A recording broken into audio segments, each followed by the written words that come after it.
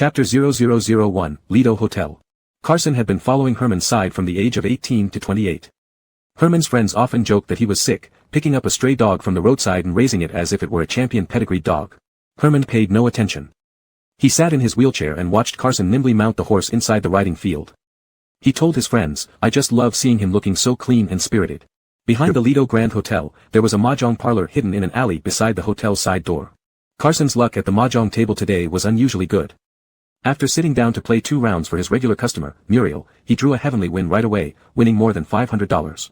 Muriel returned from the toilet to find a thick stack of chips on the table, her face beaming with joy. She pressed her hand on Carson's shoulder. "Take it easy, play a few more rounds for me." Carson glanced out at the pitch-black rain-soaked window. This rain had been pouring for 3 days and 2 nights. Since winter started, it hadn't rained this heavily. He stubbed out his cigarette, gathered the winnings, and placed them under a disposable water cup. Rising to let someone else take his seat, he said, "Some other time, I have to finish my shift." The boss was dozing off at the bar counter. Without saying goodbye to anyone, Carson put on his jacket and left the damp, cramped half-basement. The rust-red iron door closed slowly behind him, leaving the omnipresent secondhand smoke and the clashing sounds of mahjong interspersed with coarse language behind. The rain continued incessantly. Carson looked up, zipped up his jacket all the way, and hurried into the rain. At 2:30 a.m., probably due to the rain, the small alley behind the hotel was unusually quiet. The ambiguous neon signs stubbornly lit up, revealing a sense of desolation reminiscent of bygone glory. The pattering of rain masked any lurking danger. When Carson sensed impending peril, he was already knocked to the ground by a sudden blow. Clang, the steel pipe hit the puddle, and suddenly 4 or 5 men rushed out from the alley, quickly surrounding him. Leading them was a unker. His hands were in the pockets of his jeans as he swaggered up to Carson. Perhaps fearing something, he hesitated for a moment before finally extending his shoe to poke Carson's hair. "F***ck, we finally caught you." When Carson showed no reaction, the punk withdrew his foot and spat out the toothpick in his mouth. "Beat him up." Street fights usually follow no rules. Losing the initiative typically means taking all the blows, especially when the opponents vastly outnumber you. Before Carson could get up, 4 or 5 thugs swarmed him, pushing him into a muddy pit. Blackened, filthy water instantly filled his mouth and nose, while punches rained down alongside the raindrops. It was hard to tell which was denser. The puddles soon turned red, the bloody water flowing into the sewers. Carson's face lay buried in the shadow, not making a single sound. "Hey, tough bones indeed," remarked the punk after beating him for a while. Dissatisfied with Carson's lack of response, he stood up panting and called over one of his minions, "Get someone to step on his hands, don't let him escape." Then, the punk didn't bother much and extended his grimy hand to search the ground. In this sordid corner of the city, various kinds of trash were abundant. Soon, he fished out a piece of rusty-colored steel plate from the dirty water. "Don't act so tough," the punk sneered, kneeling next to Carson and grabbing his hair. He aimed the rusty edge at a small mole below Carson's eye. "Let's see." Just as the punk uttered these words, Carson suddenly glanced up at him, seemingly willing to give him some attention. The punk's tongue tied, and he stopped. Carson's mole was red, and just being touched by the steel felt like it was bleeding, giving him a startling look that made the punk uneasy. "F***ck, why am I nervous?" Suppressing his rising chill, the punk reorganized his words, "I want to see if you can still act tough after I gouge out your eye." Unexpectedly, the punk's menacing speech was interrupted. He barely managed to regain his composure when suddenly a car drove into the alley. For the first time in his life, the punk saw "domineering" written on a car. The headlights were blinding, practically dazzling everyone around. "Lay Lu sure, what kind of prick is this?" Blinded by the headlights, the punk turned his head away, utterly enraged. Carson remained calm but couldn't avoid looking straight at the headlights since his hair was still in the punk's grip. This Maybach was truly different, even its headlights shone brighter than others. Carson's vision was a white blur for several seconds, unable to see anything except the tires crushing through the rainwater rapidly approaching him. A splash of water hit his face as the screeching sound of brakes filled the air. The car stopped right in front of him. The punk's anger had reached its peak. He momentarily forgot about Carson and, with his gang, surrounded the black sedan that had just stopped. He kicked the front tire fiercely. "Who's in the car? Get out now." Unfortunately for the punk, his arrogance diminished as the driver's side door opened. A tall man in black emerged from the vehicle, completely ignoring the group surrounding the car. He didn't even give the punk a second glance. "Lost Lay Building. Do you think money makes you somebody?" It had been a long time since anyone treated the punk like he was invisible, especially not in front of his own gang and Carson. He felt his pride slipping away, rolling up his sleeves to charge forward. Fortunately, one of his lackeys was quick-witted and leaped forward to hold the punk back, whispering something into his ear. Carson watched as the punk's mouth formed an "oh," quickly shutting tight, his face turning pale then red. His fist mid-swing hovered awkwardly in the air, unsure how to retract without looking foolish. But this black-clad man wasn't the owner of the car. After getting out, he opened an umbrella and walked around to the other side of the car, respectfully opening the rear door. Carson's gaze followed the man to the rear door. A pair of long, straight legs stepped out, disregarding the dirty puddles. The first thing Carson saw were exquisite handmade leather shoes, followed by dark suit pants and a black cashmere coat, and a white shirt collar. As his gaze moved upward, the black umbrella blocked his view. Carson couldn't see the face under the umbrella but heard the black-clad man bark at them like scolding stray dogs, "Move, don't block the way." The punk, usually domineering in this area, now kept silent, tail between his legs, retreating to the side. Only after these two figures disappeared into the Lido Hotel did the punk exhale the breath he'd been holding. Close call. He rubbed his nose ruefully, trying to save some face. Herman, who does he think he is? Letting him off today, but you all watch, I'll deal with him when I have the chance. Despite his bold statement, no one responded. The punk turned back, only to see Carson, who had been lying on the ground barely alive, standing up somehow. A shiver ran down the punk's spine, and he stuttered, What do you want? Carson didn't answer. He wiped the blood from his face and picked up the steel pipe from the ground, lightly tapping it against the pavement. The clinking sound made everyone shudder. Mr. Jean, you finally arrived. As Herman stepped into the Lido Hotel, the Barak approached with a near-fawning smile. Oh, what a heavy rain. Someone, bring a hot towel over immediately. Where is he? Herman declined the manager's hospitality, his tone slightly cold. He's upstairs. The manager became serious, straightening up and gesturing, please, follow me. The revolving glass doors at the Lido Hotel's side entrance blocked out the storm outside but not the sounds. While waiting for the elevator, Herman heard commotion outside and glanced back. He saw a boy standing under a streetlight, surrounded by people sprawled on the ground. Especially the young punk with golden hair, whose left leg was twisted unnaturally on the steps, moaning in pain. The boy must have been injured too. Leaning on the steel pipe, he swayed in the rain, his face illuminated snow-white by the streetlight. Noticing Herman's gaze, he looked toward the hotel, his eyes still carrying the same ruthless determination. Seeing this, the manager seemed to realize there was a disturbance outside and said, what's going on? Unbelievable. I'll have security handle it. It's fine. Herman found the boy's condition somewhat amusing. He looked at the changing numbers on the elevator screen and smiled at the manager, young but fierce. The manager, unsure of what Herman meant, nodded in agreement, yes, yes. The elevator arrived at the ground floor, and the doors slowly opened. Greeting Herman were four completely unfamiliar faces, and the black muzzle of a gun. Chapter 0002 Who is Herman? The weather forecast said the winter rain would last at least a week, but to everyone's surprise, it turned out to be a bright sunny day when dawn broke. Outside the 4 Seas shipping dock was a little stall selling boxed meals. For just 8 yuan, you got 2 meat dishes and 1 vegetable dish. This good value for money meal made the business incredibly prosperous, especially on fine days. Many dock workers would come out to buy a meal and squatted down in groups along the roadside to eat. Carson came out a bit later today, and most of his lunching co-workers had dispersed. He opened his lunchbox, just about to pick up a blackish braised egg, when Murphy rushed to him like a gust of wind and elbowed him right on the arm that he had injured last night. The braised egg on the chopsticks fell with a plop, rolling around on the ground covered with gravel until it bumped into the curb. Carson, have you heard, what happened to your face? Murphy's high spirits suddenly dropped as he stared at Carson's bruised face in shock. Did you get into a fight? With that gang of hooligans again?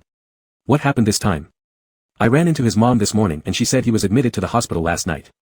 Carson evaded the elbow of Murphy which aimed straight for his wound, finding the question boring since street thugs didn't need a convincing reason to have a grudge against someone.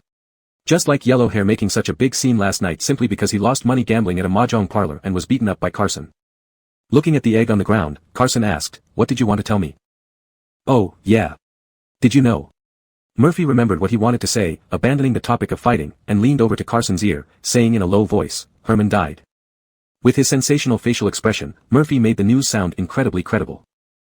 Unfortunately, compared to this sensational news from Murphy, Carson seemed more concerned about his egg. He bent down to pick it up, went back to the stall, and asked the boss to rinse it with boiling water before throwing it back into his rice. By the time he sat back down at the curb and picked up his lunchbox again, he finally asked, who is Herman? You've been working here for 2 months and you don't even know who Herman is? Murphy exclaimed in disbelief, Herman, General Manager Jean of our 4 Seas group.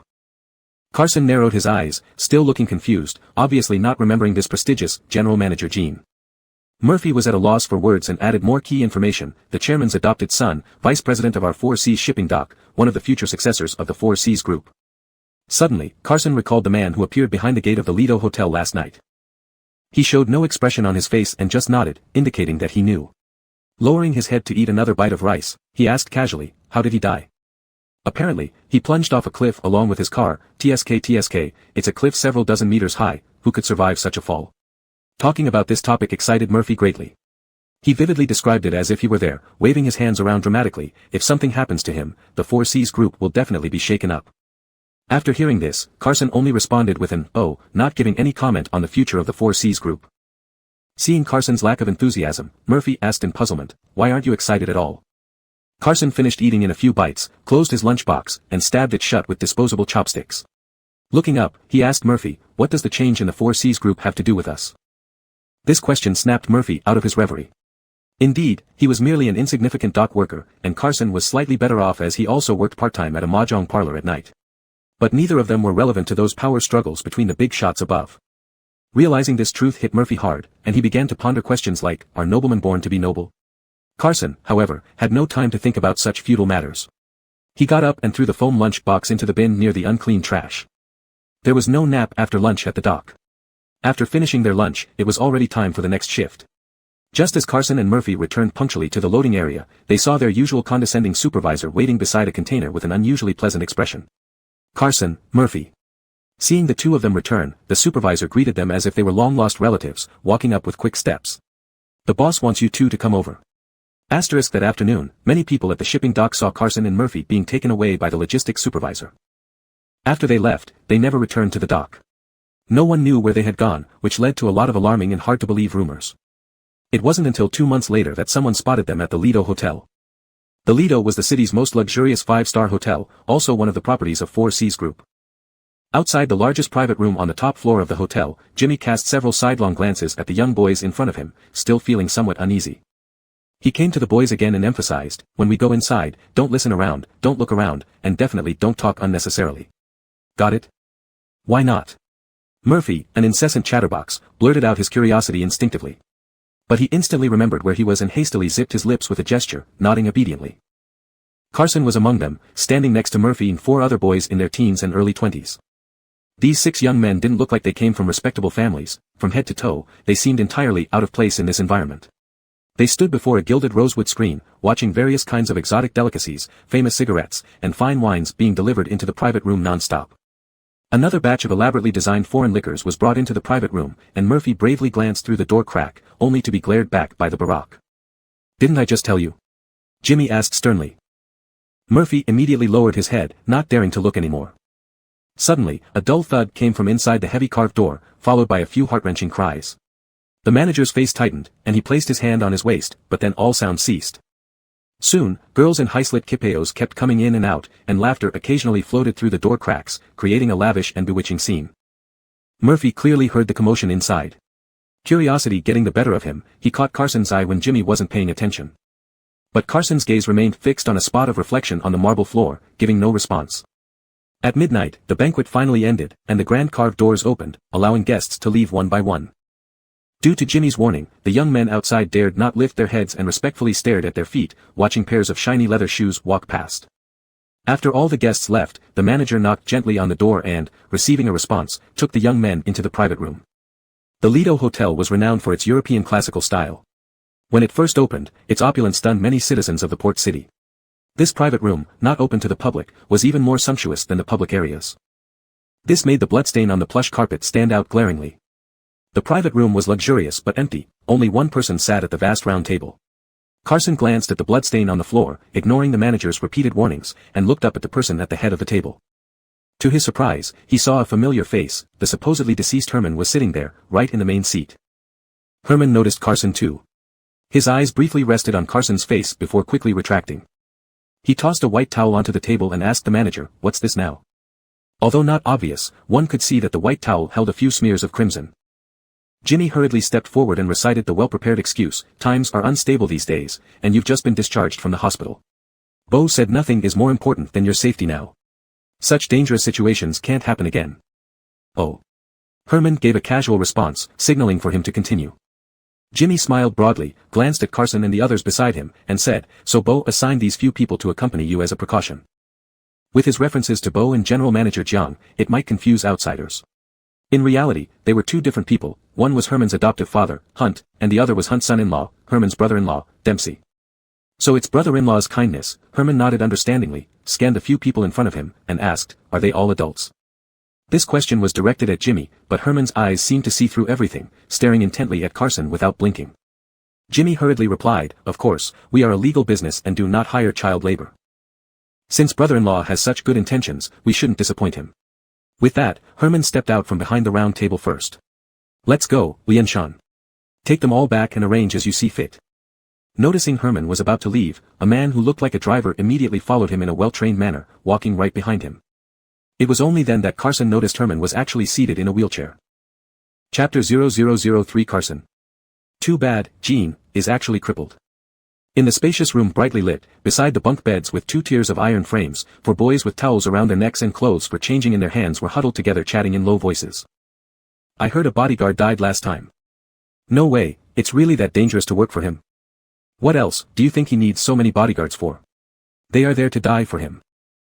As these fellows were gossiping enthusiastically, the door opened and Carson and Murphy walked in. The 4 boys exchanged glances and stopped talking. A tall and thin boy pushed the fat boy next to him and said, let's go take a shower. The room was soon left only with Carson and Murphy.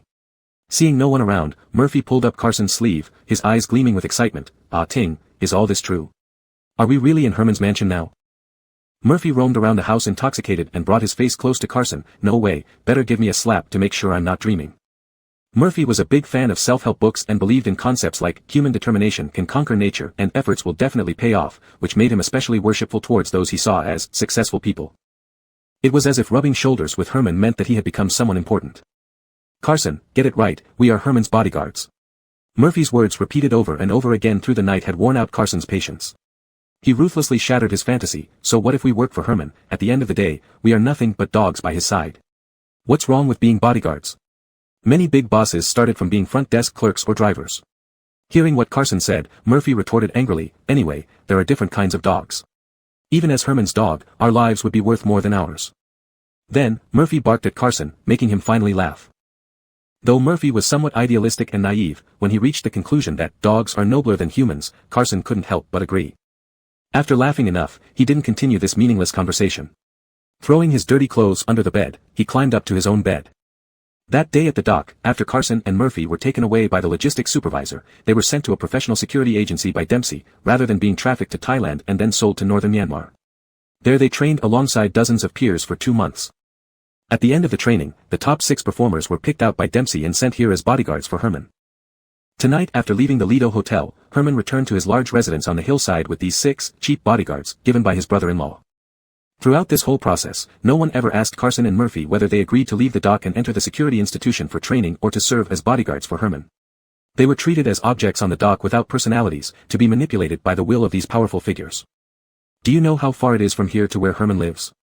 Carson lay down on the bed facing away from Murphy and asked. About 10 minutes drive, answered Murphy, who took it just out of curiosity. He couldn't help but marvel, Mr. Jin's home is truly huge.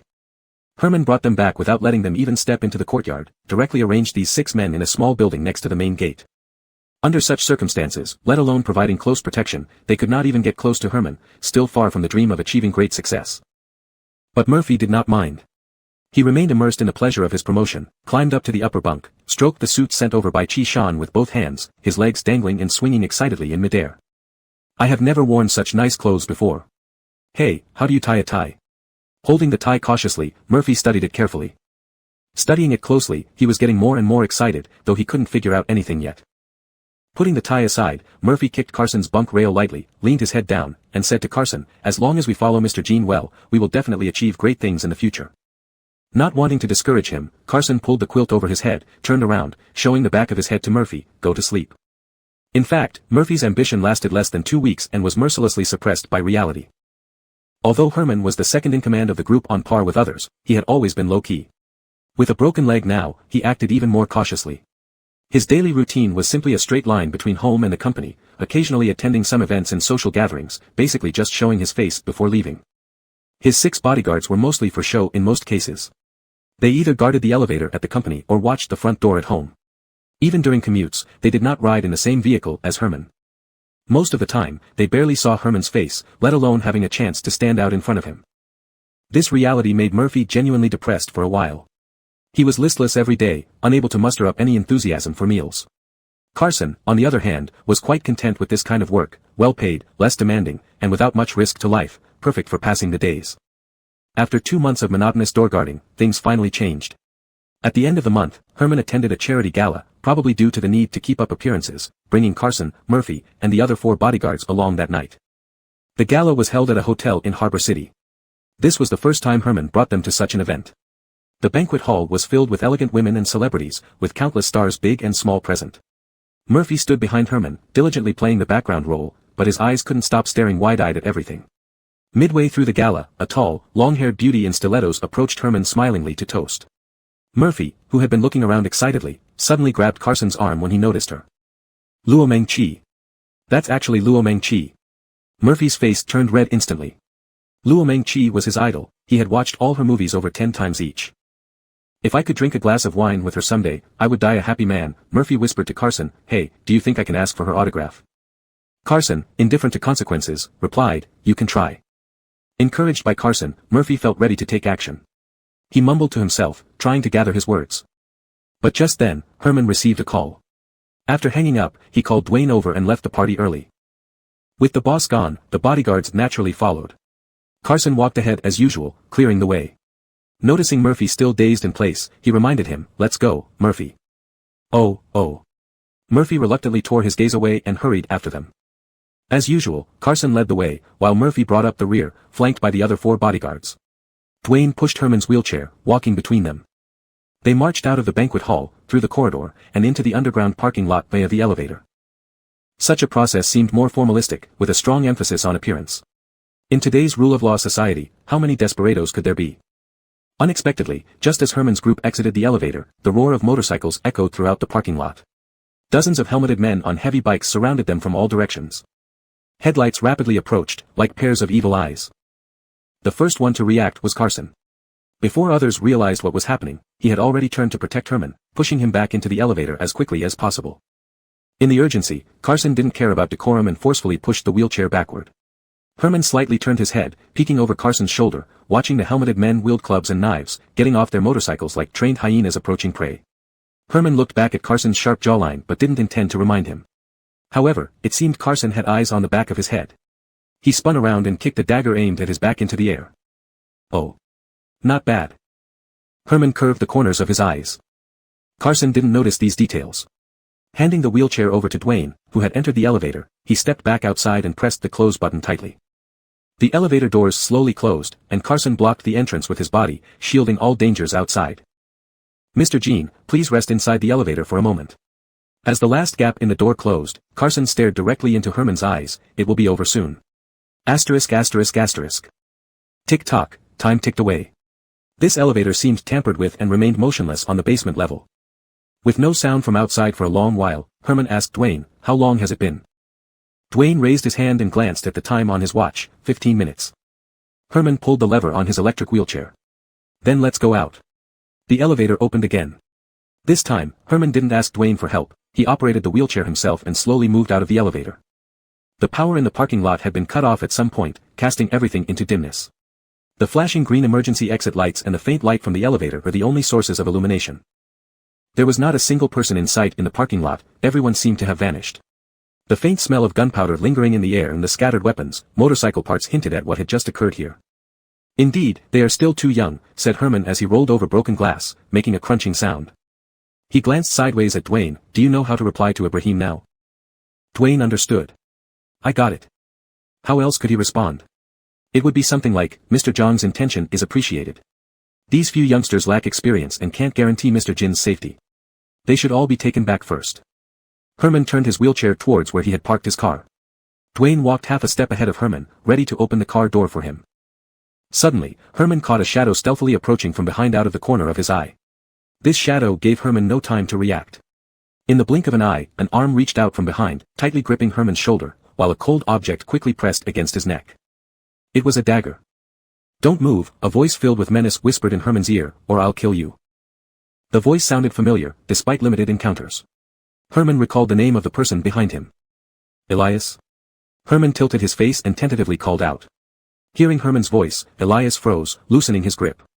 He blinked through the blood that smeared his vision, finally recognizing whose neck he was clutching. The strength in Elias's hand relaxed, his voice unusually bewildered. "Mr. Jean." At this moment, the most vulnerable part of Herman was in someone else's hands. Any tremor from Elias could sever his neck. But Herman wasn't panicked. He stared at the two intertwined shadows on the ground, asking curiously, "What are you doing?" Elias didn't answer because after recognizing who was in front of him, he lost strength and fell to the ground. Fainted? Herman turned around and saw the man lying on the ground like a bloody gourd, clearly suffering serious injuries. Dwayne finally exhaled and came forward. "There's another one over there." Herman turned to see Murphy lying motionless in a dark corner, his state unknown. Chapter 0004, Bringing Them Back. The VIP therapy room at the Central Private Hospital was temporarily closed today, with a "service suspended" sign placed on the reception desk. A beautiful nurse sat at the front desk, her face wearing a standard smile as warm as spring. However, no matter who asked, she only replied mechanically, "Sorry, the department head is not in the hospital today. We apologize for any inconvenience." Inside the therapy room, which was spotlessly clean, Herman reclined on a therapy bed, wearing a gray sweater, holding a laptop computer in his hands and gazing quietly at the screen. C-High Group's business spans many areas, including high-end private healthcare. The JO director, whom the nurse said was not in the hospital, was now leading several students in sterilizing instruments. After a few minutes, Herman shifted his gaze from the computer screen to look at a towering man in front of him with a mohawk hairstyle. The large man wore a tight t-shirt that emphasized his bulging muscles. His real name was rarely mentioned, everyone usually called him Philippe. "So, they were waiting outside the elevator until the very end?" Herman's fingers unconsciously tapped the edge of the keyboard as he asked. "Yeah." Philippe nodded, looking somewhat displeased. The computer in Herman's hands was playing last night's surveillance footage from the hotel parking lot. The image wasn't very clear, but it was still possible to understand what had happened clearly enough. After Herman entered the elevator, the masked people lying in wait in the parking lot immediately split into two groups. One group tried to take another elevator, while the other rushed toward the emergency exit, attempting to surround Herman from above.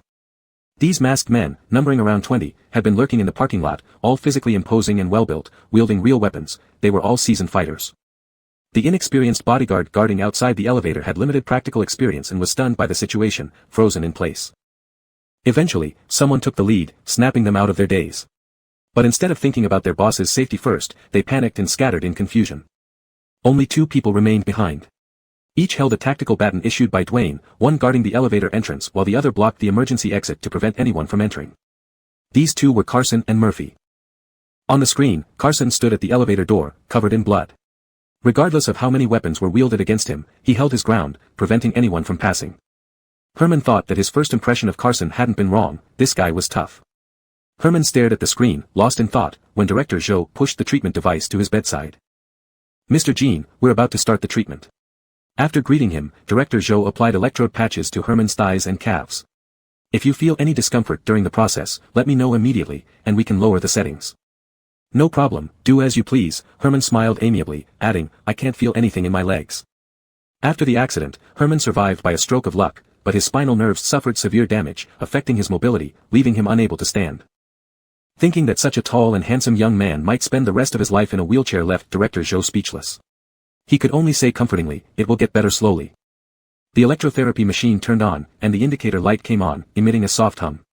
The current was connected, but Herman's expression didn't change, indicating that he truly couldn't feel anything in his legs, possibly rendering them completely useless. Dwayne had followed Herman for many years, previously serving as his driver. After his most capable bodyguard and deputy died in the accident, Chi temporarily took over the role. Seeing his formerly illustrious boss reduced to this state made Dwayne uncomfortable, turning away so he wouldn't have to watch. But Herman didn't seem bothered. He looked up and asked Dwayne directly, "Where are they?" Dwayne snapped back, understanding immediately due to years of cooperation. "Those 4 have already been found and sent back to Bo." "That's not what I meant." Herman paused for a moment, momentarily forgetting another person's name. "I'm asking about Carson and Ding." "Murphy." Dwayne finished, adding promptly, "They're still in the hospital." Herman nodded, then turned to ask Philippe, who was standing on the other side, "How are the Thai boys doing?" "They're also in the hospital." Philippe's complexion alternated between red and white as he replied irritably, "Their condition is even worse than those 2 brats." Hearing Philippe's words, Herman felt somewhat helpless. He closed the screen and tossed the computer to the bedside table. When the situation changed, he should have withdrawn. There was no need to go all out with 2 kids. "That tall brat was infuriatingly ruthless," the burly man said resentfully. "Our guys were all provoked by him and lost their cool. What was supposed to be just a performance turned into a real fight." It turned out that this somewhat simple-minded large fellow in front of him and the Thai boys mentioned by Herman were actually last night's mysterious men lying in wait in the parking lot. The identities of these mysterious people weren't mysterious at all, they were all employees of Sea-High Logistics under Herman. Last night, they had waited in the parking lot according to Herman's requirements, cooperating with their boss to stage a play. They hadn't expected that two young teenagers would really take it seriously. Both sides being impulsive young men, things quickly escalated, eventually landing everyone in the hospital. Now that things had reached this point, dwelling on it too much wouldn't help. Herman consoled Philippe, "You've done your part this time. Go back and thank the guys for me properly. Lianshan has also prepared red envelopes as a gesture of my gratitude." With Herman's kind words, the pent-up frustration in Philippe's chest seemed to ease. "You're too formal, Mr. Jean." He scratched his head and said embarrassedly, "We are just doing our job." After comforting Philippe, Dwayne recalled another matter. "After Carson and Murphy are discharged from the hospital, how should we handle them?" Herman had already shifted his attention to the electrotherapy device beside him. Hearing Dwayne's question, he said, "Send them back to Dempsey." But halfway through the sentence, he suddenly changed his mind and shifted gears, saying, "Bring them back." Bring them back. Dwayne was thoroughly confused. At the year-end banquet last December, Hunt hinted at his retirement plans. This signal brought to the surface the previously hidden conflict over succession between Herman and Dempsey. The last time Herman was pushed off a cliff along with his car, Sea-High Group publicly claimed it was an accident. However, anyone with eyes knew what had really happened. Unfortunately, without evidence, Herman couldn't pursue the matter. Hunt only gave some mild rebukes during a group meeting. Now, with Herman heavily injured and needing time to recuperate, he had orchestrated last night's staged attack to throw up a smokescreen, creating an image of him being beleaguered on all sides. Of course, there was an added benefit: he could find a pretext to send back the youngsters planted by Dempsey around him. Although things took an unexpected turn, why leave behind two potential risks now that he had gone this far? Dwayne voiced his doubts. However, Herman showed no intention of explaining. He stared at the constantly flashing red light on the electrotherapy device and said, "Yes, bring them back." A rustling sound filled the room as the curtains were pulled open, allowing sunlight to pour recklessly into the room, falling onto Carson's face. The glaring sun made Carson's eyelids flicker almost imperceptibly before finally opening. Standing by the window was a young girl with her hair tied in a ponytail. She noticed that Carson had woken up, put down the curtains she had just opened, picked up the tray, and walked to the bedside. The girl placed the tray on the nightstand and asked, "Are you awake?" Carson, still groggy from sleep, looked around confusedly, then returned his gaze to the girl in front of him. "Where is this place?" Before the girl could respond, he asked again, "Who are you?" The girl didn't immediately answer but instead picked up a gun from the tray and pointed it at Carson's forehead. Carson instinctively moved his head to avoid it. Seeing this, the girl chuckled. It turned out she was holding a thermometer gun. "Did you get dumb after getting hurt?" The girl held Carson's head still, aimed the gun at his forehead, and beeped, taking his temperature. "Of course, you're at home." Home. Carson looked at the wall-mounted TV facing the bed and finally realized he was back at Herman's house, though not in the original 6-person dormitory but in a different room. "How long have I been sleeping?" Carson asked, his memory still lingering in the parking lot before he lost consciousness. 5 days. The girl patiently answered, "You were severely injured and lost a lot of blood, but it was all external. There's nothing serious now, just focus on resting." 36.5, normal body temperature. The girl noted the data in the folder, then smiled at Carson, "Your belongings have been collected for you. From now on, this will be your room."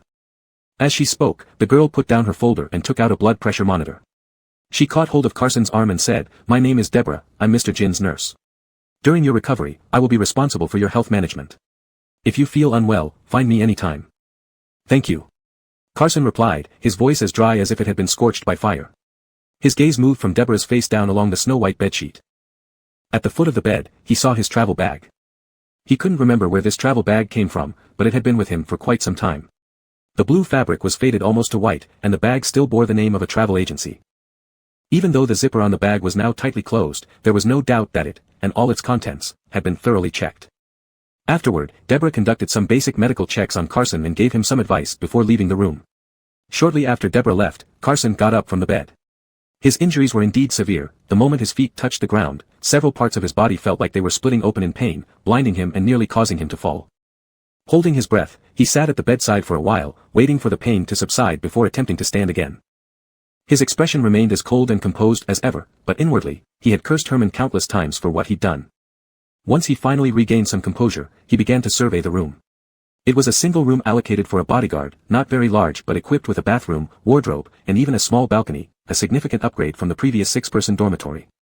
Carson stood up and walked to the floor-to-ceiling window, pulling back the curtain which Deborah had only half opened, then stepped onto the balcony. This room was on the second floor, and the balcony overlooked a tranquil artificial lake surrounded by neatly trimmed grass. Two black swans glided leisurely across the water, courting each other at the center of the lake. In the distance, he could see the building where he used to live, hidden among lush trees. A driveway stretched from beneath his feet all the way to the gate outside. The view confirmed Carson's suspicions. Herman had brought him back and arranged for him to stay in the main building. After coming in from the balcony, Carson circled the room, inspecting every corner meticulously, including standing in front of the bathroom mirror and examining it closely for an extended period.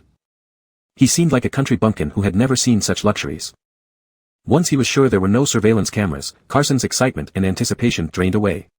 He returned to the bed, opened his travel bag, and dumped all its contents onto the bed.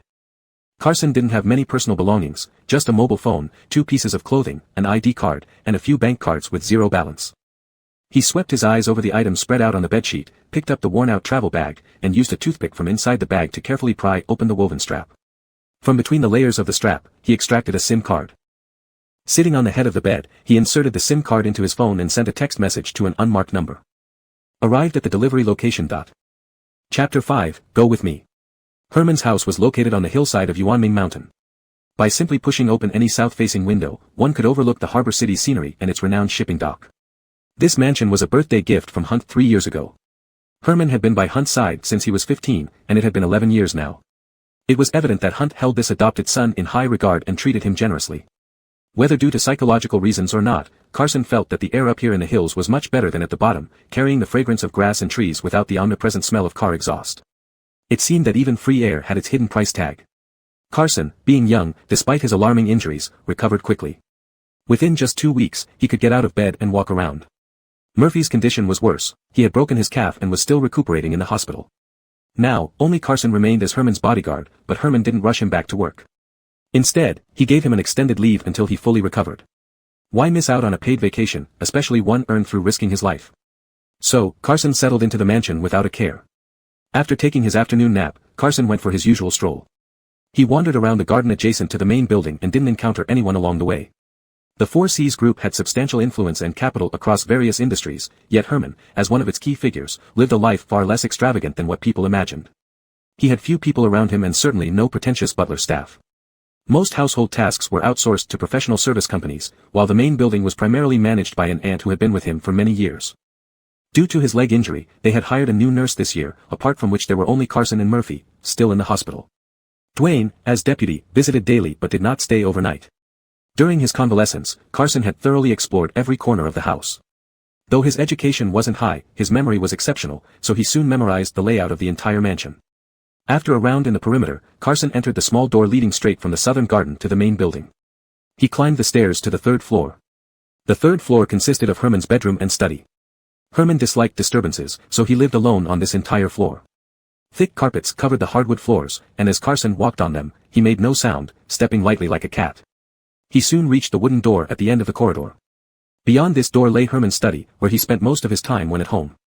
But Carson knew he wasn't inside because he had subtly inquired about Herman's schedule from Deborah last night, and this morning he saw Dwayne drive him away in the car, which hadn't returned yet. Thinking of this, Carson hesitantly touched the brass handle on the door, pausing briefly before gently turning it. The door opened easily. It wasn't locked. Carson paused, then exerted a little more force, pushing open the door to Herman's study.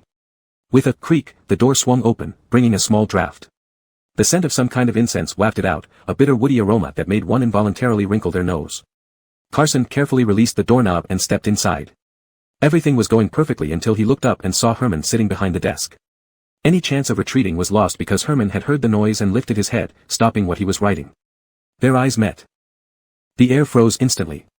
Fortunately, Carson reacted quickly, putting on a look of panic before Herman could question him. Not too much, just enough. Sorry, Mr. Jean. Carson hurriedly apologized and began backing toward the door. I was looking for Dixie. Dixie was the housekeeper who managed all household affairs. Over time, she had grown quite fond of this newcomer. However, Herman didn't believe this excuse. His gaze stayed fixed on Carson as if trying to see through him to his true intentions. Today, Herman dressed less meticulously than usual. He wore a casual shirt with a loose gray sweater draped over his shoulders, seated leisurely behind the desk. Yet, his eyes exuded such intensity, like poison soaking through, making one desperate to escape. Under this invisible pressure, Carson's mind raced, thinking of what strategy he should adopt to deal with the situation that might arise. Should he try his best to bluff his way through, or cause a commotion and escape? Or perhaps just take Herman hostage? But just as this entered its peak, he suddenly saw Herman's expression relax. Herman looked at Carson standing outside the door and asked, "Hungry?" Hearing this question, Carson subconsciously paused, but since Herman had given him a reason, he nodded accordingly. Seeing this, Herman put down his pen and beckoned him over with a smile. "Come in." His smile was as warm as spring breeze, instantly dispelling the overwhelming pressure, making it seem like everything before was just an illusion in Carson's mind. This time, Carson opened the door boldly and walked into the room. The immediate danger seemed to be over, but his nerves were more on edge than ever. As Carson entered, Herman came around from behind his desk, walked to the bookshelf, and took out a paper box from the middle shelf. Throughout this process, Carson's eyes remained fixed on Herman's every move. He watched as Herman placed the paper box on the coffee table next to the desk, gesturing with his chin towards the opposite sofa. "Sit down." Carson snapped back to reality, moved to the sofa, and sat down as instructed. Herman knew Carson was watching him. Indeed, he had also been observing Carson closely. Seeing this obedient demeanor, Herman chuckled. "Not planning to kill me today?" "Sorry, Mr. Jean." Carson immediately sat up straight, apologizing sincerely. "I didn't recognize you that day." Well, Herman thought, this kid is trying to act good today. Every time he had seen Carson, he had always displayed a fearless, brutal attitude. Herman knew better than to change his opinion based on this performance. However, he did not plan to expose this little act either. He simply opened the lid of the box and pushed it toward Carson. Inside the paper box were several exquisitely shaped pastries, all specialties of the pastry shop in Lido Hotel. They had been delivered that noon, but Herman, who disliked sweet food, hadn't touched them yet. When the box was pushed in front of Carson, his eyelashes flickered slightly. He tried hard to show disinterest, but his gaze was involuntarily drawn to the pastries. After all, he was still a young man unfamiliar with the world's finery. What others took for granted was still fresh and novel to him. Herman noticed all these small reactions and felt pleased. He leaned back in his chair and said to Carson, "Pick one you like." Carson glanced at Herman, took a small cake, and started eating it without refusal. The cake was only slightly larger than a bottle cap, which could be finished in one bite. As Carson ate, he wondered how many boxes of such tiny cakes would satisfy his hunger. Herman watched him silently from his wheelchair. Despite eating quickly, Carson showed remarkable restraint. After Carson had eaten enough, Herman asked, "Would you like something to drink? Soda? Juice?" Carson, still chewing, looked up with a hint of confusion. He felt that Herman's tone seemed as if he were talking to a child. "Let's go with milk." Herman glanced at the bandage peeking out from Carson's collar, deciding for him. "Drink more milk to grow taller." Now Carson was certain Herman treated him like a child. Herman made a call in front of Carson, and soon Dixie entered with a glass of warm milk. Seeing Carson in Herman's study, Dixie was somewhat surprised. But having worked here for so long, she maintained her professionalism, leaving after placing the milk down without asking any questions. The study was once again left with only Herman and Carson. The milk was steaming hot, with a small sugar cube placed on the tray. Herman gestured toward the rim of the cup. "Drink while it's hot." His posture was relaxed, his tone gentle, as if feeding a stray puppy that had just reached 1 month old. Carson did not refuse, picking up the glass of milk. In a certain sense, Carson had excellent mental fortitude. Under this peculiar circumstance, he managed to eat the pastries and drink the milk despite the intense pressure. After seeing Carson finish eating and drinking, Herman called Dixie in to clear away the empty dishes. Then, rolling his wheelchair to the desk, Herman came to a stop. Carson's gaze followed him, finally landing on 2 glass domes on the desk. "You came just in time, come over and help me decide." Herman turned to look at Carson, lightly tapping on the rosewood base under the glass dome with his finger. "Mr. Zhang's birthday is coming up soon. Which gift do you think I should give him?" Hearing Herman's question, Carson carefully examined the 2 items under the glass domes. In the left dome was a stone-carved Buddha head, grayish and worn out, with a piece missing from its crown. On the other base sat a golden statue of a bald old man. Judging by Herman's resources, it was likely made entirely of gold. Without hesitation, Carson answered, "The golden one." "Oh. Why?" Herman asked with interest. Carson expressed a simple opinion: gold is more valuable. Something about Carson's answer amused Herman, causing him to laugh heartily. This was the first time Carson had seen him laugh like this. In Carson's memory, this person always wore either a cold, mocking smile or a sardonic grin, never like now, where the laughter bent his eyes and seemed to fill the room with sunlight. "All right, I'll take your advice." After the laughter subsided, Herman's mood remained pleasant as he said to Carson, "Since you chose the gift, why don't you join me at the birthday banquet?" Chapter 0006 Birthday Feast. The golden sculpture did not depict the bald old man holding a peach that Carson had imagined. Instead, it was a figure wishing longevity. On Hunt's birthday, Herman indeed brought Carson along, not worried at all that this inexperienced bodyguard might embarrass him.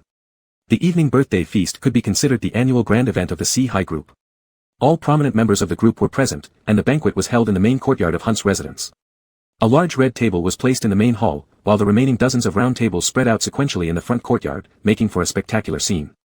Of course, if one ignored the garishly lit small stage in the center of the hall, which looked out of place with its clashing design. At that moment, the corpulent elderly man who was gyrating and belting out songs on the stage was none other than Hunt, the chairman of the C-High group. On Herman's instructions, Carson walked into the main hall with the golden longevity statue in hand. Under the gaze of hundreds of people, he respectfully presented the birthday gift to Hunt, gaining considerable attention in the process. However, Carson did not savor the spotlight. In fact, as he walked in from outside, he nearly tripped. This was because he wore the standard-issue suit provided by Dwayne, which was ill-fitting. The leather shoes, especially, were at least one size too big, not only slipping off his feet but also rubbing his heels raw. Fortunately, everyone merely smiled at him, though their gazes held various implications. No one noticed his discomfort. For Herman to have Carson appear at such an important occasion meant that he was officially announcing to everyone that Carson, like Dwayne and others, was now firmly under his command and belonged to the people of Herman. The extent of influence this person held within Mr. Jin's circle would still require time to observe. May Bo enjoy boundless longevity and grace like the crane dancing through spring and autumn. Carson ignored the burning pain in his feet, cradling the golden statue with slightly lowered eyes, concealing any trace of sharpness. His limited education meant that such an elegant birthday wish had obviously been coached by Herman. Carson didn't own any decent clothes, but fortunately, he had good looks and clear features. In formal attire, he looked less like a bodyguard and more like a young master enjoying a life of luxury. Hunt glanced down at the new face below the stage, while the accompaniment continued and his singing came to a halt. This was Herman's man, so naturally, Hunt gave him full respect. He personally took the golden statue from Carson and asked his deputy to store it properly.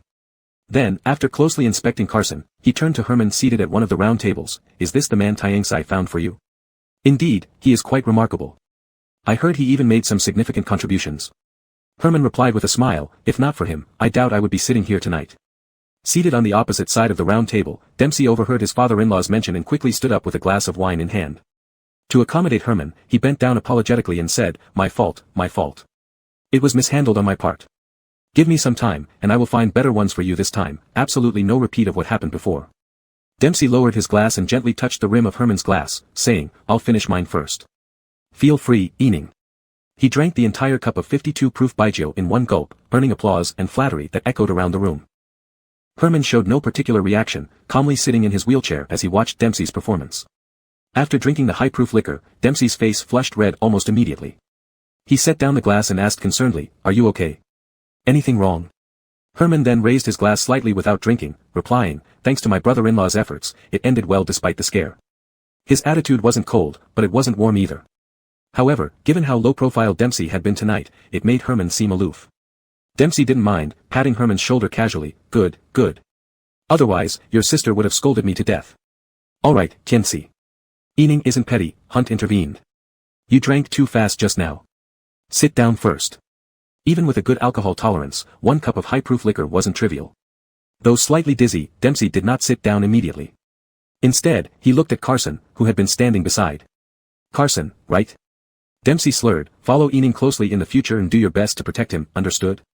Despite the son-in-law taking the initiative to speak to him and showing such importance, Carson did not appear overly honored or surprised. He simply nodded politely, his demeanor somewhat aloof. It seemed he shared a sense of solidarity with his boss. However, after Dempsey left, Herman noticed that Carson glanced several times in Dempsey's direction. The moon had risen above the tree branches, and the feast was half over. Everyone present had drunk a fair amount of alcohol. Most people from the C-High group came from humble origins. They initially dressed up in suits and appeared proper, but after a few drinks, their true colors showed. The tables were littered with empty plates and cups, and groups of people huddled together, drinking and playing finger-guessing games, making so much noise that it could be heard all the way to the front gate. Hunt had been singing songs all night and finally felt content as he clumsily jumped off the stage, wiping his sweaty face with the white towel around his neck before sitting down next to Herman. "Getting old, my stamina is not what it used to be. I'm tired just after singing for a while." Hunt drank an entire glass of red wine in one gulp, then threw the towel on the table. "From now on, C-High group will be in the hands of you young ones." This comment seemed casual but carried deep meaning. Hunt was naturally suspicious and sensitive, so even a minor slip-up could lead to endless interpretations. "Don't say that, you're far from old," Herman smiled as someone brought a set of teaware. "Your energy and spirit are something even we young people can't match." Hunt appreciated this compliment. He pushed his wine glass aside, stretched lazily, and then chuckled, glancing at a wooden box behind him and asked Herman, "Is this the batch that arrived last month?" Behind Hunt was a table piled high with gifts from various guests, and amidst the glittering jewels and treasures, a wooden box stood out conspicuously. Inside the box was a Buddha head, crudely carved and badly damaged, the very same one previously displayed in Herman's study. Before Herman could reply, Dempsey abruptly sat up from the table, speaking hurriedly, "I brought it back from Britain to Southeast Asia last month and transported it across the border by land." He had already fallen asleep drunk on the table, but hearing his father-in-law mention this, he feared losing credit to Herman and quickly added, "It's been quite troublesome lately, especially with this Buddha head attracting quite a bit of attention." It turned out that the worthless broken stone Carson saw earlier was actually a Northern Way period Buddha head sculpture, which had drifted overseas in the early 20th century. At a Christie's auction in 2017, a similar piece had sold for $1.4 million. Hunt turned to Dempsey, smiling warmly, "This batch isn't small. Have you found buyers yet?" Dempsey patted his chest and replied drunkenly, "All arrangements are made, Dad, you can rest assured." "You've really worked hard on this trip," Hunt nodded, clearly pleased, "handing over company matters to you, I feel very confident." C-High Group was founded by Hunt 30 years ago, starting as a courier station and eventually growing into a logistics company. In its first 10 years, the company's performance was mediocre, nearly going bankrupt multiple times. Then, following some guidance, it suddenly revived and thrived, achieving its current success. In reality, this transformation was due to the company's side business. On the surface, C-High Group mainly operated logistics and port services, but secretly, it engaged in cross-border goods trading activities. Take the Buddha head as an example, it was part of a batch of artifacts from various countries. Strict regulations governed artifact imports, requiring tariffs and prohibiting private sales. So, C-High Group used its underground network to smuggle these artifacts back into the country and sell them at high prices, reaping huge profits. These items your brother-in-law brought back this time include a few pieces worth looking at. As the teaware was set on the table, Herman picked up the teapot and said casually, "Knowing how fond you are of antiques, I took the liberty of asking your brother-in-law for one piece as a birthday gift for you." Saying "asking" was actually a euphemism. Herman paid the company a price for it. This way, Hunt didn't lose money and got a valuable item, leaving him delighted. Dempsey, however, was not happy.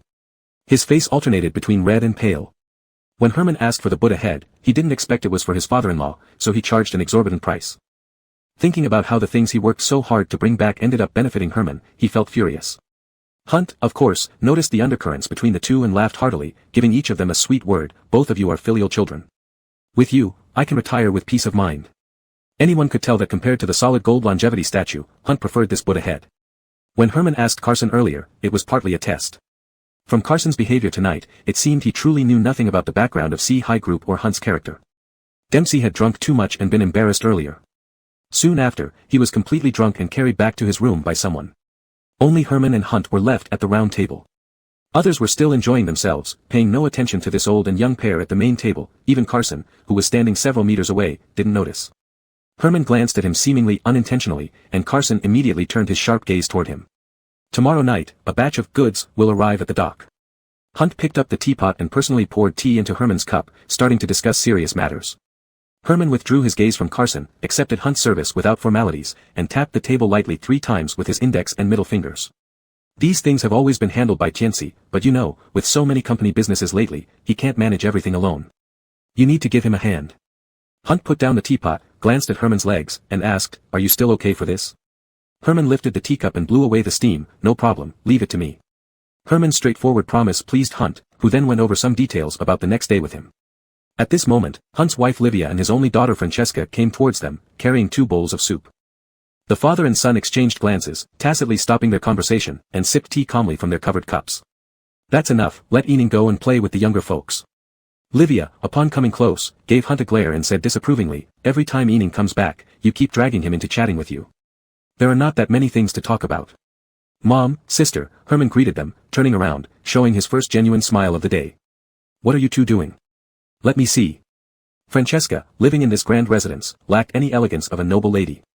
She casually set down the 2 soup bowls she was holding, spilling half of one bowl in the process. Francesca didn't mind, simply wiped the table with a napkin, sat beside Herman, stretched her neck to take a look, and sighed melodramatically, "Just drinking tea. Boring. Looks like this hangover remedy won't be needed." Francesca sighed again, "I miss our childhood days when a little coaxing would make you drink until you were drunk, and you'd dance for me every time." Herman reached out to shield the soup bowls, preventing the hot liquid from burning his sister who acted without thinking, and said helplessly, "Sister, that was ages ago. Don't dig up those old memories." Francesca giggled. Herman now oversaw the legitimate business operations of C-High Group. With a busy schedule, he rarely returned home since branching out on his own. Seeing Herman, Livia was initially delighted, but seeing his wheelchair brought worry back to her face. Though not biologically his mother, years of close interaction made her treat him as her own. I heard from Daryl that you've been attending rehabilitation recently. Livia placed her hand on Herman's leg and asked, how's the recovery going? Any feeling yet? Herman replied, not yet. Francesca interjected, what did the doctor say? Herman's external wounds had long healed, but the issue now was spinal cord injury affecting nerve signal transmission, leading to loss of motor function in his legs. In his case, there was a glimmer of hope for recovery, but it was extremely slim. Yet, doctors often softened the blow, offering hope regardless of how grim the situation might be. Knowing his condition well, Herman chose to comfort his worried sister and mother with the typical medical assurances. Herman gently patted Livia's hand, don't worry, it'll get better. Chapter 0007, Treasure. No matter how youthful Hunt might be, his age was still a fact. Just after 10 o'clock, he left the party early with his wife. The moment the two elders of the Jiang family left, Herman beckoned to Carson and called him over. Francesca was still there, cracking sunflower seeds while examining Carson from head to toe. This is your new bodyguard? Herman nodded and replied casually, he's new, doesn't know much yet. Don't kid yourself, you weren't much more sensible at his age, Francesca teased Herman before grabbing a handful of imported chocolates from the table and shoving them into Carson's hand. Why are you just standing here? Why not go play with others? Carson glanced down at the candies in his hands, almost too many to hold, and thought that these siblings were surprisingly consistent in their actions. He inwardly scoffed but kept a serious face as he answered, I'm still on duty, I need to ensure Mr. Jin's safety. Francesca couldn't help but laugh at his out-of-place seriousness, even Herman's face showed a trace of amusement. Glancing down carelessly, Herman saw a red corner peeking out of Carson's suit pocket and asked, what's in your pocket? Take it out and show me. Herman knew what it was but wanted to tease him a little. The red envelope, given by Quinny, Carson answered truthfully. He put the candies in another pocket and then took out the red envelope. Earlier, when he had presented a gift on behalf of Herman to the birthday celebrant, Quinny had given him a red envelope. Judging by its thickness, it contained no less than 50 notes. Carson handed the envelope over to Herman, causing Francesca to laugh and tease him as if he were turning in his lucky money. Carson froze, feeling slightly embarrassed, unsure whether to extend or retract his hand. Though he had never received lucky money before, he had seen Murphy do so. Francesca laughed even harder. Ening, Chelsea really found you a treasure. Keep it if you want it, Herman said, amused. Only kids get red envelopes. Unconvinced, Carson started, I'm Aurea. 20 years old. He quickly corrected himself. Herman pretended not to notice the slight pause in Carson's speech. Oh. Really? Carson spoke confidently, of course. You can check my ID if you don't believe me. Herman, of course, didn't ask for his ID right there and then, knowing Adebayo had already investigated his background thoroughly. Nodding, Herman said, all right, we'll see later. Then he turned to Francesca. It's about time, I should go. Francesca paused mid-crack. So soon? I have something later, Herman explained. Carson, let's go. Herman didn't explain to his sister what important matters awaited him that evening, simply instructing Carson to push the wheelchair as they left the Jiang family mansion. Along the way, people greeted Herman, asking why he wasn't staying longer or inviting him to the next event. Herman politely declined each offer. Carson pushed Herman to the parking lot. Herman didn't call for the driver but instead asked Carson, do you have a license? Carson nodded, though he wasn't sure why Herman suddenly asked. Herman tossed the car keys into his arms. You drive. Carson caught the keys, helped Herman into the car along with the wheelchair, and finally sat in the driver's seat and fastened his seatbelt 10 minutes later. Starting the engine, Carson asked, where are we going? His intuition told him Herman didn't want to go home just yet. Sure enough, Herman leaned back in his seat, looking out the window at the streetlights lazily. Drive around. Thus, Carson drove Herman steadily onto the road. Without any destination given, Carson could only drive aimlessly through the city streets. At night, the heart of Hongqing City was a dazzling empty city. It was no longer as crowded and cold as it was during the day, rigid and hierarchical. Instead, it was brilliant, gentle, and affectionate. People who always rushed home before the last bus stopped wouldn't experience this other side of the city, which also made Carson understand why so many people loved this city despite all the challenges, striving to root themselves no matter what. When they passed a small, unassuming shop, Herman, who had been silent throughout the journey, suddenly instructed Carson to stop the car. It was a shoe store, with a balding owner preparing to close up. The shop was tiny, with few shoes displayed on the shelves, yet located in prime real estate within the inner ring. The signboard was covered in incomprehensible English, indicating the prices were anything but cheap. Herman entered the store without saying an extra word, glancing at Carson, pick a pair. Pick what? Carson was confused, unsure what Herman meant. Seeing Carson's hesitation, Herman finally added, "What's wrong, don't your shoes not fit?" Carson slightly froze, realizing Herman had brought him here for that. Despite Herman being busy with socializing at the party, he actually noticed such a small detail. In matters like this, Carson also possessed the wisdom of someone who grew up poor. "It's fine, I can just wear 2 pairs of socks." Ignoring Carson, Herman rolled his wheelchair around the display cases, pointed at a pair of shoes. "These ones, try them on." They were black leather shoes. At first glance, they looked similar to the ones Carson was wearing, but the zeros behind the price tag made Carson unable to count how many there were. "Sir, you have great taste. This is a newly designed model. The leather is imported from Italy, handmade." Getting a big order late at night, the owner was delighted. Before Carson could refuse, the owner fetched the shoes and helped him put them on, continuing to chatter, "This is the only sample we have, let's try it out. If it doesn't fit, we can custom make them based on your foot size." Coincidentally or not, the sample shoe Herman picked fit Carson perfectly, neither too big nor too small. "Young man, are you a model?" The owner pushed Carson in front of a mirror. "With this bearing, this physique, paired with our shoes, wow, let me take a photo and post it on IG." Herman was idly flipping through a magazine. Hearing this, he glanced into the mirror, giving a restrained compliment. "Not bad, looks good." The shoes did look good. Carson glanced down at the polished surface but thought the price wasn't really necessary. A good pair of shoes is important. Herman seemed to read Carson's mind. Closing the magazine, he said, "You need to walk the path well before doing more things." After picking out the shoes, Herman generously paid by card. Carson carried the large box and followed him out of the store. Before the car even left the intersection, Herman leaned back and fell asleep, instructing Carson to drive straight home before falling asleep. So, Herman had come out tonight just to buy him shoes. But such a thing, if ordered, would be easily done by someone else. There was no need for Herman to do it personally. What was Herman really thinking? The car quietly drove up the mountain road. Carson glanced at the sleeping person beside him and turned up the air conditioning temperature. Chapter 8, I'm looking forward to it. Midnight at the dock. Clear skies turning to light rain tonight, with a precipitation probability of 2%, and wind force between 5 and 7. The pre-dawn wind was bone-chilling, ruthlessly slapping against one's face like countless earboxes. Carson leaned against the car door, finding a sheltered spot from the wind, zipping up his jacket, but his eyes never left the container hanging from the loading crane. Carson was now in the container handling area of Sea-High Shipping Port. Around 10 o'clock that night, he followed Herman from home to the port and was left waiting in the car ever since. His task tonight was simple, to guard this place and prevent any non-essential personnel from entering the loading area. Carson was assigned this gatekeeping duty along with another person who was a sorter at a logistics company under the group. Carson heard others call him Emerson. Noticing that Carson kept looking upwards, Emerson temporarily ignored his sister whom he had been chatting with on his phone and curiously moved closer to ask, "What are you looking at?" Carson lifted his gaze higher, toward a pink advertisement board further away, and asked Emerson, "Brother Gene, is Noah's Ark nightclub fun?" Emerson immediately got the hint and nudged Carson with his elbow, laughing flirtatiously, "You little guy, thinking about girls, huh?" Carson smiled shyly, revealing the bashfulness of a young boy. "Work hard under Boss Gene." Brother Gene couldn't say whether he liked or disliked this new little brother, but everyone could see how Herman favored him. Not only did he take him to the old man's birthday banquet, but it was also rumored that the shoes he wore now were bought for him by Boss Gene himself. So there was no harm in being friendly with the kid. Emerson patted Carson's shoulder generously and said, "When I have money, I'll take you there." They both knew it was an empty promise, but Carson still replied with a smile, "Thanks, brother."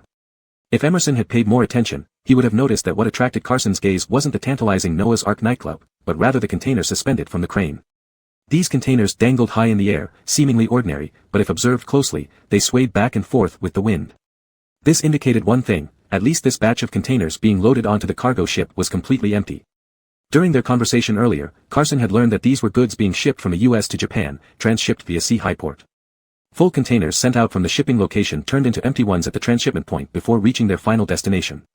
What this implied was clear. Transshipment smuggling, a commonly used trick in smuggling crimes.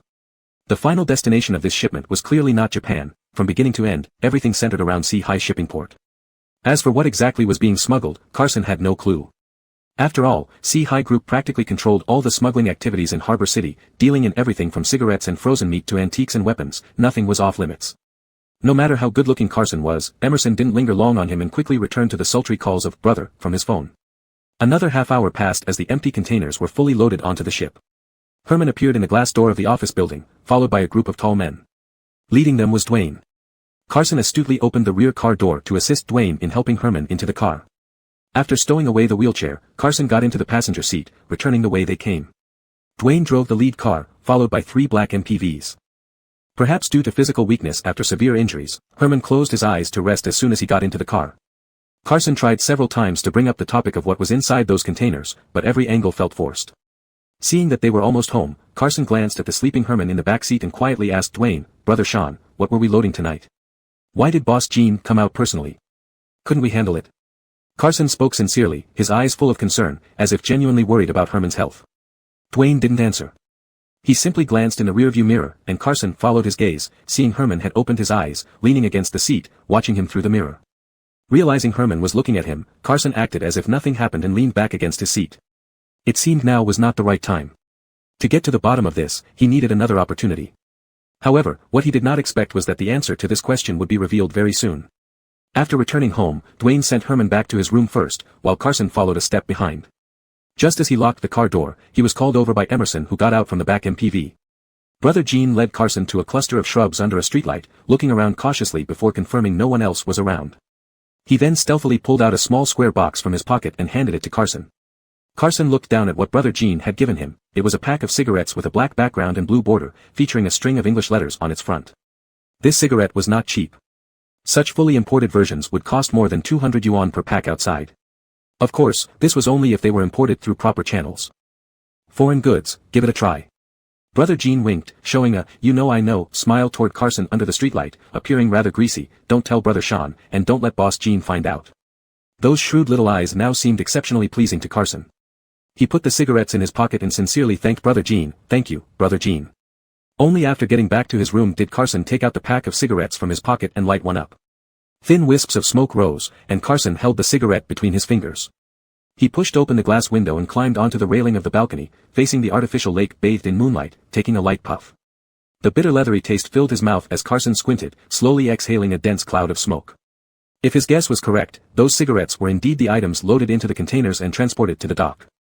At 2 o'clock in the morning, the garden's landscape lights had automatically turned off. In this silent moment, a lamp lit up from a window above, casting warm light onto Carson's feet. Lifting his head, Carson saw Herman's silhouette appear behind the glass. Yes, that was Herman's room. Carson had no intention of enjoying the night scenery with his boss late at night. Having smoked only 2 puffs, he mercilessly stubbed it out, stepped off the railing, closed the door, and returned to his room. Before going to bed, he took out the SIM card again and sent a text message to the unknown number. "Parcel has arrived. Although the previous night had been spent bustling until dawn, work still needed to start on time the next day. Early in the morning, Carson sat in the kitchen, watching Deborah carry something upstairs which, to him, could hardly be called breakfast. A spoonful of beans, a few nuts, a couple of vegetable leaves, and a cup of unrecognizable thick liquid. This was Herman's breakfast, reminiscent of the food served to Daudu, the bird owned by the mahjong parlor owner. Herman was 26 this year, an age full of youth and boundless desires. Yet, in private, Herman lived a highly disciplined life like an ascetic monk, even after his leg injury. Carson couldn't quite understand why someone like Herman, who lacked material desires, went to such lengths to earn and accumulate wealth. It was indeed contradictory. "Here you go." Dixie came over with a small steamer basket from the stove. She moved the milk and juice aside and placed the basket in the center, opening the lid. "Fresh shrimp dumplings just out of the pot, enjoy them while they're hot." The small dumplings were plump and white, neatly nestled in the steamer basket, clearly handmade. Carson smiled. "Thanks, Dixie." Dixie looked at Carson with affectionate eyes, as if watching over a piglet she had nurtured. "Eat slowly, Dixie will cut some fruit for you, a sweet melon from Shizuoka, and there's also cake." Just as Carson was having breakfast, the kitchen door suddenly swung open, and a figure bounded in with wild movements. "Bien. Ting." It was Murphy, who had just been discharged from the hospital. Seeing Carson, whom he hadn't seen in a long time, he gave him a firm hug. "I missed you so much. Murphy." Carson spilled half of his milk and was caught between laughter and tears. "Your arm healed?" "Just about good enough." Murphy released Carson and saw the table laden with food, saying nonchalantly, "What are you eating? Let me have a bite." Without using chopsticks, he simply picked up a small dumpling and popped it into his mouth. At this moment, Dixie came out of the kitchen. Dwayne had informed her early in the morning that a new person would arrive at home. Seeing Murphy eating voraciously like a starved ghost, her smile became even more kind-hearted. Eat slowly, there's plenty inside." Murphy didn't hold back with anyone. Without pause, he ate half a basket of dumplings and finished Carson's half cup of milk in one gulp. "Wow, no way, Carson." Murphy reached for the freshly cut honeydew melon. "I've been drinking porridge for 2 months in the hospital, and you've been secretly living it up here." Mr. Jin's instructions, Dixie took out a set of tableware and placed it next to Murphy. He said little Bien is still growing, so he should eat more to grow taller. Actually, Carson had no special preferences when it came to eating. He usually ate whatever was available, content with a full meal or going hungry at times, without any concept of good or bad food. At first, Dixie indeed paid more attention to Carson because of Mr. Herman's instructions. But over time, she noticed that whenever she watched him eat, it always felt like he was savoring his food earnestly. This made her feel that her efforts were respected, and her professional ideals were realized, so she worked even more enthusiastically. Carson snorted at this notion. His records clearly showed he was already 20 years old, but this Mr. Jean seemed to always treat him like a child. This made Carson feel somewhat disrespected. After finishing breakfast, there was still half an hour before work. Murphy insisted on visiting Carson's room to see how he was living without him. Back in the room, Murphy eagerly walked around Carson's big bed twice and was about to sprawl out on the sofa when Dixie opened the door and informed them that Mr. Jean wanted to see them in the study. Thinking he would soon see Herman, Murphy was excited. Carson didn't find anything special about it and calmly led Murphy to the third-floor study. Dwayne opened the door. Herman had finished his breakfast and was sitting on the sofa, waiting for Deborah to conduct his daily routine checkup. Murphy, curious, couldn't help but stare at Herman's leg until Dwayne coughed, making him awkwardly avert his gaze. Only after Deborah left did Herman turn to look at Carson and Murphy. He called them here today because he had a task for both of them. A batch of goods needed to be transported from the dock to Port City tomorrow, requiring someone to specially escort it. Dwayne was accompanying Herman on a business trip, and some employees hadn't returned to work yet, leaving the staff short-handed. Therefore, Carson and Murphy would have to take on the job. Murphy, unable to contain his excitement, blurted out, "Why are we short-handed?" Herman didn't answer. He merely raised his eyebrows at Carson, his eyes showing a faint mockery. Even Murphy had been discharged from the hospital, yet several people from the previous assignment were still hospitalized. The perpetrator, Carson, grew serious. He naturally didn't notice the deep meaning in Herman's glance as he was lost in thought. 4C's shipping dock was the most important port in Port City. The logistics network of 4C's group covered various places, with countless goods being shipped through it daily. This should have been a routine task. Why did it require a special escort? Herman, noticing Carson was distracted, asked, "Any issues?" Carson snapped back to reality, replying, "No. Please rest assured, Mr. Jean." Murphy draped an arm over Carson's shoulder and gave a sloppy salute. "We will definitely complete the mission." "Good." Herman glanced at the hand resting on Carson's shoulder. "I'm looking forward to it." Chapter 0009. I can also make use of them. Dwayne spent a few minutes briefing on the things to be cautious about tomorrow, then escorted Carson and Arwen out of his study. Whether intentionally or not, he never disclosed what the shipment was from beginning to end. After they left, Dwayne closed the door and turned around to see Herman changing his shoes. He hurriedly stepped forward and squatted down to offer help, but Herman refused. "I must adapt on my own." Herman bent down again, took some effort to put his foot into the shoe. "I can't rely on others for life." Dwayne immediately rebutted, "You will get better soon." Herman shook his head, laughed at him for self-deception which wasn't needed. Regarding his legs, Herman always seemed indifferent, as if standing up again was no big deal for him. It was those around him who could not accept the reality, becoming increasingly cautious when facing Herman. Herman did not need help. Dwayne stood up, standing beside the wheelchair, watching every move Herman made. After a while, he muttered, "Mr. Jean, I don't understand." Herman was tying his shoelaces and asked in a distracted manner, "Don't understand what?" "It's not necessary for Carson and Arwen to go for the shipment leaving the port tomorrow," Dwayne said. "There are many other brothers in the company who can go." "Is there something wrong?" Herman asked, either unaware of Dwayne's hidden meaning or knowingly pretending not to notice. "It seems you have high regard for Carson." Dwayne steeled his heart, revealing what truly troubled him. Herman quickly finished his shoelaces, although not effortlessly but smoothly. He sat upright, maneuvered the wheelchair towards the window, and saw Carson leading Arwen out of the gate, preparing to check the car before departure. "Dempsey is not that kind-hearted." Herman stared at the two figures downstairs, his gaze losing its warmth unconsciously. "Among the 6 people he sent me, I don't believe none of them are spies." Last time when Herman was attacked in the parking lot, Carson and Arwen showed utmost loyalty in saving him. But viewed from another angle, this also indicated that they had strong motives to stay by Herman's side. Dempsey is not foolish, he wouldn't assign crucial tasks to incompetent people. Therefore, among the 6, Carson and Arwen were the most suspicious ones. Dwayne naturally understood this point. He quickly suggested, "Then why not send Carson and Arwen back home? It's not necessary to complicate things." "That would be a waste." Herman's eyes remained on the 2 men beside the car. Sunlight fell on his profile, highlighting every detail on his face clearly but failed to reveal his true intentions. "Since Dempsey sent them to me, I should make full use of them." Herman paused, softly throwing out a few words. "If he can make use of them, so can I." Dwayne instantly grasped Herman's intent. Herman and Dempsey, both powerful contenders for the corporate air position, had been locked in a prolonged power struggle for years, now escalating into a feverish phase. Both sides had already resorted to any means for ultimate victory. Because whoever emerged victorious, the defeated would not have a good end. Power struggles are ruthless, as they always have been. If Carson and Arwen were indeed spies planted by Dempsey, instead of removing them, they might serve more purposes by staying. But I still feel it's inappropriate. Dwayne's gaze wandered aimlessly. Carson is new after all, putting so much trust in him might make other brothers dissatisfied. Herman had long seen through everything. He glanced at Dwayne and asked, "Is it you who is dissatisfied, or them?" Dwayne's thoughts were exposed. Upon meeting Herman's eyes, he lowered his head uncomfortably, not answering. "Do you think I'm too kind to him?" Herman felt somewhat curious and asked Dwayne. Dwayne awkwardly replied, "It's just different from how you treat others."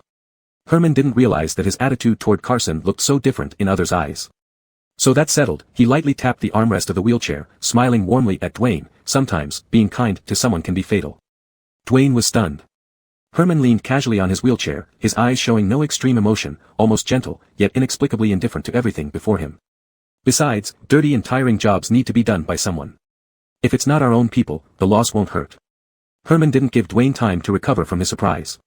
He glanced at his watch and wheeled away from the window. "It's about time. Let's go." Carson could not possibly have heard this conversation between Herman and Dwayne. The next morning, he arrived at the dock on time as required by Dwayne, along with Arwen.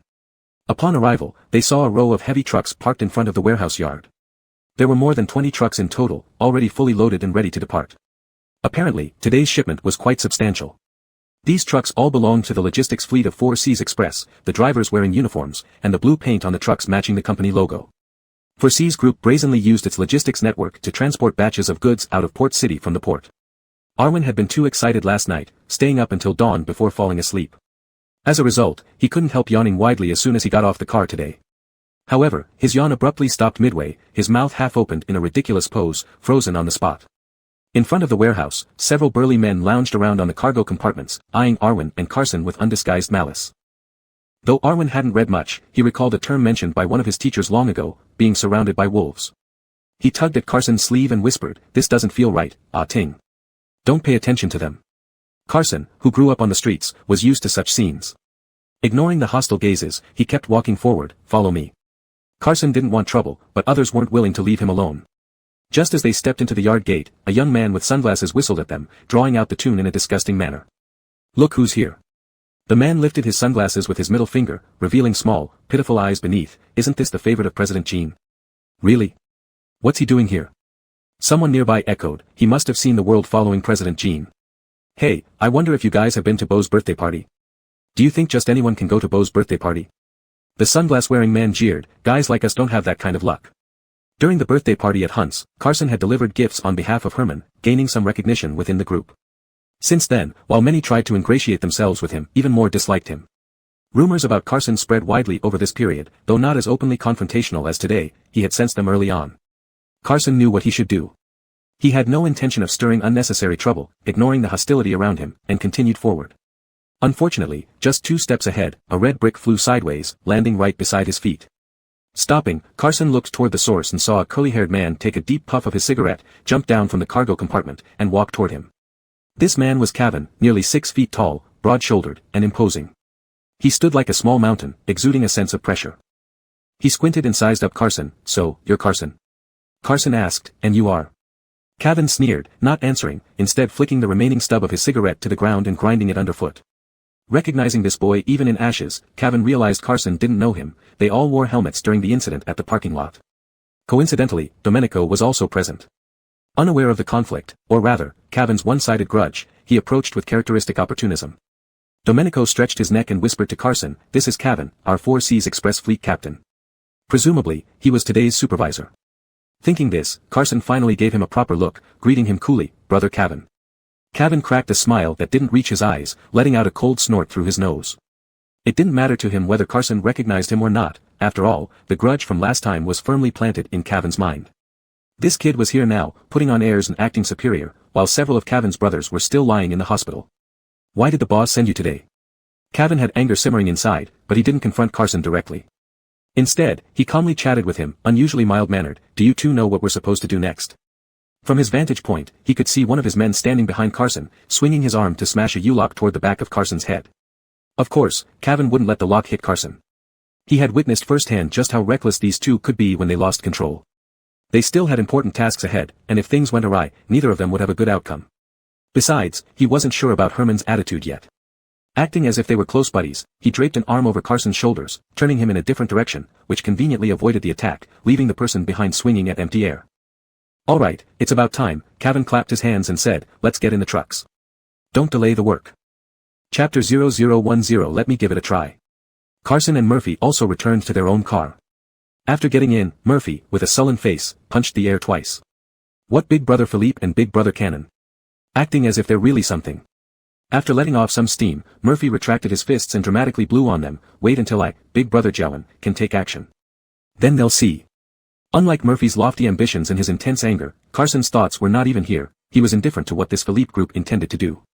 With eyes firmly fixed on the trucks lined up before him, he said to Murphy, "We are setting off soon. Keep your eyes peeled." "Hey, don't overdo it," Murphy, who had been excited last night but now suddenly became apathetic, said. "I finally understand that we have nothing to do today." He pushed down the sun visor, leaned comfortably back in his seat, and said, "We're just here for the head count. Don't worry." Murphy wasn't just talking nonsense. Their task for today was ostensibly to transport goods, but actually, neither of them was transporting the cargo. Only those with professional licenses could drive such heavy-duty trucks. What Carson and Murphy needed to do was drive behind the convoy to handle any sudden situations on the road and ensure the convoy safely left Gangcheng. But what could happen?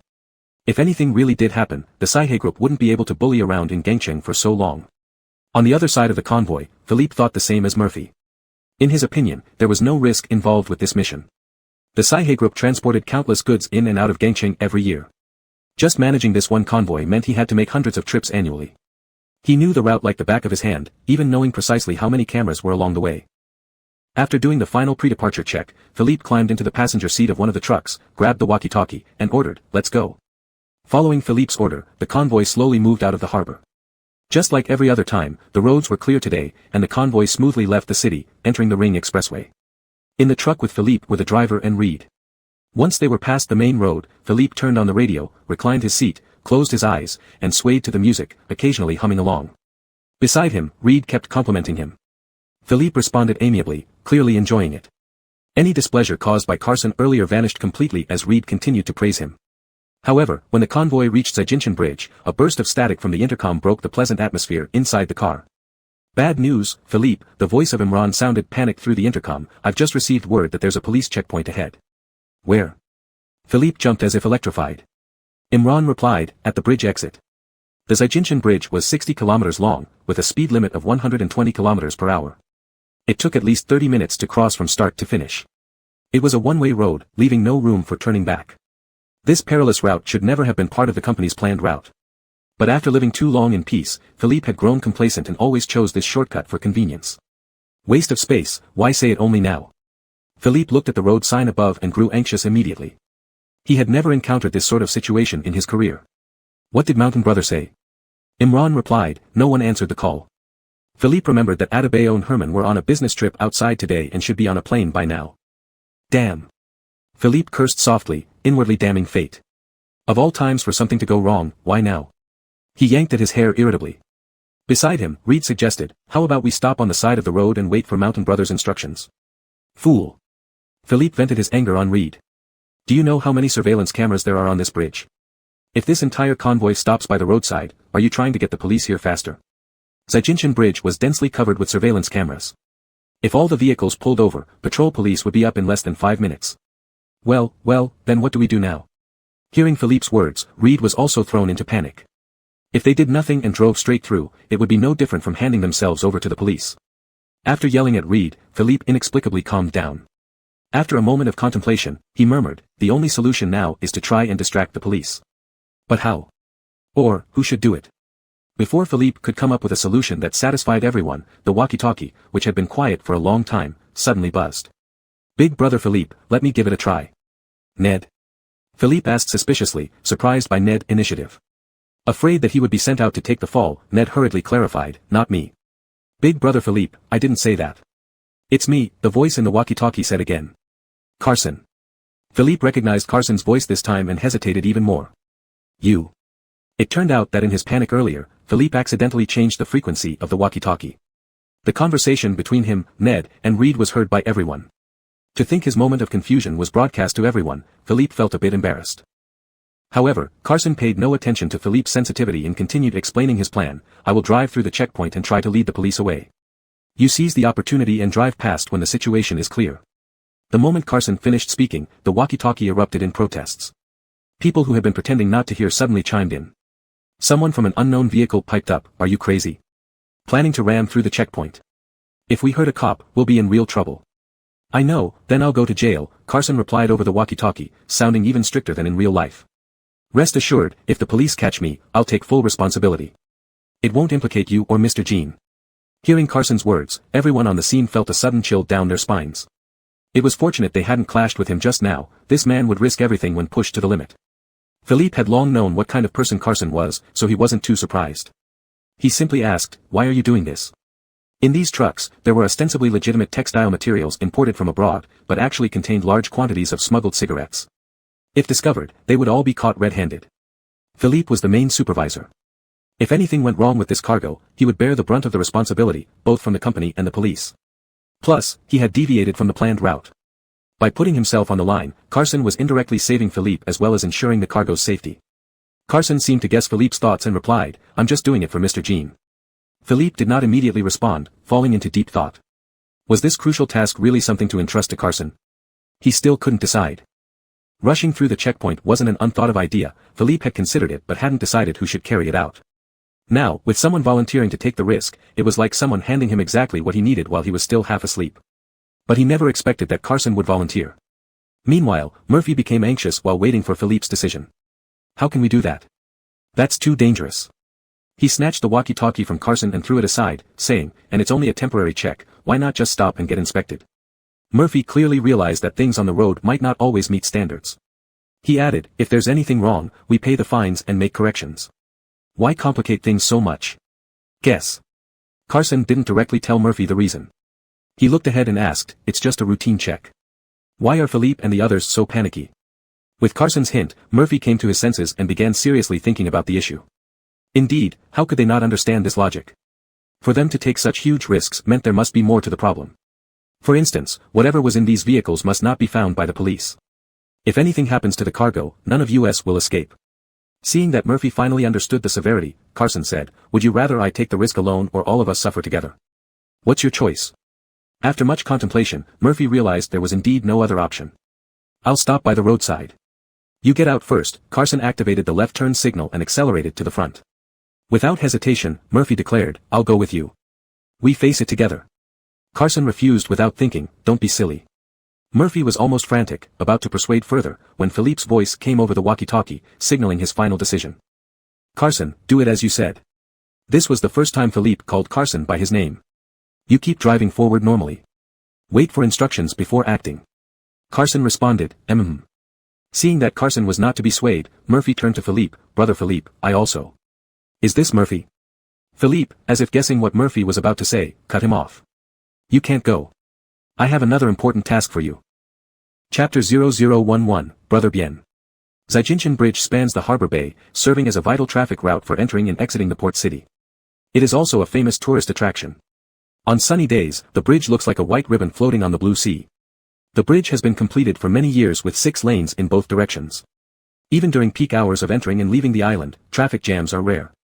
However, today, an ordinary workday noon, a long queue formed at the exit from south to north on the bridge. Kato, who drives a taxi, was just running some errands out of the island and had picked up a long-distance order. He had just said in the driver's group chat that he was having a good day when he got stuck in the traffic jam on the bridge. Is this for real? Why did they set up roadblocks for inspection at this time? With his phone mounted beside the dashboard, Kato pressed the voice key and sent a voice message in the company's group chat, "Traffic jam on Zaijinshan Bridge, be cautious. There are especially many large vehicles today." Since the cars were already stuck on the bridge, all one could do was wait. It's not like they could grow wings and fly down. Kato leaned back in his seat. The midday sun was warm and made people drowsy. Just as he was feeling bored, there was suddenly commotion at the front of the vehicle queue. There was something to see. Kato immediately perked up and sat upright, sticking his head out of the window and craning his neck. He then saw that in front of the queue, a black minivan went berserk for unknown reasons. Instead of stopping and cooperating with the police inspection, it sped forward. These young policemen were indeed brave. Seeing the car forcibly trying to break through the checkpoint, they did not dodge but blocked it with their bodies. Kato's heart leaped into his throat. His mouth gaped open in tense silence. Fortunately, the driver hadn't lost all sanity. Just 2 or 3 meters away from the policeman, the black car screeched to a halt. But he didn't give up. After a brief pause, he quickly reversed and then stepped hard on the gas, crashing into another barrier. In a few seconds, the entire inspection area was in disarray. Finished, there's trouble, brothers, someone's breaking through the checkpoint here. Following modern habits, Kato took out his phone to film the emergency situation, completely forgetting about his waiting passenger outside the island. It crashed, wow, crazy, even dared to hit the police car, luckily no one was inside. As he filmed, he kept narrating live, now all the police have chased after, see, all driving after. Police cars sped away with sharp sirens, scaring off the seagulls strolling leisurely on the bridge. Multiple police cars joined forces to chase and block the runaway black minivan. Kato witnessed the entire process and was still immersed in it. The intensity rivaled Hollywood movies. At the end of the video, he made a concluding statement, "Good job, officers, shouldn't let such people escape." He forwarded the video to the company group to share with his colleagues. At this moment, a gray sedan with a crushed front half drove into the inspection area and stopped before the remaining few policemen. The door opened, and a blood-covered boy tumbled out from the driver's seat, clearly involved in a recent accident. Thus, Kato raised his phone again and filmed a positive energy video of injured driver, police escorting to hospital. Due to consecutive sudden incidents, police resources were severely strained, and the checkpoint inspection operation temporarily halted. Traffic on the bridge finally started moving again. The surface of Zijinchen Bridge soon returned to smooth flow. Kato managed to pick up his passenger on time and earned a fair amount of fare. After work, he uploaded the videos to a short video platform, receiving many likes and becoming one of the hottest news items in the Harbor City sector those days. Under the sun, every day brings new stories. These minor episodes soon faded from people's memories, the video's popularity gradually waned. No one noticed that beneath the sunlight, hidden currents had flowed. Days passed, and Harbor City remained tranquil as usual. That multi-department citywide inspection quietly ended. Later, news reported that the black minivan was stopped by traffic police shortly after it left. The driver was a young man just 20 years old, who had argued with his girlfriend over the phone and, in a moment of, made a grave mistake. The act of breaking through the checkpoint was considered reckless driving, but no serious consequences occurred. Originally, a fine and some education would suffice.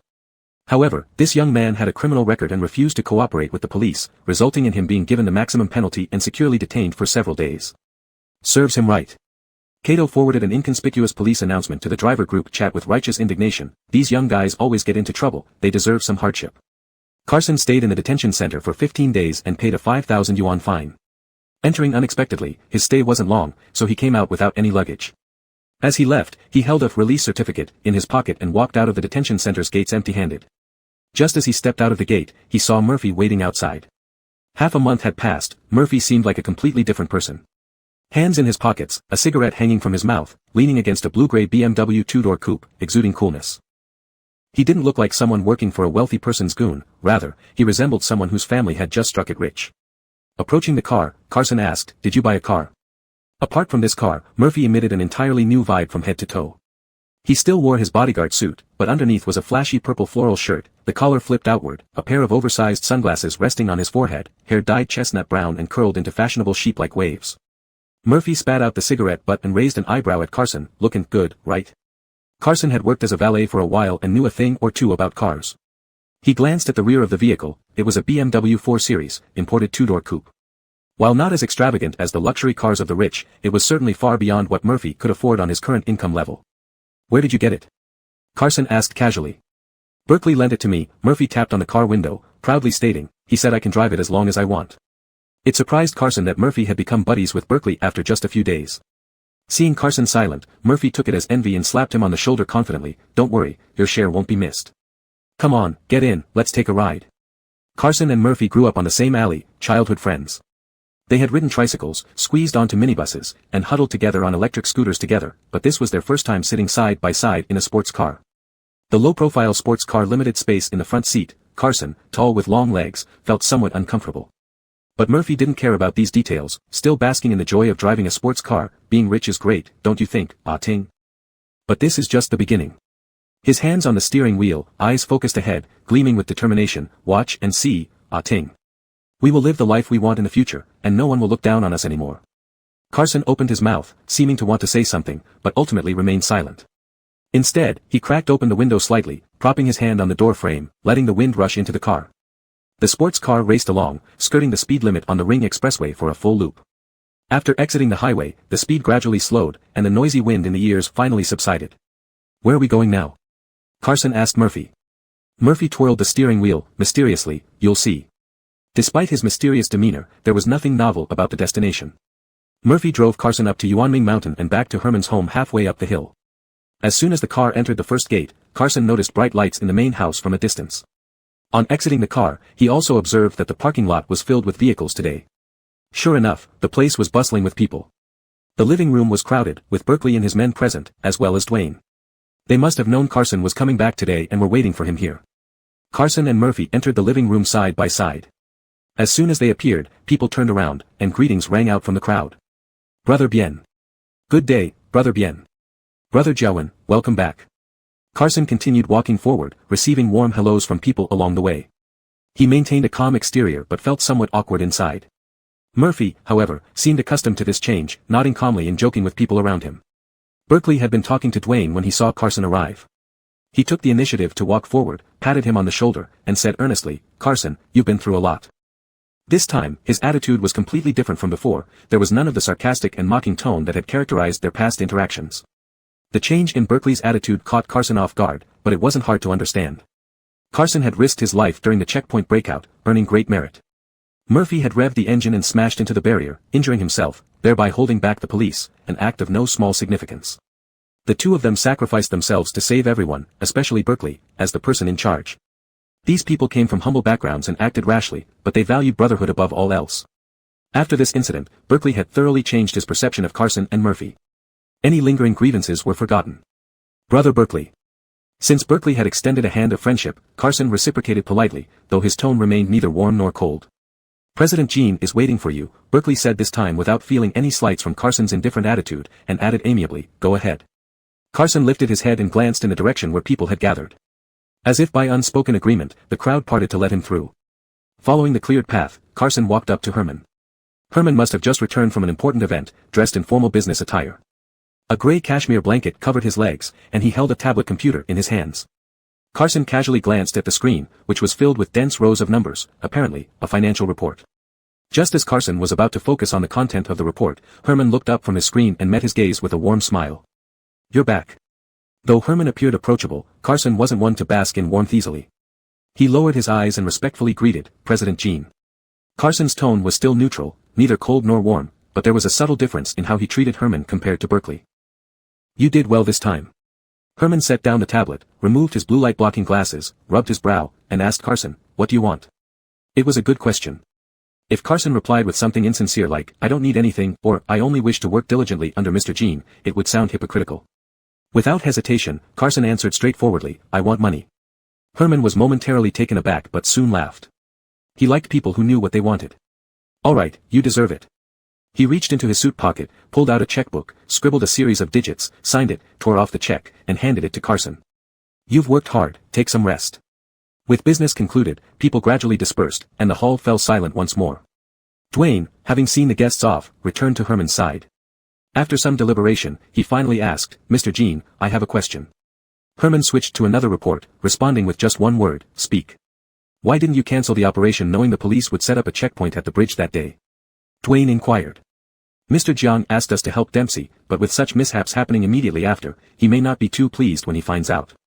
Moreover, Dwayne had initially thought Herman entrusted this task to Carson because he valued him, but now it seemed like Herman had deliberately sent both him and the cargo straight to the police. Daryl, you're overthinking things. Herman closed his file folder and smiled at Dwayne. I simply underestimated the situation and made a mistake. Chapter 0012, It's pretty lively here today.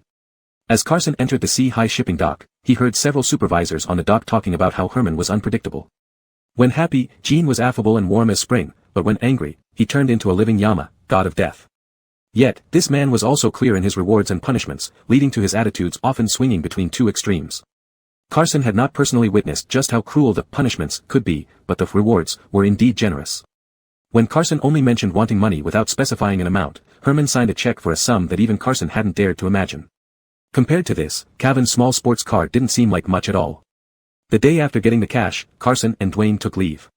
When Dwayne asked what they would do outside, Carson vaguely said that it was a rare chance to have money, so they ought to go out and relax. Working under Herman was akin to being in a monastery, all men in their prime, so with these words, Dwayne understood roughly what they meant. But recently, Herman had many affairs to handle and needed people around him at all times, so he only approved 3 days off for Carson.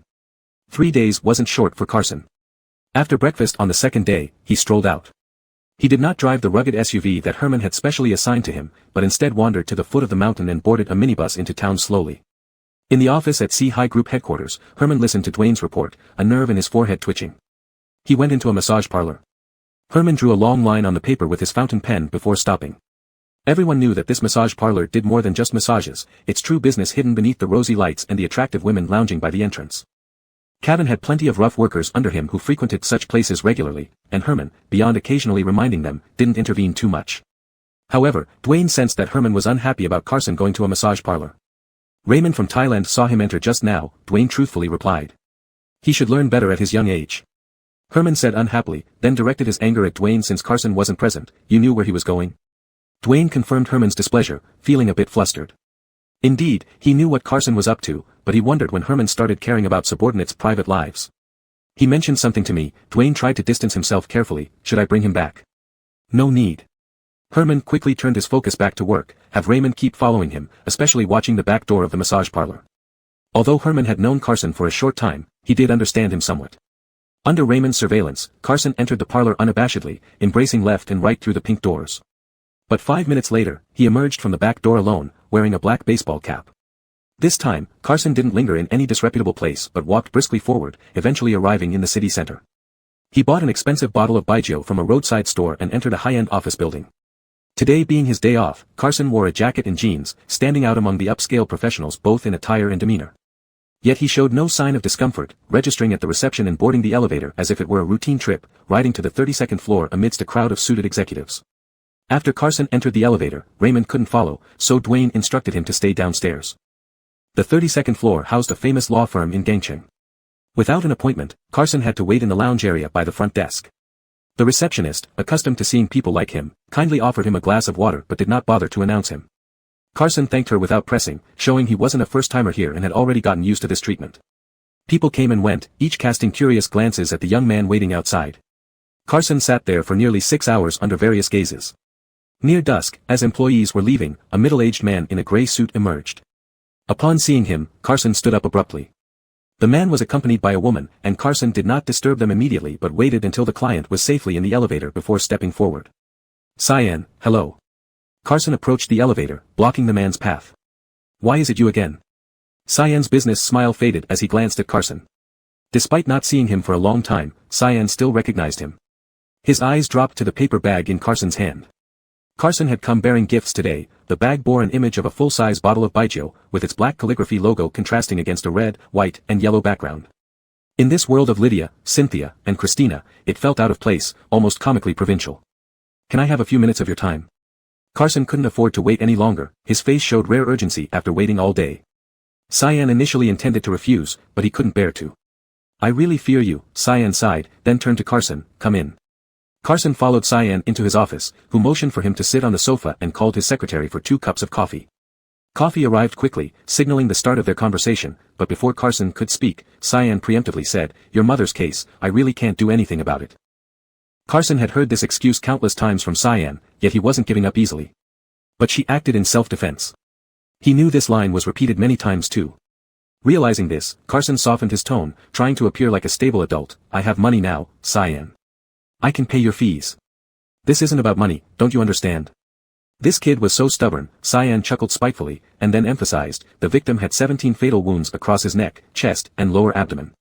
The autopsy report indicates that he was unconscious before receiving those injuries, posing no threat to your mother's safety. Carson retorted, but she lost control because she was protecting me. Bien Ting, your mother's sentence has been passed, 25 years imprisonment. That's the judge's verdict after considering all factors, Cyan interrupted, it would be the same with any other lawyer. Is there truly no hope, Cyan? This was Carson's last attempt, despite promising himself each visit would be his last. I truly can't help you, Cyan shook his head gravely, go home, don't come back. Carson walked into the building with baijiu and left with it untouched. Whenever his mother went to seek help, she always carried 2 bottles of baijiu. This liquor cost Carson dearly but was nothing more than a casual drink for Cyan. Joe was one of the most famous criminal lawyers in Gangcheng. If he said there was no hope, it might as well be a death sentence unless new evidence emerged. However, Carson's mother's case had clear facts, defined responsibilities, complete evidence chain, and reasonable sentencing. It was just his own unwillingness to accept the outcome. After leaving Cyan's office, Carson descended downstairs and stood outside the bright windows of a cafe, observing people rushing past indifferently. Gray clouds gathered, and rain was imminent. At the height of rush hour, everyone was hurrying home. Amidst the crowd, Carson seemed disconnected, drifting like a spirit without a resting place. However, Carson didn't linger for long and started walking home before the heavy rain began. Carson's home was in the lower city district, quite a distance from Cyan's office. Built in the 1980s, the residential complex consisted of numerous densely packed buildings, with narrow spaces allowing neighbors to peek into each other's kitchens. The exterior walls were peeling, revealing dull interiors. Anyone stumbling upon this area might question if they were still in Gangsheng. This forgotten corner lacked any modern cityscape, with vendors cluttering broken streets and poorly maintained sewers emitting constant foul odors. By the time Carson reached his neighborhood, the rain was pouring down heavily. The outdated drainage system allowed puddles to form rapidly. On his way home, Carson passed by the beef brisket rice noodle stall at the crossroads. The small stall was still doing brisk business, even on a rainy day, crowded with people. Amidst the bustling crowd, a man pushed aside the curtain of the stall and came out. He had been on the phone but stopped abruptly upon seeing Carson, letting out a strange cry. "Everyone, look who's back." Gerhard dropped the plastic curtain and darted in front of Carson, circling around him. His breath reeked as he spoke. "I heard you've made it big now. So today you're returning home in glory?" Carson wasn't in the mood. He barely lifted his eyelids to give Gerhard an indifferent glance, then walked past without a word, treating him like thin air.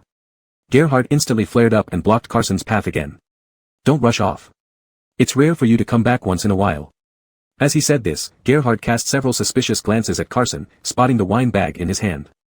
He gasped dramatically, well, Matai. That's some good stuff. You really have made it. Now that you have money, we should settle some old debts." Gerhard's gaze lingered on Carson, then returned to his face. "You broke my leg last time, and I spent days in the hospital." He shoved Carson's shoulder forcefully. "Medical bills, nutrition costs, lost wages, emotional distress, how do you plan to compensate me?" Gerhard's words were like a rallying cry. Just as they fell, the curtain of the stall flew open, and over a dozen young men surged out, familiar faces from the neighborhood. Seeing what Carson carried, their eyes gleamed eagerly. They snatched the wine bags without hesitation, scrutinizing them closely one by one with grins on their faces. Carson remained unmoved, ignoring their provocations. It was as if he didn't see them at all, continuing to walk forward, indifferent even to the stolen wine. After all, 2 bottles of wine weren't much. If they couldn't be given away, keeping them would serve no purpose. However, before Carson took a few more steps, another tall figure emerged from the stall. Unlike Gerhard, who only talked tough, this shadow gave Carson no time to react, landing a heavy punch right on his jaw, knocking him to the ground effortlessly. A buzzing sound echoed in his ears, quickly followed by a metallic taste of blood spreading in his mouth. His vision blurred for a few seconds as he fell backward onto the concrete, scraping large patches of skin from his hands. The sudden pain brought Carson back to focus. He finally gave these people a proper look. At the forefront stood a robust man with a face full of muscles. He wore baggy jeans sagging to his knees, slick back hair glistening with oil, and a floral shirt more extravagant than the advertisements of the beef brisket stall. The man stared at Carson, shaking his numb and sore hand. He had thrown that punch with all his strength, causing his palm to tingle painfully afterward. "Was it this pretty boy who sent you to the hospital?" the man turned to ask Gerhard, cracking his knuckles. Like a dog emboldened by its master, Gerhard sprang forward. "Bigda, it's him." No wonder Gerhard was so brazen today. He must have found himself a new boss recently. Unfortunately, Carson had no interest in the rivalries of these thugs and knew nothing about this Bigda. "I'm a reasonable man." Bigda slowly approached Carson, squatting down with legs apart. He grabbed Carson's collar with one hand and hauled him up from the ground. His eyes traveled downward, as if the innards of a crushed beetle were sticking to Carson's bleeding arm. "You broke Ubin's leg last time. This time, you'll pay him back." Bigda confidently gestured to break Carson's arm, but clearly, he underestimated him. He had plans to establish authority over his new underlings. Just as he prepared to act, Carson suddenly opened his eyes. Carson stared at Bigda, his eyes icy cold, sending a chill through Bigda's heart. Before the chill could fully set in, Carson kicked him hard, sending him flying backward. The kick was fierce, and Bigda rolled into the noodle stall, nearly crashing into the boiling pot, struggling to get up. "Carson! Don't push it too far." Seeing his support collapse, Gerhard panicked, forgetting the lesson from his broken leg. He rolled up his sleeves and charged at Carson like a madman. Lightning lit up the sky, and an extremely uneven brawl began. In the torrential rain, cups and plates crashed to the ground, chairs and tables flew everywhere, and within moments, the once busy little stall was in a shambles. Although Gerhard and his lackeys were stupid, they had an overwhelming numerical advantage. Carson didn't waste energy on futile struggles but focused on resolving the main conflict. He completely ignored the fists and sticks raining down on him, stubbornly zeroing in on Gerhard alone, pounding mercilessly into his body without mercy.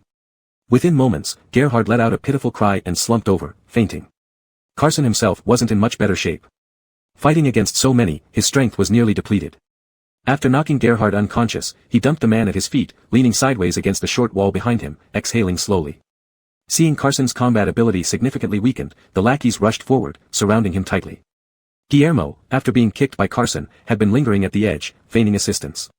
Seeing the opportunity, he picked up the overturned folding table, raised it high, and swung it viciously toward Carson. Just as the table was about to crash down from mid-air, a cold male voice cut through the heavy rain, pausing the chaos. "It's quite lively here today." Chapter 0013 Little Fox. Guillermo's heart skipped a beat, and his movements slowed down. The rust-covered folding table in his hand stopped abruptly just before hitting Carson's head. He turned his head and saw a figure sitting in a wheelchair had appeared in the rain at some point. This was the critical moment for Guillermo to show his power, so he didn't care about anything else and said arrogantly to the newcomer, "Where did you come from, cripple? I advise you not to." Before Guillermo could finish his rude words, Carson suddenly lashed out, slamming him to the ground with an elbow. Even though the people around were fighting fiercely, Herman still maintained a calm demeanor. His eyes briefly glanced at the blood on the corner of Carson's mouth. He smiled amiably and said to the stunned Guillermo on the ground, "I advise you to put down what you're holding and leave with your friends before he really gets angry." Carson's elbow strike held nothing back. Guillermo felt that his ribs might have broken. But at his age, everything about a man like him is weak except his foul mouth. Just because of him. Guillermo spat out a mouthful of blood. "And you, what can you do to me? I'm a cripple, of course I can't do much to you." Herman's expression remained unchanged, smiling politely and gracefully, "However, try it if you must, but I personally don't recommend it." Finally, the surge of anger in Guillermo subsided as he fixed his gaze on the man in front of him.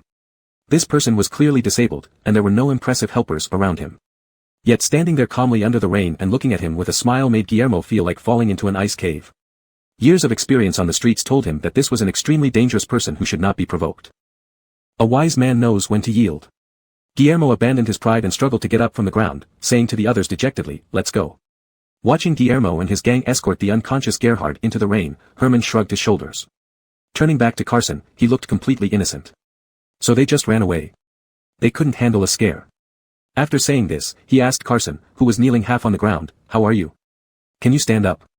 "I'm fine." Carson tore off a piece of his sleeve to wipe the blood off his face.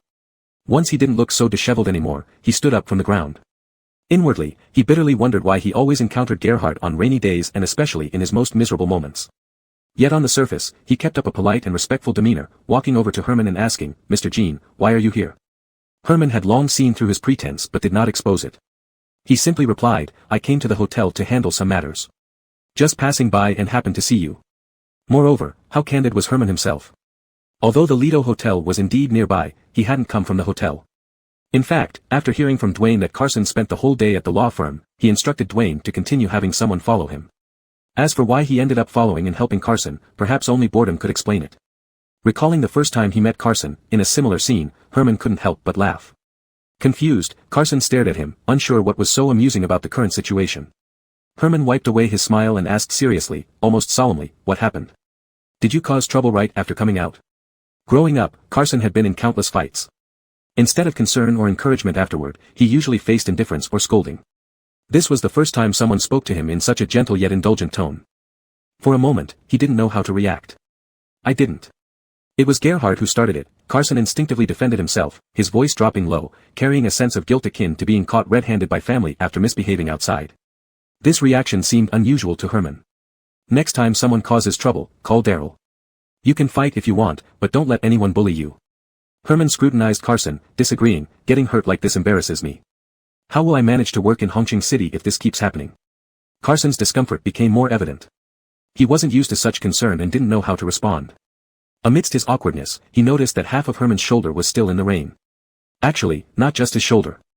Herman had come without an umbrella and now he was soaked through after all this time in the rain. The driver parked nearby, hesitant to approach without Herman's instructions. "President Jean, your clothes are wet. Come to my place and change," Carson suggested. However, he immediately realized it was inappropriate since the Lido Hotel was nearby and had one of Herman's regular suites. There was no need for him to go to his humble abode. Carson lowered his brows again and said, "Sorry, Mr. Jean. It's okay. Since I'm already here, let me come inside and sit for a while." Herman did not seem to mind, rather, he appeared quite enthusiastic.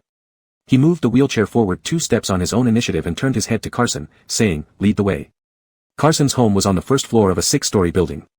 The advantages and disadvantages of living on the ground floor were very apparent. Rainwater would flood in during summer, and it was cold and damp in winter, but at least he didn't have to climb stairs. However, now there was one more advantage to living on the ground floor: Herman's wheelchair could easily enter the house. The person accompanying Herman today was not Dwayne, but another driver named Fife. After Herman entered the room, Fife stayed outside in the hallway, smoking and waiting. "This is your place." Herman wheeled around in Carson's small, one-eyed through-the-line living room. It was evident that this house had some history. Its interior decoration reflected popular styles from the 1980s and 90s, white walls with blue paint covering the bottom half, and the floor covered with tiny patterned tiles. The living room was cluttered, with various items filling up every corner, some appearing older than Carson himself. Despite the clutter, it was surprisingly clean. "Yeah, a bit messy," Carson admitted. He went into his room, found a clean jacket, and handed it to Herman. "Take off your coat and wear this for now." Though Carson was drenched from the rain and muddied from the fight, Herman was only wet on the outside of his coat. "I can manage." Herman accepted the jacket politely, "Thank you." Given Herman's visit, Carson wasn't overly attentive. He placed Herman's wet coat in front of a heater to dry and plugged in the hairdryer. Then he said, "I'll take a shower first." Just as Carson turned on the shower in the bathroom, the hairdryer began blowing wind in the living room. By the time he finished his shower, Herman had already dried his hair. He wore Carson's jacket and looked intently at the collage of photos on the wall. Without the suit, wearing a slightly faded sports jacket with his bangs falling over his forehead, Herman looked much younger, almost like a college student. But thinking about it, he was only 26 years old this year. Carson, just out of the shower, was dressed in a loose t-shirt. When Herman turned around, he saw the bruises on Carson's body. "Do you need me to call a doctor?" Herman asked. Carson, still draped with a towel around his neck, glanced at the colorful bruises on his forearm and replied, "It's nothing serious." Herman did not press further, understanding that Carson probably had more experience with such things. He refocused on the photos on the wall, carefully examining them, and curiously asked Carson, "Do you live alone?" "Yes," Carson responded, lifting Herman's still damp coat and weighing it. It was still a bit wet. Herman stared at a group photo. In it, a young Carson, looking like a little potato, grinned foolishly as he clung to the back of a man. The man's face was shadowed by backlighting, blurred and indistinct. "Is this man in the photo your father?" Herman asked, his gaze deep and thoughtful. "No, he's an uncle who used to work nearby," Carson explained, hanging the coat back on the heater. "I don't know who my biological father is. My stepfather is dead, and my mother is in prison." With one question, Herman had revealed Carson's entire family background. Normally, when such a topic was unintentionally touched upon, people with tact should apologize and shut up immediately. But Herman seemed completely oblivious, looking directly at Carson and asking, "Why is your mother in prison?" "She killed someone," Carson answered bluntly. Before Herman could ask further, Carson continued, "She killed her then-boyfriend, a drug addict." Such a convoluted background was unexpected. Growing up around Hunt, Herman thought his own environment was harsh enough, yet compared to Carson, his upbringing paled in comparison. He looked again at a 3-person family portrait, curious to see what kind of ferocious criminal Carson's murderous mother might be. Surprisingly, the woman in the photo was beautiful and elegant, with skin fairer than snow and delicate eyebrows. It was hard to imagine her being a murderer. "Your name sounds nice. Did your mother choose it for you?" Herman asked, shifting the topic. "What kind of person was she?"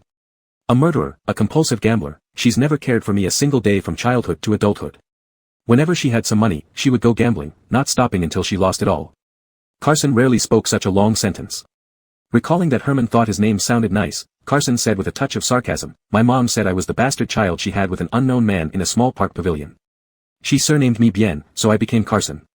The origin of this name is direct to the point of being brutal. Even though Herman has seen much of the world, he was momentarily at a loss for words on how to respond. "Do you dislike this name?" Herman asked Carson. "It's just a name. Whether it's Carson or Bien, cat or dog makes no difference." Carson lowered his eyes. "I don't have any particular preference." Herman circled around the photo wall again and beckoned for Carson to come closer, then asked him, "Have you ever heard a line of poetry?" From afar, gazing at the horizon, flowers and willows reflect by the pavilion. After a moment's thought, he added, "Or perhaps urgent messages rise from the border pavilion, spreading the war alarm into Xianyang." Carson didn't understand why Herman suddenly started discussing classical literature with him and shook his head blankly. He hadn't even finished high school and had barely memorized the poems in textbooks, let alone studied other verses. "Don't worry if you haven't heard of them. What I want to tell you is that your name sounds very beautiful." Herman looked at Carson, speaking slowly, each word deliberate. "When your mother gave you this name, she must have done it with love and expectations." Meeting Herman's gaze, Carson remained silent. He knew his mother surely didn't feel that way because she was always getting into trouble or gambling, barely able to read, let alone educated. But after hearing Herman's words, Carson felt slightly less disdain for himself being born into this world. Their conversation was interrupted by a knock on the door. Fife stood outside, holding takeaway from the Lido Hotel. "Dinner is here," Herman indicated like the host of the house, gesturing for Carson to bring in the food. "Let's eat first." The simple foldable table was spread out in Carson's living room, with 4 dishes and 1 soup placed on the table. The two sat face to face under the lamp, eating their meal. Carson hadn't eaten much all day and was famished. He no longer bothered to be polite to Herman and earnestly focused on his meal. Herman initially planned to take just a few symbolic bites, but watching Carson's serious expression, suddenly felt a bit hungry too. Carson ate quickly but wasn't rushed. In front of Herman, he was also not constrained. In the blink of an eye, more than half a bowl of rice was gone. Herman sipped some soup and noticed that Carson had barely touched the steamed grouper fish in front of him. Curiously, he asked, "Do you not like fish?" "Troublesome," Carson replied succinctly while focusing on eating. He wasn't picky about food but wasn't adept at picking fish bones, having been choked several times before. After a few experiences, he simply stopped eating fish. Especially back at the dock, rest periods were short, and meals were often taken while preparing for work, leaving no time for meticulous bone picking. Herman laughed, as if helpless, picked up a piece of fish meat, removed the bones, and placed it back in Carson's bowl. The piece of fish meat landed on the white rice, and Carson looked up at Herman, visibly surprised. Finding his reaction amusing, Herman teased, "Eating more fish makes you smarter, you should eat more." Like a wind chime gently brushed, Carson ignored Herman's teasing and buried his head, stuffing the fish and rice into his mouth together, suppressing the shock that rose to his chest. Carson had already turned up the heater to its maximum when he got home, yet Herman's coat still wasn't thoroughly dry after the meal. However, it was late, and Herman proposed leaving in Carson's jacket, leaving his own coat behind at Carson's place. Carson didn't object, but since he was on vacation, he didn't accompany Herman back but instead held an umbrella and walked him to the car. As the car started and steadily drove out of the rain alley, Fife, a new employee who didn't usually follow Herman, felt nervous whenever they were alone despite Herman's usually gentle demeanor. Not long after the car started, he heard Herman in the back seat chuckling softly as he gazed out the window. Fife glanced at the rearview mirror, feeling even more tense. Herman didn't notice the driver's attention. Watching the figure holding the umbrella gradually disappear, he shook his head and said, "A slippery little fox." Chapter 0014, More Money Needed. More fickle than Herman's mind was the early spring weather. Torrential rains were pouring at midnight, but as soon as dawn broke, a scorching sun hung in the sky, impossible to resist. Carson was woken by the sound of rain in the dead of night. With nothing much to do, he lingered in bed until the sun was high up before getting up. Once out of bed, he wasn't in the mood for cooking either. After a quick wash-up, he went outside the gate and ordered a bowl of beef brisket noodles from a stall. The beef brisket noodle stall at the gate had been innocently affected yesterday but was now all set up again. The small pot on the stove was emitting steam with a pu-pu sound, and bottles of various condiments were neatly lined up on the folding table. Ever since he started working for Herman, Carson hadn't seen such a scene in a long time. Sitting at a table, his legs draped over the wobbly plastic chair, he felt a fleeting sense of déjà vu. "Here you go." A steaming bowl of beef brisket noodles was just placed on the table when the boss, sporting 2 little mustaches, nervously edged closer. The boss, surnamed Cheen, was usually addressed by regular customers here as Boss Cheen, with a hint of teasing kindness. Boss Cheen scooped out 2 large pieces of beef from the pot and slapped them into Carson's bowl, which looked like an extra treat. "Hey, Ah Ting." Boss Cheen, looking blissful, completely unfazed by yesterday's disaster, asked Carson, "Tell me, what kind of friend did you have over last night?" "What friend?" Carson stared at the 2 huge chunks of beef in the bowl, blankly picking up his chopsticks, thoroughly confused by Boss Cheen's question. No one came to visit him last night. Besides Murphy, he really didn't have any friends. Oh my. Boss Cheen's eyes bulged wide, nearly eager to split open Carson's head, that young man in the wheelchair, dressed very formally, tall and handsome. It dawned on Carson that Boss Cheen was asking about Herman. He was momentarily speechless. Handsome was obvious, everyone with eyes would agree, but how did Boss Cheen figure out Herman was tall? "He's my boss." Carson lowered his head, using his chopsticks to pick up a big bite of noodles and stuffed it into his mouth, mumbled, "What about him?" "You don't know. He sent someone today to give me a large sum of money to compensate for the losses I suffered yesterday." Boss Cheen pulled over a plastic chair and sat next to Carson, putting his arm around his shoulder excitedly. "Hey, this shop has been wrecked by your gang many times, but it's the first time someone compensated for the damages. Your boss is truly generous, even cleaning up after his employees." Hearing Boss Cheen say this, something struck Carson. He used his 2 small front teeth to snap the noodles, a smile creeping onto the corner of his lips. He indeed is quite generous. Immersed in the joy of unexpected wealth, Boss Cheen missed this rare smile from Carson. He patted him on the back forcefully. "Well, thanks to you, I can finally make a fresh start." That punch landed precisely where Carson was injured yesterday, making him wince in pain, causing the smile to vanish as quickly as it appeared. I'm moving out soon, never having to put up with you bad kids again. The money from your boss is enough for me to open a decent shop somewhere else. Boss Chin, unaware of Carson's old injuries, added new ones unintentionally, mused aloud, I've already planned everything, no need for a large place, just manageable. Boss Chin had lived in this neighborhood for over 30 years, witnessing these mischievous youngsters fighting every few days. Now that he could finally move out, he found himself strangely uneasy. Ah Ting, I'm starting a new life. Thinking about this, Boss Chin hooked his arm around Carson's neck and roughly tugged at his hair. You better take care of yourself too, go back to school if you get the chance, okay? Caught off guard, Carson almost choked on his noodles, repeatedly nodding while saying, all right, let me go first. Orally agreeing to be on good behavior and aim to become a virtuous youth, Carson, however, walked straight into a video parlor right after leaving the noodle stall. Due to recent crackdowns, such underground video parlors were mostly shut down. Only in this marginalized old district did a few manage to cling on precariously. These illegal operations showed none but illicit movies, yet they were cheap. For 3 or 5 yuan, one could stay overnight, so people who visited were often of mixed character and rarely well-intentioned, making it a hotspot for incidents. It was noon, the slowest hour, and the video parlor had few guests. The owner was hunched over at the counter playing a game.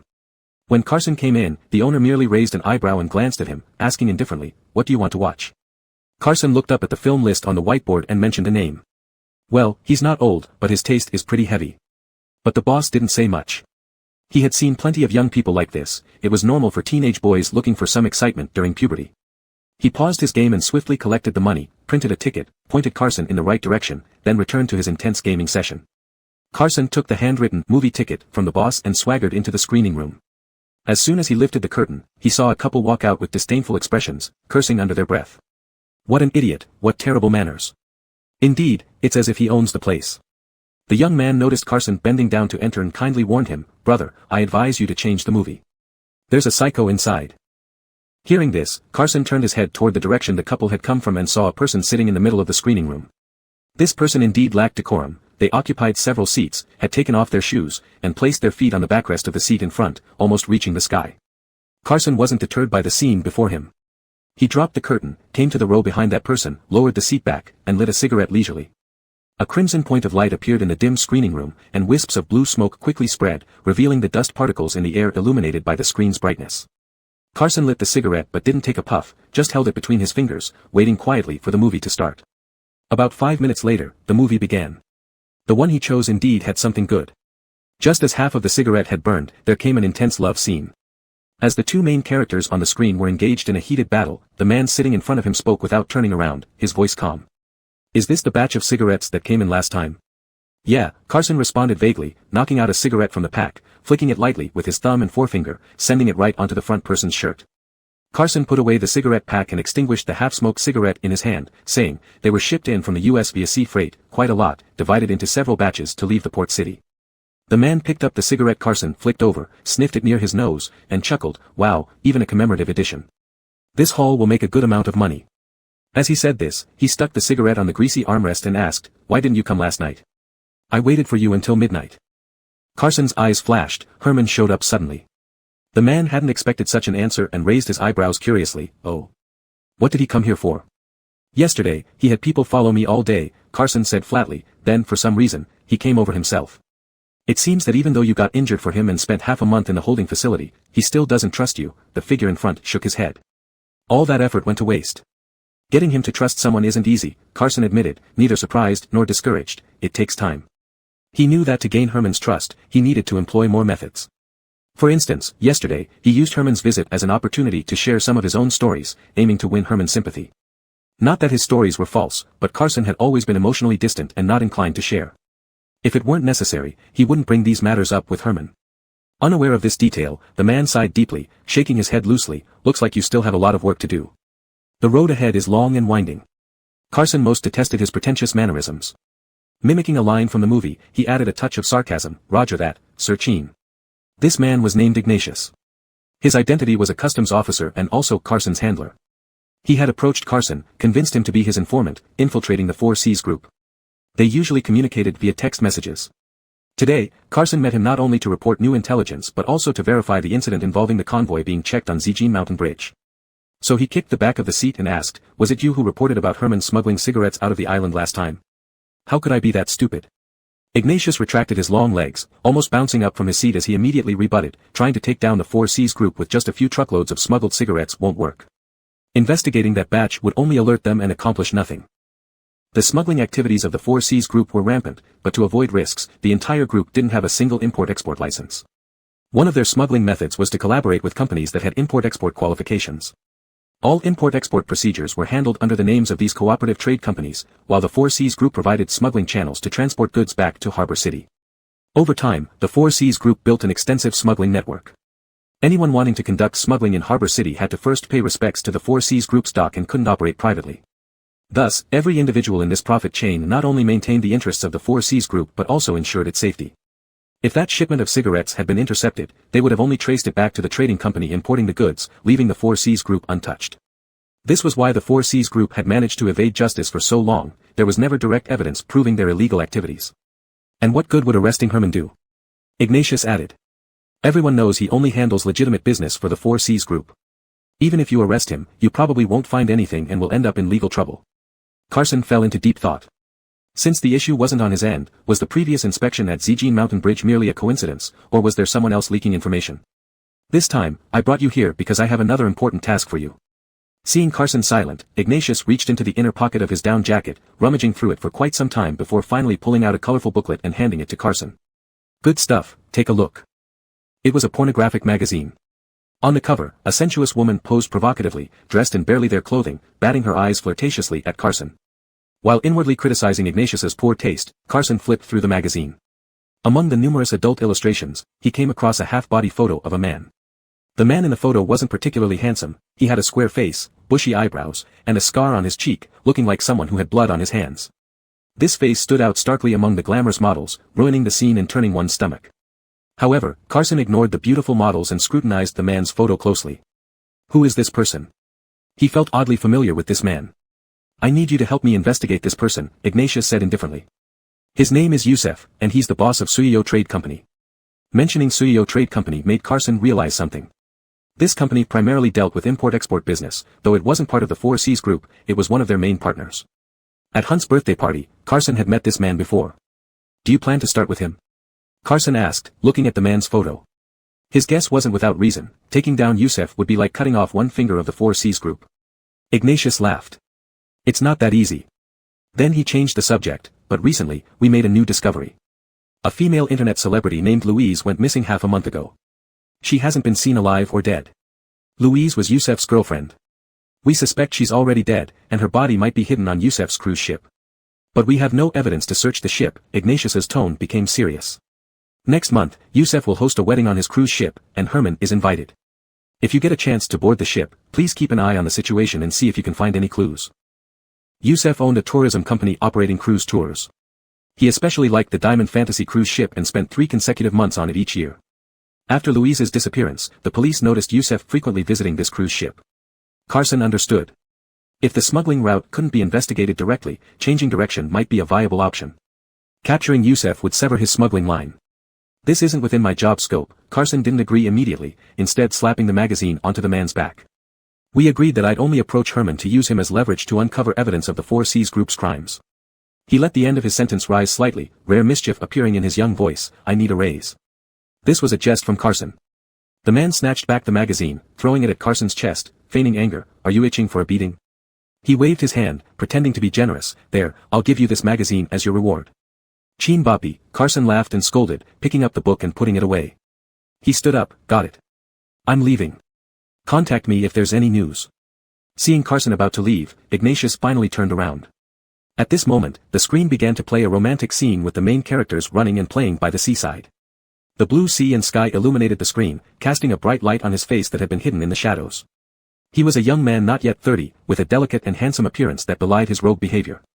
His eyebrows and eyes gave off an initial impression of reliability and integrity. Looking at this exterior alone, it was hard to imagine he would do something as unpredictable as meeting someone in an underground cinema, carrying a pornographic magazine as payment. Be careful. He looked up at Carson. The carefree attitude vanished, replaced with seriousness and concern. Although we have no evidence to charge Herman with a crime, it doesn't mean he isn't dangerous. Carson wasn't used to his serious demeanor, waving his hand. Understood. The man turned back to the movie, focusing on it again. Take care on the way. Carson turned toward the exit. As he reached the door, he suddenly stopped. He hadn't intended to bring this up, but before leaving, he couldn't help turning back to ask, "How's my mother's sentence reduction going?" "I've already submitted the report to higher-ups." Ignatius kept his eyes on the vivid screen, responding with his back to Carson, "After the task is completed, I'll work on it for you." Chapter 0015. Something happened. In just half an hour, the video parlor owner's entertainment had shifted from playing games in a team to tipping internet celebrities in live streams. Seeing Carson come out so soon, he asked redundantly, "Leaving?" Carson responded without further explanation. "Hee," the owner said with a sneer, probably imagining something mischievous, stimulating, wasn't it? The young man couldn't take it. Carson ignored this trivial question, pulled open the glass door plastered with posters, and bent down to step outside. The midday sun felt like summer had arrived early. The sharp contrast between indoor and outdoor lighting made Carson squint as soon as he stepped out of the store. As the brief blindness passed, a black sedan across the street caught his eye instantly. For a moment, he forgot about the glaring sunlight, widening his eyes. Because that was Herman's car. Carson's heart tightened. Before Carson could approach to investigate, the driver's side door opened, and Dwayne got out of the car.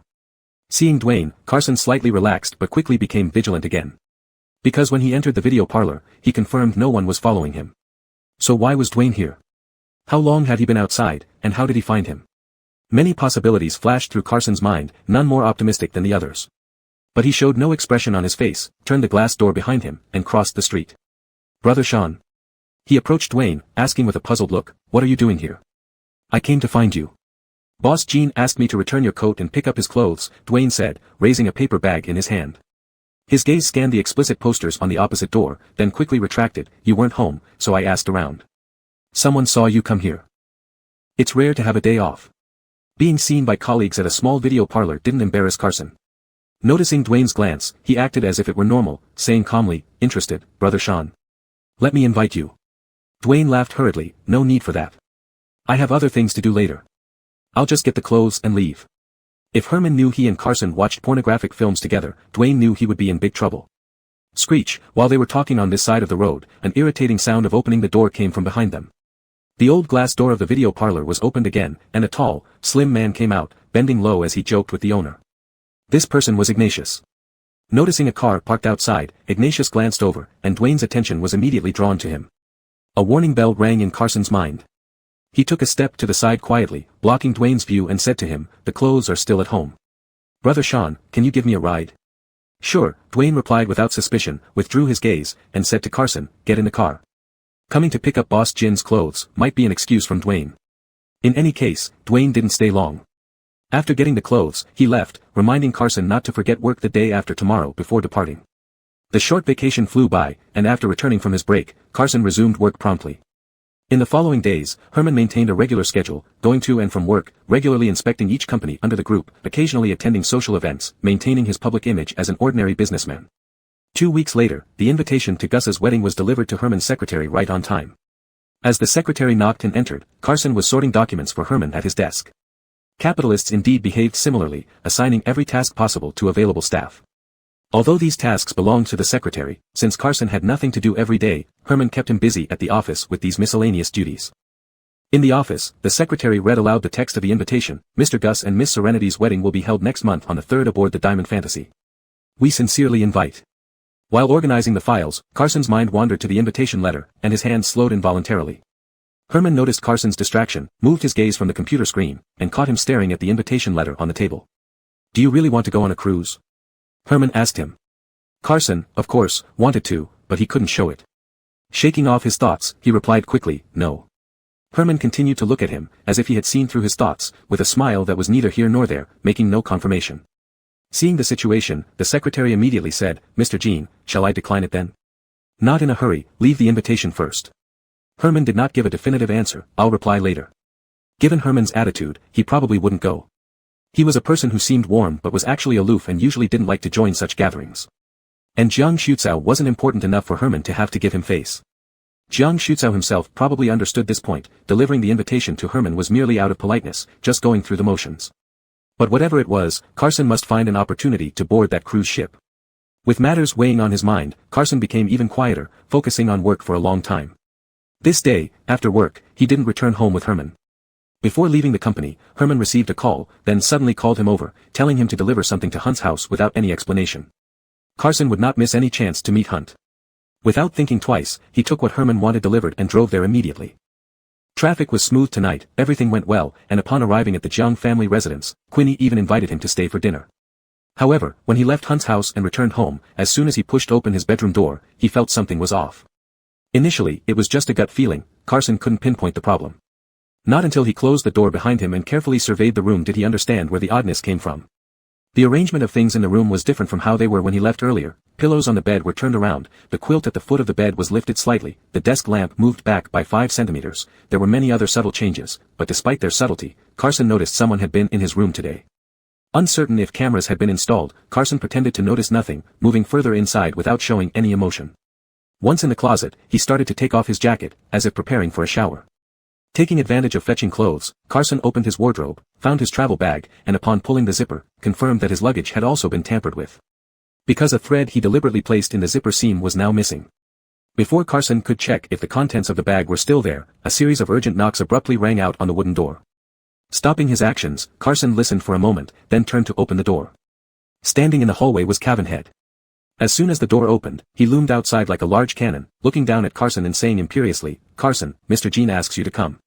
Carson pushed the door wider, seeing 2 more people standing behind Cavanhead, their faces tight with a heavy and intimidating presence. Carson realized something had happened. All right. Carson acted as if he hadn't noticed anything unusual, showing no signs of worry. He naturally lifted the clean t-shirt draped over his arm and said to Cavanhead while closing the door again, "Cavanhead, you guys go ahead. I'll take a quick shower and be right there." A pair of shoes with alligator-patterned leather slipped into the doorway, halting its closing halfway. Not only did Cavanhead not leave, he used an unusually firm tone to say without any room for negotiation, "Mr. Jean means immediately." Carson paused in his action, silent for a moment, then tossed the clothes onto a chair behind him, turning around fearlessly to meet Cavanhead's gaze. "Lead the way." Leaving these words, he walked out of the room and stepped ahead, leading the way forward. Chapter 0016 The Mole. Since Herman injured his leg, his movements within the house have been greatly restricted. That evening, instead of meeting Carson in his study on the 3rd floor as usual, Herman had Cavan guide Carson down the stairs to the basement level. The basement was a ballroom. It seemed rather peculiar to design such an unremarkable floor for hosting grand banquets. However, since Herman rarely entertained guests at home, this floor lay mostly unused throughout the year. But today, this spacious and empty space finally came into play. Dwayne saw Cavan leading Carson down the stairs, leaned over to whisper a few words to Herman. In the center of the hall was only one long table, with Herman sitting alone before it, never once casting his eyes on Carson. Upon hearing Dwayne's words, he merely nodded without saying anything. Carson, however, immediately noticed Herman at the center of the crowd. He originally thought Herman would see him privately, but upon arriving, he found the usually echo-filled ballroom already filled with people. These were Herman's loyalists within C-High Group, each working for various subsidiaries. There were around 100 people present. More oppressive than the dense crowd was the atmosphere inside. As soon as Carson appeared, everyone's gaze locked onto him with an eerie intensity, almost suffocating. Ah ting, over here." The only exception was Murphy. Ignoring the tension in the air, he waved frantically at Carson. Carson glanced sideways at Cavan, who showed no special reaction, then continued to walk towards Murphy as if nothing unusual was happening. As Carson approached, gazes from all directions began to shift toward Murphy, yet he remained oblivious. Seeing Carson, he grabbed his sleeve and complained, "Ah ting, why did you take so long? I've been waiting for you." "I was handling some matters for Boss Jean," Carson replied honestly, scanning the surroundings before asking Murphy quietly, "What's going on?" "I don't know the details either." Murphy suddenly perked up but restrained himself due to the setting. He leaned close to Carson, speaking in a hushed tone, "I heard they caught a mole." "A mole?" Carson frowned deeply. "Yes, there's a mole," Murphy said excitedly. Had it not been for the inappropriate setting, he would have elaborated more. "I heard someone tipped off the cops about the Zijin Mountain Bridge incident, and the checkpoint there was deliberately set up to check us." "That's impossible." Carson felt an ominous premonition surge within him, suspecting that his actions had been exposed. Carson quickly analyzed the situation in his mind but kept a skeptical expression on his face. "Is that true? How come I didn't hear about it? Don't tell me you're just spreading rumors." "Of course it's true." Murphy bristled at Carson's doubt and defended, "I heard Dwayne even found evidence in that person's room. Now the proof is solid, there's no way this person can escape." Recalling the ransacked room and luggage, Carson felt a sinking sensation in his heart. He was about to pry more from Murphy when Herman, seated at the head of the long table, leaned back in his wheelchair and said indifferently, "Everyone is here, right?" Dwayne stepped forward and nodded. "Let's begin then." Herman waved his hand dismissively, appearing indifferent, his gray eyes seeming weary of it all. Carson's attention briefly shifted to Herman at the head of the table. He couldn't quite figure out whether this stern and cold man was the same one who had smiled at him in the office earlier, asking if he wanted to go on a cruise. With Herman's command, Dwayne moved from behind the long table to stand before everyone. Whether intentionally or not, he faced Carson squarely. As a result, his next words sounded directed solely at Carson. Most of you might have already heard why we gathered here today. Dwayne didn't mince words, getting straight to the point. After his opening statement, Dwayne paused, surveying the crowd, then continued, during our last shipment operation at Zhejiang Mountain Bridge, we encountered some issues which nearly caused significant problems. Afterwards, I investigated and found out that what happened that day was not a coincidence but someone among us leaked the information. Dwayne stressed his words. That day, the police accurately knew our departure time and route, and they deliberately set up a checkpoint at Zhejiang Mountain Bridge. Speaking of that day's encounter with the police on the bridge, many were still unnerved. As soon as Dwayne finished his sentence, a few hot-tempered men in the crowd started cursing. *CK, we nearly got killed. I knew something was off. If it weren't for us passing by, why would they choose to set up a checkpoint then? If I find out who did this, I'll kill that traitor. Dwayne usually stayed close to Herman, always concealing his sharp edges and maintaining an air of humility. But now, he took control perfectly, leading the rhythm. Various offensive slurs rang out in the crowd, but Dwayne didn't intervene, he simply waited for everyone to vent their emotions. When they finally calmed down, he took a transparent sealed bag from his pocket and threw it on the floor next to Carson like discarding trash. With a thud, the bag hit the ground, and the just settled crowd began to murmur again. What's that? Move, let me see what it is. It's too far to tell, just a black blur. Is it a memory card? Carson knew what it was. Being nearby, he could clearly see that inside the transparent bag was a SIM card. This is a phone card. We found it today among that person's personal items, Dwayne clarified without withholding any details. Following this card, I traced his call logs and messages. Based on my findings, this person not only leaked information but also met secretly with suspected police personnel. This statement caused another uproar. It seemed this mole had grand ambitions, determined to put them all at risk. Fortunately, they discovered it early, or serious problems would have arisen. Murphy had never witnessed such a scene before.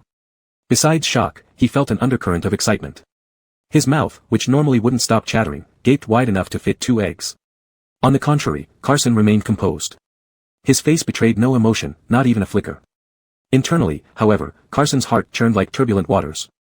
After hearing Dwayne's words, he clenched his fist subconsciously and, instinctively, glanced at Herman. Herman didn't show any particular reaction, remaining calm as usual. But when Carson looked at him, Herman subtly raised his eyes. We already know who this person is. This time, Dwayne didn't wait for the roaring crowd to quiet down but clapped his hands, drawing everyone's attention back to him. We've been brothers for a long time, none of us wants things to get ugly. President Jean is willing to give you one last chance. If you step forward now, everything can still be resolved. As Dwayne spoke, his gaze scanned the varied expressions in the crowd, eventually resting firmly on Carson. Finally came the main event. If this ballroom, filled with over 100 people, had been stretched to its limit by Dwayne's relentless pressure, his final words were like a needle pricking that balloon. A thunderous explosion erupted within everyone's heart. The tremors settled into an eerie silence. For the next minute, the ballroom was deathly quiet. It was so silent that one could almost hear the hidden thoughts of those around them. Everyone held their breath, waiting for the person Dwayne referred to step forward. But despite the long wait, no one stepped forward to confess. The murmurs grew louder. Still, no one confessed. Well, looks like no one is going to admit. Dwayne's patience ran out. He took 2 steps forward, a chilling smile on his face. Then I'll have to bring him out myself. Before anyone could react, Dwayne was already in front of Carson, reaching out without hesitation. Time seemed to slow down. Carson saw the scar on Dwayne's palm, Murphy's widened eyes, and the faint smirk on Herman's lips. Dwayne moved with lightning speed, grabbing the cold collar and yanking Carson mercilessly out of the crowd. He forcefully pushed him down under the dazzling crystal chandelier. Chapter 0017, Carson, you come. Hidden among the crowd, Emerson hadn't figured out the situation when Dwayne reached out and dragged him out. He lost his balance, stumbled a few steps, first bumping into someone, then being kicked away by a foot that seemed to come from nowhere. He finally slammed heavily against the edge of a table and fell into the open space in the center of the crowd. Today, he was supposed to be working the night shift at the warehouse. He had just returned to his post after dinner when he was urgently summoned to Herman's home. The refracted light from the crystal cast colorful hues but made Emerson's face look ghastly pale. Trying to get up, he struggled several times but then collapsed again, weakening and falling limp on the ground. Everyone exchanged looks. It turned out that this so-called informant Dwayne mentioned was actually Emerson. Though he shouldn't have, Carson still slowly exhaled the breath he'd been holding without letting anyone notice his tension. It wasn't me, really it wasn't me. Realizing what had happened, Emerson panicked, anxiously looking around, mumbling repeatedly, Mr. Gene, it wasn't me, really it wasn't me, I didn't do anything. Among those who had been shouting loudest were some who privately got along well with Emerson. They hadn't expected the traitor to be Emerson, and their fervor immediately died down. Even Cavanhead couldn't help defending Emerson. Lienshan, isn't there some misunderstanding here? How could Emerson do such a thing? Seeing Cavanhead speak up for him, Emerson clung to what felt like his last lifeline, echoing hastily, yes, it's a misunderstanding, all misunderstandings. He nudged a SIM card on the ground with his toe. What is this? I've never seen it before. Emerson's acting was indeed quite clumsy. Dwayne laughed coldly. You say this is a misunderstanding? I ask you, who did you meet at Noah's Ark nightclub on the 10th of last month? He patiently questioned further, where did the Lexus your little girlfriend is driving now come from? And why does your father's bank account suddenly have an additional 800,000 cash? My. Emerson's lips quivered, uttering the word my over and over, but no coherent response followed. He hadn't anticipated that Dwayne would have dug up all this information about him and momentarily didn't know how to refute it. Dwayne stared intently at Emerson, his gaze as sharp as an eagle's, and demanded fiercely, who is the person behind you? Emerson shuddered, unsure how to answer Dwayne. His lips moved soundlessly, weakly denying, I really didn't. His eyes darted towards Herman behind him, tears streaming down like floodgates opening. Mr. Gene, I am wrongly accused, please stand up for me. Emerson had followed Herman for quite some time. Watching this brother-in-arms, with whom he had faced many trials, kneel before him sobbing uncontrollably, Herman remained unmoved. His gaze swept over Emerson briefly, and he calmly said, you know the rules. Emerson froze where he stood, all color draining from his face. He knew what these rules meant. Cavanhead wanted to say more upon seeing this, but he shut his mouth as soon as he caught Herman's gaze. He too knew the rules. In the underworld, one must follow them to maintain order. With Herman's tacit approval, Dwayne reached into his inner coat pocket again. This time, instead of producing irrefutable evidence of betrayal, he pulled out a gun directly from his pocket. President Gene. Mr. Gene. Seeing the gun, Emerson trembled violently, fear coloring his previously grayish face with a hint of red. He hurriedly wiped away his tears and snot, scrambling towards Herman, only to be kicked aside by Dwayne as he tried to grab Herman's leg. Herman's expression remained unchanged. His gaze rose from his wrinkled trouser cuff, caused by Emerson's clutching, and settled on Carson's face. He stared at Carson for 2 seconds, then softly instructed, Carson, you come. Understanding the implication, Dwayne promptly presented the gun to Carson, take it. The unexpected turn of events left Carson stunned, and he didn't take the gun from Dwayne. After a long pause, he lifted his eyes and asked Herman, come to, do what? His voice was full of confusion. Sitting calmly in his wheelchair, Herman leisurely replied, what do you think? His meaning was clear, Herman wanted him to execute Emerson. For tonight's private punishment, Herman had chosen Carson to be the executioner. Although sudden, Herman's decision was not a spur-of-the-moment one. Carson understood that this was an opportunity given to him by Herman, a test, both a whetstone and a token of allegiance. If he passed this test, he should be able to gain a real entry ticket into the 4Cs group. Mr. Gene, I don't know how to use a gun, Carson responded, despite his awareness that this was likely futile. Moreover, murder is illegal. Despite the extreme tension in the air, some people in the crowd chuckled at Carson's statement, as if they had just heard the greatest joke in the world. Carson knew very well that everyone here today was fearless and beyond the law. Invoking the law would do nothing to deter them. He was merely looking for a seemingly reasonable excuse to mollify Herman, to buy time and find an opportunity to contact the police. Dwayne seemed to see through his intentions and explained with mock enthusiasm, it's very simple, watch closely. He swiftly loaded the bullets, skillfully disengaged the safety catch, squinted one eye, and mimicked the act of shooting in mid-air before handing the gun over to Carson. Aim at the head and pull the trigger, and as for the rest, Dwayne paused, hinting heavily, you don't need to worry. Seeing Carson still hesitate, Dwayne deliberately taunted him, or are you unwilling to do such a simple task for Mr. Gene? Now, having no way to retreat, Carson numbly took the gun. The gun was heavy, sending a chill through his hands, its weight like 1,000 caddies, dragging him straight down to the ground. Ah ting, Emerson was already scared stiff, staring blankly at Carson, muttering, don't. Apart from Emerson, everyone else was holding their breath, focusing on Carson, who had been entrusted with this important task. They were awed by Herman's ruthlessness, yet also coldly curious whether Carson would really pull the trigger. But Carson had no time to care about these things. His mind was in chaos, filled with conflicting thoughts. Killing someone was absolutely impossible, but if Herman chose someone else to do it, Emerson would certainly die. What if he pretended to miss? But missing would be useless, Herman would surely force him to fire a second shot. Thinking this over, Carson looked at Herman. With the gun in hand, why not simply eliminate Herman directly?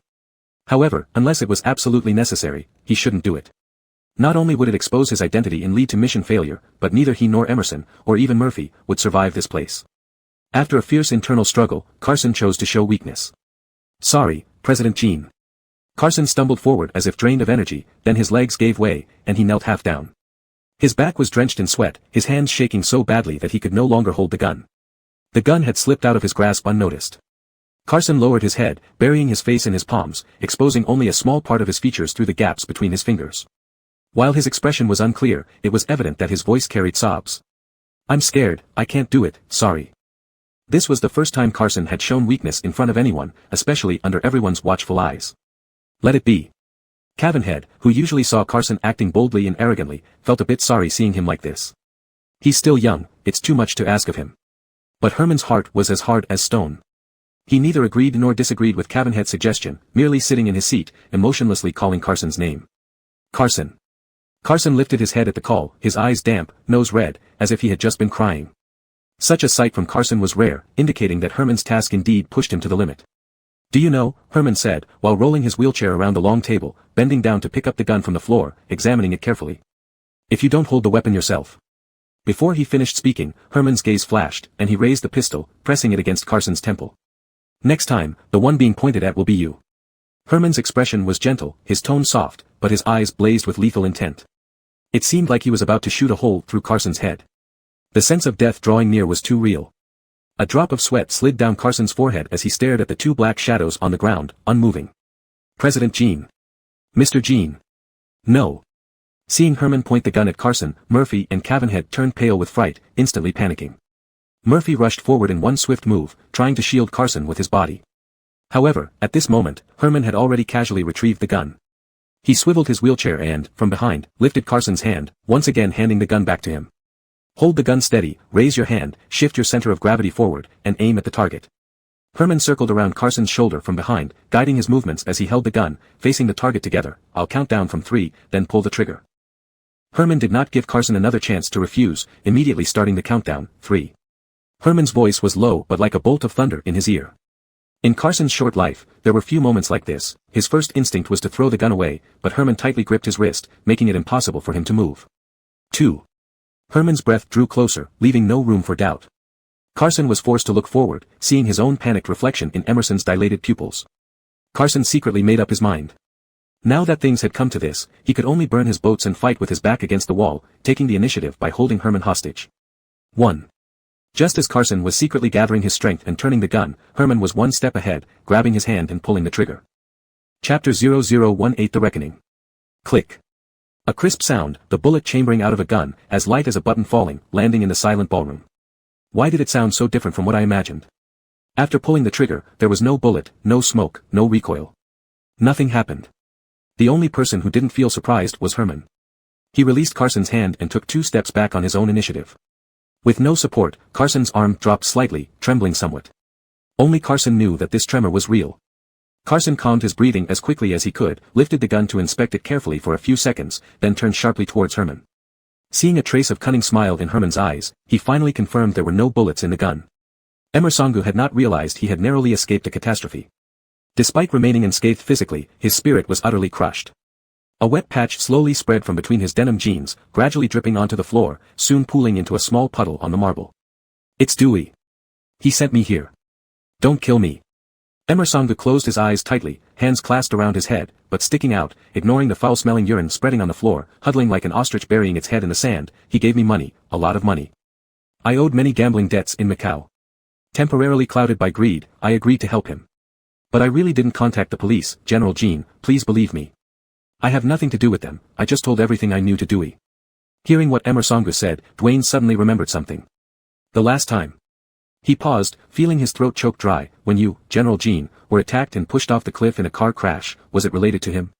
"Me, yes, I reported General Jin's itinerary of that day to Dewey." Emersongu's psychological defense was completely shattered. Words spilled out uncontrollably, whether they should be said or not, but I don't know how it ended up like this. So it turns out Herman ended up in such straits partially due to Emersongu. Dwayne couldn't contain his anger. He snatched the gun from Carson's hand, aiming it at Emersongu. However, Herman, as the victim, had already contained all his rage, no longer aggressive as before. He coldly observed the situation like a bystander. Realizing it was only a dummy gun after taking hold of it, Dwayne, in a fit of rage, tossed the gun aside, grabbed Emersongu by the head, and smashed it onto the ground fiercely. "I'll kill you." Murphy, also enraged seeing Emersangu, rushed forward, grabbing Emersangu by the collar and punched him twice mercilessly. If Dwayne and Murphy kept this up, Emersangu might really lose his life. Herman sighed inwardly and sought help from Carson. Carson, stop them. Carson hurriedly stood up and stepped between them to restrain Dwayne. Seeing this, Murphy also rushed over to hold back Murphy. Alas, their punches and kicks were too swift. Within moments, Emersangu was already bloodied and bleeding profusely. Bright red blood spattered on the white marble pillars, evoking shock. I'm sorry, Mr. Jean. I wronged you. For a long time, no one spoke in the ballroom except for Emersangu's anguished cries echoing through it. Herman, ending the chaos once again, seemed disinterested, having lost any further interest in the drama. All right, we've gotten to the bottom of things. Herman waved his hand, indicating to Dwayne, take him away. Still immersed in his fury, Dwayne hesitated, but Murphy, reacting quickest, let go of Murphy and, along with two others, dragged the terrified and soiled Emersangu into the basement without a second thought. All right, that's it for today, Herman massaged his brow, looking exhausted. It's late, everyone can leave now. With those words from Herman, everyone dispersed, feeling relieved to leave. Everyone remained silent while leaving, still unsettled by what just transpired. The crowd which arrived bustling was now retreating quietly like ebbing tides. Seeing Carson standing dazedly, Murphy tugged at his sleeve, a ting, let's go. Okay, Carson snapped out of his daze and followed the crowd upstairs. Before leaving the ballroom, he inexplicably turned his head and happened to see Herman sitting alone under the lamp, looking somewhat lonely. Before Carson could develop any particular feeling, Herman looked up at that moment and saw him watching. He seemed to suddenly remember something and said, Carson, stay. Murphy, walking beside Carson, was puzzled by why Herman wanted Carson to stay, looking bewildered. Carson shook his head, signaling him to leave first. After Murphy left reluctantly, glancing back every few steps, Carson quickly walked down the stairs in 3 strides. In an instant, the crowd dispersed, leaving only Carson and Herman in the spacious ballroom. Since Herman had asked him to stay, there must be something to discuss. Standing too far away would seem unwise, so Carson proactively approached Herman and softly called out, Mr. Jean. Were you scared just now? Herman asked him. Embarrassed, Carson replied, no. This no carried a bit of stubbornness. In truth, he had never seen such a scene before. To avoid being mocked by Herman, Carson quickly changed the subject. What will happen to Emersangu next? Herman found this question somewhat naive and amusing. He glanced at Carson and retorted, what do you think will happen? I don't know, Carson answered honestly, will you kill him? Herman laughed, shaking his head. Confused by Herman's smile, Carson felt his emotions fluctuating throughout the evening. Now, with everything settled, he felt utterly exhausted. He was relieved it wasn't himself who was exposed but couldn't help worrying about Emersangu's safety. He also knew that, from Herman's perspective, Emersangu deserved punishment, yet no one had the right to decide someone's life or death. After his laughter subsided, Herman patiently explained to Carson, do you know how troublesome it is these days to clean up after killing someone? A person like Emersangu isn't worth the risk. Then he added seriously, and murder is wrong. Herman sounded convincing because he was cautious and avoided unnecessary trouble. Learning that Emersangu's life was safe, Carson's furrowed brows slowly relaxed. Though Carson thought he had hidden his feelings well, his subtle changes were noticed by Herman. Then Herman playfully threatened, I have plenty of ways to make his life worse than death. He'll soon realize living might not be as comfortable as dying. As expected, hearing this, Carson's expression turned grave again. Carson was still too young, he couldn't conceal his thoughts perfectly in front of someone like Herman. So, what are you going to do? Carson couldn't help but ask. You care about other people's business quite a bit, Herman deflected without directly answering, don't think just because only issues were found with Emersangu that you're off the hook. Startled, Carson became alert. Had Herman set up something else for him? This time Herman didn't wait for Carson to confess on his own. He controlled his wheelchair back to the long table and pulled out a book from a drawer, tossing it on the surface. Tell me what this is, Herman looked at Carson and raised an eyebrow. Despite having seen the cover before, its explicit nature still made Carson's eyes twitch. The more crucial the situation, the more he needed to remain calm. Shifting his gaze away from the unsettling photo, Carson responded carefully and rationally, a magazine. This was the magazine he had received at the video parlor, containing Bonnie's photo. Back at Yuanming Mountain, he had tossed it into his luggage, fortunately burning the photo beforehand. It was clear that Dwayne had found this magazine in his room. Where did you get it? Herman pressed on, seemingly intent on embarrassing the young man today. After deliberating, Carson cautiously replied, a friend gave it to me. Although Carson hesitated, the book was indeed a gift, and sharing such things among boys was normal, right? Carson wasn't entirely sure. Which friend? What kind of messy friend? Herman was clearly not satisfied with this answer. His finger tapped on the cover, how old are you to be looking at something like this? Is this what kids should be reading? Reminded by Herman, Carson only then noticed the bold words printed on the lower right corner of the cover, swap tragic, 1 dragon 2 phoenixes, human and beast. Carson's ears turned red instantly. He opened his mouth in confusion but closed it again, unsure of what to say. His reaction made him look guilty and speechless. What did you do during the 3-day holiday? It seemed Herman was determined to get to the bottom of things today and was also settling old accounts. Carson silently reviewed his activities in his mind. His life over those 3 days had been rather simple. He just wandered into a massage parlor, got into a fight with yellow hair, visited an underground adult video hall, and didn't do anything outrageous besides that. But upon reflection, he hadn't really done anything meaningful either. Herman knew very well what Carson had been up to without needing an answer. The more he thought about it, the more frustrated he felt, reaching out to jab Carson's forehead hard. At your young age, you don't learn well and just indulge in all sorts of nonsense. How can you possibly turn out right when you grow up? It seemed Herman had long been displeased with Carson's behavior and now seized this opportunity to settle all accounts. Feeling inexplicably scolded by Herman, Carson took a step back, puzzled. Just moments ago, Herman had been suggesting murder, and now he was reprimanding him over a magazine. Compared to murder, reading an adult magazine wasn't such a big deal, right? And he hadn't even seriously looked through it. This scolding felt quite unfair. Carson weakly defended himself. I didn't. Though he didn't know why he felt compelled to explain himself to Herman, what difference did it make if Herman misunderstood? Confiscated. Herman swept the magazine off the table and locked it in the drawer. Seeing Carson's unconvinced expression, Herman raised an eyebrow and asked, "What? You're not letting go?" "No." Recognizing the futility of arguing, Carson dropped his eyelashes, adopting an obedient and submissive demeanor. "I'm sorry, Mr. Jean. It won't happen again. There won't be a next time. From now on, unless there's an emergency, you're not allowed to ask Dwayne for leave. Stay with me and don't go anywhere else." Herman knew Carson was putting on an act and wasn't fooled. Cavan has a shooting range. Starting today, go find him twice a week to practice. I taught you how to use a gun earlier, learn as quickly as possible. Chapter 0019, The Fastest Blade. 2 years ago last winter, Philippe achieved great success, so Herman funded him and opened a shooting range for him. Philippe is an honest and righteous person, but he truly lacks business acumen and knows nothing about running a business. After half a year of continuous losses, he handed the shooting range over to his girlfriend to manage. Unexpectedly, his girlfriend managed the shooting range very successfully, and after a while, it became the most famous and largest shooting club in Port City, turning Philippe into a completely idle manager. That afternoon, with nothing much to do, Philippe went to check on the shooting range. He had just sat down at the front desk and hadn't even taken a sip of tea when he saw Herman's car drive through the gates and stop outside the glass window. The arrival of such a big boss was a huge deal. Philippe hurriedly put down his cup and welcomed Herman with several others. "Mr. Jean, how did you come?" Seeing that the one getting out of the car was indeed Herman, Philippe was overjoyed and felt honored. In front of so many employees, Herman didn't put on any airs and smiled at him. "The weather is nice today, so I asked Daryl to take me out for a drive." Philippe, being straightforward, couldn't read between the lines or discern the subtleties. Since Herman said he was just driving around, Philippe really did show Herman and Dwayne around the entire shooting range. It wasn't until Dwayne kept making eye signals until his eyelids twitched that Philippe finally caught on and led them to a non-public training area. This training area, located deep within the shooting range, used to be exclusively for Herman. After his injury, it hadn't been used for quite some time. However, gunshots had recently started echoing from inside again. This time, Philippe didn't lead Herman to select guns as usual but instead took him to the lounge. Just as the three pushed open the door, they saw Carson practicing shooting at the target through a glass partition in the training field. Philippe enthusiastically introduced, "Lately, little Bien has been coming over frequently. Carson is very smart and quick to learn." Philippe brought him to the coach, and it didn't take much effort for Carson to pick up shooting skills pretty well. As Philippe was speaking, a gunshot sounded from inside the field. Carson fired a series of rapid shots, hitting 10 consecutive bullseyes. "This kid is a talent worth shaping, train him well," Philippe remarked.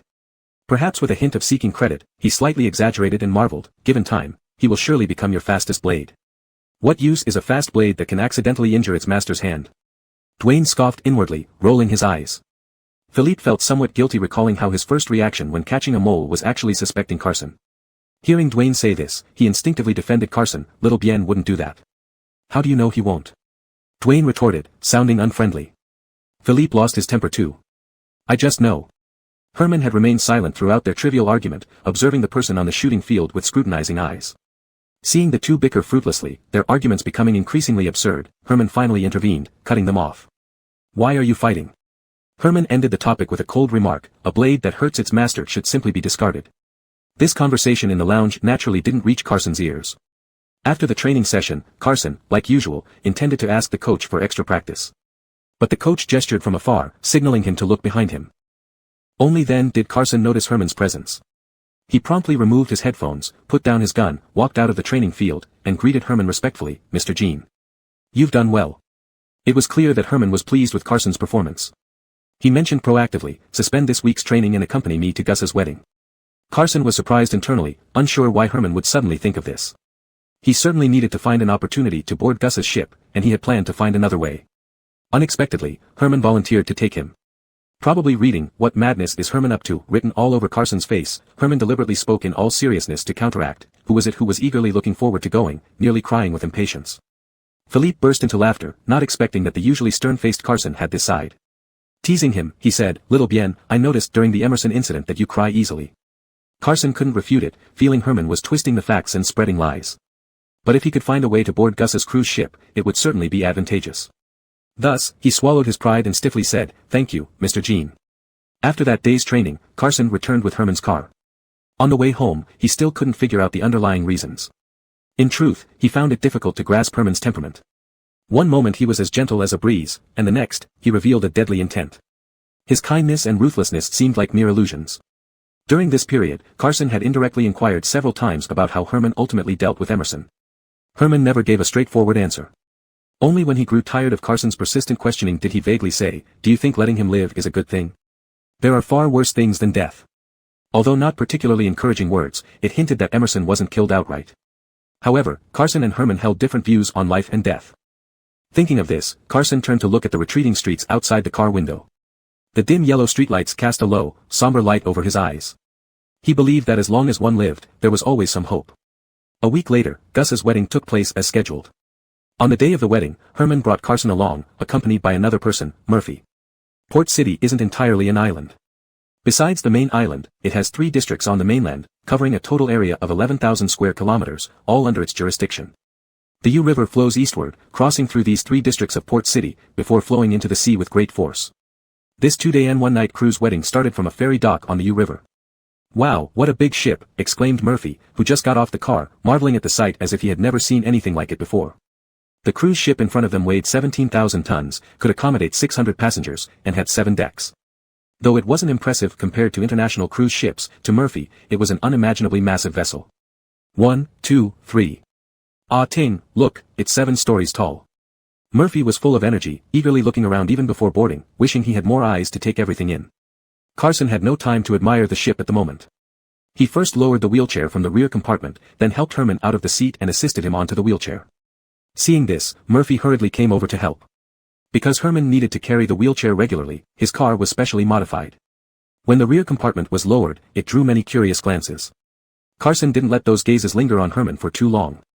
Once Herman was seated in the wheelchair, he left the final touches to Murphy and pushed the wheelchair into the VIP entrance arranged in advance. The groom, Gus, should have been welcoming guests at the main entrance, but he left all the guests waiting and stood by the security checkpoint, specifically to greet Herman. Upon seeing Herman arrive, Gus perked up and quickly approached, rubbing his hands together. His appearance was quite intimidating, making people want to stay away, yet his personality was the opposite. "Mr. Jean, you're finally here." Gus knelt down beside Herman, aligning his gaze with Herman's on the wheelchair, extending his hand. "It's truly an honor to have you grace us with your presence." This person was warm and outgoing, with little temper in daily interactions, especially when facing Herman, always adopting a low posture and even a flattering attitude. "My pleasure. It's your big day, so I couldn't miss it," Herman said, sitting in the wheelchair, shaking hands politely. "Congratulations. Your presence adds luster to this occasion," Gus replied, overjoyed. "Tonight at 8, there will be a welcome party on the deck. I hope you can join us." "Sure." It being a grand occasion, Herman naturally wouldn't refuse the new couple's invitation, agreeing readily. After greeting Herman, Gus straightened up and saw Carson standing behind Herman and Murphy, who had just entered. Due to work-related interactions, Gus knew both Carson and Murphy. Even though they were merely Herman's bodyguards, they were close to Herman, so Gus didn't show any neglect. "Hey, little Bien and Joan, you're here too." He stepped forward, warmly draping his arms around their shoulders. "Enjoy yourselves thoroughly during the next 2 days. If you need anything on the ship, don't hesitate to tell me." Gus leaned closer, lowering his voice ambiguously, hinting at something more. "I promise you'll be satisfied." Carson subtly moved aside to avoid the touch. "Thank you, Mr. John." Murphy had a carefree personality. After a few encounters, he and Gus had become quite friendly. He casually draped his arm over Gus's shoulder and asked, "Of course. Hey, Boss Jiang, tell me what's fun on the ship. There's plenty. Gus led Murphy forward. Follow me, I'll introduce it to you. Murphy turned his head to ask Herman, Boss Jean. Herman smiled and nodded, the ship is very safe, go ahead.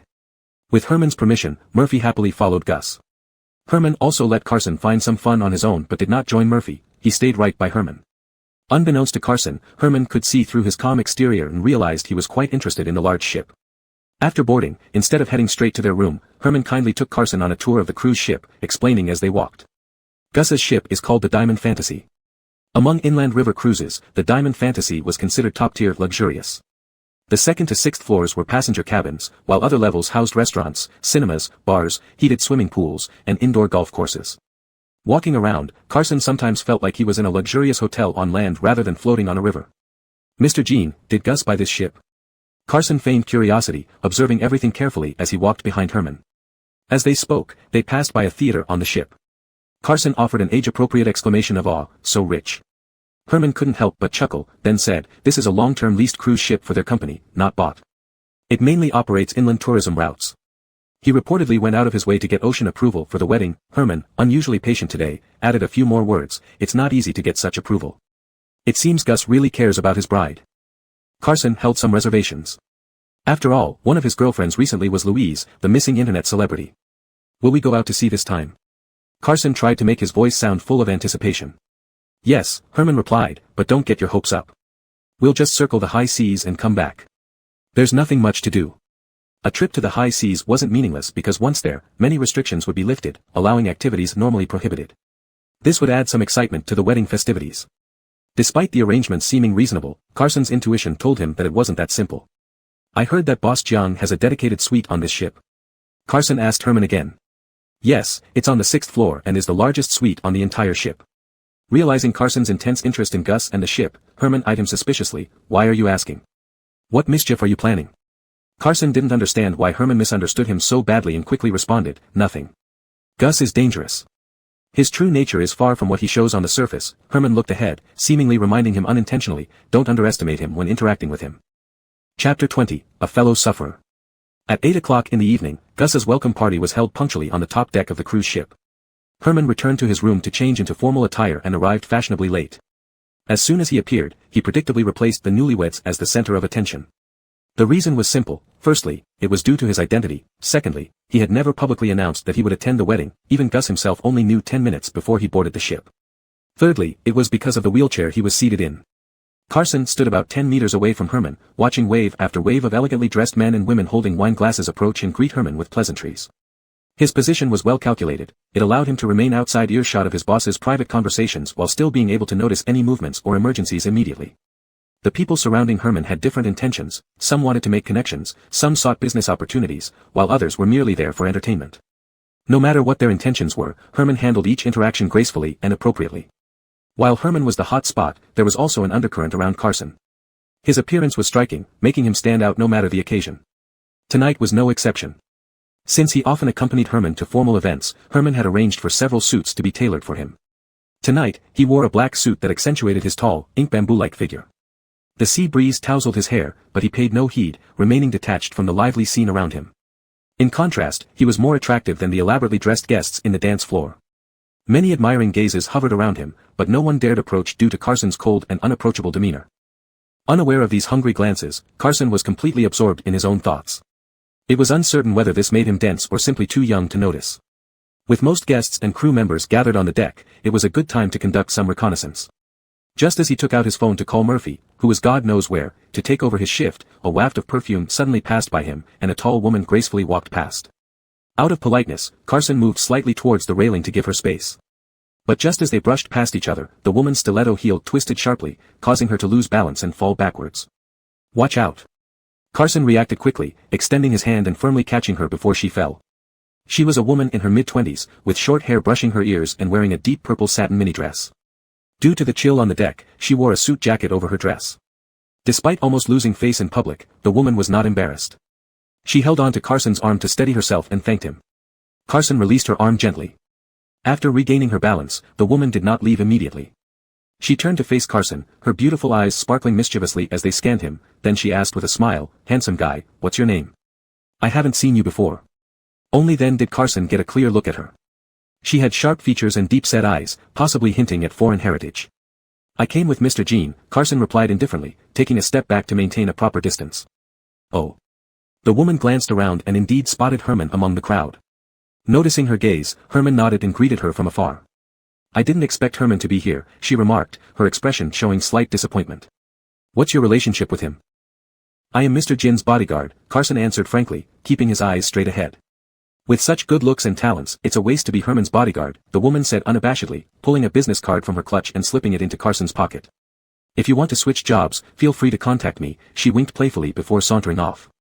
Just as she left, Herman approached, complaining about a headache caused by the deck wind and deciding to return to his room. Though Carson inwardly scoffed at his fussiness, it suited him fine. Without another word, he pushed the wheelchair through the crowd, leading Herman off the deck. The rest of the ship was quiet as most guests attended the dinner.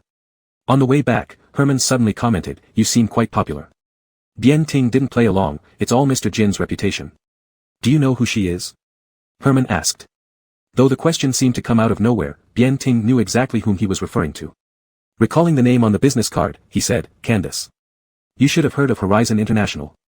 She's the overseas market director of Horizon International, Herman explained, then teased him, working for her would definitely be more promising than being in C-High Group. I haven't heard of Horizon International, Bien Ting replied with a poker face that had been trained as hard as Murphy's, and added without feeling awkward, I only want to follow Boss Jean. Herman chuckled lightly, clearly not taking his pledge seriously. Facts proved Bien Ting wasn't trustworthy because he lied to Herman once again. The moment he saw Candace, her detailed identity flashed in his mind. Moreover, he knew well that Candace had a deep connection with C-High Group. She was one of the most important overseas partners of C-High Group, usually using her company's advantages to arrange various goods overseas and ship them to Port City in various ways. Not just Candace, Bien Ting was well informed about the identities and backgrounds of most people at the welcome dinner. He had already received detailed information from the police before boarding the ship. Most of these people had dealings with Gus and C-High Group. Earlier on the deck, Bien Ting had whimsically thought if the ship sank tonight, the borders of Port City might become clean, and he could retire after success. However, reality was always harsh. There was still a long way to go before he could retire after success. What he needed to do now was to get Herman back to his room first. Bien Ting wheeled Herman towards the elevator. As they passed by the smoking room, they overheard an unguarded conversation. Well, did you see? Herman came in a wheelchair. Through the reflection on the glass, Herman saw the man speaking was wearing a striped suit. He sat lazily on the sofa, shaking cigarette ash into the ashtray. I told you his leg was lame, but you didn't believe me. Is his leg really paralyzed? The other man sitting opposite had his hair combed high with gel. How did it happen? Bien Ting recognized both men. The man in the striped suit was Braun, and the other was Wang Wendao. They each ran small trading companies, minor players piggybacking on C-High Group. At the party, they had put on another face, fawning around Herman, trying to curry favor. They would change their names and follow Herman if he nodded. It said he got into a car accident. Who knows? Anyway, he might lose his voice in C-High Group in the future. Braun laughed scornfully. After all, who will listen to a cripple? I never liked him either, Wang Wendao chimed in, just an adopted son, not the real crown prince, what's so great? Exactly, years ago, he was just a bootlicker by Hunt. Never thought he could climb so high. Turning from a grass chicken to a phoenix, Braun took a puff on his cigarette, leaning against the backrest. If Hunt had a son, there would be no place for him in C-High Group. These two men must have drunk too much and became bolder, saying things worse and worse without noticing anyone outside. As the subject of discussion, Herman remained calm and said nothing. However, Bien Ting behind him couldn't stand it anymore. Mr. Jean, please wait here. Bien Ting's voice darkened, looking up at the reflections of the two men through the glass, almost boiling with rage. I'll make them shut up. Herman turned and looked at Bien Ting, holding back his hand to prevent rash actions. The two men inside the smoking room kept talking without realizing anything. Bien Ting stared coldly, determined not to let it go. Herman sighed, why rush? They're telling the truth. Herman's rise in power in Port City was no secret. Everyone knew the current powerful figure in C-High Group wasn't born into a noble family. His original family was unknown, except that both his parents were dead, and he entered C-High Group at 15, living under Hunt's care. At first, he was merely a low-level employee, doing the dirtiest and hardest work at the bottom of the group. But Herman was smart, excelling in both IQ and EQ, surpassing all new employees soon and earning special attention from Hunt. Hunt had only one daughter, who was in college conducting scientific research and did not involve herself in the company's business. In his middle age, he increasingly felt the need for a helper, and eventually decided to adopt Herman as his son. Carson understood all these reasons but still felt inexplicably, but... You're so domineering, you won't even let others speak their mind. Herman released Carson's hand, leaning back on the wheelchair. Dealing with a snarling puppy like him, Herman had his methods. Alright, don't be angry. It's not worth quarreling with them. My head hurts, let's go back to the room. The anger that surged within Carson seemed to dissipate just as mysteriously as it came, calmed by Herman's light words. But this didn't mean he forgot about it. He silently noted the two men's faces and demeanor, pushing Herman forward. Before leaving, he hammered a punch on the door of the smoking room, startling the two gossipers, causing one of them to jump up from the sofa and burn a large hole in his shirt. According to his original plan, after sending Herman back to the room, Carson should have immediately found an excuse to leave, which he indeed did. However, after leaving, he first found the ship's doctor, got 2 painkillers for Herman, and returned to the room again. Herman was already lying down when he saw Carson come back, looking somewhat surprised. What, did you forget something? Carson approached the bed, palm open, sternly uttering 2 words, take your medicine. Herman stared at the 2 pills in Carson's palm as if he didn't recognize ibuprofen tablets anymore, lost in thought for a long time. Dry and bitter, how am I supposed to take it? After a while, he laughed as usual. Go, get me some water, you really lack manners. Carson obeyed and went to fetch water. The moment he turned around, the smile on Herman's face vanished like morning dew under sunlight. This was the first time Carson was solely responsible for taking care of Herman. After bringing hot water, he wasn't sure what to do next, standing awkwardly beside the bed with the cup in hand. Herman noticed his discomfort and took the cup, saying he could manage himself, take the medicine, and rest for a while. After watching Herman swallow the pills, Carson helped him lie down comfortably, dimmed the room's lights, and then turned to leave. Just before closing the door, a sudden inspiration struck Carson. Without any warning, he looked back at Herman. Headaches were not pleasant. Herman was already in bed. His blanket was pulled high, exposing only a strand of black hair on the pillow. Though he couldn't see Herman's expression, Carson imagined he would be frowning now. There was something Carson was reluctant to admit. During the conversation between Braun and Wang Wendao earlier, he unexpectedly felt a sense of sympathy towards this person who often made him seethe with frustration. Chapter 21, It's Me. The engine room of the Diamond Fantasy was not open for public tours, and visitors were normally not allowed to enter. 2 young female crew members had just finished their shift change and were laughing as they ran through the corridor. Just as they were enjoying themselves, they suddenly saw a man in a suit pacing ahead. The girls quickly shifted into work mode, slowed their pace, and approached with professional composure, saying sternly, Sir, I'm sorry, but this is staff-only area. Visitors are not allowed here. Carson turned around and saw 2 young women in uniform standing behind him. I'm really sorry, I got lost, Carson admitted, looking slightly embarrassed and confused. I was trying to find the casino, and somehow ended up here. Have I caused you any trouble? Oh, it's okay. Just be more careful next time, said the girls, who were now more sympathetic due to Carson's courteous attitude. Their tone softened. The casino is upstairs. Once you exit this door, take the elevator to the 4th floor and walk all the way to the stern of the ship, and you'll find the casino. The other girl added, but at this hour, the casino hasn't opened yet. It will only open once we're in international waters. Right now, there's a party on the 7th deck if you're interested. You can take the elevator to the 7th floor. Carson glanced towards the exit, then turned back and thanked them warmly. Okay, thank you very much. After bidding farewell to the girls, the shyness and naivety on Carson's face vanished instantly. Following the crew's advice, he entered the elevator. However, instead of going straight to the 7th floor, he stepped out on the 6th floor and stood before a dimly lit corridor. Carson held a cruise ship floor plan provided by the police. After leaving Herman's room, he had conducted a rough inspection of the entire ship from top to bottom, focusing on the employee areas and the cargo hold where tourists were prohibited, places most likely to conceal a body. Unfortunately, he found nothing. With that, his next target was the exclusive suite at the end of this corridor belonging to Yusef.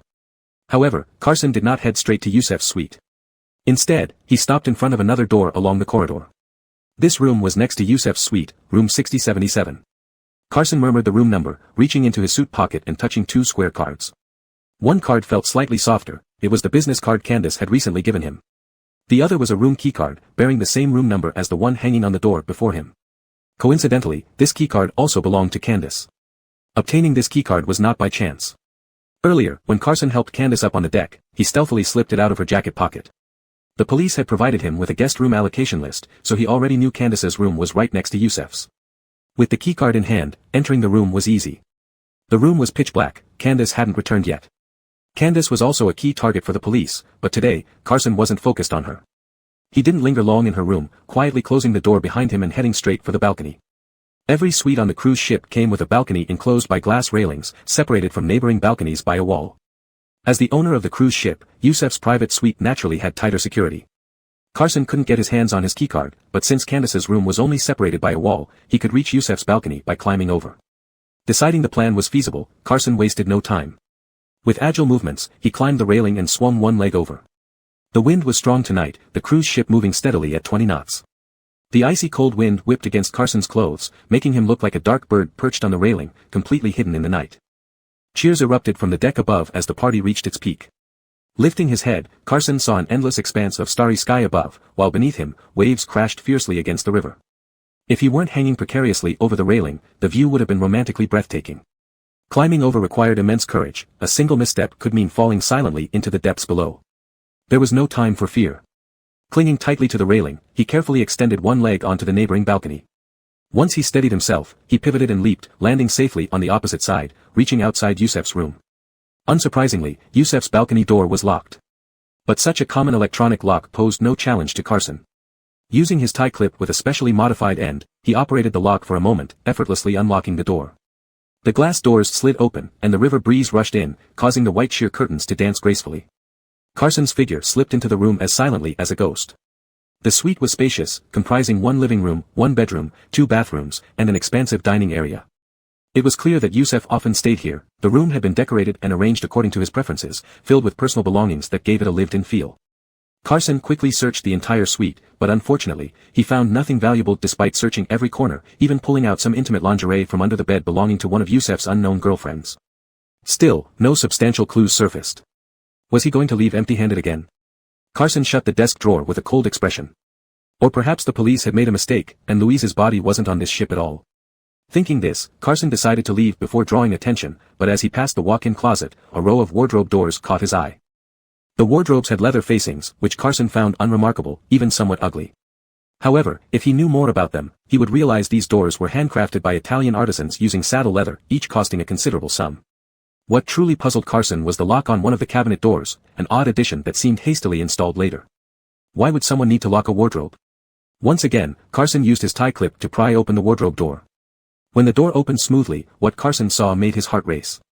Embedded within the wardrobe was a large freezer that stood out prominently from its surroundings. The freezer was plugged in, its control panel lit up, and upon closer listening, there was a faint humming sound. Looking at this metal coffin-like freezer, a terrifying thought struck Carson. He steadied himself and lifted the freezer door. Compared to his peers, Carson had experienced significant challenges and was mentally prepared. Yet, when he saw the frozen girl inside, his stomach churned violently.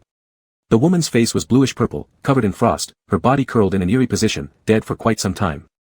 Recalling the photos provided by the police, Carson quickly confirmed that this was indeed Louise.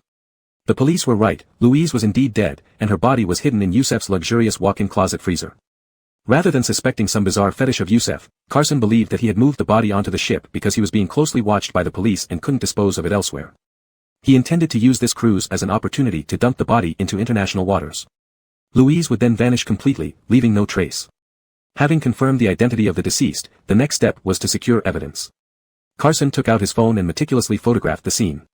The police investigation had been stalled, but now, with the discovery of the body, progress would be smoother. As Carson was documenting the evidence, a series of footsteps echoed down the hallway outside the door. Hearing this, Carson quickly closed the freezer and stepped out of the walk-in closet. With the body found, the most crucial thing now was not to alert anyone before the police arrived. Despite Carson's swift reaction, it was already too late. As he entered the living room, the electronic unlocking sound of the main door rang out. It was impossible to leave through the front door or return via the balcony in time. Trapped between a rock and a hard place, Carson felt helpless. At this critical moment, a hand emerged from the shadows, swiftly grabbing Carson's wrist and pulling him behind the screen. Caught off guard, Carson lost his balance and fell backward, but instead of hitting the ground, he landed squarely on someone else. The palm gripping his wrist was icy cold, while the body beneath him was warm, causing his skin to bristle from the contrasting sensations. Just as he was about to cry out, a hand reached up from behind him and covered his mouth, muffling his voice, MMPH. Now concerned about being discovered, Carson instinctively tried to elbow the person behind him. But as if reading his mind, the person leaned close and whispered, "It's me." Recognizing the familiar voice, Carson froze mid-motion. One thought struck him, Herman. Immediately followed by another, why was Herman here? For a moment, Carson couldn't tell which situation was more perilous, inside the room or outside. Herman spoke softly, his tone devoid of emotion, "Stay quiet if you don't want to die."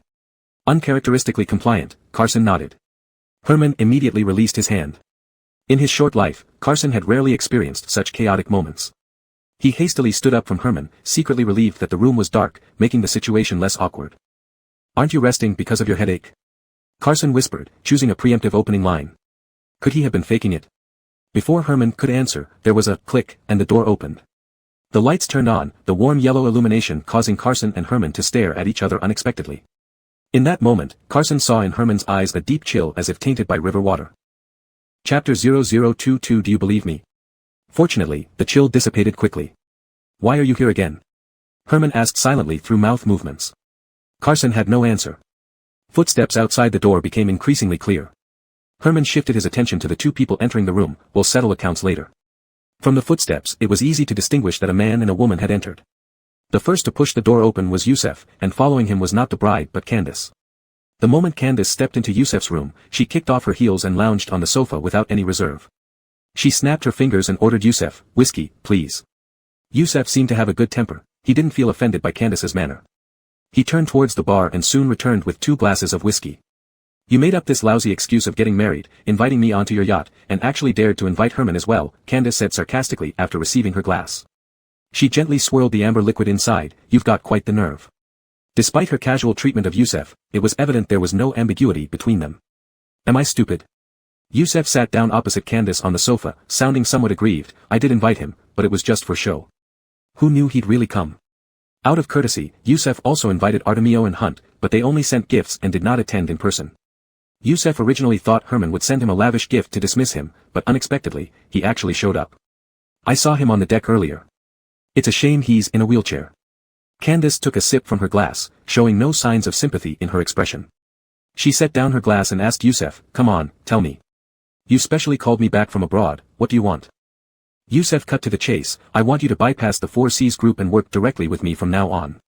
As he spoke, he raised his finger to indicate a number. "I offer you this percentage." Candace raised an eyebrow, clearly intrigued. Compared to the 4Cs group, the share Yusuf offered was indeed more generous. "It's all the same to me who I work with, as long as I can make money," Candace replied, looking at Yusuf without giving an immediate response or revealing that she was slightly interested. "But how do you plan to bypass the 4Cs group and work directly with me?" The smuggling business in Harbor City had long been monopolized by the 4Cs group. Any smuggling activity within Harbor City required going through the 4Cs group and paying them a cut. No one could operate independently without their consent. Everyone is out here making a living. Why should the 4Cs group be in charge? Just because they started a few years earlier? Yusuf became more indignant as he spoke, raising his voice unconsciously. "I've already taken care of Artemio, he's willing to look the other way for me in exchange for help eliminating Herman." At the mention of Artemio's name, Carson glanced at Herman, who shrugged nonchalantly, not appearing surprised. Unbeknownst to them, tonight held unexpected revelations. Herman understood that Artemio not acting personally wasn't due to his limited ability or his ties as a brother-in-law. It was because of Hunt. Hunt grew up from the bottom and valued brotherhood deeply, annually leading his subordinates to swear allegiance and worship Elliot. His worst taboo was treachery and internal strife.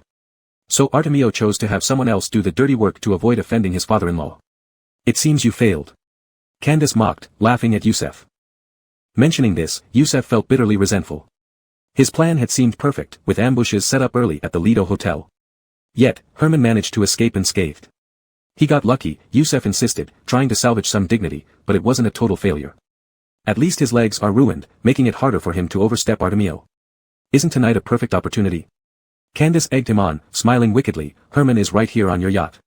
Kill him and throw him into international waters. Problem solved." Hearing this, Yusuf involuntarily glanced toward the coat closet, then quickly looked away with shifting eyes. "No, today more than 600 people have seen him at my wedding. I can't act rashly now."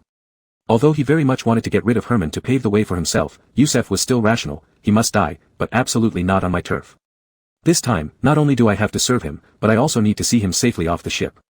Carson understood that Herman must have relied on this point, otherwise, he wouldn't have dared come with just himself and Murphy.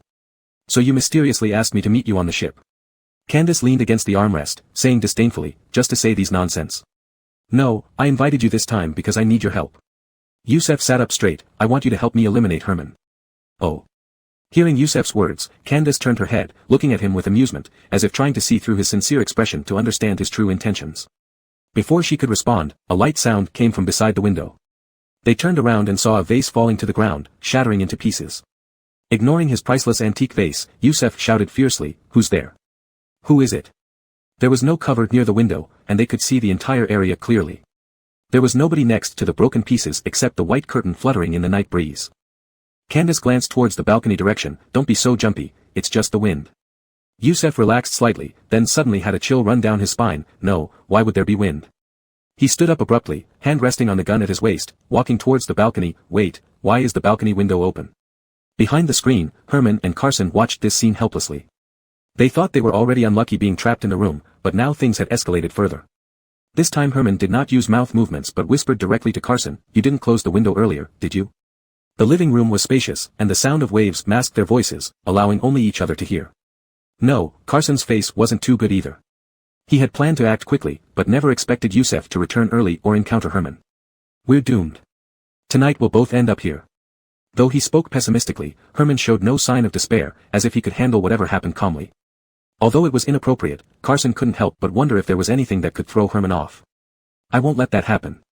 I'll distract them, you escape first." Knowing the cause was due to his own negligence, Carson took responsibility. "I won't let you get hurt." Despite knowing that Carson said this out of guilt and duty, Herman felt it sounded extremely comforting. He looked helplessly at his wheelchair. "Do you think I can walk by myself?" Carson was momentarily speechless. Herman's wheelchair was very convenient under normal circumstances, but for an escape, it was a different story. Seeing Carson's furrowed brows, Herman reached into his pocket, pulled out a small pink metal can, and handed it to Carson. It was a palm-sized spray can. Previously, Carson had seen one like this at Deborah's place, apparently used for cosmetic facial sprays. Security on the cruise ship was strict, and no dangerous items were allowed. Even Carson's tactical flashlight and stun baton were confiscated. What did Herman plan to do with this? Surely not to spray it in Yusef's face to disfigure him. Carson sniffed the small bottle, confirming it was a pepper spray disguised as cosmetics. "Hold on to this," Herman instructed, "follow my lead later." Despite Candace constantly mocking him for being paranoid, Yusef cautiously checked every corner of the room with his gun drawn. Finally, he came to the ornate screen, swallowing hard. What the hell, this screen seemed fine at first glance, but standing before it made him inexplicably nervous. Shakily extending his gun, Yusef moved cautiously around to the other side of the screen. Suddenly, a cold gust hit him, causing unbearable pain in his eyes, which immediately blinded him. "Ah!" Yusef screamed, instinctively covering his eyes with his hands. His wrist was suddenly grabbed, twisted, and the gun fell to the floor. But his ordeal was far from over. Just as he tried to scream again, the heavy screen was pushed over, slamming into him and knocking him to the ground. In the chaos, he heard the sound of a metal bottle rolling on the ground. "Who is it? Who's there?" Enraged, Yusef forced his eyes open despite the stinging pain and caught sight of a wheelchair flashing past him. It was Herman. At this moment, Yusef couldn't care less about anything else. He yelled at Candace to call for security while frantically searching for his gun on the ground. He soon realized his gun was gone but still gritted his teeth and stood up, rushing out of the door. The sharp alarm blared throughout every corner of the cruise ship, abruptly shattering the party's joyous atmosphere. The captain announced over the intercom that everyone must immediately seek shelter in their cabins and not leave without permission. This sudden incident caused everyone on the ship to become tense. Outside on Deck 7, Carson held the gun he had taken from Yusef in one hand and pushed Herman's wheelchair with the other, sprinting down the dim, lengthy corridor. The ship's security system was activated, and all surveillance cameras started working. Security personnel scattered across the ship received orders and rushed towards their location as quickly as possible. Cabins kept hitting the carpet near Carson's feet, indicating the first wave of security had arrived. In the midst of the crisis, Carson glanced back and saw that each security guard held a gun. Yusef really took great risks by hiding so many weapons on the ship. The situation was far from optimistic. This ship was like an isolated island cut off from the world. Forget about Herman being in a wheelchair, even if they both had wings, escaping such tight encirclement would be nearly impossible. And Herman's calm reaction only confirmed Carson's earlier suspicions. There seemed to be nothing that could make this man panic. "Do you remember how we practiced at the shooting range before? This is a rare opportunity to put theory into practice." He actually took the time to give Carson a lesson in this life-or-death situation. "When drawing your gun, pay attention to the grip and the angle of your wrist. This can reduce aiming errors. As the saying goes, birds of a feather flock together." One person dared to teach, and another dared to learn. As Herman finished speaking, Carson turned and aimed at the pursuing guards, firing without hesitation. Unfortunately, Carson's hands were slightly clammy today, and the shot missed. "You're tensing your arm muscles too much." Herman immediately spotted the problem, encouraging him patiently, "Relax and try again." This time, a scream echoed behind them. Carson hit a security guard's forearm, knocking the gun out of his hand that was aimed at Herman's back. But it didn't help much. The guards outnumbered them, and each was armed. If it were just Carson alone, he might have had a chance to escape this heavy siege. Unfortunately, he had Herman with him. However, this single shot bought them some time. Carson bent down, wrapped one arm around Herman's shoulders, and scooped up his knees with the other, carrying him in a bridal carry style commonly seen in movies. Oh, a brief look of surprise flashed across Herman's face. Mr. Jean, I'm sorry. Carson couldn't afford to worry about propriety now. He kicked the wheelchair toward the advancing guards and ran down the stairs as fast as he could while carrying Herman. Couldn't you have carried me on your back? Herman asked Carson. Having lived for over 20 years, this was his first time experiencing such treatment, though he found the pose undignified. Carson's breathing grew heavier. Herman was taller than him, and carrying a man over 6 feet tall at this speed wasn't easy. Breathing heavily, Carson inwardly cursed Herman for not appreciating the effort, but he still politely said, "The situation is urgent, please bear with it." But there was no way out. Their movements were clearly visible on the monitor screen in the control room. More and more security guards surged toward their location, and under multiple layers of encirclement, Carson and Herman were finally forced onto the deck of the second level. A step backward was the roaring river, and ahead were cold, pointed gun barrels. They were at a dead end. There's no way out. Carson voiced what Herman had been thinking. Herman acknowledged, then told Carson, "Put me down." These days, no one complains about living too comfortably or enjoys killing others casually. From the moment Herman was exposed by Yusef, his fate was sealed. It wasn't looking good for him today. But Carson still had a glimmer of hope. However, Carson didn't loosen his grip and suddenly asked, "Mr. Jean, do you trust me?" Hearing this, Herman was stunned and looked up at Carson. Carson pursed his lips, staring straight ahead with a determined look in his eyes. It was as if answering, "I trust you," would make him do anything for Herman. For no reason, Herman hesitated for a moment and then nodded. This seemed to be the first time he was trying to trust someone. Carson responded expressionlessly. As the gunshots rang out, he took a leap, diving off the ship with Herman. Chapter 0023 Roll Up. Gus, having received word from his subordinate, arrived at the second deck, breathless. His eyes were swollen, and there was a cut on his head. His originally pristine white shirt was now stained with dark patches and blood, making him look even more wretched than the two who had just been cornered. According to his original plan, he hadn't intended to take action against Herman on his ship, but since their previous plot was exposed, all pretenses were dropped. If Herman left the ship today, it would be him who would suffer afterward. Thinking of this, Gus hastened his pace and rushed to the railing, taking a look down. The water below was pitch black, revealing nothing. "Are you sure they fell in?" He grabbed one of his subordinates by the collar, asking anxiously, "Did you hit Herman before they went into the water?" "They definitely fell," the subordinate replied hesitantly, pointing to the ground. "I suppose we hit him." Gus focused his gaze and saw a large pool of blood next to the railing. Herman was crippled, and now injured. He probably wouldn't survive falling into such a wide river. Moreover, he had more pressing matters to attend to. He couldn't linger here too long, as it would be troublesome if the police came. "Let's go." With that thought, Gus cast one last glance at the vast river and led his men back into the cabin, storming off. Not long after Gus left the deck, this 17,000-ton luxury cruise ship, after a brief pause, sounded its horn again and continued its journey toward the sea. It was less than dozens of nautical miles from the estuary, and in the part of the river not illuminated by searchlights, a shadow could be seen swimming vigorously toward the shore. This person was Carson. "Just hang on a little longer, Mr. Jean," Carson said as he swam, addressing the person on his back.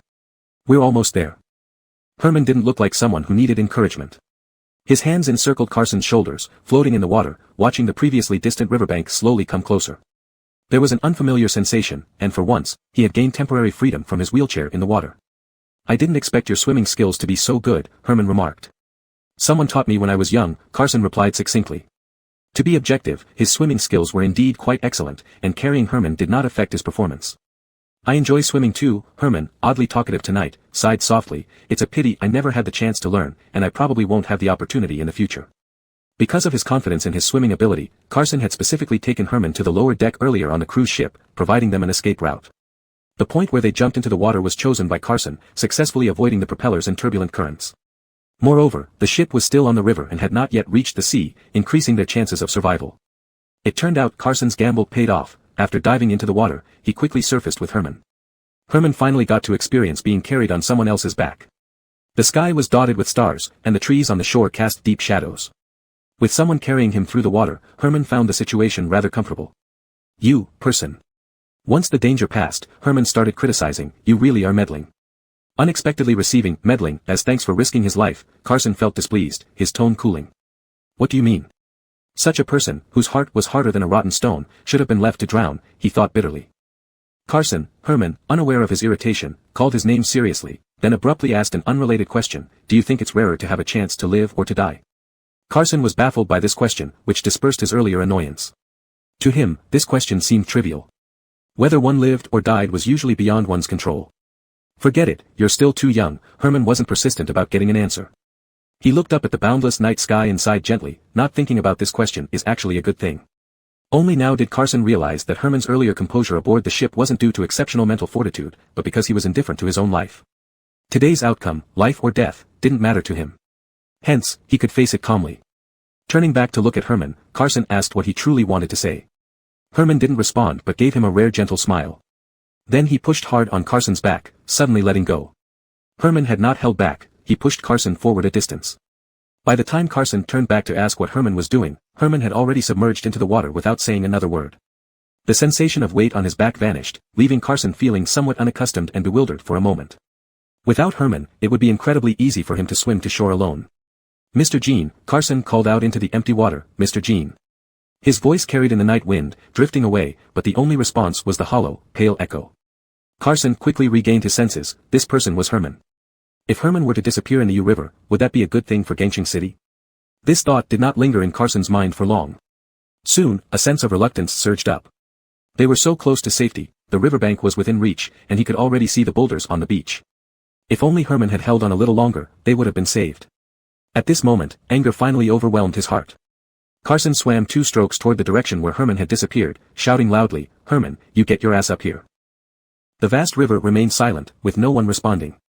Carson cursed Herman from head to toe in his heart, wiped the water off his face, and dived into the water in pursuit of the direction where Herman had vanished. Chapter 0024 You are quite something.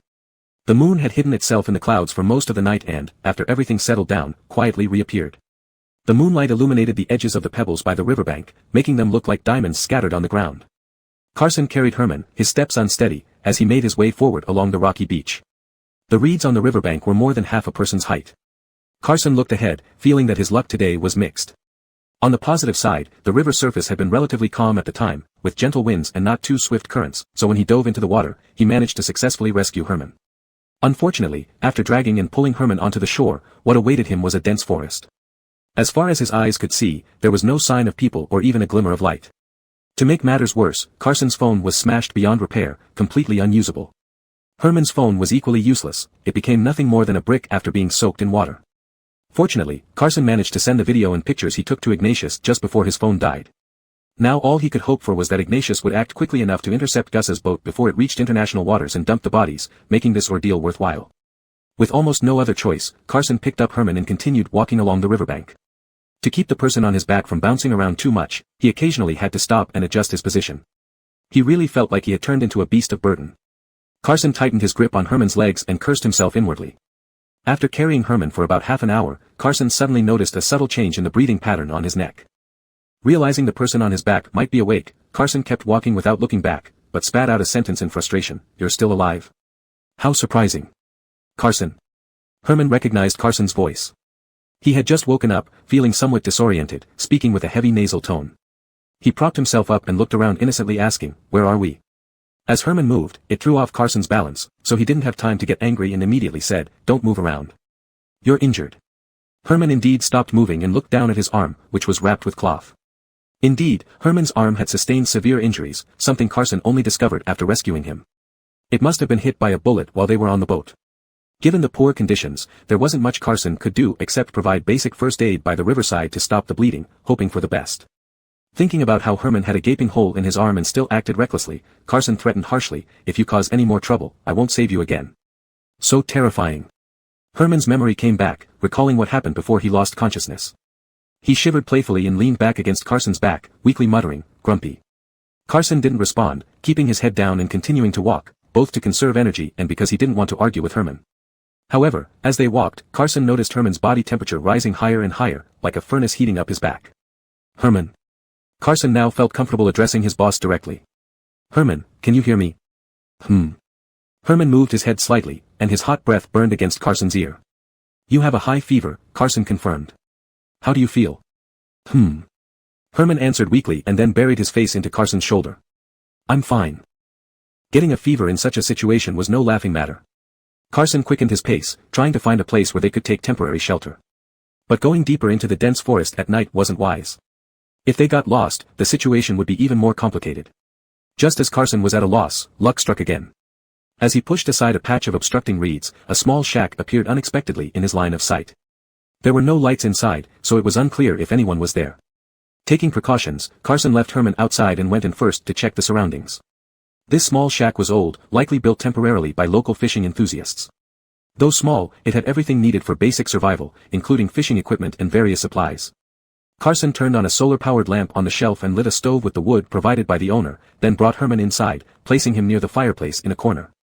After laying Herman down, the first thing Carson did was remove Herman's clothes. Herman was soaked to the bone, and now with a fever, he couldn't stay in these wet clothes any longer. Fortunately, the owner had left a set of old clothes here for changing. So, Carson thought it best to help Herman change first. However, he hadn't expected that Herman, usually mature and steady, would be as a child when sick.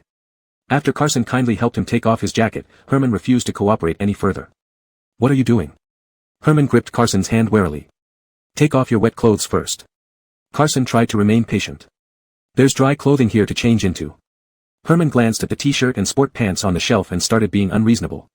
"They look ugly, I won't wear them." After saying that, he turned his head away and feigned unconsciousness. "Fine, suit yourself." Carson didn't bother arguing anymore and let Herman keep wearing his wet shirt and trousers. Instead, he changed into the ugly clothes himself and sat down by the other side of the fireplace. The wind outside grew stronger again, rustling the plastic sheets on the roof. The kettle on the stove was almost boiling, puffing out hot steam, and the white vapor along with the dancing flames warmed this tiny space. After a chaotic night, this unfamiliar hut and the subtle firelight gave an odd sense of safety.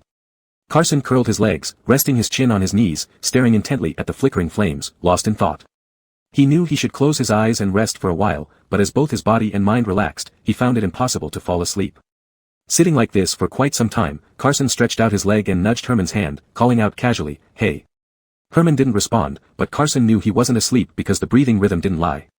Carson asked, "When you were in the river earlier, did you want to die?" Herman opened his eyes, confirming that he was indeed awake. The firelight masked the signs of illness on his face, and looking closely, there was still a faint glow in his eyes. "Why would I want to die?" Herman felt Carson's question was unreasonable. "I'm powerful and rich, with more money than 10 lifetimes can spend. Why would I not want to live?" Hearing this, Carson laughed sarcastically, retracting his leg. He dared to say, "You better do. You have such a bad temper." Herman sighed theatrically, his eyes drooping as if deeply hurt. "Now that you're grown up and independent, you don't even pretend to be obedient anymore." Carson didn't bother with his pretense, letting out a cold snort, maintaining his foul mood. After a few playful exchanges, the atmosphere eased, but Herman suddenly brought up the unfinished topic from the boat. "So why did you sneak into Gus's room tonight?" "Earlier today, I overheard Gus talking on the phone on the deck. He mentioned your name multiple times." Carson, prepared beforehand, recited his pre-made excuse. "I suspected he might harm you, so I took the opportunity to check his room to see if I could find anything. I didn't know you cared so much about me." The faint smile on Herman's lips was hard to interpret, unsure if he believed Carson's explanation. Ignoring the mocking glint in Herman's eyes, Carson countered, "Then why were you in his room?" "I've known something was wrong with him for a while. I came to his wedding this time to figure him out." Herman's explanation mirrored Carson's almost exactly, "So I used some connections to duplicate his key card and fingerprints." Carson didn't delve deeper into the matter because his own reason, though seemingly plausible, wouldn't hold up under scrutiny. He didn't want to steer the conversation back to himself. At this moment, the water on the stove boiled, the steam pushing against the lid. Carson seized the chance to end the conversation, picked up the kettle, and poured the water into a cup that wasn't very clean. After it cooled slightly, he handed it to Herman. "Drink." Carson placed the cup right in front of Herman's nose, his tone firm. Herman lay still, too feverish to muster any strength. Although his mind was unusually clear, his body felt powerless. Carson noticed this and decided to be kind all the way, helping Herman sit up and leaning him against his shoulder. "Open your mouth." Carson blew gently on the steam rising from the cup, his voice softening unconsciously. "It's not hot anymore, be a good boy." Herman lifted his heavy eyelids, his gaze falling on a greenish pendant hanging between Carson's collarbones. Recognizing the pendant, Herman jolted upright as if pricked by a needle. "What?" Carson was bewildered by Herman's sudden outburst, suspecting it might be a sign of delirium. Herman stared fixedly at the pendant hanging from Carson's neck, his eyes swirling with intense emotion. But this intense sentiment lasted only a moment before Herman calmed down almost immediately. "Thank you." He relaxed the tension in his back and leaned comfortably against the wall, taking the cup from Carson. He sipped it calmly. Carson silently watched Herman's every move, as if trying to confirm whether the anomaly he'd seen earlier was just his imagination. After putting the cup down, Herman had already returned to normal. He glanced at Carson's neck and casually asked, "What are you wearing?" Without waiting for an answer, Herman lifted Carson's pendant and inspected it, then commented with disdain, "I thought it was something good, but it turns out to be a piece of broken glass." The pendant around Carson's neck was a small, entirely green one. At first glance, it looked like the coveted imperial green jadeite pursued by the wealthy. However, on closer inspection, it was clearly made of ground glass, neither valuable in material nor fine in craftsmanship. If Herman hadn't mistaken it, the raw material was shards from a beer bottle. Don't touch it randomly. Carson rudely slapped his hand away. The pendant dropped back onto his neck. You can't even let me take a look. Herman's gaze followed the swinging pendant as he asked nonchalantly, where did you get it? It was a gift from my benefactor. Carson carefully tucked the pendant under his collar, treating it like a treasure, hiding it meticulously. What happened to your benefactor? Herman's demeanor gave no clue to his thoughts, but his entire aura became somber. His face showed no hint of mockery, like a statue void of sorrow or joy. Why haven't I heard you mention him? We aren't that close, Carson grumbled inwardly. But he didn't say that. Instead, he dismissed Herman with 2 words, he's dead. Unlike last time when Herman lacked perceptiveness at Carson's home, this time he seemed to have learned to read between the lines. He didn't press further about Carson's benefactor and simply said calmly, I'm sorry for your loss. There's nothing to be sorry for.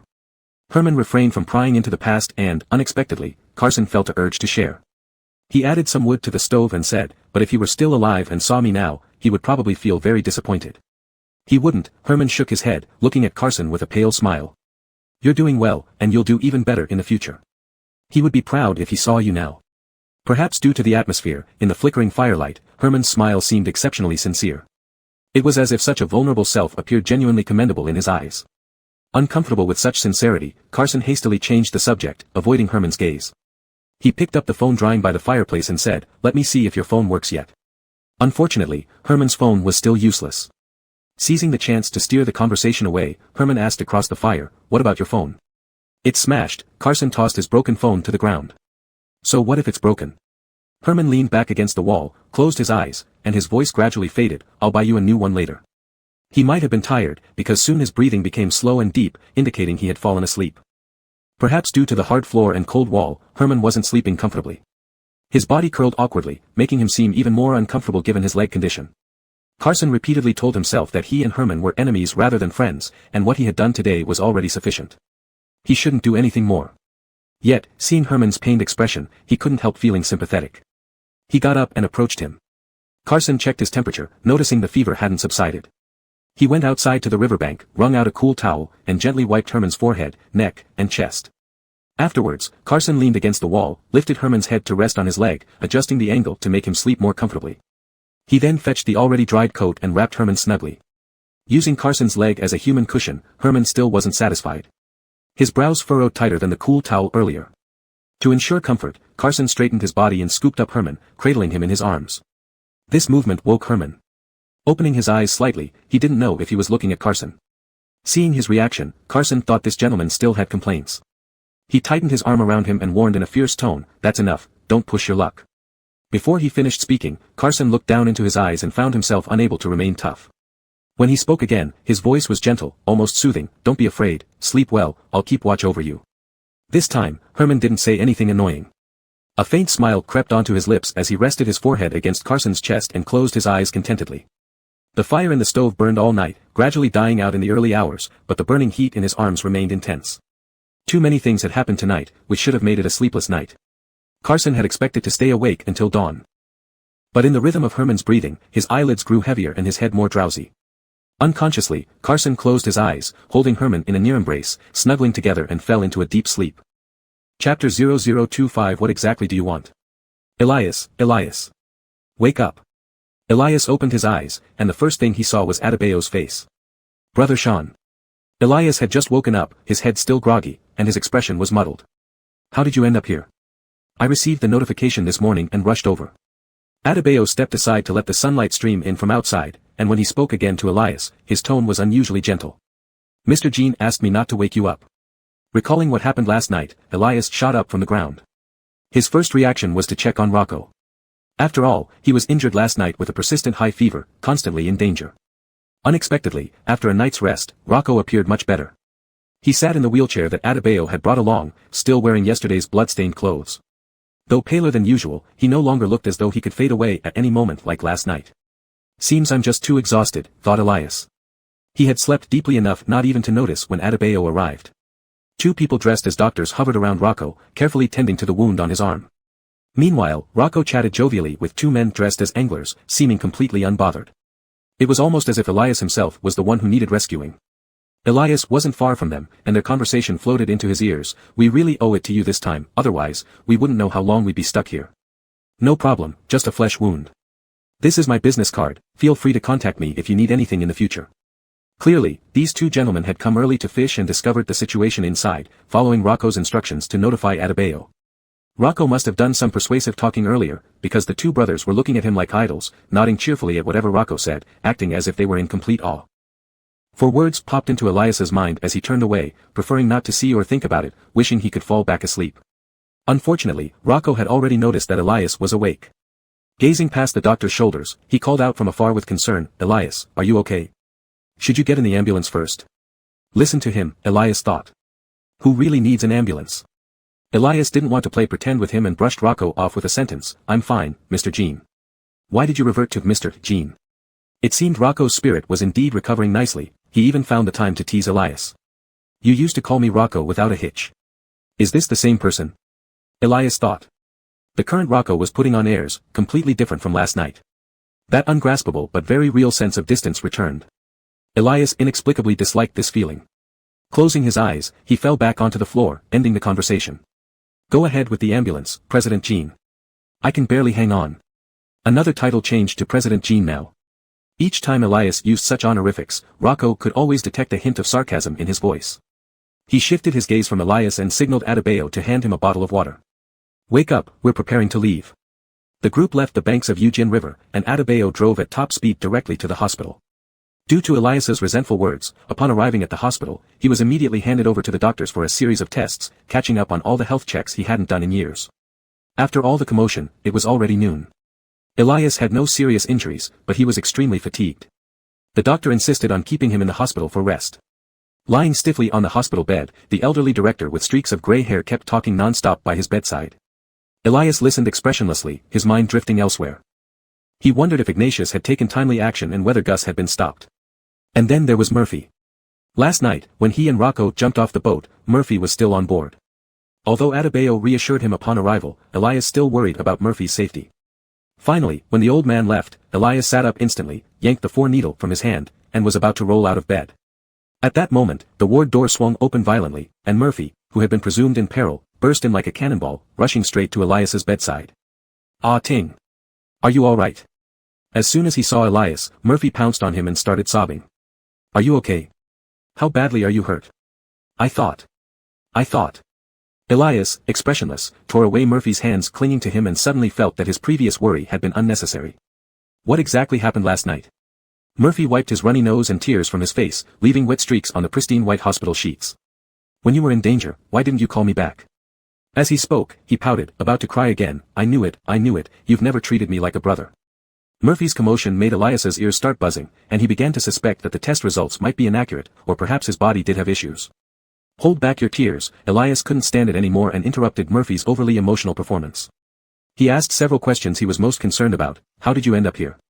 What's going on with the boat? Did Gus do anything to you?" "He didn't do much, just had people lock me up," Murphy sniffed, his eyes filled with grievance, stammering. "You don't know yet, right? At around 7 this morning, police boats suddenly caught up and forced the cruise ship to stop. After the police boarded, they found many guns and bullets." He leaned closer to Elias, wide-eyed, and they discovered a female corpse. "Then Gus was taken away by the police." Murphy shrugged. "We were all left on the ship for questioning, and were just let off." Before Elias could ask more, Murphy continued to exaggerate how anxious, panicked, and uneasy he felt while on the boat, but Elias didn't hear a word of it, lost in thought.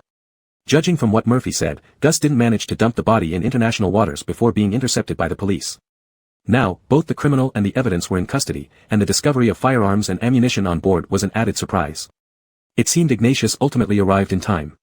Elias finally felt relieved. Murphy still chattered incessantly, but Elias closed his eyes and slept soundly. Elias didn't take the doctor's advice seriously and left the hospital that evening. A week later, Rocco also left the hospital. While Rocco was still in the hospital, visitors came in droves daily. When he returned home, the number of visitors surged unprecedentedly, especially during the peak days when traffic jams occurred on the 2-lane road leading up the hill. Rocco, tired of dealing with them, claimed he needed peace for recovery and refused to see anyone, turning everyone away. When Elias entered the garden, Rocco was draped in a blanket, basking in the last rays of sunset by the lake, looking lazily scattered and absent-minded. 2 men in suits stood beside him, reporting something softly. Seeing Elias approach, they straightened up and greeted him as Brother Bye. After the ordeal, Elias's reputation within the 4C's group soared, consolidating his status. Particularly those close to Rocco held him in genuine respect. Even those who previously questioned his rise now sincerely respected him. Regardless of their seniority, everyone called him brother. This made Elias somewhat uncomfortable, like the two men before him who looked around 40. Despite his inner embarrassment, Elias remained cold and indifferent, nodding politely to them before looking at Rocco. Mr. Jean. There's nothing else. You can leave now. Rocco sat up slightly straighter, looking at Elias.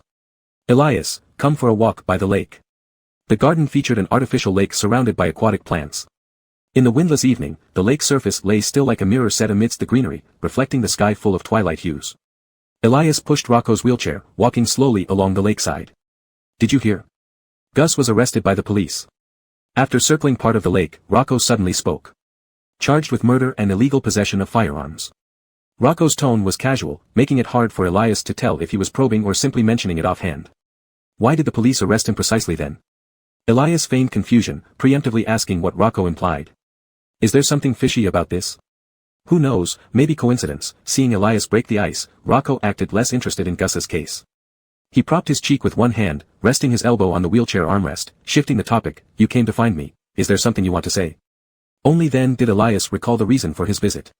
This morning, Bo sent someone to deliver a car to me. A Porsche Panamera, volcano gray with Bordeaux red. Hunt understood young people's preferences well. Such a model and color combination would appeal to most young adults. Rocco glanced sideways at him, speaking leisurely. What, you don't like the color? This damn bourgeois capitalist, his way of thinking was indeed different. No, Elias quickly denied, the car is too expensive for me to accept. Orlando's heroic deeds that night had been widely circulated within the 4C's group, and these days people who followed the trend to give him gifts lined up from Yuanming Mountain all the way down to the foot of the mountain. Apart from Hunt gifting him a Porsche, on the first day Orlando returned home, Artemio sent 2 large fruit baskets as a visit. Murphy, tempted by the snacks, lifted off the exotic imported fruits on top only to find 2 big baskets full of cash underneath. With the 2 big bosses setting an example, others in the company were even more enthusiastic in following suit, almost wearing out his doorstep with their queue for gift giving. In just these few days, he had received over 10 phones. Though Orlando was young and in need of money, he understood one thing: anything gained without reason would come at a price through other means in the future. That's how things are. Orlando summed up what had happened in a few words. Now everything is piled up in my room. To his surprise, after listening to Orlando, Herman actually laughed. The sense of distance that always made him seem unapproachable seemed to diminish slightly. Orlando, I find you kind of adorable, Herman said, sitting up straight and turning to look at Orlando. You don't seek fame, nor do you seek profit. Tell me then, what exactly do you want? Caught off guard by Herman's question, Orlando couldn't answer. There was no such thing as giving without expecting something in return. It was either about seeking favors or seeking wealth. For Orlando, seeking favors was unlikely. If not for wealth, it would appear suspicious. To avoid arousing Herman's suspicion, Orlando stopped dodging and lowered his eyes, saying, Thank you, Mr. Jean. In the future, I will work even harder for the company. Herman raised an eyebrow, dissatisfied with Orlando's pat answer of loyalty. Just as he was about to urge him to speak more candidly, laughter drifted from the other side of the lake into their ears. Although Herman said he wouldn't see guests today, some people were always exceptions. As they spoke, a fiery red figure, like the evening clouds ablaze, moved passionately from the bottom of the hill towards them. Following the sound, Orlando saw a woman in a red dress, accompanied by Dwayne, walking along the lakeside path towards their direction. Noticing Orlando's gaze, the woman smiled warmly and waved at him openly. This was a strikingly beautiful woman, with a graceful figure and lively features, who would certainly be the center of attention wherever she went. Staring at her intently might be impolite, so Orlando withdrew his gaze and reminded Herman, Mr. Jean, we have guests. Herman made a tooting sound, feeling a headache starting at his temples. He knew who was coming just by hearing that distinctive laugh. Orlando, you go back first, Herman gestured for Orlando to end their walk. Then he looked at him with a smile that replaced the usual indifference. Dixie cooked your favorite soup tonight. Go check on it. That smile easily gave one unrealistic illusions, but Orlando was well aware of his place, knowing Herman was deliberately dismissing him.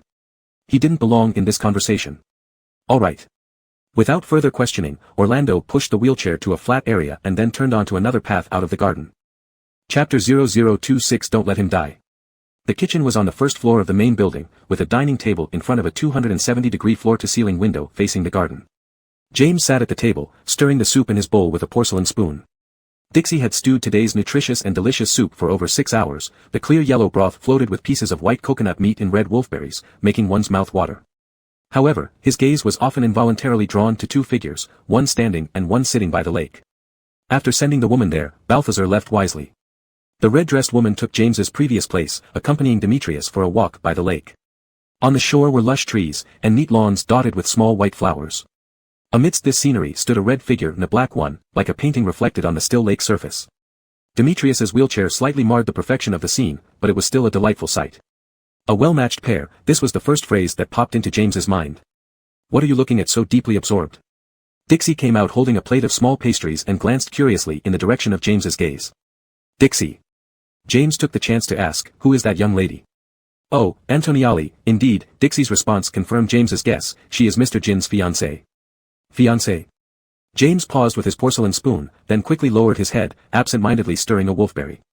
It turned out Demetrius had a fiancée, he hadn't seen any mention of her in the police files before. To James, the fact that Demetrius had a fiancée was somewhat surprising. Though Demetrius usually appeared approachable and mild, he knew deep down, his heart was harder than the frozen soil of Siberia's permafrost. James found it hard to imagine that someone could find a place in his heart among all the corruption, completely and utterly, and even entertain unrealistic thoughts about spending his entire life with someone. Such a risky deal seemed unlikely for Demetrius. Are they really going to get married? James lowered his head and sipped the soup, inadvertently letting the question in his heart slip out. Today, Dixie's cooking seemed off, this soup tasted neither salty nor bland. James put down his spoon, feeling less than hungry. I suppose so, they've been engaged for many years. Dixie prepared for dinner while chatting idly with James. I think Mr. Jean quite likes Antoniali, he always seems happy when she comes. Indeed, despite the distance, James clearly saw the indulgent smile on Demetrius's face, which reminded him of an ancient lesson, a perfect match. Unfortunately, however, the conversation between this perfect match by the lakeside through the window didn't seem appropriate. When Kayla reached into her bag and pulled out a cigarette pack, Demetrius gave her a glance that sent it back. Don't you want to keep your image as a pure and innocent girl? Demetrius struck directly at the heart of the matter, adding, if you must smoke, do it far away, don't corrupt other people's children. Children? What children? Don't be such a hassle, always causing trouble. Kayla looked around, seeing no sign of any supposed illegitimate child, and impatiently put the cigarette away. What does it matter if I give up the image? It's not like my livelihood depends on it. Kayla was an actress, not at the very top of the pyramid, but after several years of effort, luck, and capital support, she had successfully crossed into A-list territory. How did you come back? Demetrius maneuvered his wheelchair forward without needing help. Didn't you say you were shooting in Croatia recently? Kayla smiled and hurried to catch up. Wouldn't I come back for my fiancé when something big happens? Probably fake. Demetrius stopped and glanced back at her. After all, the last time he fell down the mountain with his car, his fiancé never returned to visit, just making a video call across the Pacific Ocean. Not coming back for some little lover and using me as a shield. Demetrius hit right at Kayla's true purpose. As long as you know, Kayla pouted, complaining, don't tell me I wanted to come. Blame my old man, he insisted I come this time, even though I took special leave from the production. See, I came straight from the airport. Kayla and Demetrius were of the same age, they had been engaged when they both turned 20 under arrangements made by their elders. Marrying a girl he didn't have feelings for, Demetrius didn't object much, he had already experienced too many things beyond his control in his life. How much more would a marriage matter? Back when Kayla had not yet achieved her current status in the entertainment industry, she was not opposed to this arranged marriage. She thought clearly, if her marriage was destined to be a trade of interests, it would be better to choose someone who did not interfere with her. Trading freedom for greater freedom turned out to be a good deal. Over the years, she confirmed that Herman was an excellent partner. Hearing Kayla speak like this, Herman not only didn't get angry but politely thanked her, received your goodwill, thank you. No need for thanks, Kayla pushed the wheelchair forward, after all, we'll be family from now on. Caring for each other is only natural. As they walked, Kayla suddenly slowed down, as if something came to mind. She asked Herman, hey, Herman, I ask you, what do young boys in their early 20s like? What should I buy them as gifts? From the way she spoke, it was clear Kayla indeed had new lovers, and likely more than one. Upon hearing this, Herman seemed to think of something and laughed. This drew a surprised look from Kayla. Herman helplessly shook his head and replied, how should I know? It troubles me too. Hey, you're no help at all, Kayla sighed, I say, you're not old, how can you be so detached? For the next few days, just say I'm here whenever my father asks. Remember. Hide your tail well. Herman did not object but instead warned Kayla, if the paparazzi snap inappropriate photos, I can't help you. This sort of situation had happened many times, leading to gossip circles claiming that Herman wore several green hats. Kayla waved it off, got it, got it. Walking around the lake led them to dinner time, and Herman invited Kayla to stay for a meal. The table rarely hosted two people, and Dixie busied herself more than usual. But Kayla's charming and fiery personality won Dixie over easily. Halfway through the meal, Herman suddenly paused, asking Dixie as she brought in the soup pot, "Where's Carson? Why isn't he eating here?"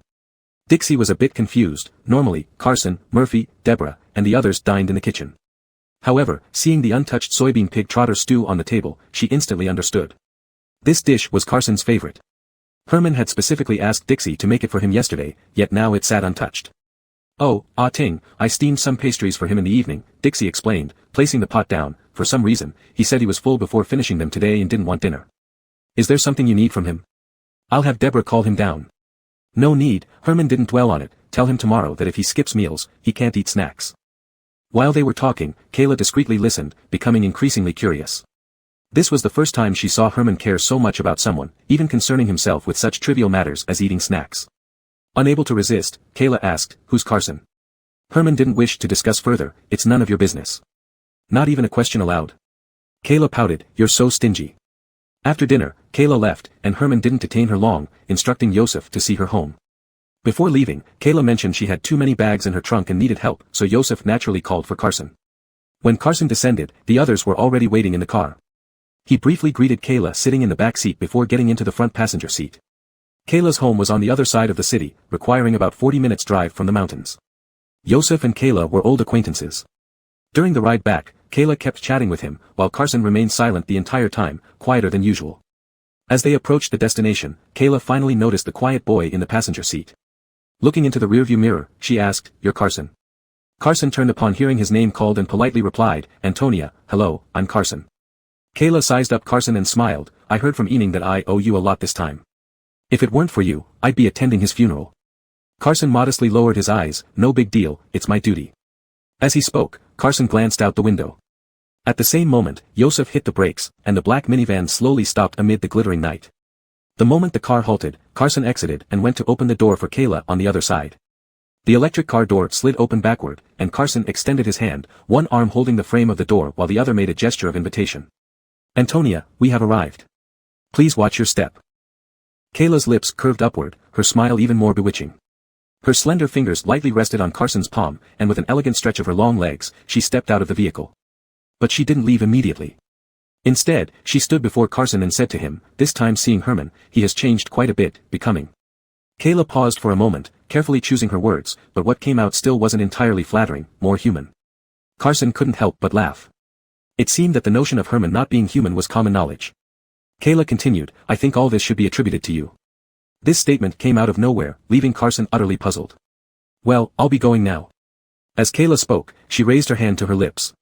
Before Carson could react, she extended her fingers and tapped his forehead, sending an enthusiastic and generous flying kiss. It was as if she were playing with a kitten or puppy, with no hint of flirtation or intimacy. "Take good care of Herman, don't let him die." Kayla withdrew her hand, winked at Carson mischievously, and turned to leave with flair, leaving behind a bewildered Carson standing there in confusion. Chapter 27, Are You Willing? Dwayne did not usually live on Yuanming Mountain, so after sending Carson back, he went home after work. Before leaving, Dwayne reminded Carson not to forget to reply to Herman, and Carson agreed. When he arrived home, most of the lights in the main building had already been turned off, and only a few streetlights remained on in the garden. Carson glanced at the time on the wall. It was 10 o'clock at night. Carson did not disturb anyone else and went straight up to the third floor because at this time, Herman usually stayed alone in his study upstairs. Herman's study was at the end of the corridor on the third floor. Along the way, he passed many rooms.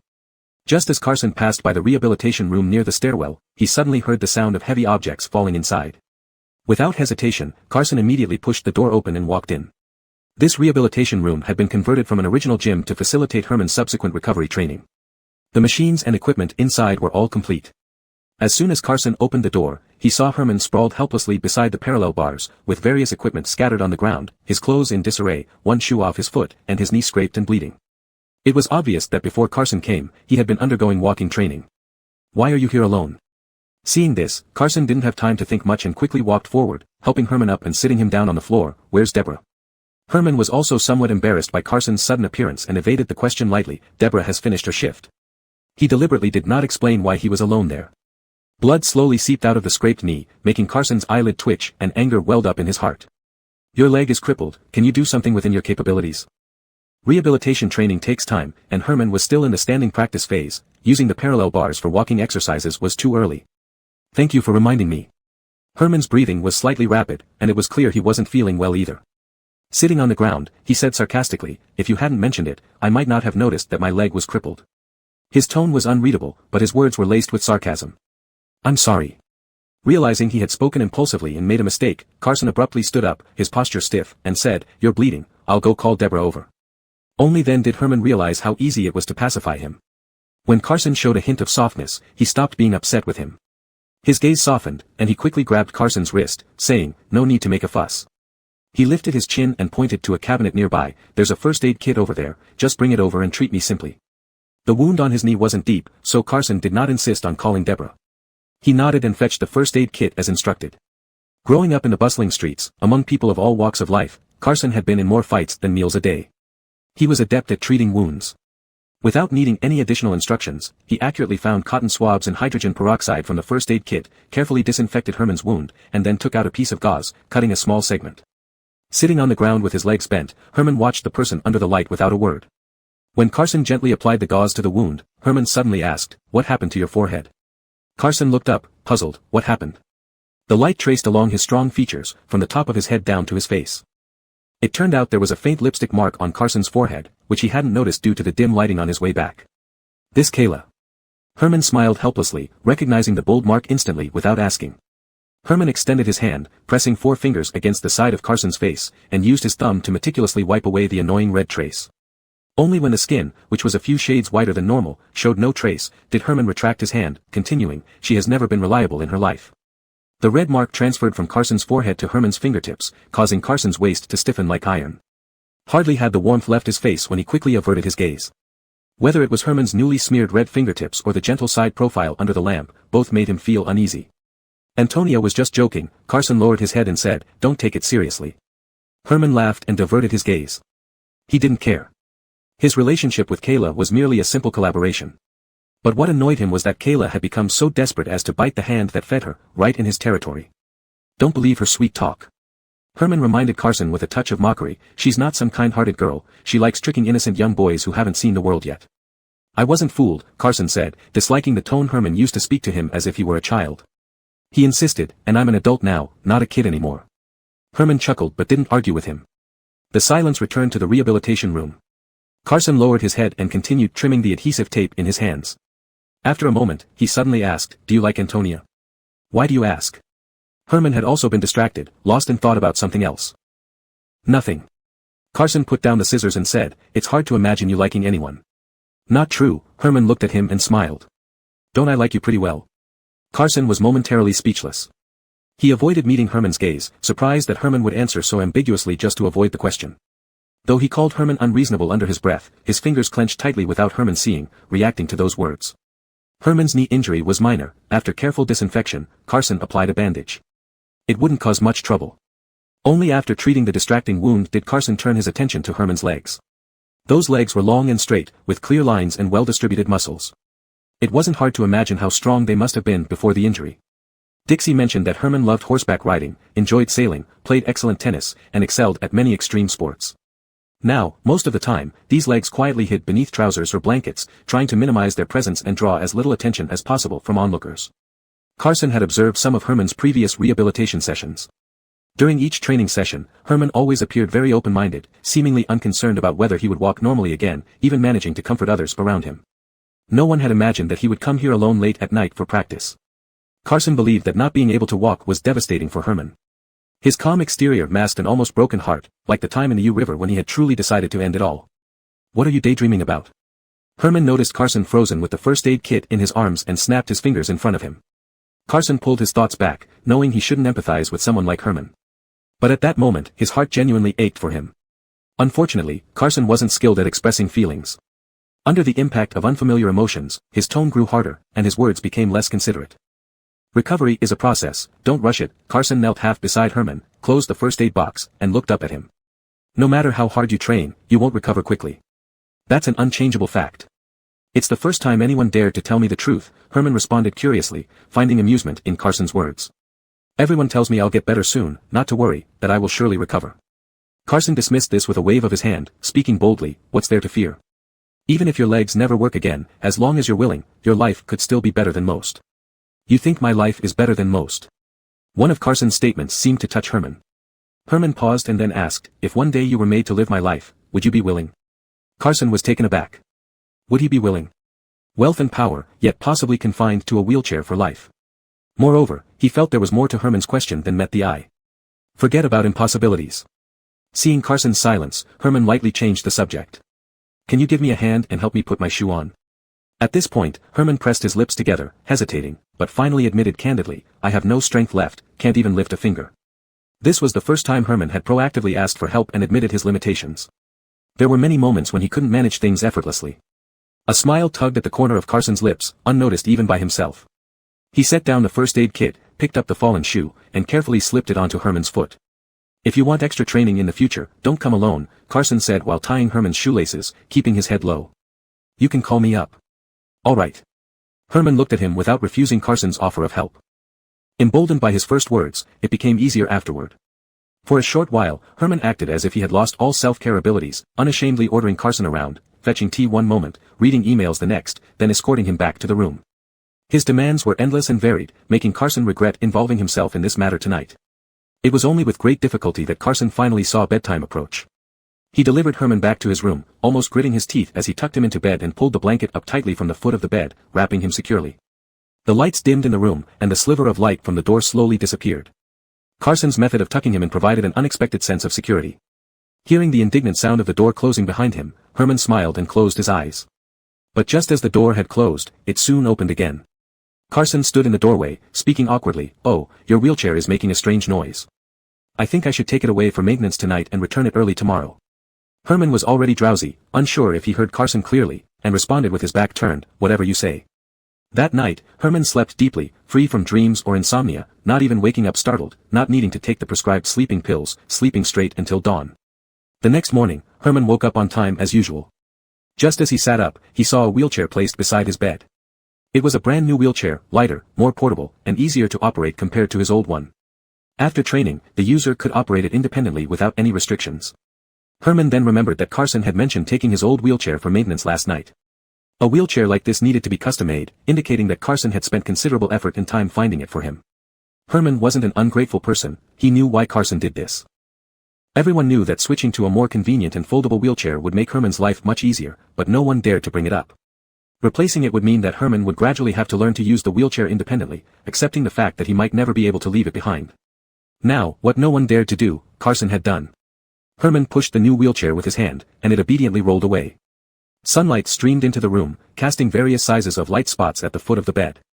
Amidst the dancing shadows, everything in the room, which had once been mundane, now seemed charming. Herman resignedly rubbed his forehead, laughing and scolding, "You meddling troublemaker."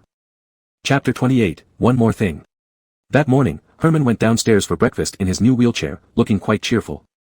Just as he arrived at the dining room, Dixie mentioned that Carson was taking a day off to go home. Although Herman had declared not long ago that Carson was not allowed to take casual leaves anymore, he understood well the proverb, "He who pays the piper calls the tune." So this time he did not object but approved the leave. After breakfast, he took Murphy to work. Unfortunately, Herman's good mood did not last long. By 6 in the evening, a piece of gossip about Kayla and her young lover appeared on various entertainment websites. Herman was no stranger to such news about Kayla, yet this time it was different. Because the young lover flirtatiously photographed with Kayla by paparazzi was none other than Carson. With a loud slam, Herman placed his phone on the table, startling his secretary nearby. Such a fine act, Kayla. She must have done it on purpose. But bad news never comes alone. While Herman was still fuming, Dwayne entered his office with a computer, and his expression clearly indicated that he brought nothing good. "Mr. Jean," Dwayne approached Herman, placing the computer on the desk, "I found what you asked me to investigate." On the screen were the case files of Gus's incident, detailing the events thoroughly. This information was supposed to be confidential within the police force, proving once again Dwayne's remarkable skills. Cut to the important part, Herman slid his phone aside and leaned back in his chair. Dwayne noticed Herman's displeasure and got straight to the point. "The reason Gus was caught that day is because someone sent videos and pictures to the police before dawn, reporting the discovery of a corpse on the Diamond Fantasy cruise ship." He then opened an image folder where a female corpse hidden in a freezer shockingly appeared on the screen. The police obtained this lead and applied for a search warrant urgently, stopping the cruise ship to conduct a search, leading to subsequent developments. Herman glanced at the screen, his eyes drawn to the detailed metadata of the photos. Dwayne had acquired original files, which contained precise information on when, where, and how the photos were taken. He stared at the timestamp displayed on the screen and after a moment's silence, asked Dwayne, who took these pictures and videos? Dwayne clicked open a document and highlighted a sentence. It is recorded here that the photographer is a police informant. Do we have any identity information about this informant? Herman's brow furrowed unconsciously. There's no mention in the file, and I haven't found anything either, Dwayne replied. Herman fell silent for a moment, and then he suddenly recalled, I remember you have Carson's background report. Yes, Dwayne hesitated, unsure of Herman's intentions. Take the report with you and immediately set out to verify some issues for me. Go quickly and come back just as fast. Herman leaned forward slightly, interlacing his hands on the desk, staring at Dwayne. Also, that gun at home hasn't been used for a long time. Properly maintain it for me, load it with bullets, and return it tonight. These two tasks seemed unrelated, and Dwayne had many questions, though he did not ask them aloud. His intuition told him something significant was happening. After Dwayne left, the secretary also departed, leaving Herman alone in the office. Herman turned his attention back to the computer, continuing from where he left off. However, his mind was not on the work at hand. The documents on the screen remained unturned for a long while. Who was the police informant? Dwayne couldn't find any leads, but Herman had a suspicion forming in his mind. The answer was simple. Besides himself, the only other person in Gus's room during the photo-taking period was Carson. Just as Dwayne returned to Herman's office to report his latest findings, Carson disembarked from a loop bus and made his way into the old city, swaying along the journey. Rarely having the chance to get out, Carson did not drive his newly obtained Panamera but opted for the bus ride again. Sitting at the back, he couldn't help but nod off. He had stayed up all night adjusting the new wheelchair according to Herman's old one. Ordering this wheelchair required him to pore over numerous materials with great difficulty. After it arrived, he even felt a bit regretful for the trouble, until he decided last night to present it to Herman. Carson had told many lies to Herman, and every deed he did for him always had some purpose or another. However, this time he did not intend to achieve any specific outcome, he just wanted to do it. Because a long time ago, when he was also mired in difficulties, someone suddenly appeared and lent him a hand. Thinking of the person in his memory, Carson reached out, touching the pendant around his neck through the cotton fabric. At that moment, the harsh sound of brakes screeched, signaling the arrival of the minibus at the station. Carson had reached his destination. This was Gwandy Street, located in the busiest part of Lower City, which served as the commercial center of the area. In late spring and early summer, the street stalls on both sides were thriving. Just as Carson got off the bus, he was surrounded by shop owners eager to attract customers. Handsome boy, want to eat? Hot pot, barbecue, crayfish. Come to our place, young man, enjoy unlimited beer. The enthusiastic greetings from the shop owners reminded Carson of the first time he met the owner of the pendant, right on this street. Back then, he was still a small kid, barely reaching an adult's thigh in height, with skinny limbs like a matchstick. He was chased half a street by a bun shop owner after stealing a scallion pancake. It wasn't that the shop owner wanted to punish him over one pancake. This kid was a habitual offender who often committed petty thefts in the area, irritating all the local shop owners. When Carson was cornered in an alley and slapped several times, a man passing by saved him, paying for the pancake and taking him to a restaurant for a bowl of pork trotter rice. Young as you are, already into petty theft, the man sat across from him with crossed legs, watching the swollen face of the child, smirking, beaten so badly, how pitiful. Won't do that again next time, right?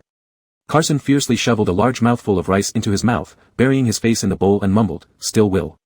Unexpectedly, this kid showed no remorse. The man, surprised, put down his leg and asked, why?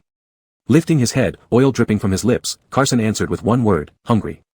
Being hungry hurt more than getting beaten. It was a torment that kept him awake all night. Seeing such an answer from a young child, the man couldn't laugh. He asked seriously, what about your parents? No father. Carson buried his face back in the rice, mother. Without raising his head, he pointed toward the neon lights deeper down the street. Rows of colorful signs competed for attention, glowing with ambiguous light. The man instantly understood. It seemed this child's mother had at least one vice related to prostitution, gambling, or drugs. I'm a police officer, here's my workplace. The man pulled out a tissue, drawing a simple map on it, marking a star at a corner and writing, Customs Headquarters Building. He pushed the tissue towards Carson, patting his fuzzy head, I'm Officer G. You can call me Iggy. If you're ever hungry, come find me. I'll take you to eat delicious food. Let's stop stealing, okay?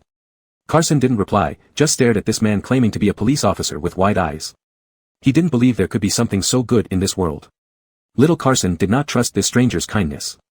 After finishing the pork trotter rice, he went home without taking the tissue with the address written on it. But although Carson didn't seek out the man would often show up in front of him. Sometimes they'd go eat, other times they'd just chat. One ordinary afternoon, the man suddenly appeared, taking Carson to have soda. They sat on the steps in front of a small store, watching heat waves rise from the asphalt road under the scorching sun. The man hadn't specifically come looking for Carson, he happened to pass by after completing a task and saw the boy loafing around, so he brought him along. Sucking away most of the bottle of soda, he placed the glass bottle on the step and burped, "By the way, what are you doing wandering around this time of day? Shouldn't you be in school?" Drinking soda was a rare treat for Carson, who savored it in small sips. "Been there, then stopped going." Setting the bottle down without finishing the soda, he planned to bring the rest to Murphy. He explained, "Mom said working at the dock only requires recognizing a few characters, no need for schooling." This child's situation seemed even worse than imagined. Officer G sighed and said to Carson, "Tomorrow I'll take you to find your mom." Iggy kept his word. On the evening of the next day, he appeared on time in front of Carson. Carson, who knew the way well, led him into a mahjong parlor deep among the neon lights. Unfortunately, even with the policeman's intervention, he couldn't make Carson's mother pay attention to her son for even a second. That night, the two people, one big and one small, got a cold shoulder from Carson's mother at her mahjong table. "It's okay, as long as Iggy is here." Under the streetlight, the man still smiled gently, "Go pack your things and follow me to school tomorrow." Unknown methods were used by the man, and the next day after taking Carson back to school, everything went smoothly, and Carson was able to continue his studies. This man appeared suddenly like a savior in Carson's world, providing him education, helping him with homework, taking him swimming, buying him pork trotter rice meals. For the first time, Carson felt what it was like to have a father's warmth from one person. One day after they came back from swimming, Carson was so tired that he fell asleep. Seeing this, the man had no choice but to carry him all the way home on his back. When Carson was half asleep on the man's back, he thought to himself, having someone care for you, love you, and having a dad feels just like this. 3 years passed like this. Perhaps what didn't originally belong to him would eventually leave. One day after 3 years, the police uncle took Carson swimming for half a day, then ate a bowl of pork trotter rice with him. Just before parting ways, he took off the pendant around his neck and gave it to Carson. Uncle also has a son. He and his mom are living in another city now. The man untied the necklace and adjusted the length of the rope before hanging it around Carson's neck. "Here, this is the necklace he made for me with his own hands. It's pretty, isn't it? Now I'm giving it to you." The man rubbed Carson's hair for the last time. "I hope both of you can grow up happily and healthily in the future." After that day, the police uncle seemed to vanish into thin air and never reappeared in Carson's world again. But the tuition fees provided for his studies were still transferred automatically to his account every month without fail. Based on the limited information he had, Carson went to find him several times at the place where he worked, but the people there always kept silent and avoided answering. Once, upon hearing that he was looking for Officer G, they even cursed him as an outcast in the police force and drove Carson away. Many years later, Carson learned of his death from someone else. It turned out that he had left this world 11 years ago. Chapter 29, Are They All True? 11 years later, Gwandy Street remained as bustling as ever. Despite the current economic downturn, more and more roadside stalls had sprung up. The bosses, upon encountering someone like Carson, plump and fair-skinned, were unwilling to let him go easily. Carson exerted all his effort to escape from the enthusiastic pursuit of the stall owners and, following the address in the text message, sat down at a hot pot stall. Seeing a customer arrive, the lazy waitress immediately perked up and briskly set the tableware and tea water.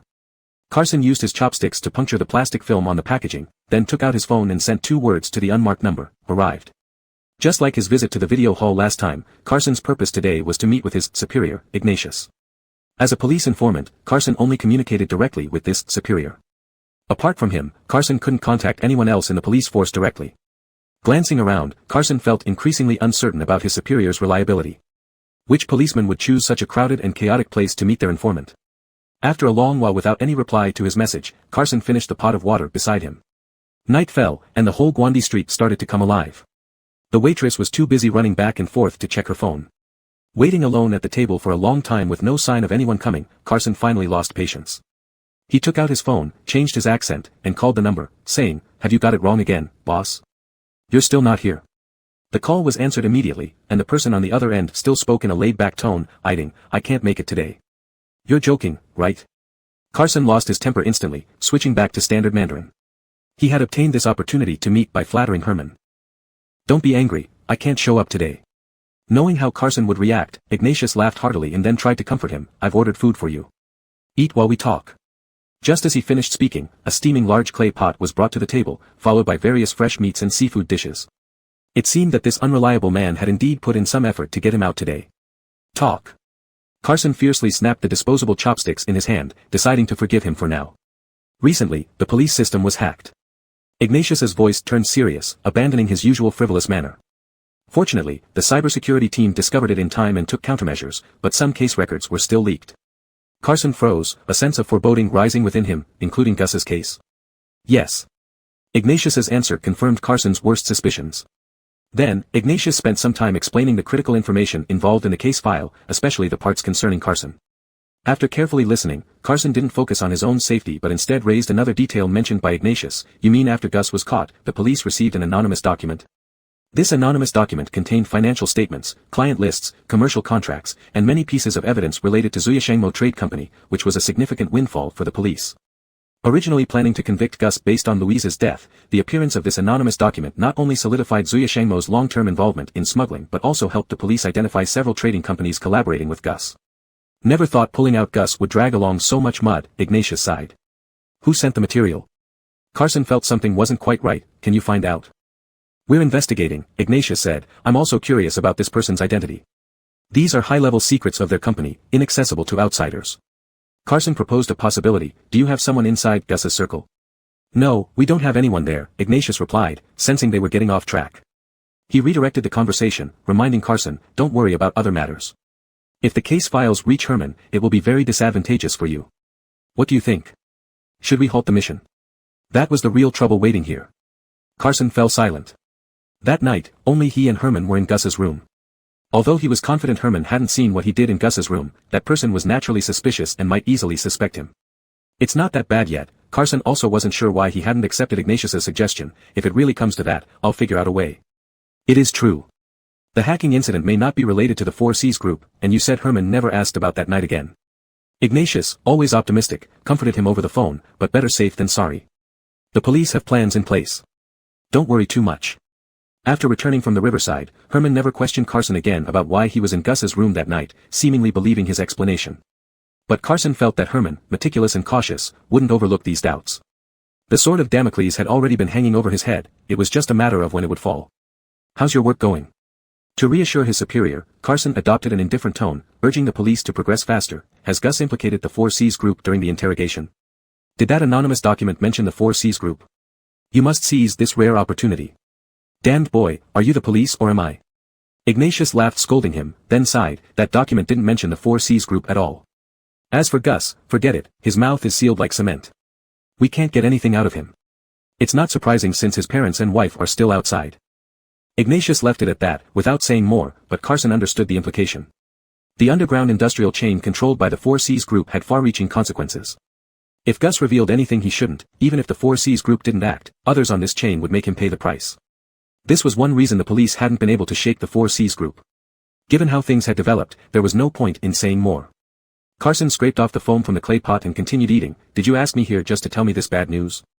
Of course, there's something else. The person on the phone tactfully shifted the topic. Today is your birthday, right, Aiden?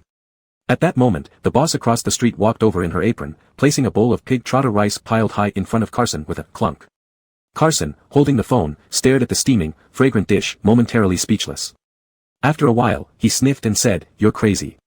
Do all cops have so much time on their hands? I heard from Master that you love pig trotter rice. Despite being scolded for nothing, Ignatius seemed quite happy. Master also used to take you to eat it every year on your birthday. Too bad he broke his promise for over 10 years. But don't worry, I'll make up for it this year. Perhaps because of the roaring fire, Carson felt a dryness in his eyes. He sniffed and said, Thanks. The thanks should be mine. Ignatius's tone softened, sounding unusually sincere. Carson, thank you for helping me in accepting such a dangerous mission. I'm not helping you, we made a fair trade. Carson disliked such sentimental scenes and switched to a professional tone. You promised that if I help you investigate the 4Cs group, you'd apply for a sentence reduction for my mother. That's fair. Don't talk so coldly. Ignatius laughed into the phone. You must hope, just like me, that Master's wrongful accusation will be cleared. Carson didn't respond, shoveling a large spoonful of pig trotter rice into his mouth. Admittedly, when Ignatius first blocked his doorstep, persistently asking Carson to be his informant, he didn't immediately drive him away because he was Iggy's disciple. For a few seconds of silence, the sound of a lighter could be heard in the receiver. Ignatius seemed to light a cigarette. Have you visited your mother recently? He exhaled slowly, asking. Carson swallowed his mouthful of rice deliberately. I told you, I won't see her again. Okay, you have your reasons. Finish eating, and go home early. The young man stopped pressing the issue, cheerfully saying, Eat everything, don't leave any. It cost me a week's salary. Carson might not understand social niceties, but he knew right from wrong.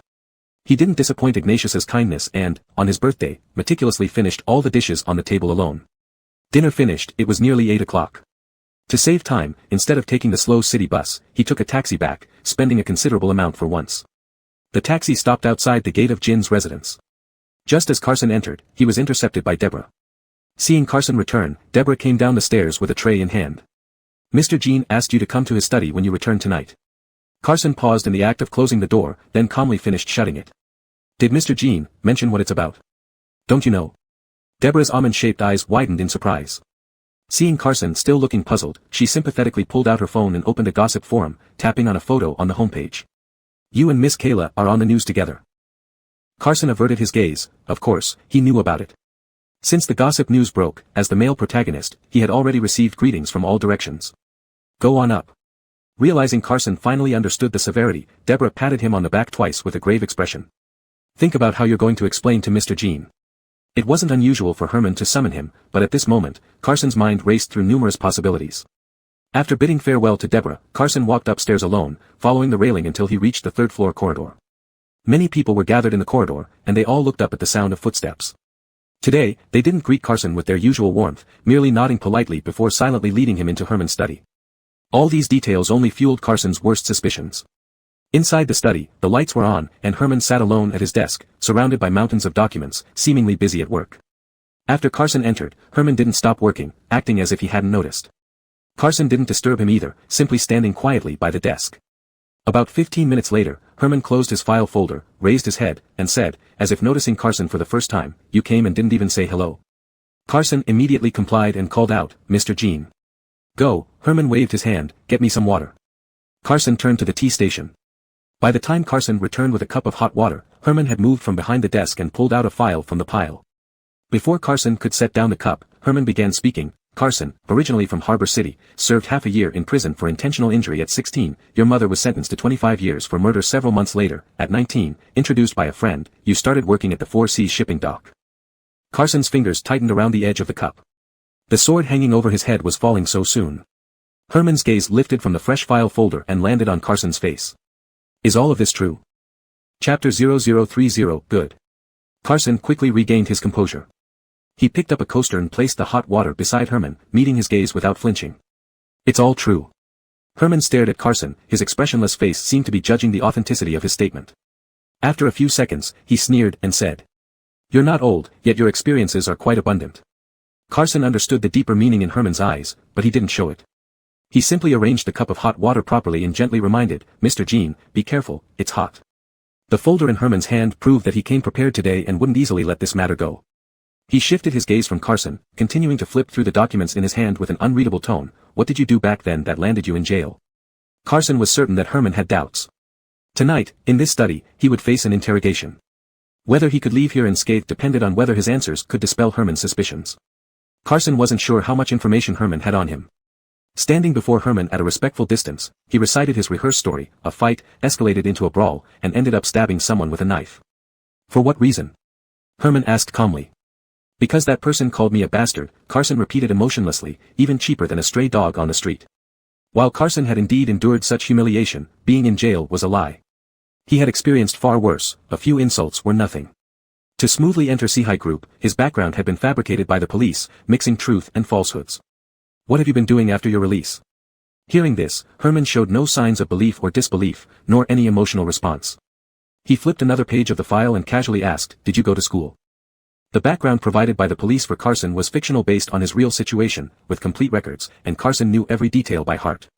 But the oppressive aura Herman exuded still made him nervous. "I went back to school." Carson was unsure of Herman's intentions, his palms slightly dampened. "I dropped out after my first year of high school." "Why?" Herman looked up at him. Carson replied, "Because of my mother's murder case." This was true. After the incident, Carson had run around dealing with matters related to his mother and couldn't focus on his studies.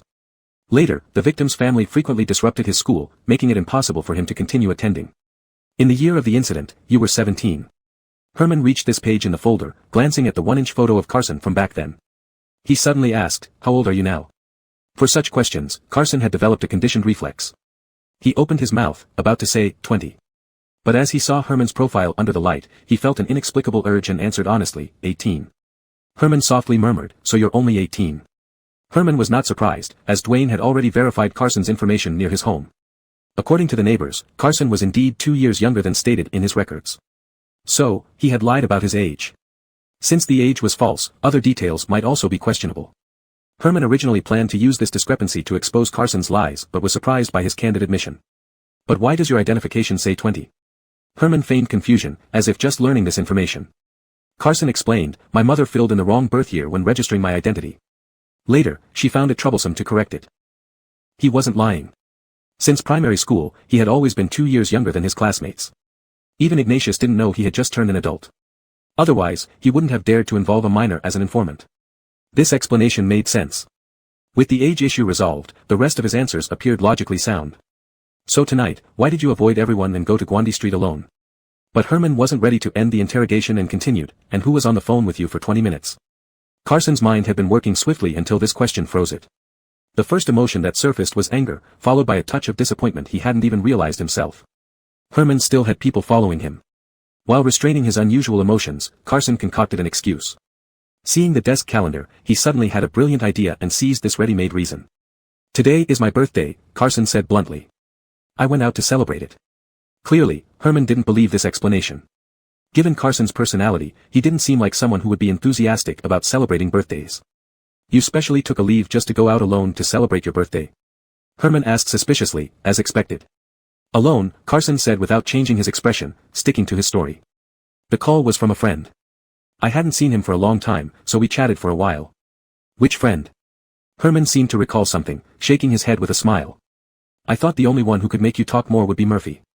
Carson replied, a friend I met while working. Herman stared at Carson intently, saying nothing for a long time. Under such a gaze, Carson felt as if he were under a bright light, unable to hide anything. All right, I have one last question, and I hope you answer it well. Finally, Herman spoke softly, releasing Carson's gaze. Carson, do you deserve my trust? Mr. Jean, Carson looked straight into Herman's eyes, sincere and determined, you can try to trust me. It was a lie, a word against his conscience, but matters of life and death required him to take the risk, even knowing he might be exposed. Herman did not respond immediately. Under Carson's watchful eyes, he wheeled back behind the desk and opened the drawer. Carson's heart raced to its peak, because he knew there was a gun in the middle drawer of Herman's desk. Herman had become suspicious again, and this series of interrogations aimed to expose any inconsistency. The sound of the drawer sliding open filled the room, reminding Carson that Herman was about to pull out the gun and shoot him. The study felt like a slowly solidifying cement box, gradually squeezing the air out of his lungs. Until a dull thud brought some air back into the room. Herman pulled out a stack of books, not a gun. Carson, still on edge, froze at the sight of these books. He never imagined events would unfold this way. The titles English, Mathematics, and Physics on the covers made him feel a sharp sting in his forehead. What kind of birthday gift was this? It was almost as unpleasant as giving elementary school students test papers during summer vacation. Carson's mixed emotions left him unsure how to react without arousing suspicion. You called me here tonight just for this? Carson couldn't hide his disbelief. Herman's mood shifted quickly. Moments ago, he was relentless, but now he seemed indifferent, even countering, what else? After an evening full of ups and downs, Carson lost control of his emotions and burst out angrily, Herman, are you sick or what? Don't like the gift. Herman didn't care about Carson's lack of respect, deliberately twisting his words. If you don't like it, I'll put it away. Helplessness hit Carson. Before Herman could do anything else erratic, he walked over to the desk and hugged the books to his chest. Thank you, Mr. Jean. Carson thanked him listlessly, hoping to get away from this unpredictable man as soon as possible. I'll go back now if there's nothing else. Hold it, Herman stopped him. Turn off the lights. Confused, Carson knew he couldn't refuse Herman, so he went to the door and turned off the chandelier. When he returned to the desk, a small flame flickered in the darkness. Herman had lit a candle left from Deborah's therapy session, cradling the flame in his palm. The candle was nearly burnt down, its flame wavering. Herman, shielding the weak flame with his hand, said to Carson, come over here. A little ceremony won't hurt.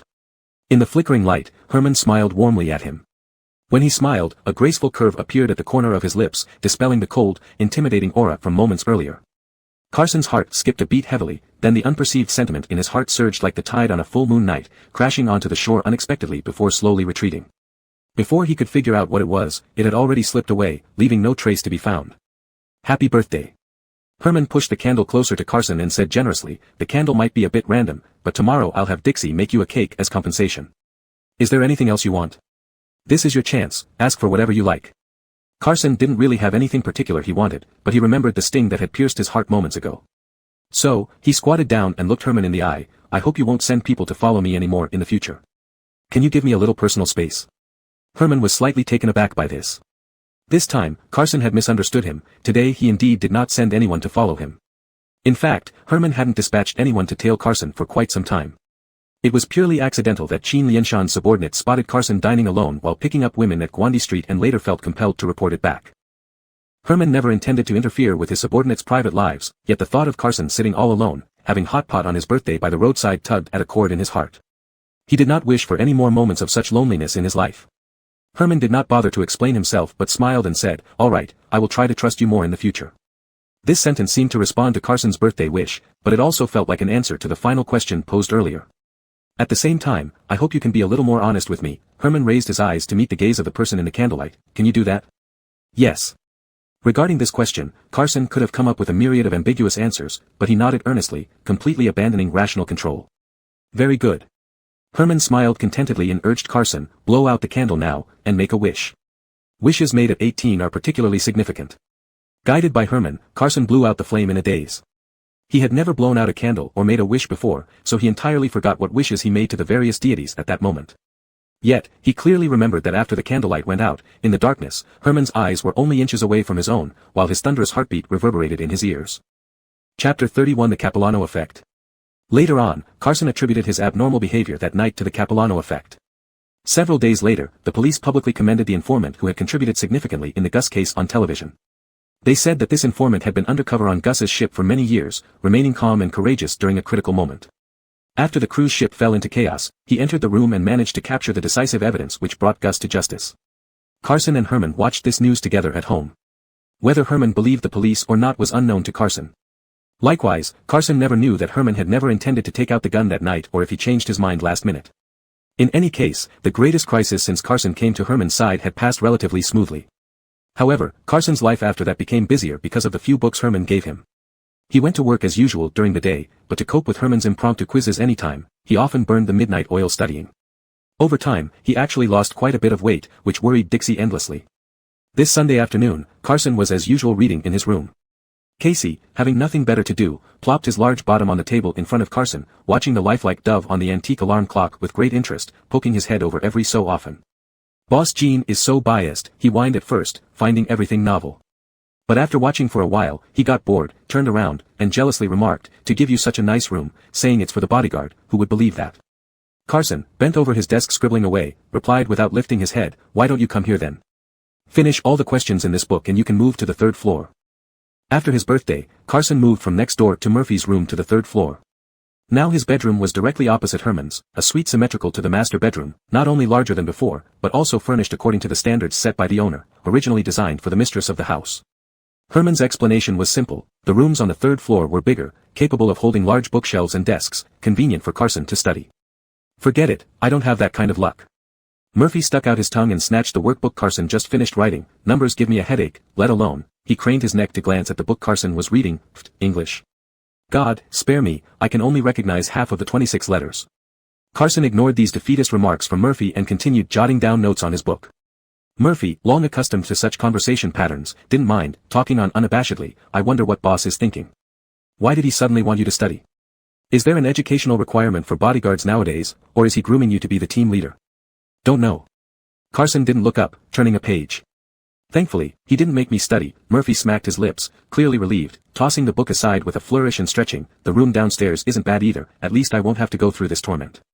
Mentioning this reminded Carson of what happened on his birthday night, causing a strange emotion to well up in him, making him feel somewhat uneasy. But he didn't think much about this unease and blamed it on Murphy, thus growing even less interested in conversing with him. It was rare for Murphy to spend a weekend doing nothing, so after pigging out on the snacks delivered by Dixie, he quickly scuttled downstairs. With Murphy gone, Carson could finally concentrate on his studies. But perhaps due to exhaustion, he found his eyelids getting heavier and heavier. Before he knew it, he had fallen asleep face down on his desk. Carson slept deeply and dreamt of things from his school days in this short span of sleep. Unlike Murphy, picking up his textbooks again wasn't too torturous for Carson. Before leaving school, his grades weren't outstanding but were decent enough. One evening during his freshman year, he returned home as usual after school. Just as he stepped through the door, he saw his house in complete disarray. All the windows were shattered, glass shards littered the ground, furniture was strewn across the living room, and the old TV, the only decent appliance they owned, lay in pieces. As he walked into the living room, kicking aside fragments of a smashed hot water kettle, voices erupted from the bathroom direction. "Tell us where the rest of the money is." A coarse male voice shouted. Immediately, a woman's shrill voice berated, "Why should I tell you? Get out now." COMY.org. His mother was a gambling addict who had wasted most of her life at the card table, often disappearing for half a month at a time. It was unusual that she would suddenly come back today. The scene in the bathroom was even more chaotic than in the living room. Beside the cracked mirror, a tall man grabbed a woman by the hair, slapped her face twice, and then pushed her head into the toilet bowl, pressing the flush button. The gushing water accompanied the coarse words from the man, "Bitch, where is the money? Hand it over to me right now or else." Before the man finished his sentence, he suddenly felt an intense pain on his back and flew outwards, hitting the edge of the sink with his head. It was Carson. Despite not having spoken to each other for over half a year, tacitly treating each other as heir, upon seeing this scene, Carson walked forward without a word and kicked the man's back. This man was Carson's mother's boyfriend, whom Carson recognized. Though the man was already distorted by drugs, he used to be a Muay Thai coach, tall and muscular, skilled in combat techniques. After taking drugs or drinking alcohol, he would frequently hit his mother. At that time, Carson was not yet 16 and naturally could not stand against him. Once the man regained consciousness from the sudden pain, he pounced on Carson with gritted teeth, grabbing his neck and pinning him to the ground. "Little brat, how dare you hit me?" The man had taken too many drugs and was somewhat delirious. He lost his rationality after being kicked by Carson. "It's because of you that this bitch won't give me the money." The man gripped Carson's neck tightly, determined to leave him no chance to live. "I'm going to kill you." The man's hands were like iron clamps around Carson's neck, making him unable to breathe. Carson's vision went black as he only saw the stinky mouth of the man moving but heard nothing but his mother's screams. In a daze, he had a premonition that he would really die today because of this gambler at the hands of this drug addict. Carson's strength was rapidly waning. He stopped struggling as the last bit of his consciousness slipped away. Just then, the grip on his neck loosened, allowing fresh air to rush into his nostrils. A sharp scream echoed in the small bathroom. Due to lack of oxygen, for minutes, Carson couldn't see anything. When his vision finally cleared, he saw his mother holding a kitchen knife, kneeling on the man's body, hacking repeatedly into the convulsing corpse. Crimson blood flowed from under the man's body, slowly spreading out, splashing on his mother's swollen face, and like a snake's tongue, it slithered up Carson's ankles, entangling him. Just as Carson's consciousness was about to be fully engulfed by the blood, an unearthly siren sounded in his ear, jarring him out of the dream. Carson woke up abruptly, sitting up straight, still seated at the large desk with the English book he was reading pressed under his hand. Though Carson had awakened, the lingering siren continued. The sound was from reality, not part of his fragmented dream. Dazed, Carson stood from the table, following the sound, and looked down from the window. He saw Herman and Dwayne downstairs, gathered around a tall black SUV, discussing something. Unconsciously, it was dusk, and tonight's sunset was exceptionally magnificent, painting the scenery with a golden-red glow. Herman sat amidst the golden light, as if sensing something, looked up towards the window. Seeing Carson just coming out, he beckoned him like a dog. This scene left Carson momentarily disoriented. Although he was awake, his emotions hadn't fully emerged from the dream. At that moment, seeing Herman gave him a sense of anchoring stability. He silently left the windowsill and turned downstairs. Today, Herman seemed in good spirits. Even though Carson took a long time to come downstairs, Herman didn't reprimand him. His gaze swept over the indentation marks on Carson's cheeks. But he said nothing. Instead, he pointed to the large SUV behind him and said to Carson, "Let's go for a ride." Carson didn't know what Herman was up to. He glanced at Dwayne, who showed no objection, and then at the sunset and the darkening sky, asking in surprise, "At this time?" Herman glanced at him, "Do you need to pick a time for a ride? Is it a bit late? Are you the boss or am I the boss?" Carson closed his mouth and stopped talking. Since the boss wanted to go for a drive, he had no reason not to serve him faithfully as an underling. So Carson pushed Herman's wheelchair to the SUV. He opened the rear door and was about to help him into the car when Herman pulled his hand away, wheeled himself forward a few steps, and opened the driver's door. Before Carson could figure out Herman's intention, Herman had already grabbed the handle on top of the car and smoothly sat inside. He then folded the wheelchair and placed it on the back seat. It seemed that Herman had become very proficient with this modified wheelchair designed by Carson. "Get in." Herman smiled at Carson, his smile carrying a hint of pride. Carson still stood outside the car, truly stunned by Herman's smooth movements. After the initial shock, he noticed that Herman's SUV had been modified, equipped with many convenience features for getting in and out, even allowing the accelerator and brakes to be controlled by hand. With proper licensing, the driver could operate it independently. Carson quietly sat in the passenger seat and asked Herman, "When did you learn to drive?" "Just got my C5 license." Herman adjusted the rearview mirror. "Buckle up, we're ready to go." Chapter 32. As long as he's happy. Adebayo had to leave work early today due to some family matters. Others felt too nervous and restrained around Herman, but Carson ended up going for a drive with Herman. Herman drove, taking Carson down from Yuanming Mountain and immediately turned onto the seaside boulevard. The two in the car sped along the coastal road, chasing the setting sun, racing forward. The sea breeze streamed in through the windows, disheveling Herman's hair. At that moment, it seemed as if he had grown wings, breaking free from his wheelchair's constraints and becoming an eagle soaring freely. Re-riding on the road again made Herman feel exceptionally elated, a feeling he hadn't experienced in a long time. His positive mood affected Carson. After the SUV dashed across the cross-sea bridge like lightning, Carson's mood gradually improved. After the car entered the Ring City Expressway, Herman closed the windows, shutting out the noisy airflow. Now you can talk. Herman glanced at Carson from the corner of his eye before refocusing on the road ahead. Why were you crying just now in the room? Herman noticed when Carson came downstairs. I didn't cry, Carson denied. Herman smiled and accelerated, overtaking a slow-moving vehicle on the fast lane smoothly. You're still stubborn. Your eyes are red like a rabbit's. Upon hearing this, Carson subconsciously checked his reflection in the rearview mirror. Finding no abnormality, he realized Herman was trying to trick him. Carson reluctantly admitted, I dreamt about something from the past. Herman did not pry further because he was certain that Carson needed someone to listen today. Sure enough, after a few seconds, Herman heard Carson speak up, I remember I told you my mother was a murderer. He paused briefly as if looking for an entry point into this old story. Do you know why she killed that person back then? Herman drove steadily into the tunnel. Despite having the files on Carson's mother's murder case brought by Adebayo, he still asked, for what reason? Leaning back against the seat, staring straight ahead, Carson said calmly, back then, she was infatuated and got involved with a man who had every kind of vice. He constantly demanded money from her, and under the influence of drugs, he would often beat her. On the day of the incident, this man found out she had hidden some money and demanded it from her. She refused, and soon they started fighting at home. Not long after, Carson saw the scene when he returned home. Later, she killed that man to save me. It took over 10 knife stabs, nearly beheaded him. Carson spoke expressionlessly, his tone so calm that it felt like recounting someone else's story. After she was imprisoned, I found out that the money she hid was meant for my college education. At this point, Carson turned to look at Herman, showing a bitter smile. How ridiculous, right? Human hearts are indeed the hardest things to measure. Carson never imagined that his mother, who had neglected him for years, had saved up money for his university tuition. Carson's voice grew deeper, seemingly questioning himself or Herman, now I'm not sure whether I should hate her or not. What does it matter? Love and hate have no standards, no right or wrong, no should or shouldn't. Herman's view of things was usually objective and rational, but this time, he gave Carson a rather subjective answer. Let your heart decide. As they talked, the sunset dimmed, and the mountains once clearly visible in the distance were now just black silhouettes. They had reached the end of the Ring City Expressway. If they continued driving, they would return to the starting point. Herman, still in high spirits, did not want to go back yet. He slowed down and asked Carson, where do you want to go next?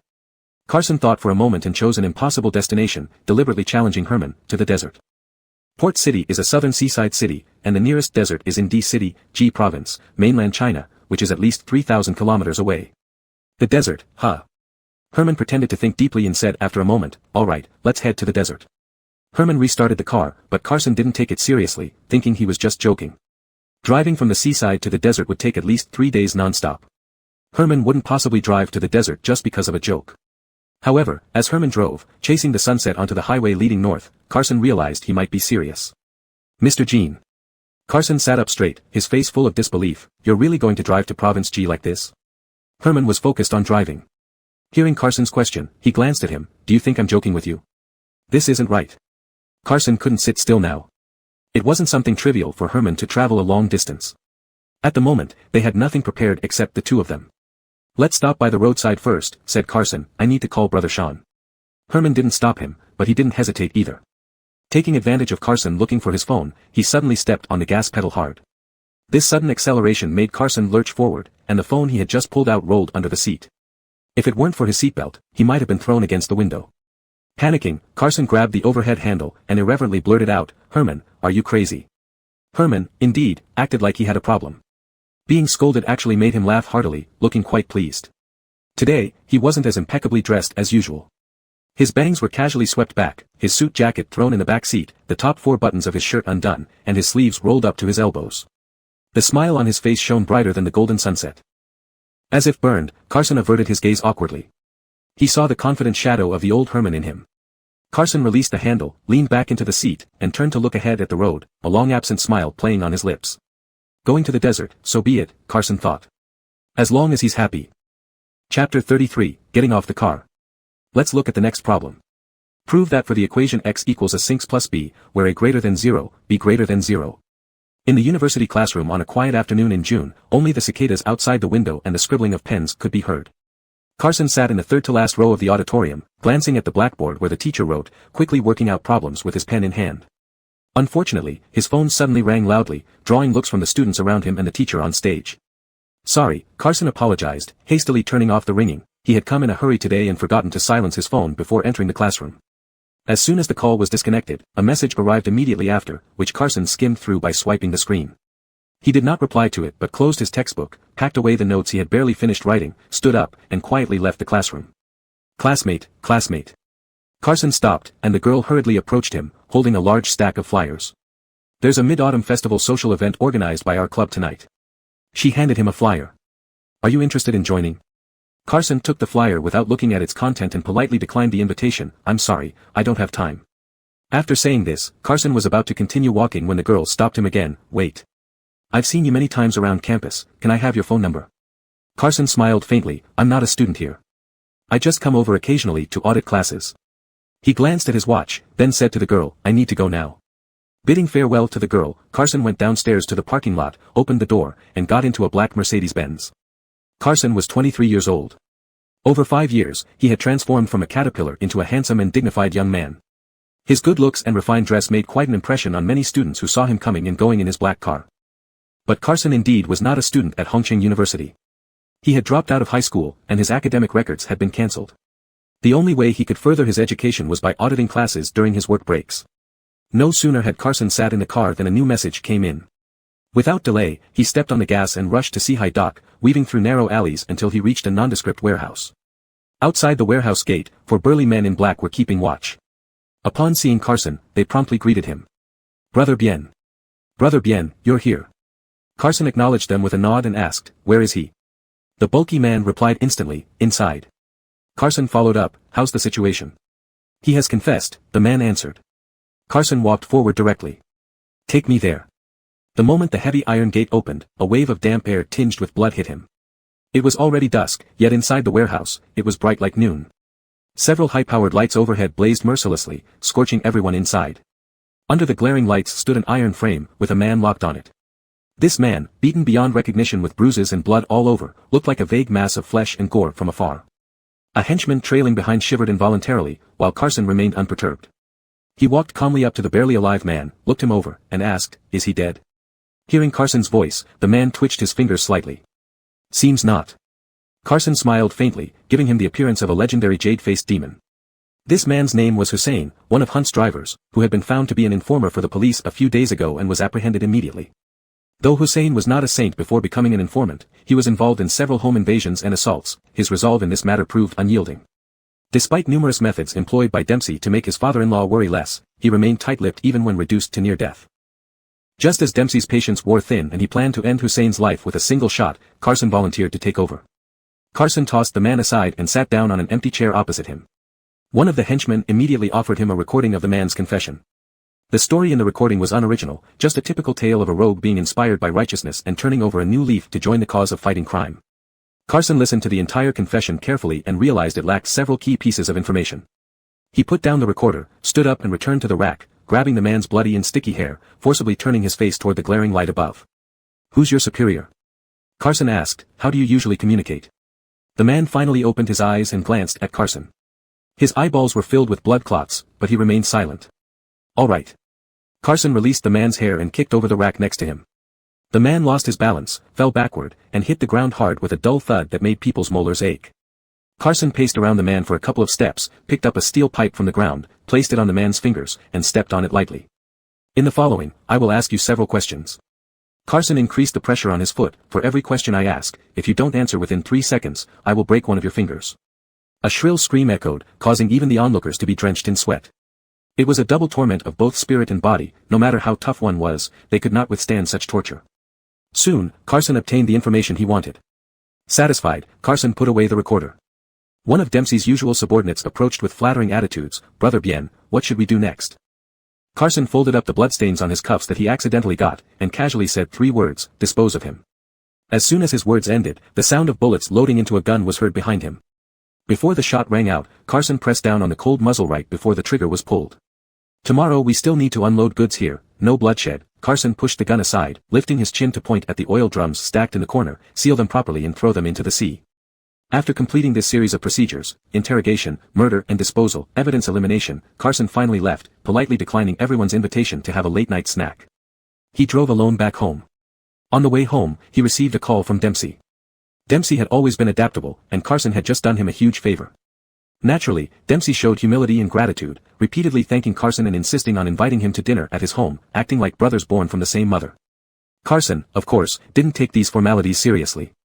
He wore Bluetooth earphones, responded casually while driving up Unyielding Mountain. It was already midnight when Carson noticed the bright lights at home as he reached the foot of the mountain. After climbing the hill, he found the gate of the Jean residence wide open.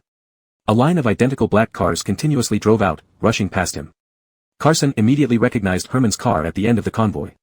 He stopped his car by the side of the road, got out, and waved it down. The tinted window slowly rolled down, revealing Dwayne's face in the driver's seat. Carson looked inside and met Herman's gaze from the back seat. Their eyes met briefly and then separated. Carson withdrew his gaze. Besides Herman in the back seat, there was also a bullet. Murphy was sitting in the passenger seat, greeting Carson with a grin. Pretending not to notice the passengers, Carson asked Dwayne, "Brother Chi, what's going on? Why did you come back so late?" Murphy interjected before Dwayne could reply, "A batch of goods had problems at the port tonight. We're heading there to check." Carson quickly understood that this problem must be significant to disturb Herman. Without hesitation, "I'll go too." Dwayne intended to stop him, but before he could speak, Carson had already opened the back door and sat down. "Mr. Jean," Carson greeted Herman formally, pretending just to see him. Dwayne sighed silently, looking somewhat awkward. He glanced at Herman through the rearview mirror, hesitating to start the car. "Get out," Herman raised his eyelids, scanning Carson with cold eyes. Herman's indifference didn't scare Carson off. He softened his tone, sounding almost pleading, "I just want to take a look, promise I won't interfere." Carson's move worked. Herman didn't ask him to leave again. He closed his eyes and continued resting, instructing Dwayne in front, "Let's go." The black minivan started once more, quietly merging into the traffic. The Sea High Group owned many ports. The incident tonight wasn't at the main Sea High dock in the city but at a small port 2 hours' drive from the urban center.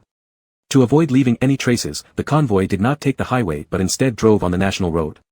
After about an hour, Murphy suddenly received a call from someone up ahead.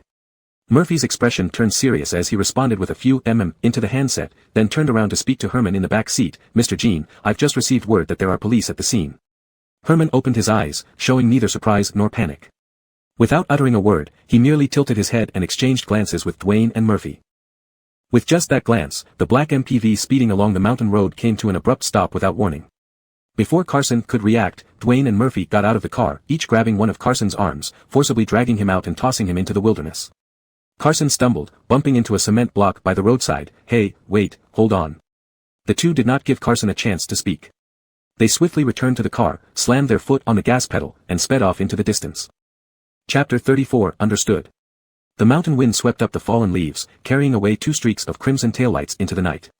The roar of the car faded around a bend in the mountain road, and the air became utterly still, leaving only the silence unique to the mountains. Herman had left Carson stranded in the wilderness like this. Indeed, whenever Herman was unwilling to do something, no one could force him. Similar incidents had happened countless times over the past 5 years. For reasons unknown, Herman had deliberately or inadvertently isolated Carson from company affairs these past few years. He never allowed him to participate in business operations. Even Murphy could handle tasks independently now, while Carson hadn't even touched the core circle. Thinking about how his 6-year undercover mission ended like this, Carson kicked a stone by the roadside in frustration, mentally cursing Herman from head to toe. But compared to his seemingly endless mission, what he should worry more about was his current situation. Carson had been left on the winding mountain road, far from any village, and his phone was left in the car during the scuffle. Catching up with Herman's car was impossible, so getting down from this mountain became his top priority. One way or another, people find a way to survive. That night, Carson walked down the mountain with his own 2 legs, reached a populated area, and luckily hitched a ride on a truck heading out early to deliver vegetables. He finally returned home at dawn. It took Carson the whole night to make it back. When he arrived, Herman had already returned before him. Debbie mentioned that there might be some trouble this time, as Herman went straight into his study without even entering his bedroom after coming back. "Serves him right," Carson thought sarcastically. "Why did you come back so late?" Debbie asked, then suddenly noticed something was off. "Wasn't Mr. Jean out with you last night?" Truly, she was stirring up the sore spot, and Carson replied irritably, "No." Then he added, "I'm going to bed." At that moment, Murphy came out of the dining room after finishing breakfast, wiping his mouth. From Murphy, Carson learned that last night, the arrival of Harris's shipment was leaked in advance, and the police had laid a trap, planning to catch them all. Fortunately, Herman arrived at the critical moment, skillfully maneuvering the situation, resulting in some lost goods but avoiding any involvement of C-High Group, thus averting a disaster. You didn't see how Mr. Jean handled things last night, wow. Murphy was still caught up in the excitement, pulling Carson aside to vividly describe the perilous scene and how Herman acted like a savior, turning the tide. Carson remained listless, showing little interest, and before Murphy finished, he brushed him off, saying he needed sleep. Hey, hold on. Murphy stopped his antics and delivered the important news. Mr. Jean said for you to go to his study once you're back. A visit from Herman at this time wasn't likely to be pleasant, but regardless of Carson's reluctance, he had to go. Reluctantly climbing upstairs, he knocked 3 times on the door, waiting for the "come in" before pushing it open and stepping inside. Morning news was on TV, reporting severe floods in Southeast Asia due to the rainy season, causing extensive damage to infrastructure. Today, Herman seemed unusually concerned about the livelihood issues in Southeast Asia. Seated behind his desk with an open file folder in hand, he stared intently at the television screen. He still wore the same clothes from last night, looking tired with dark circles under his eyes, clearly having not slept. Seeing Carson, Herman glanced at him, asking directly, "What did you do after leaving school yesterday?" Carson felt rebellious and replied evasively, "I hiked down the mountain." This answer was both a dodge and a taunt, filled with defiance. However, Herman seemed oblivious to the hidden meaning, continuing, "What about earlier?" So, that's what he wanted to ask. Carson tried to sidestep the issue, helped Dewey with some matters. Carson. Herman slammed the file onto the desk, his gaze stern. Dropping the pretense, he confronted directly, "Didn't I tell you to stay out of Harris's business? What did you do?"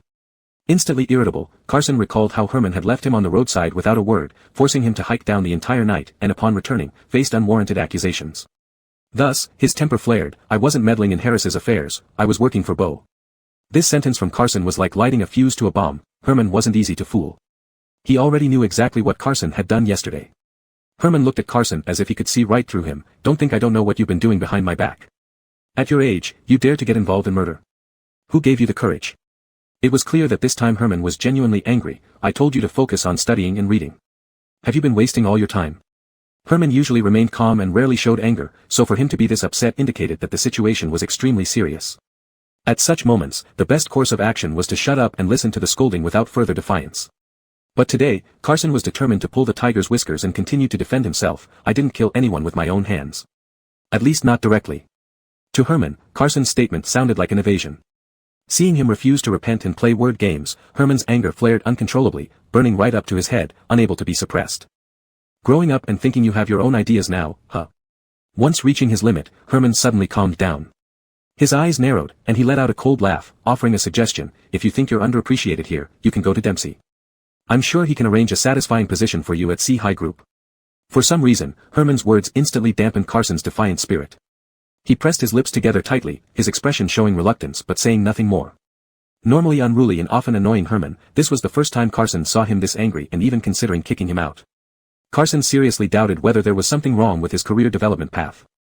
As Herman's bodyguard, Herman kept him away from company affairs and assigned him a multitude of complex learning tasks. After 5 years, all he managed to do was read extensively without making it into the core circle. Leaving Herman now would mean the complete failure of his undercover mission. Carson decided to yield. He relaxed his always straight posture, lowered his head, and muttered softly and indistinctly, "I'm sorry, Mr. Jean." He justified this concession as a sacrifice necessary to continue his mission, without delving into deeper reasons. "I'm warning you for the last time, Carson," Herman said, unmoved by the apology, "don't let me catch you doing this again." "I understand." Carson promised, "It won't happen again." He retracted all his sharpness and spikes, behaving like a little dog begging for forgiveness. "If you understand, get out." Herman was still furious and showed no signs of softening. Instead, his frown deepened, and he subconsciously patted his legs, telling Carson, "Don't stay here and annoy me." But Carson didn't leave. Ignoring Herman's weary gaze, he moved around to the desk and pushed Herman's wheelchair to the window, stopping at a spot with the best sunlight. Carson knelt beside Herman, observing his legs before rolling up his pant legs carefully. Trapped in the wheelchair, Herman remained silent, only watching Carson's actions with lowered eyelids. As expected, due to poor circulation overnight, Herman's legs had swollen. Years of rehabilitation had gradually restored some sensation to his lower limbs, but now they must be very sore. Despite nearly 6 years of inability to walk, Herman's commitment to physical therapy ensured his legs remained strong and healthy, almost unimaginable given his condition. "Debbie will come later, I'll massage your legs first." Carson pulled over a small stool, sat down, lifted one of Herman's legs onto his lap, and said, "I know you're angry. If you don't want to see me, just close your eyes. Herman didn't refuse, but he wasn't ready to forgive Carson. Following the principle of out of sight, out of mind, he closed his eyes. Carson wasn't naturally considerate or affectionate, but after years with Herman, he had become proficient in daily care routines. Though his massage technique was professional, it lacked the meticulousness and appropriate pressure Debbie provided. Yet, this uneven touch somehow calmed Herman's heart. The volume of the TV had been turned down by Carson, and Herman closed his eyes, listening to the sounds outside the window, the wind, the rustling leaves, and the noisy sparrows. At this moment, these sounds didn't seem as annoying as before. Herman had been suffering from insomnia for some time, but at this moment, he felt a bit drowsy. Just as Herman's consciousness began to fade, Carson suddenly spoke softly. That person fell into Dempsey's hands. Even if I didn't take action, Dempsey wouldn't let him go. Carson's tone was patient and gentle, and his fingers slowly moved from Herman's ankle up to his calf. He was going to die anyway. I just gave him a quick end. He was explaining himself. This is not an excuse for what you did, Herman said with his eyes closed. Wrong is wrong. I know, Carson replied. Although the deed was done, Carson's demeanor now softened Herman's pent-up anger. He realized that he found it hard to truly stay angry at him. Today's emotions stemmed more from heartache and disappointment. Herman sighed deeply in his heart and earnestly told Carson, Carson, I want you to understand that once someone's hands are stained with blood, there's no turning back. Carson paused in his massage, lifting his head slightly. He was surprised that Herman would say such things to him. Given Herman's status and stance, these words shouldn't come from his mouth. Herman also realized he had misspoken and quickly added, I have other plans for you. The company has evolved since its early days. He opened his eyes and looked at Carson's hair, which was gilded with sunlight. Over the years, Carson had matured significantly under his watchful eye, shedding the sharpness of his former self. Herman reached out, dispersing the sunlight on his head, his hand gliding down through the strands of hair. His fingers paused for half a second by Carson's ear, then lifted his face to meet his gaze. Herman wouldn't let Carson avoid this confrontation, he forced him to look him in the eye. You need a clean identity. Do you understand? This made sense on the surface, but Carson knew it was merely an excuse for Herman to dismiss him. C-High Group had plenty of talented people. Even if the business was legitimized, it wouldn't be his turn to carry the banner. Herman was treating him like a child who couldn't understand. But after all the effort to pacify Herman, Carson didn't want to ruin everything. He didn't defy Herman anymore, lowered his eyes, and meekly replied, I understand. Chapter 35, Stray Dog. Even though Carson had admitted his mistake and apologized, Herman still gave him the cold shoulder for quite a while. Even Murphy joked with Carson that he had offended the Dragon's Majesty this time and was cast into the prison. It wasn't until more than half a month later that Herman reluctantly started to show Carson some warmth again and took him to the riding stable. When the group arrived at the riding stable, a young man was already waiting there. This man was Herman's friend who had just returned from abroad and wanted to find a stable for the horse he brought back. Therefore, he arranged to meet Herman here. After exchanging pleasantries, Carson whispered to Herman, Mr. Jean, I'll go to the stables first. Herman nodded, go ahead. Carson was not unfamiliar with this riding stable. Firstly, all of Herman's horses were kept here. Secondly, since Herman could no longer ride himself, to better take care of those horses for him, Herman had been arranging for Carson to learn equestrian skills here for the past 2 years. After Carson left, Herman showed his friend around the riding stable, introduced the general situation of the place, and then led him back to the seats on the viewing stand. The moment they sat down, his friend asked, how's your leg lately? This friend of Herman's surname is Lee, a medical doctor who returned from studying in the United States. Today, apart from settling in the horse, he also wanted to talk about Herman's leg. Herman glanced down and said casually, Hideo as always. Actually, before I returned to China this time, I studied your condition with experts in the US. Dr. Lee said, I have a treatment plan here. Are you interested in hearing it? Herman was about to reply when he suddenly saw Artemio descending the stairs, surrounded by a group of people. Herman gave Dr. Lee a meaningful look, and instantly understanding, the two tacitly stopped their conversation. Artemio told others to stay where they were and strode over to Herman, meaning, what a coincidence. Why did we meet here today? He looked around but didn't see Carson, so he asked, is Xiao Bian having a lesson now? Artemio's original name was Zhang Tianshi. He was a classic self-made man, originally born into a family of fishermen by the sea, with 6 elder sisters. After marrying the only daughter of Hunt, he rose to prominence. To repay his father-in-law's kindness, he chose to marry into the Jiang family, even changing his surname to Jiang. After achieving success, Artemio became increasingly pretentious. On a hot summer day, he insisted on wearing a 3-piece suit, displaying his upper-class aura and dignity everywhere. Herman knew his brother-in-law all too well and responded less warmly, glancing at Dr. Lee and saying, meeting a friend. Artemio seemed to notice this unfamiliar face for the first time, sized up Dr. Lee with one glance, and immediately put on a friendly smile, this is Ening's friend? I'm Ening's brother-in-law, Artemio. Dr. Lee did not get up, merely smiling and nodding, hello, Zion. Artemio took advantage of the opportunity. Mr. Lee, do you mind if I join you too? Not at all. Dr. Lee courteously pulled out a chair. Please sit. Despite the open rivalry between Herman and Artemio, they still maintained a cordial appearance when they met. Plus, with Dr. Lee present, they couldn't discuss business, so the three of them sat on the side, chatting idly without any particular purpose. Amidst their laughter and conversation, Carson led a pitch-black horse into the arena. Artemio dropped his topic of which breed was better, Arab or Celle Francais, and turned his eyes to the horse, teasing Herman, who would have thought, you even gave your favorite horse to Xiao Bian. It's just a horse, Herman replied indifferently, besides, I can't ride anymore. You see, that's how Ening is, Artemio sighed, looking helplessly at Dr. Lee, I don't know how to respond to such words. Dr. Lee cooperated, such an attitude is not bad. Carson's handsome features were accentuated by his neatly fitted riding uniform, immediately capturing everyone's attention the moment he entered the arena. Unknowingly, conversations outside ceased, and everyone's gaze was drawn to him. Artemio watched as Carson walked the horse around the field once and marveled, you know, he really does look like he fits the part. This Jiang was two-faced, often addressing Carson as a brother in front of him but secretly harboring disdain whenever he mentioned him. Really can't understand what you're thinking. He was just a stray dog by the roadside. You have nothing better to do than raise him like a top-tier show dog, Artemio sighed, shaking his head with a smile as he recalled the first time he saw Carson at the dock. What's the point of it? There are so many things in this world, not every single one has to have a meaning. Herman had no interest in discussing this topic with anyone, especially not Artemio. He turned around and happened to see Carson nimbly mounting the horse, smiling. I just like seeing his clean and spirited look. Artemio thought Herman's reason was absurd. In an uncharacteristic moment of kindness, he said, let me give you a warning, a stray dog is always a stray dog, untamed. Be careful your own dog bites you. Herman smiled and replied, let me remind you too, once a stray dog has an owner, it's no longer a stray dog. Show some respect. It was blazing hot in midsummer, and Harbor City hadn't seen rain for more than half a month. The day was unusually scorching. After riding a few laps in the field, Carson and the horse were both drenched in sweat. The horse Carson rode was specifically selected from Western Europe by Herman. It was tall and robust, looking like it could throw its rider into the ICU at any moment, but in reality, it had a very gentle disposition. As a stallion, it had a delicate name, Mowgli. Carson loved Mowgli and would take on the work of the stable hands whenever he came to the stable, such as feeding, cleaning stalls, grooming, all done by himself without delegating to others. After the training ended, Carson led Mowgli back to the stable and, as usual, gave him a bath personally. Just as he was leading out the hose, he caught sight of a man dressed in the uniform of the stable workers standing outside the stable.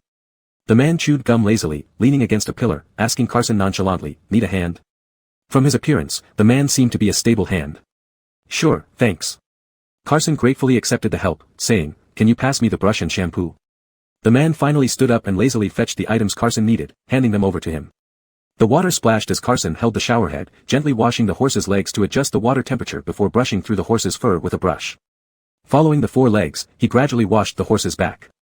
Seeing the horse was thoroughly soaked, the stable hand handed Carson a sponge and helped lather the horse with shampoo as quickly as possible.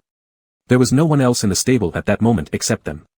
As the new stable hand applied shampoo to the horse's back, he said to Carson, luckily you passed on the message in time last time, otherwise, those water scooters would have been shipped in. It turned out this helpful stable hand wasn't anyone else but Ignatius in disguise, who had entered the stable undercover. That night when Herman left Carson on the mountain road, a batch of smuggled motorcycles belonging to Artemio was intercepted by the police at the port. Nowadays, motorcycle racing was popular, and due to their varied styles and low prices, smuggled motorcycles were highly sought after by young people, making them a significant market. However, these motorcycles had uncertain origins, lacked quality assurance, and were hard to regulate. If they circulated on the market, they would cause tremendous harm. That night, Herman also went there, Carson mentioned. Never expected Artemio wouldn't show up, but he did, Ignatius regretted. Herman even showed up, Carson glanced at him, half-jokingly asking, why didn't you arrest him then? The docking site belonged to Herman, true, but this batch of goods didn't go through his hands. He's a cooperative citizen, helping the police, how could I arrest him? Ignatius turned on the faucet, rinsing off the foam from Mowgli's body, then handed a scraper to Carson. Too bad we didn't catch Artemio, otherwise, he wouldn't have gotten away with the evidence. Do you really believe Herman is as clean as he appears? Carson took the scraper, expressionless, scraping the water off the horse's body. How could he be? Ignatius sighed helplessly. But we need evidence for police investigations. It won't be easy to get definitive proof against C-High Group. Carson added, besides, now isn't the right time. I know, there's no rush, Ignatius showed little regret about not catching Herman. A long-term plan catches bigger fish. Oh, right, Carson remembered something else. He stopped what he was doing and turned to ask Ignatius, how's Reginald? He's still lying in the hospital, Ignatius shrugged. You were really harsh on him, almost all his ribs are broken, he's in for a rough time. I had no choice. Relieved to hear that the man was alive, Carson continued scraping water off the horse's body. Otherwise, grass would already be growing over his grave by now. I know, if you hadn't taken him into your own hands, he would have been dead, Ignatius continued speaking to Carson. After he is discharged from the hospital, we will give him a new identity and relocate him abroad under an alias to live quietly. Don't worry. The Reginald they spoke of was the informant Carson pretended to handle for Artemio half a month ago. That time, Carson didn't really kill him but instead faked it to inform the police to wait at the location where the person would be thrown into the water. The moment he was tossed into the sea, the police rescued him and rushed him to the hospital. The injuries were severe, but not life-threatening. While washing Mowgli, they exchanged some of the latest intelligence. By the time they finished sharing the information, the bath was almost done. Next, you have an important task. Ignatius pulled over a large towel and began drying the horse's mane inch by inch. You should know that Sea High Group has constructed many secret passages in border regions to conceal smuggling activities over the years. Carson listened quietly without interrupting. Having been in Sea High for so long, he had heard about these smuggling routes to some extent. One of the most crucial routes is a waterway located on the southern border. This route is their critical artery, with a massive volume of goods passing through annually, Ignatius went on. But due to the rainy season in Southeast Asia causing river floods, this waterway has been damaged. Sea High Group is preparing to rebuild it. Ignatius then handed the wet towel to Carson, saying, "We want you to find out the details of this waterway and provide us with the information. We will coordinate with local police to completely destroy this smuggling channel." Without this waterway, Sea High Group would suffer significant damage, effectively disrupting their connection with Southeast Asia. But this was not an easy mission. Carson tossed the towel aside. "You should also know that Herman wouldn't let me get involved in such high-level matters." "I understand." Ignatius knew Carson's predicament well. "I can see that he treats you differently from others." Carson remained silent. Ignatius continued, "You can use Herman's favoritism towards you to open up opportunities." Favoritism. This word pierced a small hole in Carson's otherwise calm heart, and the slight traces leaking out made him uneasy. "Leave the method to me," he said emotionlessly to Ignatius. "Give me some time, wait for my news." Chapter 36, He Doesn't Smoke. This year, during the Mid-Autumn Festival, Hunt planned to host a family banquet. In Dempsey's life philosophy, his father-in-law's wishes always came first. As soon as the 8th lunar month began, he started preparing enthusiastically, almost boasting to the entire city about how much effort he put into pleasing his father-in-law. Just like Dempsey, Murphy was also busy making arrangements. Early August was his birthday. For just a head of security, his birthday was naturally not something the big shots above him would remember. But for most of the little fellows in the Four Seas group, it was a grand event. Murphy, affectionately known as Little Brother Jia, rarely celebrated his birthday, and when he did, it was indeed an occasion worthy of celebration. Unfortunately, Murphy had limited experience with grand celebrations. The grandest thing he could think of was leveraging Herman's influence to book more than 10 tables at Lido Hotel and reserve the largest VIP room at the adjacent Golden Cabinet KTV, inviting everyone out for some fun. Carson didn't enjoy such rowdy gatherings. On Murphy's birthday, he stayed at school until nearly 10 o'clock, only leaving the library after being repeatedly called by Murphy's urgent phone calls. By the time Carson arrived, the birthday party was already in full swing, entering its midnight phase.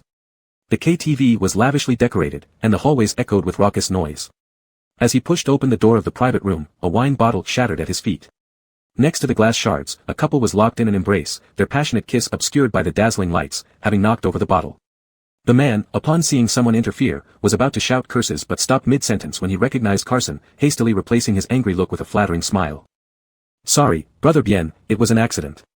Carson waved his hand dismissively and walked straight to Murphy, who was slumped on the sofa with vacant eyes.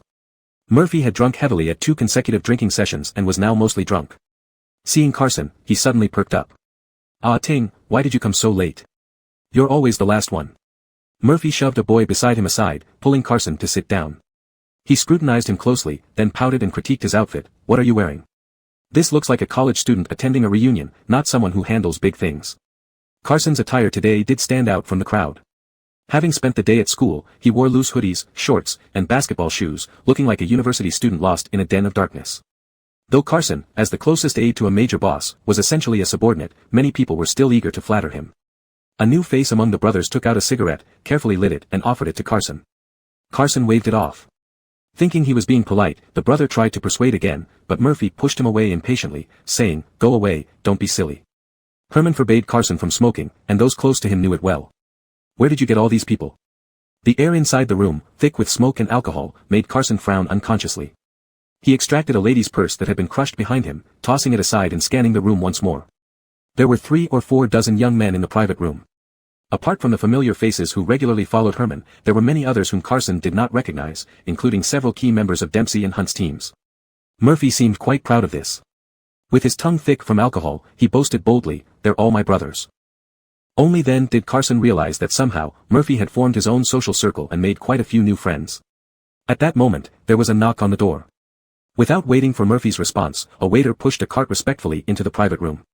With a glance from Murphy, the waiter knelt halfway beside Carson, placing fruit platters and expensive liquor onto the coffee table, quickly filling it up. Royal salute, Louis XIII, Ace of Spades. All pricey drinks meant to fleece those who lacked sophistication yet wanted to save face. Although Murphy seemed to have it all now, Carson knew about his background. Murphy lost his parents at a young age and lived with his grandmother. Last year, his grandmother was diagnosed with cancer, and the monthly medical expenses were a significant burden. Carson's gaze swept over the sparkling bottles. Given the circumstances, he couldn't bring himself to dampen the mood, so he lightly commented, "You seem to have quite a bit of extra money lately. It's rare for me to celebrate my birthday." Murphy had a waiter open a bottle of whiskey, maintaining his carefree attitude, "It's all about being happy." As the fine wine was poured and music began to play, Murphy's intoxication eased somewhat. He temporarily left Carson behind, shouting, my song, no one dare," and rushed to grab the microphone, bellowing at the top of his lungs. Carson crossed his arms and leaned back on the sofa, watching the person in front of the large screen. The lighting effects in the private room were bizarre and colorful, but even more unpredictable were the changes in Murphy's expressions. Murphy was still Murphy, but something about him seemed to have changed. After finishing his song, Murphy dropped the microphone and returned, sitting heavily beside Carson. He tilted his head back and gulped down a large cup of strong liquor. Drinking too much always made people talkative. "I never thought that I, Murphy, would ever have this day." Murphy threw his empty glass onto the table, sinking into the soft sofa and squinting his eyes, reflecting, "Do you remember, Ah Ting? That year when you dropped out of school, we worked as valets at this very KTV to save money for your mom's lawsuit. Hey, it was right here at Golden Cabinet." Carson smiled genuinely, remembering those days. Of course, he remembered. Back then, they had been beaten up by a few burly men for not letting an inebriated guest drive away. They ended up bloodied and owed money. Now it's different. "Hey, you wouldn't believe how low the manager bowed when he saw me just now." Murphy laughed at the memory of being beaten here. "If anyone dared to touch us now, see if I don't skin them alive." "That's enough." Murphy seemed to be getting carried away. Carson interrupted, "You're drunk." Ah Ting, I know. Boss Gene values you more, and you will surely have a bright future, far better than someone like me." Despite Carson's attempt to stop him, Murphy kept talking, pulling Carson and babbling endlessly, "We're brothers for life. I'm really happy for you. When you make it big, I'll rise with you. To be honest, I've long gotten tired of living on the edge. Don't laugh, but my childhood dream was to be a race car driver. Of course, that was impossible. Now, my new dream is to travel around the world. Enough, you've had enough to drink." As Murphy rambled on, Carson, both laughing and crying, pulled him up by the arm, "Let's go home. Don't rush. Tonight, brother has something exciting arranged for you." Murphy was reluctant to leave, swaying closer to Carson's ear, "I waited for you specifically. I didn't let them start without you." Carson had no idea what Murphy was planning and wasn't interested in finding out. Just then, the music in the private room was suddenly cut off, leaving the singer stranded mid-performance, looking helpless. Then, the door swung open, and a group of girls, each with distinct styles, walked in one after another like a rainbow passing through the room, dazzling everyone. The girls lined up in front of the sofas, chorusing, "Boss, hello." Instantly, the rowdy crowd fell silent, all eyes drawn to the beautiful sight before them. With so many beauties, no one knew where to look. "Pick one you like." Murphy put an arm around Carson's shoulder, his eyes scanning the girls like hooks. "I'm going." Carson hadn't expected this from Murphy and felt a surge of anger. Uninterested in joining, he stood up to leave. "Don't be like that. I know what you're worried about. It's just us brothers, as long as we keep it quiet, Boss Gene won't find out." Murphy held him down, whispering only loud enough for Carson to hear, "We're adults. What's wrong with having some fun?" Before Carson could protest, Murphy surveyed the girls again, finally pointing to one at the back. Yes, you. Come over and keep Brother Bien company." The woman seemed surprised to be chosen but quickly composed herself, stepping forward gracefully. She appeared slightly older than the others, around 28 or 29, wearing a simple black sequin dress. Her unstyled hair resembled a black silk waterfall. Against the dark backdrop, her deep eyes were captivating, setting her apart from the younger girls with their own serene composure. The energetic music resumed, and the girls dispersed to various corners of the room. "Ruby." The woman, seeing that Carson wasn't responding, introduced herself and asked, "Boss, may I know your name?" Carson's first instinct was to refuse answering, but when he looked into her eyes again, he couldn't bring himself to be heartless. Her eyes were a paradox of many contradictions. Cold when not smiling, passionate when smiling, they reminded him inexplicably of someone. He hadn't touched a drop of alcohol, yet under the gaze of those eyes, his heart almost leaped out of his chest. Bien Ting. Carson kept his gaze straight, not allowing himself to be distracted. Carson, what a beautiful name, Ruby said, filling a glass with whiskey and offering it to Carson. Her eyebrows curved affectionately as she softly spoke, Ah Ting, I toast to you.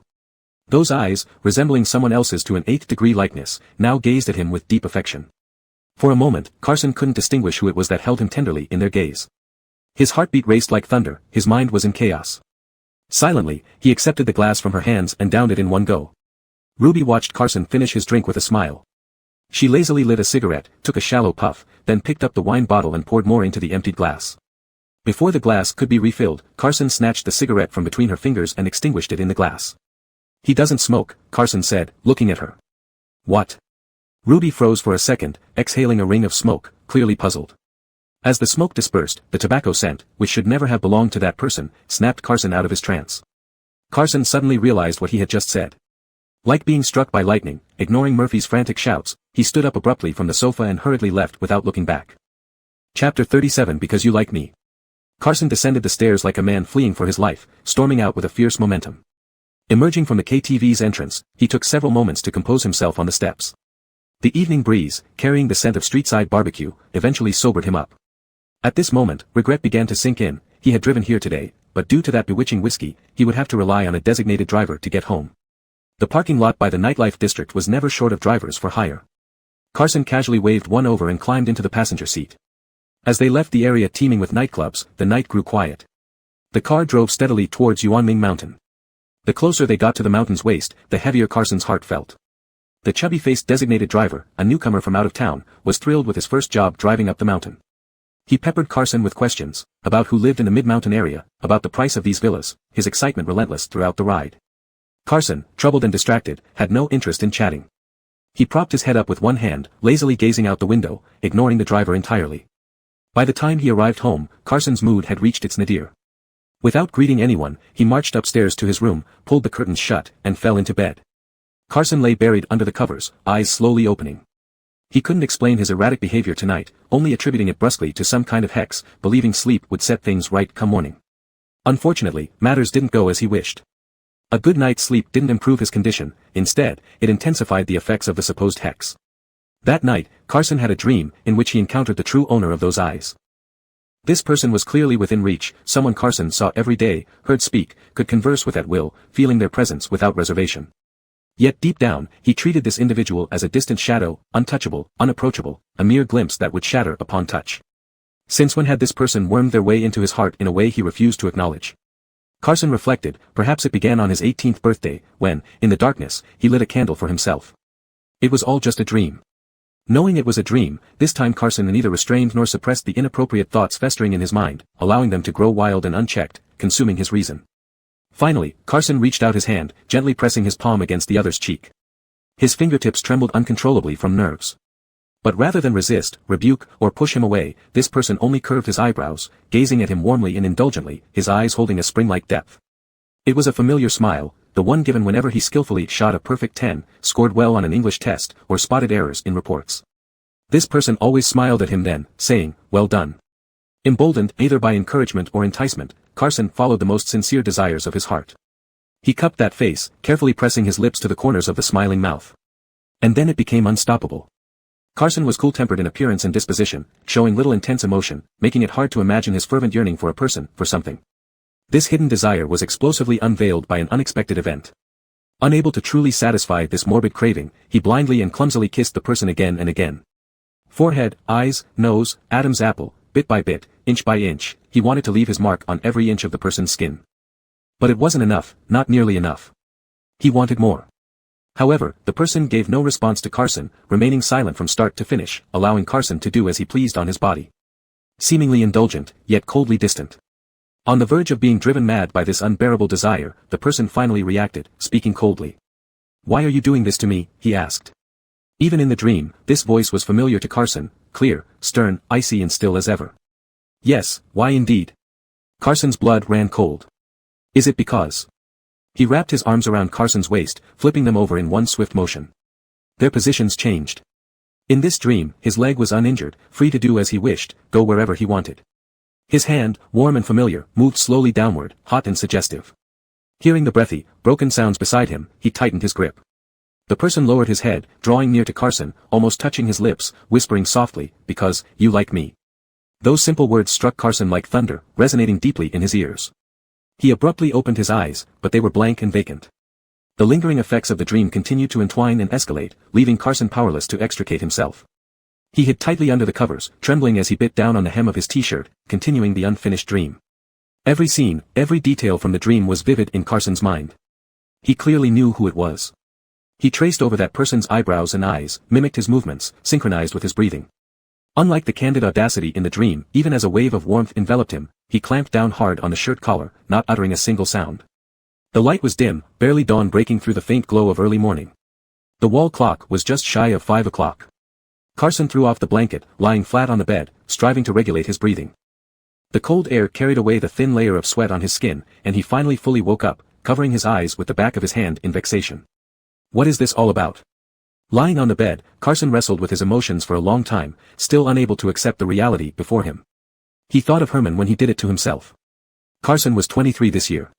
Of course, this wasn't the first time he'd done it by himself, but it was the first time his fantasies became real, manifesting into a specific form. All because of Murphy. Unable to reconcile with himself, Carson irrationally blamed Murphy for everything. Now that it had happened, there was no point in dwelling on it. Carson got up like a soulless corpse, wandered into the bathroom to take a cold shower, and resignedly washed his underwear and pajama pants. After all the fuss, the evidence was destroyed, but hanging the freshly washed pants in the room or on the balcony was clearly not a good idea. Dixie would come in to tidy the room later. Usually, if he left washed pants in the room, she wouldn't think much of it. But this time he felt particularly guilty. Seeing that it was still early, Carson decided to quietly hang the pants in the laundry room while everyone else was still asleep, without anyone knowing. Said and done. Carson took his wet pants and tiptoed out of the room. He thought his plan was perfect, only to be met face to face with Herman stepping out of his room right outside his door. Their gazes collided inevitably. Thud, the pants dropped from his hands, and Carson hurriedly squatted down, grabbing them back into his arms. The fragile barrier he had managed to erect crumbled easily, as if that brief moment of eye contact had exposed everything that happened in the room to Herman. Herman certainly didn't have such powers. He hadn't expected to encounter Carson so early and was somewhat taken aback, but he quickly noticed Carson's flustered expression, as if he were acting like a thief. Especially after seeing him, his emotional control almost completely broke down, even looking a little pitiful. Herman hadn't completely cooled off from Carson handling the police informant for Artemio without authorization and had been deliberately giving him the cold shoulder during this period. But seeing Carson like this, he worried if he had gotten into some trouble. Putting aside his resentment for now, Herman approached 2 steps closer and asked, "What are you sneaking around so early in the morning?" Carson reacted as if confronting an enemy. Seeing Herman coming toward him, he hastily retreated 2 steps but was blocked by the door behind him. With no way to escape, his back pressed against the door, and he couldn't answer Herman's question. In a panic, his defense mechanism kicked in, and he turned aggressive, rudely questioning Herman, "What are you doing out so early?" "Got up early and couldn't sleep, so I came downstairs for a walk." Herman replied nonchalantly, glancing casually over Carson's body. Only then did he notice the 2 wet pants Carson clutched tightly in his arms. After all, Herman was experienced. Seeing this, he immediately understood. Understanding didn't mean kindness. Why washing pants so early in the morning? Herman seemed determined to push Carson further. Was it someone named Mang Yi, or D? Before he could finish, Carson visibly bristled, his face turning red then white. "No." "Oh." Herman asked with apparent interest, "Then what is it?" "It's," after hesitating for a long time, Carson couldn't fabricate any excuse, finally defiantly retorting, "None of your business." After saying that, he angrily kicked Herman's wheelchair and bolted downstairs without another glance, clutching the 2 wet pants. Watching his fleeing figure, Herman remained alone where he stood, finally lowering the high and mighty stance he'd maintained for half a month, laughing out loud. He wondered if he had been protecting him too well these years. Mere normal physiological reactions should not have caused such a stir. After laughing his fill, Herman's mood finally improved, and he no longer mentioned his early morning stroll downstairs. He turned around and went back to his room. In the black MPV downstairs, Philippe glanced at the message he had just received on his phone and said to the Keaton beside him, "Let's call it a day early, let's go for some morning tea." The Keaton had been dozing off in the passenger seat and asked puzzled, "We're not going to catch people at the cash register?" After speaking, he yawned again. Murphy's guts are too big, daring to take little Bien to those messy places, even staying out all night. "Not going." Philippe tossed his phone into the storage compartment and drove out of the driveway. The boss said he has returned home. Chapter 38 Brand. Carson was not the kind of person who was overly sensitive, occasionally even enjoying showing off his strength. Herman originally thought that with his character, he wouldn't stay out of sorts for long and would soon appear before him as if nothing had happened. To his surprise, Carson didn't show up all day today. After dinner, Herman went to the rehabilitation room alone. On the way there, he was thinking about how he would confront Carson the next day. As soon as he pushed open the door, he saw Carson already dressed in sports gear, sitting on a chair waiting for him. "I thought you weren't coming," said Herman, maneuvering his wheelchair inside. "If I don't come, how would you practice on your own?" Seeing Herman enter, Carson stood up. Just as Herman had expected, he came over to help Herman get up as if nothing had happened, any signs of his earlier breakdown and defensiveness long gone from his face. Herman boasted, "I won't fall apart without you." Carson didn't indulge him, pretending to let go, "Then I'll leave. Can't you even take a joke?" Herman grabbed Carson's arm and pulled him back. His attitude, which had been distant lately, softened, even bringing back a smile that had been absent for a while. "I can't do without you, are you satisfied?" Perhaps to Herman, this was just an ordinary remark, casually used to win over subordinates and gain loyalty.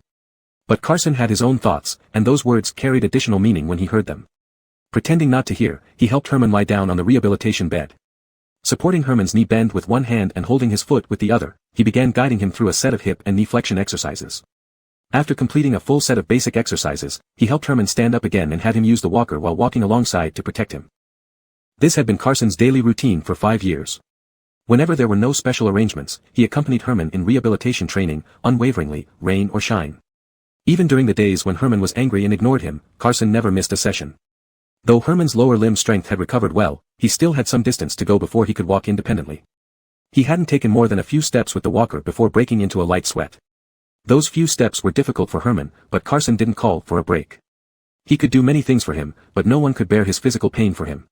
He had to be firm, staying resolute until the last second on the timer. Only then did Carson reach out and support the swaying figure. "Time's up, rest for a bit." Before he could finish speaking, a gunshot echoed outside the window. Living in an environment constantly filled with danger, Carson had developed a conditioned response. The moment danger struck, his first reaction was to shield Herman, pressing him to the ground and covering him with his body, even placing his palm under Herman's head to prevent injury. By the time he completed these actions, Herman was already lying in a safe corner of the room, his gaze passing over several fiddle leaf figs, landing on the window. "Bien. Shoo, don't make a sound." Carson covered his mouth with his free hand. "Don't worry, it's fine." In the crisis, Herman wasn't as nervous as Carson. He blinked his eyes, which curved into a smile beneath his brows, filled with laughter. "It's not gunfire," his lips pressed against Carson's palm, the warmth settling into his palm, tickling and tingling, "it's fireworks." Just as Herman spoke, colorful lights bathed both of them. More gunshots echoed continuously, illuminating the night sky with brilliant fireworks. A large number of fireworks soared into the sky, and Carson realized he had reacted too strongly out of concern, making a big mistake. Following that realization was uncontainable frustration.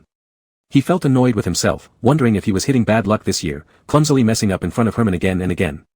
"I'm sorry," Carson loosened his hold on Herman, ready to rise awkwardly. "I'll be more careful in the future." Herman, quick-eyed and quick-handed, grabbed his wrist, pulling him back before he could slip away. "Say what you want to say first. What did Thompson do with you last night for his birthday?" Herman let Carson continue using him as a human cushion. "You've been absent all day and distracted tonight. Troubled?" This compromising position stirred certain improper images in Carson's mind. He struggled but couldn't break free, so he tried to keep some distance from Herman, stiffly saying, "Nothing, let me go first." "You're saying nothing. You're over 20, not inexperienced. Even if I stumbled upon something, there's nothing to be ashamed of, I won't laugh at you." Herman revealed the answer with a single sentence. "We've all been young once. I understand." "You think you understand? You don't understand a damn thing. If you knew what indecent things I did last night, you might have wheeled yourself out of here overnight." Unfortunately, none of his thoughts could be heard by Herman, so Carson could only remain silent, swallowing his bitterness as he replied, "I know." After asking the question, Herman started pretending to be innocent again. "If you know, then get up quickly." He loosened his grip on Carson's hand and patted him on the waist as if the one who had been holding him down for questioning wasn't him, so heavy. Carson was at a loss with this rascal. With a sullen face, he stood up abruptly. After this little interlude, the training continued. At 10 o'clock in the evening, after practice ended, Carson sent Herman back to his room as usual. Before leaving, Herman suddenly called him back. "By the way, come with me to the airport tomorrow night." "What for?" Carson's voice remained cold. "To pick someone up." Just then, Deborah brought up some medicine. Herman took it while looking up and then added, "Kayla is back." Hearing this, Carson was stunned. Kayla, the current popular actress, was Herman's fiancée. Upon hearing Kayla's return, Carson suddenly regained his composure, instantly detaching from his troubling emotions. His unspeakable feelings for Herman seemed despicable and unworthy in the moment Kayla appeared. Kayla's flight arrived late at night. This was the last flight landing in Harbor City that day. The fans and media's enthusiasm was undiminished, and the arrival hall was packed, making it almost impossible to move. However, despite waiting until midnight, Kayla didn't appear because Herman had arranged for her to enter the VIP lounge immediately upon landing and leave through the staff passage. Jean. Ning. A radiant figure emerged from the glass doors and enthusiastically ran towards Herman, giving him a big hug right in front of everyone. Welcome back. Herman's reaction wasn't as enthusiastic as hers, but he smiled and patted her back. Carson. After greeting Herman, Kayla straightened up and came over to stand in front of Carson, cupping his face and pinching it. Long time no see. You've grown so tall. The last time Kayla saw Carson, he was just 18. Boys change every day at that age. After 5 years, he had become unrecognizable to her. She looked Carson up and down, marveling aloud, unbelievable, you've gotten even more handsome. How many girlfriends have you had? Having stayed in Europe and America for a long time, political correctness was deeply ingrained in her mind. She could fluently list 13 genders and 11 orientations, adding quickly, or boyfriends. Don't corrupt the child. Before Carson could respond, Herman interjected coldly, let go. Reluctantly, Kayla released Carson, muttering something under her breath, likely cursing Herman. Thanks to prior arrangements, leaving the airport went relatively smoothly. After bypassing the media and fans to deliver Kayla home, they returned with only Herman and Carson left in the car. When driving, Herman usually sat in the passenger seat. Not long after getting into the car, Herman received a message. Carson glanced down instinctively when the notification sound played, seeing Kayla's name on the screen. He immediately withdrew his gaze and focused on driving. What's wrong today? Herman picked up his phone naturally, replying to the message while asking Carson, you look glum. Who upset you? Nothing. Carson switched lanes swiftly, overtaking a slow-moving car in front. But his expression betrayed everything. Frowning lines were almost permanently etched between his brows, which certainly didn't suggest nothing. Because of Kayla? Herman probed, guessing it was due to Kayla's inappropriate jokes. That's just how she is. She doesn't mean any harm. Don't take it to heart. It's not because of Antonia. Carson tried to focus on the road but was caught off guard, revealing his true feelings. He hurriedly clarified, Antonia is very kind and has taken care of me. After your marriage, I will work hard for her too. That's good. Herman relaxed, seemingly satisfied with Carson's answer, shifting his gaze to the window. I'm relieved to hear that. But just as he turned his head, Herman saw, through the glass reflection, his own smile fading away, his lips pressed tightly into a straight line without warmth. Her focus is abroad, and she didn't bring many people this time. You and Jiawen Lianshan will need to assist with her security, Herman said, still looking out at the streetlights flashing by, giving Carson only a cold profile. Kayla is a public figure, you should pay extra attention. I understand. Carson accepted the task without hesitation. Don't worry, Mr. Jean.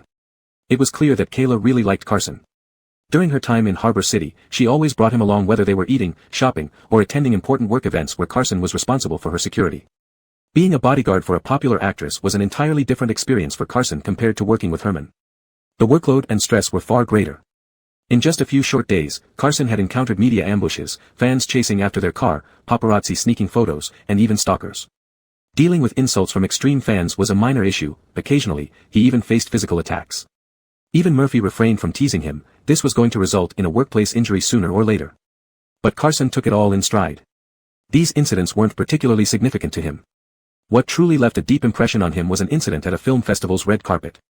On the day of the red carpet event, a sudden downpour began as Carson and Kayla arrived at the venue. He got out of the passenger side first, holding the umbrella and walking around to the back seat to help Kayla out in the rain. The umbrella offered limited coverage. Carson leaned it toward Kayla, walking slightly behind and to her side, ensuring not a single drop touched her dress while he was drenched from head to toe, barely able to keep his eyes open from the rain. After safely escorting Kayla onto the stage, Carson's job wasn't over. He remained vigilant downstairs, ready to handle any emergency situation. The rain grew heavier. He stood guard in the deluge, shielding her from the frenzied fans who tried to reach her, being shoved and pulled by countless hands. He looked utterly disheveled. On stage, the female star was the center of attention, glowing brightly. Carson struggled through the crowd, appearing small and insignificant. He once again felt the stark reality, that from the moment of birth, fate branded the unchangeable gap between people into everyone's lives. Chapter 39, He's Avoiding You.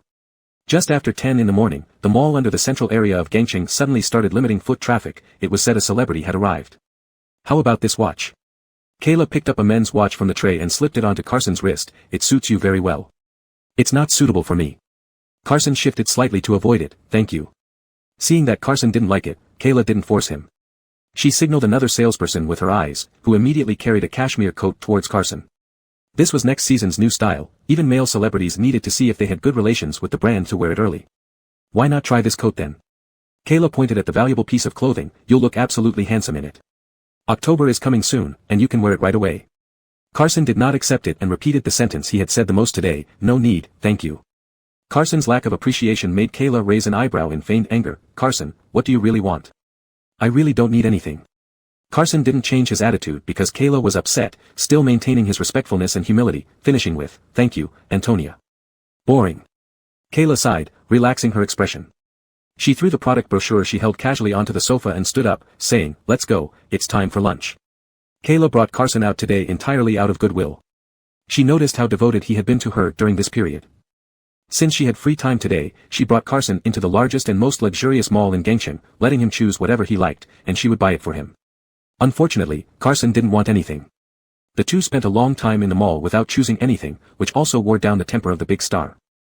Though Carson didn't ask for anything, it was rare for Kayla to come to the mall herself, so she bought many bags of things. A total of 5 store assistants were mobilized, running back and forth twice, to move all the large and small orange boxes to the car. At noon, Kayla had lunch at Lido Hotel. Herman had already arrived there earlier, safely escorting Kayla into a private room. Noticing the situation, Carson tactfully began to leave. However, just as his hand touched the door handle, he heard Herman calling him from behind, Carson. Herman was ordering dishes with the manager when he saw Carson about to leave. He lifted his gaze from the menu, looking puzzled. Where are you going? I'll wait outside, Carson replied. His answer wasn't inappropriate. No matter how they interacted at home, Carson never joined in whenever Herman entertained guests at hotels. Today was a date with his fiancée, so Carson wouldn't intrude. He understood human relationships. There are people guarding outside. Herman turned his attention back to the menu and mentioned offhandedly, stay here. He sounded a bit displeased. Sure, Ting, Kayla, being perceptive, immediately sensed the strange atmosphere and tried to mediate, you've worked hard all day, sit down. In front of Kayla, Carson didn't argue with Herman but obediently stayed. However, he didn't immediately take a seat. Instead, he stood beside the table, pouring water, serving fruit, and handing towels like a waiter. Alright, this was him driving him crazy in a soft way. Herman thought helplessly, this kid indeed knew exactly how to annoy him and yet leave no reason for an outburst. Okay, Herman wiped his hands with the towel Carson had just given him, tossing it aside without looking at him, saying, you should still go outside. Yes, Mr. Jean, Carson agreed submissively, pouring the half-filled teacup to full before placing the teapot down and exiting the room. The sound of the closing door resonated. Herman stared at the picture on the menu without flipping to the next page. Seeing this, the Barack thought President Jean was interested in the 21-day matured roast goose and wanted to introduce it in detail, but Kayla gave him a look and shook her head. The manager closed his mouth abruptly. Fortunately, this tense atmosphere didn't last long. Herman finished ordering the dishes as if nothing had happened. The manager left gratefully, and the heavy door opened and closed quickly, leaving only Herman and Kayla in the room. When do you plan to return him to me? Herman extended his hand, moving one of the 2 cups of tea poured by Carson to Kayla's side, asking her, if he stays by your side any longer, he might run away with you. The tea was cold, but Herman still picked up the remaining cup and took a sip. Forget it. Kayla kicked off her stilettos, stretched her limbs, and said with a dismissive tone, what does it have to do with me? Haven't you noticed? He's avoiding you, deliberately keeping a distance. Is that so? Herman countered, his tone indifferent as if he didn't care at all. I haven't felt that way. Kayla sneered, unwilling to indulge in his pretense. As they were talking, there came a knock on the door. Herman glanced back briefly before turning away. It was the waiter bringing in appetizers before the meal. Lidu's dishes were known for their ornate appearance but low cost-effectiveness. The portions were small but varied, with tiny plates spread all over the round table. Kayla couldn't care less about these details. Having stayed abroad for too long, she pounced on the Chinese cuisine without any decorum until the waitress left, then muttered indistinctly, he's probably dating someone behind your back. The stomach is indeed an emotional organ, to some extent. Suddenly, Herman lost his appetite. He didn't even touch his chopsticks. After a while, he stated firmly, he won't. Kayla laughed, how do you know he won't?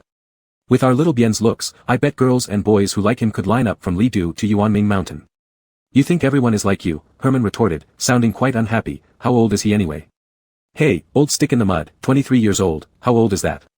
Kayla found Herman's feudal patriarchal attitude amusing. She put down her chopsticks, wiped her mouth with a napkin, and taunted him on purpose, after keeping him close for years, you really think you're his father now. In a more open-minded family, he could already be walking. It's inevitable that he will fall in love sooner or later. I advise you to accept it early. Shut up. Herman hated every word Kayla said and wished he could sew up her foul mouth immediately. Just eat your meal. Chapter 40, Wedding Date. A week passed in a flash amidst the hustle and bustle, and soon it was the Mid-Autumn Festival. This year's Mid-Autumn family banquet was still held at the Jiang residence as usual. Unlike previous years, this time Hunt did not host a grand feast for guests. Instead, he only invited close relatives and friends, along with the senior executives of the company to gather at home. Therefore, the atmosphere at home this year was much more relaxed than in the past, and many formalities were skipped. Before the official start of the banquet, the younger generation even had time to play mahjong with Queenie Livia in the flower hall. Herman also joined in for a couple of rounds. He drew a tile from the neatly stacked wall and tapped it lightly on the table twice before discarding it without even looking at it. It was an 8-10,000. The other players showed little interest, except for Carson, who picked up the tile and calmly toppled his neatly arranged tiles in front of him. Win. All one suit. Kayla, watching from behind Carson, couldn't contain her excitement. I didn't think you were so good at mahjong, Carson. She eagerly shuffled the revealed tiles, urging Carson, quickly, let's see how much you've won. Kayla is a classic case of wanting to play despite being bad at it. After just a few rounds, she was thoroughly defeated by the seasoned players and had to call for help, letting Carson take her place for a few rounds. Unexpectedly, Carson had good luck with the tiles and turned the tables almost immediately, completely reversing the situation and becoming the biggest winner. Losing can reveal a lot about someone's character. Losing several consecutive games, Dempsey could no longer sit still. Ening, are you deliberately passing tiles to Carson? He pushed his tiles towards the center and angrily accused Herman, several times it was your mistake that made me lose. Are you doing it on purpose? I certainly didn't, it was just coincidence, Herman said, unfazed by his brother-in-law's accusation. And I didn't even look at the tile, how could I pass it to him intentionally? There can't be so many coincidences. Dempsey didn't believe him, you can count cards, don't think I don't know. Herman raised the corners of his mouth in a smirk but said nothing more. Unwilling to let it go, Dempsey persisted, with Kayla chiming in, Mr. Jiang, we play for fun. If you can't take a loss, it's no fun. Seeing her husband getting so worked up, Francesca gave him a stern look, what's wrong with a ting winning a couple of games? Do you have something against it? Dempsey opened his mouth, suddenly feeling somewhat aggrieved. Why was everyone siding with outsiders? It wasn't the money he cared about, it was the sudden shift in fortune that hurt him more than anything. Humph, I knew all of you favored little Bien. Dempsey realized his reaction was excessive and unbecoming, so he tried to find a way out.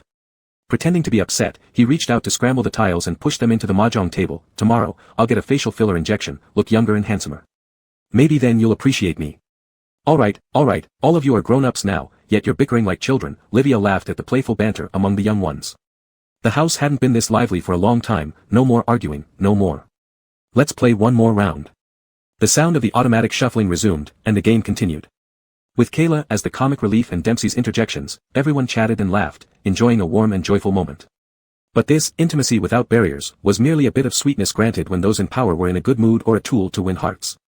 When it came to real interests, they wouldn't give up a shred of their rights. 15 minutes before the banquet started, the mahjong game ended. Carson immediately got up from the table and returned to his position.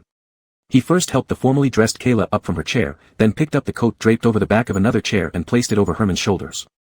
He then walked half a meter behind them, following them into the dining hall. The long table in the banquet hall stretched endlessly. As they entered, the atmosphere became solemn. Hunt and Queenie sat at the head of the table, with Dempsey and his wife, and Herman seated on either side. Kayla sat beside Herman as his fiancée. Carson skillfully pulled out a chair, inviting Kayla to sit down, then retreated to stand against the wall with the other staff members, forming a backdrop. Once everyone was seated, Hunt began his customary speech. Just as he finished a few words of opening remarks, Murphy quietly slipped in from outside and stood next to Carson. Murphy had been missing all evening, appearing only now and not even greeting Carson. He stared blankly at the marble floor seams, lost in thought. Taking advantage of no one noticing, Carson nudged Murphy's foot with his shoe tip and asked softly, "What's wrong? I haven't seen you all night." Murphy was startled by Carson's action, almost jumping up, but soon calmed down, saying in a low voice, "Nothing." Carson reminded him, "Be careful." Murphy nodded but still seemed distracted, clearly not paying attention to Carson's words. Not just Murphy was zoning out under Hunt's watchful eye. On the same side as Carson stood several of Dempsey's subordinates. As Hunt gave his speech, they were bored and whispered among themselves. "Hey, have you heard? The Thai Coast Guard found a sunken ship today," said a bald man in a suit. "Guess what? There were dozens of bodies locked in the cargo hold." "It might be a serial killer dumping bodies," exclaimed a rookie, shocked. "Or some kind of sea sacrifice." "What nonsense, it's not that mysterious," scoffed Dempsey's deputy, Go Shah, saying, "Most likely some human smugglers hit rough seas and sank." The illegal immigrants didn't have time to escape and drowned. How terrible, so many lives lost, truly heartless, the rookie whistled. Who would make money like that? What's the big deal? Where there's demand, there's market. If you don't do it, someone else will. Besides, those who choose to sneak across should have considered the consequences, Go Shaw sighed, looking regretful. If only I had the connections and capital, I'd do this business. 30 million per head, how fast the money rolls in. I dare not. The rookie shrank his neck, it could cost me my head. TCH. Go Shaw spat, coward. Carson overheard this conversation but didn't think much of it. Such news wasn't uncommon these days. Many people from Southeast Asia tried to work here illegally due to visa issues, risking their lives in various ways to cross borders, leading to numerous fatalities. But he noticed something was off with Murphy. What's really going on? Carson glanced at Murphy's pale face. Go back and rest if you're not feeling well. I'll take over tonight. I'm fine, Murphy snapped back to reality, giving Carson a forced smile, don't worry. Unknowingly, Hunt had finished his speech, and the dinner was underway. The sound of cutlery and glasses clinking filled the room. In recent years, Hunt had mellowed out. He tenderly served his wife some food first, then checked in on the younger generation before turning to Kayla and kindly asking, Shaoli, how long are you planning to stay this time? I haven't decided yet, Kayla replied after setting down her chopsticks, wiping her lips with a napkin. I haven't had a break for a long time, so I want to rest properly. That sounds good. Hunt's warm gaze swept over Kayla and Herman, then he said, you and Ening have been engaged for years. Why not set a date this year and get married? As soon as Hunt spoke, the banquet hall fell eerily silent. Everyone paused and turned their eyes to the two people Hunt had just mentioned. Herman and Kayla's marriage was not just a personal matter for them. Kayla's parents wielded significant influence in Hongqing and had close ties with Hunt. Their union would greatly benefit Herman, even determining the future structure of 4C's group. Herman lowered his eyelashes, the light spots from the chandelier above casting on his profile, making it hard to tell what he was thinking. Carson also looked up at Hunt, momentarily forgetting about Murphy. Dempsey was burning with impatience, wanting to say something but realizing he couldn't from his position. He closed his mouth, dissatisfied. Oh, Bo, why are you bringing this up suddenly? Kayla finally broke the awkward silence, slightly shy, saying, this decision isn't mine alone, I need to ask my parents. Then she stood up, raising her glass, here, let me toast to you first. Yes, I'm getting senile, Hunt laughed, picking up his glass and lightly clinking it against Kayla's, appearing harmless like an old man. I haven't seen old Joe for a long time. Pick a good day and invite him over. Let our two families meet and settle this matter soon. Hunt was in high spirits tonight, eating and drinking, then moving to the garden to admire the moon and sip tea until the moon reached its zenith before finally calling it a night, though reluctantly. Swinging his ingratiating manner, Dempsey personally escorted the two elders back to their rooms. Herman and Kayla were both staying overnight at Jiang Family Manor, as they rarely came back together. Herman's room was on the east side of the main building, which required passing through an entire garden to reach. Several osmanthus trees in the garden were in full bloom, but Kayla, feeling drowsy, had no heart for admiring them, yawning as she walked ahead. Carson pushed Herman's wheelchair behind, unable to resist glancing at the heavy, golden branches. Tonight, Herman had had a bit of wine, the air carried a faint scent of alcohol, mingling with the fragrance of the flowers and wafting toward Carson. The desolate autumn night became gentle and romantic in this moment. But beauty not meant for oneself is fleeting. In a blink, Carson had arrived at the destination. The wind stopped, the moon dimmed, and in the vast courtyard stood three people, each with their own thoughts. Herman's suite was in the eastern yard, consisting of a small house with its own private garden. Inside the courtyard, lush plants thrived year-round, and there was a delicately designed water feature. Kayla, being familiar with the place, pushed the door open directly. However, Carson stopped at the entrance, not entering any further. Good night, Mr. Jean, Antonia, Carson said, standing at the last step. I'll be right outside if you need anything. Herman, who had already stepped into the living room, turned around upon hearing this, asking, where will you stay tonight? I'll keep watch outside the door, Carson replied. Murphy and I will take turns guarding during the night. You can rest assured. Fine. Herman seemed satisfied with Carson's arrangement and headed towards the bedroom without looking back. The security at Hunt's Manor was tight, ensuring safety for everyone inside. For Herman, however, it hid potential dangers. Because this was also Dempsey's home. After Herman moved out, Dempsey continued to reside in the main house, accompanying his parents-in-law. Thus, this place could also be considered part of Dempsey's territory. If he dared to do something against Herman here, it would be too easy. So every time Herman stayed overnight, Carson had to be extremely vigilant. There were designated residences for the bodyguards within the manor, but Carson always stayed close to Herman, setting up a small bed in the living room at night, never letting his guard down. However, tonight, Herman's fiancée, soon to be his wife, Kayla, was also here. Leaving such a glaring presence in the room seemed tactless. With this thought, Carson descended the steps and walked into the yard, casting one last glance back. This glance caught the projection of two embracing figures cast onto the plain curtain. A perfect match made in heaven. Plop, a frog jumped into the pond, and he averted his gaze. Chapter 41, The One I Like. Kayla squatted down and pulled out the carpet that had been sucked into the wheelchair. Standing up straight, she asked Herman, "Okay, try to see if the wheelchair can move now." As Kayla stood up, the two shadows on the curtain that seemed to be embracing immediately separated. The stalled wheelchair returned to normal. Without even saying a word of thanks, Herman turned the wheelchair towards the window, lifting one corner of the curtain, seeing Carson standing under the eaves. After autumn set in, there was a large temperature difference between day and night. Carson was still wearing his daytime clothes. It looked like he intended to stay outside all night. Feeling guilty yet? Kayla saw this and came forward eagerly to stir up trouble. "If you miss him, call him inside." "What's there to miss?" Herman let down the gauze curtain, suppressing his emotions. "This is his job." Saying that, Herman took out his phone in front of Kayla and called Freya. "Sis, are you asleep? Can you do me a favor?" Don't tell them it was my request." Kayla heard part of Herman's phone call and laughed derisively. She didn't bother with him and went to wash up and remove her makeup.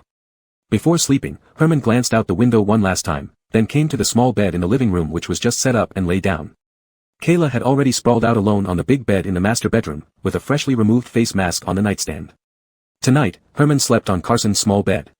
In the past, when Kayla stayed overnight here, Herman usually slept on the sofa. This folding bed that Carson moved in actually made it more convenient for Herman. "Herman." After the lights were off, Kayla's voice came from the bedroom. There was an unsealed partition between the living room and the master bedroom. Kayla, lying on the pillow, stared through a layer of gauze at the hazy full moon in the sky, her voice unusually heavy and melancholic. "We're getting married soon," Kayla said. Herman's voice sounded from the darkness, low, calm, without any emotion. He shouldn't have any feelings anyway. Marrying Kayla was a reality he had accepted many years ago. "Do you feel bitter?" Kayla asked Herman, "Marrying someone you don't love?" Previously, Kayla never thought about these things, they had the same thoughts and goals. To her, Herman was always the best candidate for marriage. But today, when Hunt brought up the wedding plans, she suddenly realized her future life might be bound with someone she has never liked. For the first time, the celebrated actress began contemplating matters related to love. Does loving or not matter? "It's just a formality." Herman clearly found this question boring. "I don't meddle in your affairs, and you don't interfere with mine. We both get what we want and live our own lives." "Well, that makes sense." Kayla rolled over and sighed wistfully, "but what if we meet the ones we truly love in the future?" "That won't happen," Herman answered as if he were a machine without feelings. "The essence of love is a lie. It is brief, illusory, dispensable, and perhaps even non-existent." Herman would not allow himself to fall into such a false deception. "You talk better than you sing," Kayla sneered mercilessly. "Then what does the way you treat Carson mean now?" She sat up from bed, asking Herman, "Don't you think you're caring too much about him? Don't tell me you appreciate his abilities so much." Herman did not answer. He was silent for a long time, so long that Kayla thought he had fallen asleep before hearing him ask, "Do I?" His voice was very light, unsure whether he was asking Kayla or questioning himself. "Herman, you're a smart person. I don't believe this self-deception act. You can fool yourself." Kayla lay back down, staring blankly at the ceiling. "Think about it well." The moonlight was bright white, the autumn wind faint. Even though Carson was not an emotional person, he could feel the tranquility after the gathering dispersed, with a touch of desolation. The lights in the house had been out for a long time. He stood under the eaves alone, always alert to the surroundings, standing upright like a guidepost in the wind.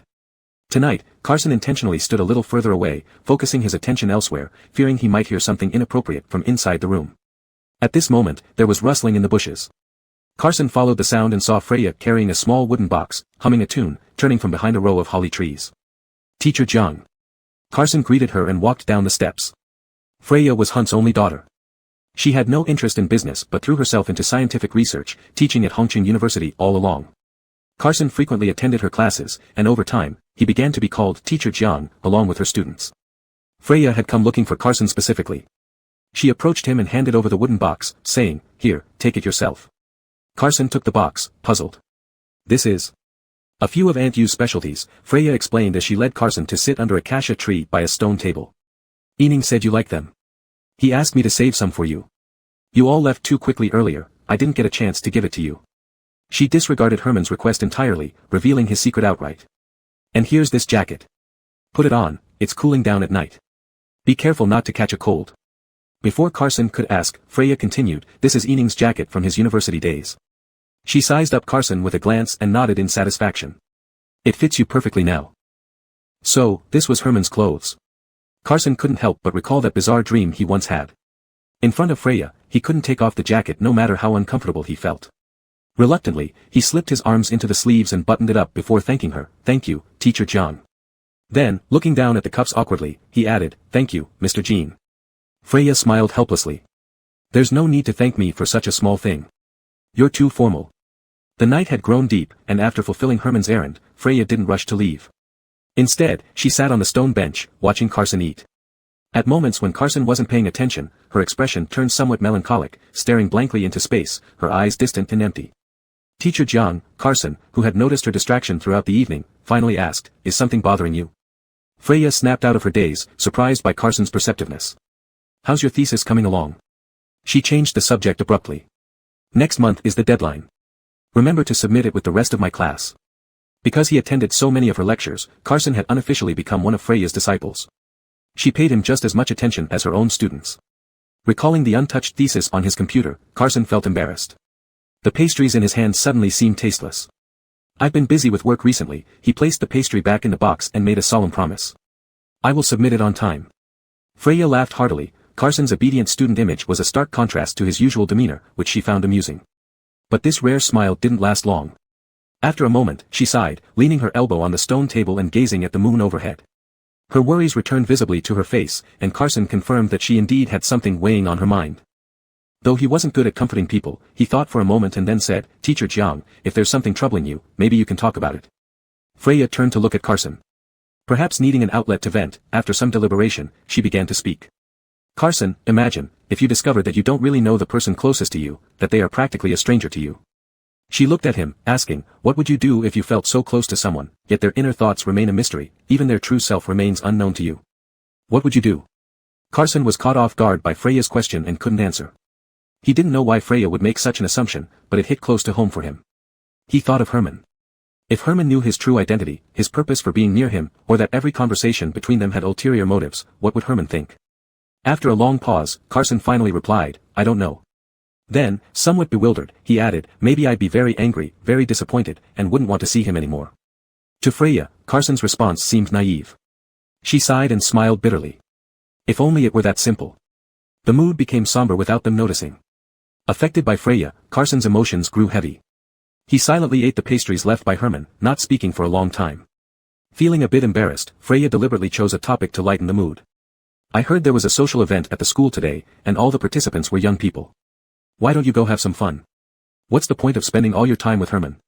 "Not interested," Carson replied, recalling the flyer he had received outside the lecture hall. Seeing Carson's reaction, Freya found it amusing to tease him. She nudged his arm with her elbow, pretending to be curious. "Did you know that several students in our department like you?" Carson responded. He wasn't foolish, he just wasn't interested in such matters. "Why don't you try dating one of them?" Freya winked mischievously. "Or do you already have someone you like?" Freya had only intended to tease him, but Carson seemed to react as if his secret had been uncovered, turning away. "Really?" Now it was Freya's turn to be surprised. In an instant, Carson's expression returned to normal. Just as Freya thought he would come up with something like, "No one I like," or "not interested in dating," Carson looked up at her and seriously answered, "Yes." But this liking could only remain as mere fondness. Before Freya could delve deeper into the secrets hidden in his eyes, Carson looked up at the slanting moon and said, "But I can't love him, nor should I love him anymore." Chapter 42 Utopia. Regarding this crush, Carson was not willing to say more, and Francesca respected his privacy and did not press further. She sat with Carson in the garden for a while longer before returning with the empty box, reminding Carson again before leaving to submit his thesis on time. Carson stood guard outside alone until dawn. At 5:15, Murphy arrived right on schedule to take over his shift. After resting all night, there was no trace of last night's odd behavior on Murphy. He joked around with Carson as usual. If it weren't for the fear of disturbing Herman, he could have chatted non-stop for half an hour without even catching his breath. Having stayed up all night, Carson lacked the energy to chat idly. After exchanging a few words and briefing Murphy about the previous night, he yawned and left. Passing through a moon gate and turning past a Taihu stone, Carson completely disappeared from Murphy's sight. Almost instantly, the fatigue on his face vanished, his posture became straight, and his steps quickened. He skillfully avoided all the surveillance cameras on the path, circumvented the guards patrolling throughout the night, and finally entered the private courtyard, arriving at Hunt's study. The door was not locked, a gentle push by Carson opened it, and the scent of orchids wafted out from the crack. It wasn't due to Hunt's negligence but rather that his study had always been this way. To minimize risks, Hunt rarely directly participated in company affairs. All illegal activities were carried out through subordinates. He lived much like any other retired old man on the street. His study contained only some antiques, paintings, and books, with nothing secret or incriminating hidden, thus requiring no special protection. As a result, Carson hardly exerted any effort entering Hunt's study. This was not the first time Carson had come here. After closing the wooden door behind him quietly, he took out a thumb-sized square object from his pocket under the dim morning light. This was a recording device with powerful interference resistance and extended battery life, capable of recording for up to 80 hours. Carson's purpose here now was to install it in Hunt's study. The next morning, Herman would meet with Dempsey to discuss matters with Hunt. The current most pressing issue for the company was the collapse of the critical waterway in Southeast Asia, so tomorrow's conversation would inevitably touch upon the reconstruction of this waterway. Finding clues about the waterway from Herman was already impossible for Carson, so he decided to seize this opportunity to obtain information from their upcoming conversation. Everything had gone smoothly according to plan so far. Carson quietly came in, installed the recorder under an unassuming table, and then left silently. 2 hours later, as Carson had predicted, Herman was the first to arrive at Hunt's study. Herman didn't sleep well last night and got up slightly earlier. He didn't bother others upon arrival but boiled water himself and prepared a pot of tea at the tea table. About 30 minutes later, Dempsey arrived with dark circles under his eyes. Seeing Herman sitting leisurely and drinking tea early in the morning, he felt quite displeased. Coming to the tea table, he greeted, "Evening, you're here so early today." Though Dempsey appeared friendly, he was actually picking a fight. Herman, holding the teacup, glanced at him indifferently and blew on the hot water. "You're not late either, brother-in-law." Saying that, he made no move to offer his brother-in-law a cup of tea. "Congratulations, Evening." Dempsey put his hands in his pockets, full of envy, saying, "I really admire you. You are about to win your beauty." "Thank you, brother-in-law." Herman responded calmly, seemingly unaware of Dempsey's sarcasm. "But what you said is not entirely correct. Isn't your marriage to my sister worth envying?" After 2 exchanges, Dempsey felt stumped. Fortunately, his father-in-law hadn't arrived yet, so he didn't need to keep up this pretense of sibling harmony. Swallowing back his curse, Dempsey snorted coldly and sat down grumpily beside Herman in the armchair, intentionally making exaggerated movements, which caused his elbow to bump into Herman's arm. Just as Herman held a lidded teacup, the collision from Dempsey spilled the tea in his cup and dropped the lid to the ground. "Well, I'm sorry," Dempsey looked at him with contempt, offering a disingenuous apology, then crossed his legs without bothering to pick up the items. Since it was intentional, he knew Herman's mobility was impaired and wanted to embarrass him to constantly remind him, "You're now a cripple. Don't think just because you have the Kayla family's support, you can compete with me." Unfortunately for Dempsey, Herman did not react as he had hoped. He was neither flustered nor angry, and paid no mind to Dempsey's pointless provocation. He simply put down his teacup, bent down, and picked up the lid from the floor. Just as he reached to pick up the lid, he noticed something odd under the table. In the farthest corner of the teapot table, there was a black protrusion that had appeared at some point. This location was hard to notice. If the lid hadn't fallen so precisely, it would never have been spotted. Herman first picked up the lid and placed it on the table. Then he bent down again, reaching out to grasp the edge of the object with a soft click, prying it loose and holding it up to examine closely. Seeing that Herman found something interesting while picking up a lid, Dempsey was baffled. He quickly uncrossed his legs and leaned forward to ask, "What's this?" "It seems to be a voice recorder," said Herman, examining the item in his hand before suddenly looking up at Dempsey. "Did you have someone place it here?" "What a big, undeserved black pot to carry around." "Herman, don't make random accusations without proof." The charge was serious, and Dempsey raised his voice in protest, firing off rapid rebuttals. "How does this involve me? I even suspect it might be your doing. And what benefit would I gain from this? Who knows?" Herman shot back with a cold laugh. "After all, my brother-in-law is such an ambitious person, anything is possible." Furious, Dempsey shouted, "Herman! I..." Before he could finish his filthy sentence, Hunt pushed open the door and entered. "What's going on?" Hunt had spent the morning practicing Tai Chi swordsmanship in the garden and came back sweating. Upon entering, he saw Dempsey red-faced and neck-swollen like a defeated rooster. He assumed they were bickering again due to differing opinions. "You two start arguing the moment you meet. When will I ever get peace?" "Tiancy, you always want to compete with Ening." "It's not that, Dad," Dempsey hurriedly defended himself, "it's him." Herman interrupted Dempsey's blabbering, tossing the small device onto the table and explaining to Hunt about the recording device. Watching Herman take center stage in front of his father-in-law, Dempsey felt extremely uncomfortable. Eager to show off in front of his father-in-law, he loudly declared, "Don't worry, Dad. I'll gather everyone right now and find out who did this." "Hold off, don't let the fox out of the henhouse prematurely." However, Herman disagreed with his approach. "I checked. This recorder can only record audio and cannot upload files to the cloud. The person who installed it must come back to retrieve it to access the recordings." It wasn't hard to guess why the person used such a simple device. The study was equipped with signal blocking equipment, rendering remote listening devices and those capable of real-time uploading ineffective. The person had no choice but to take the risk. After spinning the tiny recorder once in his fingers, Herman returned it to its original position. He replaced the lid on the teapot and said, "Let's be prepared and wait for him to come back." After lunch, Carson, as usual, went to report to Herman. Herman's speculation was correct. He indeed needed to return to Hunt's study to retrieve the recorder. Previously, he had tried various methods to obtain clues, but none succeeded due to the signal blocking equipment in the room. This only strengthened Carson's belief that valuable information could be uncovered from Hunt's study. Carson tentatively set the next operation for that night. While keeping it longer might capture more useful information, he preferred to retrieve it sooner rather than later to avoid any mishaps. Until then, he planned to work his shifts as usual. With his thoughts swirling, he arrived at Herman's courtyard. At this time, Herman should have been napping. However, when he walked into the room, he found it crowded with people. Sitting in the middle of the sofa was Herman, with Dwayne beside him, discussing something rapidly. Murphy was stretching his neck to listen, occasionally adding a few words. Cavanhead and a few other subordinates were also present, remaining silent throughout. Cavanhead noticed Carson first.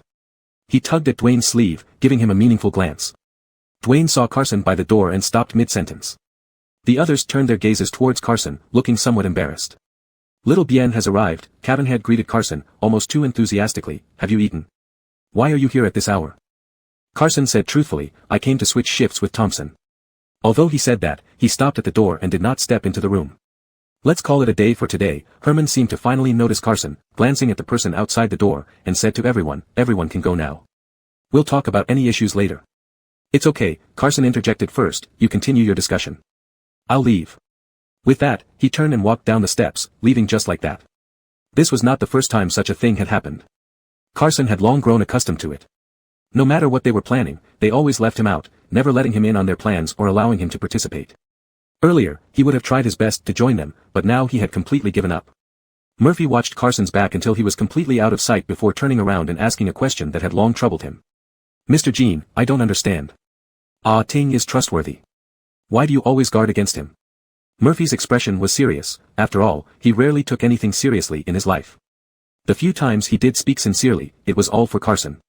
Once or twice might be acceptable, but over time, it will hurt his feelings. Herman did not answer his question, pretending not to hear it. Murphy wanted to press further, but Dwayne interrupted. "Enough, don't ask more." He clapped his hands. "Are the next arrangements clear? Especially you, Murphy. You're responsible for the second half of the night. Keep your eyes open and make sure to catch this person." "I got it." Murphy clearly wanted to say more for Carson but ultimately did not continue. After the plan was settled, those gathered in the room dispersed. Dwayne watched Murphy's departing back and sighed silently. Murphy didn't understand Herman's intentions, but Dwayne knew them well.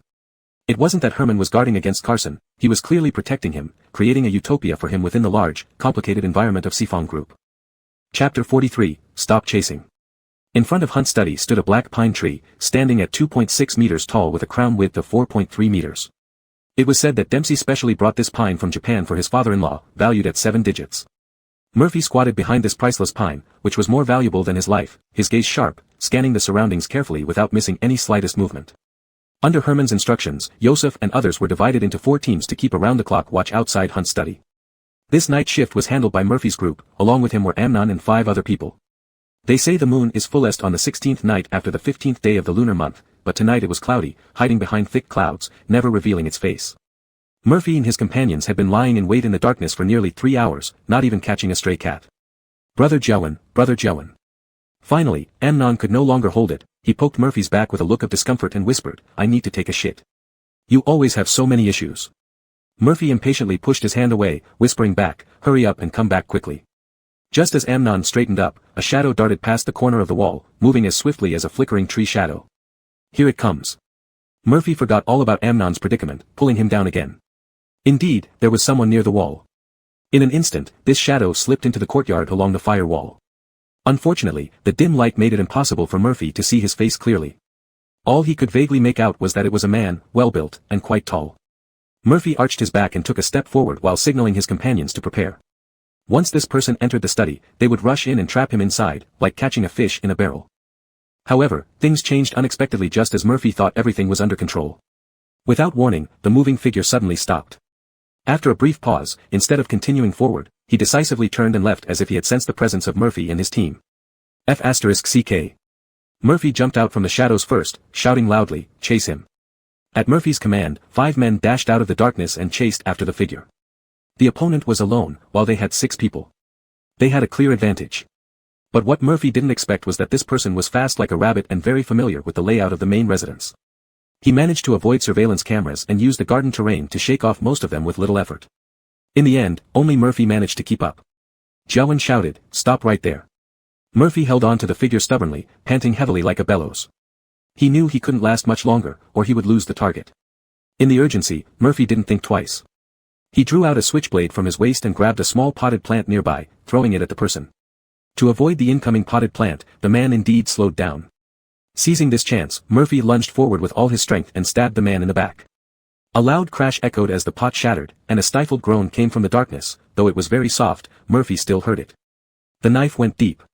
As soon as Murphy pulled it out, warm blood splattered onto his hand. "Don't even think of running." Murphy seized the moment to swing the knife again. Unexpectedly, this blow missed. This guy was truly tough. Despite having such a deep wound on his back, he managed to endure the pain, turn around, and kick Murphy in the abdomen.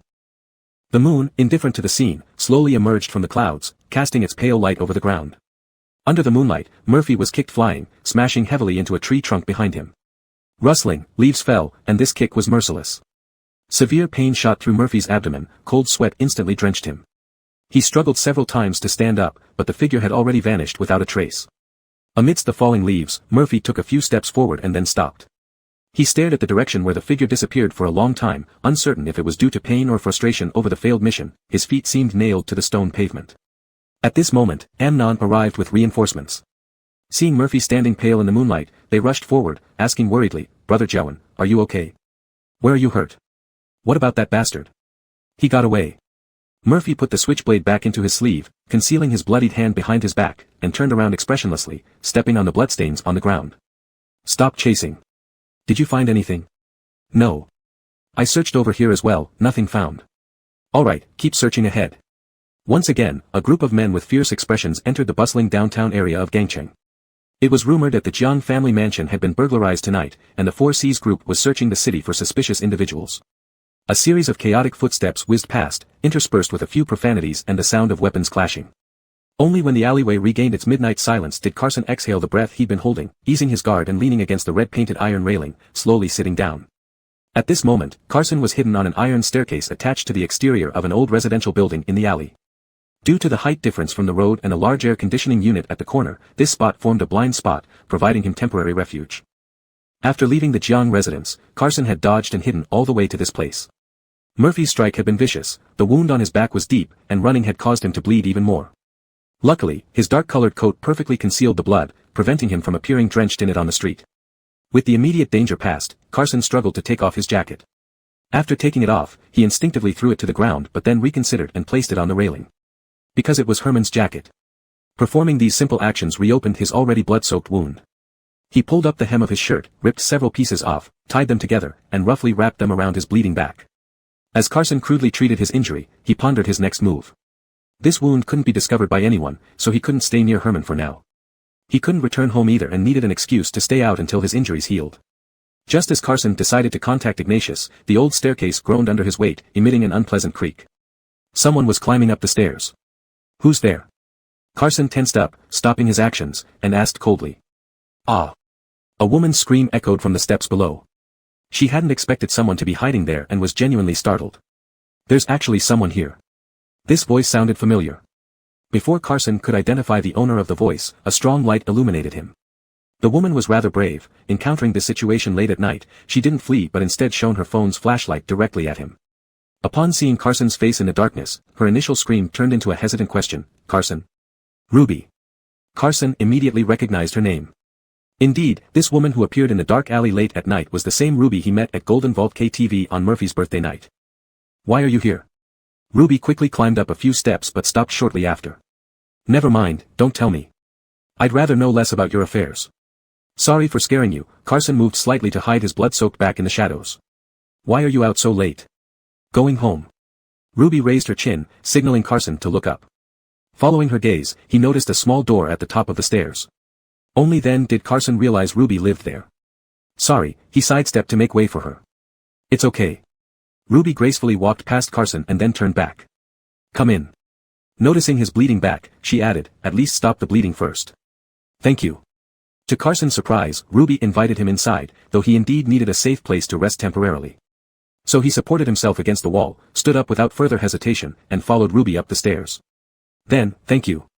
Ruby's home was on the top floor of this old building, originally a neglected equipment room transformed into a one-bedroom apartment with basic amenities using simple wooden boards. As soon as they entered, the smell of mixed cosmetics filled the air, and lights flickered on. Everywhere within sight were dresses, stockings, and underwear, leaving little walking space. Is this inconvenient? Before entering, Carson hesitated slightly. It's fine. Ruby didn't seem to mind at all. She took off her high heels by the door, kicked a few clothes out of the way, and walked in, beckoning Carson, come in. Once inside, Ruby swept all the clutter on the sofa to the floor, arranged for Carson to sit down, went into the room to find a first aid kit, and tossed aside a few pieces of clothing left behind by someone unknown before humming a tune and heading into the bathroom to remove her makeup and shower. Carson changed out of his dirty clothes, tended to his wound simply, and sat on the sofa waiting for Ruby to come out so he could thank her and leave. However, after more than half an hour, there was still no sign of her coming out. Tonight, Carson had exerted too much energy and was injured, his body had reached its limit. Accompanied by the sound of running water, he leaned against the sofa and unknowingly drifted off to sleep. Chapter 44, Running Away from Home. Carson slept for a very long time, so long that it seemed he might never wake up again. When he finally opened his eyes again, it was just as dark outside the window as it had been before he fell asleep, still a thick blanket of night. An unfamiliar atmosphere enveloped him, and looking at the colorful neon lights reflected on the glass, he momentarily lost track of where and when he was. His vision gradually cleared, and Carson saw someone sitting on the windowsill. His first instinct was that it was Herman, but he quickly realized it was Ruby. Yes, Carson remembered, he was at Ruby's place. Ruby was wearing a spaghetti-strapped nightgown, sitting cross-legged by the window smoking, her back to the cityscape of colorful lights. Sensing Carson was awake, she turned her head to glance at him. You had a fever last night and it hasn't gone down yet. Is that so? Carson rubbed his head as he sat up from the sofa. He hadn't known about the fever, but the dull ache in his temples told him Ruby was right. How long have I been asleep? Asked Carson. Ruby replied, about 12 hours or so. If you hadn't woken up soon, I wouldn't have bothered with you anymore. Carson glanced at the old wall clock. It was almost 10 o'clock. Ruby was fully made up, ready to go to work. I'm sorry for troubling you, Carson said, not expecting to stay here so long.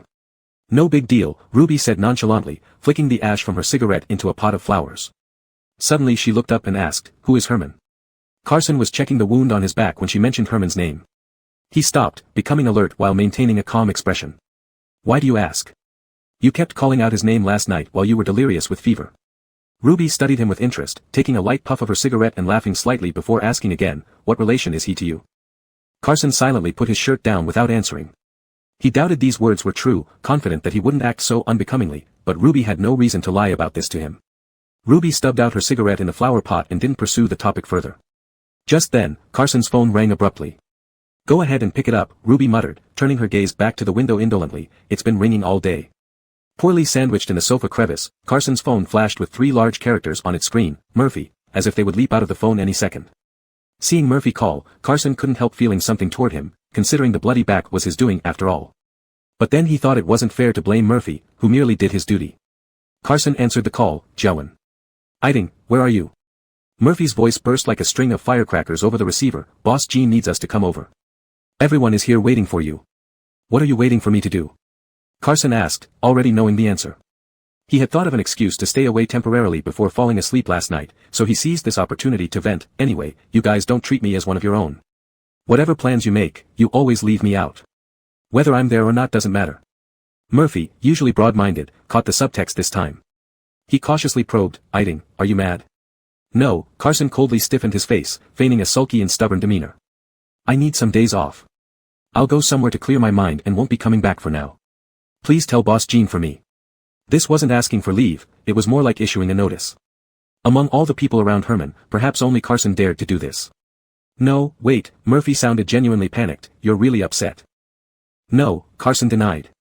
Then I'll visit you after work, Murphy sounded relieved, cheerfully asking, I'll bring some good food. What do you want to eat? Don't bother. Carson cut him off, I'm not at home. Just as he finished speaking, there was a sudden series of violent knocks on the door. Ruby gestured reassuringly at Carson, hopped off the windowsill, and went to open the door in her slippers. Standing outside was a plump middle-aged woman. For whatever reasons between her and Ruby, as soon as the door opened, she tried to barge in. When Ruby blocked her, she clung to the doorframe and hurled insults at Ruby. Murphy didn't stop either, continuing to chatter over the phone, adding, "You really can't blame me for keeping things from you. It was President Jin's order. I also wanted to be with you." Caught between two fronts, Carson felt his head splitting in two. While dealing with Murphy, he kept an eye on the door, ready to help if necessary. Through Ruby's conversation with the lady, Carson learned that she was a tenant downstairs who suspected her good-for-nothing husband's absence was due to being lured by Ruby upstairs, so she frequently came up to cause trouble. Of course, Ruby wasn't one to be easily intimidated. With arms crossed, she leaned casually against the door frame and with just a few words, deflated the other woman's aggressiveness. The older woman grew even more bold and loud as the conflict escalated. Even though Murphy was several kilometers away, he could sense the tense atmosphere around Carson. "Why do I hear a girl's voice over there?" He stopped mid-sentence, coming up with a bold and novel idea. "You're with a girl. Oh, I get it, this time you went out on a date with your girlfriend? What's he talking about?" Carson couldn't fathom Murphy's logic. As things were about to escalate outside, he ended the call ruthlessly without further argument.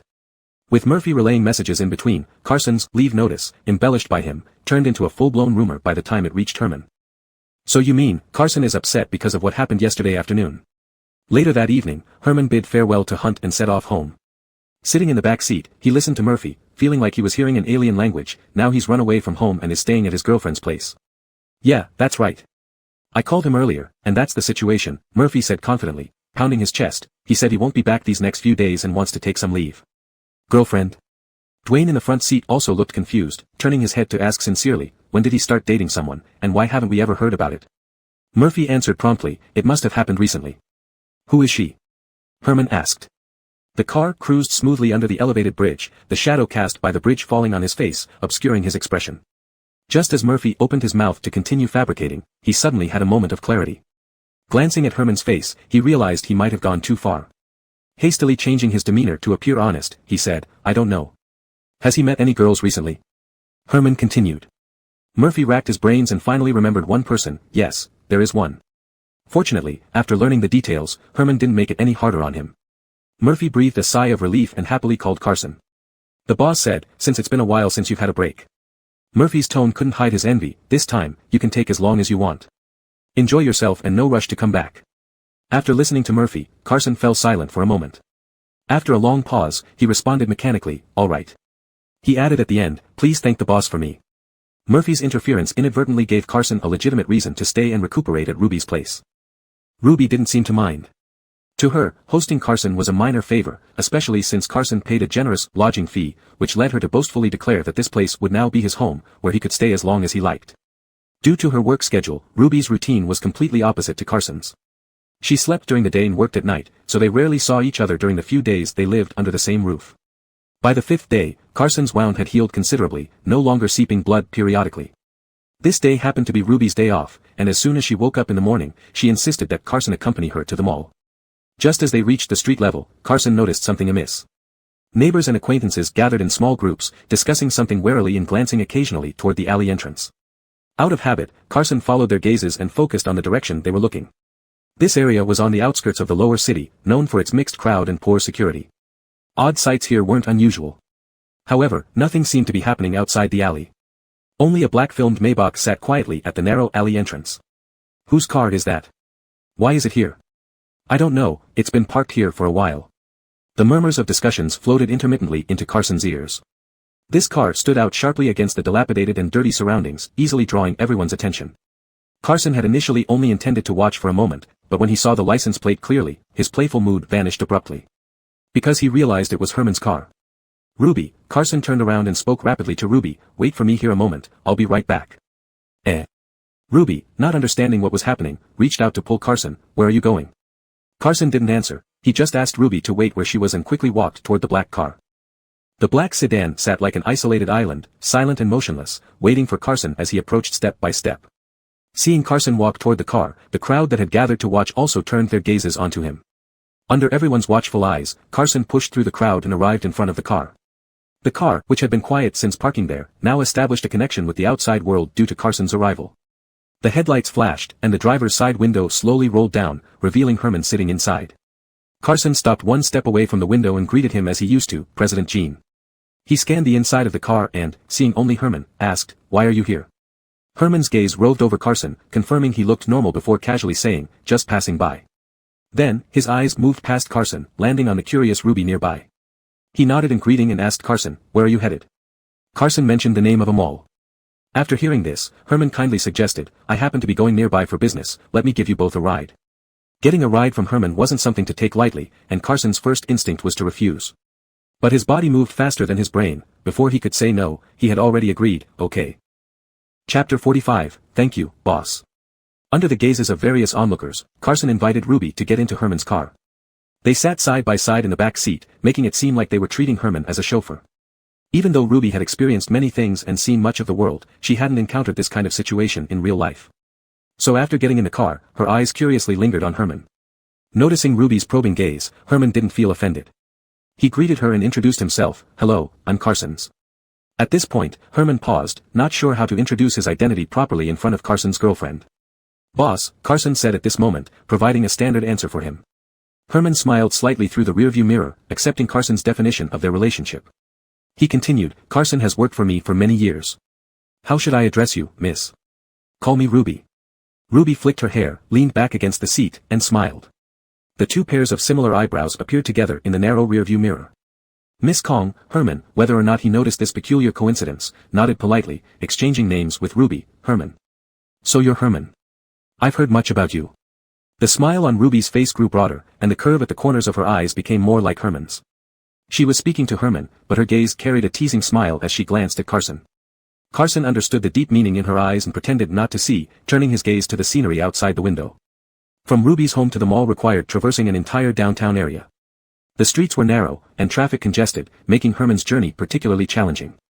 As half an hour passed, still far from their destination, Ruby began to feel impatient. She took out a pack of cigarettes from her pocket, tapped one out, put it in her mouth, and started rummaging through her small bag for a lighter. "I want to smoke." "Do you mind?" "Please do." "Mind," two male voices rang out simultaneously in the car. Ruby paused her action of lighting the cigarette, biting the filter, amusedly looking at the two men with differing opinions. Carson, who said "mind," gave Herman a surprised look before pressing down the lighter in Ruby's hand. Later, outside. "Mr. Jean doesn't like the smell of smoke." "Oh," Ruby's eyes flicked between them, shrugging indifferently as she put the cigarette back in the box. "Sorry." "It's okay." Herman quickly shifted his glance away from their intertwined hands in the rearview mirror. After passing through the most congested intersection, the road smoothed considerably.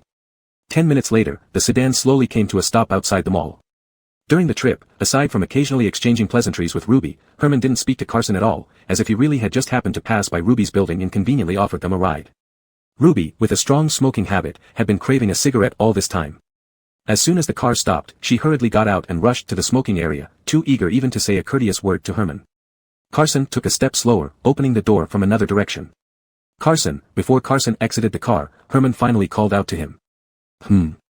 Carson retracted his hand from the door handle and turned to face Herman. Herman also turned around, gazing at Carson without any reserve, his eyes lingering on him for a long while. The soundproof luxury car easily blocked out all street noises, creating an almost suffocating silence inside. Carson had to control his breathing carefully so that Herman wouldn't notice anything unusual. He had a feeling that Herman had something important to say to him. This baseless premonition made him inexplicably nervous. But in the end, Herman broke the odd atmosphere without saying anything. Instead, he pulled out his wallet and took out a black credit card. "Meeting Miss Ruby for the first time, I didn't bring any gifts." Herman handed the card to Carson. "Feel free to use it for whatever she likes. Consider it my welcome gift to her." Carson looked down at the black card in Herman's hand.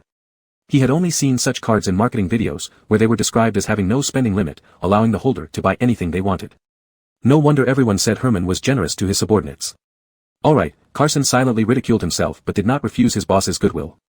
He reached out to take the card and, when he looked up again, his eyes were calm. "Thank you, Mr. Jean." Ruby was tall and beautiful, always a head-turner wherever she went. As she smoked, several men with ulterior motives approached her. Today was her day off, and she had no time to deal with these people. She took a long drag on her cigarette, pointed at Carson who was walking towards her, indicating that she wasn't alone today. The men looked disappointed but wisely left. "Let's go." When Carson arrived, he snatched a half-smoked cigarette from her hand, extinguished it, and threw it into the trash bin. "You smoke too much. Be careful of lung cancer." Ruby paused for a moment, idly rubbing her empty fingertips, then smiled and shook her head as she walked with Carson towards the mall. Since entering the industry, she had met all sorts of men. It was the first time someone told her not to smoke so much. "Hey, Ting." Ruby caught up with Carson quickly and naturally looped her arm through his. "Why don't we really try dating?" As she spoke, she turned her face at an angle, looking at Carson with a sly smile. Carson also looked up to meet her gaze. It couldn't be denied that their first meeting left a deep impression on Carson because Ruby's eyes and eyebrow structure closely resembled Herman's. But strangely, after spending these few days together, Carson could no longer see any trace of Herman in her. Carson distanced himself from Ruby, making his refusal clear. No matter how similar she looked, she wasn't that person.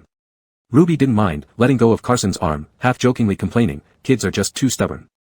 Does it really matter who that person is?" Speaking of this, Ruby glanced back at the direction they came from. Through the clean, bright glass, she saw that the black car was still parked by the sidewalk, hazard lights on, unmoved. She said in surprise, "Mr. Jin's car hasn't left yet." With that, she sighed softly, "Oh, what a coincidence today. First, Herman just happened to be near my building, then he conveniently drove us over. If every day could be this coincidental, it would be wonderful." That sentence indeed made Carson stop in his tracks. Before Ruby could ask more, he suddenly pushed the priceless card into her hand. "Keep the card. Buy whatever you like. It's from Herman." Then he turned and rushed away without looking back. Herman's car was still where it was, not moved an inch. Carson quickened his pace until he was almost running. But when he was about 5 or 6 meters from the car, he slowed down, walked up, and knocked on the dark window. "Herman." Herman lowered the window, surprised to see Carson return. "Did you forget something?"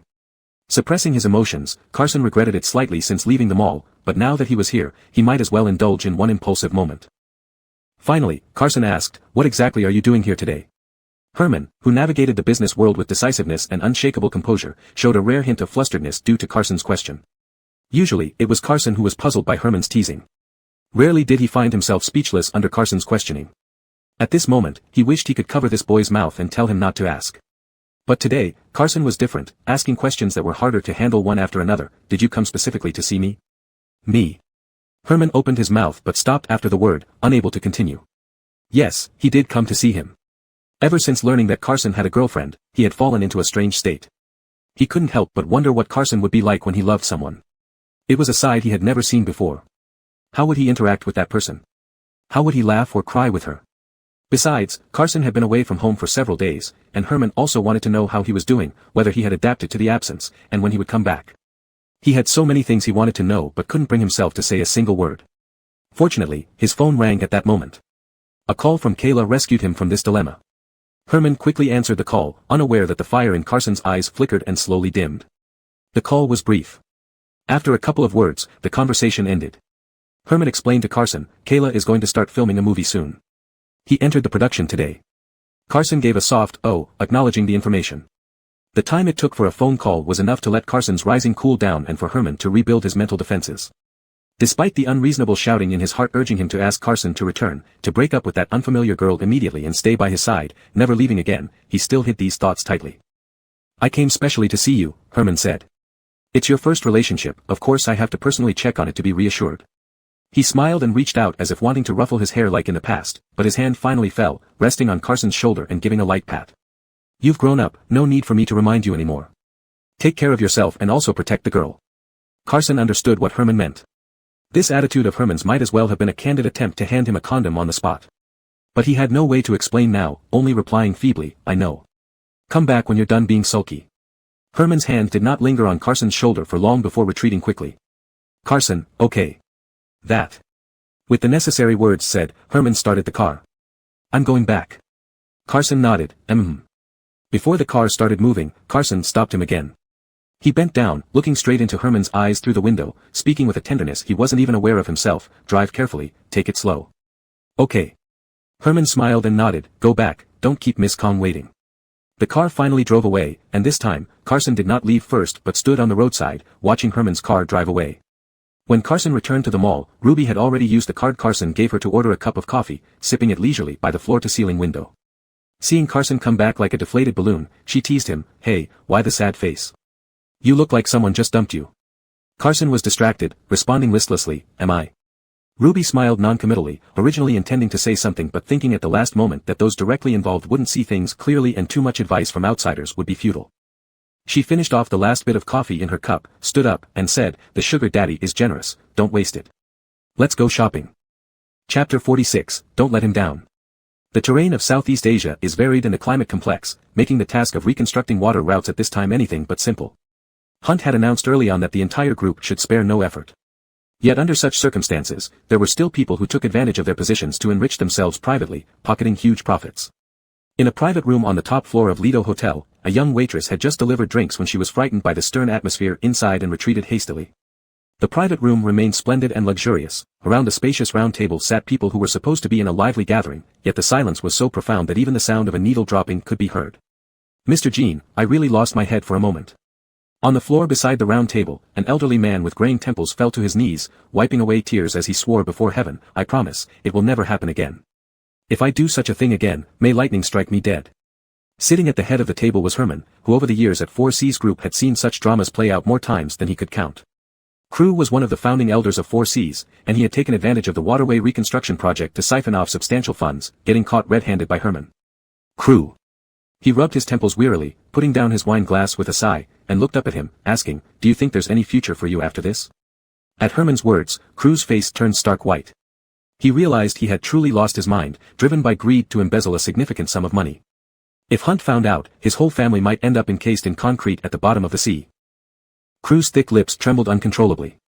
Mr. Jean. Thinking that Herman still called him uncle, suggesting there might be a way out, he quickly changed his tone. Ening, between us as uncle and nephew, you must help me. Of course, you've served the company loyally for many years, and as a junior, I can't stand idly by while you face danger. Herman's fingertips grazed the edge of the crystal glass as he spoke calmly, right now, only I know about this. I can cover it up for you, but you need to understand what you have to do in the future, right? Herman's voice was gentle, his manner polite, offering a lifeline through his words, but Crew felt an invisible pressure descending upon him. His fate was no longer in his hands. In the struggle for succession between Herman and Dempsey, apart from Hunt's favor, they also needed to win support within the group. Until today, Crew had been one of Dempsey's strongest supporters. But now, he had a new calculation. Having enjoyed ample wealth and honor at 4C's group for many years, helping Dempsey rise would merely add to his glory. However, the incriminating evidence Herman held threatened his life and fortune. He knew what was most important. Within seconds, Crew weighed the pros and cons and straightened his back, hastening to respond, I understand, I understand. Satisfied with this reply, Herman nodded and scanned the table, then asked, what about the others? Instantly, murmurs of agreement filled the room. We will follow Mr. Jin's instructions in the future. If Mr. Jin needs anything, just let us know. Yes, Ening, we will fully support you. Tonight's guests all had something to hide, to varying degrees. By exposing Crew, Herman set an example to warn the rest. Since his goal was achieved, Herman didn't want to push them too far. Alright, the food is getting cold. Please, Crew, take your seat. He raised a glass of wine, glancing around the table, and said with a warm smile, from now on, we are one family. Thanks to Herman's skillful handling, the second half of the banquet saw a forced joviality. Everyone's hidden intentions were now laid bare, so they were all treading carefully while trying to maintain an appearance of harmony. After 3 rounds of drinks and 5 courses, the feast neared its end as the last dish was brought in by the young waitress. This dessert was one Louisa loved. Herman, slightly tipsy from the evening's wine, felt a sudden urge to ask the kitchen to pack some for Louisa. He beckoned the waitress over, but before he could speak, he suddenly remembered that Louisa hadn't been home recently. Forget it, it's fine. You can go now, Herman waved her off, feeling a bit embarrassed. The Barak, having worked at Lido for so many years, was most skilled in gauging the intentions of his superiors. As soon as the waitress left, he entered with a takeout box. President Jean, I've packed this specially for you, freshly baked pastries, the manager said cheerfully, glancing around the private room before asking, puzzled, oh, Xiao Bian isn't here today. Herman paused awkwardly, then instructed the manager, he's been quite busy lately. Just put down the box. This feast of danger concluded after midnight. Dwayne and others saw off the guests, while Murphy was responsible for driving Herman home. The deep autumn night was getting chilly, and there were fewer people on the streets. Herman sat alone in the back seat with his eyes closed, resting, with the unclaimed pastry box on his lap. It was rare for Herman to get drunk, but when he did, he never lost his composure. Instead, he would suffer from a headache. As the car pulled out of Lido Hotel's underground parking, he heard Murphy exclaim hesitantly and slow down. What is it? Herman opened his eyes. Murphy withdrew his gaze, embarrassed, and said, that person over there, looks like Ruby's girlfriend. Herman straightened up and looked in the direction Murphy pointed. Sure enough, he saw Danica standing at the steps, passionately kissing a middle-aged man in his 40s, then walking hand in hand into Lido Hotel. Murphy asked uncertainly, should we tell Ruby? Call Philippe and have him send some people to follow them, Herman coldly instructed Murphy, the signs of intoxication gone from his voice. Come with me. Just as Danica stepped into Golden Cabinet KTV, she saw the manager waiting in the lobby. What's the rush? Calling me back like this, she grumbled, throwing her handbag onto the counter, starting to vent her frustration. Let's get one thing straight, I'm not working overtime today.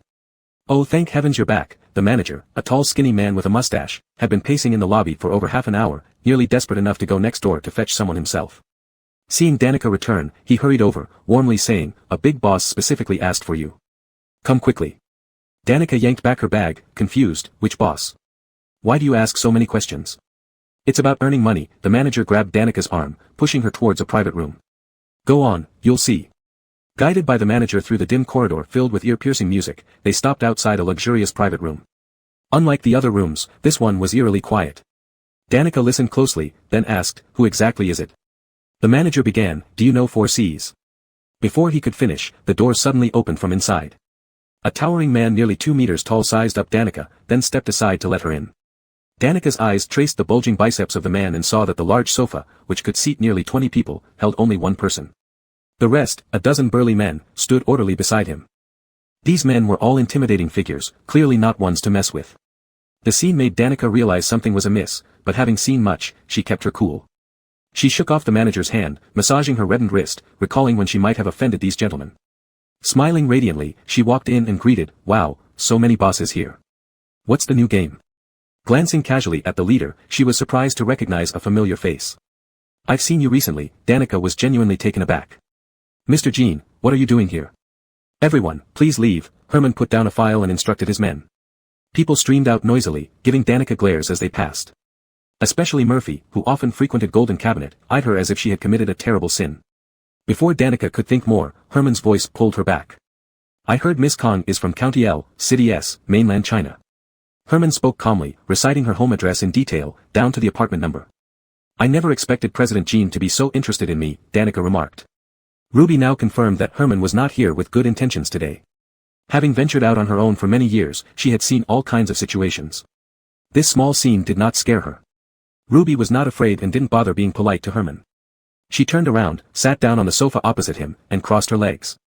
This time she didn't care if Herman minded or not. She lit a cigarette for herself. The white smoke rose up, making the already turbid air even more pungent. Herman did not comment on this but instead took out several pages from a file bag and laid them out on the coffee table. "You still have elderly parents and a sister with congenital heart disease back home." Herman looked down at the papers, his gaze serious. "Your sister is only 16 years old and is currently being treated at the first hospital in S City." Ruby glanced quickly at the contents of the file bag, which were all personal information about her. She lifted her head, exhaled a puff of smoke into the air, and sneered, "Mr. Jean, did you not expect that there are still people living worse than dogs in this world?" "I didn't mean it that way," Herman replied seriously. "I really admire you." Ruby gave a mocking laugh, assuming Herman was just saying nice things. "I also heard that Miss Kong studied dance from a young age and now works part-time at the dance theater every weekend," said Herman, placing the file aside, crossing his hands in front of him, and calmly looking at Ruby. "After graduating from university, you received an offer from the S City Dance Theater and finally became a dancer as you wished. It was also at this theater that you met your first boyfriend. This boyfriend had swindled away all of Ruby's savings under the pretext of investing in business to earn medical fees for her sister, leaving her heavily in debt. Meanwhile, her sister's illness reached a critical stage requiring a large sum of money for treatment. Ruby was driven to a dead end and came to Harbor City upon the recommendation of a fellow townsman, working at Golden Cabinet KTV. President Jean, you've investigated my background quite thoroughly." Ruby pretended to be calm on the surface but inside, she was uneasy. She laughed coldly and shook her head, glancing at Herman. "If it weren't for tonight, I would have really thought you were some righteous person. Come on, tell me, what do you want tonight?" Ruby stood up, holding a cigarette between her fingers, walking lightly like a breeze, approaching Herman. She bent over, getting close to Herman, her eyes full of flirtation as they lingered on him amorously. "Or," Ruby hinted in a breathy voice, "do you want me to do something for you?" Unfortunately, no matter how beautiful she appeared, Herman remained unmoved, facing her challenge directly without dodging. "Did you deliberately get close to Xiaobian?" Since the words were spoken openly, he decided not to play games anymore, his eyes cold like poison daggers. "What is your purpose with him? What do you want to get from him?" At this point, Ruby understood that Herman's visit was still because of Xiaobian. "What do you think?" Ruby straightened up, turned away from Herman, and returned to her seat. "People like us, when we encounter someone wealthy and handsome like Xiaobian who has never been in love, could possibly have what other motives?" Ruby appeared calm as she smoked, but her hand trembled uncontrollably. Inside, she cursed Xiaobian for bringing her a live demon. But since she had promised Xiaobian to help him, she wouldn't betray him at a critical moment. Besides, Ruby had always been competitive. The more domineering Herman was, the more she wanted to provoke him until he was furious. If I say I approached Xiao Bian intentionally to take advantage of him, play with his feelings, deceive his money and his heart, and then break his heart, what can you do? She said, then swept a glance at Herman and smiled. What are you to him? Do you have the right to say anything? Ruby's words indeed hit a sore spot with Herman. Though he said nothing, the atmosphere in the room grew colder by the minute, making it feel like breathing was becoming difficult. For a moment, Ruby regretted her provocative words. Herman closed his eyes briefly, then opened them again. When he looked at Ruby, the chilling gaze was gone, but his next words were terrifying. It only takes 4 hours to drive from Harbor City to S City. My people are already on the road. He raised his wrist to check his watch. They will arrive before dawn. Ruby panicked, her body tensing, her fists clenching as she involuntarily raised her voice. What are you going to do? Herman echoed her earlier words. What do you think? What do you want? Come at me, not my family. Ruby stood up abruptly from her chair. Don't touch my family. Herman turned his wheelchair and came closer to Ruby. I'm sorry, Miss Kong, you're right, I have no standing, nor can I do anything to you. After my people arrive in S City, they will bring back your sister's medical records and hand them over to the best cardiac surgery team in Harbor City. He reached into his suit's inner pocket, took out a business card, and placed it on the marble coffee table. This is my assistant's card. You can coordinate with him from now on. Whether you need money or anything else, I can satisfy your demands. Ruby stared at the business card on the table, truly stunned. She hadn't expected things to develop in this direction and couldn't guess what Herman was planning to do. I won't pry into your past or present. Having finished what he needed to do, Herman had no intention of lingering. He turned his wheelchair toward the door. But don't betray his sincerity or make him sad. Stay with him properly. Before leaving, Herman glanced back at the takeaway box on the table, adorned with the golden logo of the Lido Hotel, and said to Ruby, and take this back. Just say you bought it. Chapter 47, Standpoint. Carson stood in front of the mirror, naked from the waist up, examining the wound on his back. When he was a child, his mother always said he had a lowly fate. Now that he's grown up, being lowly has its perks. A deep and long knife wound like this, untreated at the hospital, actually healed pretty well in just over 10 days. Though not fully recovered, it wouldn't easily be noticed as long as he didn't take off his clothes. While thinking about this, Carson grabbed the t-shirt draped over the sink and put it back on.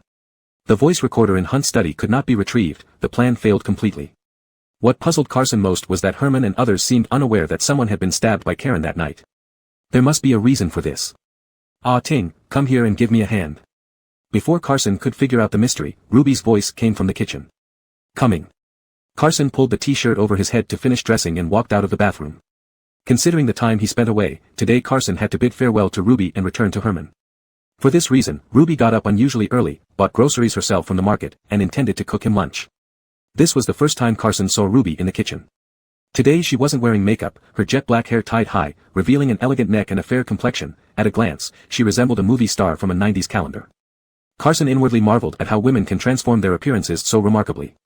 Ruby was handling a fish at the sink when she saw Carson come in and asked him, come over and chop some green onions, ginger, and garlic for me. As Ruby deftly gutted the fish, Carson glanced at her, took the knife, and began slicing the ginger on the countertop. The living room TV, which had served merely as decoration for years, played the news diligently.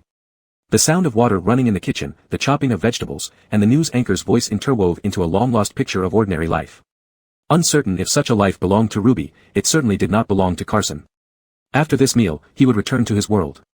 Strangely, he felt no nostalgia, even a bit eager to go back. I didn't expect you to be quite efficient.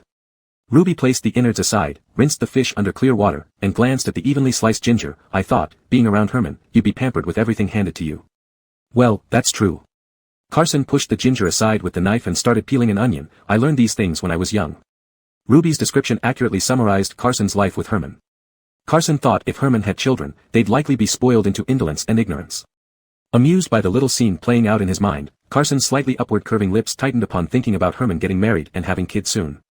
Unaware of Carson's thoughts, seeing his competent knife work, Ruby entrusted him with the fish and turned to attend to the soup simmering on the stove.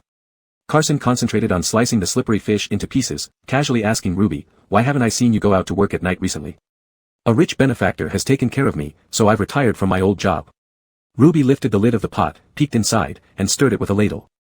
Really? Carson stopped chopping. Ruby smiled in response, yeah.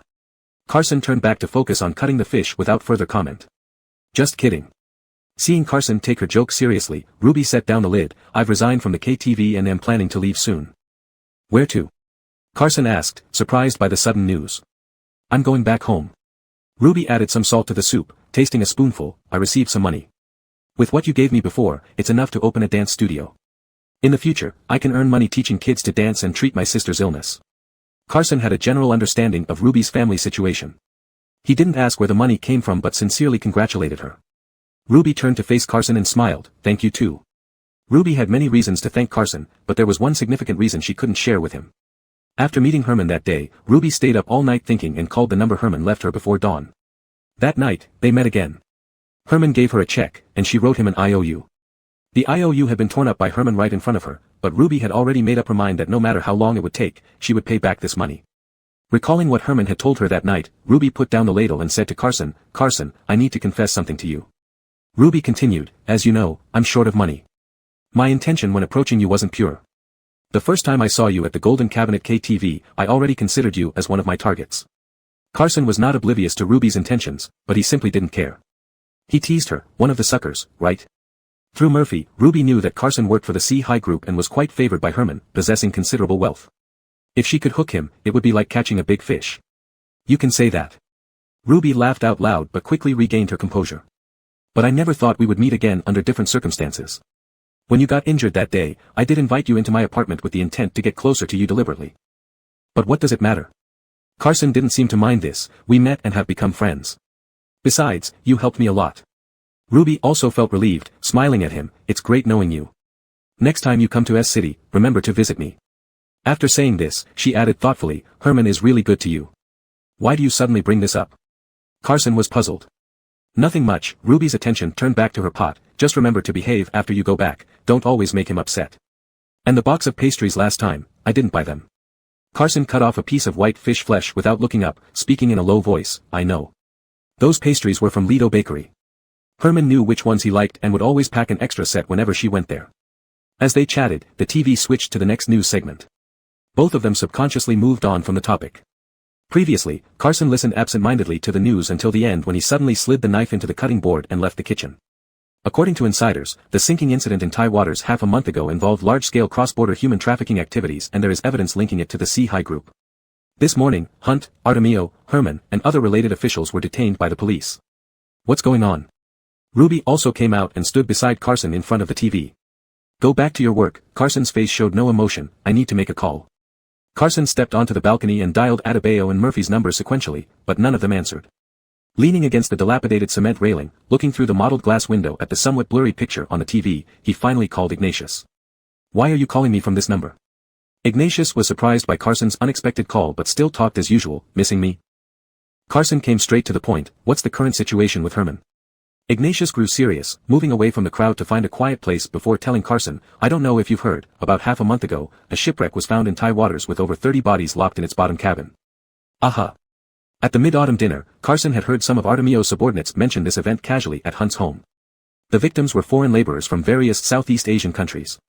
Ignatius pulled out a cigarette and placed it in his mouth. "From the collected wreckage, Thailand has confirmed that the sunken ship belonged to the C-High Group."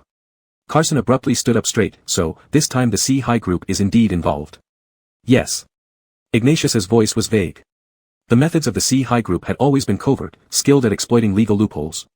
Because of this ship, detaining Hunt, Artemio, and Herman simultaneously was the biggest breakthrough for the police in recent years. "Do we have solid evidence this time?" Carson asked. "Not really." Ignatius was not optimistic, "There's still a lack of the most effective evidence. According to the C-High Group officials, the ship involved exceeded its operational lifespan 6 months ago and had already been decommissioned. How the ship was repainted and reappeared in Southeast Asian waters later and used for human trafficking was unknown to them. "We verified, and the situation is indeed like this." Ignatius sighed, "This is troublesome. Based on existing evidence, it appeared likely that the C-High Group was not involved in the overseas smuggling case, but the police were still taking advantage of the situation to detain and interrogate Hunt and others. It's rare to have a direct chance to interrogate Hunt and his family," Ignatius said with a touch of blind optimism. "Maybe we'll get lucky and find some other clues during the interrogation." "How long can we detain them at most?" Carson didn't entertain unoccurred events, his tone remaining tense. Ignatius's smile faded halfway, feeling awkward, he said, "If we can't arrest them officially due to lack of evidence, we can detain them for up to 14 days at most." 14 days. At this moment, the TV was playing a video of Herman attending an event. Watching the person in the footage, despite knowing it shouldn't be, a straightforward thought flashed across Carson's mind, what will happen to Herman inside there for such a long time? Herman had been paralyzed in both legs for 6 years but maintained good health thanks to the round-the-clock professional medical care and strict rehabilitation training, conditions that were obviously not available in detention centers. Although Carson didn't express anything, Ignatius somehow developed the ability to read minds remotely. "Ah Ting, know you've developed feelings after being with him for so long." Ignatius didn't blame him, "but you need to pay attention to your position. Soldiers are soldiers, and criminals are criminals." "I'm sorry." With his hidden thoughts revealed, all Carson could do was apologize. "Don't worry too much about him." Realizing the phrase might be inappropriate halfway through, Ignatius quickly changed gears. "Herman's condition is special. I'll instruct my colleagues to pay extra attention to his physical condition." "Thank you," Carson said. The gratitude from Carson felt somewhat ironic to Ignatius. He continued, "The C-High legal team isn't incompetent. They won't let Hunt be detained for too long. Time is limited, and the police will work hard to find evidence. Keep an eye on the C-High group and contact us if you find anything." Reassured by Ignatius's earlier words, Carson responded promptly, "Understood." As this call wasn't official, Ignatius didn't talk too much with Carson and ended the call soon. After the call ended, Carson stood alone on the balcony for a long time before turning and entering the living room. The old electric fan in the living room turned slowly, and the news had finished broadcasting. Now they were showing the midday health seminar programs favored by elderly viewers. Returning to reality, those emotions that didn't belong to him dissipated like a drop of rain merging into the sea. No trace should be left behind. Chapter 48, It's Me, Carson. Ignatius spent most of his life investigating the 4Cs group and could be said to know their modus operandi inside out. The moment Hunt was taken away, 4C's legal team and PR department started working feverishly. Within just 5 days, due to mounting public pressure, Hunt, Dempsey, and Herman were released without charges for lack of evidence. How come he hasn't come out yet? Outside the detention center, Jamal leaned on the roof of a car with one hand, craning his neck to look around. "I hope nothing else goes wrong." It was still half an hour before the scheduled release time, but the narrow road in front of the detention center was already blocked solid. Not even a dog could squeeze through. Dozens of black cars lined up in sequence, and over 100 people waited outside the gate, ready to storm the place if the detainees were not released on time. These were all people from the 4Cs group who had come specifically to pick up their bosses. Upon hearing Jamal's words, the crowd began to murmur. They wouldn't dare to keep them. To imprison someone without evidence for so long, is there no law at all? Right, when Boss Jiang comes out, we'll sue them until they die. Shut up. Dwayne stood with his arms crossed against the other side of the car, giving a few hot-headed men a warning glance. "Wait quietly, don't cause trouble." The troublemaker Jamal suddenly pointed in a direction. "Look quickly. Isn't that Carson behind there?" Dwayne hurriedly looked in the direction Jamal pointed. Apart from the endless crowd, there was no sign of Carson anywhere. "You must have seen wrong." Dwayne pulled back his gaze, grumbling, "If it were Carson, why wouldn't he come find us?" Jamal strained to search through the crowd but found no trace of Carson again.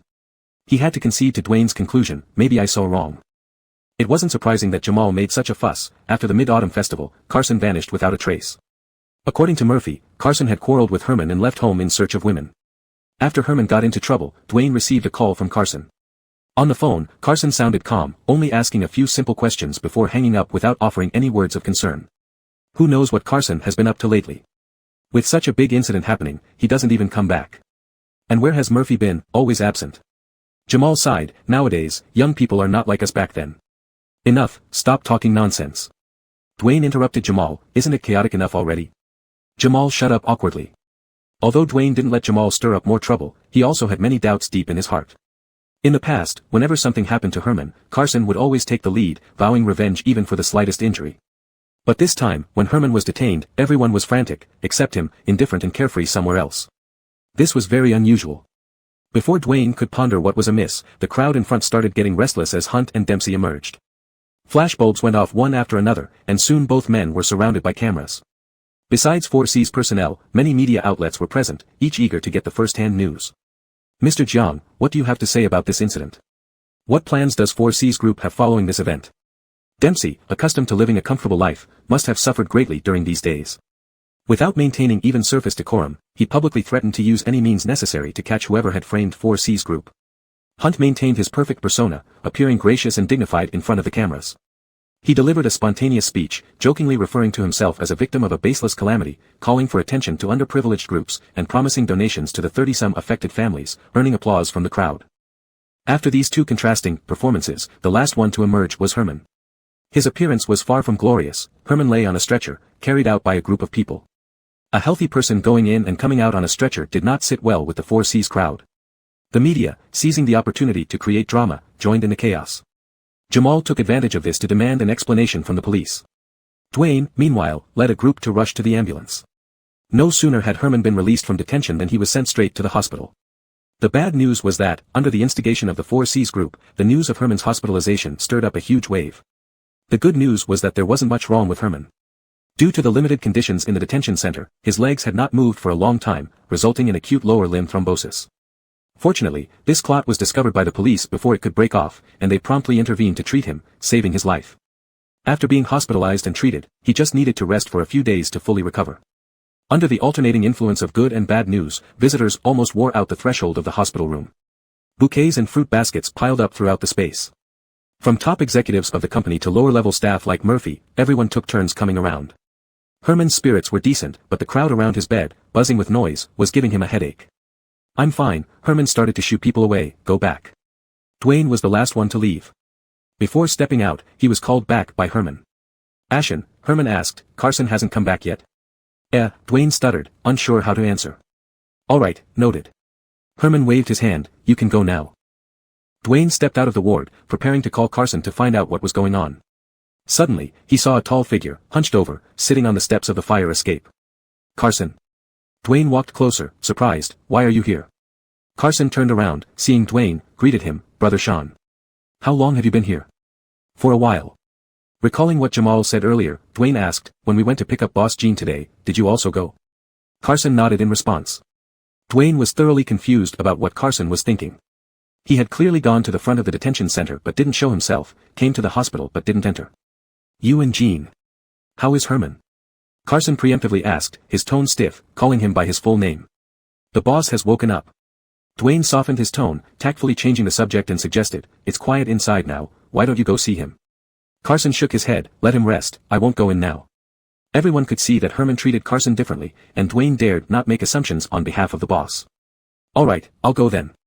Dwayne patted Carson's shoulder, "If you're done here, you should go home too." Carson nodded, his face expressionless, "Okay." Time slipped into night. Late at night, Herman suddenly woke up. The ward was dark, with a sliver of curtain open, allowing the dim street lights from below to be the only source of light in the room. After sleeping all day, his head felt as if a pot of paste was boiling inside, but he still acutely sensed that someone was in the room. "Who's there?" Herman barked coldly. A shadow moved near the door, probably caught off guard by Herman waking up at this moment. "Me." This person, knowing Herman's temper, introduced himself before Herman could ask again, "Carson." Upon recognizing Carson's voice, Herman loosened his grip on the short knife hidden in his pillow, relaxed, and lay back on the bed. "It's you. What are you doing here so late?" Herman didn't look at him, staring blankly at the ceiling, speaking in a distant and cold tone. "Just checking on you." Carson responded politely. "I'm fine." Herman began to dismiss him, "It's very late, go home." "Okay." Carson didn't say more, "I'll go." The sound of the door handle turning echoed through the darkness, and Carson left without hesitation. "Really leaving when told? You little white-eyed wolf." Coulter laughed out of frustration lying in bed, his tense spirit easing. "How long did it take you to come? Did your love affair really blind you to whether I'm dead or alive?" The footsteps suddenly stopped. A faint breeze brushed past, and a bit of light leaked through the door crack, then disappeared. Usually, Carson often made Herman angry, but this time, Coulter indeed misunderstood him. All day, he had waited outside the door from morning till night, watching visitors come and go, security personnel changing shifts. Carson didn't explain, hiding in the darkness, simply saying, "Sorry." Coulter hadn't expected his casual remark to provoke such a formal apology from him, chuckling despite himself. His mild anger, never particularly strong, now dissipated entirely. "Everyone has come, why are you hiding so far away?" He extended his hand, stopping midair, and beckoned Carson closer with a crook of his finger, saying, "Come closer, let me take a look." Carson did not immediately respond to this beckoning gesture but stood in the same spot for a while before finally stepping forward toward him. In Herman's eyes, this action seemed somewhat reluctant. As the footsteps drew closer, his face finally emerged from the shadows. Each step Carson took felt like it was stamping on Herman's heart. When he reached the bedside, Herman reached out, grasped his wrist, and pulled Carson to the head of the bed. By the cold moonlight, Herman's gaze first landed on their touching hands, then slowly moved up his wrist until he saw Carson's entire figure. He wasn't sure if it was the moonlight casting a melancholic hue or his own sentiments reflecting outward, but Carson's expression looked somewhat sad. He didn't like seeing him with that expression. "Why are you being so awkward?" Herman teased him, "What kind of look is this? One might think you came here to pay respects to a deceased person." "Shut up." Carson found no humor in this statement, cutting off his reckless words sharply, "What nonsense are you talking?" Okay, I won't say any more," Herman complied, raising his hand in a mock surrender gesture, once again fixing his gaze on Carson's face, scrutinizing him closely. Why are your eyes so red, and those dark circles so heavy? Have you been playing around without working recently? Not working means. Herman's meaningless chatter was cut short because Carson suddenly bent down and embraced him. Carson always acted impulsively, with an aggressive expression as if he were coming to fight someone, yet his body felt hard like a stone. This unexpected embrace made Herman feel as if his soul had left his body, even forgetting what he was originally saying. Is that so? Carson whispered in his ear, kindly finishing the sentence Herman had left unfinished. Herman opened his mouth but couldn't utter a word. The thudding sensation from the chest impact lingered, and the roses sent by someone unknown had dried slightly under the air conditioning, their petals fluttering gently in the airflow before settling back down. Herman wondered if the doctor had given him some strong medication, otherwise, how could he be having such hallucinations? Herman raised his hand, hesitating in mid-air for a moment, before finally resting it on the back of Carson's head. This wasn't a hallucination. The breath near his neck, the sensation in his palm, and the person in his arms, all reminded him that this was real. Before his mind completely shut down, Herman tried his best to stay awake and asked Carson, "What's wrong?" Now it was Carson's turn to remain silent. He buried his face in Herman's shoulder, wrapped his arms around his waist, and did not answer the question. Impulse is the devil. Now he didn't know how to explain his sudden irrational behavior to Herman and simply gave up, starting to play dead. Ever since receiving the news of Herman's detention, a battle had been waging inside him. The struggle peaked when he saw Herman lying on a stretcher outside the detention center earlier in the morning, and even now, he still couldn't resolve it. His inner turmoil had reached its breaking point, and he felt like he couldn't hold on any longer. Herman, Carson wanted to ask Herman what he should do. Whenever he faced a difficult problem, he would always consult Herman first. To him, Herman was like an all-knowing guide who could always provide a perfect solution. But this time, no matter whom he asked, there was no answer that could satisfy both sides. Don't move. Carson stopped struggling, letting go of all his strength, allowing himself to sink deeper. Let me stay a bit longer. The latter part of the sentence was faint, almost directly emerging from his heart, and Herman didn't quite catch it. This feeling was akin to a wild kitten that had suddenly curled up at his legs to nap. Herman didn't press further, nor dared he make a rash move, fearing that it would startle the kitten away. Faint footsteps echoed in the hallway, shadows moving through the door crack, the night nurse beginning her routine checks. However, Herman had specifically instructed before sleeping that no one should disturb them. A small door created a space where reality could be temporarily escaped, a place where reasons needn't be questioned, nor consequences pondered. Just the warmth within arm's reach could soothe the long-suffering heart for a moment. A few minutes later, the outside returned to peace. Herman gently patted Carson's shoulder and asked, "How long have you been out there this time?" 10 days. 12 days. Carson opened his eyes and answered promptly and accurately, 16 days. 16 days. Since Carson had come into Herman's life, they had never been apart for so long. Thinking about how Herman was perfectly healthy before he left, now lying in the hospital hooked up to all kinds of tubes, Carson felt a surge of emotions with no outlet. He irrationally blamed others. "You were fine before, but after just a few days, you end up like this. How did Ding Jiawen do his job?" "It's not Jiawen's fault." Herman's heart rippled as he probed gently. "Did I make you worry?" Carson's ears twitched. The most effective way when unable to answer was to pretend he was deaf. Herman had long understood Carson's nature. Getting a pleasant word out of him was harder than climbing to the sky. Lack of denial was acknowledgement. Herman smiled. "You still worried about me, so you're not completely heartless." Upon hearing this, Carson's deaf ears regained function, and he made a move to rise. Herman quickly reacted, pressing him back down. Herman sighed deeply, unsure why. To keep him from moving, Herman wrapped his arms around Carson, pulling him into an embrace. "These few days without you, I really didn't get used to it," Herman said softly. "Don't stay away for so long again." Although Herman allowed himself a brief moment of overstepping tonight, his rationality remained intact, capable of playing word games. "Missed you" became "didn't get used to it," and "don't leave me alone for so long again" was replaced with "don't stay away for so long again." Carson couldn't possibly understand the true meaning behind these words. Herman always smelled of bitter medicinal odors, which seemed harsh at first but grew familiar over time. Today, these already astringent scents were mixed with the crisp smell of disinfectant. He breathed deeply, inhaling the scent through his nose and lungs, engraving it into his unsettled heart due to their separation. He responded softly, "All right," almost bewitched by the moment. But Carson knew he shouldn't have agreed because he would eventually leave forever. Chapter 49, Hang on a little longer. "What do you mean by, I quit?" Ignatius squatted on a large rock in the wild, asking Carson with no regard for his image. "I can't do it." Carson's popsicle was sickeningly sweet. Ignatius had forced it into his hand when they first met. He took a bite as if he had lost his sense of taste, expressionless. Then, without holding back, he explained his previous statement. "I'm done, I can't go on, and I'm no longer fit for this task. You'd better find someone else." Why suddenly unable to continue? Ignatius asked. Carson didn't reply. Herman still needed 3 more days before he could be discharged from the hospital. Carson called Ignatius, arranging a meeting, saying he had something important to discuss. As usual, Ignatius and Carson chose an unexpected place for their meeting. This time, it was no exception.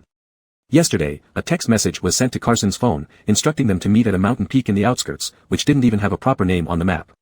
Carson's car could only reach halfway up the mountain, after which he had to rely on foot power to get there. In the wilderness, amidst the overgrown grass, both men squatted on large rocks, gnawing on melting popsicles. The scene looked utterly bizarre. With crunches and snaps, Ignatius chewed up the entire popsicle in a few bites, then lifted his eyes to ask Carson, "Have you given up?"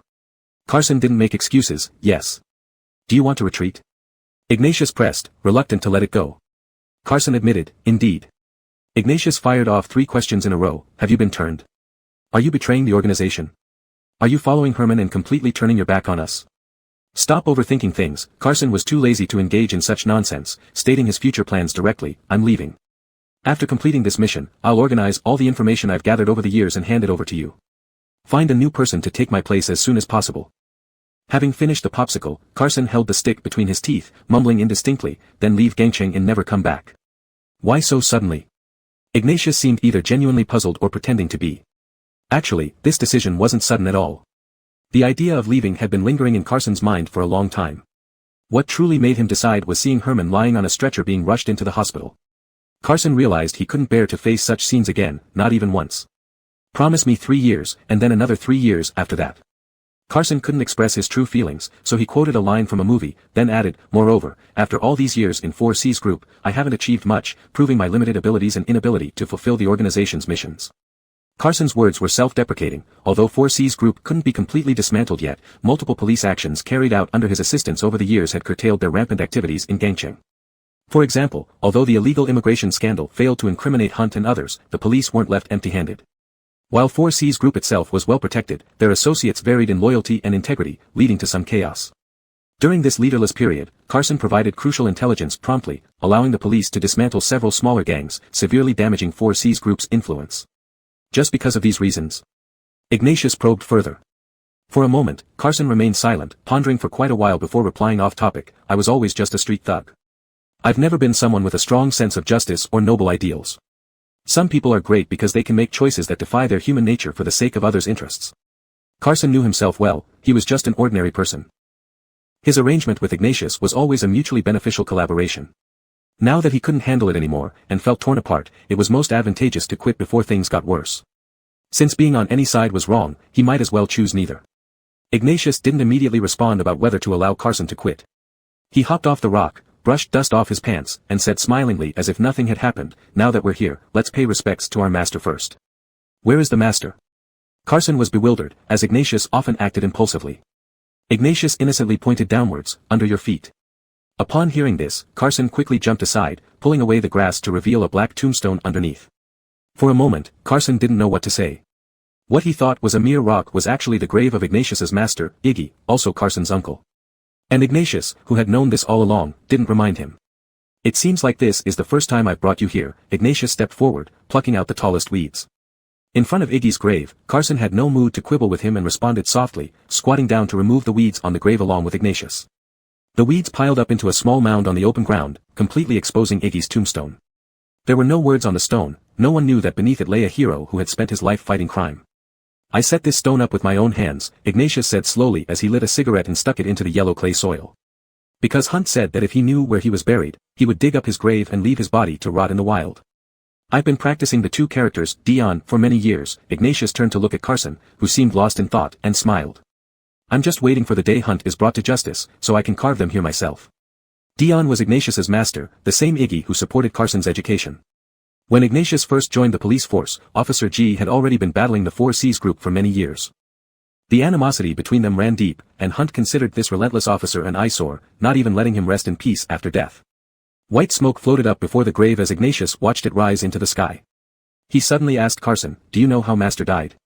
In the line of duty, Carson knelt beside the unnamed tombstone, pulling down his sleeve to carefully wipe the dust off until the smooth marble reflected his own shadow. Iggy had been gone for 16 years, yet Carson still occasionally dreamed of swimming and eating pig foot rice with him. "That's just what we want to believe." Ignatius smiled and continued, in our internal records, suspect Dion died in a traffic accident during transit. Dion had once been neighbors with Ignatius and was always his idol. Ignatius excelled academically, skipping grades, and upon graduating from university, he joined the police force as desired, becoming Dion's young apprentice and the youngest policeman at the time. In the year Ignatius joined, Dion made significant progress on the 4C's group case, with a high chance of bringing Hunt to justice. However, as the investigation deepened, 2 of Dion's fellow officers died in mysterious accidents, and soon after, large sums of cash were found in his trunk. More evidence emerged simultaneously, indicating that Dion had colluded with overseas criminal groups, intending to use the 4C's group as a scapegoat. They said he was a corrupt cop. Ignatius laughed. How could someone so zealous against evil be a corrupt cop? All this turned out to be a trap designed to frame Officer G, aiming to eliminate him and his entire investigative team. Faced with overwhelming evidence, Dion was suspended and jailed pending investigation. Before the results were officially announced, he died in a car accident during transit. Revisiting old matters, Carson only had one response: Iggy was innocent. I know, I believe him. Ignatius turned to look at Carson, still smiling. You know, Carson, I'm not an ambitious person either. I'm lazy, hate trouble, and fear death.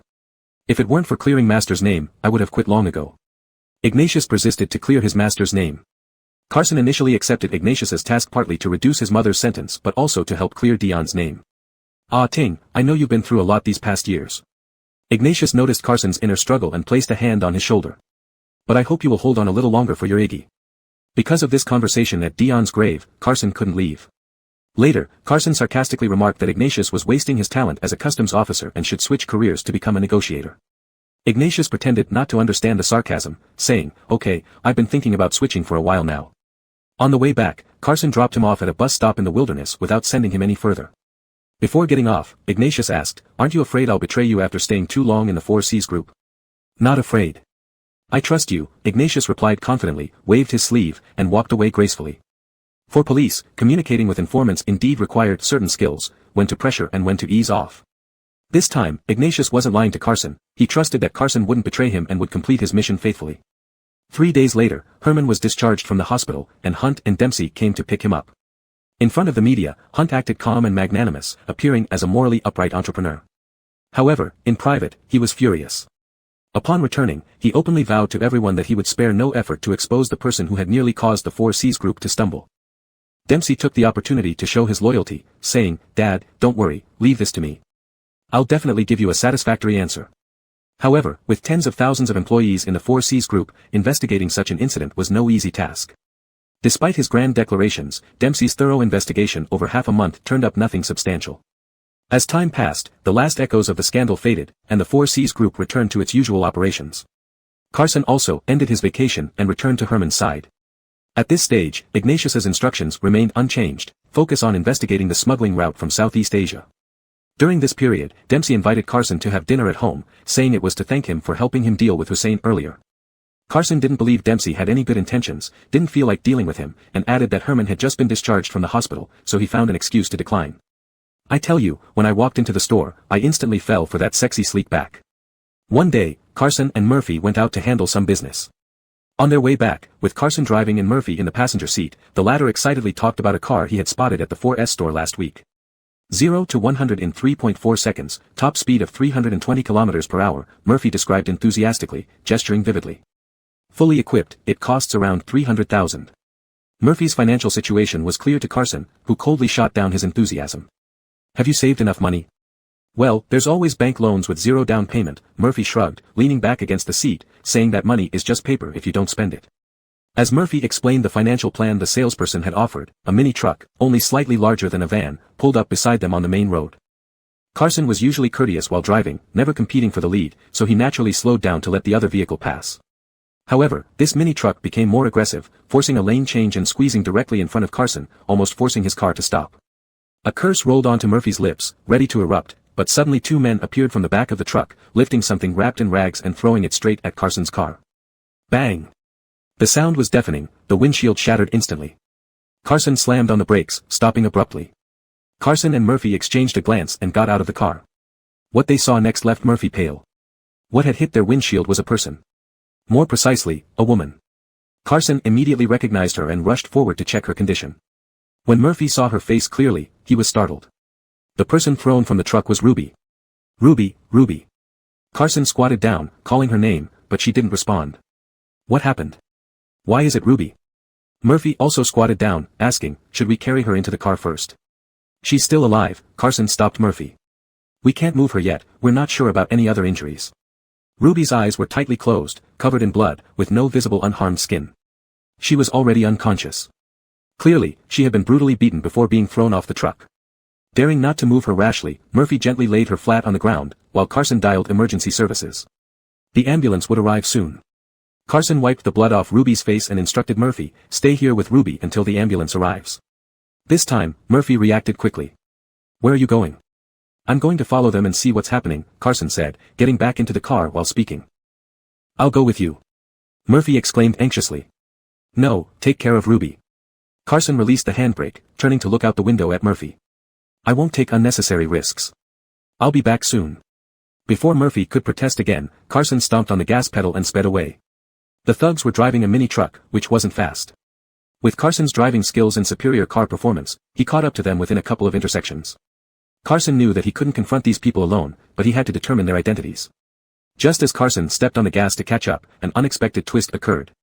A truck suddenly darted out from a side road, ramming straight toward Carson without slowing down. There was no chance for Carson to dodge, the entire car flipped over to the side of the road, all the glass shattered, and the airbags deployed. The violent impact left Carson's mind blank for a few seconds. By the time his consciousness returned, he had already been dragged out of the car, a hood placed over his head, and shoved into another vehicle. When the hood was removed again, Carson found himself in an abandoned building surrounded by construction debris. Dozens of men with fierce appearances surrounded him, and several high-power lights shone down from above, so bright it was almost impossible to open his eyes. He understood that the other party was well prepared today. At this moment, a small pebble rolled to Carson's feet, followed by an ill-intentioned male voice. Little Bien, I've been waiting for you here for quite some time. Carson looked up, toward the source of the sound. Dempsey strolled down the concrete stairs with his hands in his pockets, Dario by his side. You're really hard to get a hold of. Is it because Herman won't let you go? Dempsey stood in front of Carson, sized him up, and smiled mockingly. It seems your girlfriend needs to make the move. Carson clenched his fists tightly, it was indeed because of him that Ruby had suffered this misfortune. Mr. Jiang, if there's something, just say it directly. There's no need to involve uninvolved people, Carson said respectfully while looking at Dempsey, though his eyes burned fiercely, making one's hair stand on end. I do have something to talk about with you, Dempsey shrugged innocently. But before that. Before he finished speaking, Dario stepped forward with a baseball bat and, without any explanation, struck Carson's calf. The intense pain surged, causing Carson to bend his left leg and kneel down, his knee slamming heavily onto the ground, producing a sickening thud. Dempsey smiled and said, you need to understand your place first. Chapter 50, No Negotiation. This unfinished building complex was located in the new district of Gangcheng. Originally, it was planned to be developed into an Eastern Manhattan, but due to poor development, difficulties in attracting investors, and inadequate facilities, it had become a desolate ghost town after a few years. As night fell, this concrete tomb frozen in time was rudely disturbed by a group of uninvited guests who tore open a crack in its silence. SSS, be gentle, you're going to kill me with pain, you clumsy fool. Dempsey swatted Dario's hand away and snatched the ice pack from him, applying it carefully to his face. His cheek was swollen high, red turning to black and black tinged with purple, throbbing painfully at the slightest touch. Shit. The thought that he, the second-in-command of C-High Group, could actually be beaten infuriated Dempsey. He kicked the innocent Dario fiercely, yelling, a bunch of good-for-nothings. I'll go get his life right now. Dario also held a bellyful of fire. Used to bullying others under Dempsey, today he ended up bruised and battered. Get back here. Dempsey roared, you're all useless. Their commotion woke up the person tied to the chair. Carson moved, opening his eyes. Dempsey's head was swollen as he saw Carson regain consciousness. Holding the ice pack on his face, he asked, have you thought about how you want to confess? Carson nodded. Dempsey inwardly sneered. This guy had lost all the arrogance he had when beating him up. No matter how tough he was, one man couldn't fight against so many. After suffering the consequences, didn't he have to recognize reality and submit obediently? Good. Dempsey smiled with satisfaction, but the smile tugged at his wounds, causing him to wince in pain. I'm giving you one more chance. The floodlights lit up again, and a camera was set up in front of Carson. This unfinished building had been occupied by homeless people for some time.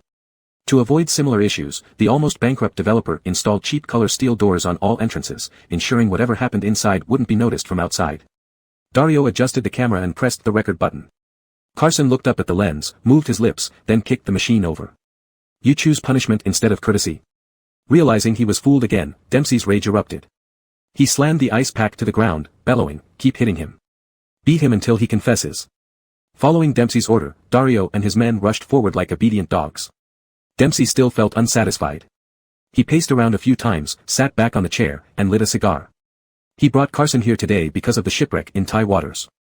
After his release, Dempsey sent people to investigate locally in Thailand. They found leads. The police hadn't completely framed them. Indeed, someone from Sea High Group was involved in human trafficking there. That person not only stole company ships but also used Sea High Group's network to establish their own smuggling routes, even contacting buyers in the north to engage in human trafficking. Following these clues, Dempsey's men caught several individuals. According to these small fry, the domestic organizer was a young man surnamed Bien, bold and resourceful, rumored to be under Herman. With Herman's reputation, many were willing to work for him. As a result, this person rose rapidly, becoming well known in the circles within 2 years. Combining information from multiple sources, Dempsey easily pinpointed Carson as the target. What Hunt hated most was subordinates using company resources for private activities, especially nearly causing trouble. If Hunt knew about this, Carson would be doomed. However, Dempsey's intention wasn't just to deal with Carson. "Alright, stop for now," Dempsey told Dario. "This Carson kid might still be useful, it would be a pity if he died. At this point, you still deny it was you?" Dempsey stood up, squatted down in front of Carson, bringing his gaze to the same level, feigning sincerity. "Bien, I advise you to confess everything you know. You'll suffer less. Mr. Jiang, since you insist it's me," blood mixed with sweat streamed down, blurring half of Carson's face. He coughed slightly and looked up at Dempsey. "Do you have any evidence at all?" Of course not. If he had substantial evidence, Dempsey wouldn't waste time here with Carson. "There's no need to be stubborn with me."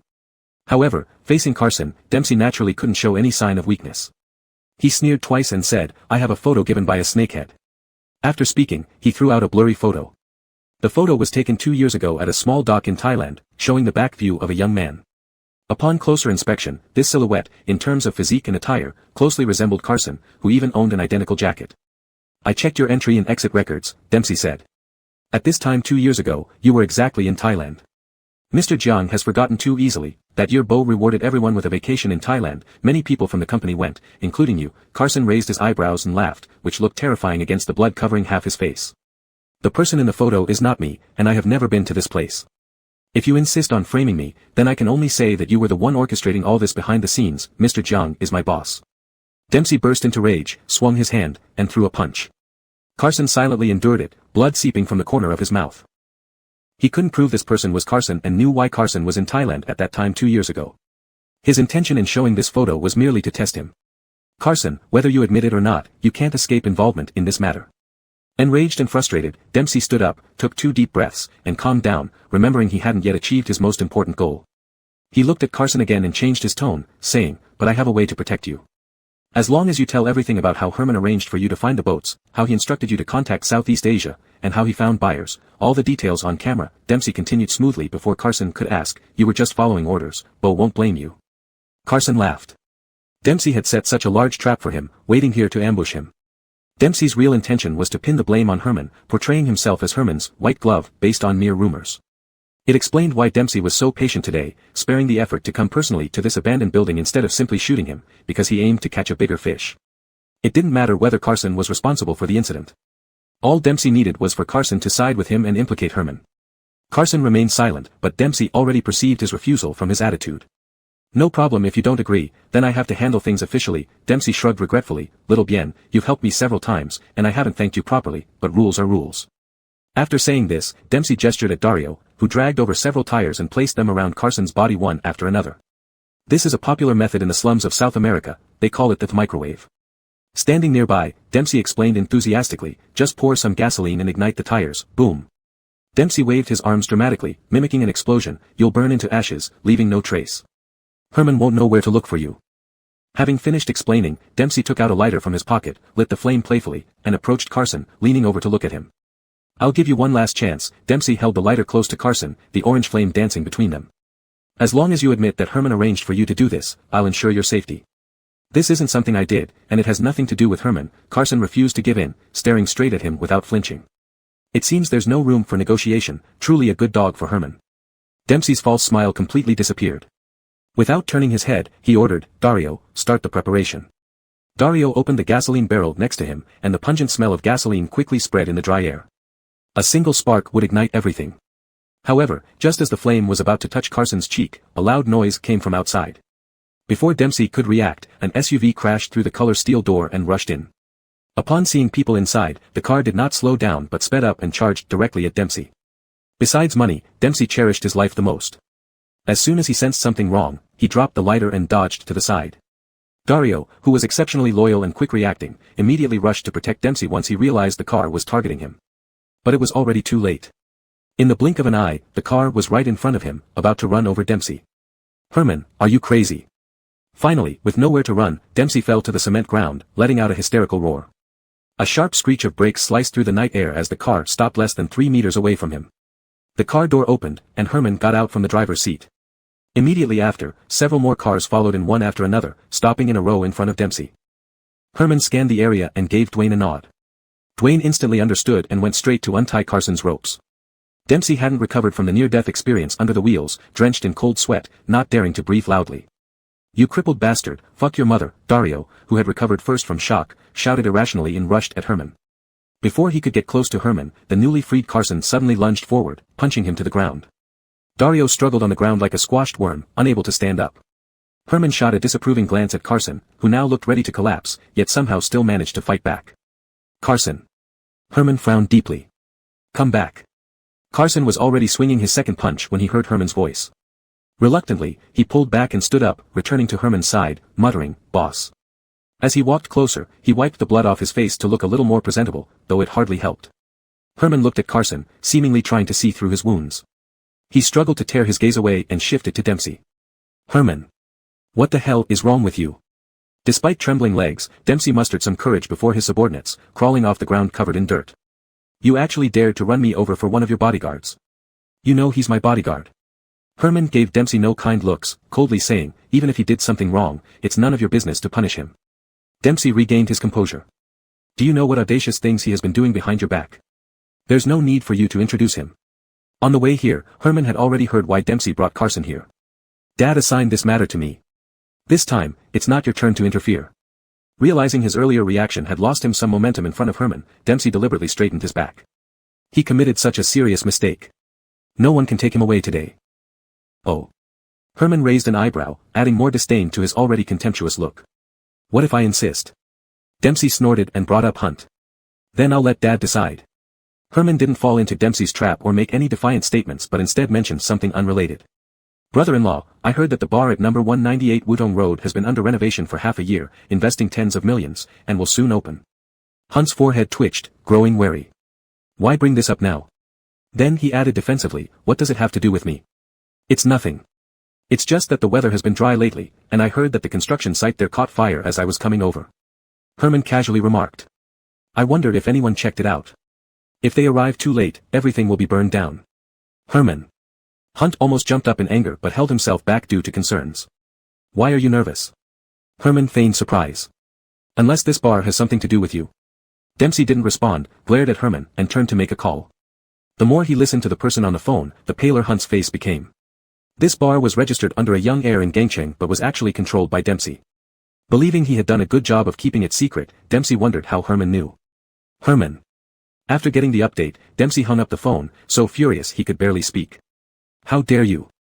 How dare you? My man was injured by you, and you only lost a bar." Herman smiled lightly. "You got off easy." "Easy my ass," Dempsey gritted his molars. "Brother-in-law, this time it's just an empty bar on fire." The smile vanished from Herman's face. His gaze became icy and menacing, just being under his stare made one shiver uncontrollably. "You wouldn't want your illegal activities in those bars to be exposed in the newspapers, or even for Dad to know about them, would you?" Hearing this, Dempsey understood that all his secret moves had already been grasped by Herman. Over the years, Dempsey had exploited his status as a son-in-law of the C-High Group to secretly control many entertainment venues in Gangcheng.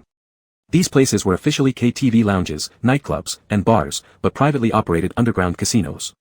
This was strictly forbidden by Hunt due to the current crackdown on vice and gambling, which could easily bring disaster and jeopardize everything if mishandled. Yet, the temptation of profit was too great, leading Dempsey to act anyway.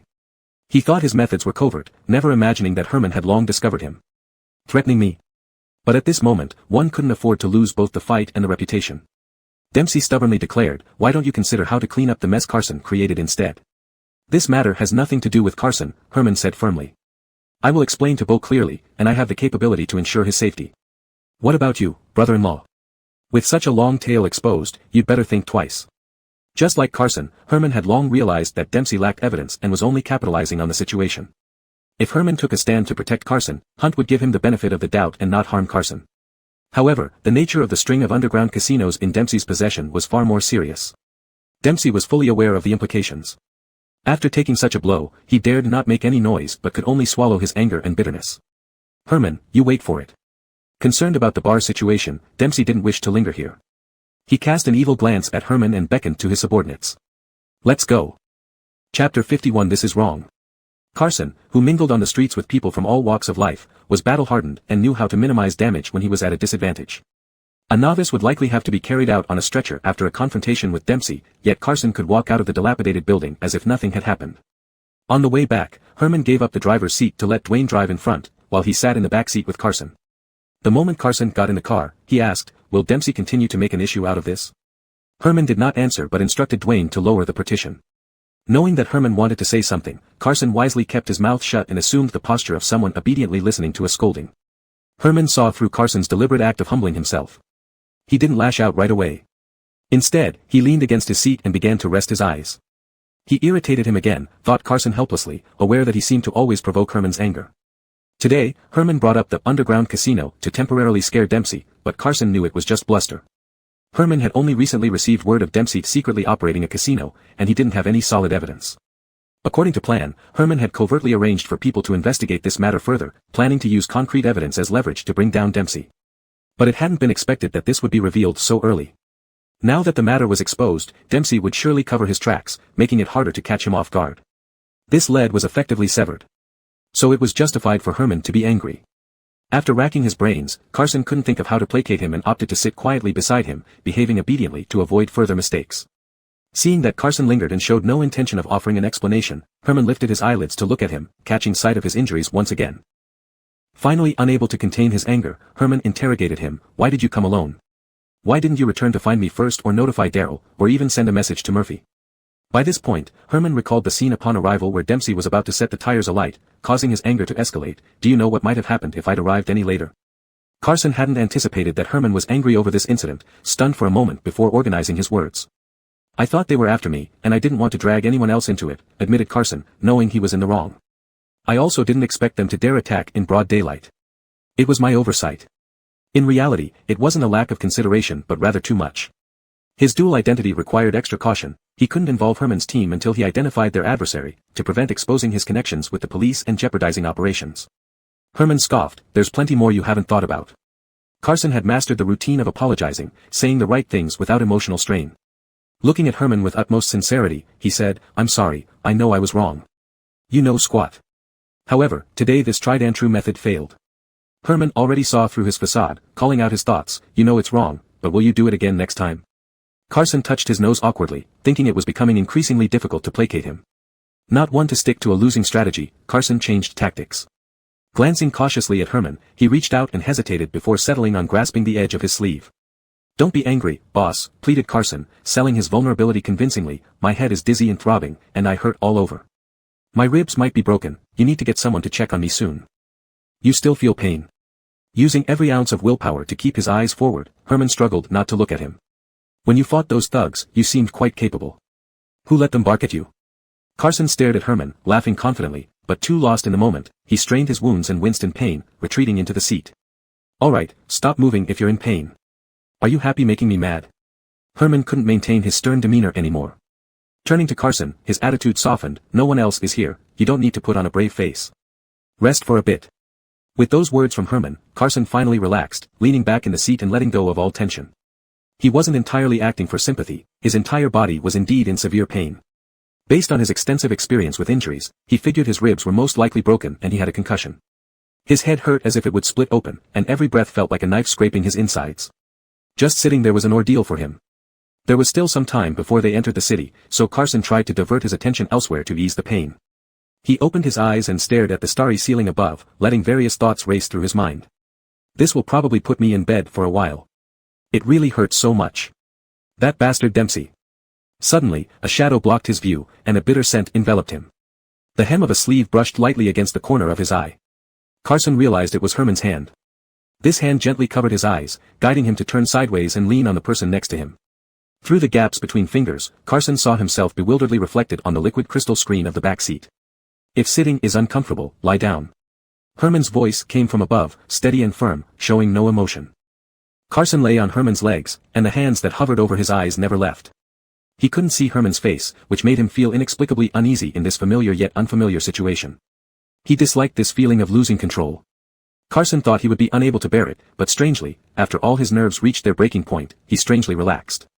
The car was very quiet, except for their breathing. Carson felt as if he was sinking into a soft cloud and began to drift off.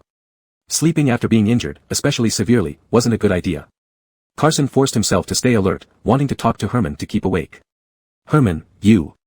He wanted to ask how Herman found him today, but before he could finish, he tilted his head and fainted. Asterisk asterisk asterisk. Learning that Carson had lost consciousness, Dwayne sped the SUV like a plane, racing straight to the central private hospital. After reaching the hospital, it was chaos all night until Carson finally emerged from surgery and was wheeled into a ward just before dawn. Large contusions on the back, waist, and abdomen, slight damage to the spleen membrane. In the small living room connected to the ward, Zion quickly scanned Carson's examination results. Neck injury, moderate concussion, 3 fractured ribs. Sitting under the lamp, Herman couldn't stop rubbing his temples. Zion's laundry list style injury report triggered his migraine. Spinal ligament damage, no fractures, no nerve or spinal cord injuries. Stopping here, Zion sincerely praised, little Bien sure has some skills. Most people with such severe injuries wouldn't even be able to stand, let alone chat with you all the way. Herman dropped his hands, sighing helplessly, I thought you were complimenting him. The MRI results showed that Carson's spine was damaged. The attending physician reviewed the images and confirmed it was ligament strain, nothing serious. Since the most authoritative professor specializing in spinal issues was out teaching tonight, Herman, concerned about other diagnoses, called in the expert who had just returned from abroad, Zion. Now can you rest easy? Zion had been dragged out of bed late at night, his dark circles nearly touching the ground. Glancing at Herman, who looked worse than him, he offered kindly, how about I give you some medicine for your headache? I'm fine, thanks. Herman wheeled himself towards the door, the driver is waiting outside. I'll send you out. Herman and Zion rode the elevator to the ground floor. It was 4 o'clock in the morning, just minutes before daybreak. The hospital lobby was unusually quiet, echoing only with Zion's footsteps.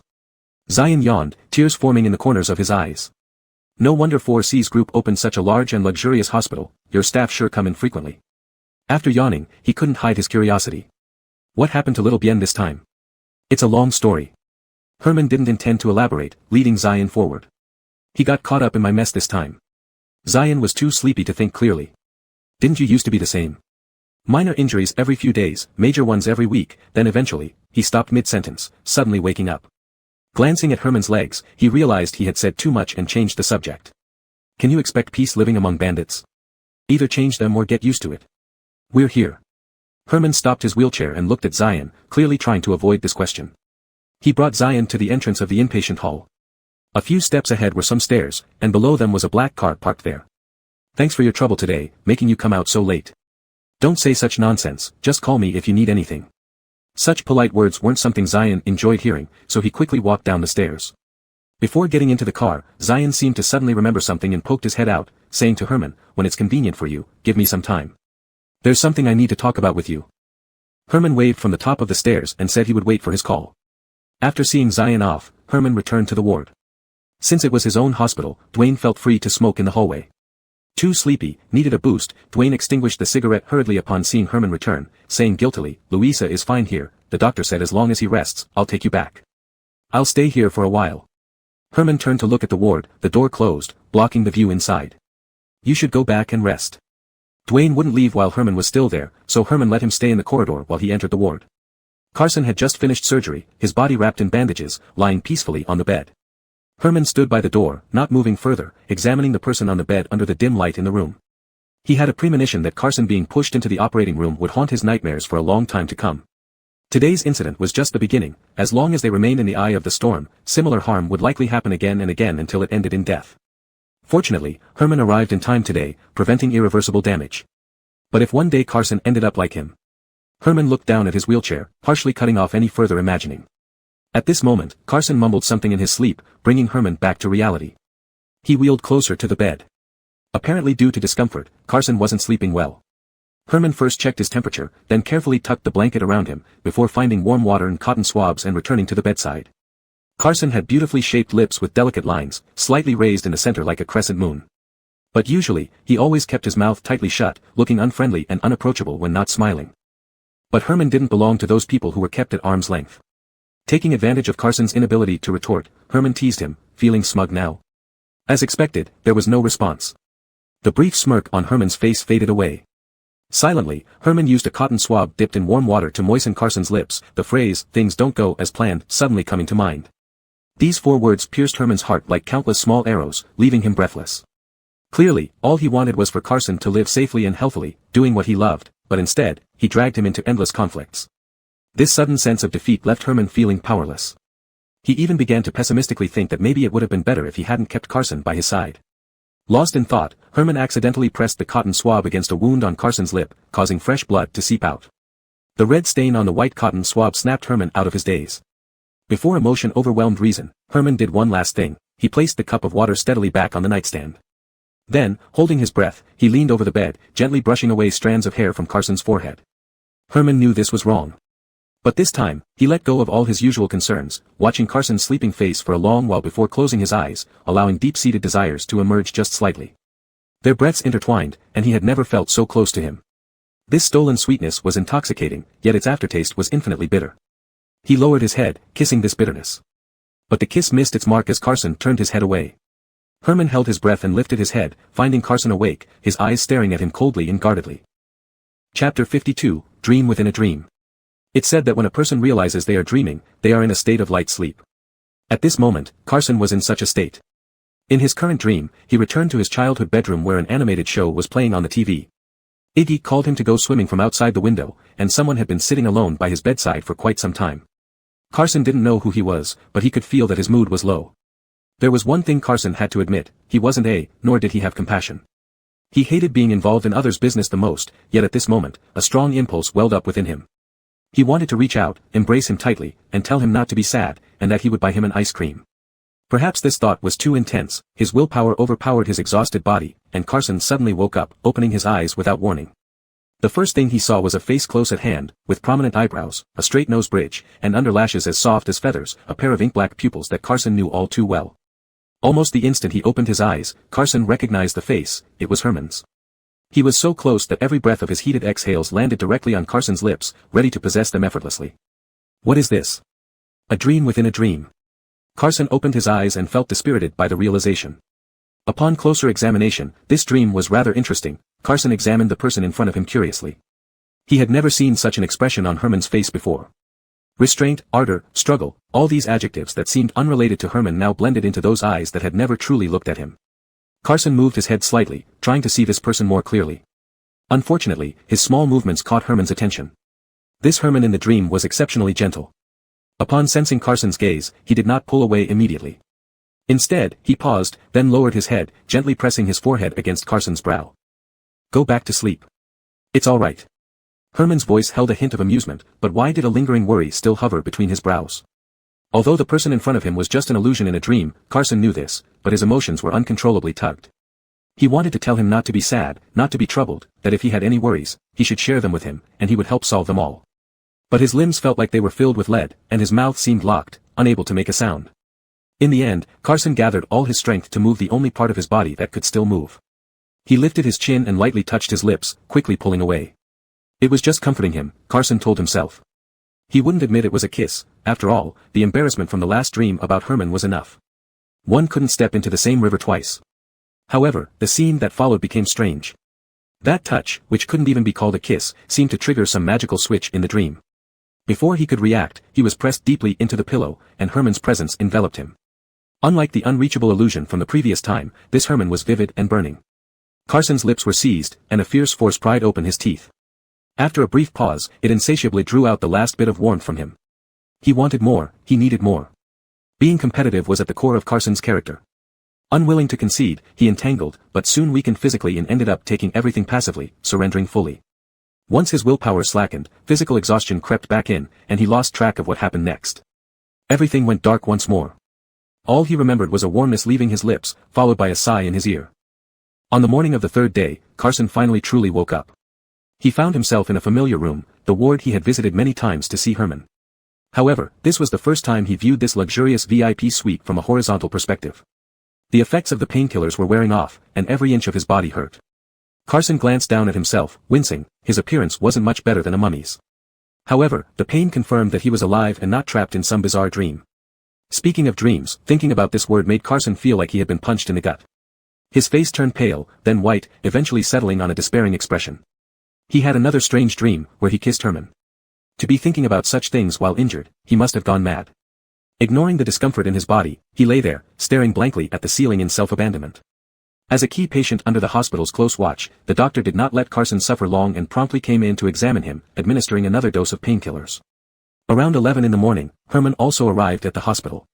He seemed to have come straight from the company. Compared with Carson's bedraggled appearance, his meticulously tailored three-piece suit made him look vibrant and lively, like a model cut out from a poster, radiating brilliance. "Why are you staring at me?" Herman was discussing Carson's injuries with the doctor and asked this question distractedly. "Nothing." Carson was actually secretly observing Herman. His demeanor was natural and normal, as if there had been no furious aftermath following that incident. He finally felt relieved. It seemed that night really was just a dream. Herman didn't sit by the bed for long before it was lunchtime. On the third day after surgery, Carson could only consume liquid food. Having suffered both mental and physical torment, he had little appetite and asked the nurse to put it aside temporarily, saying he wasn't hungry. The nurse glanced at Herman, looking hesitant. Herman nodded and extended his hand, so the nurse handed the bowl to him with some hesitation. "This is the porridge Dixie made early this morning." Herman stirred the porridge with a spoon, blew on a spoonful to cool it, then offered it to Carson's mouth while intently watching him. "If you don't eat, she will be upset." When one is physically weak, their willpower is also frail. Herman's gaze evoked some inappropriate images in Carson's mind. Moreover, it seemed Herman was willing to lower his standards to feed him personally. Carson sat up abruptly, stretching out his hand. "I'll eat it myself." "Don't move around." Herman avoided Carson's hand and looked straight at him, using a commanding tone. "Open your mouth." Carson opened his mouth, looking somewhat dazed as the porcelain spoon pressed against his tongue, delivering the porridge into his mouth.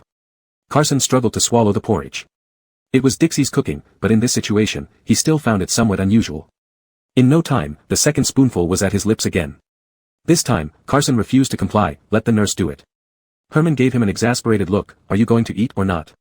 Not wanting to upset him further, Carson quietly closed his mouth and obediently ate. With Herman personally supervising, the small bowl of porridge was quickly finished. Just as Carson finished the last spoonful, Dwayne walked in, right on time.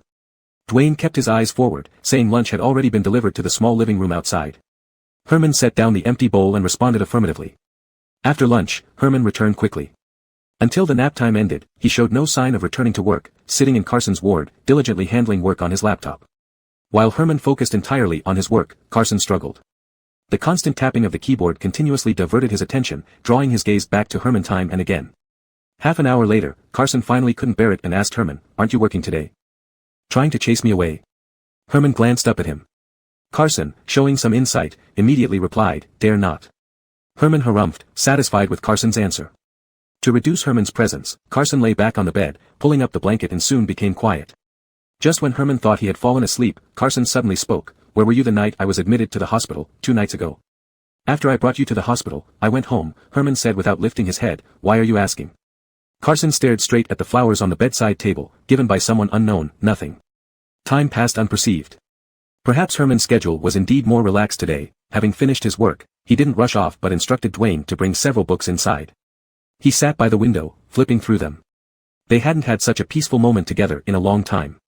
Carson, wrapped in his blanket, watched Herman engrossed in his book and thought sarcastically that he might as well move in and live off Herman. "Don't think I can't hear you insulting me," Herman said while turning the pages. Carson tilted his head and closed his eyes, pretending to be asleep. Pretending turned into reality, and amid the rustling pages, Carson gradually fell asleep. Under the influence of medication, he drifted in and out of sleep throughout the afternoon, dreaming various chaotic dreams, some good, most bad. At this point, he finally realized the benefit of Herman being here. No matter what tragic fate he met in his dreams, he would open his eyes to see Herman safely sitting by his bed. The evening rain woke Carson. After sleeping for most of the afternoon, he felt a bit confused and had forgotten about his injury. Instinctively, he tried to turn over and get up. This sudden movement caused sharp pain to cloud his vision, leaving him breathless.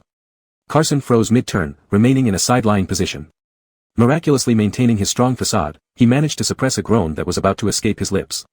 The excruciating pain did not ease quickly. At this moment, a shadow loomed over him, carefully avoiding his injured area as it gently held his back, patting soothingly. Herman, holding a book in one hand, used the other to comfort Carson's back, as if pacifying a child startled from sleep. Stay still, don't move around. As dusk deepened, the room remained unlit while the rain outside intensified. The dim light and steady rainfall concealed emotions that were now fully exposed. Herman's hands seemed to have some magical power. With just a few gentle pats, the intense pain across Carson's body gradually subsided. In the living room, two nurses chatted about how they would go home in such heavy rain after their shift. Carson paid no attention to the storm, lying on the edge of the bed, staring at the third button of Herman's vest. If he leaned forward just a little, he could rest in Herman's arms. Herman. This position felt too intimate, making Carson uncomfortable. He tried to move slightly to create some distance. But Herman pressed him back down firmly. Herman seemed distracted, his voice tinged with dazedness. To hide any slip-ups, he intentionally picked on Carson, calling me by my full name so casually. No respect at all. Caught off guard by the reprimand, Carson stopped moving and fell silent. This little tug-of-war brought them even closer, almost into a hug. Those things Dempsey said, I didn't do them. Carson finally spoke, breaking the silence. Someone is impersonating me, running human trafficking abroad. I know. Herman turned a page nonchalantly, as if nothing else mattered except the lines in front of him. Carson was stunned. Although lacking evidence, Dempsey's clues all pointed to him. Yet Herman did not demand more explanations, trusting him simply because he said, I didn't. Before Carson could fully comprehend this trust, Herman put aside the book, sighed, and told him, let me teach you something. Rarely compliant, Carson nodded, signaling his readiness to listen. In situations like that again, prioritize your own safety first. Herman spoke slowly but calmly. Do what they ask. Preserving your life gives you future chances to overturn things. But Dempsey wanted me to take the fall and pin it on you. Carson recalled the video he was supposed to record and chuckled. Should I really agree to that? Do exactly as he says. Herman smiled. As long as I believe in you, no one can touch you. Carson couldn't help but laugh at this boss-like declaration, burying his face in the pillow and muffling his laughter. He knew Herman said this to reassure him. Had he recorded the video as requested, it would be uncertain whether he'd survive and might cause trouble for Herman. After laughing enough, Carson opened his eyes slightly. You shouldn't easily trust anyone. Why? Herman asked curiously. Because I'm an undercover police informant, the last person you should trust. Of course, Carson couldn't reveal this real reason and only said, people change. Unless they're dead and hung on a wall, no one can guarantee what they'll become. Lost in thought, Herman picked up the book again and said, you're right. Chapter 53, Not a Dream. After this injury, Carson stayed in the hospital for half a month solid. During this time, he played nice and promised to follow medical advice diligently after discharge. Only then did the attending physician reluctantly agree, allowing him to be discharged 3 days later. The special treatment of having the boss personally attend his bedside lasted only 1 day at most for Carson. After that, Herman suddenly became very busy. It was rare even for him to drop by, let alone accompany him again. Although Carson couldn't see Herman in person, various pieces of news related to him kept pouring into Carson's ears. Dempsey has really got himself into trouble this time. A few days before his discharge, Berkeley visited Carson with 2 bags of beer, cold dishes, and spicy crawfish. Since Carson had to avoid certain foods, Berkeley sat on the edge of his bed, peeling the crawfish happily. This time around, Bo originally assigned him the business operations in South America, but just when things were about to start, someone else snatched it away. He's furious because what should have been his is now gone. Berkeley peeled out a piece of bright white shrimp meat, dangled it in front of Carson, then popped it into his own mouth. As for those secret venues he quietly ran under his belt, the police kept conducting surprise inspections almost every other day. The most profitable ones have already been shut down. Berkeley shook his head, sighing, Dempsey really doesn't know better. Who would have thought he'd pick on you, knowing how much President Gene favors you? There was no need to say more, all this was Herman's doing. As the conflict escalated, the competition between the two leaders intensified further.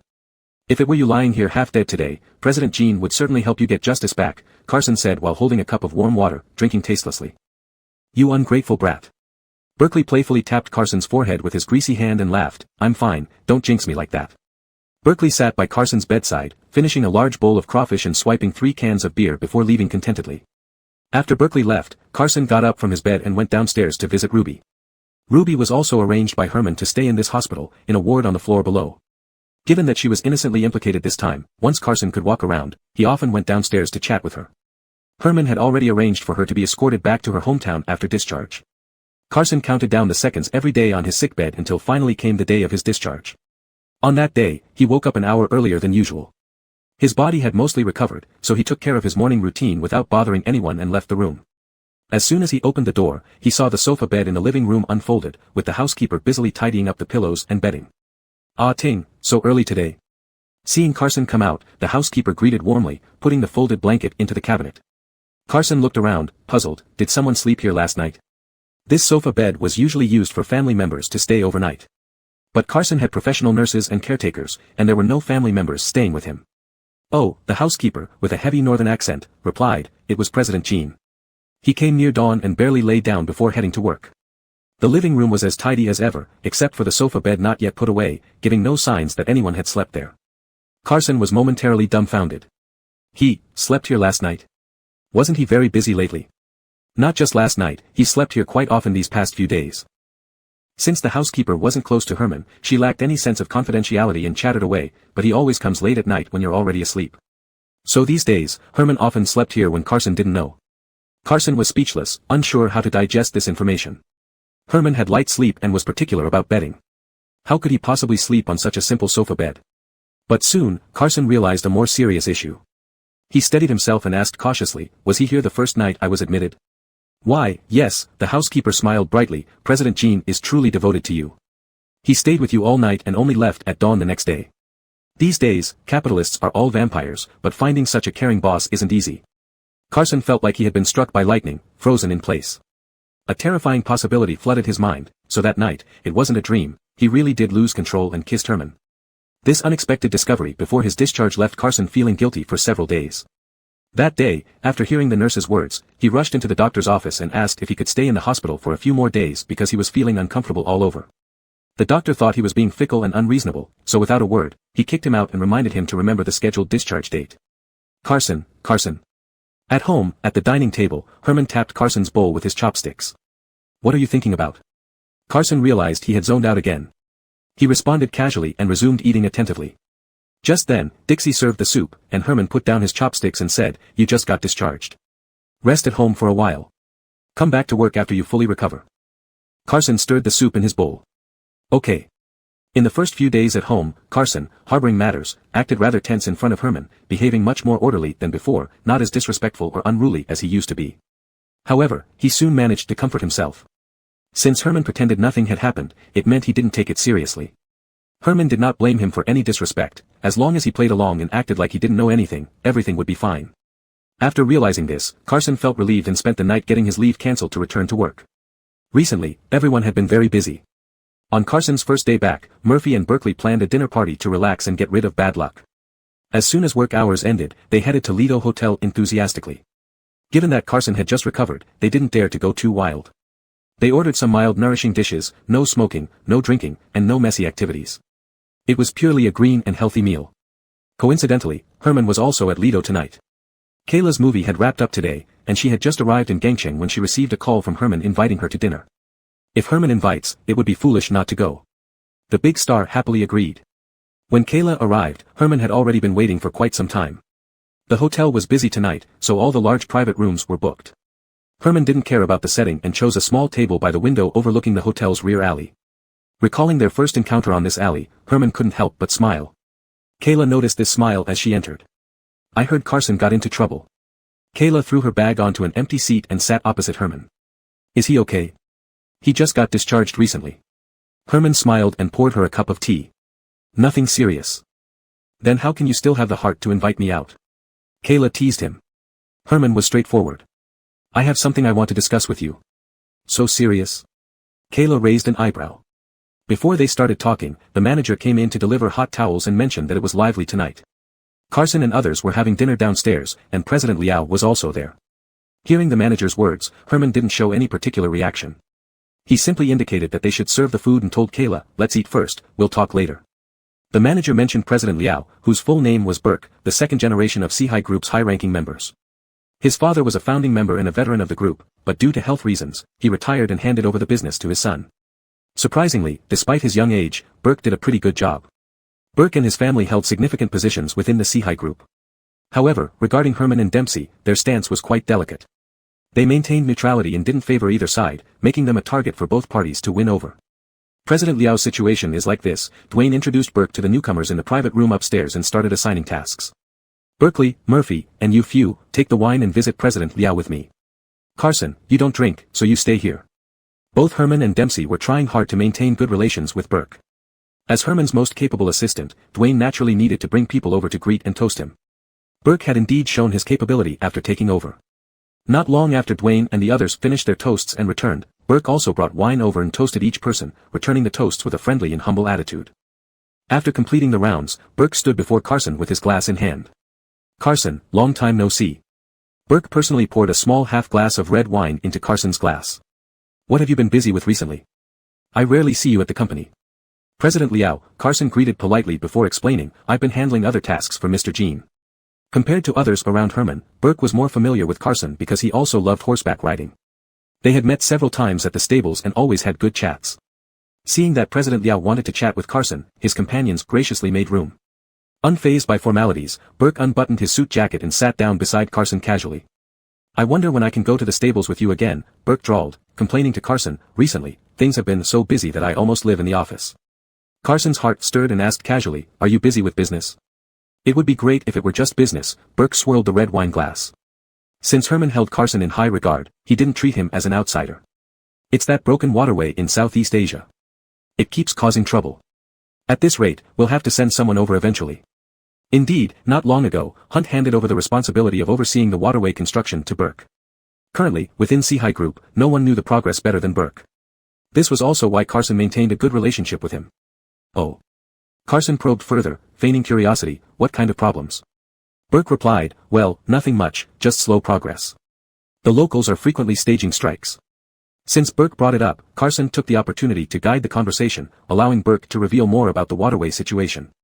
Carson listened carefully to every word, absorbing all the information until Burke's subordinate came looking for him from the neighboring private room. "Look at me, I lost track of time chatting with you." Burke stood up, looking apologetically at Carson with a smile. "By the way, there's something I should thank you for. Last time when Hong Hong was upset, your method really worked. Cheers." Hong Hong was Burke's favorite horse. Recently, under stress, she became moody and wouldn't let anyone near her. Carson had given Burke some tips which solved the problem. "You're too kind, President Liao, it was nothing much." Carson raised his glass and clinked it with Burke's. Burke stared intently at Carson and finished his drink with a smile. Understanding the social niceties, Carson didn't hesitate and also finished his glass of red wine in one gulp. "Well, enjoy your meal slowly. I've already covered the bill." Burke put down his glass, smiling wider. "Herman is upstairs, I should go greet him, but since he's on a rare date, I won't disturb him." "Mr. Jean is here too?" Carson was surprised. Today, Herman left mysteriously about an hour before work ended, and he didn't expect him to be here. Burke smiled ambiguously, "He has a date with a lady." With that, he patted Carson's shoulder, "Tell Herman hello for me." Despite how easygoing Burke was, as a senior executive, his presence made everyone somewhat uneasy. After he left, the atmosphere at the table finally relaxed. Berkeley and the others were avid drinkers. Initially, they planned to control themselves tonight, but Burke's round of toasts sparked their drinking spirit. Once the drinking started, it was hard to stop. By the end of the night, no one cared that Carson had just recovered, they kept pouring him drinks. When people got drunk, they loved to gossip. One of Berkeley's usually quiet subordinates curiously asked, "Who is Herman having dinner with upstairs? Why didn't he bring someone along?" Antonia Murphy, who always had insider information, immediately answered, "Her movie has wrapped up. She just flew back this afternoon after leaving the film set." "Herman sure acts fast." Emboldened by alcohol, Berkeley teased Herman, "She just got back, and he can't wait to meet her." Carson raised his glass and drained half of the red wine. After teasing Herman, Berkeley sincerely commented, "Their relationship is truly admirable." Bosses' romantic lives were always a hot topic. As soon as Berkeley finished speaking, someone asked, "They've been together for so many years now. Is marriage close at hand?" "It's supposed to be by the end of this year." Dwayne was already drunk, leaning on the table and murmuring, "How nice. I also hope Mr. Jean can settle down soon with someone who can take care of him. I wonder where they'll have their wedding." Thai Kid wondered aloud, Artemio once rented an entire island in the Maldives for his wedding. "No matter what, we shouldn't do any worse than him, right?" Dwayne laughed and scolded, "You don't need to worry about this. Ah Ting, why are you drinking alone like this? This time, you've been wronged." In front of Carson, another glass of wine was poured into his empty glass. Murphy suddenly appeared from somewhere, putting an arm around his shoulder and slurring, "Come, come, let me drink with you." New paragraph starts here. Chapter 54, Afraid You Won't Die Well. After spending a month with the film crew in the deep mountains and old forests, Kayla was practically starved. Once she sat down, she began eating voraciously, and it didn't take long for only empty plates to remain on the table. Herman barely touched his food, he sat beside her holding a teacup, sipping tea slowly. Once she had her fill, Kayla finally felt like minding other matters. She put down her chopsticks, dabbed at the corners of her mouth with a napkin, and when she set down the napkin, she was once again the elegant and dazzling female celebrity seen on screen. "Let's talk about serious matters," Kayla said. "Kayla." Herman put down his teacup at this moment and said astonishingly, "I want to break our engagement." "Oh." Kayla tilted her head, revealing an expression of unexpectedness within reason. "Why did you suddenly come around? Did you meet someone you like? Or do you want to seriously date someone?" "None of those." Herman shook his head with a smile, glanced at his legs, and self-deprecatingly said, "Someone like me, who could I seriously date? Better not to hinder others." "So what's the reason?" Kayla asked again. Herman didn't reply but said, "I will explain everything to Dewey and Gerard. All the mistakes are mine, it has nothing to do with you." Before Herman finished speaking, Kayla burst into laughter, then sighed deeply after laughing, feeling sentimental. "Herman, sometimes I find that we actually have quite the chemistry. No wonder we've been friends for so many years." As Kayla spoke, she took off her hat, and Herman noticed that her originally glossy long hair, smooth as silk, was now gone. Since Kayla debuted, she had always kept her long hair, which was also one of her distinctive personal characteristics. There were even rumors that she had insured these 3,000 strands of worry for an astronomical price. With short hair to her ears, Kayla seemed to have undergone a complete transformation, becoming another person. "Another purpose of my visit today is also to inform you that I have decided not to marry you," Kayla added, surprising Herman. "Of course, I won't act anymore either, or be a female celebrity." Kayla's face gradually lit up with her smile. "I am not a tool. I don't want to be a puppet anymore, nor do I want to be anyone's doll. I don't want to be manipulated by anyone, and I don't want to sacrifice the rights that belong to me. Herman, congratulate me." Kayla held Herman's hand and laughed. "I'm going to pursue my own life. Titles, status, jewelry, mansions, she didn't want any of them. She would leave alone to gain something more precious, freedom." Herman took some time to understand what kind of decision Kayla had made. He sincerely told her, "Kayla, it's only today that I truly get to know you." "Of course." Kayla raised her chin with satisfaction. "Once I deal with the remaining trivialities, I will formally announce the termination of the engagement and my retirement from show business." "Thank you." Herman couldn't help but ask out of curiosity, "Where do you plan to go next?" "I don't know, haven't thought it through yet, doesn't matter. What I need most right now is to rest for a while." Kayla stretched her arms widely, then said to Herman, "Have you noticed that for most of us, since the moment we were born, we've been given a clockwork? We must strictly follow the time order and outside expectations to accomplish everything in life. I don't want to live like this anymore. Life is mine, and I just need to be responsible for myself." Kayla looked at Herman and sincerely said, "Herman, I hope that next time I see you, you will have realized what you're living for. The reason for which a person lives is something that most people can't figure out until death." Murphy and his buddies all had playful personalities. They got crazy without restraint, bringing in crates of drinks of different colors regardless of the type, moving crate by crate into the room. They promised that no one would leave unless all the drinks were finished tonight. Carson was not enthusiastic about drinking and didn't have their capacity. After 2 cups, he came out to breathe fresh air. Lidu built a European-style garden in the central atrium of the hotel. In the center of the garden was a fountain modeled after the wishing pool of a European square. The folds on the goddess statue's clothes were carved exactly the same as the original. Carson hadn't been to Europe and didn't know if the fountain was true to the model, but indeed, it sparkled splendidly under the night lights, extremely luxurious. Unfortunately, earlier, customers fell into the pool when drunk, almost causing fatal incidents. Thus, the hotel built railings around the water pool, ruining the view. At this moment, Carson was leaning over the dark railings, staring blankly at the rippling water surface. Soon, he sensed that someone was approaching from behind. Orlando turned around for a brief look, then shifted his gaze back to the statue of the goddess in the center of the pool. He greeted slowly, "Boss, you're here too." Before Herman approached, the faint smell of alcohol already wafted through from between the branches and foliage. He turned his wheelchair down the ramp and asked, "Did you drink tonight?" Orlando answered honestly, "A little." Jean Eining didn't believe him. "Just a little." The brief glance Orlando threw earlier had already revealed much. His reactions were slow, his eyes red. Herman knew he'd drunk more than just a little. President Liao came over to say hello earlier. Bai Anting had indeed drunk quite a bit tonight. His mind wasn't working quickly. After struggling to recall for a while, he continued, "Then I had 2 more cups. You don't have to drink everything he offers." Herman came to stand beside Bai Anting, facing the fountain with him. "By year end, Dewey is likely to step back," Bai Anting said. "You don't want Burke's vote anymore." Herman scoffed, "That doesn't mean you need to go flatter him on my behalf." "Stubborn mouth," Bai Anting remarked disdainfully. Although Herman didn't let him touch C-High Group's business, he still understood the company dynamics clearly. Burke played a crucial role in the battle for the successor. His stance would decide the final victory. Of course, Bai Anting's efforts to maintain a relationship with Liao weren't solely for Herman, he also had his own plans. Herman was like an iron barrel, preventing him from prying out any useful information, so it was easier to get insights from Burke.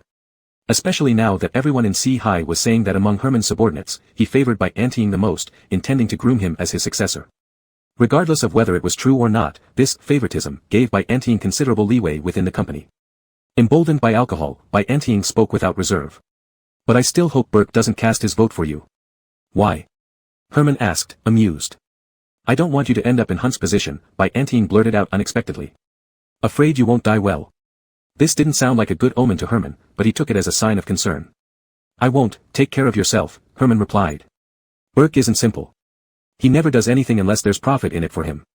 Herman had long noticed by anteing's interactions with Burke but hadn't pointed it out before. It might be better for you to keep your distance from him. By anteing mumbled in response, fully focused on the fountain in front of him, not taking Herman's advice seriously at all. The European-style wishing pool adapted to local customs by adding music and light shows, performing automatically every hour. As the music began and the lights illuminated the entire pool, by anteing stared dazedly at the water jets shooting into the air and muttered, so beautiful. Herman found amusement in by anteing's drunken days and temporarily set aside concerns about Burke, watching the music and light show they had seen countless times together. The music attracted other guests, drawing a crowd. The joyful atmosphere made Herman suddenly turn and ask by anteing, have you ever thought about going abroad? Going abroad? By anteing withdrew his gaze from the splashing water, puzzled. Where? Anywhere you want. Zion and Kayla's words had reminded him. Herman looked at by anteing, leave C-High Group, leave Gangsheng, go somewhere new, live the life you like. As the performance ended and the audience dispersed, the garden fell silent again. By anteing felt bewildered, not understanding why Herman suddenly brought this up. He stared intently at Herman, despite his somewhat blurry eyes. His mind began racing, and soon a clear guess emerged. Could it be because of that night when he kissed Herman, and Herman knew his feelings, so now wanted to drive him away? Did I do something that upset you? Under the influence of alcohol, by anteing was unusually straightforward, asking the question that nagged at him without hesitation. So you want me to leave? No, Herman's first reaction was denial, but upon reflection, it did seem to be the case. This boy appeared obedient on the surface but secretly defied orders. Over the years, he had repeatedly put himself in danger. More importantly, no matter how many times Herman warned him against involving himself in the company's gray areas and staying away from people like Burke and Dempsey, by anteing ignored these warnings, continuing to do as he pleased. You really don't listen, Herman shook his head and smiled helplessly, more affectionate than reproachful in his tone. You give me quite a headache. Orlando had asked one thing while Herman answered another, but neither noticed this discrepancy. I'm sorry. Orlando no longer looked at Herman, instead leaning back on the railing, his voice gradually fading, I know you don't like it, I won't do it again. That's enough, don't always try to placate me with the same old trick. Don't you want to go to university? Herman didn't detect the sudden low mood in Orlando. You can choose a country you like, study a major you're interested in, do things you love, live your own life. You don't have to stay at C-High Group. Orlando's wandering thoughts were drawn far away by Herman's words, stirring up a longing within him. The future Herman described was indeed very tempting, but the mark of Orlando's identity and life experiences soon scattered these impractical dreams, bringing him crashing back to reality. His life didn't offer as many possibilities as Herman described. The only path he could and should take was staying at C-High Group. You've misunderstood me, Herman. Orlando put his hand into the pool, scooping up some water. The icy cold water seeped into his palm and quickly slipped away. A few years ago, when Murphy and I went to work at C-High Dock, our goal was simple, earn some money and survive. Many people think dreams and ideals are important, but for me, they've never existed. It's not easy just to live, after all, filling your stomach is stronger than anything else. Orlando turned to look at Herman, his gaze so cold it seemed alien, compared to studying, I wanted to make money, lots of it, to live a better life. That's all. With that, Orlando laughed and shrugged. Is there any place easier to make money than C-High Group? These were insincere words, Orlando knew, but this was the most convincing answer he could give. Indeed, Herman's expression cooled bit by bit. The black water hidden under the ice finally surfaced, revealing Orlando's ambitions for the first time to Herman. Each word and sentence made Herman feel startled. Herman had never known Orlando thought this way. All these years, it turned out he had been wishing in vain. What he didn't want Orlando to approach, turned out to be his ideal place. What Orlando wanted and what he intended to give were completely different paths. Yet Herman couldn't blame him since he was also walking this path, going straight to the end. How much money do you want? Herman didn't want Orlando to repeat his mistakes. Whatever you want, I can give you. You don't have to get involved yourself. Can you provide for me temporarily, or for a lifetime? Orlando challenged Herman. Herman, as expected, responded grandly, I can. Orlando laughed. In essence, this was also a promise for a lifetime.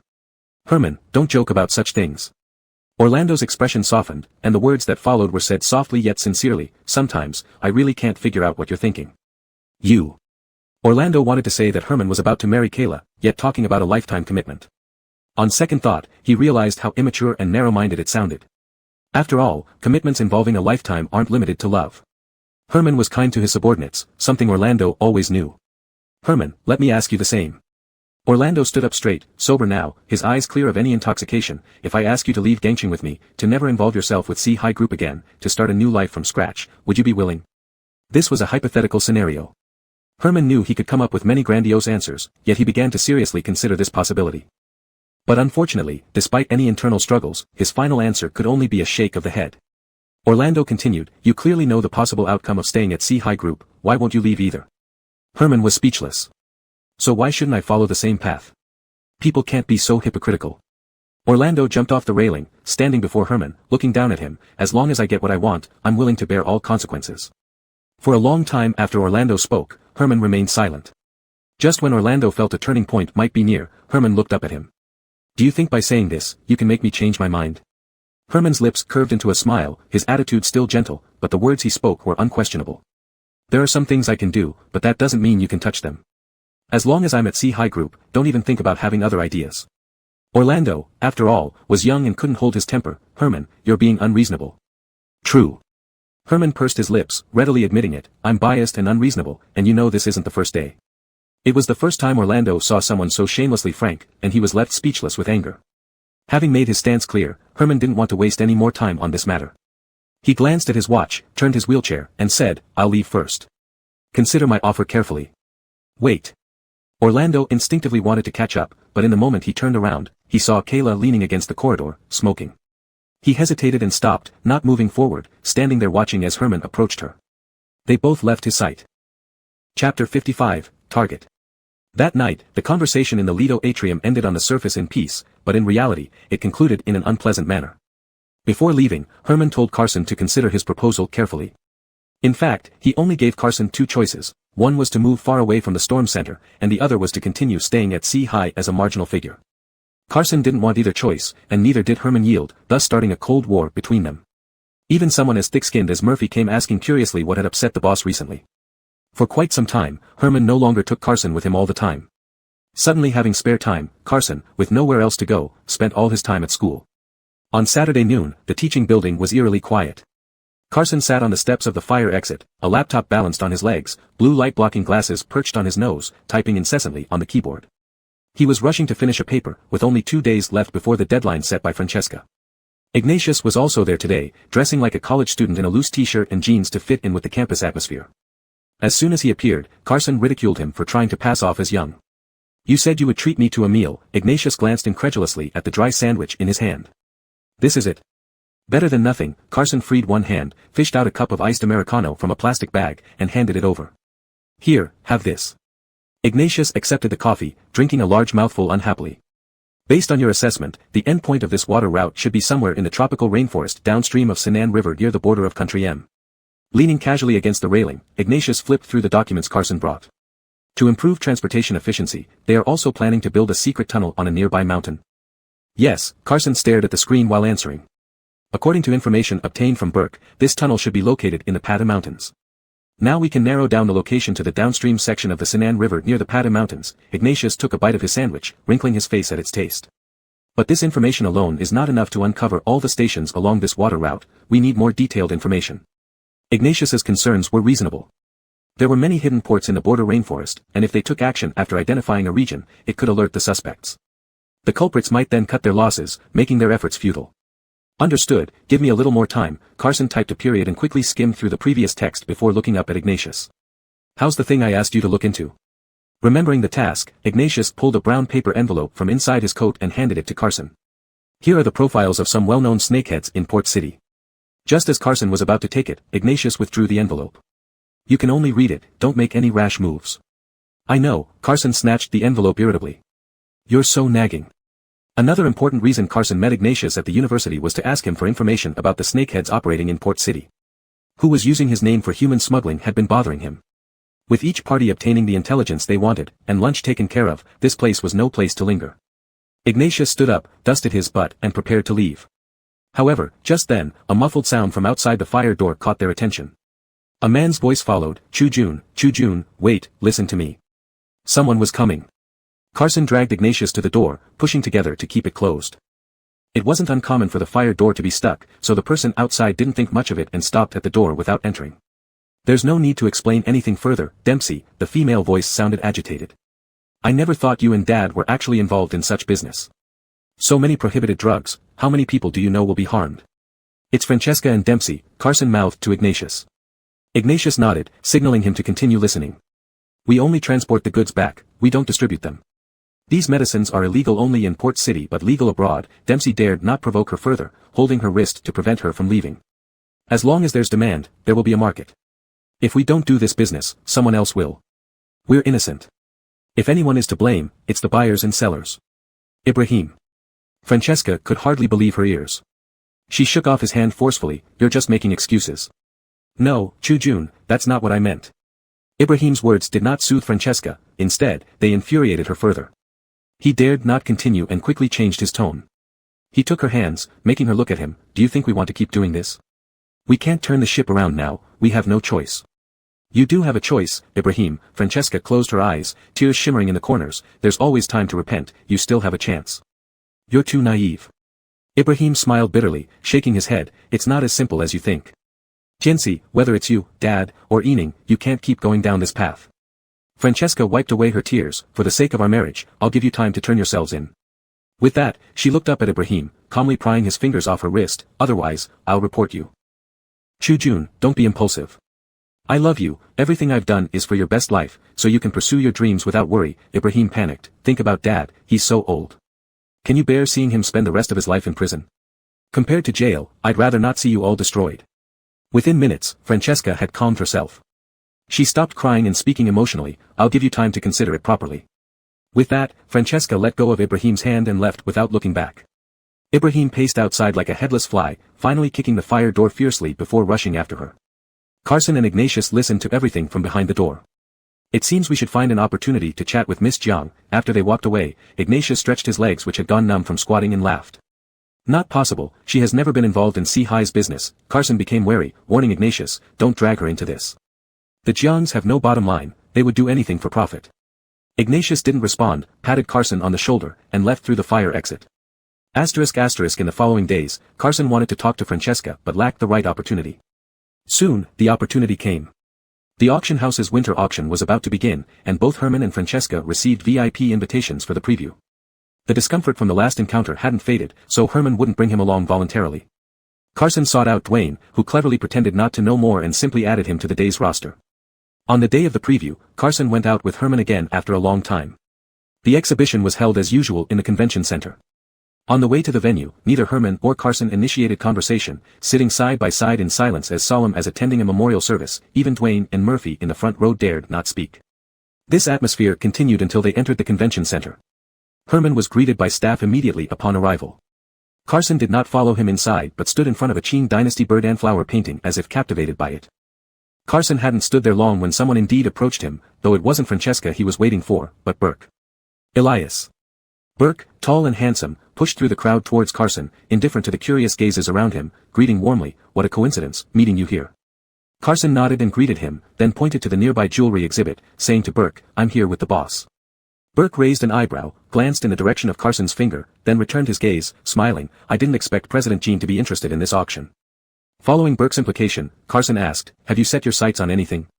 I do have something in mind, Burke hinted mysteriously, but I'm not sure if I can secure it. The preview site was filled with various people, so Carson stayed vigilant, focusing primarily on Herman despite having other intentions. He replied casually to Burke, we'll know on the day of the auction. Burke shrugged, smirking knowingly, not necessarily. At the auction preview, all items were displayed for guests to examine closely, even handle. Yet, Burke ignored the treasures around him, standing idly in front of the painting, chatting aimlessly with Carson. Intent on probing some information from him, and since he had come forward willingly, Carson decided not to miss the opportunity. And while the two were engaging in a pleasant conversation, a man in a suit with tattoos all over his neck walked in and whispered something into Burke's ear. You really know how to pick your timing, sending it over on a rest day. Burke said to the man with obvious disappointment after hearing his words, give it to me, I'll look at it later and reply after that. Hearing this, the suited man took out an envelope from his bag and handed it to Burke, who received it and idly weighed it in his hand. Carson recognized this suited man as someone close to Hunt. After the man left, Carson retracted his gaze and asked casually, "Mr. Liao still has to work on weekends?" The old-timers in the company are being troublesome again, saying the route design of the Southern Road is unreasonable and poses security risks. Since Carson was from his own company and a confidant of Herman, Burke did not need to hold back and lowered his voice to say, "We've recently made new plans, several dock locations and routes have been changed." Burke waved the bag in his hand. "Here, the new blueprints just arrived. To those who could handle more would be given." Carson cast a glance at the white paper bag and smiled, flattering him with a polite compliment. "Changes are fine, but why the rush for you to check it?" Burke had been tormented by this waterway for quite some time and couldn't help but complain to Carson, "I think they could make decisions themselves, instead of having me take a look." Some things Burke could say, but Carson could not. He responded diplomatically, "Bo values you. This line only deceives young rookies like you. No matter how valued, I'm still an outsider." Burke was always blunt, saying whatever came to mind. He held the envelope up to Carson and flicked it. "There are far more channels in the south than this one. Although I've been in sea high for not long, I've only mastered one route. The more critical resources are tightly held by Ibrahim and Herman." Burke sighed as if saddened. After all, there's a difference between family and outsiders. Though Burke spoke unintentionally, Carson listened attentively, analyzing a lot from his few words. He covered his intentions by flattery. "Mr. Liao is joking. Who else would run the company in the future without your approval?" Chapter 56, Is This Enough? In front of the jewelry display cabinet, a staff member took out an emerald green jadeite bead necklace and carefully presented it to Herman for inspection. Francesca's birthday was approaching. Herman knew that her elder sister didn't have many other hobbies, she only liked collecting little trinkets. So, Herman planned to buy a gift at the auction for her. The young staff member was gentle and friendly, giving a very professional explanation. The bead necklace was also quite good, but Herman's attention was always drawn to two people not far away. When Burke first appeared beside Carson, Herman noticed him immediately. She didn't know where they found so much in common to chat for nearly half an hour. Herman neither had a particularly good nor bad impression of Burke. She wasn't fond of him, but she also didn't detest him. However, today, Herman felt he looked somehow abominable, especially when Carson smiled at him with his eyes curved. Herman paused the staff member's introduction, turned her wheelchair, and approached the two of them. "What are you talking about that's so interesting?" As expected, as soon as Herman got close, the smile on Carson's face disappeared. He took a step back, ignoring Herman, and fell silent, looking like he had seen a creditor. Such differential treatment made Herman's internal resentment flare up even more. Burke then turned around to greet Herman, his smile becoming even broader. "President Jean, sometimes I really envy you having such a capable right-hand man as Carson." Herman shifted her focus from Carson and smiled too. "Ting has always done well." No matter how upset she was, she couldn't lose her composure in front of others. Unsure of what Herman meant by her words, Burke's expression turned nuanced. His gaze darted between the two, then he tactfully changed the subject and began chatting with Herman. Some pleasantries needn't be overdone, as too much conversation could make it boring. Glancing at her watch, Herman prepared to end the talk. At this moment, Burke suddenly said, "President Jean, I have a request that might seem impolite." "What is it?" Herman put down her hand and asked. "As you know, I've been swamped with trivial matters recently, busy every day." Burke's tone was warm and sincere. "I think it would be better if Carson could temporarily help me out here." After saying this, he glanced at Carson, blushing slightly as he added, "Just bought a new horse and wanted Carson to take a look and maybe train it." Burke was trying to ask for a favor, to borrow Carson. Was this Burke's idea, or did Carson suggest it? Had their relationship become this intimate? If it were a few days ago, Herman would have refused without hesitation. But now, her mindset had undergone some changes. Back at the Lido Hotel, Carson had already spoken clearly. He had things he wanted, and no one had the right to decide for him. Herman barely hesitated, calmly replying, "It's rare for President Liao to make such a request, so I can't refuse." As she spoke, she glanced at Carson, "But it ultimately depends on Carson himself. If he agrees, I have no objections. Since this is the case, let him choose for himself." Burke hadn't expected Herman to be so agreeable and quickly cast an expectant look towards Carson. "What do you say, Carson?" But Carson seemed not to hear him, staring intently at Herman as if unable to understand what she had just said. Burke asked curiously, "Carson?" Carson snapped out of it, moved his gaze from Herman, lowered his eyes, and replied, "No problem." "Wonderful." Burke was overjoyed. The breath Herman had been holding finally exhaled slowly. She realized she wasn't as disappointed as she thought. There was just a sense of inevitability. If she had given Carson the choice from the start, he might have left her side long ago. "Rest assured, President Jean. Since Carson is coming, he will be treated as one of us. I won't mistreat him." Burke's joy was plain to see. "Good." Despite the inner turmoil, Herman's voice remained neutral, showing no emotion. "I hope he can be of help to you." Initially, Carson said he needed to pack some things. But Burke insisted that there was no need since everything he needed was already provided.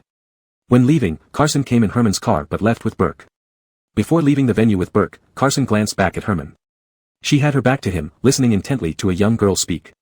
Her figure seemed distant and untouchable, blending into the shimmering light of the room. Carson then looked at the necklace in the tray. On the day of the auction, Herman would certainly spend a fortune to get it, treating it as a treasure she adored beyond measure. But fundamentally, it was nothing more than an object he could give away at any time. As Burke and his group walked to the door, they noticed Carson hadn't followed. Burke turned back and called out, "Carson, what's wrong?" "Nothing." Carson caught up with Burke, unaware that after he turned around, a gaze followed him through the crowd until he left. Burke's mansion was located on Dongdae Peninsula in the southern part of Port City. This location was prime real estate, with villas scattered along the coastline. On one side were lush mountains, and on the other, cliffs overlooking the vast sea. Sitting on an unfamiliar sofa, Carson gazed at the contrasting scenery outside the window, lost in thought. Dark clouds were gathering in the sky, swallowing the last rays of sunset. It might rain tonight. "I'm sorry, I've got a call from the company." Burke returned from the terrace and was about to brief Carson on the basics and work arrangements when two men in suits came in to inform him of a video conference waiting for him. "Carson, please wait here for a moment." Burke appeared helpless as he took off his coat and draped it over the back of a chair, apologizing, "I need to take this meeting. Afterward, I'll take you to see the stables, the horses just arrived and are still adapting." This suited Carson just fine. He turned his head, his eyes casually sweeping past the envelope on the small bar counter before saying to Burke, "Please go ahead." Burke quickly left with his team. Carson waited until he no longer heard footsteps, then stood up and inspected the living room thoroughly. Perfect, no surveillance cameras or listening devices. Satisfied that it was safe, Carson went to the bar and opened the envelope Burke brought back from the preview. As expected, it contained detailed information on Southeast Asian smuggling routes, including route maps, coordinates of key points, blueprints of docks, and warehouse locations. With this intelligence, the police could dismantle 4C's group's most crucial smuggling channel. After months of investigation, finally, there was a breakthrough. Carson's heart pounded uncontrollably. Although coming to Burke partly stemmed from a petty argument with Herman, it was mostly driven by his own goals. Wasting no time, Carson took out his phone and began taking photos, making sure not to miss any detail. Apparently, Burke trusted Carson completely. The process went smoothly, and Carson carefully put the documents back in the envelope, ensuring everything was exactly as he found it. All that remained was to find a way to send the photos to Ignatius. His mission would be complete. However, absorbed in his task, Carson failed to notice the movements behind him. Just as he finished putting everything back, someone approached him from behind. "Who?" Carson struck with a chop, but it was too late. His attack was intercepted, and he was pinned against the bar. It was Burke. Burke must have returned unnoticed, and it was unclear how long he had been there. With an innocent tilt of his head, he glanced over Carson's shoulder at the envelope on the bar. "Ting, what are you doing?" Burke asked. "Mr. Liao, I apologize." Carson retracted his hand, stepping aside nonchalantly. "You're back. I know what you want." Burke moved closer, breaching the social distance, preventing Carson from leaving. He smiled slightly. "Your little tricks don't fool me." Carson pretended not to understand, meeting his gaze directly. "Mr. Liao, I don't understand what you mean." Young people eager to make a name for themselves often resort to unconventional methods. Burke shrugged, sighing, "I understand, but some things can't be achieved just by effort alone."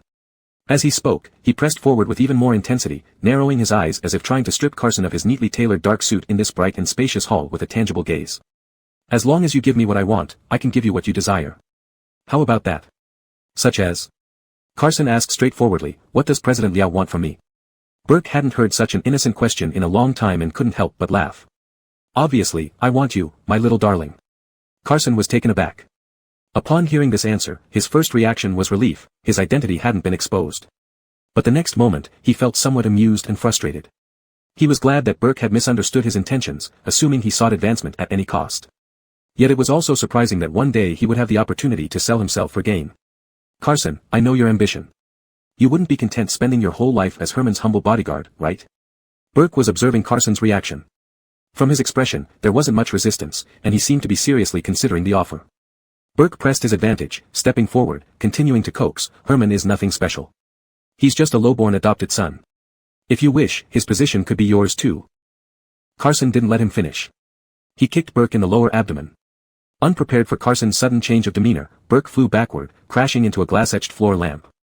The sound of shattering glass startled the guards outside, who burst in but were quickly yelled out by Burke. "Very good, I like fiery tempers." Burke supported himself on the table edge, shakily standing up, licking his lips, not angry but amused. "That makes things much more exciting." The sound of heavy objects falling echoed in the living room again. The guards looked at each other hesitantly, none daring to barge in again. Fortunately, the room soon regained calm. The living room was a mess, clearly having just undergone a fight. Burke's combat skills were self-taught with no real experience, so against an opponent like Carson, he stood no chance. Carson barely exerted any effort to subdue him, pinning him down amidst the glass shards on the ground. Carson grabbed Burke by the hair, picked up a shard of glass, weighing it in his hand. "Is this exciting enough for you, Mr. Liao?" Under Carson's gaze, Burke burst into laughter, flushed red, trembling excitedly all over. "Carson, I've changed my mind. You can top me too, my skills aren't bad underneath." Carson's eyes roamed freely over Burke's body, sneering when he noticed a noticeable change. "Hey, Carson, tell me the truth. Have you slept with Herman?" Burke panted heavily, growing increasingly excited. "How does it feel? If I get the chance, I'd love to try him out. Just wonder if he can still." Burke's eyes gleamed as he rambled on about his fantasies regarding Herman, each word indecent and despicable. But in Burke's crazed eyes, Carson saw his own desires and longing. "Are my feelings for Herman so despicable and vulgar?" Carson's intense killing intent abruptly dissipated. Burke paused, quickly seeing through his thoughts. "So, Carson, you, ha ha ha."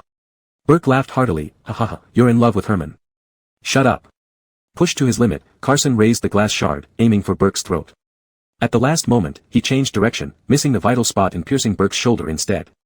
Simultaneously, Carson felt a sharp pain in his waist. Burke had injected a syringe full of drugs into him without warning. The cold liquid spread throughout his body, taking effect instantly. Carson lost all strength, releasing Burke, who easily pushed him away, standing up among the debris. "Carson, looks like Herman hasn't trained you well enough." Burke glanced at the half-kneeling Carson, straightening his disheveled clothes, smirking. "He didn't tell you that the worst thing in this world is to be merciful." Chapter 57, Let Me Teach You. Several lightning bolts split the night sky, startling Herman awake. Dark clouds gathered at the horizon, the air heavy and sticky. The low pressure before a storm made it hard to breathe. Murphy was at his desk, scratching his head over the dense financial statements. These were usually Carson's duties, but with him absent tonight, Murphy had to step in. Noticing Herman stirring on the recliner, he quickly paused his work and asked, "Boss, is everything all right?" Herman hadn't fully woken up yet. Seeing Murphy in the room, he instinctively said, "Where's Carson? Call him up." Midway through his sentence, he seemed to remember something, hurriedly changing his words as he rubbed his brow and sat up. "Never mind, what time is it now?" Murphy glanced at his phone. Almost 9 o'clock. Herman had slept for nearly an hour. The documents by Murphy's side remained the same as when he had closed his eyes. Herman didn't want to impose further, so he said, "It's about time. You should go back and rest. Darryl will find someone to finish this tomorrow." Murphy tossed the pen aside, relieved. Having followed Herman for years, he was adept at manual labor but found these desk-bound tasks more difficult than life-threatening situations. Since Herman had spoken, Murphy didn't rush to leave. Instead, he circled around from behind the desk, hesitating in front of Herman for a while before finally voicing what he had been thinking all night. "Mr. Jean, you just let Ah Ting leave with Burke like that? What if he decides to work under Mr. Liao and never comes back?" "That would be his choice," Herman replied, seated in his wheelchair and moving towards the desk nonchalantly. "I can't chain him to us, after all." "But..." Murphy felt Carson wasn't truly thinking that way, though he couldn't explain it right away. After a brief nap, Herman needed to get back to work. Unwilling to disturb him, Murphy stayed in the study to assist, although he was unfamiliar with such tasks and progressed slowly. Surprisingly, Herman's efficiency was even lower. He had left a document spread out on the table for quite some time without flipping a single page, seemingly engrossed in thought.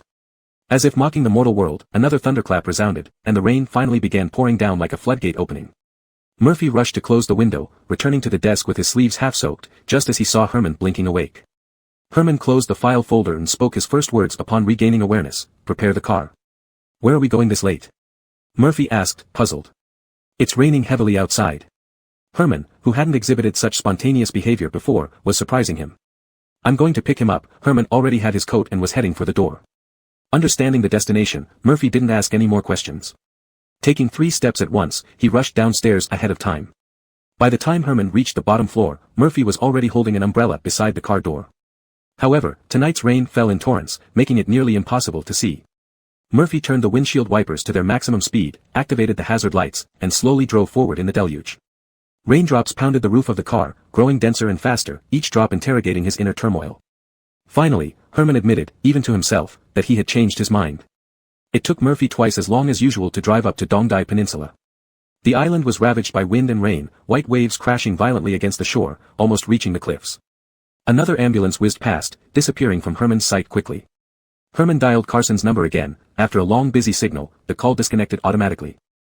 Murphy, still can't reach Ting? Murphy asked, glancing at the rearview mirror. Herman shook his head. And Burke?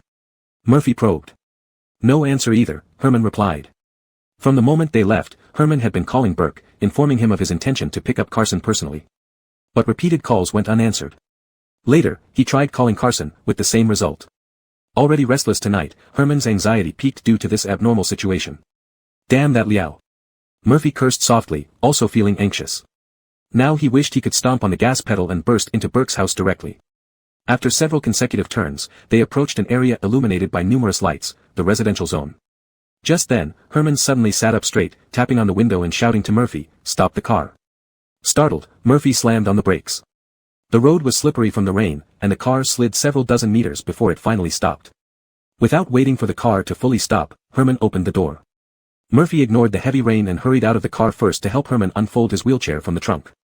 The moment the wheelchair touched the ground, Herman, without opening an umbrella, started rolling back toward where they came from. Following the dim streetlights, Murphy saw a dark figure walking slowly in the rain. Murphy rushed back into the car to grab an umbrella. By the time he returned, Herman had already caught up to the figure. "Louisa." Herman called out, and after a few steps, he was drenched with raindrops. The dark figure stopped at the sound of his name. After a moment, he turned around. The streetlight illuminated his face. It was indeed Louisa. Herman moved his wheelchair closer. In just half a day, Louisa looked so disheveled that he barely recognized him. He was soaked to the skin, his coat nowhere to be seen, and his shirt was torn, revealing multiple bruises and cuts. His right hand hung low, bleeding profusely. "Herman." Louisa's eyes widened in confusion. "Why are you here? What happened to you?" Herman felt as if someone had plunged a knife deep into his heart, his voice trembling. "What did Burke do to you?" "Burke?" Louisa repeated the name softly. Just then, another ambulance sped by. Louisa watched its red taillights and smiled. Mr. Liao might have to stay in the hospital for some time. Although the rain made Louisa's injuries look terrifying, they were not too severe. However, Burke must have injected something into him. Now, he felt dizzy, weak, and extremely uncomfortable.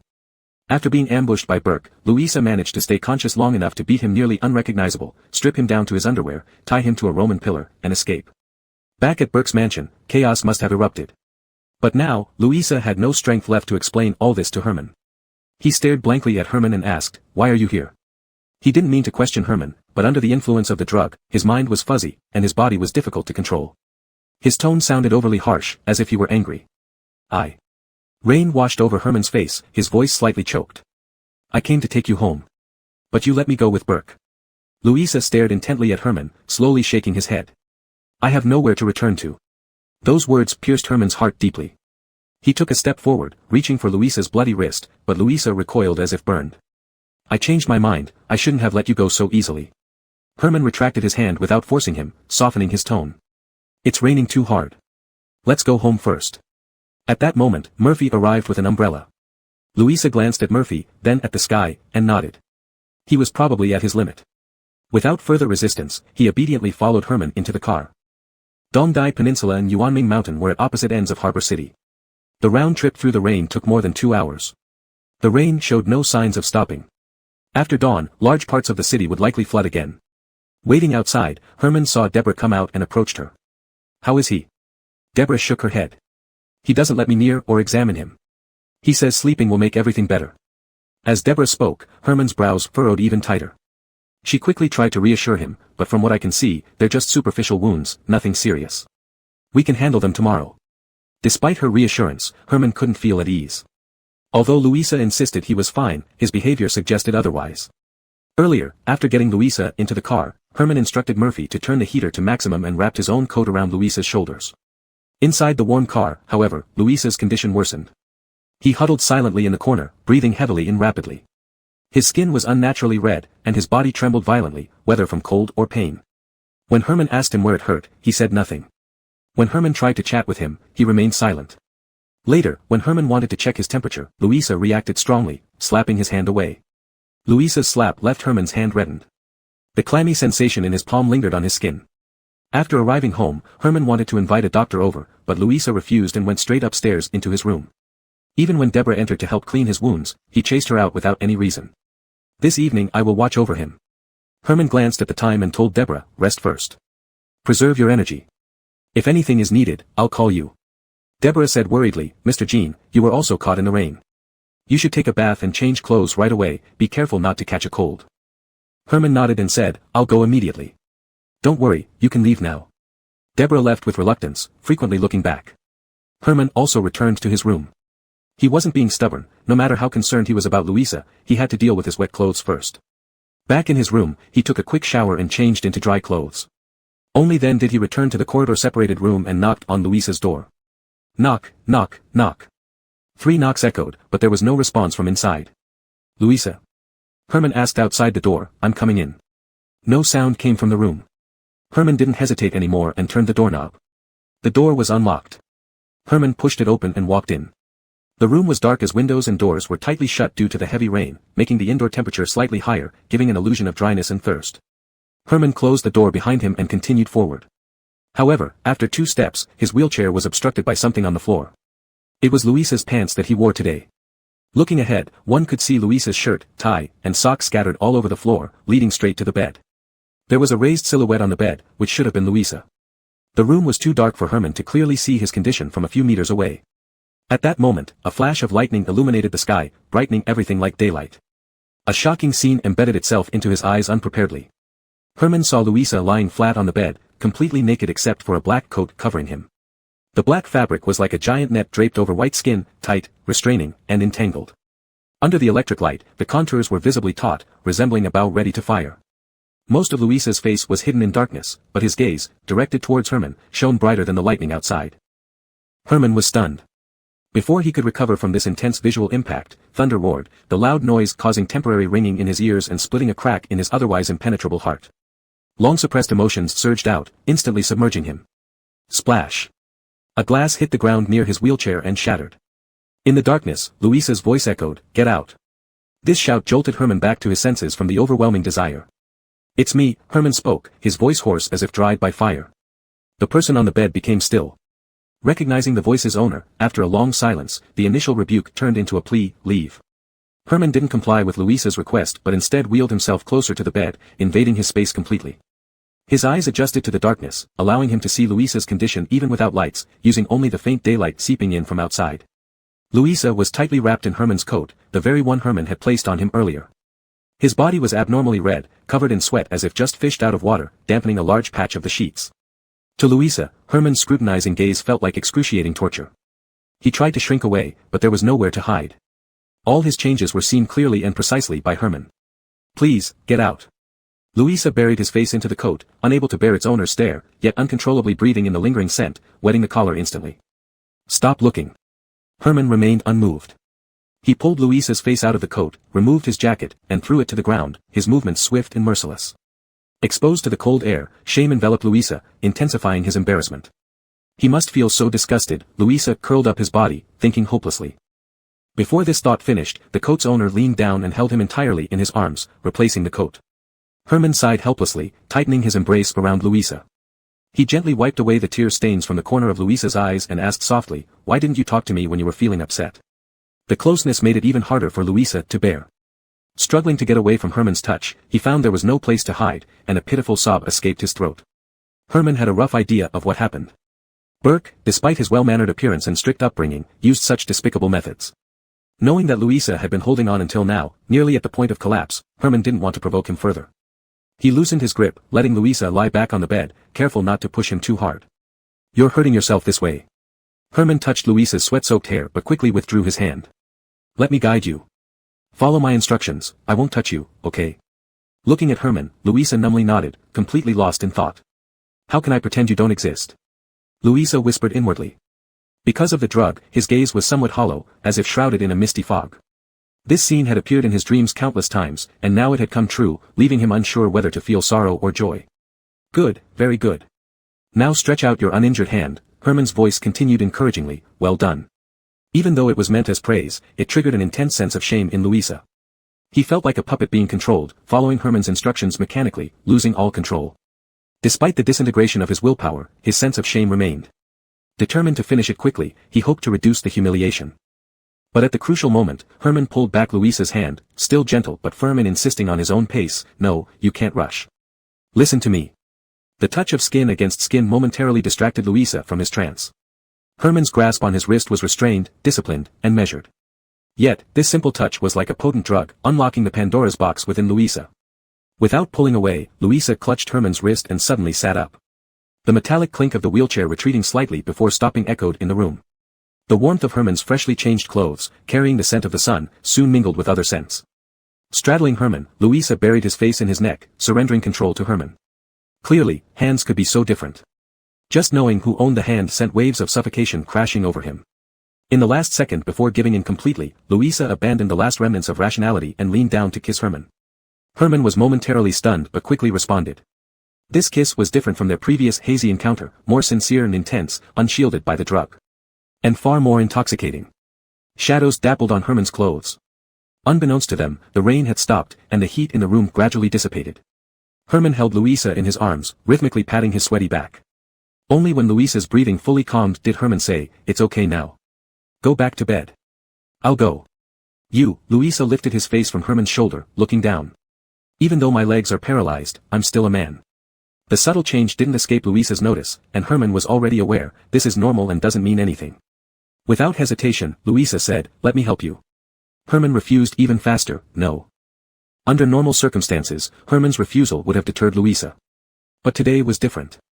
Perhaps influenced by the drug, Louisa ignored Herman's opposition, his legs trembling as he got off and knelt beside Herman's feet. "Louisa, are you rebelling?" The visual impact was overwhelming. Herman gripped the wheelchair's armrests, reprimanding, "I never taught you these things. You can teach me now."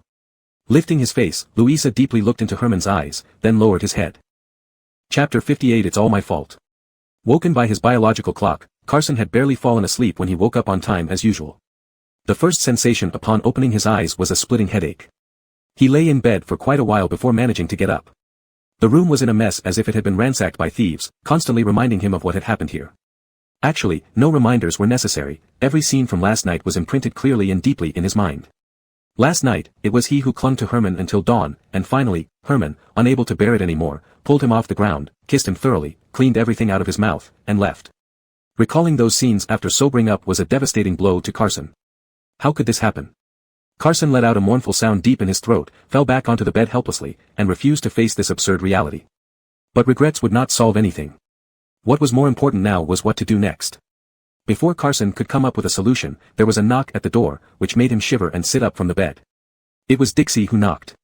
She didn't enter but asked from outside the door, "Are you awake? Prepare to come down for breakfast." "Okay."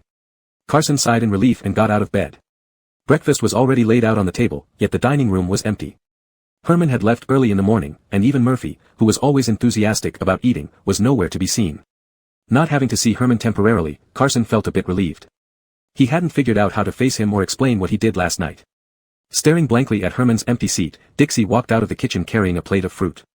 Carson pretended to be nonchalant and casually asked, "Where is Boss Gene?" "He left early this morning with Jowan before daybreak." Dixie placed the fruit in front of Carson, patted her chest, and said nervously, his expression was terrible. "I haven't seen him like that for a long time. Did something happen at the company, or did you do something to upset him?" "I don't know." Carson felt somewhat guilty, he couldn't figure out what Herman thought, maybe both. "Oh, right." Dixie served another bowl of congee for Carson and suddenly remembered Herman's instructions before leaving. "Mr. Gene instructed that you don't need to go to the company these few days. You should rest at home, and a doctor will come over later to check on you." Burke had given Carson some strong medication last night, he indeed needed a thorough checkup. Carson responded vaguely, scooped up a spoonful of congee, and swallowed it tastelessly. Carson grew up around Dixie and considered her like a mother figure. They interacted more casually. "Why does your voice sound so hoarse?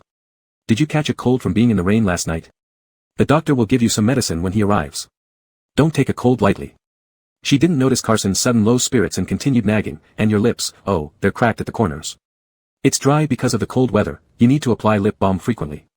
Unable to respond, Carson pretended not to hear and focused on his meal. Carson wasn't one to avoid problems. By the end of breakfast, he had mentally prepared himself. No matter what Herman thought, he would wait for him to return and explain everything clearly. Unfortunately, Carson never got the chance because Herman vanished for several days. Initially, Carson held on to hope, but after 3 days, he was almost certain that his excessive behavior that night had angered Herman or revealed his embarrassing feelings, leading Herman to avoid him. Whichever reason it was, avoidance couldn't solve the problem. On the fourth evening, Carson returned from the company expecting to catch Herman, only to find that he had done everything thoroughly and didn't even go to work. However, he learned from Murphy that Herman might return tonight, so after dinner, he waited outside Herman's room. Carson had never realized how long time could stretch. He stood alone by the door, watching the moon slowly rise from the treetops to the sky, and watched the shadows on the ground shorten and lengthen again. 10 o'clock, midnight, 2 o'clock, Carson repeatedly reset his self-imposed deadline, but Herman still didn't return. When he finally dozed off, Carson didn't know when it happened, but he bounced up the moment the elevator opened. Herman had returned, covered in dust from his travels. "Why are you here?" Seeing Carson outside his room so late, Herman was also surprised. But he soon saw Carson's sleepy appearance and immediately softened. His smile became bright and gentle. "Waiting for me?" Carson opened his mouth, staring blankly at the suddenly appeared person, unable to utter a word. During these days, he had repeatedly prepared in his mind, stayed up several nights, intending to finish everything he needed to say to Herman in one breath when they met. After that, whatever came after would be up to Herman. However, Herman's natural reaction, as if nothing had happened between them, made Carson instantly lose his nerve and didn't know how to start. Seeing his bewildered and helpless expression, Herman's smile widened. "You came just in time. Come in and give me a hand." With that, he walked over without waiting for Carson, entering the room first. Carson stood there dazed for a moment before following him inside. Steam billowed from the bathroom. After filling the bathtub with water, Carson turned off the tap and withdrew. Thanks to long-term rehabilitation training, Herman could handle daily chores like bathing and dressing without much help. However, it was very late tonight, so Herman let Carson assist him to be more efficient. 20 minutes later, Herman called out from the bathroom, asking him to come in. Carson entered without looking around, helping Herman get out of the bathtub and sit on a chair nearby. He then grabbed a large bath towel to dry him thoroughly. Steam still floated up from the bathtub, the smell of bath gel lingering nicely. Carson squatted down, focusing on wiping the water droplets off Herman's skin as though he were a devoted servant, devoid of any lustful thoughts. "Why did you fall asleep outside my door?" Herman looked down at Carson's actions, his eyes unreadable. "I was waiting for you." Carson put down the towel, unfolded a robe, and draped it over Herman's body. "I fell asleep while waiting." Herman asked, "Why didn't you call me?" "I did." Carson paused but quickly resumed his actions, squatting down to neatly close the robe around Herman's chest. "Brother Sean said you were busy." Based on Carson's understanding at the time, Herman wasn't truly occupied but deliberately found an excuse to avoid his calls. Guessing what Carson thought, Herman chuckled. "Next time you need to find me, keep calling until I pick up." Carson glanced up at him, then bent down to tie the belt of the robe tightly, replying, "All right." After getting dressed, Herman sat on his wheelchair in front of the mirror, and Carson fetched a hair dryer to dry his hair. As the hair dryer buzzed, Carson finally asked, "Were you at the company these days?" "Out of town," Herman replied, opening his eyes upon hearing this question. "Dealing with Burke." "What did you do to him?" Carson looked back in surprise. "Hit him where it hurts while he's weak," Herman smiled. "We can't wait for him to recover and come back at you." No matter how much Carson pressed, Herman wouldn't elaborate on what he did to Burke. He just reassured him not to worry, implying Liao wouldn't dare bother him again once recovered. Herman's hair dried quickly. Carson brushed his hair one last time, saying, "I thought you were avoiding me because of that night." Hearing Carson bring up that night, Herman turned around, took the hair dryer from him, turned it off, and placed it aside. The silence indicated Herman had something to say. Carson stopped his actions, waiting for Herman's judgment in the sudden quiet. The air stilled only for a few seconds before Herman broke it. "Everything that happened that night, it's all my fault." He looked up at Carson, his expression serious and solemn, almost making a significant promise. "Carson, I'm sorry. I shouldn't have put you in danger. It won't happen again. It's my fault." Carson hadn't expected Herman to say this. He shook his head rapidly but soon continued, "I was too careless, and later, he overstepped and lost control, driven by emotion. In any case, it's my fault. If you're bothered by this, I can apply to Brother Sean for a transfer to the dock area to help out Philippe." Carson's voice dropped lower without him noticing. "If you think this isn't enough, I can leave, and never appear in front of you again." And Antonia. Thinking of Kayla, Carson felt himself to be unforgivable, not knowing how to make up for it. "I know apologizing is useless for Antonia." He hung his head, speaking feebly. "I'm really sorry. What if I say I don't mind?" Herman interrupted him as he became increasingly off track. "Don't worry so much. This hasn't troubled me. In fact, I even feel relieved that the one you encountered when you came out from Burke's house that day was me. If someone else had taken you away that night, I wouldn't know what to do." What did Herman mean by that? Carson's heart couldn't help but race wildly. Herman stopped there. Despite Carson's confusion, he didn't plan to explain thoroughly. After all, even he hadn't figured out his own thoughts, let alone expected Carson to understand. "As for Kayla, you needn't worry about her either," Herman added. "She won't blame you." "Why?" Carson was utterly confused about the situation between these two. Herman pretended to be mysterious. "You'll know soon." Carson still wanted to press further, but Herman waved his hand dismissively. All right, stop overthinking it. It's very late, go back to sleep. You've had quite a few days off already. Come with me to the company on time tomorrow. Chapter 59 Missing You. What happened to General Manager Liao? Why did he suddenly take a 6-month leave? I heard he was in a car accident. Poor him, taking such a long leave, he must be seriously injured. Just as Carson arrived at the door of the office, he overheard 2 secretaries of Herman chatting about Burke. In fact, Liao Wenxi's injuries were not as severe as rumored. He left the hospital after a week, albeit somewhat dispiritedly. No one knew what Herman had done to him. Afterwards, Liao did not make any public announcement or return to the company. Instead, he claimed that due to a car accident, he would go abroad for rehabilitation and took a 6-month leave from Hunt. As Carson entered, the girls finally noticed someone was there and greeted him warmly. Little Bien, welcome back from your errand. Thanks, Carson nodded and asked, is General Manager Jean inside? Yes, he is, said the secretary, he's waiting for you. Go on in. Only after Carson entered Herman's office did the secretary realize she forgot to mention there was another guest inside. Carson, who had worked with Herman for many years, acted with great discretion. Sensing that Herman was having a meeting, he paused in the outer room without going further. However, the conversation inside inevitably drifted into his ears. I've brought your test results from last week. The voice belonged to a man, whom Carson recognized as Herman's friend and doctor, Zion. Accompanied by the rustling sound of flipping pages, Zion continued, your condition is much better than I expected. Your health indicators are all good. It's clear that your rehabilitation exercises over the past few years have been very effective. Then, Zion said something that startled Carson, it's not impossible for you to fully recover. Forget it, I've heard these words too many times. Herman's voice was lazy, showing no interest in Dr. Lee's encouragement. Psychological therapy leaves patients some hope, I get it. Herman, I'm serious. Show some respect. Dr. Lee became impatient, my mentor in the US has developed a new treatment method with several successful cases. I think you should come with me to the US. With your good base conditions, there's a real chance of recovery. How long will it take? Herman finally showed some interest. Dr. Lee patiently explained, based on current data, average recovery time is 2 to 3 years. Of course, there are also cases where improvements happen within a year, depending on how the treatment goes. That's too long. Herman lost interest, I can't be away that long. With the current situation being so urgent, if Herman were to be away for so many years, he might lose his position at C-High Group upon return. Why? Dr. Lee felt Herman was unreasonable, isn't there anything more important than your own health? Just calm down, I didn't say I won't ever go. Seeing Dr. Lee truly upset, Herman tried to comfort him, let's get through this period first, and I'll consider it carefully. Knowing his friend well, Herman saying he'd consider was just an evasion. Dr. Lee found no point in continuing this futile effort and stormed out after leaving Herman's medical report behind. Just as Dr. Lee exited the office, he ran into Carson.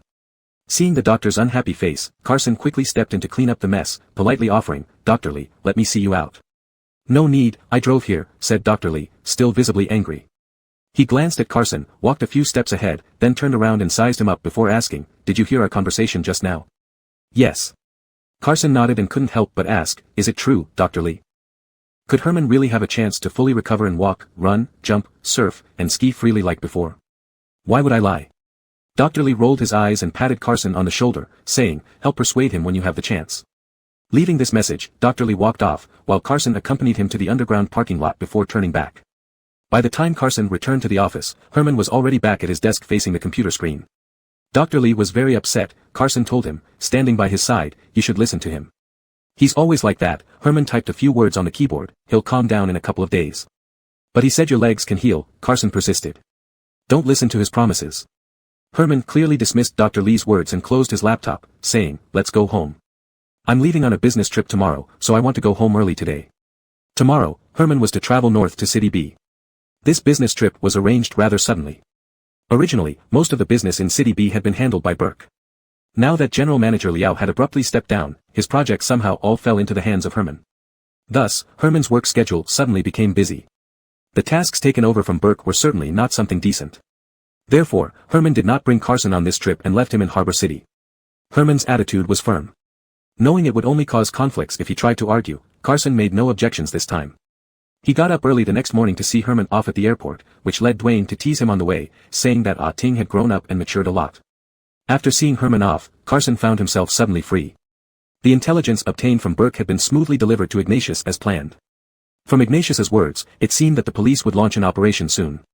It was now up to the police, Carson's mission was completed. To his credit, Ignatius did not immediately assign him a new task but let him rest for a few days. Thus, Carson enjoyed a rare holiday. However, with the sudden leisure, he wasn't sure what to do.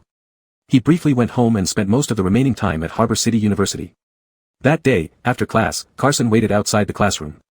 Students passing by couldn't help but glance at him, speculating whom this handsome guy was waiting for. Seeing Francesca come out of the classroom, Carson picked up her bag and approached her, Teacher Jiang. Ai Ting.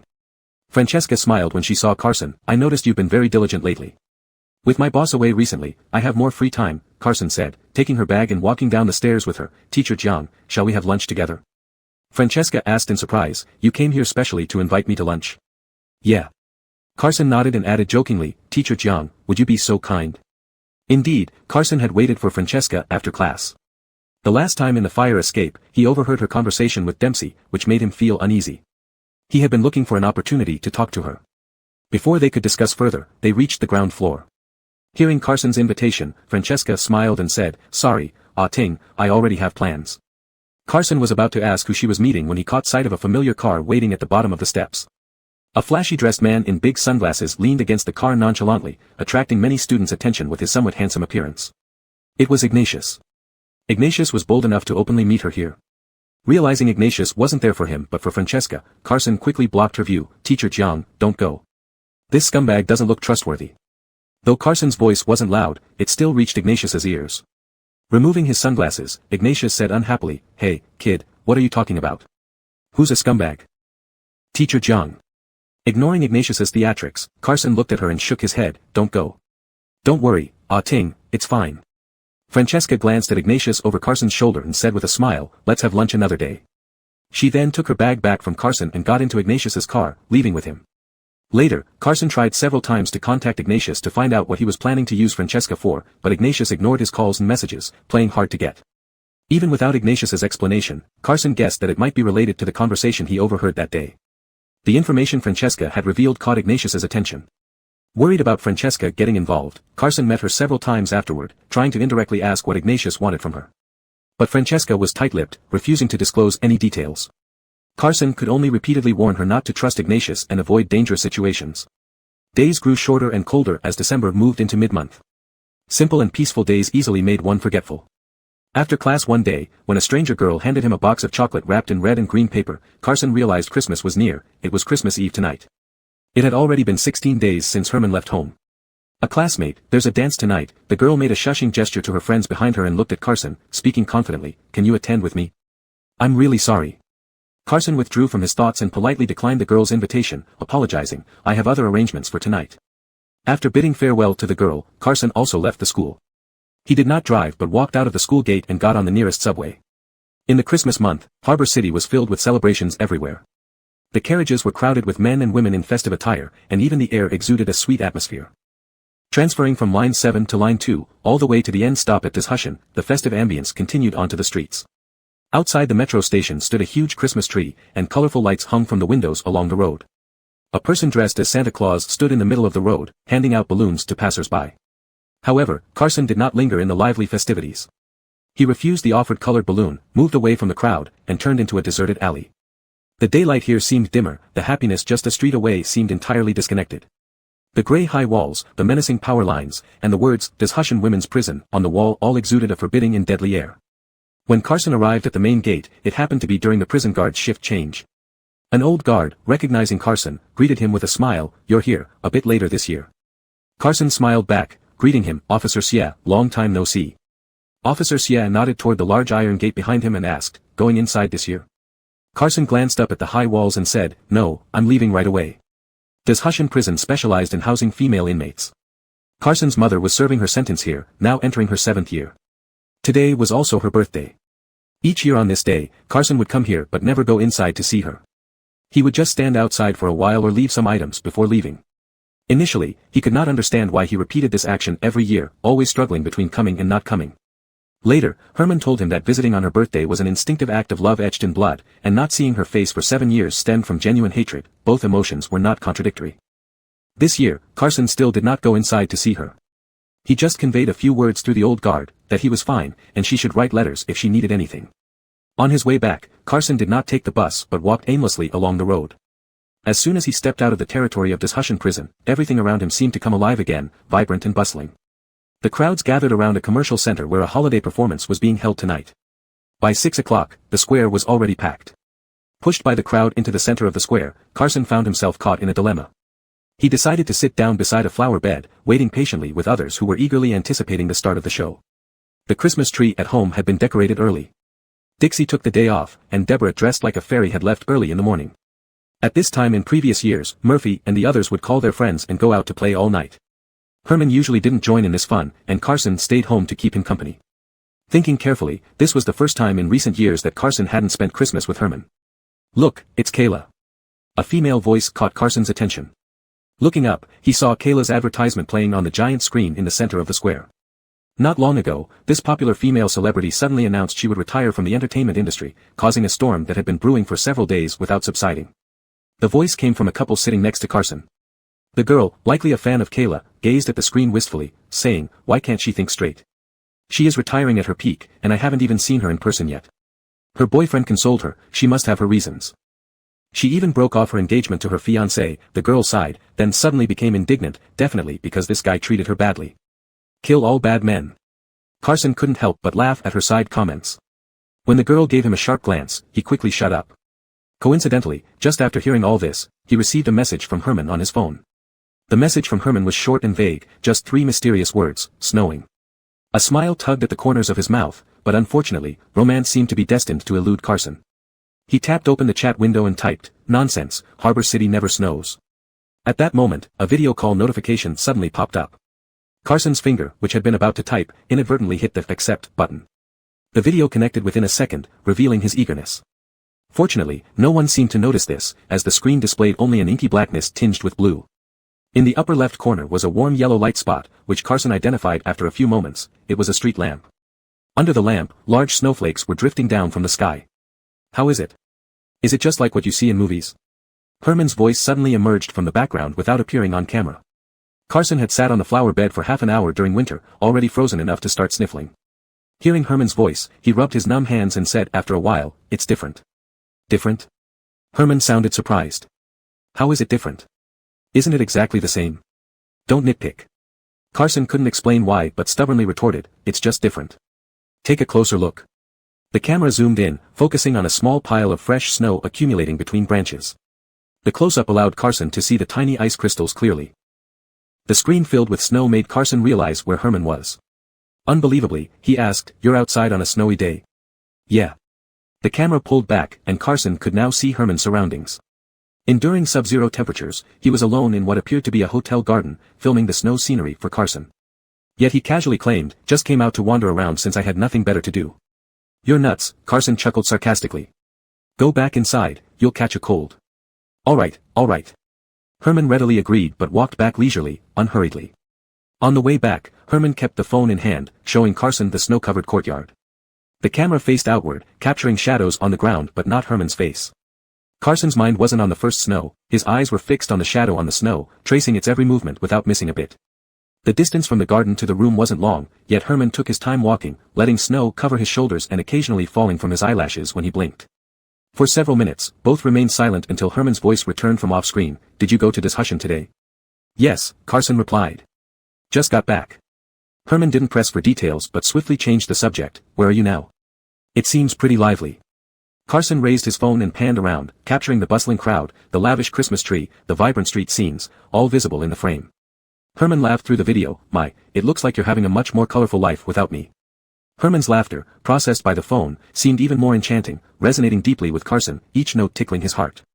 Carson touched his oddly heated ears and asked, "And you? Why are you alone?" "Ashen and Jiawen went on holiday," Herman replied. "I can't keep up, so I stayed behind." He deliberately omitted the inappropriate latter part. "If you were here, it would be better." After hearing this, Carson suddenly asked, "When are you coming back?" "Why so many questions?" Herman greeted a passing hotel staff member and teased, "Missing me?" "Aha." Carson sniffed and finally nodded, saying softly, "Yes, I miss you." Suddenly, the snow fell harder, and the wheelchair stopped abruptly. Herman stood frozen in the snow, doubting if his ears were playing tricks on him. Was Carson's response real or imagined? He lacked the courage to verify but chose to believe in the answer he hoped for. Herman turned the wheelchair and continued moving forward, his voice unconsciously gentler. I'll come back as soon as I finish my business. Okay, Carson replied, his voice devoid of any ripples. Herman reverted to his usual nagging mode. Study hard, finish reading the books I left you before I come back. There will be a test when I return. Got it, Carson replied nonchalantly. Herman continued instructing, don't cause trouble. Finally annoyed, Carson grumbled fiercely, are you nagging or what? Herman laughed, finally shifting his gaze from the person on the screen. He looked up at the night sky, entrusting the boundless tenderness and longing he had never shown before to the snowflakes falling from the heavens. Chapter 60, Study Well. The heavy snowfall stopped abruptly in the dead of night, and a full moon climbed into the clear sky. Herman worked on his computer all night and received a call from Dwayne at 10:30. You don't have to come back specially, there's nothing serious here. Interrupted from work, Herman took a moment to admire the snow scenery under the moonlight through the yard, then took a picture with his phone and told Dwayne, enjoy your rare day off. Play at ease. After hanging up, Herman sent the photo out and continued working. The night after the snowfall was especially tranquil. Apart from the occasional sound of branches breaking under the weight of snow, everything around was silent. Herman typed a series of numbers on the keyboard and glanced at his quiet phone again.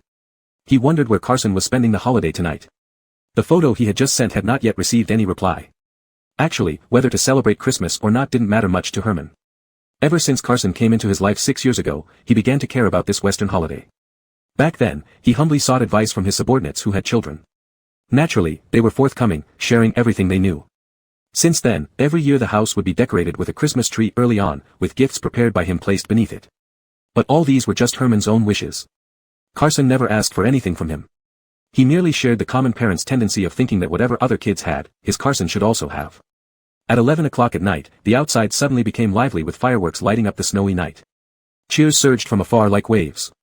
It occurred to Herman then that there was a celebration tonight at the hotel. The festive atmosphere infected the secluded courtyard as well. 3 knocks on the door blended in so subtly that they went unnoticed. But Herman still heard them. It seemed Dwayne didn't heed his words and insisted on coming back. Herman pushed away from his computer, took off his glasses, and wheeled out to answer the door, saying as he went, "Hey Sean, I find you're getting more and more talkative." When he opened the door, his voice froze mid-sentence. Outside stood a person Herman could hardly imagine seeing in his dreams. Perhaps unfamiliar with the severe winters of the north, he wore very little clothing, a long cashmere coat over just a turtleneck sweater, without even a down jacket, and his shoulders were damp, perhaps from the falling snow on his way here. The moonlight reflecting off the snow highlighted the colors on his face strikingly. His cheeks were rosy like the dawn, white skin contrasted beautifully with the snow, dark eyes deep as ink. He looked intense, almost unreal, as if he were a specter conjured up by the winter night. "It's not Brother Sean," Carson exhaled a puff of white breath, proving himself a genuine human being. "It's me." Herman was thoroughly stunned. For the first time in his life, he doubted the authenticity of the world around him. How could someone far away only moments ago suddenly stand before him? "Can I come in?" Carson smiled, standing under the moonlight, with a faint smile at the corner of his lips. Herman snapped out of his trance and grabbed his wrist. "Come inside quickly." As soon as Carson stepped in, Herman threw a blanket over him and turned up the room temperature. Actually, Carson didn't feel too cold, having mostly been warm during the trip. He was just busy catching flights and hadn't eaten much throughout the night. Herman noticed this too and called for a spread of dim sum, sitting at the dining table to eat with him. "Why did you suddenly come over?" Herman watched Carson and pushed a plate of sweet rice cakes toward him. "I was worried you'd be a lonely elderly man abroad." Carson lowered his head and scooped up some congee, stirring it a bit. "I'm not used to it." "That's true, luckily you're here." Herman laughed upon hearing this, openly admitting it, then asked, "When did you leave?" "After hanging up." Carson's ears turned red because of Herman's words. To cover it, he stuffed a mouthful of rice cake in and mumbled, "I saw the air tickets on discount and thought it would be foolish not to seize the opportunity." This excuse was flimsy, but Herman didn't expose it. He just watched Carson's puffed-up cheeks and said, chuckling, "Nonsense." After eating, Carson sat on the sofa in front of the floor-to-ceiling window, refusing to move, insisting on waiting for the snow.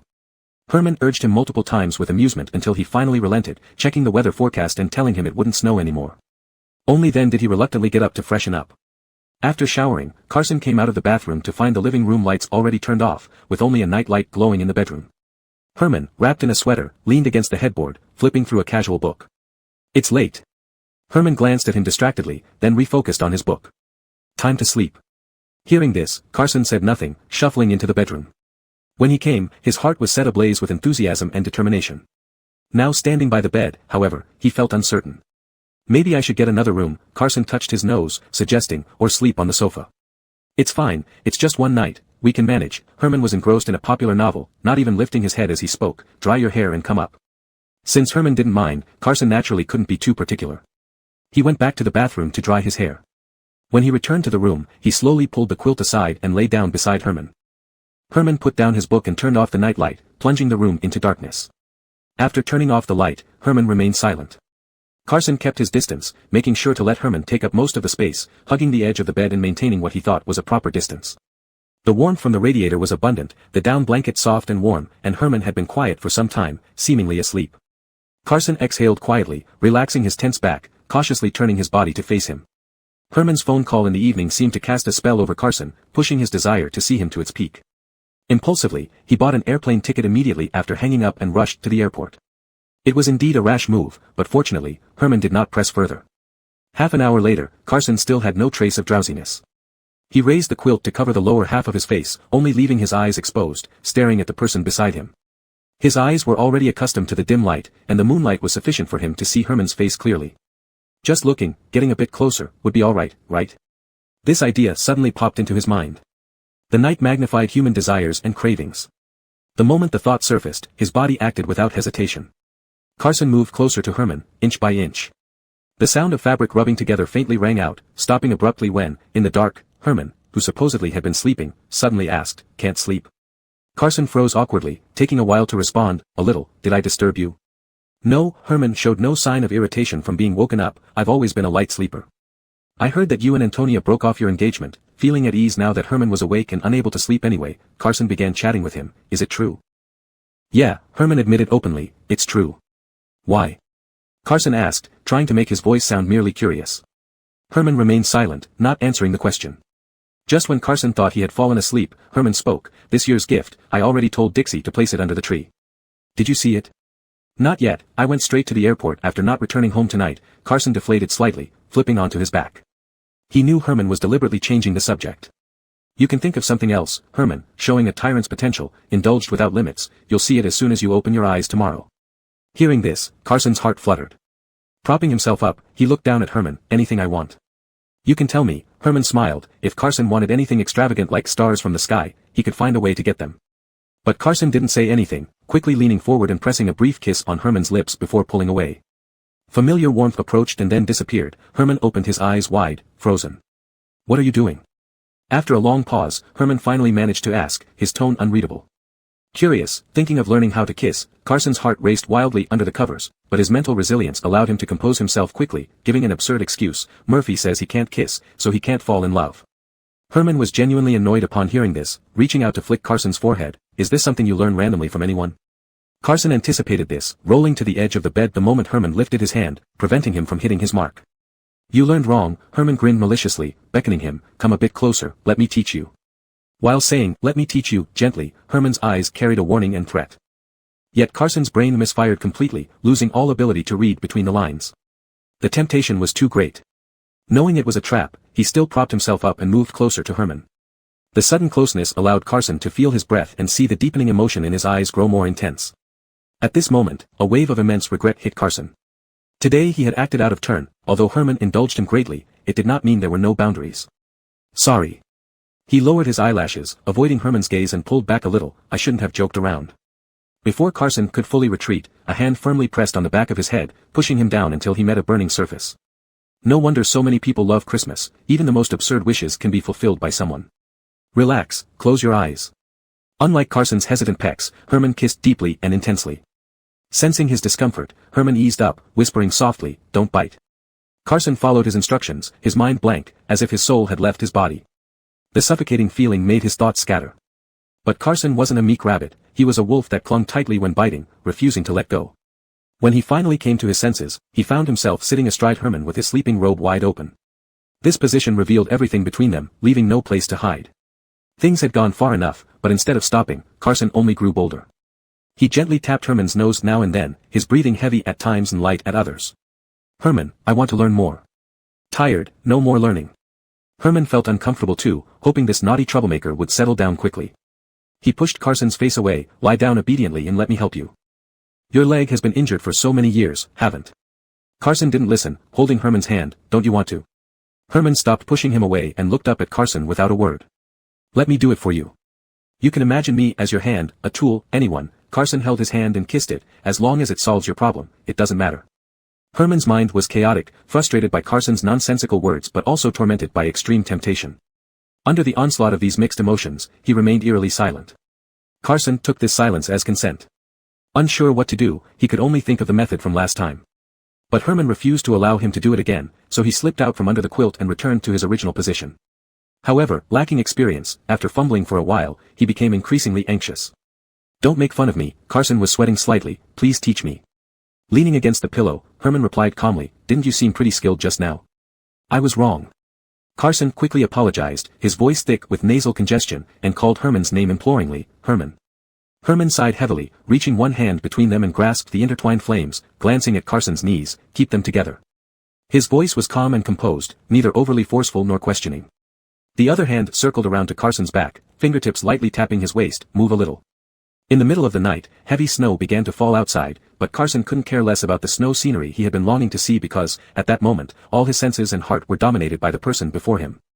Last time, Carson only focused on working hard and dared not look at Herman. This time, due to their positions, he easily caught every subtle change on his face. With closed eyes, furrowed brows, he appeared both restrained and engrossed. Imagining this expression was caused by himself, Carson's heart pounded uncontrollably. Herman. Yes. Can I kiss you again? Herman opened his eyes and looked at Carson, still not answering. Carson shifted his gaze, lowered his head, and kissed him again, tenderly and devoutly, deeply locking lips with him. Chapter 61, Shocking Change. Thanks to his outstanding performance the night before, Carson took the earliest flight and left at dawn the next day. Before he reached the airport, Herman's call caught up with him. This time he was considerate, not mentioning anything from last night that would embarrass Carson. He only told him to behave and wait for him obediently after getting home. After Christmas comes New Year's, and once January arrived, time seemed to be wound up tight, ticking away faster than ever. Herman's situation on his end was complicated, so he couldn't return for the time being. He had someone bring back some local specialties from the north. Carson, as instructed, packed a box and drove it over to Hunt's house early in the morning.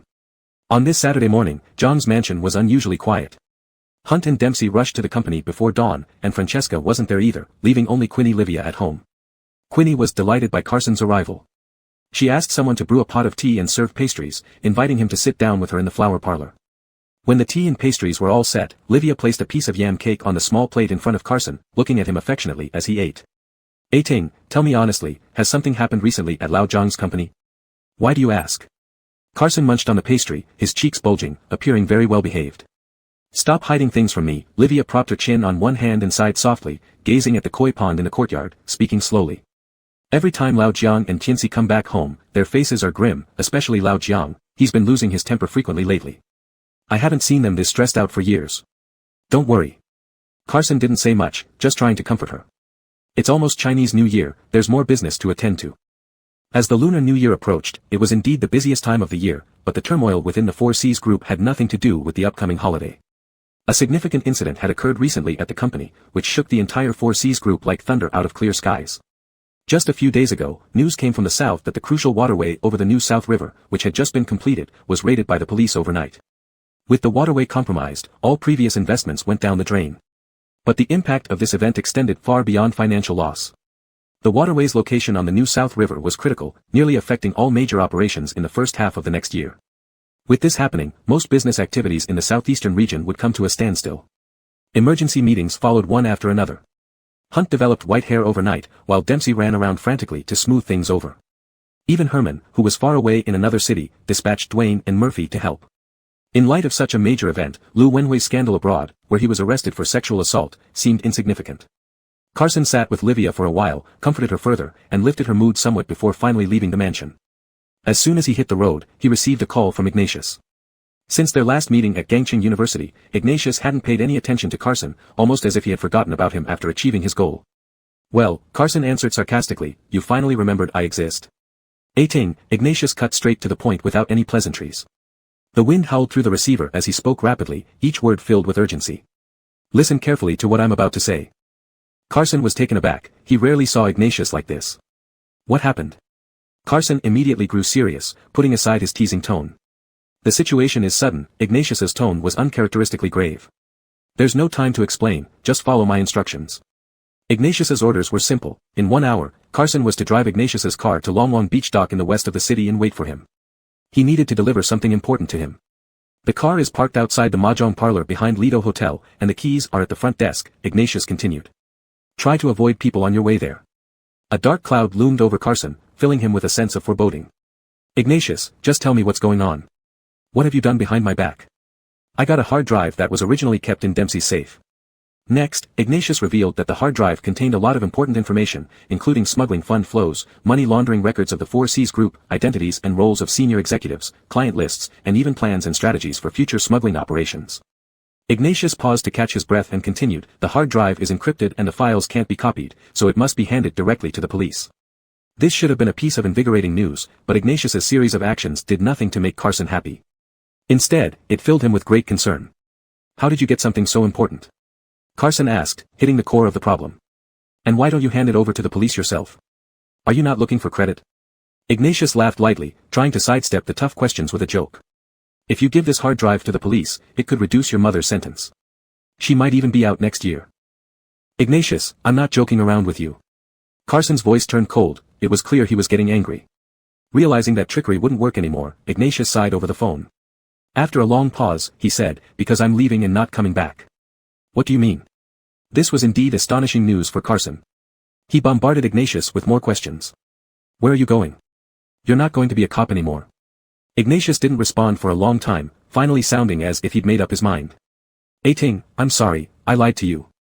Without giving Carson a chance to question further, he continued, I stopped being a cop a long time ago. To investigate the truth about my master's case, I used some improper methods and left the police force early. So all the promises you made can never be fulfilled. He paused, then chuckled bitterly, I've been deceiving you all these years. The amount of information in these words was overwhelming, and Carson couldn't process them right away. He stayed silent for a moment. Seeing Carson's reaction, Ignatius became anxious. Carson, I'm really sorry, I didn't know what else to do. I won't accept an apology over the phone. Talk to me face to face if you have anything to say. Carson coldly cut him off. See you at Long Beach dock in an hour. Without waiting for Ignatius's response, Carson hung up. Immediately after ending the call, Carson parked the car back at the school and hailed a cab to reach the small alley behind Lido Hotel. He found Ignatius's car and rushed towards Long Bay. On the way, Carson drove furiously, seemingly taking out his frustration on the gas pedal as if it were Ignatius himself. Tricked by Ignatius for so many years, Carson couldn't help but feel enraged. But he knew the priorities now, there were more urgent matters to resolve first. Long Bay is located on the western peninsula of Harbor City. It was once a crucial passenger port, but with the new docks built, most flights were relocated. The old port gradually faded into obscurity, hosting only a few obscure international routes. There were few people around the dock. In the waiting hall, only a few scattered travelers were present. Fully prepared, Carson arrived on time at the meeting point. The 1-hour mark was almost upon him. No ships were arriving, and Ignatius hadn't shown up either. Glancing at the wall clock, Carson stepped outside, ready to call Ignatius again. At that moment, his peripheral vision caught sight of 3 black SUVs rapidly approaching the dock. One of those plates looked familiar to Carson. It was Murphy's usual vehicle. Encountering Murphy here was no coincidence, and it certainly wasn't a positive sign. If Carson tried to run, he'd draw attention. As the vehicles approached, Carson quickly grabbed an older woman nearby and hugged her from behind. She was taken aback. Hey, young man. Carson clung to her. Sister, safe travels, take care of yourself. I'll miss you. The 3 black SUVs passed by without noticing him. Carson let go of the woman, apologized, thanked her, and got into his car, acting like any other family member saying goodbye. However, this trick couldn't fool Murphy. As Carson started the engine, he saw Murphy's vehicle turning around in the rearview mirror, accelerating towards him. In the late afternoon, a thrilling chase scene straight out of a movie unfolded at Long Beach. A silver sedan raced ahead, while 3 black SUVs pursued relentlessly. Driving forward would lead directly into the sea. Without slowing down, Carson swerved sharply just before impact, achieving an extreme turn. Just as expected, loud crashing sounds followed. 2 cars crashed into each other. Carson managed to shake off 2 pursuers, with only Murphy remaining. Carson wondered what kind of fate tied him and Murphy together. Each time he faced such a situation, they met. He was glad for the thick tinted windows of Ignatius's car. Murphy was fond of racing cars and often went up the mountain to race laps, making him a formidable opponent.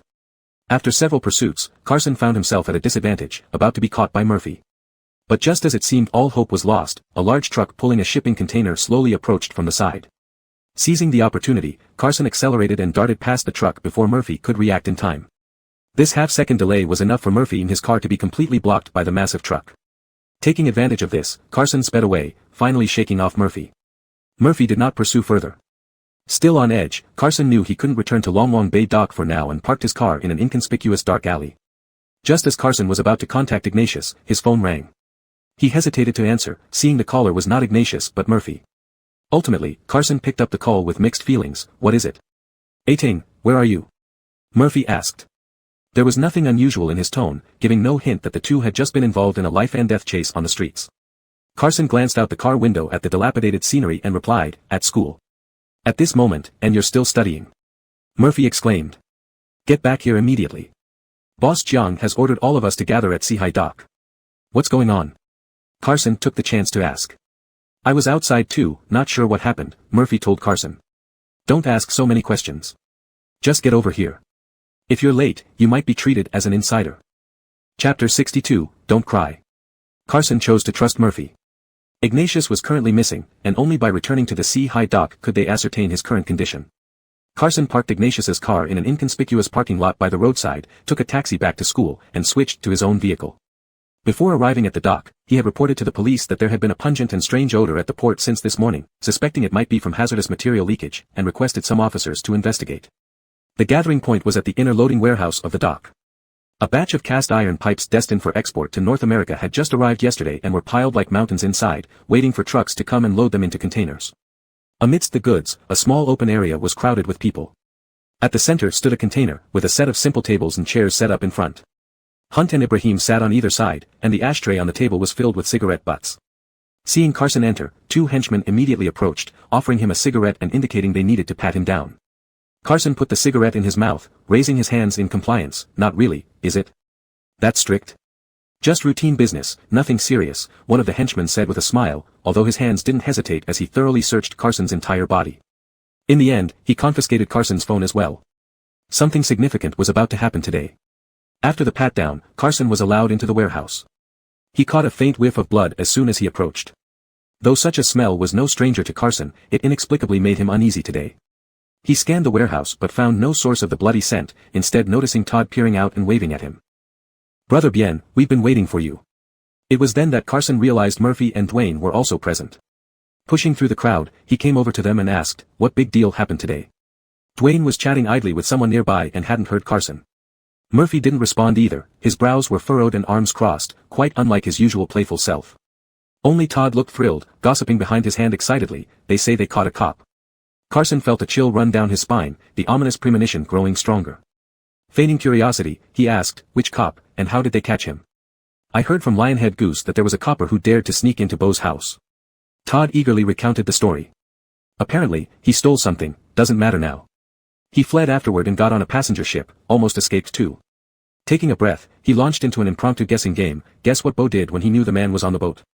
Carson's head buzzed. What did he do? He sent a sand-carrying ship directly to ram the vessel. Todd pounded his chest in awe. No wonder he's the boss, he sure knows how to get things done. The passenger ship was bound for overseas, with dozens of people aboard, yet he just ordered it to be rammed. Todd continued, I heard that the cop had an accomplice within our company. They're interrogating him right now, waiting for him to name names. That person. Each word from Carson's mouth felt like a steel ball bristling with thorns, scraping his throat raw, leaving a trail of blood. How is he doing now? Carson struggled to ask. Quite tough, won't talk, Todd nodded toward the prominent container in the open space. Locked inside, beaten so badly they can't even tell who his informant is. Carson lifted his eyes toward the container. So that's where the bloody smell came from. Carson couldn't hear anything else after that. He stared fixedly at the container, clenching his fists, feeling blood rushing to his head. Ignatius might be inside. With everyone assembled, Ibrahim adjusted his watchband and stood up from his chair. Upon seeing him rise, everyone quieted down. Ibrahim glanced around and asked, why are you so late, Carson? Ibrahim was a petty and calculating man. After being bested by Herman last time, he seized this opportunity to find fault with Carson. Hunt, who had been talking to his assistant, turned his gaze toward Carson upon hearing this. Carson's mind was entirely focused on the red container. He didn't hear Ibrahim or respond. Murphy suddenly interjected, Carson went on a mission for me, just returned. It took longer on the road. Ibrahim looked at Murphy, his smile ambiguous, is that so? Murphy nodded, yes. Ibrahim had merely intended to provoke Carson and did not think that just being late would be enough to get him into trouble. He did not press the matter further but ordered someone to bring out the person locked in the container. The two men who had conducted the pat-down earlier went to carry out his order. As soon as the container door opened, a heavy stench of blood burst out. Hunt hadn't faced such a scene for a long time. He covered his mouth and nose with his sleeve while frowning in his chair. Ibrahim leaned over and considerately poured a cup of hot tea for his father-in-law. Clanking metal sounds soon followed. Before long, a man covered in blood was dragged out like a bag of garbage and thrown onto the open ground among the crowd. Dust rose, settling on the blood-covered face of the man who lay on the ground with his eyes closed, barely alive or dead. Carson immediately recognized him. It was Ignatius. His clothes were stained dark red with blood, one of his lower legs bent unnaturally, broken, and all 10 fingernails had been pried off, still bleeding profusely. The crowd erupted into chaos, buzzing with either curiosity or alertness as they sized up the man lying there, speculating about his identity. "This cop dared to mess with me, almost killing all of us." Ibrahim took a step forward and said, "What should we do with him?" Upon hearing this, everyone eagerly offered suggestions. Ibrahim continued, "This man has an informant inside our C-High group." He then pulled out a hard drive from his pocket, weighing it in his hand. "It was this informant who stole this from my safe and handed it to him." The revelation stunned everyone. Anyone who could steal from Ibrahim's safe must have a significant position within the company. People looked at each other, realizing the purpose of their gathering today. Everyone who could possibly have done this was now in this warehouse. After watching the spectacle for so long, only to find themselves as suspects, some hot-tempered individuals began to protest loudly, vouching for their innocence. Just then, a small man standing in the back suddenly exclaimed, "Wait, I've seen him before, at Dongtian Horse Farm." "Yes, at Dongtian Horse Farm." "Really?" Ibrahim perked up, quickly moving the man to the front. "Was there anyone else with him at the time?" "There might have been," the small man strained to recall, his tiny eyes scanning those around him. It was. He looked down, too scared to continue. "Speak up." Hunt, who had remained in the background and hardly spoken a word, suddenly commanded. It was Brother Bien. The small man glanced at Carson and quickly lowered his head. He was washing horses in the stable with that man.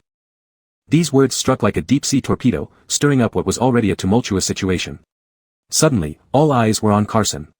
Carson reacted with such calmness that it was as if the man mentioned was not him at all. Without defending or denying himself, he simply approached Ignatius, squatted down, and inspected his face by lifting his chin before tossing him back on the ground. Fortunately, Ignatius was still alive. "I don't remember him." Carson stood up, wiping his fingers as if they had touched something filthy. "Each time I visit the horse farm, there are different workers. I never paid attention to who they were." That Carson was implicated was unexpected by Ibrahim, but he saw it as a fortuitous turn. "Of all of us here, only you have interacted with him. You're the prime suspect. But I don't know him. If he is indeed a worker there, he must have deliberately approached me to gather useful information," Carson said without any sign of panic. "And Mr. Jiang, you are also a regular visitor to Dongtian Horse Farm. If you were meeting someone there, wouldn't you avoid drawing attention like I did?" Carson's quick wit left Ibrahim speechless. Just as he was thinking how to counter this, the man on the ground, who was barely breathing, moved slightly, making an inhuman sound. It was him. Ignatius coughed, blood spilling from his lips. His eyes opened a slit and he looked toward Carson. "It was him. He's the informant I planted in the C-High group." Silence fell over the room. The tense atmosphere became even heavier as Ignatius's sudden confession caught everyone off guard. "What nonsense!" Murphy was the first to react, charging forward angrily and kicking Ignatius in the head. "Your intention is too obvious." Dwayne stood aside with his arms crossed, a sneer curling his lips in an unamused smile. "Randomly accusing someone to cover up your real informant? Do you take us for 3-year-olds?" "Exactly." Someone in the crowd immediately chimed in sarcastically, "Why didn't he confess before when we were interrogating him? Suddenly, he's so quick to admit now. Did he suddenly see the light?" The momentum quickly shifted. Murphy glanced at Hunt, who was seated, leaning back against the chair without offering any opinion. It was unclear whether he believed the policeman's statement. "You say I'm your informant?" Carson had already understood Ignatius's intentions and walked over to Ignatius, looking down at him. "Then tell me, what's my name?" A mocking smile appeared on Ignatius's lips as he played along. "We've worked together for too long, I forgot." With that, he closed his eyes, adopting a carefree attitude. "I said it's him. You can believe me or not." Murphy, furious, swung his fist around and rushed forward again. "Do you believe I'll kill you? Why, are you going to silence me?" Ibrahim's deputy Go Shah promptly intervened, pushing Murphy away. He admitted it was Carson. "How can you still deny it?" Immediately, there were rebuttals. "Isn't this just stirring confusion? Have you ever used your brain? Is that so?" Go Shah shrugged. "I don't see it. It sounds pretty convincing to me." The crowd split into two factions, arguing over the issue of the informant, but in reality, it was a confrontation between Herman's and Ibrahim's forces. The tension grew thicker, almost ready to erupt, yet Hunt did not interrupt, calmly watching the escalating conflict from the sidelines. Just then, a loud thud came from outside the door, cooling the heated scene momentarily. A curly-haired man burst through, rolling and scrambling inside. Dewey, no.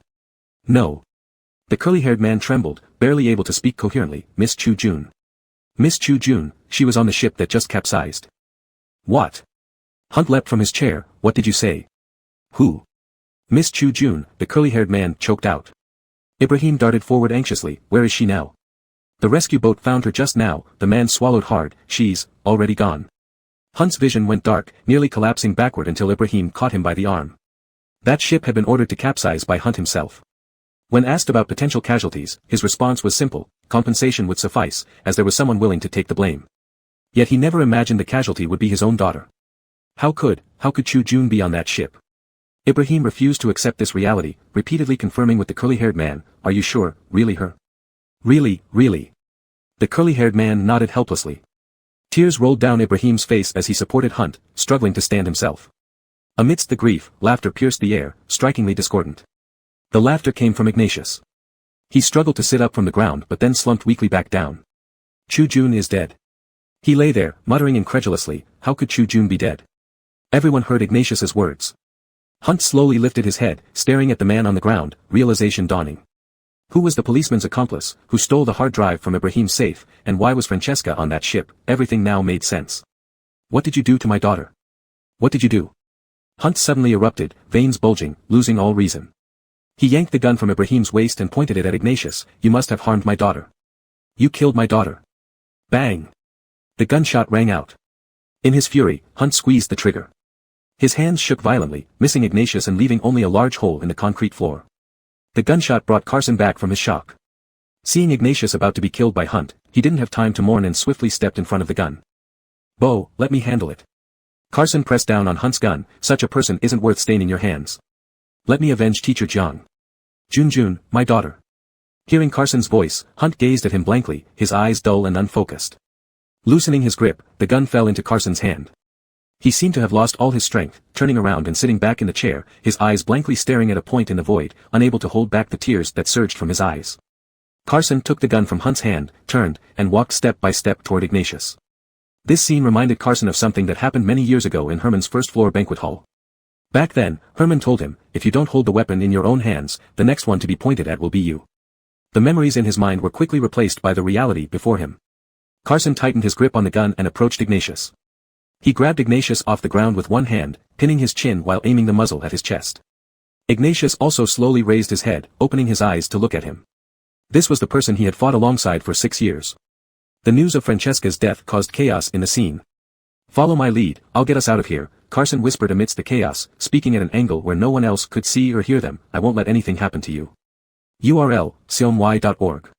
Ignatius smiled, just like he always did, intensely and boldly. Carson couldn't help but recall that afternoon when they first met. The sun that day was unusually bright. Ignatius drove that old car, pulling over to stop beside Carson. I can help you, just call me Big Brother, and I'll show you the ropes. That summer was hot and rainy, with a long and smelly rainy season. It felt like it had been ages since Carson had seen such brilliant sunshine. Carson heard Ignatius's words. He opened his mouth but made no sound. But Carson understood his lips' movements. He was saying, Raymond, I'm sorry. Suddenly, Ignatius mustered some unknown strength. Without waiting for Carson to react, he struck toward his throat.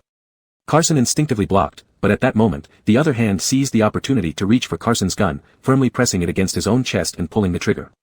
A gunshot echoed, smoke filled the air, and a bullet pierced Ignatius's heart, bursting into a spray of blood. Hot blood splattered on Carson's face, masking the tremors in his pupils and hiding the tears on his face. Don't cry. Ignatius glanced at him one last time, then fell backward. Chapter 63, No way, even if dead. Dead. Carson turned around, wiping the blood off his cheek. His face was expressionless, showing no sorrow or joy, no shock at all. It was hard to believe that a young man in his early 20s could remain so calm after killing a police officer. Everyone who witnessed Carson's demeanor felt a delayed fear in their hearts. This kid has a ruthless heart and guts of steel, best not to provoke him in the future. Ignatius was already dead, but Hunt still wouldn't let it go. He suddenly got up, snatched the gun from Carson's hand, and fired several shots into Ignatius's body on the ground. The gunshot echoed through the dock area, and the magazine was soon empty. Large holes were blasted into Ignatius's body, like a leaky broken sack, oozing blood everywhere. The smell of blood was so strong it made one feel sick. Hunt put down the gun in despair, took 2 steps back, and looked around blankly, still unable to recover from his overwhelming grief and anger. Seeing this, his subordinates quickly surrounded him, trying every possible way to comfort him. "Mr. Jiang, please accept your loss. People don't come back from the dead. Even if we scatter this cop's ashes, Miss Jiang won't return. Take care of yourself, please." The atmosphere in the warehouse shifted from intense tension to sorrow. Only Carson stood aside as a true observer, watching indifferently as Hunt and Dempsey, surrounded by people, went to the funeral home, as 2 lackeys lifted Ignatius's body and stuffed it into an oil drum, and as the warehouse manager pulled out a large hose to wash away the blood on the ground. Finally, Dwayne came forward, patted Carson's back, and led him away. "Let's go." Carson blinked blankly, stumbled for a moment, then regained his balance and walked silently beside Dwayne. Dwayne didn't say much to him. Killing wasn't a trivial matter, especially when it involved a police officer. It was normal for Carson to be impacted internally after regaining his senses post-incident. Before they left the dock area, the warehouse had already returned to normal except for the wet floor, which looked no different from usual. No one knew where Ignatius's body had been dumped, but rumors spread that the truck carrying the oil drum had visited several construction sites near the docks within a day. Ignatius had no family and had long left the police force. His disappearance was like morning dew evaporated by the sun or fallen leaves blown away by the wind, attracting no attention whatsoever. Keaton said this policeman caused Francesca's death, and Hunt wouldn't even leave him a corpse. Not believing this, Carson waited for a power outage and heavy rainstorm, searching through several construction sites. Unfortunately, just as Keaton's had predicted, he couldn't find even a piece of Ignatius's nail, only bringing back a large piece of black granite. Carson spent considerable effort cutting this granite into a tombstone, transporting it to an unnamed hill outside the city, and placing it beside Iggy. The stone bore no name or photo, no one knew whose grave this was or anything about its owner. While digging the grave, Carson thought about how difficult it was for someone to leave a mark in this world. Smoke rose from the waist-high weeds as Carson squatted before the tombstone, lit a cigarette, and stuck it into the newly turned soil. "You stay here with Iggy, waiting for my good news." He looked up at the pitch-black marble. Its smooth surface reflected Carson's shadow. For a moment, he saw Ignatius's overbearing smile overlapping with his own features. If there really were spirits in heaven, Ignatius must have seen that Carson's eyes now held a completely different look. "Rest assured, I will take revenge for you." Standing up, Carson wiped a small spot of mud off the gravestone, with a resolute gaze filled with determination, no matter what the cost. After coming down from the hill, Carson was soon called to Hunt's house by a phone call. For C's group was currently in shambles. That day, when Hunt saw his daughter's body at the funeral home, he fainted from crying and was admitted to the hospital, never recovering from his illness. Livia locked herself in her room after hearing about Francesca's death, crying every day and refusing to see anyone. Dempsey was also completely broken, living in a daze, drinking himself into a stupor, rarely sober throughout the day. And Herman couldn't immediately return. Currently, the company was almost at a standstill, and Francesca's funeral was imminent. Many matters required immediate attention. Weakly lying in bed, Hunt suddenly thought of Carson. "I heard Chu-Jun liked you a lot, and you often attended her classes." Medical equipment filled the bedroom, turning it into a high-end ward. Hunt lay in bed with a pale complexion, tears streaming down his cheeks as he spoke. The person who had caused his daughter's death was personally dealt with by Carson, and after this incident, he felt psychologically closer to Carson. Hunt shakily held Carson's hand and said, "This matter is best left in your hands. It would be most fitting for you to send Chu-Jun off on her final journey, she would probably be happy about that." Hunt had been strong and successful for half of his life, but now very few people had seen this side of him. Standing by the bedside, Carson looked at him, feeling an eerie calmness within. In just a few days, Hunt seemed to have aged decades, like an ordinary father who had lost his only daughter. Yet facing this scene, Carson's heart remained unmoved. If a crocodile's single tear could evoke pity, then what justice could those families shattered by his hand seek? For a moment, Carson even considered taking advantage of this opportunity to directly end Hunt's life, but he knew this wasn't what Ignatius and Iggy wanted. He needed to carry on their legacy and completely bring down the 4C's group. Carson lowered his eyelashes, letting the shadow under the lamp conceal his emotions. Right before him was an opportunity to gradually win Hunt's trust. He extended his other hand, placing his palm on Hunt's pale, thin hand, speaking in a soothing yet powerful tone that inexplicably made people feel reassured. "Mr. Jiang, rest assured, leave it all to me." Carson, being someone who came from Herman's circle, despite being young and unassuming, demonstrated extraordinary organizational skills when called upon. With Carson as the temporary pillar, the arrangements for Brittany's funeral proceeded smoothly. During this period, some of the company's urgent matters were also transferred to him.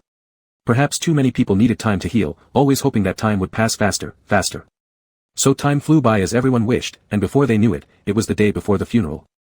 To Carson, every day since the incident seemed the same. If anything was special, it was the call from Herman the night Brittany died. He missed the call initially, and when he tried to call back, no one answered. On the eve of the funeral, Carson stayed in the memorial hall until the last moment, meticulously verifying every detail for the next day and making sure nothing went wrong. Over the past days preparing for the funeral, Carson had spent several sleepless nights. That evening, he did not return home to rest but instead avoided others and went to Brittany's study to continue tidying up her belongings. When Carson agreed to Hunt's request, there was also a bit of selfishness involved. Brittany was his most respected teacher and guiding light, offering him direction countless times. He also wanted to do something meaningful for her in this final moment. Upon arriving at the courtyard housing the study, he saw through the brick-laden walls that lights were already on inside. Shadows flickered on the windows, indicating someone was moving around. At this late hour, who would be here? A fleeting thought crossed his mind, imagining it might be that person returning. Carson unconsciously quickened his pace, rushing into the courtyard door like a gust of wind. The study door was open, and warm yellow light spilled out, painting a small patch of the night golden. Carson's breathing remained rapid, but his steps slowed down. By the light, he saw a familiar figure sitting at the desk. After more than a month, he looked thinner, his hair slightly longer, with a lock falling over his forehead, adding a touch of vulnerability to his usual aloof demeanor. It was Herman who had returned. No one had received news of his return that night. Apparently, as soon as he landed, he came straight to Brittany. Seeing Herman for the first time, Carson felt an overwhelming impulse, like someone who had wandered alone for so long finally encountering a flame in the dark wilderness, yearning to get close without regard for consequences. But this impulse lasted only seconds before the calmer part of him brutally reminded him of reality. Brittany was dead, and so was Ignatius. The rift between him and Herman, which he had deliberately ignored, had widened into an insurmountable chasm. There was no point in mentioning the past anymore.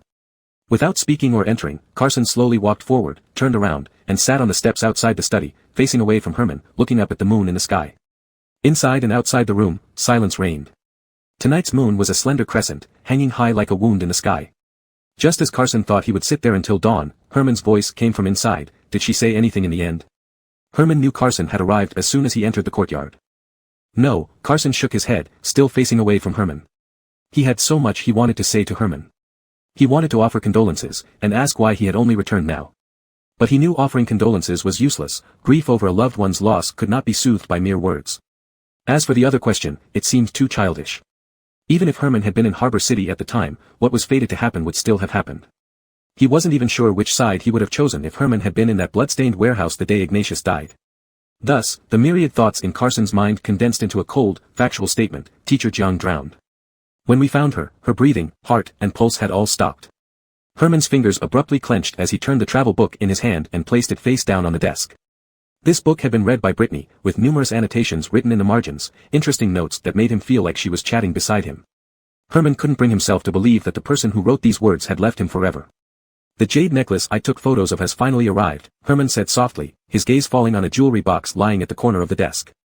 I wonder if she saw it. Of course Brittany would never see it again. The necklace was delivered 3 days after the incident, and Carson had placed it there. Carson offered a pale consolation. She would have liked it. Why do good people's lives end so soon? Herman looked at the photo of his sister on the desk, seemingly asking either himself or Carson. Carson shared the same question. Thinking of Ignatius's wrongful death, he sighed, I wish I knew. Tonight was destined to be sleepless. Carson and Herman stayed in Brittany's study until dawn. Meanwhile, a drunken figure barged into the memorial hall, sobbing hysterically over the crystal coffin, collapsing into a heap. The memorial hall was set up in the main hall of the Jiang family mansion, and Carson had arranged for 24-hour guard duty. When someone entered without permission, the security personnel rushed in. Upon recognizing Dempsey, they felt a pang of sympathy and withdrew, leaving the couple some final moments together. Chu Jun, can you hear me? After the security left, Dempsey turned around, leaning against the glass coffin and slowly slid down to sit. Today I went to that big night market where we first met. I sat at that table, waiting and waiting, but you didn't come ask me if I wanted fried noodles.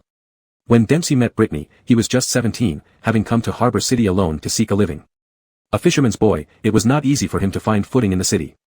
Just upon arrival, he lost his phone, wallet, and ID, leaving him penniless and stranded. It was while scavenging leftovers at a night market that he met Brittany. She had just finished school and bought him fresh fried noodles, then invited him back to her father's company to give him a job to make ends meet. The owner remembers us. She asked me why you weren't there. Recalling the past, Dempsey's eyes welled with tears. We promised to quit and travel once things calmed down, but you. Struggling to his feet, Dempsey stumbled toward the glass coffin, staring fixedly at his wife among the flowers for a long time. Gradually, his gaze turned cold, as if his earlier sorrow and devotion were all illusions. But why did you betray me? Dempsey whispered the rest of his sentence. Of course Brittany could not answer. After a while, seeing no response, his eyes softened again. I know you never loved me. You married me only because I forced you. Dempsey reached out, touching her cheek through the glass, a bitter smile on his lips. I thought that if we got married, you would understand my feelings and stay with me. Dempsey worked hard and endured hardships, quickly gaining recognition from Hunt and becoming his right-hand man. Over years of daily interactions, Dempsey inevitably fell in love with Brittany. But at the time, Brittany had a boyfriend, and Dempsey was just a poor village boy, so he kept his feelings hidden, never daring to dream. The change came one summer when Brittany's first love tragically died, leaving her devastated, refusing food and sleep for days. Dempsey took her out to drown her sorrows, and that night, he took advantage of her intoxication to sleep with her. Afterwards, Brittany found out she was pregnant. Under Dempsey's relentless pressure and Hunt's matchmaking, the two eventually got married. But they lost the child. Not long after their marriage, Brittany miscarried due to excessive depression.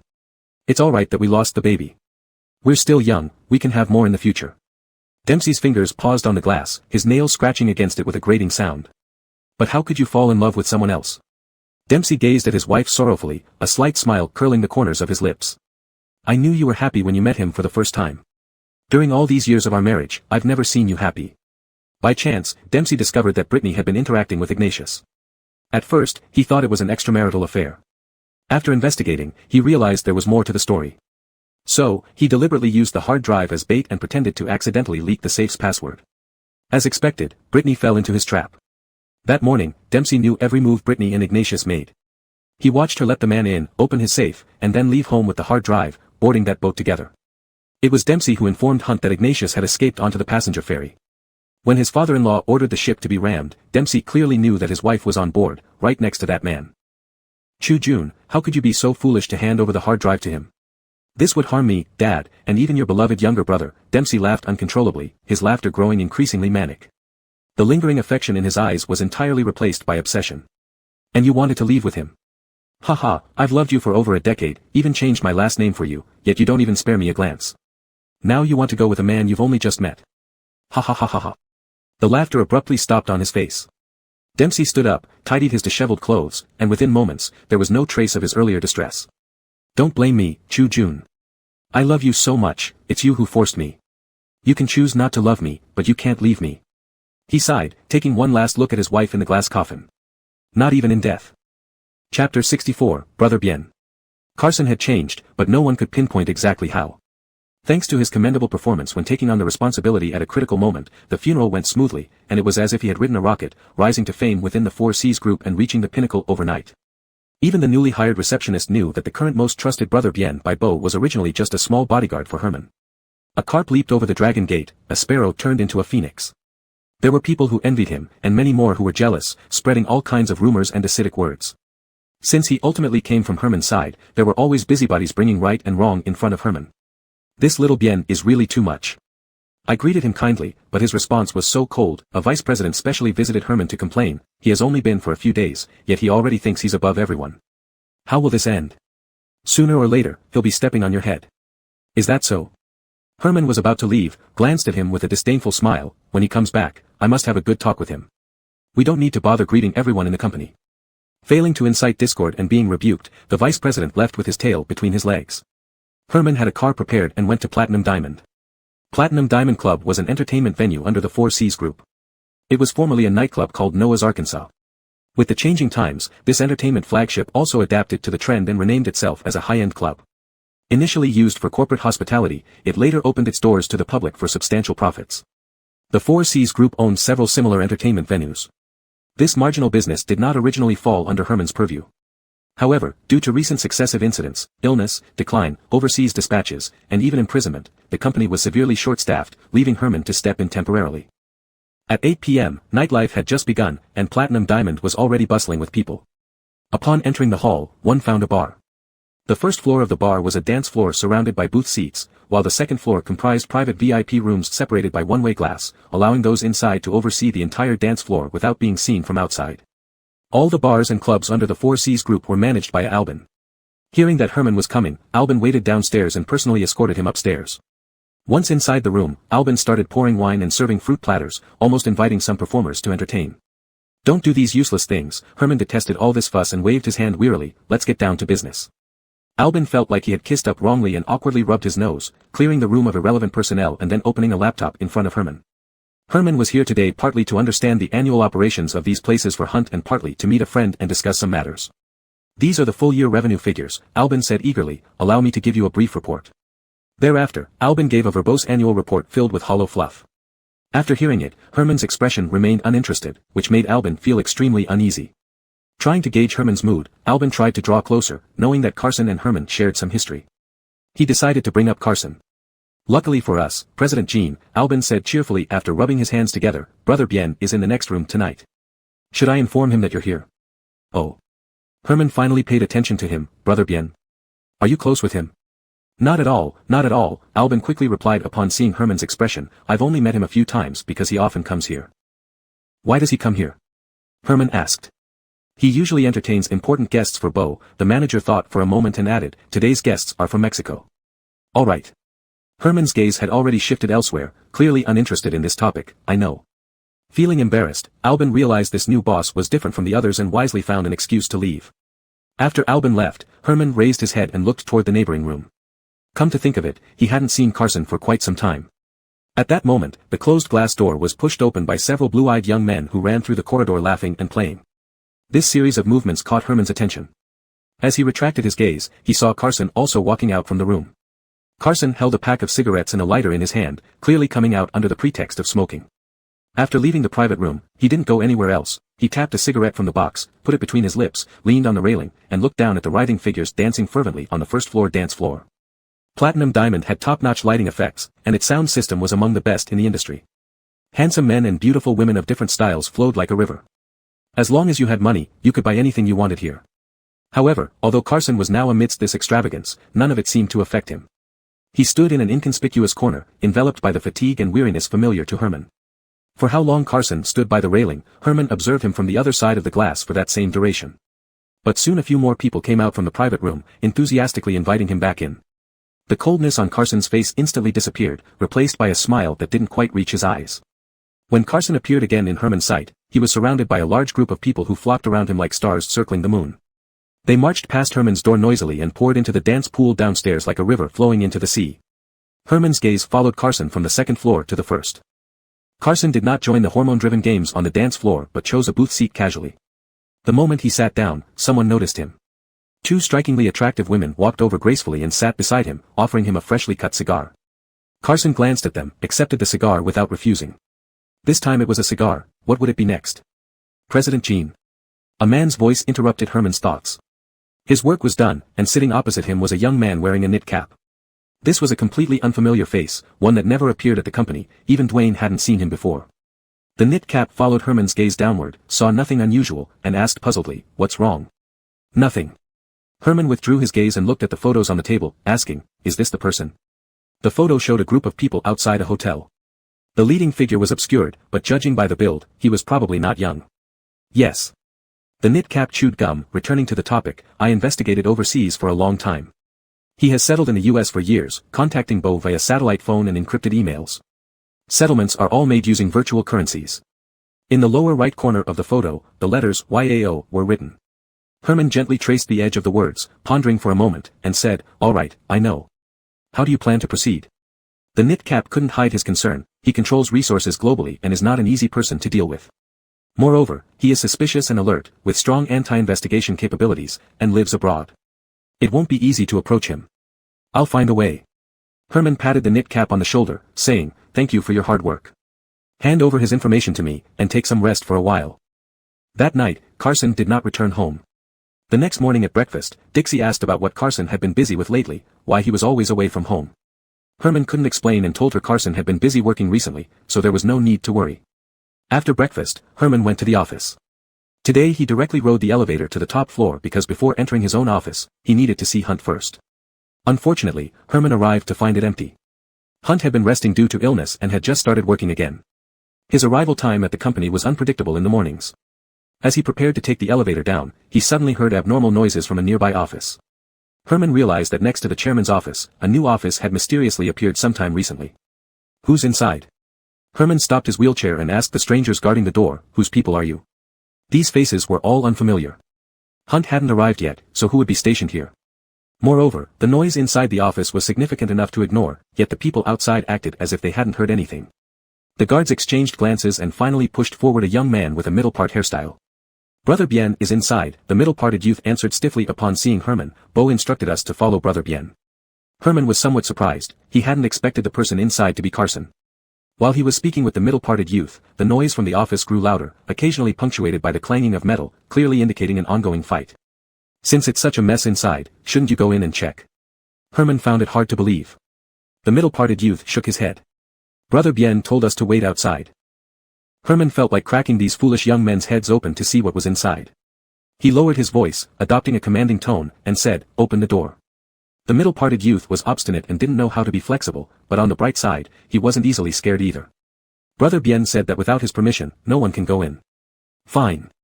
This was the first time Herman had encountered such resistance, and this answer made him chuckle in spite of himself. He turned his wheelchair and came to the side door. I'll wait here until Brother Bien finishes. Please do me the favor of informing him when he's done. Chapter 65, May Your Dreams Come True. Herman waited outside the door. After about half an hour, the door finally opened, and someone covered in blood was carried out, with blood dripping all the way to the freight elevator. The first glance Herman took at that person luckily revealed it wasn't Carson. The second glance confirmed he was still alive. The newly transferred middle-parted hair from the dock had never seen such a scene before and panicked on the spot. By the time he regained his composure, Herman had already maneuvered his wheelchair past him. Sorry, you can't go in yet. Ignoring him, Herman rolled straight into the room. Inside the office, it was even more chaotic than outside, with 7 or 8 people gathered around a desk, heatedly arguing over something unknown. Herman immediately spotted Carson among them. Carson hadn't joined their heated debate, instead, he was casually leaning against the table, wiping blood from between his fingers with a tissue, not uttering a word. Finally, someone noticed Herman's entrance, tugging urgently at the sleeve of the person beside him, his earnest smile tinged with a bit of guilt. President Jean, why have you come? Seeing this, the others fell silent and stood up quickly, greeting him as one. Carson slowly lifted his head, surprised to see Herman here, but simultaneously hid his blood-stained hands behind his back. With just one look, Herman knew what had happened in this room just moments ago, but pretended to see nothing. He feigned ignorance and asked, "Busy?" Straightening his posture, his back stiff as a board, Carson said softly, "Everyone, please leave." Those present were all quick-witted individuals. At Carson's command, they left without a word, one after another. In an instant, the large office was left with only Herman and Carson. As the sound of hurried footsteps faded away, Carson came forward, pushing Herman's wheelchair to the coffee table. He then went to the tea cabinet, brewed a cup of black tea for Herman, and added 2 slices of lemon as usual. Herman watched Carson approach with the teacup and smiled, almost sarcastically. "It's quite hard to see you these days." Since Herman entered, Carson's gaze had always been downcast, subtly avoiding eye contact. "Be careful, the water is freshly boiled." Pretending not to hear the thorn in Herman's words, Carson bent down naturally, placing the cup beside Herman's hand. "If you want to find me, call me first next time." "Sure." Herman stared intently at Carson's movements, "Take care next time." These seemingly ordinary words pushed the relationship between the two to the brink of collapse. All of this didn't happen without reason.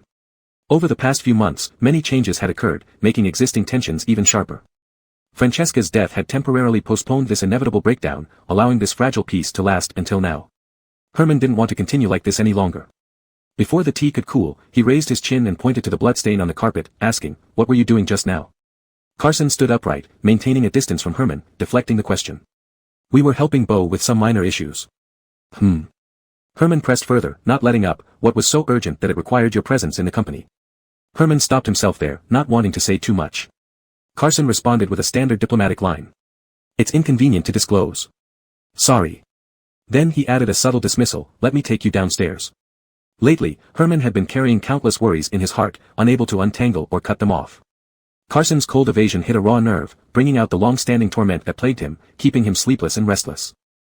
"I heard from Daryl," Herman's voice remained calm despite the storm brewing inside him, "that while I was away, you killed a policeman."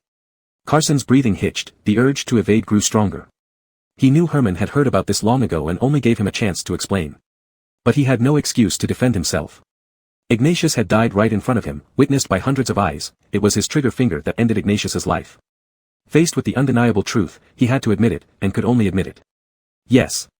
Carson responded simply, unwilling to elaborate further. "Why?" Herman was dissatisfied with this brief reply and Carson's nonchalant attitude. "Why did you kill someone? Do you still remember what I told you?" Carson opened his mouth but could not utter a word. After what seemed like an eternity, he continued, "He killed Teacher Jiang. Shouldn't he die for that?" "Carson." Herman could no longer contain his frustration. It is not your place to decide if he should die or not. I know. Carson pursed his lips, steeling himself. But it's done, I don't regret it. Carson knew Herman well. By continuously crossing his boundaries, the storm of consequences was inevitable. Yet, Herman didn't erupt in anger. He leaned back against the wheelchair, massaging his temples wearily. After a long while, he finally made up his mind. Prepare yourself, let's go to America, you can no longer stay here. When he looked at Carson again, there was no emotion left in his eyes. We won't be back for a while, and I'll inform Bo. Why do we have to leave so suddenly? Carson was taken aback. Herman's decision disrupted his entire plan. Zion and his mentor have devised a treatment plan for my legs, Herman explained, looking straight ahead. I want you to come with me. Hearing this, Carson momentarily forgot everything else and asked eagerly, your legs can be cured? Yes, there's a great chance, Herman said. I might be able to walk soon. This was the best news Carson had heard in his entire life. He felt overwhelmed, almost teary-eyed and laughing simultaneously, understanding why scholars in ancient times would go mad after passing their exams. Back in Lido, you asked me a question. Now, I'll give you a new answer. Herman's lips were tightly set, looking somewhat stern. Without looking at Carson, his speech was faster than usual, revealing how unprepared he actually was. If you are willing, let's leave together. Once abroad, stay by my side, and I will accompany you in anything you love, as long as you don't involve yourself with Seahai Group anymore. Carson kept these words in his mouth, chewing on them.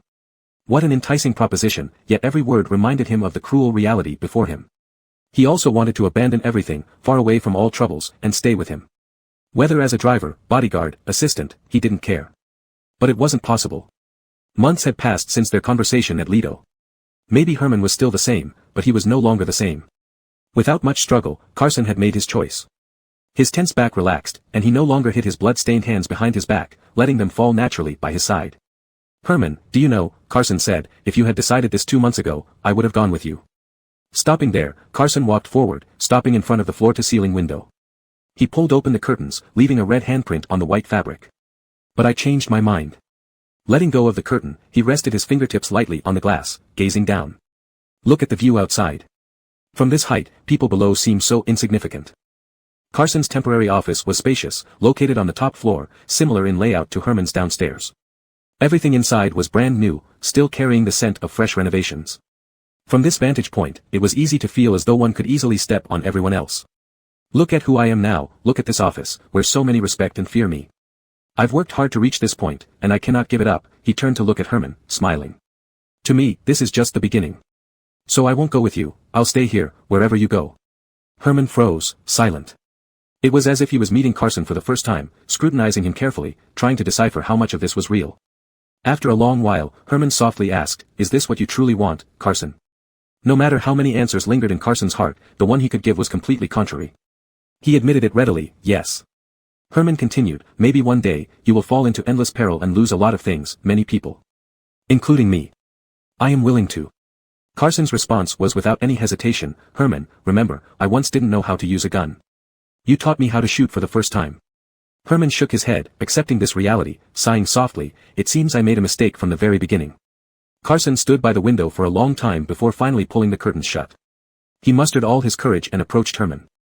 Under Herman's gaze, he knelt down beside him, hesitating repeatedly before finally reaching out and gently placing his hand on Herman's back. Seeing that he did not reject him, Carson ventured to close the last bit of space, fully pressing his entire palm against Herman's hand. Herman, thank you so much over these years. Carson looked up, gazing sincerely at those eyes, revealing his most genuine smile of the day, I know every kindness you've shown me. And I know you are disappointed in me. But have you ever thought that you expect something different from me compared to Murphy because you see your own reflection in me? Carson pondered and said, you want to redeem your past self. When Herman joined Seahai Group, he was just 15, almost the same age as Carson. He started as a laborer at the dock and followed Hunt through countless struggles, eventually ascending to his current position. If someone had lent him a helping hand back then, would he not have walked this muddy and bloody path? But Herman, I am not you. Carson lowered his head, gripping Herman's hand and pressing it to his forehead, what I want is different from you. Climbing up in Seahai Group, living a life of wealth and honor forever, with endless money and privileges, that is the path I wish to take. Carson's steady breath fanned across Herman's hand, and in each inhalation and exhalation, the last ember of hope in his heart was extinguished. In fact, Carson was wrong too. Herman couldn't say he was disappointed, because from the beginning, it was Herman's one-sided desire. Carson had no obligation to meet his expectations. He wanted Carson to grow up carefree, away from the dangers of the underworld, free and easy, safe and prosperous. Even loving him was Herman's one-sided decision. Fine, you're right. Once an obsession was let go, it became easy to let go. Herman lifted Carson's face, making him look at him, and then carefully prying open the fingers that clung to his hand. His touch was light but resolute, severing all connections between them. Herman withdrew his hand from Carson's palm and caressed his head, smoothing his unruly hair as he had done countless times before. I have nothing left that I can do for you anymore. His palm paused on Carson's head before moving down to his ear, using his thumb to wipe away the barely perceptible moisture at the corner of his eye. Now that you have made your decision, our connection ends here. The warmth at the corner of his eye faded immediately. For a few brief seconds, Carson fell into a state of confusion. His vision blurred, and his ears caught no sound, cut off from any external information. By the time he came back to his senses, Herman was already by the door. Before leaving, Herman turned around and said, "May your dreams come true, and your future be bright." Chapter 66, Liked You. That night, Herman had someone pack up all of Carson's belongings and cleared them out of the house, delivering them to the company. Carson didn't have much. A single suitcase lay forlornly on the ground in the middle of the grand hall, visible to everyone who passed by. No further explanation was needed. Everyone knew that Herman and Carson had fallen out, and Carson had been kicked out. As for the reason, speculations varied across the 4Cs group, but no one dared to approach the parties involved for verification, resorting instead to asking Murphy through roundabout ways. In the dead of night, Murphy hit the brakes, silencing the roar of his sports car as he parked it in a narrow, dirty alley. This was the back alley of Gwandy Street, leading to a vintage tea house at its end. In the past, Murphy had been a regular customer here, especially fond of the restaurant's secret recipe pork chop bun, which often haunted his dreams. But he hadn't come here for years. Murphy didn't get out of the car immediately. He took out his phone and sent a text, "Why did you ask me to meet here?" The reply came quickly, "You'll know when you come in. F*** king idiot," Murphy muttered under his breath, opened the car door, and entered the restaurant. It was nearly closing time, so business was slow, with hardly anyone inside.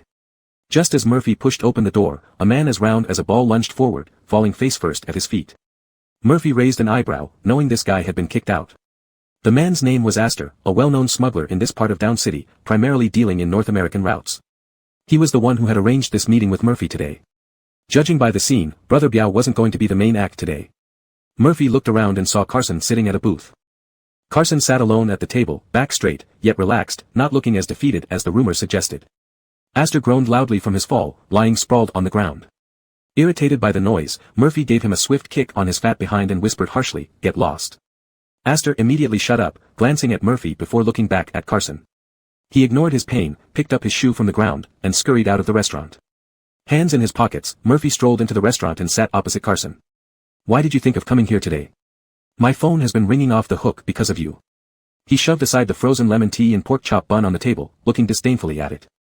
"I heard you haven't been in good spirits lately. Don't eat this stuff. Let's go, I'll take you somewhere better. How about that French restaurant in Tokyo Tower?" Since Murphy appeared, Carson hadn't said a word, just staring at him with an inscrutable expression. Hey, Murphy, used to this kind of interaction with Carson, pinched his cheek and said helplessly, "Don't tell me you want pig's trotter rice late at night. Are you sick of your own taste?" Seeing Murphy insist on playing dumb, Carson broke the ice first. "Do you know Astor?" "Don't." Murphy shrugged and slouched in his chair, half sliding down. Without confirming or denying, Carson slowly pulled out a straw from its wrapper, unwrapping it calmly. "Astor told me he met the legendary smuggler boss, Brother Bien, and even had a drink with him once. He has his number, so I asked him to set up this meeting today," Carson said, inserting the straw into the frozen lemon tea and pushing the cup toward Murphy. "Drink up, I've added sugar." "Ah ting." Murphy glanced at the tea in front of him, straightened up, and his gaze changed dramatically. "What do you want to say?" At this point, Carson didn't beat around the bush and asked directly, "Why are you trafficking people using my name?" It turned out that the person operating under Carson's name in the illegal human trafficking market was Murphy. Actually, without needing an answer from Murphy, Carson already knew the reasons. 1. This kind of business required a fake identity to protect oneself in case things went wrong, giving some leeway in case of exposure. 2. Many people knew that Carson was close to Herman, so using his name meant leveraging Herman's influence, gaining significant advantages. "You know now, huh?"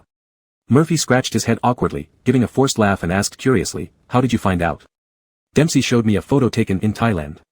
The person in the photo was wearing a jacket I also have." Carson's gaze locked onto Murphy, whose silence confirmed everything. "Herman gave me that jacket. Remember that year in Thailand when you borrowed that coat from me? You said it made you look better so you could pick up girls at the bar at night." These were old stories from years ago, and Murphy chuckled. Nowadays, just parking his car outside a bar would attract many people. He no longer needed to borrow a designer jacket for courage. Smiling, he shook his head but didn't look at Carson. It's been so long since then, I can't believe you still remember. Carson. Carson wasn't in the mood for jokes, with not a trace of smile on his face. Why? A ting, you're asking a meaningless question. Murphy sighed dramatically, picked up the frozen lemon tea Carson had ordered for him, and took a sip. The coldness of the lemon tea made his entire face scrunch up, looking even worse than crying. Mr. Jean likes and values you, you don't need to get your hands dirty, or do the dirty work. Whatever you want, you can have it. Murphy put down the glass, revealing a fierce look in his eyes, but it's different for me, what I want, I have to fight for it, compete for it, snatch it. Carson wasn't intimidated by Murphy's deliberately displayed ferocity. He remained calm. Remember when we were kids, the happiest thing was being able to eat a pork chop bun.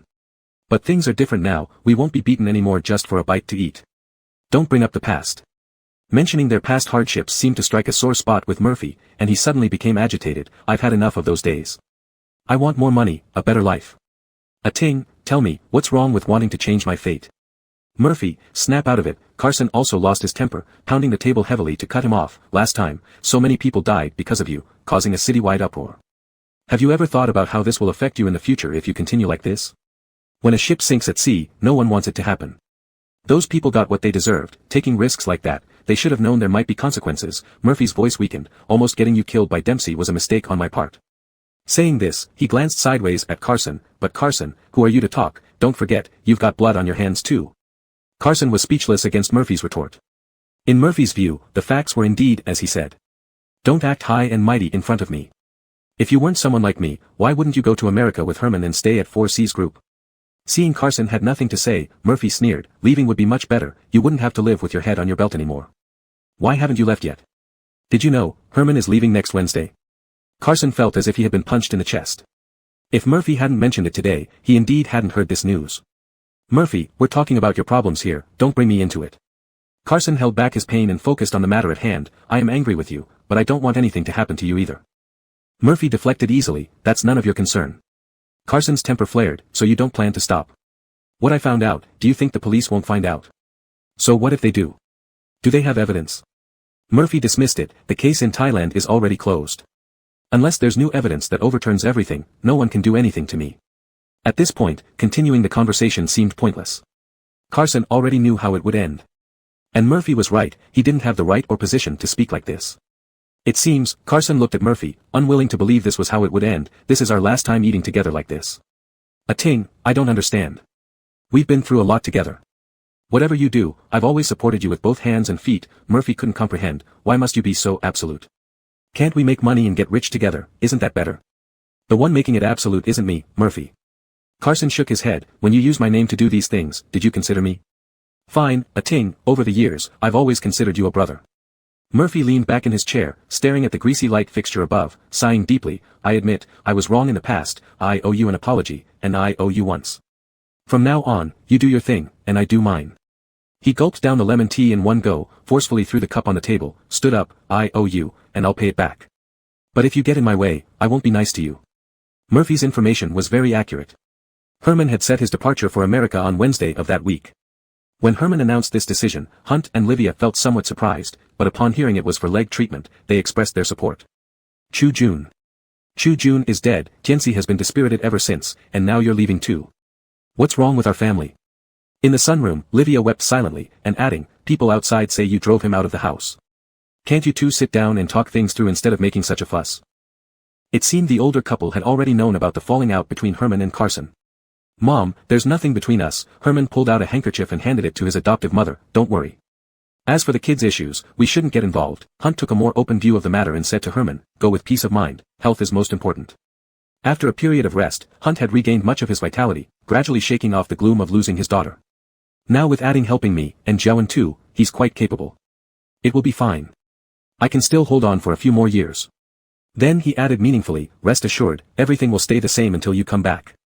Sitting beside them, Herman didn't say much, offering only light reassurance, then I can rest easy. That evening, Herman had dinner at Hunt's place. When he returned home, Dwayne and others were already gathered in his study. Deborah was busy packing luggage while the others lent a hand. As they packed, even someone as carefree as Tan Tu Amnon had teary eyes. Don't be like this.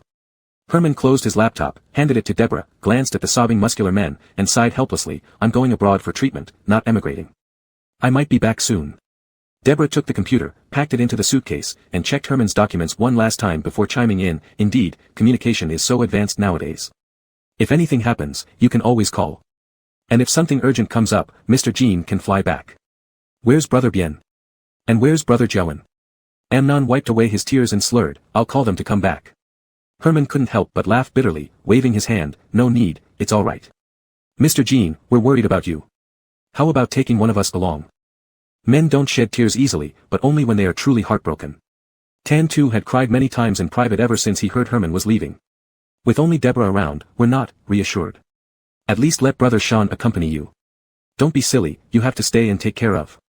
Herman nearly blurted out a name habitually but caught himself in time, changing it to, the house. Another person who was equally worried about Herman was Dixie, but she didn't join the chaos upstairs. She waited alone in the living room downstairs, frequently looking outside. Occasionally sighing when thinking of sad moments. She was waiting for Carson to come back, but by the time Dwayne and the others reluctantly left the house, there was still no sign of Carson. Is Adding and Mr. Jean having a disagreement? Dixie stopped Dwayne, he hasn't been staying at home lately. A few days ago, Mr. Jean asked me to pack his luggage and send it away. And today, with Mr. Jean about to leave, he still doesn't come back. And Joan too, Dixie's voice was tinged with tears, what happened to this once happy family? Dwayne also felt helpless.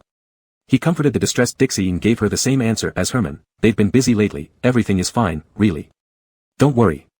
After Dwayne left with the team, the house finally quieted down. With an early flight tomorrow morning, Herman took a pill and went to bed early. His sleep quality had always been poor, sometimes needing sleeping pills to fall asleep.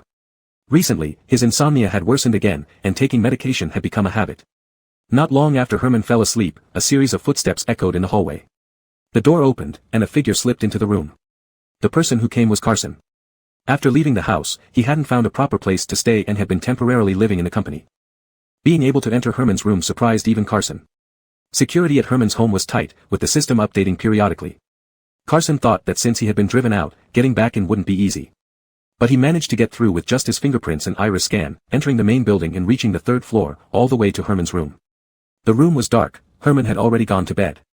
Carson barely stepped inside when he kicked something heavy. It was 2 large suitcases. According to Amnon, after dawn, Dwayne would send him to the airport. The presence of these 2 large suitcases made it feel more real that Herman was leaving tomorrow. In Carson's view, Herman choosing to leave now was the best decision. As long as he could end everything during Herman's absence, all matters related to C-High Group would no longer concern Herman. This was also the last bit of selfishness he had left. Bathed in moonlight, Carson saw clearly the scene in the room. Herman lay in bed, a wheelchair beside it. It was the same wheelchair Carson had bought for him and which he had been using ever since. Carson realized how truly despicable human nature could be, always finding various excuses to justify one's actions. To be able to look at him from afar was already an unexpected blessing, yet he now wanted to be closer to him. Before reason could dissuade him, Carson's body acted on its own, drawing his wandering soul to Herman's bedside. Herman was sleeping deeply, his face calm and peaceful under the moonlight. Carson hadn't seen him so relaxed in a long time, and he couldn't help but gaze at him again and again. A bottle of medicine sat by the bed. Herman must have taken it before bed and was now sleeping soundly. Carson stood by his bed for a long time, but he did not wake up. Herman. Carson seemed drawn by some invisible force, bending down involuntarily. At that moment, Herman's eyelids fluttered, and he immediately stood up, startled.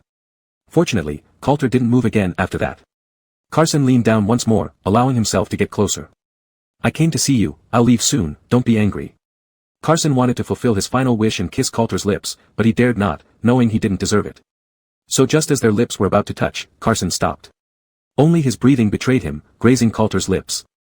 Coulter. He whispered his name softly, paused, then continued, do you know, my feelings for you might be different from what you think. Perhaps this was the last time Carson would see him, or perhaps because Coulter couldn't hear him now, certain words became easier to say. I, like you. At this point, Carson's lips curved slightly into a smile, though his eyes held an unprecedented sadness. But there are many things in this world that don't change just because someone likes them. I liked you, and being able to stay by your side for so many years is enough. After all, for Carson, experiencing certain emotions in this life was enough to consider it complete. Carson gazed at the face so close to him, holding his breath, carefully and reverently touching his forehead with his lips. The sensation was warm and dry. Carson dared not linger too long, almost immediately straightening up and putting distance between them. Before leaving the room, he looked back one last time, saying to him in his heart. Go, Coulter. Don't come back until I've ended everything. Chapter 67, Who Has Returned? The sudden downpour had just ceased, leaving the sky by the seaside as clean as if it had been washed by the rain. Every star shone brightly and clearly. Beside an unnamed reef beach at Emerald Bay, 3 black SUVs had quietly parked in the shadows for quite a while. A young man squatted on the rocks in front of one car, his shirt flapping wildly in the sea breeze. He pressed down a corner of his shirt, gazing at the vast river surface, and yawned. He was called Irvin, who had joined 4C's group for less than half a year, being one of the lowest-ranking minions. His senior brother standing next to him saw this and kicked him with a leg. "Stay alert, they'll be here soon." Irvin suppressed his halfway yawn, glanced around nervously, and asked the man beside him, "Brother Leaf, is the thing you're carrying real? Want to try?" Leaf drew the gun from his waistband, showing it enthusiastically. "Kristen MPP, pretty cool, right? How could Irvin dare to touch a real gun?" He chuckled awkwardly and waved his hands, "No thanks, no thanks." Leaf laughed at Irvin's cowardice and put his newly acquired treasure back into his waistband. Then he heard a sharp sound of motorboats coming from the sea. A large speedboat was flying towards them over the water, stirring up layer upon layer of white waves. "They're here." Leaf rubbed Irvin's round head and turned back to call out, "Quick, quick, he's back. Everyone move fast." At Leaf's order, several young men jumped out of the cars like bouncing marbles and climbed down the breakwater one after another. A large fly is a modified jet ski with more than 6 engines installed, capable of reaching a top speed of nearly 100 kilometers per hour. In seconds, the boat that was originally in the middle of the sea performed a nifty tail turn and stably stopped at the shore. Sure enough, a familiar figure appeared on the boat. Leaf, who had been worried all night, led his subordinates forward to greet him. "Brother Bien. Welcome back, Brother Bien. You've worked hard this time. Watch your step, Brother Bien." Irvin, new to the group and holding little status, was squeezed to the back. With envy, he opened his mouth wide, thinking in his heart how awesome and intimidating it must be to be a big boss. However, Carson's appearance did not match what Irvin had imagined. His slightly worn black jacket was wet from seawater, his hair was disheveled by the wind, and there was a plaster cast on his left hand hanging loosely around his neck. Most prominently, there was a wound on his neck that was still oozing blood, obviously fresh. "What's this?" Irvin felt disappointed, and his pace slowed unconsciously. His dreams suddenly seemed dim, and he wasn't so eager to become a big boss anymore. The seaside wind was strong. Without wasting any time, Carson waved his still usable hand and stepped ashore. "Get in the car first, there's a tail following us." He pointed at the boxes on the jet ski. "Bring the stuff along." Only then did Leaf notice the new injury on Carson's neck. Anxiously, he asked, "Brother Bien, you're injured?" "I ran into some police," Carson said indifferently. "It's nothing serious." Carson rose to prominence only within the past 2 years. But during these 2 years, he had completed several major deals for the 4C's group, earning complete trust from Hunt and also making himself a closely watched target by the police. For instance, today he was spotted by patrolling Coast Guards as soon as he boarded the boat. However, there was no need to worry. The Coast Guard's patrol boat was no match for the large fly. Carson led the police boats around the sea for 2 laps without much effort, leaving them far behind. Carson's subordinates surrounded him as they went ashore. The car door opened, and Carson bent down to sit in the back seat. Leaf closed the door and got in the passenger seat. Carson skillfully unfastened the sling around his neck, took off his soaked jacket, and threw it onto the empty seat. Leaf sitting in the front noticed this and asked, "You've had the cast on for more than 2 months, shouldn't it be removed now?" There were no others in the car, so Leaf spoke more freely with Carson. He hadn't been in the 4C's group long either, for the initial few years, he did odd jobs. When he was first transferred to Carson's side, he wasn't much smarter than Irvin now. He often joked about how he blocked Herman from entering the premises back then. After 2 years of training, he became more steady and mature, becoming one of Carson's most loyal and competent lieutenants. "I've scheduled the doctor to remove it next week." Carson brushed the bangs off his forehead and casually asked Leaf, "How was everything while I was away?" "It was all normal," Leaf replied. "Only that Murphy's people caused trouble at the dock, injuring a few brothers." Hearing this, Carson remained silent, adjusting the bandages on his cast. Feeling increasingly angry, Leaf said irritably, "That bastard Ding intentionally finds trouble. Just wait, I'll." "Leaf," Carson looked at him through the rearview mirror. Leaf was chilled by the look in Carson's eyes and abruptly stopped talking. To be fair, Carson was an excellent boss, modest without affected airs, and rarely lost his temper. But this calm and imposing demeanor was what most startled people. For some reason, Leaf thought of someone else. He tactfully changed the subject. "Brother Bien, where should we go next?" Carson narrowed his eyes and continued with what he was doing. "Let's go see Bo first." "Okay." Leaf withdrew his gaze and instructed the driver to start the car. The car drove for a considerable distance before the coldness from Carson's stare finally eased off his back. The Jiang family mansion was brilliantly lit tonight, as a banquet was being held in the ballroom. In the spacious hall, 3 sides were lined with ornately decorated round tables, while the remaining side featured a small temporary stage. Hunt had recently developed a fondness for classical music and had specially invited a moderately famous chamber orchestra from Harbor City to perform. However, no matter how good the orchestra, they were merely supporting acts here. In the center of the ballroom was a dance floor where guests elegantly danced in their splendid attire to the music. "Evening, I saw you outside just now." Amidst the music, a man holding a cane approached Herman. The man had graying temples and a glass of red wine in his hand. He seemed unremarkable but was one of the old veterans of 4C's group. Even Herman addressed him as Uncle. Uncle glanced at Herman with dissatisfaction and complained, "How could you come back without notifying everyone so that we could welcome you home properly?" Although said affectionately, there was a certain keenness in his dull eyes as he scrutinized Herman. Pretending not to notice, Herman also picked up his glass, lightly clinking it against his uncle's and took a sip, smiling. "Aren't I here to pay my respects today?" "Good for you, Asheng," the uncle laughed aloud, draping an arm over Herman's shoulder and leaning closer, speaking ambiguously in a low voice, "It's great you're back. With you around, we old bones can finally rest easy. Such a vast estate won't be snatched away by some unknown young man." Oh. The meaning behind Uncle's words was far from simple. Just as Herman was about to press further, the cheerful music suddenly stopped, and Hunt, dragging his hefty body, stood on the stage. "Ladies and gentlemen, good evening." Hunt tapped a silver spoon against a crystal glass, attracting everyone's attention. "Tonight, we gather here not for any major event but to welcome my beloved son back home. Evening, your return brings us much joy. Remember, home will always be your support." He raised his glass toward Herman in the crowd. "Let's raise our glasses to welcome Evening home." Thunderous applause erupted. Though everyone had their own thoughts, the applause was indeed hearty at that moment. Herman raised his glass, smiling and nodding to those around him. As Hunt finished his speech and the music resumed, he walked off the stage to Mrs. Young, taking her hand and inviting her for a dance. Since Francesca's death, similar banquets and gatherings occurred frequently at the Jiang residence, as if only through endless festivities could the loneliness and pain of losing a daughter be momentarily filled. The ballroom once again buzzed with lively chatter and laughter. Herman was especially busy, greeting people who came to chat and toast with him one after another. At this moment, the door to the ballroom swung open, and an unexpected arrival brought this lavish symphony to a halt.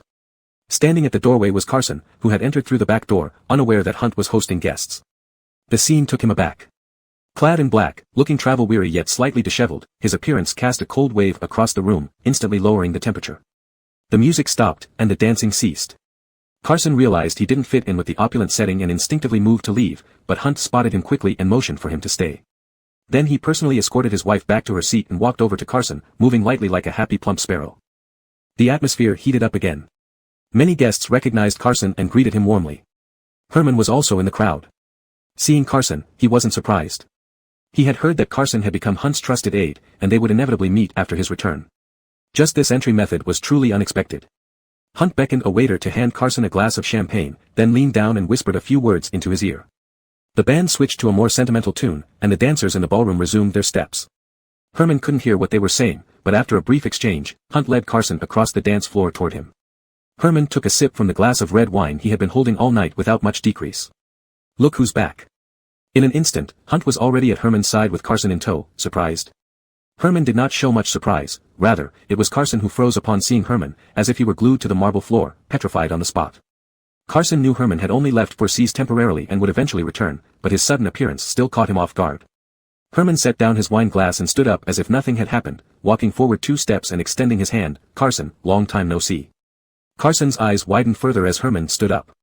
He stared at every move as though witnessing a miracle until Herman came right before him, his gaze descending from above, at which point Carson averted his eyes. His eyes suddenly reddened. "What's wrong?" Hunt, intending to reconcile, deliberately ignored their past fallout, interpreting Carson's reaction as excitement and teased, "Too happy to see Ening. Look at how he has changed." Carson dared not look again, quickly placing his wine glass aside and wiping his palm repeatedly on his clothes before lightly shaking Herman's hand, hoarsely saying, "Long time no see." He immediately let go, fearing that any dirt on his hands might soil Herman's fingertips. Herman also withdrew his hand, glancing briefly at the cast on Carson's arm and the wound on his neck, speaking politely, "How have you been recently?" Carson avoided eye contact, ignoring the straight legs in his line of sight, and chose a neutral, perfunctory response, "Not bad." After 6 years of companionship followed by 2 years of silence, when they met again, all they could manage was some superficial pleasantries. All right, you two were close before, surely there's much to catch up on," Hunt interjected. "Now that Ening is back and recovered, there will be plenty of time to reminisce. Raymond, come with me first." Carson finally snapped out of it, breaking away from the suffocating gaze, and followed Hunt out. Hunt momentarily left the guests behind, taking Carson to his study. The study was far from the banquet hall, yet Carson still faintly heard the vexing string music echoing in his ears. Herman was always tall, something Carson had known for a long time. When they were young, he used to tease Carson for being short. So Carson had resolved to grow taller, eating well and exercising persistently. Late at night, Carson had imagined that over the years, he must have surpassed Herman in height, but standing before him now, he realized he was still a couple of centimeters shorter. Seeing him rise effortlessly and stride stably to stand before him blurred the lines between illusion and reality.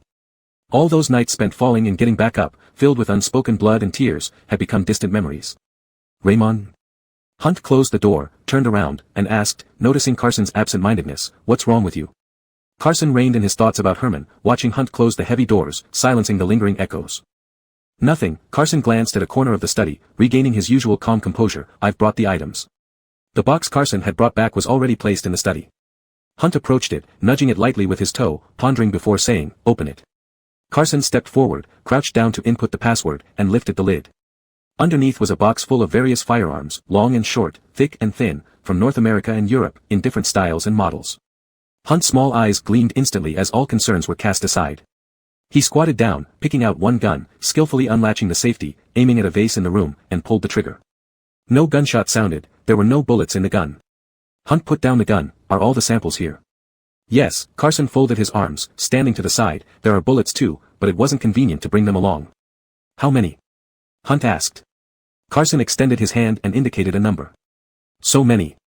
Hunt's eyes widened in surprise, and he quickly asked, "What did the two brothers from North Africa say?" The two North African brothers Hunt referred to were the buyers of this batch of weapons. "They said as long as we can deliver the cargo, they will accept everything," Carson reported in detail. "At this price." After speaking, he lowered his head and wrote down a string of numbers on a piece of paper. Even with his extensive experience, Hunt had to admit that this was an adrenaline-pumping price tag. Dealing in arms transportation was one of 4C's group's old businesses, but in the past, they usually only handled one link in the chain and did not get involved from start to finish. But this time, they bypassed the upstream suppliers, directly linking the source of the goods to the buyers, handling every link themselves. This way, they reaped the maximum profit, which came with much greater risks. Not only that, it also violated industry rules. Hunt had been in the game for decades, having earned all the money he could and enjoyed all the comforts life offered. In the past, he would never have taken such a risk. But times were different now. In recent years, 4C's group had encountered bad luck with frequent mishaps, significantly weakening its core strength. The situation was deteriorating, and they desperately needed a life-saving remedy. The presence of this box of guns in Hunt's study was proof enough that he had compromised. After careful deliberation, Hunt finally made up his mind. Faced with the enormous benefits, he succumbed.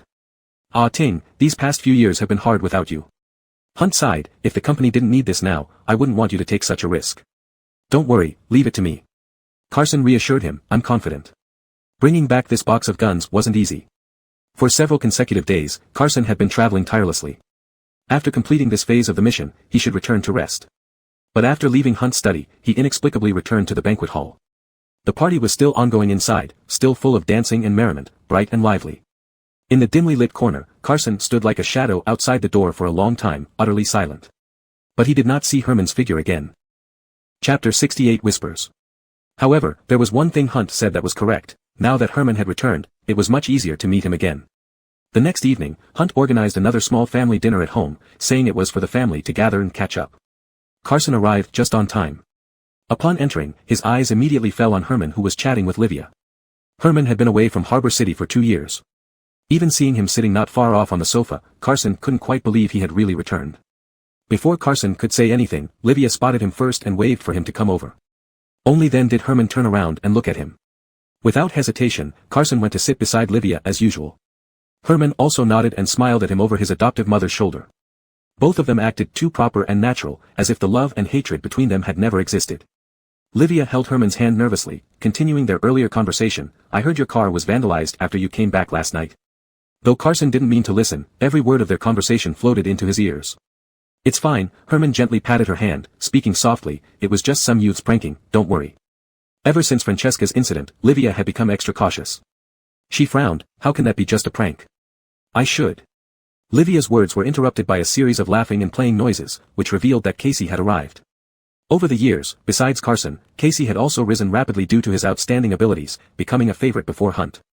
Many in the company said that Herman managed his subordinates well. No one under his wing was ever mediocre. Today, Casey's style was flamboyant, adorned in luxury brands. His peak lapel suit jacket paired with a dark patterned shirt left buttons undone down to his chest. He wasn't alone. He was holding hands with a girlfriend, reportedly a petite influencer whose real appearance matched her heavily edited photos. She had a beautiful face and a hot body, her sequin dress dazzling everyone. If you looked closely, you'd notice her side profile resembled the actress Valerie whom Casey adored. In a way, he got what he wished for. This couple entered the restaurant from the gate, laughing and teasing all the way. Having enjoyed peace for so long, Livia didn't mind the commotion but asked Casey to be careful not to bump or knock into anything. Following Casey came Ibrahim, who maintained his filial son image by hovering around Livia, showing concern and care, yet occasionally glancing at Herman. Dinner time arrived, and everyone gathered. Hunt came downstairs and invited everyone to take their seats.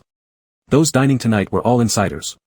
At the head of the table sat Hunt and his wife Livia, with Ibrahim and Herman seated on either side, just like in the past. But now, this power-symbolizing dinner table also had places for Carson and Casey. They sat next to Herman and Ibrahim respectively, no longer standing against the wall behind the table. Out of habit, Carson reflexively tried to pull out Herman's chair before realizing and sitting at his own place instead. He had just sat down when Herman took the seat on his left. Herman unfolded his napkin and placed it under his plate, turning to glance at Carson and casually asked, "You just got back yesterday?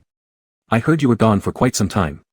"More than a month," replied Carson calmly, having understood Herman's attitude through several encounters. "And you, when did you return?" "A week ago," Herman answered. After these brief exchanges, they both felt the formalities were done, tacitly agreeing to stop pursuing more topics. Hunt, growing older, talked a lot, chatting endlessly with the younger generation. No one noticed the somewhat awkward atmosphere. Until Livia suddenly saw the untouched braised lion's head fish next to Carson and asked, "Ting, don't you like fish? Cassie Hui told me you enjoy it, so I specifically asked the kitchen to prepare it for you." Carson felt embarrassed, unable to answer.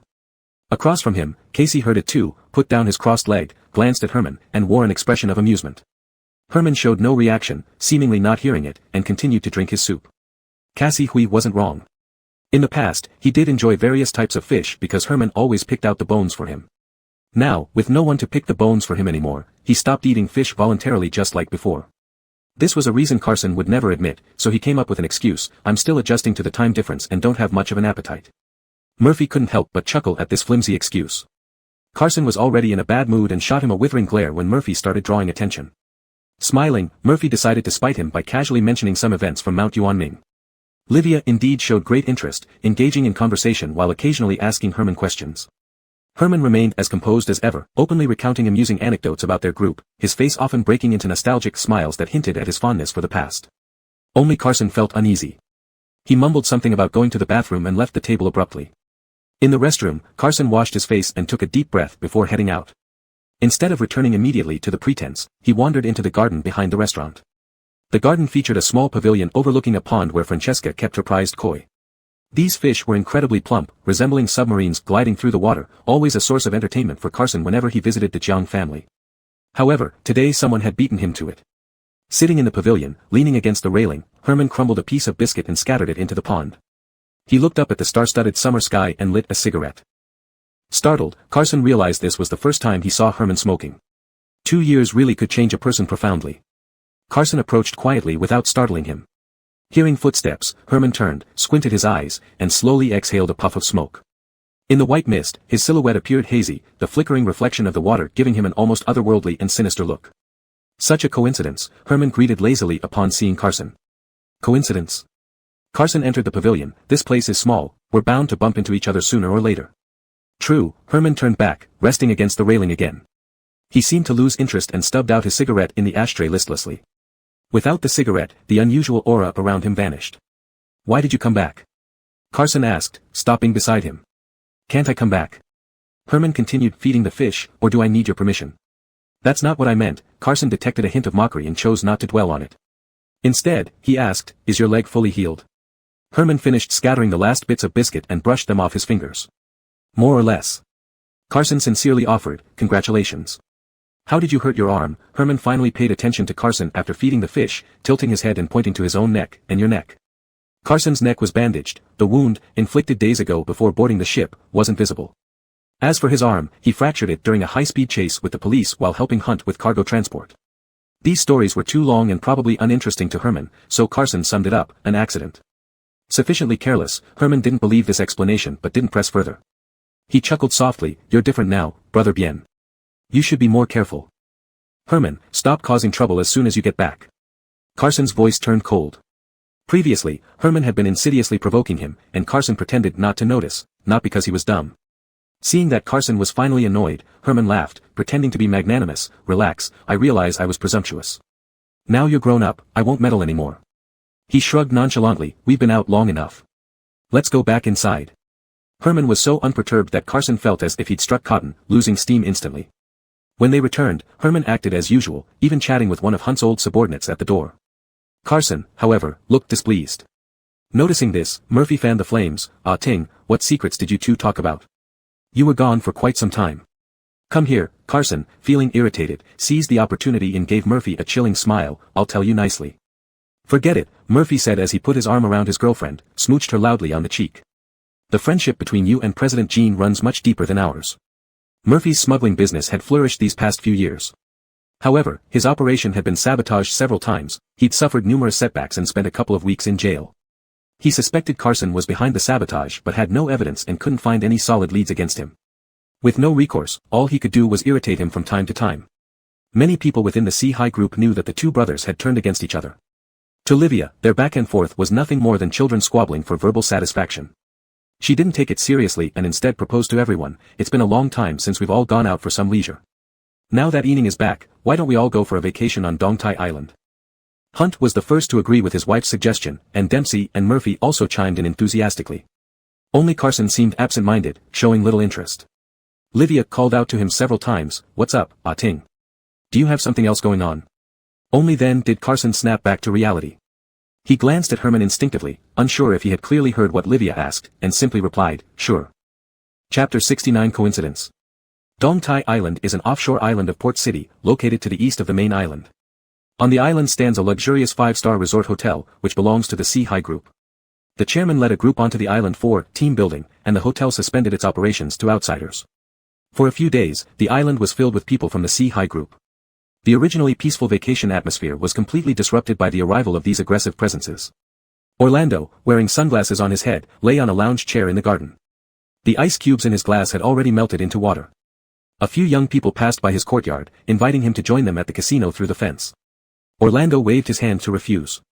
Besides the basic guest rooms, this hotel also had over 10 detached villas, which were allocated to the company's senior management, giving each person their own private space. Not having to share the same roof with Herman gave Orlando some temporary relief. On the island, Hunt and his wife enjoyed the life they desired, facing the sea without worldly worries. Murphy stayed with his girlfriend in the villa all day long, never leaving home. The activities in Dempsey's courtyard were the most vibrant. He organized beach pool parties one after another, almost inviting every model and internet celebrity in town. As for Herman, Orlando lowered his sunglasses, seemingly unintentionally turning his head, and glanced at the neighboring villa through the tinted lenses. The garden was quiet, and it was unknown what Herman was up to. He always seemed elusive, only appearing briefly. As soon as this thought crossed his mind, Irvin rushed in unceremoniously, saying that the hotel doctor had arrived, and Brother Bien should change his bandages. Orlando retracted his gaze and sat up straight, acknowledged it, drank the tasteless iced water at the bottom of the cup, and stepped into the living room in slippers. It was now late at night. To blame was the recent overly idle life. Orlando slept too much during the day and couldn't fall asleep at night. Tossing and turning in bed, listening to the waves crashing, he was up all night. Feeling more restless lying down, Orlando got up, carrying his nearly recovered arm, and went out for a walk by the sea. Unfortunately, the wind was too strong tonight, unsuitable for a stroll. After walking along the Coconut Grove path for a while, Orlando decided to turn back. At this moment, movements from the distant pier caught his attention. He glanced at his watch. It was 2:30 in the dead of night. In this most tranquil time, 4 or 5 figures stood on the guest dock of the hotel, illuminated by the wind. Not far from the sea, a yacht was approaching the shore at high speed, lights off. This was highly unusual. Orlando walked quietly and hid in the bushes, observing the movements on the pier. A few minutes later, the yacht docked, and the black-clad men hurried toward it. Orlando then identified the leader among the black-clothed men. It was actually Hunt. Hunt's appearance made the scene even more mysterious. Who could be landing on the island under the cover of night, requiring Hunt himself to come out to welcome them? Before Orlando could narrow down any possible individuals, the people on the yacht had already disembarked. The newcomer wore a long coat. Too far away to see his face clearly, Orlando could only tell it was an adult male. Looking at Hunt, he had stopped walking, bowing his head and bending his waist, waiting respectfully. Only when the newcomer approached did he straighten up slightly and respectfully shook hands with him. Although Orlando couldn't hear what Hunt said, his demeanor revealed an unprecedented humility. Everything about this night was strange, so when the group left the pier and headed towards the hotel, Orlando immediately followed them without hesitation. In front, Hunt and the mystery man led the way, and Orlando silently followed from behind. They entered the garden under the cover of night and sat down at a round table by the pool. The area around the pool was wide open, with no hiding places. Orlando couldn't get closer, so he climbed over the wall into the spa center nearby, watching from the closest point behind the wall. Unfortunately, the garden was dimly lit, with only a few streetlights and candles placed around the pool. Even though Orlando wasn't far from them, he still couldn't see the newcomer's face clearly. He faintly heard Hunt address him as Denver. Denver? Orlando pondered these 3 words, trying to dig up any clues from his memory. Just as he was deep in thought, a shadow dropped from above, thud, landing next to him, knocking over the candle holder in the stone niche on the wall. Orlando reached out to steady it but failed to prevent it from hitting the ground, creating noise that startled the intruders in the garden and frightened the culprit. The culprit turned out to be a chubby, round cat. The human and the feline stared at each other in the corner. At that moment, Orlando confirmed that he was indeed having a streak of bad luck recently. The conversation by the pool came to an abrupt halt. Hunt's face was clouded with anger, he turned sideways and gestured to his subordinates. Instantly understanding his intention, the 4 black-clothed men placed their hands on the guns at their waists and swiftly moved towards Carson. Hearing the commotion, the chubby cat swayed its tail gracefully and slipped into the flower bushes, walking away. In plain sight, it was impossible for Carson to climb over the wall and leave. With limited options, he turned around and entered the spa center. The island spa center was quite large, with multiple functions and a layout as intricate as a maze. Carson had never been here since he arrived on the island and could only rely on his intuition to move forward. The corridor ahead seemed not to lead directly to the exit, and the footsteps behind him were getting closer. It wouldn't be long before he was cornered here. Carson wasn't the type to sit and wait for death. Passing by a decorative wall, he grabbed a bronze figurine from among the artworks, weighing it in his hand. His arm was still in a cast, but facing 4 opponents wasn't hopeless. Armed with this makeshift weapon, Carson didn't stop but hurried forward, intending to find a strategic position to confront them. Unexpectedly, just as he turned a corner, he bumped into someone. Instinctively reacting before his mind registered, Carson swung the sculpture toward the other person's vital spot, swift and merciless. However, when he saw who it was, his hand froze midair. The dim corridor made Herman's face blurry against the moonlight, but even from the silhouette, Carson recognized him. "What are you doing here?" "It's you."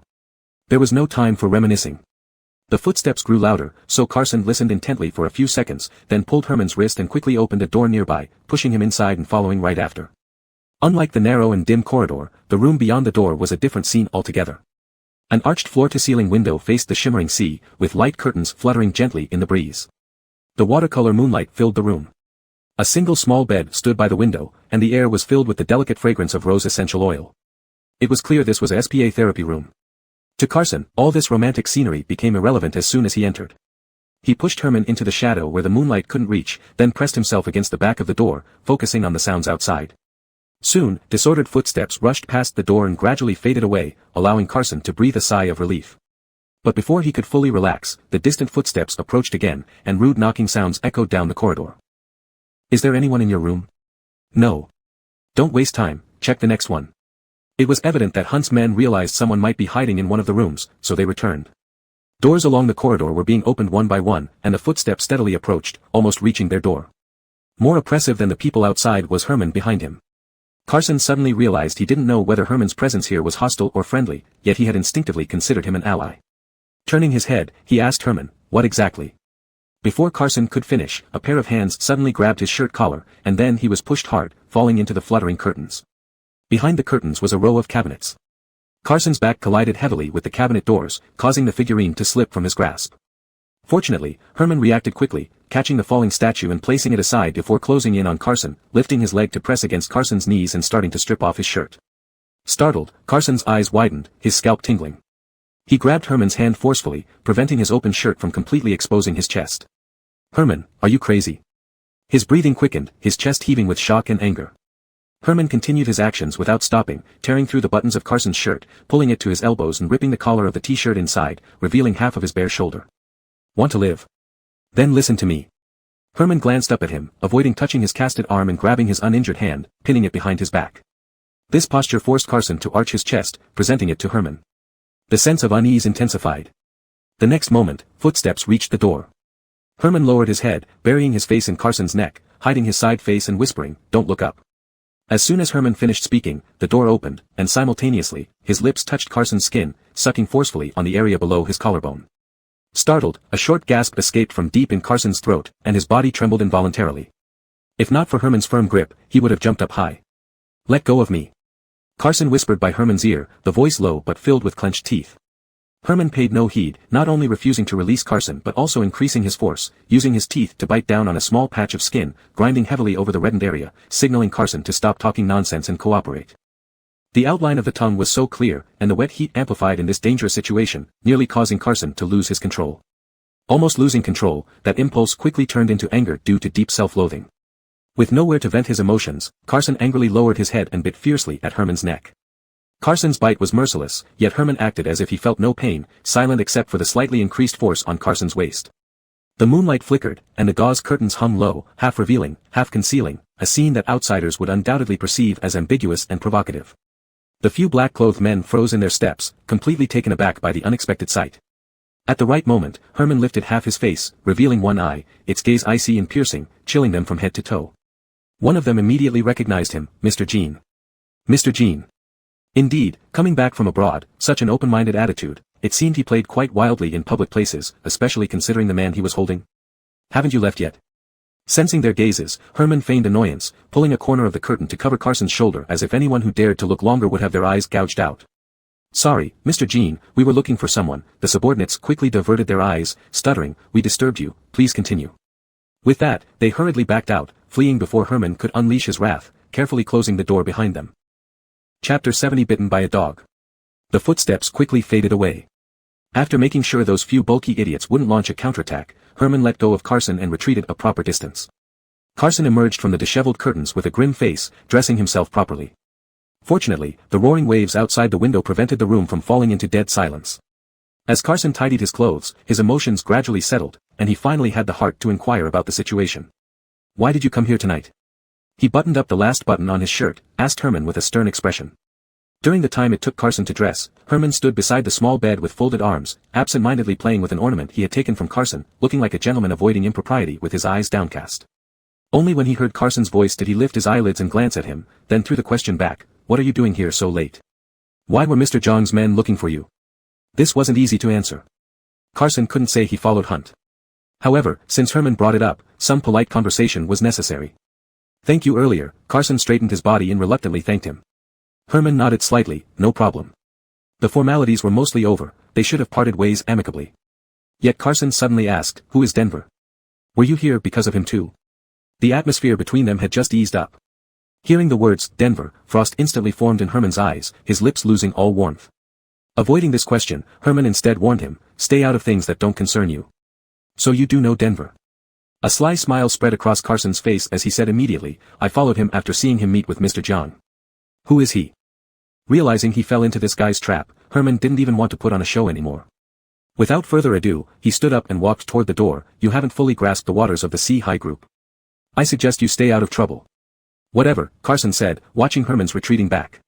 "If you won't tell me, I'll find out myself. I'm sure I can get to the bottom of it." Herman paused mid-step.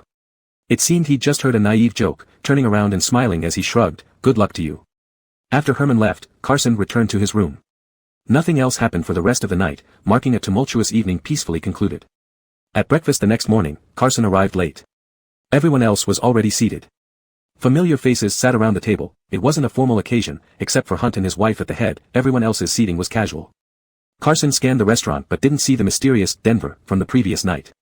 Herman looked energetic with half a cup of coffee beside him, spreading butter on his toast while chatting with Livia. In such a warm and relaxed atmosphere, the plaster on his neck stood out conspicuously. Carson knew exactly what was hidden beneath the plaster. He shifted his gaze as if he hadn't seen it, and sat opposite Herman. However, Carson wasn't the only one who noticed the plaster. Not long after he sat down, Hunt asked Herman with concern, "Ening, what happened to your neck?" Herman subconsciously stretched the buttered toast toward the opposite side.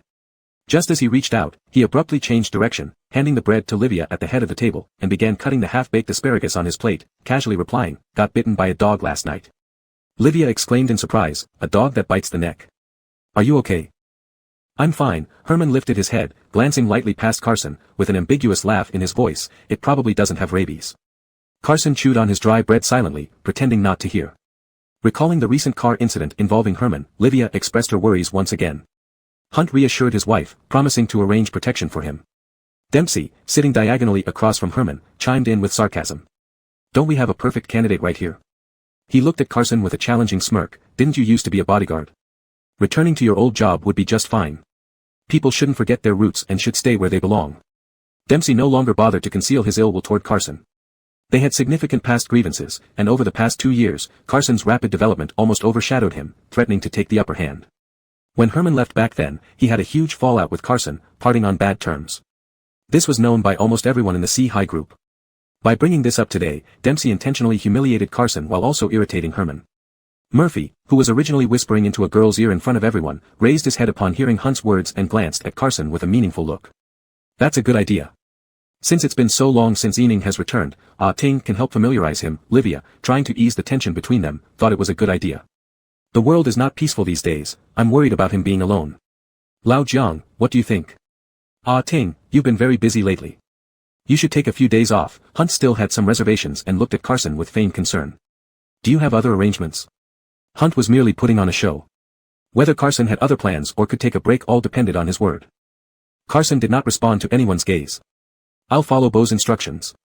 Hearing this, Hunt turned to Herman, who naturally wouldn't publicly oppose him.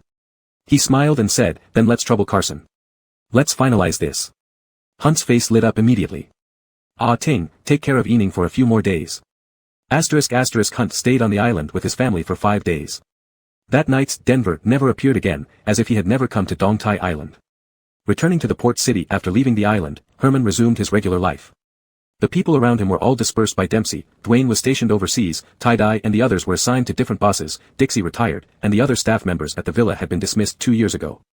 It would be too much trouble to recruit new ones, so Herman moved directly into a large apartment in the city center instead of returning to the mountainside.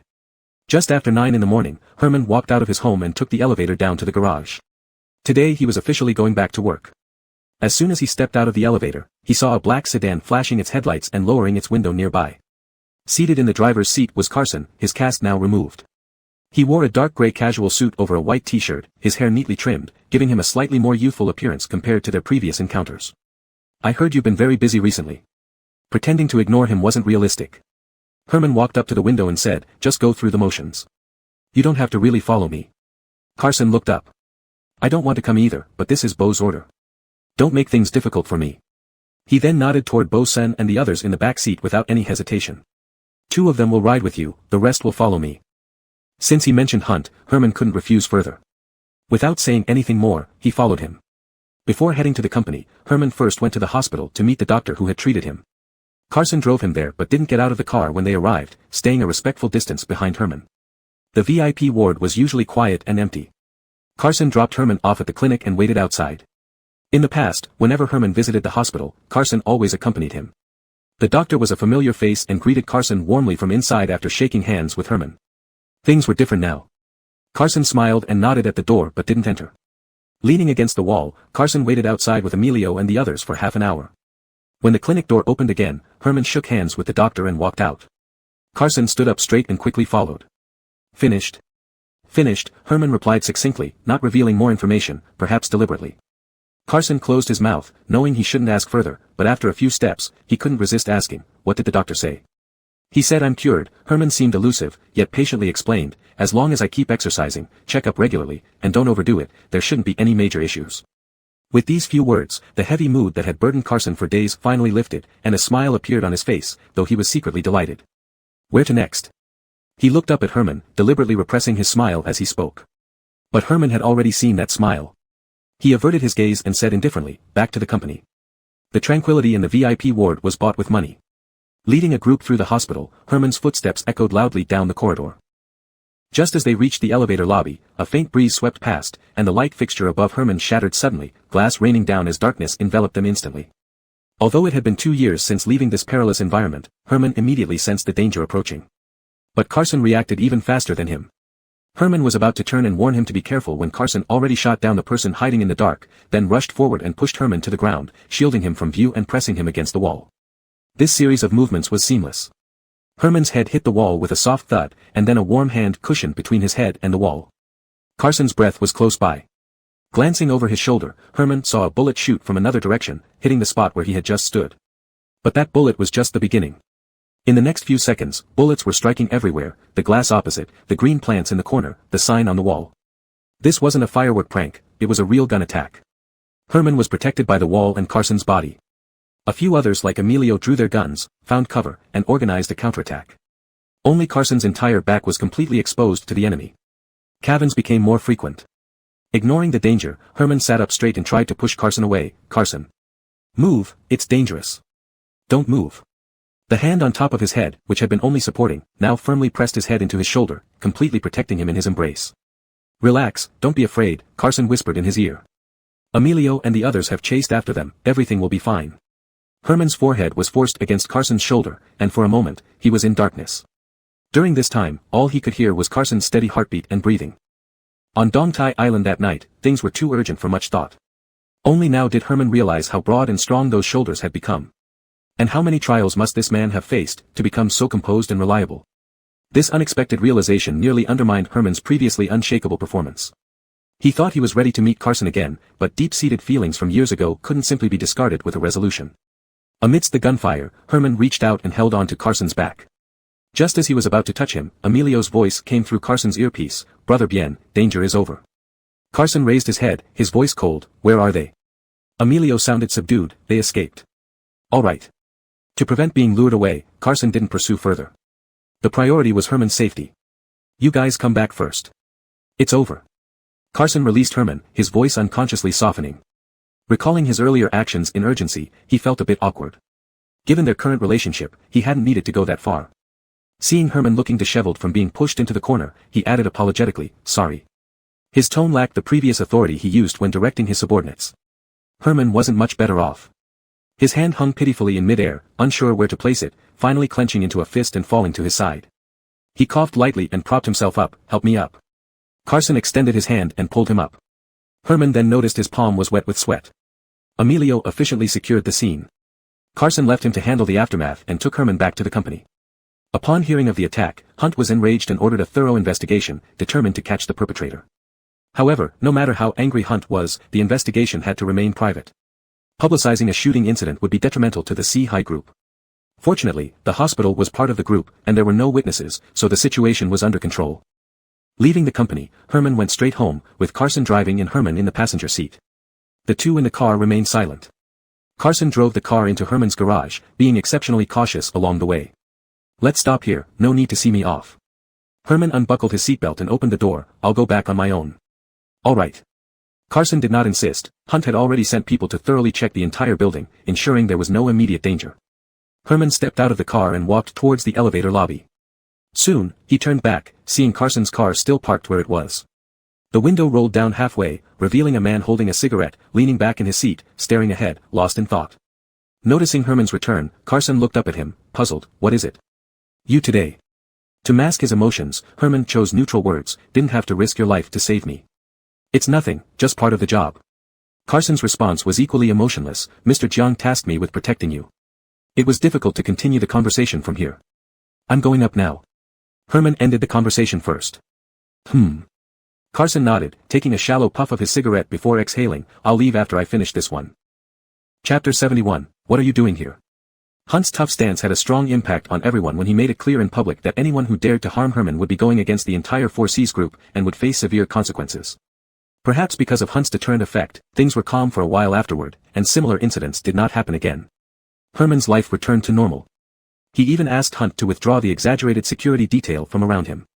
Living alone now, his life was simple. Apart from work and necessary social engagements, he mostly stayed at home during his free time. Every night before bed, he would go jogging downstairs, a habit he developed during his rehabilitation in the US, which he kept up. That evening, as usual, he went out for a night run. Not far into his jog, he sensed someone following him subtly. When he ran, the person ran. When he stopped, the person stopped. When he turned around, there was no one behind him, only the swaying shadows on the rubber track. His instincts told him that someone was following him, but the apartment building he lived in had strict security measures with many celebrities and political figures as residents, so random people shouldn't be able to enter. In fact, this wasn't the first time Herman felt this way, especially recently. Whether he was going to work or exercising, he occasionally sensed a lingering gaze upon him. Since the follower hadn't taken any action despite trailing him for so long, Herman didn't expect anything significant tonight. He continued running around the artificial lake, completing 5 kilometers, then went home to shower and sleep. In the fire escape, Irvin confirmed Herman's safe entry, and whispered into his earpiece, "Brother Bien, President Jean has arrived home safely." A faint rustling sound came through, followed by Carson's voice, "Roger that. Come back for your shift change." Irvin took off his earpiece, letting out a long sigh of relief. Herman's anti-surveillance skills were too sharp, making it incredibly hard to follow him without being noticed. Anyway, today's mission was successfully completed, and he could finally call it a day. However, before he could fully relax, a male voice suddenly rang behind him, "What are you doing here?" Startled, Irvin's hair stood on end. He hastily turned around and saw Herman, who had just entered and somehow slipped out of the foyer unnoticed, standing right behind him. President Jean, Irvin, still young and inexperienced, panicked and stammered nervously. Herman didn't press him, merely sighing helplessly and saying, "Where is he? Take me to see him." So when Irvin was supposed to return to the parking lot for a shift change, Carson instead met Herman. Seeing Irvin leading Herman down, looking downcast and hesitant, Carson immediately knew what had happened. Without waiting for them to get closer, he shooed away the others, "Go wait in the car." After they left, Carson leaned against the car, lit a cigarette, and waited for Herman to come forward. "So late at night, why are you here?" Herman asked, approaching Carson. He didn't seem particularly angry. Strangely enough, ever since the hospital incident, Herman's attitude toward him had subtly changed, becoming less veiled and more direct. After searching his pockets for a lighter in vain, Carson gave up and put the unlit cigarette between his teeth, mumbling indistinctly, "The ones who attacked you haven't been caught yet, and they could strike again anytime. It's better to be cautious." Now Herman understood, it wasn't fear of Hunt that kept his potential attackers at bay, but rather Carson's tight surveillance that gave them no opportunity. "What does Bo think about this?" Herman probed, looking at Carson. "You don't need to worry about it." Carson avoided answering directly, his tone slightly impatient. "Even so, there's no need for you to personally guard me." Herman, not unreasonable, didn't refuse the goodwill but said, "You can assign it to someone else. I've noticed a few of your subordinates are quite capable." "I'll handle it without disturbing you," Carson replied ambiguously. He straightened up, checked his watch, and started shooing Herman away brusquely, "It's very late. Go back and don't interfere with our work." Since Carson didn't mind, Herman had no reason to refuse either. From that night on, he tacitly accepted the presence of his bodyguards, and they no longer needed to hide from him, though for a better experience, they wouldn't appear overtly either. Over time, Herman could accurately tell when it was Carson's shift and when it was one of his subordinates. As Hunt's adopted son, Herman had always been highly sought after. With the news of his return spreading, social engagements and invitations became more frequent. This evening, he attended a drinking party at Lido Hotel, hosted by one of the 4C's group's senior elders. Amidst the chatter of uncles, toasts were exchanged, and Herman drank some wine, returning home a little later than usual. The midnight scene was lively and colorful, full of unexpected delights, but Herman remained unmoved, returning home before midnight. Just as he stepped through the door, he suddenly opened it again, startling Leaf, who had been following him from the hotel to the doorstep. "President Jean, any instructions?" Leaf quickly straightened up and gave an awkward salute. Herman stood inside the doorway, handing over a paper box to Leaf with a calm expression. "Thanks for your hard work. Take this back and share it with the brothers." The box was from a delivery service, marked with the logo of Lido Hotel. Leaf glanced down and saw it contained pastries packed from Lido Hotel. "Thank you, President Jean." Before Leaf could finish speaking, Herman closed the door with a flat expression. Leaf carried the box downstairs with joy. He reached the parking lot corner and shouted from afar, "President Jean treats everyone to pastries." Carson was there tonight. He glanced at the box and asked, "He gave this to you?" "President Jean is such a good person, I used to misunderstand him." As Leaf approached, he continued, "I found out that he isn't as scary as rumors suggest. He even brought us something to eat." "Pastries? Where are they?" Upon hearing about food, Irvin rushed over, reaching for the box but was slapped away by Carson. Irvin gasped and withdrew his hand, looking at Carson pitifully. "Brother Bien." Pathetic. Carson pulled out his wallet, took out a card, and handed it to Leaf.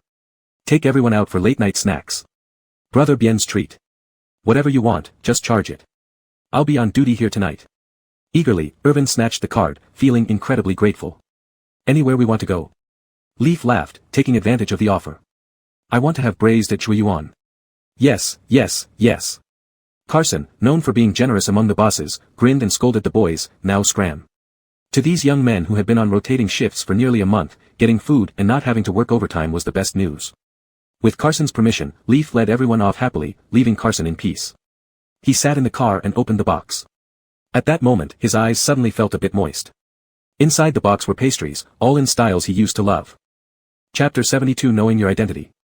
After the summer solstice, it was already the 24th day of the 6th lunar month, which was the birthday of Elliot. For Hunt, the birthday of Guan Di was a significant event. He had people start preparations half a month earlier. On the day of the birthday, he even brought more than 100 people from his company to return to his rural ancestral home to pay homage to Guangdong.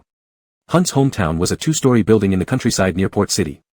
The front hall had been converted into an incense hall, with a gilt Guangdong statue enshrined at the highest position. Hunt closed his eyes, held the incense sticks with both hands, knelt devoutly on the prayer mat, and mumbled prayers to Lord Guan. In such occasions, seniority mattered greatly. Several elders knelt behind Hunt, followed by the younger generation like Herman and Harris. Harris held an incense stick and knelt beside Herman. After a short while, he felt bored and scanned everyone present with his eyes. Finally, he locked onto Carson. Harris smirked, nudged Murphy behind him, and whispered, "Hey, Jiawen, have you heard someone recently?" He then deliberately raised his voice for others to hear. "I really think this person is cheap, addicted to being a dog, eagerly guarding the door for someone. Isn't that funny?" Murphy didn't respond. He was suffering from severe rhinitis, and the smoky air made him weep uncontrollably. He wasn't in the mood to chat. However, the sycophants around him exaggeratedly laughed. Carson knelt next to Murphy, not glancing at him. He knew Harris was mocking him indirectly, but he ignored it, keeping his back as straight as the large stone steel outside. It was Herman from the front row who was attracted by Harris's dramatic performance. He turned and smiled, asking, "Brother-in-law, who are you talking about?" "Who else could it be, isn't it?" Harris was about to speak rudely when he noticed Herman's expression and swallowed his words. Herman wore a smiling face, but his eyes carried a clear threat, unhidden. Damn, weren't they supposed to have fallen out? Harris's hands trembled involuntarily, dropping half of the incense ash. For some reason, since Herman came back, he felt a bit intimidated by him. "Nothing," Harris grunted, closing his mouth sheepishly. About half an hour later, the ceremony inside the house ended, and fireworks erupted. A lively performance started on the stage. Today, Hunt not only hosted a grand feast in the village but also set up a stage under the big tree at the village entrance. After paying homage to Guangdong and ancestors, everyone moved to watch the play. Hunt's hometown was a well-known poor area in Port City. Except for its brief glory in the early 90s due to pirated VCD production, there was no other significant industry. As a prominent businessman, Hunt was a notable figure here. Many local dignitaries came to congratulate him upon hearing of his return. As soon as Hunt appeared, he was surrounded by people. Unable to refuse their invitations, he entertained them for a long time before finally sitting down. Carson wasn't interested in the opera, yawning widely after watching briefly. This was noticed by Hunt, who had just returned. "What's wrong, Ah Ting?" Hunt asked concernedly. "You look pale. Are you feeling unwell?" "It's nothing," Carson forced a smile. "I've had some insomnia lately and haven't rested well. Kids like you don't usually have much to worry about." "Why would you have insomnia?" Hunt chuckled. "Later, I'll have someone prepare a pot of ginseng turtle soup for you to take home. It's very good for insomnia." A series of rapid cymbal sounds indicated the entrance of a martial character.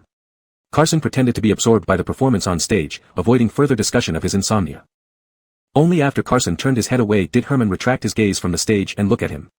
Carson looked somewhat pale, with dark circles under his eyes, clearly lacking sleep. But it wasn't insomnia that kept him awake. He had been on duty, guarding his home all night without closing his eyes.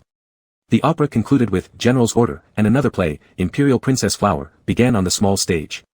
Hunt crossed his legs, holding a covered bowl in his hands, tapping the rim rhythmically, completely immersed in the story. Just as everyone thought Hunt was touched by the love between Princess Chongping and Zhou Shixian, he shifted his gaze and pulled everyone back to reality. Mid-month, a batch of green paper will arrive. These past few days, I've been considering who should handle this matter. Those seated at the same table with Hunt were all the core members of the 4Cs group. Upon hearing this, they all became serious. The green paper Hunt referred to was obviously not green paper, but US dollars, counterfeit ones. These counterfeit bills were printed abroad and smuggled back into the country through illegal means, then sold to various buyers for huge profits. This was indeed a lucrative business, offering high returns and faster cash flow compared to selling frozen meat, cigarettes, or finished oil. No one present was unmoved by it. Harris's thoughts started churning. He put down the sunflower seeds in his hand, about to speak, when he heard Hunt say, after much deliberation, "I think Ening is the most suitable person for this task." As soon as these words left Hunt's mouth, there was another wave of undercurrents around the table.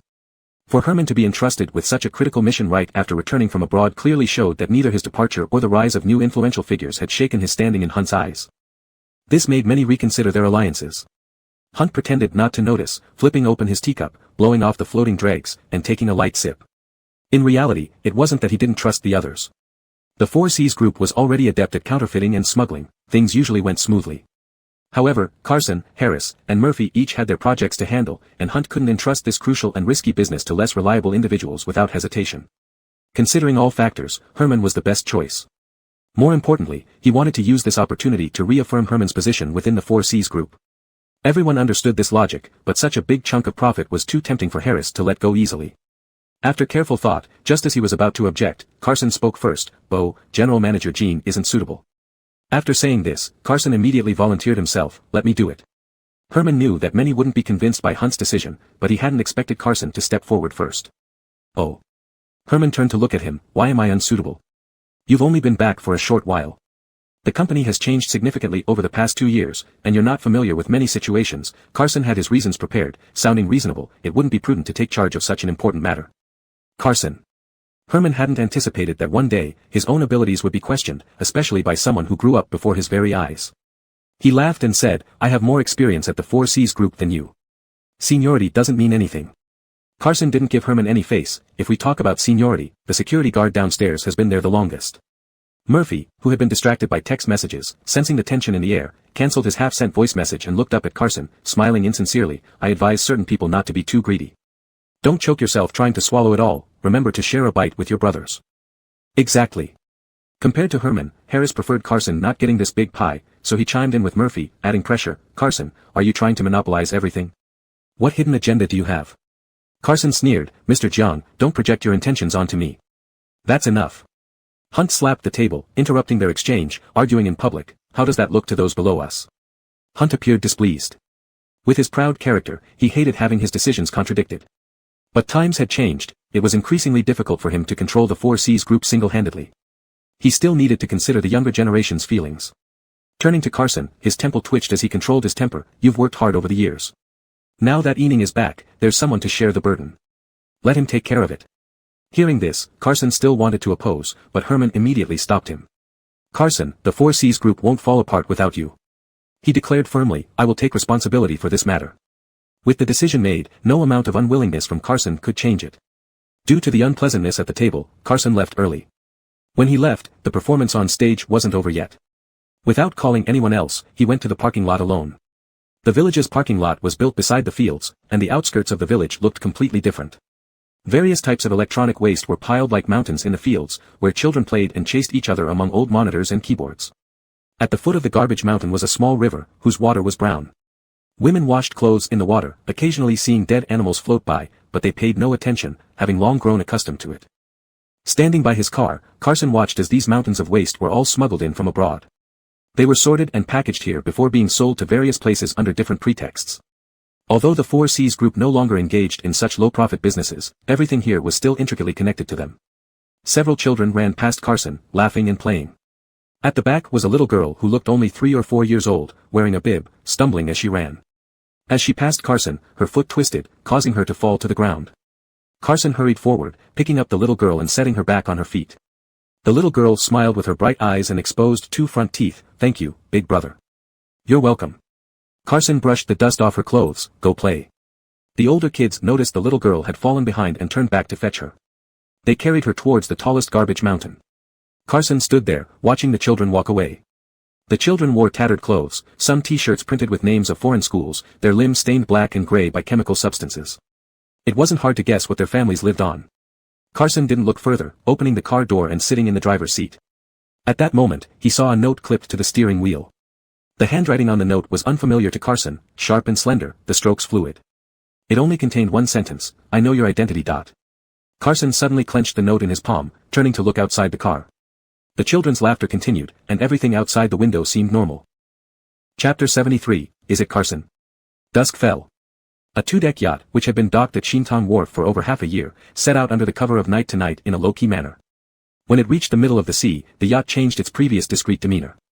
Brilliant lights accompanied by dynamic music lit up, illuminating both the front and back decks. The swimming pool on the sea was unfolded on the water surface. Muscular men and stunning women with sizzling figures laughed and joked, diving down from slides. Herman avoided the crowd and was making a phone call on the rear deck. A long-haired blonde man with blue eyes came out while hugging a girl. Seeing Herman, he greeted him, Hi, Mr. Jean. The blonde man spoke in an odd Chinese accent, then continued, Money is endless, don't waste such beautiful scenery. The girl in his arms, who seemed to have some Southeast Asian blood, had healthy tan skin. She also smiled and said, "Yeah, come and play soon." Hearing the noise, Herman turned around and gave a wait gesture to the two, leaning back against the railing facing the sparkling skyline ashore, continuing to listen to the person on the other end of the phone. The person on the phone spoke rapidly, delivering a lengthy speech. Herman didn't respond, but his expression grew increasingly solemn. Once the monologue on the other side finally concluded, Herman remained silent for a moment before speaking. "Mr. Zhao, we have cooperated for so many years, we understand each other quite well. Is there any difficulty on your side recently?" Herman paused and hinted, "Or is there someone making you hesitant about our cooperation?" The person on the other side stammered, unable to explain clearly. Intuition told Herman that he had guessed the key point. He added, "Any problem can be spoken out directly. We can figure out solutions together." That person did not directly answer Herman's question, but hearing this sentence relaxed him somewhat. He then explained a large segment over the phone to Herman again. "All right, I understand." Herman didn't press too hard and took a step back. "Think it over carefully, I'm waiting for your message." Upon receiving the promise from the other party, Herman hung up first. Since the day he was entrusted with important tasks by Hunt after worshipping Guangdong, he had started recruiting people and building relationships. However, Herman's start was not smooth. In just a few short days, he had encountered several soft rejections.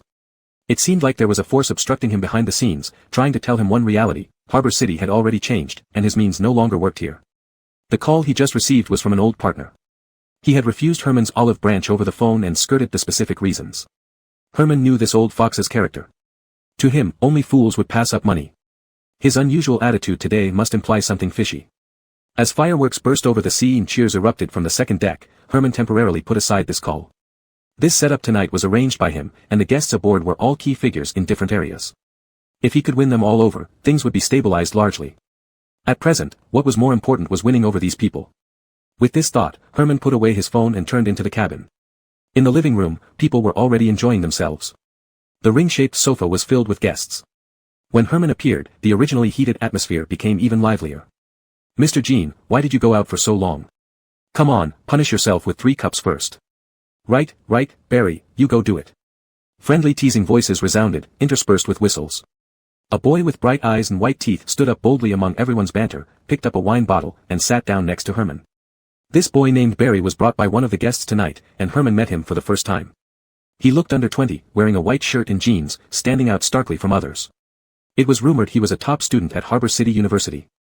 Amber-colored liquor slowly poured into the goblet, the smoky scent with a hint of malt spreading between them.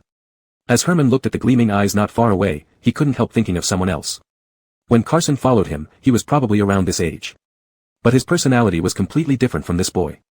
He always wore a stern face and was incapable of saying anything gentle or pleasing. Making him laugh or say a few nice words was easier said than done. If he had been born into a normal family, growing up like other children, getting admitted to Harbor City University, maybe he would have ended up like this boy. Thinking of this, the corner of Herman's mouth slightly curled upward, forming a small smile that he himself hadn't noticed. But this barely noticeable smile was caught by the boy in front of him. Barry was slightly taken aback, then as if encouraged, he lifted the wine glass to Herman. "Mr. Jean, hello, my name is Barry. Pleasure to meet you." Herman did not snub him and took the wine glass. Immediately, a group of mischievous onlookers began winking at each other, indicating that everyone already knew about Barry's intentions. One might even say he had come tonight specifically for Herman. "Looks like our boss Jean has a good impression of Barry. Yeah, with his talent and looks, there are hardly a few like him in the entire Harbor City. Barry, there's hope now, you need to show your best." Although the atmosphere was lively, Herman never ended up drinking the toast. Just then, one of his subordinates rushed into the cabin in a panic. "Boss Jean, something's wrong." Before the subordinate could finish speaking, a shadow appeared behind him as if from nowhere. In front of everyone, it delivered a swift and clean chop, easily knocking the man down. This unexpected visitor was a young man dressed in black, masked, with a tall stature. From the bit of skin visible around his neck, it was clear he had very fair skin. The guests immediately fell into chaos, realizing only then that several speedboats surrounded their yacht. "Who are you?" The blond man, who was used to taking risks, was the first to react. He stood up and loudly demanded, "Do you know who we are?" The masked man ignored him and turned his icy gaze toward Herman. However, his eyes lingered only briefly before turning to Barry. Barry, raised in luxury and uninvolved in family business, had never seen such a scene. His face instantly paled, but being someone with a strong personality, he met the masked man's gaze despite his fear. Such stark contrast made it hard not to feel protective. Unfortunately, the masked man showed no chivalry. He drew a gun from his jacket and pointed it at Barry. Seeing Barry tremble uncontrollably, he raised the gun higher and fired a bullet into the wine cabinet next to him. The gunshot echoed, shattering the bottles, splashing liquor mixed with glass shards everywhere. Fortunately, Herman reacted quickly, pulling Barry behind him and using his arm to shield him, preventing any glass cuts on his face. Herman's timely act of heroic rescue was not missed by the masked man, who sneered and put away his gun. However, the chaos wasn't over. Following the gunshot, dozens of black-clothed men swiftly boarded the yacht. Wearing helmets and wielding baseball bats, they started smashing things without saying a word. For a moment, bats flew wildly, glass shattered, and handsome men and beautiful women screamed and scattered in all directions, terrified out of their wits, making the situation increasingly chaotic. In just tens of seconds, these black-clothed men left devastation wherever they went. Before anyone could retaliate, they jumped off the boat and sped away on their speedboats. Compared to other guests, Herman remained unusually calm throughout, neither commenting nor intervening. His gaze unwaveringly fixed on the masked leader, as if trying to see through the layers of disguise and understand his true purpose. As the black-clothed men drove away on their speedboats, the guests finally emerged from their hiding spots, looking disheveled. The blond man even had a cut on his wrist, though it was from falling in panic rather than an attack by the intruders. They had targeted only the yacht, not harming a single guest. Though no one was physically hurt, the night cruise was ruined. The main event of the night hadn't even begun when Herman had to send the guests back home one by one. Along the way, he apologized profusely, temporarily calming them down, and it was no longer appropriate to discuss further cooperation. After cleaning up the mess, dawn broke, and Herman returned to his own yacht.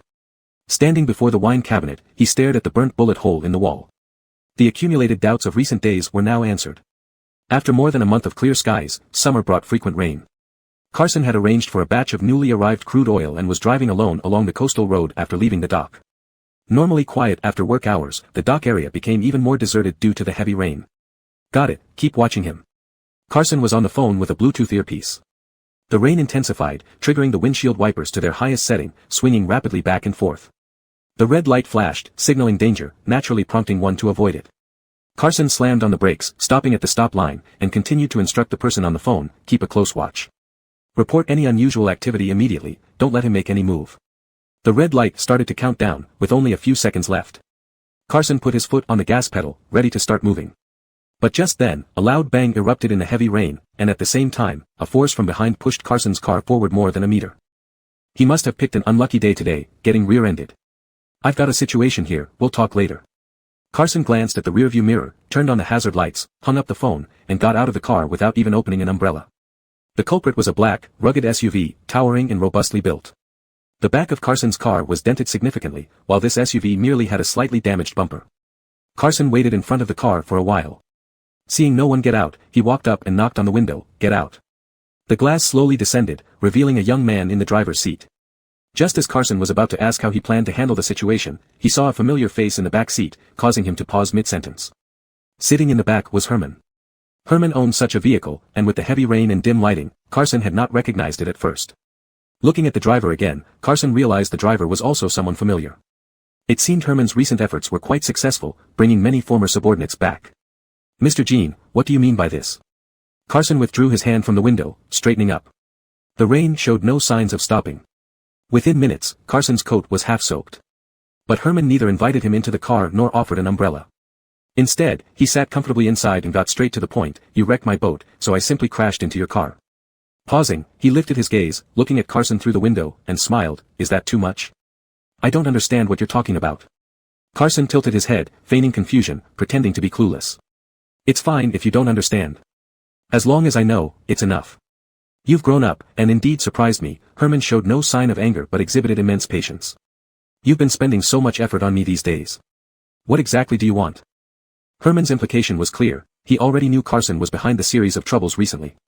Since Herman had spoken so plainly, Carson decided not to pretend anymore and bluntly stated his intentions, "The batch of green papers floating at sea, I want them." Leaning down, he tried to appear sincere, "Let me have it, and I'll owe you a favor." "How about that?" "You owe me too many favors already." Herman found it amusing, countering, "How do you plan to repay them?" "You can name the terms." Carson spoke in a professional tone, "Anything reasonable, and I'll fulfill it." Herman was amused by Carson's matter-of-fact tone, "You owe me too much, you might not be able to pay it all back." Carson was speechless. The mess between him and Herman was indeed too complex and hard to measure with anything specific. Besides, why should I give you what you want? Didn't I teach you that if you want something, you should take it yourself? Herman thought of Carson's recent actions, glancing at him mockingly, "Brother Bien isn't full of tricks." A few more tries, and maybe I'll surrender. No need to provoke me, I won't show mercy for old time's sake. The rain washed away the last remnants of warmth from him. Carson's voice and eyes turned cold. If necessary, I'll do anything. Try me. Herman treated his anger like a game, playfully tapping Carson's cheek, laughing indulgently. I'm waiting. Herman signaled the driver to leave. The driver stepped on the gas, forcefully dislodging the SUV from Carson's car, then backed up a few steps before driving past him. Herman. Before Carson could finish speaking, he moved forward a few steps, trying to stop the car. Herman likely didn't want to push things too far, as the car did stop. But reality proved Carson was being overly cautious. Stopping the car wasn't a sign of yielding but rather rolling down the window to tell Carson, who was soaking wet outside, and withdraw your people. Dwayne and the others are coming back soon. After that, my affairs won't require your concern anymore. Before Carson could react, Herman sped off, splashing him with dirty water. The taillights disappeared into the rain, leaving Herman gone. On the empty road, only Carson remained. Carson stood alone in the rain for a moment before wiping the water off his face and walking toward his half-damaged car. To snatch this business from Herman, Carson had indeed used all sorts of means, but his purpose was not as ambitious as outsiders guessed, wanting to seize all power. Ever since the Ignatius incident, Hunt had already destroyed all records that could serve as evidence for safety reasons. In the past 2 years, Herman had been abroad. If he were to stop now, it would be hard to hold him accountable in the future. Even if he were eventually implicated, without concrete evidence, the consequences wouldn't be too severe. But he chose to return at this critical time, determined to resume his old ways and get involved again. Distracted by Herman's affairs, Carson was suddenly interrupted when a sedan stopped beside him. 2 men with buzz cuts got out and blocked his path. Good dogs don't block the way. Carson stepped aside, his tone unfriendly. His mood had plummeted to its lowest point. The 2 men didn't move but asked, "Are you Carson?" By now, Carson realized something was wrong, but he still pretended to be unaware, asking, "Who are you?" The 2 men exchanged glances, then acted simultaneously, pinning Carson against the car door with a standard elbow lock. Chapter 74, Will Not Let Him Get Into Trouble. Herman understood Carson's personality. Once he made up his mind to do something, he would not stop until he achieved his goal. Knowing who was behind the scenes simplified things, and Herman was prepared to face whatever came his way. However, all of Herman's plans were for naught. After that rainy night on the street when Carson suddenly calmed down and stopped causing him trouble, he vanished completely after that. This suited Herman just fine. With Carson out of the picture, he could seize this opportunity to advance his own agenda. Without Carson creating obstacles, everything went much smoother. But more than a week later, when Herman went to Hunt's house for dinner, Carson was still nowhere to be found. While Ibrahim chatted cheerfully with his wine glass in hand, and Casey hugged his girlfriend regardless of the occasion, Herman began to feel uneasy looking at the empty seat to his left. He had personally driven Carson away, and now that Carson had stayed out of sight as he wished, it made him uncomfortable. After dinner, Herman stayed to play a few rounds of chess with Hunt, casually inquiring about Carson's situation. Holding a black piece in his hand, Hunt stared at the board in deep thought before reassuring him that there was no need to worry. He had sent Carson on a mission, and he would be back soon. Hunt's evasive remarks convinced Herman that something must have happened to Carson. The next afternoon, Herman took a bag of drinks to the parking lot downstairs from his home. Even though Herman had already asked Carson to withdraw his people during their last meeting, expecting Carson to obediently comply was impossible. The bodyguards around him remained undiminished, working in shifts day and night. This provided some convenience to Herman, such as gathering information. The first one to spot Herman was Irvin. He had been sitting in the driver's seat with his feet propped up on the window frame, solving a crossword puzzle. Seeing Herman approach, he quickly straightened up. "Mr. Jean, you're here." Noticing this, others got out of their cars and greeted Herman. Leaf was also there today. Seeing Herman come over, he immediately became wary. Leaf was well aware of how many favors Carson had done secretly for him lately. In fact, he still couldn't figure out if these two were enemies or friends, nor did he understand what Carson was thinking, sending people to protect him while simultaneously creating problems for him. Sometimes he even suspected that Brother Bien might have a split personality, one day personally leading the team to smash someone's boat to pieces, and the next day telling them before leaving to protect Herman well. Thinking of this, Leaf looked up at Herman as he approached. Herman seemed ready to go out for exercise, dressed casually and without the usual aloofness. His manner was warm and welcoming. "Thank you for your hard work." Herman handed over the drinks, noticing Leaf's gaze. "It's easy to feel sleepy in the afternoon, so have a coffee to stay alert." Irvin and the others hesitated, looking to Leaf for approval. After some hesitation, Leaf took the bag. "Thank you, Mr. Jean." The subordinates quickly distributed the coffee and snacks. Having delivered the gesture of warmth, Herman didn't leave immediately. He too took a cup and leaned against a car with everyone else, sipping it. In the rare leisure of an afternoon tea break, the presence of the big boss, Herman, made everyone uneasy. It was clear that Herman had come with a purpose, but he kept quiet, enjoying the communal happiness. This made Leaf increasingly uncomfortable, and finally, he couldn't help asking, "Mr. Jean, did you come here today for something specific?" Herman glanced at him. For a moment, Leaf imagined Herman saying, "Since you ask, I'll reluctantly tell you," though it was a rather lengthy expression from just a glance. "Is your brother Bien very busy these days?" Herman asked casually, taking a sip of coffee. Leaf stuttered, cursing himself inwardly for being so talkative. The other subordinates pretended they hadn't heard anything.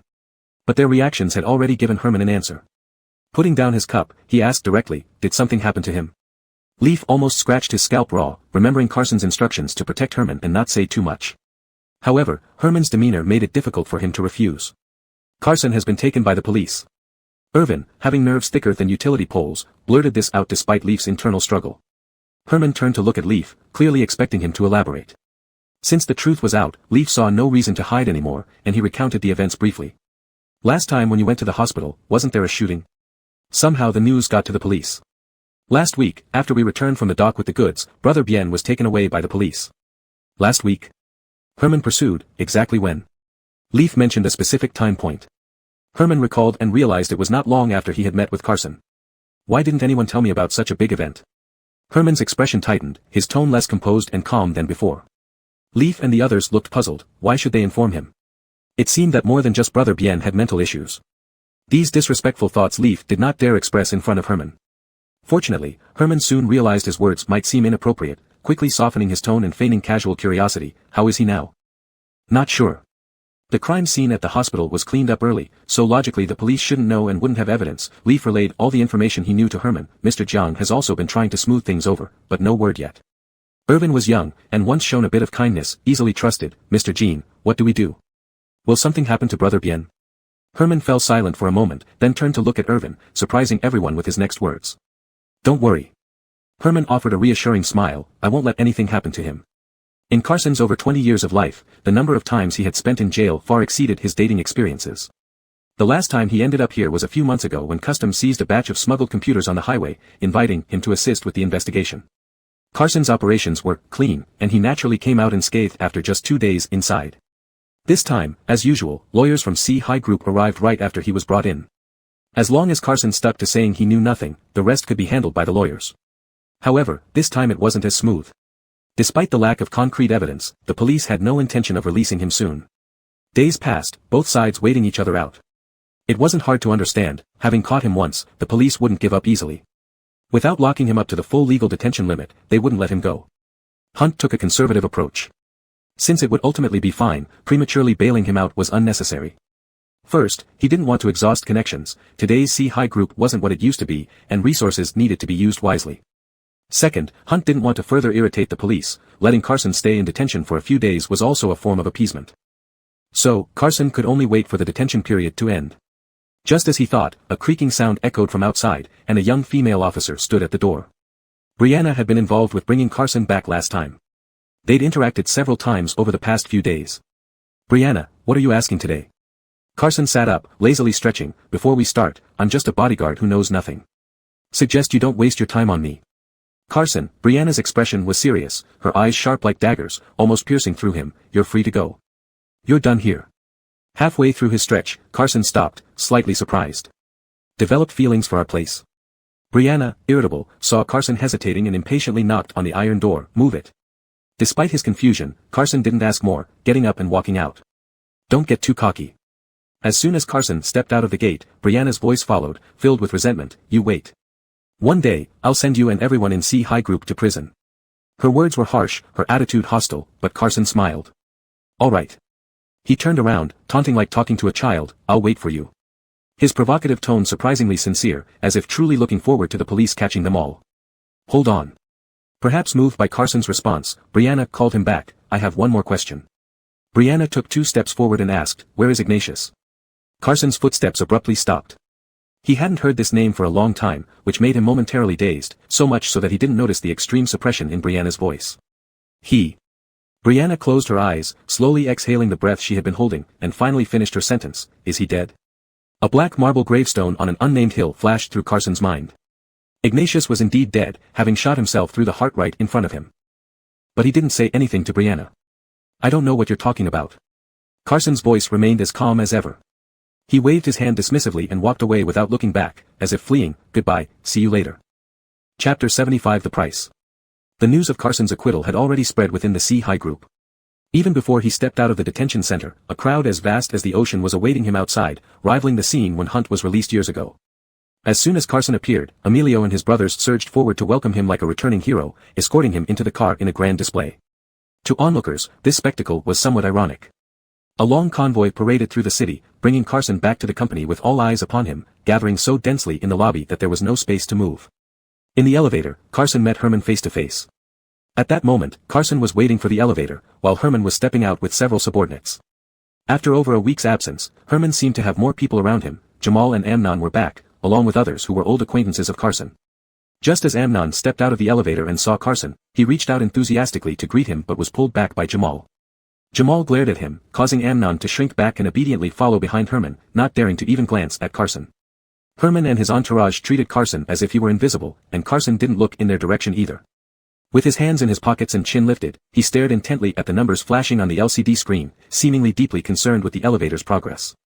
Emilio turned around and politely greeted Herman.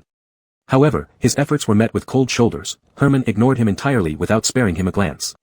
This treatment was almost equivalent to slapping Carson in public. Who do they think they are? Someone behind Carson remarked disdainfully. Don't they even know who they're dealing with? Acting as if he's still the second in command. Many people heard this comment but remained silent. Particularly Carson, whose expression did not change at all, as if he hadn't heard anyone talking about his former boss. It was Emilio who turned around and whispered sharply, "Shut your mouths."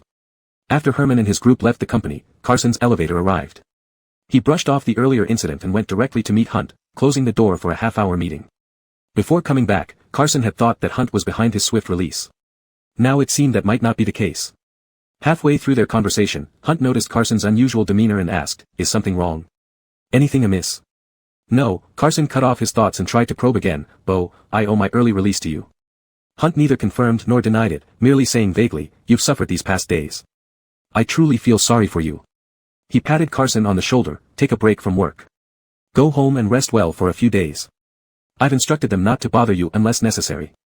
When Carson returned home, it was already filled with various gifts sent by Hunt. Moreover, to reassure Carson, Hunt granted him a short vacation to fully relax. Carson now lived in an old house in the lower district, where he moved after leaving Herman's place. Having nowhere else to go and no mood to find a new home, he returned to this place he had lived in for over a decade. A week without occupation left the house a bit damp. Carson opened the windows to air it out, took a shower, and then called Emilio to come over and distribute the gifts among the brothers. Valuable as the vacation was, Carson did not rest for long. After one night's sleep, he went out the next day to a nearby snooker club near the company. This club was a gift from Hunt last year, rewarding Carson for exceeding his targets. However, Carson wasn't particularly interested in running this business. He occasionally visited to play a few rounds himself but never got involved in its management. The VIP room was on the second floor, with large bright windows on two sides. After potting the final black ball and scoring 147 points, Carson set down the cue and walked towards the sofa. Applause broke out. The applause came from a short-haired woman lounging on the sofa, smiling as she watched Carson approach. "Hunt is truly fortunate to have you as his right-hand man." Carson sat across from her, unscrewed a bottle of mineral water, and took a sip. Putting her hand down, the woman teased him, "I heard you were just released from the police station yesterday and today you're already working hard for him." Carson put down the glass bottle, his smile tinged with helplessness. "Miss Lynn, please stop mocking me." The woman whom Carson referred to as Miss Lynn was named Candace. 7 years ago, Carson met her on Gus's cruise ship. Back then, she was just the overseas market director of Universal International. Now she had become the vice president. Today, Carson came here specifically to meet her. "I heard you were inside for several days this time," Candace continued to tease Carson. After so many years without seeing each other, her appearance hadn't changed much. Time seemed not to have left any mark on her.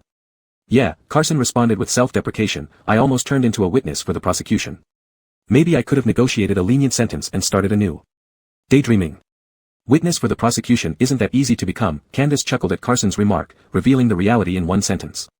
"With all the things you've done, even if you turned over a new leaf, you'd still serve a life sentence." Carson knew what Candace said was true. He didn't want to discuss the topic of witness for the prosecution with her anymore and returned to the main subject. "How did you find the contract? Any problems?" Carson invited Candace here mainly to discuss their cooperation. Despite their less than pleasant first meeting where he nearly died at the hands of her and Gus, there were no eternal enemies in this world, only eternal interests. When goals aligned, they could still sit down face to face and talk things through. What they were discussing today was the arms deal led by Carson, which Hunt regarded as a lifesaver.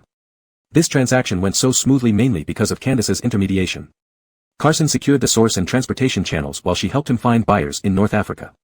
This allowed Carson to sell the arms smoothly, and she could earn a significant profit margin. I've reviewed the contract, and it looks fine. Candace picked up the pen, ready to sign her name. Of course, this so-called contract was merely a written agreement between them and had no legal effect. It couldn't state they were trading arms, instead, medical devices were used as a cover. However, just as Candace was about to sign, Carson suddenly interrupted her. Mr. Jiang has one more condition. Oh. Candace raised an eyebrow at Carson, wondering if Si-Hai wanted to increase the stakes last minute. Fortunately, Carson simply explained, Mr. Jiang wants both the buyer and seller's representatives to be present on the day of the transaction to hand over the goods personally. Why? Candace felt puzzled. For safety reasons, and considering we plan for long-term cooperation, getting to know each other better can't hurt. Carson tilted his chin toward her, need to consult with your superiors. Candace understood that Hunt didn't trust her as the intermediary and wanted direct contact with the seller. No need, I can decide, she replied, not wanting to lose a sure thing. Picking up the pen again, she winked at him, the North Africans will agree, after all, your offer is too tempting. Candace acted decisively. After signing the contract, she didn't stay long and declined Carson's dinner invitation. Grabbing her purse, she was ready to leave. At the stairs, Candace suddenly stopped and looked back at Carson, asking, I'm curious, does Denver know about this deal? Denver? Carson's heart stirred slightly, showing a doubtful expression hard to read. Never mind, Candace laughed, tucking a strand of hair behind her ear. She was just curious, ultimately, it was Si-Hai Group's internal matter. As long as she could make money from it, other details didn't interest her. Giving Carson a flirtatious glance, she said, I'm off. Carson instructed Irvin to escort Candace downstairs and sat by the floor-to-ceiling window, watching her get into the car before tidying up the scattered papers on the desk. Again, Denver. After returning from Dong Tai Island, he had investigated this Denver, but every crucial detail seemed blocked as if a powerful force prevented him from uncovering the truth. But this wasn't Carson's current priority. With today's meeting, the deal was practically sealed. Actually, the condition of personal delivery added just now wasn't known to Hunt. It was proposed by Carson. His plan was to use Candace's agreement as leverage and return to persuade Hunt under the pretext that the North Africans requested a meeting, thus facilitating the meeting at the delivery site. Carson had been by Hunt's side for 2 years, reaching the final stage of his strategy. This arms deal was the last piece of his elaborate plan. Over the past 2 years, under Hunt's instructions, Carson had participated in many transactions and collected enough evidence. However, Hunt was cautious and cunning, he never got his hands dirty personally. Handing over the evidence to the police could bring down the Si-Hai Group, but there was no guarantee that Hunt himself would be fully convicted. To nail Hunt down with no chance of escape and ensure he received due punishment, the most critical step was to catch him red-handed on the spot. Therefore, Carson decided to use this arms deal as bait to lure out the entire Si-Hai Group and catch them all at once. The transaction time was now set for 2 months later.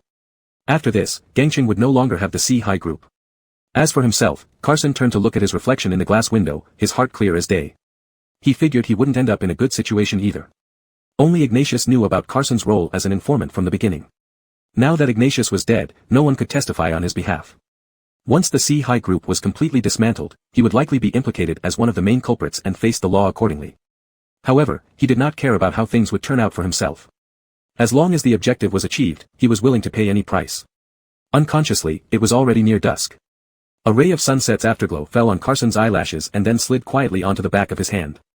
Carson lifted his eyes toward the direction of the light and saw the evening clouds burning like fire at the horizon. What a beautiful sunset tonight, even someone as indifferent as Carson couldn't help but be captivated by the unexpected glow of twilight. Spending extra days in the detention center had given Carson a new understanding of the word freedom. Once everything was over, he wondered if he would ever see such skies again. He should cherish every moment while he still could. But such sentimental feelings were destined to linger only briefly in Carson's heart. His thoughts soon returned to a question that had been bothering him for some time. He still hadn't figured out who orchestrated his early release. Today, Carson still couldn't come up with an answer because Emilio knocked on the door and interrupted him, saying, Brother Bien, it's about time. The brothers are waiting.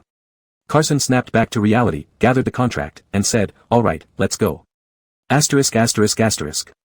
The Platinum Diamond Club, which closed last year for renovation and reopened earlier this year, was doing even better business than before.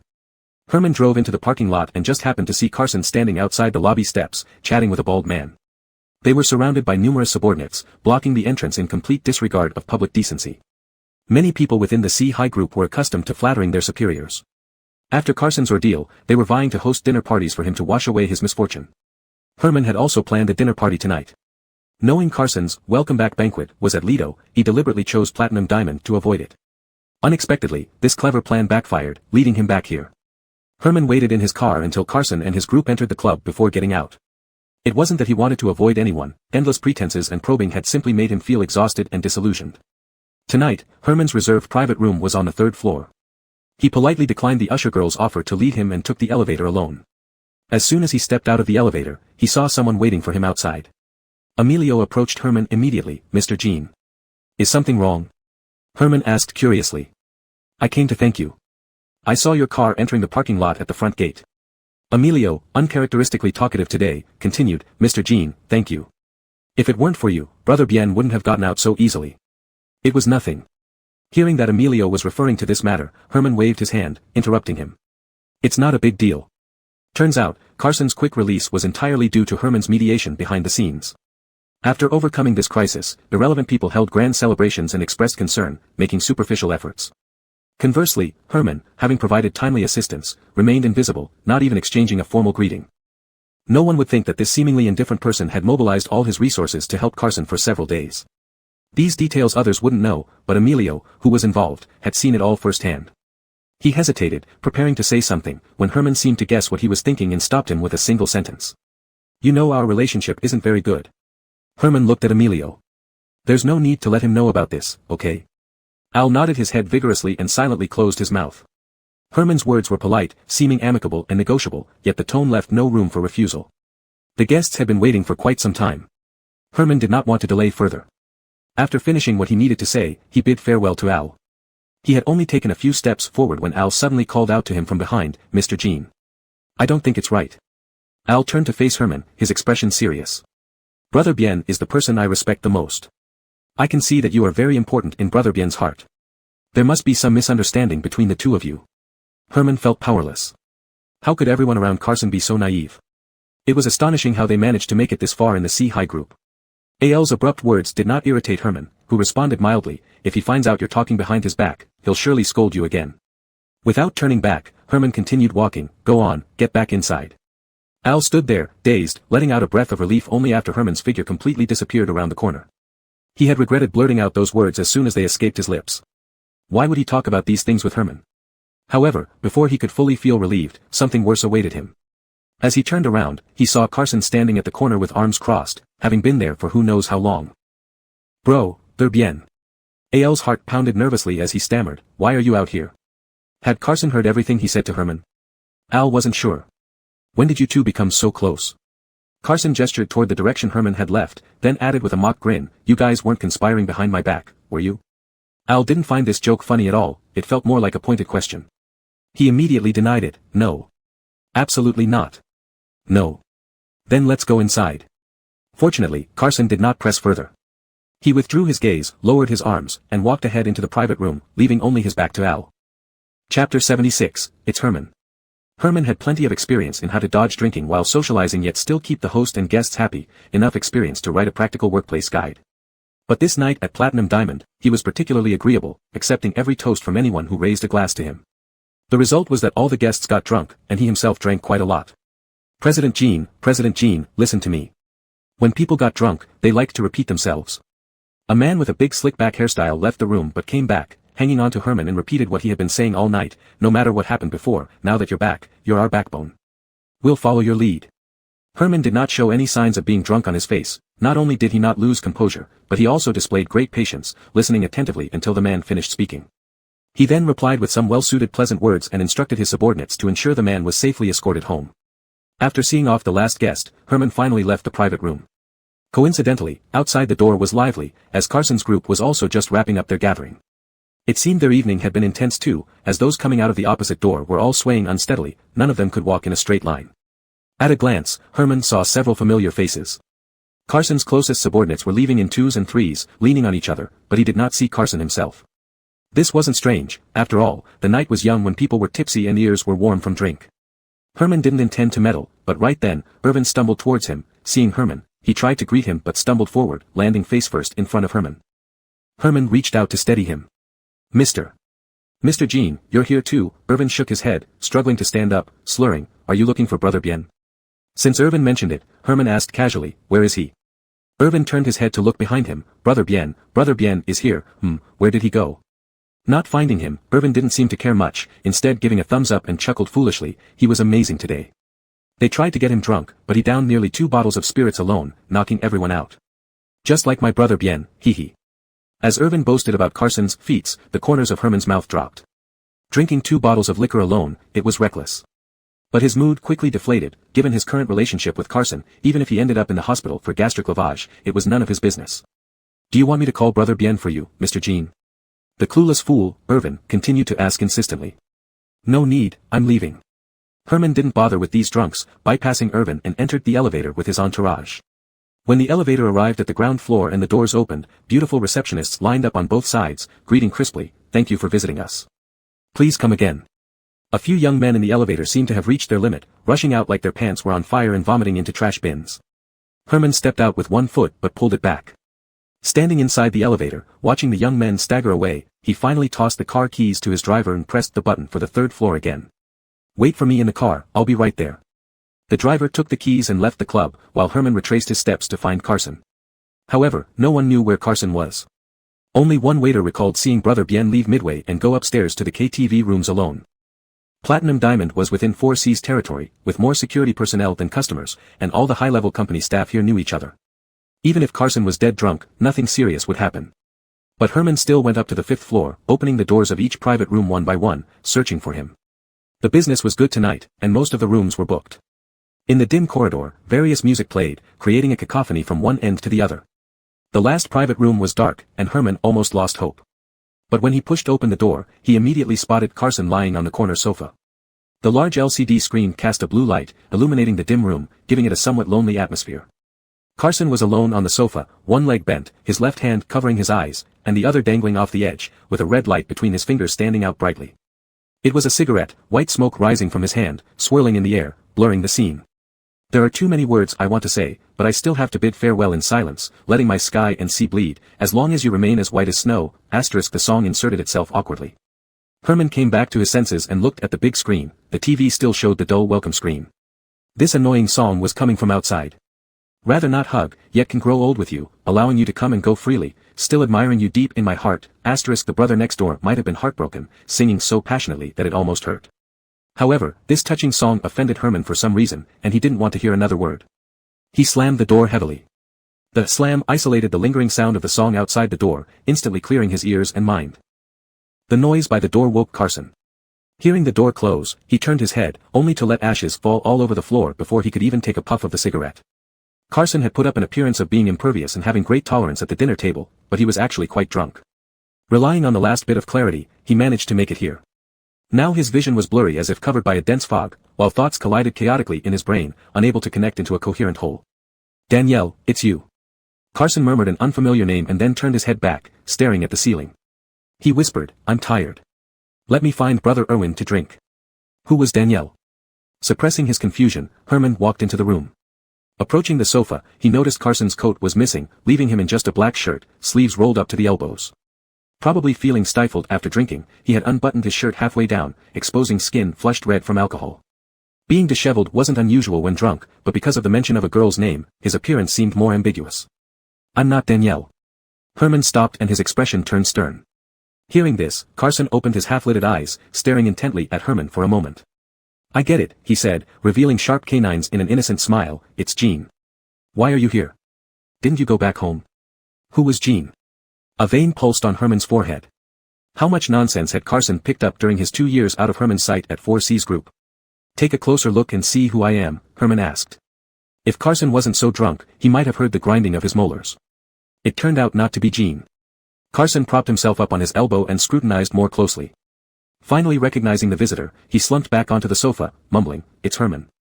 Thankfully, he wasn't too drunk. Just as Herman sighed in relief, he heard Carson muttering and reversing his previous conclusion, no, you're not Herman. You can't be him. He wouldn't come to find me. Herman laughed sarcastically. This time, his clenched teeth conveyed obvious annoyance. If I'm not Herman, who am I? How should I know?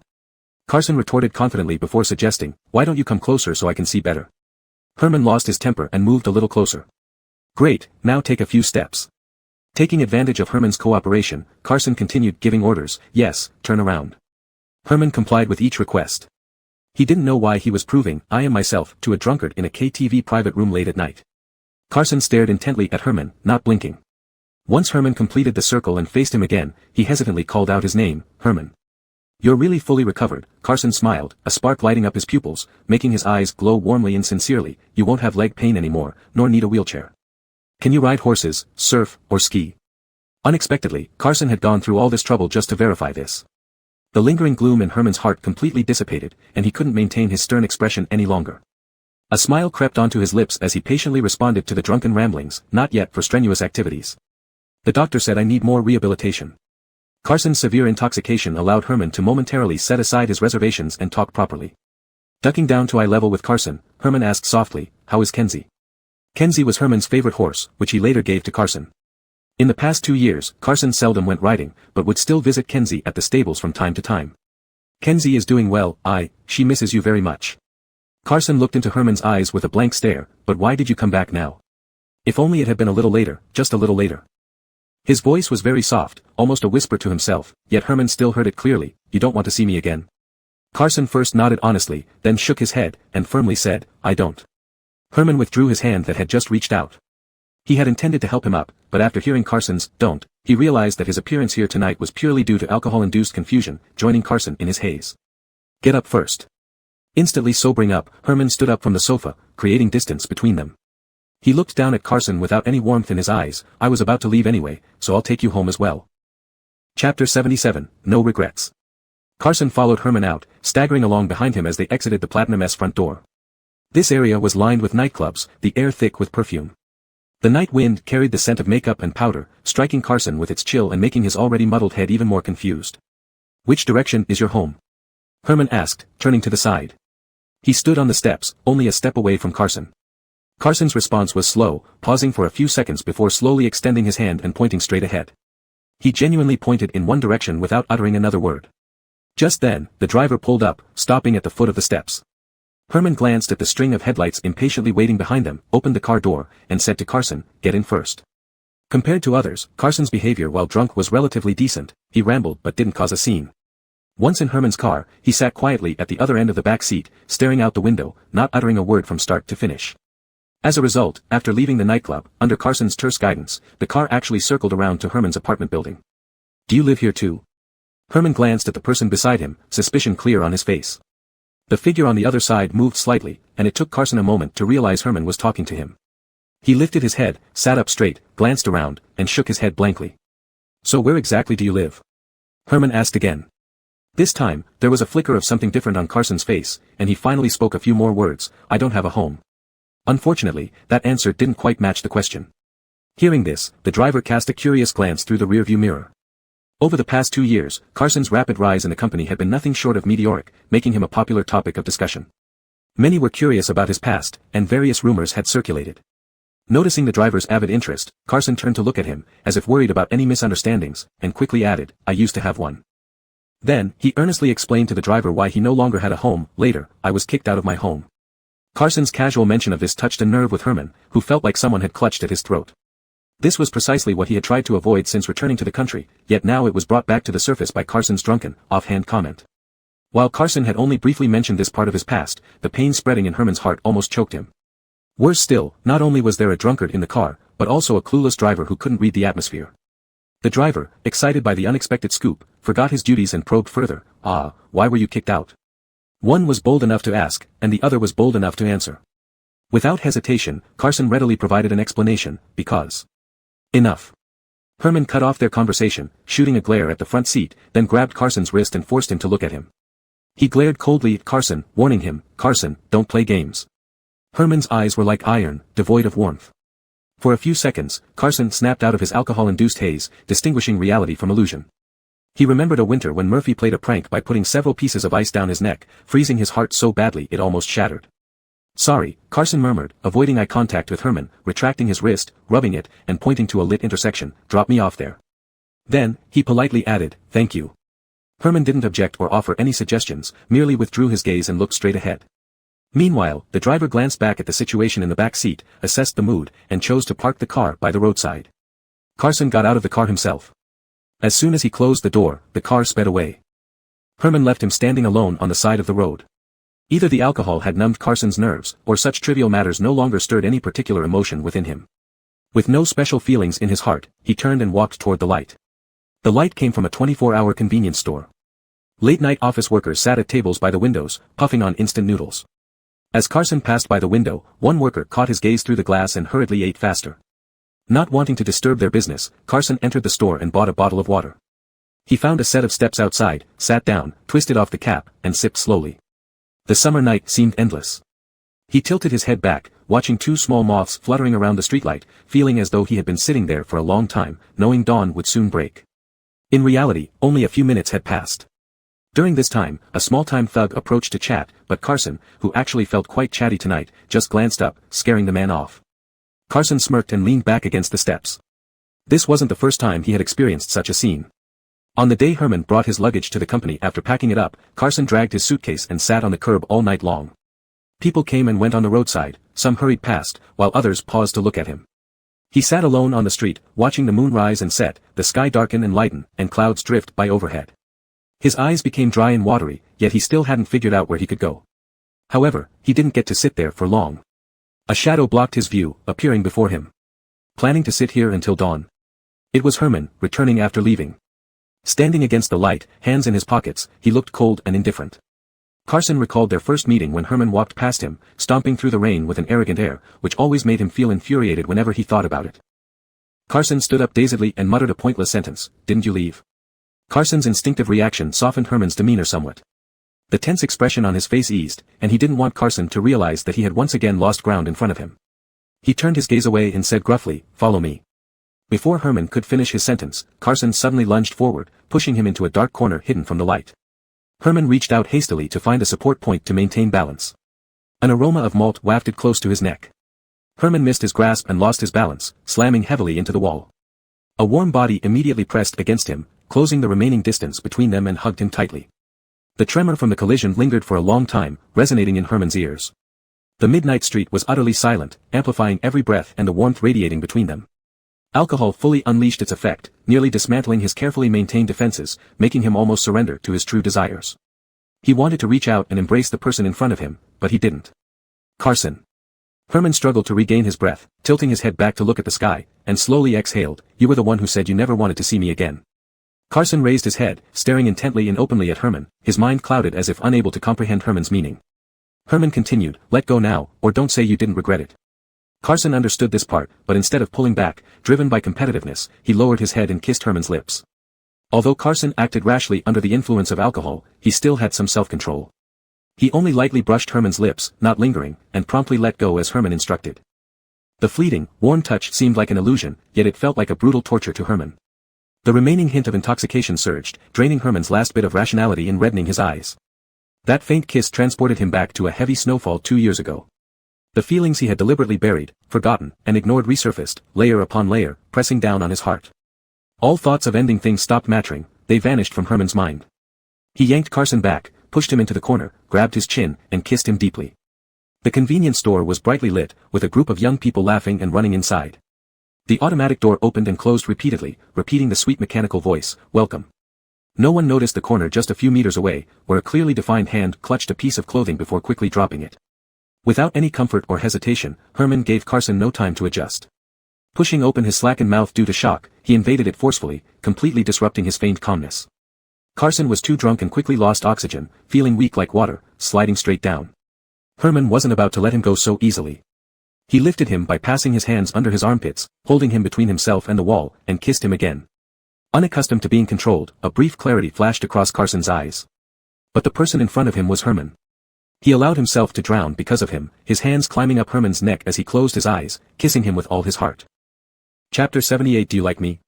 This 24-hour convenience store was right below Herman's apartment. He grabbed Carson's wrist and stormed all the way to the apartment entrance. A fire suppressed for years had been ignited, and it would not be easily extinguished unless everything in sight was consumed. The elevator door opened, and two figures emerged, entwined with each other. Herman switched on the sensor light of the elevator lobby, released Carson's lips, and pinned him against his own front door. Fortunately, Carson's men were all dead drunk tonight and did not stay by Herman's side as usual, otherwise, seeing this scene might have shattered their faith in Brother Bien. Carson, do you now know what I've always wanted to do to you? Herman looked down, tracing Carson's face with his eyes, speaking hoarsely, I give you one last chance, if you want to leave, it's still possible. I'm not leaving. Carson looked up at him, his gaze open and honest. A trail of moisture lingered around his lips, sparkling under the lights. Herman's eyes darkened completely, a small storm brewing in them. Before Carson could make out what that was, Herman had already leaned down, picked him up entirely, and carried him into the apartment, slamming into the door. Carson felt a bit choked up.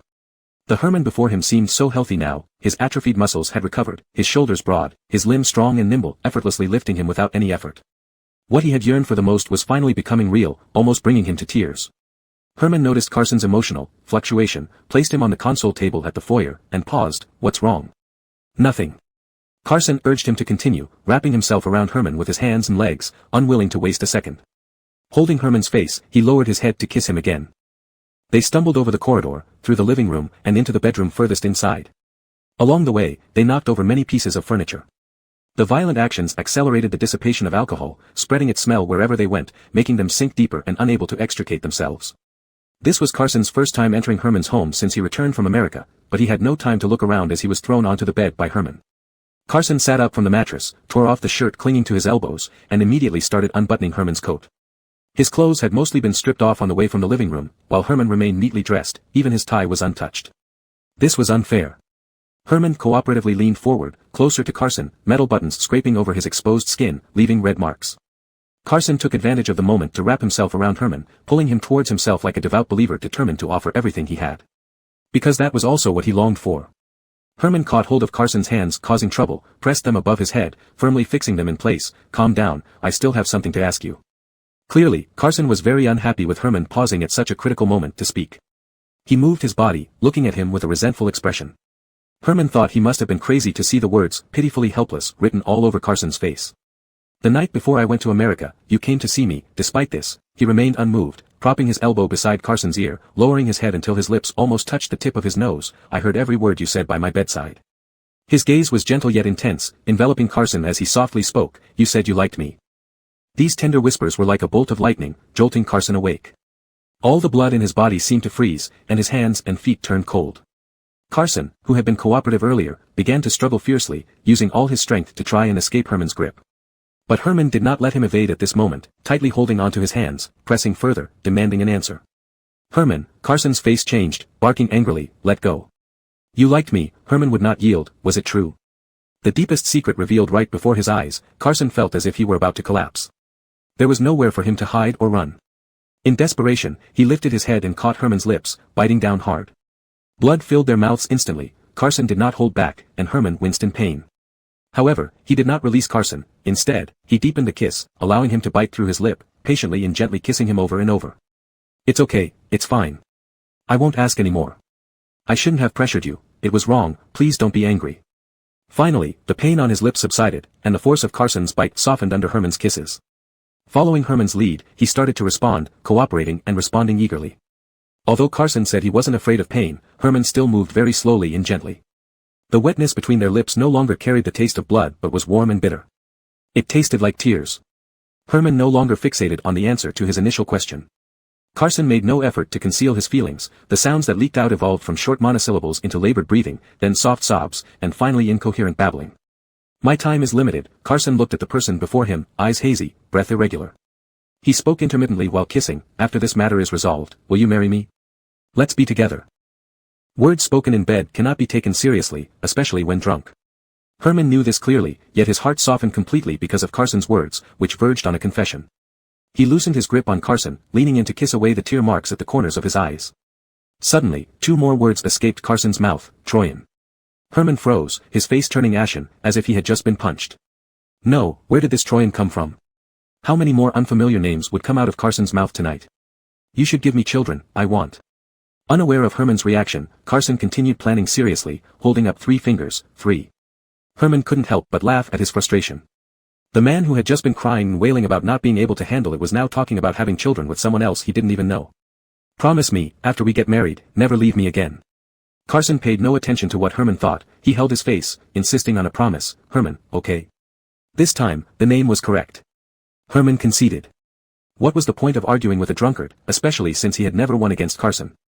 But that didn't mean he would let it go easily. He intentionally increased the intensity, moving forcefully and fiercely, successfully making the other person arch his neck backward, unable to utter a sound. Herman lowered his head, pressing his lips to Carson's sweat-drenched forehead, kissed his nose, and finally stopped at his lips. In a voice only they could hear, he whispered, "Okay, I promise you." Chapter 79, No Matter Who. He had slept with Herman. More than once, from the bedroom to the windowsill to the bathroom. As Carson's consciousness returned, this realization struck him clearly and unmistakably, without need for any explanation or excuses to gloss over it. Because at this very moment, he was lying on Herman's bed. The master bedroom was exceptionally well lit. On the left side of the bed lay an entire wall of floor-to-ceiling glass windows. At 7 in the morning, sunlight had already spread into every corner like golden gossamer. The room still looked as it did hours ago. Without the cover of night and alcohol, the intimate atmosphere dissipated as easily as frost on a tile melts under the sun. After sobering up, Carson was unusually calm. His expression serene, he pulled back the blanket and got out of bed, his bare feet stepping onto the herringbone-patterned floor. If one ignored the scattered red marks on his skin, there was hardly any sign of what had transpired. The living room was empty and quiet, just as Carson expected. Herman had already left. Herman's response to this situation showed a tacit understanding between adults, no need to question why it happened, nor worry about how to resolve it. They could easily pass it off as an accident catalyzed by alcohol. Just a drunken mishap, nothing more. Carson didn't stay long. He picked up his clothes from the floor, dressed neatly, and left through the main door. After leaving Herman's spacious apartment, he first went home to shower and change, then drove to the company. If it were the old Carson, he would have found Herman immediately after the incident to clear things up. But now, glancing at himself in the rearview mirror, Carson chose to accept Herman's way of handling things. It was better to give each other some time and space, deal with the aftermath separately, and at least maintain a basic level of decorum when they met again. 15 minutes later, Carson parked his car in the basement of the company. He wasn't worried about seeing Herman there, given Herman's meticulous nature, they wouldn't cross paths today. But as soon as he parked in his designated spot, Carson sensed something was off. The underground garage was filled with cars early in the morning, and there were more people around than usual. On his way to the elevator, everyone greeted him as usual, but their smiles seemed to hide deeper meanings. Not until entering the elevator did Carson momentarily escape those less-than-friendly gazes. He pondered what might be going on when the elevator doors opened to the first-floor lobby. Outside stood Murphy, equally surprised to see Carson so early in the day. He raised an eyebrow, then walked inside without making a fuss. Carson extended his long legs slightly to the side, hands in his trouser pockets, watching the advertisements on the screen indifferently. "What a rare visitor," he remarked flatly. Murphy, busy these past years with his various ventures, rarely visited the office otherwise. "Bo wants all of us in his office." Murphy joined Carson beside the elevator and pressed the floor button, glancing sideways. "Haven't you received the message?" Just as Murphy finished speaking, Carson's phone buzzed, a notification arrived, setting the meeting for half an hour later at Hunt's office. The text didn't specify the reason, but Carson guessed something significant must have happened. The elevator doors closed slowly, and Carson and Murphy, standing together, made others hesitate to join. Everyone waited for the next lift. However, just as the doors were about to close completely, a pair of high heels slipped in, keeping the doors open. In an instant, a chestnut-haired girl rushed into the elevator, grabbed Murphy by the collar, and slapped him hard across the face. The slap was sharp and resounding, landing squarely on Murphy's cheek. Even before he reacted, those outside gasped in shock. Carson, witnessing this at close range, raised an eyebrow in surprise. He knew this girl, she was Murphy's girlfriend, who had been inseparable with him since last spring. Today was shaping up to be quite eventful. Murphy broke the tense silence. Lifting his eyes coldly, he said, "Are you done?" Since rising to power, Murphy had become arrogant and unpredictable, retaliating fiercely against anyone who wronged him. Yet this public slap didn't enrage him, instead, he remained eerily calm. "Murphy, you tell me clearly, why did you break up with me?" The girl was agitated, she shoved Murphy and trembled all over. "What did I do wrong? I just mentioned marriage to you. Just because of this one sentence, you want to break up with me?" "Yes." The crowd around the elevator grew larger, layer upon layer of onlookers. Handling a personal issue publicly didn't affect Murphy's composure. He spoke coldly, repeating the classic three-point routine, "I won't marry you, and I don't want to talk about the future with you. Let's just call it off. Not talk about the future." The girl erupted in anger, raising her chain handbag and smashing it hard against Murphy's head. "You refuse to talk about the future but still sleep with me." The metal chain struck right where the slap mark was, instantly adding another red welt. Murphy's face started to swell, his expressionless demeanor finally showing some reaction. "Fine, if you want to talk, tell me which future you're talking about." Murphy straightened up abruptly, advancing menacingly towards the girl. She was frightened by his demeanor and kept backing away. Do you want to go back now and tell your professor father that you want to marry a thug? Or do you want me to be slashed on the street after you see me out during the day? Or would you rather have your child see their father being taken away by the police on the news? These questions pushed the girl out of the elevator. Murphy lifted his head and glanced at Carson's reflection in the opposite glass window, their eyes briefly meeting. Murphy was speaking to his girlfriend, but his eyes were fixed on Carson. Lucy, there is no future with people like us. Having witnessed this scene, Carson felt his interest wane. He considered whether he should kick Murphy out and take the elevator up himself. But Murphy's words resonated deeply with him. Murphy might lack education and act recklessly at times, yet he saw through certain issues more clearly than anyone else. Carson and Murphy were from the same kind of background, although they had taken different paths, they ultimately faced the same end. Murphy. The girl's pent-up tears fell as she hammered his shoulders, sobbing uncontrollably, "You can't treat me like this." Murphy's expression darkened, giving a signal, and a few underlings immediately surrounded them. "Mr. Jiang needs me." Murphy turned and walked into the elevator without hesitation. "Take Lucy back." This time, the elevator doors finally closed smoothly, rising steadily with only Carson and Murphy inside. Carson, feeling merciful, didn't mock Murphy. However, Murphy remained in good spirits despite his swollen face. He glanced at the half-visible teeth marks on Carson's collar and whistled flirtatiously, "Finally got together with Herman, huh?" Carson stared straight ahead, not bothering to argue with him. "Wasn't it Herman?" Murphy continued incessantly, "Impossible, you're so devoted to Herman, who else could it be?" "Done yet?" Carson glared at him sharply, "Mind your own business. Don't bring personal matters into the company for others to laugh at. How much better are you than me?" Murphy chuckled, leaning close to Carson with a mocking look, "Do you think you and Herman will end up hating each other to death in the future?" Striking a nerve, Carson finally looked at Murphy properly, considering whether to hit the other side of his face for symmetry. Ding, the elevator arrived. Murphy raised his hands in surrender and stepped out laughing, heading towards Hunt's office. Carson followed Murphy into the office.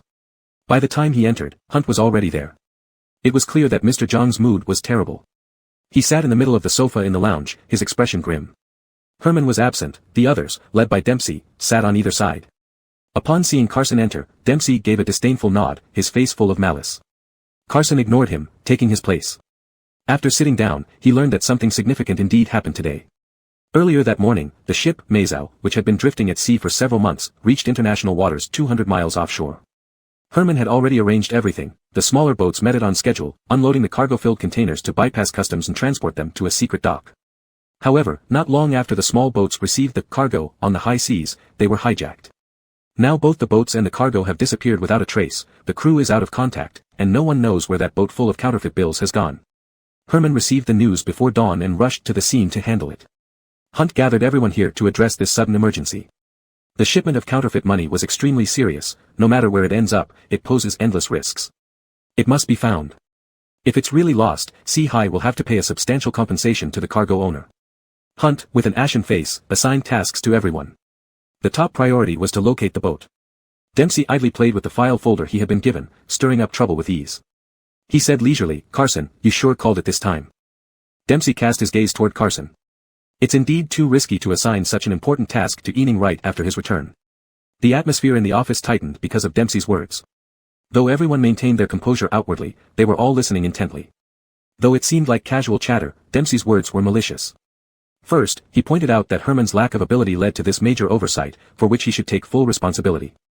Then he redirected everyone's attention to the most critical question: who had hijacked the cargo? Hijacking a ship at sea isn't as simple as stealing a phone from someone on a bridge. To hijack this ship from Sea High Group would be even more difficult. Unless this person had deep knowledge of Sea High Group and strong connections within, it would be nearly impossible. Among them, Carson was the prime suspect. After all, he had openly competed with Herman for this deal, and many people had witnessed it.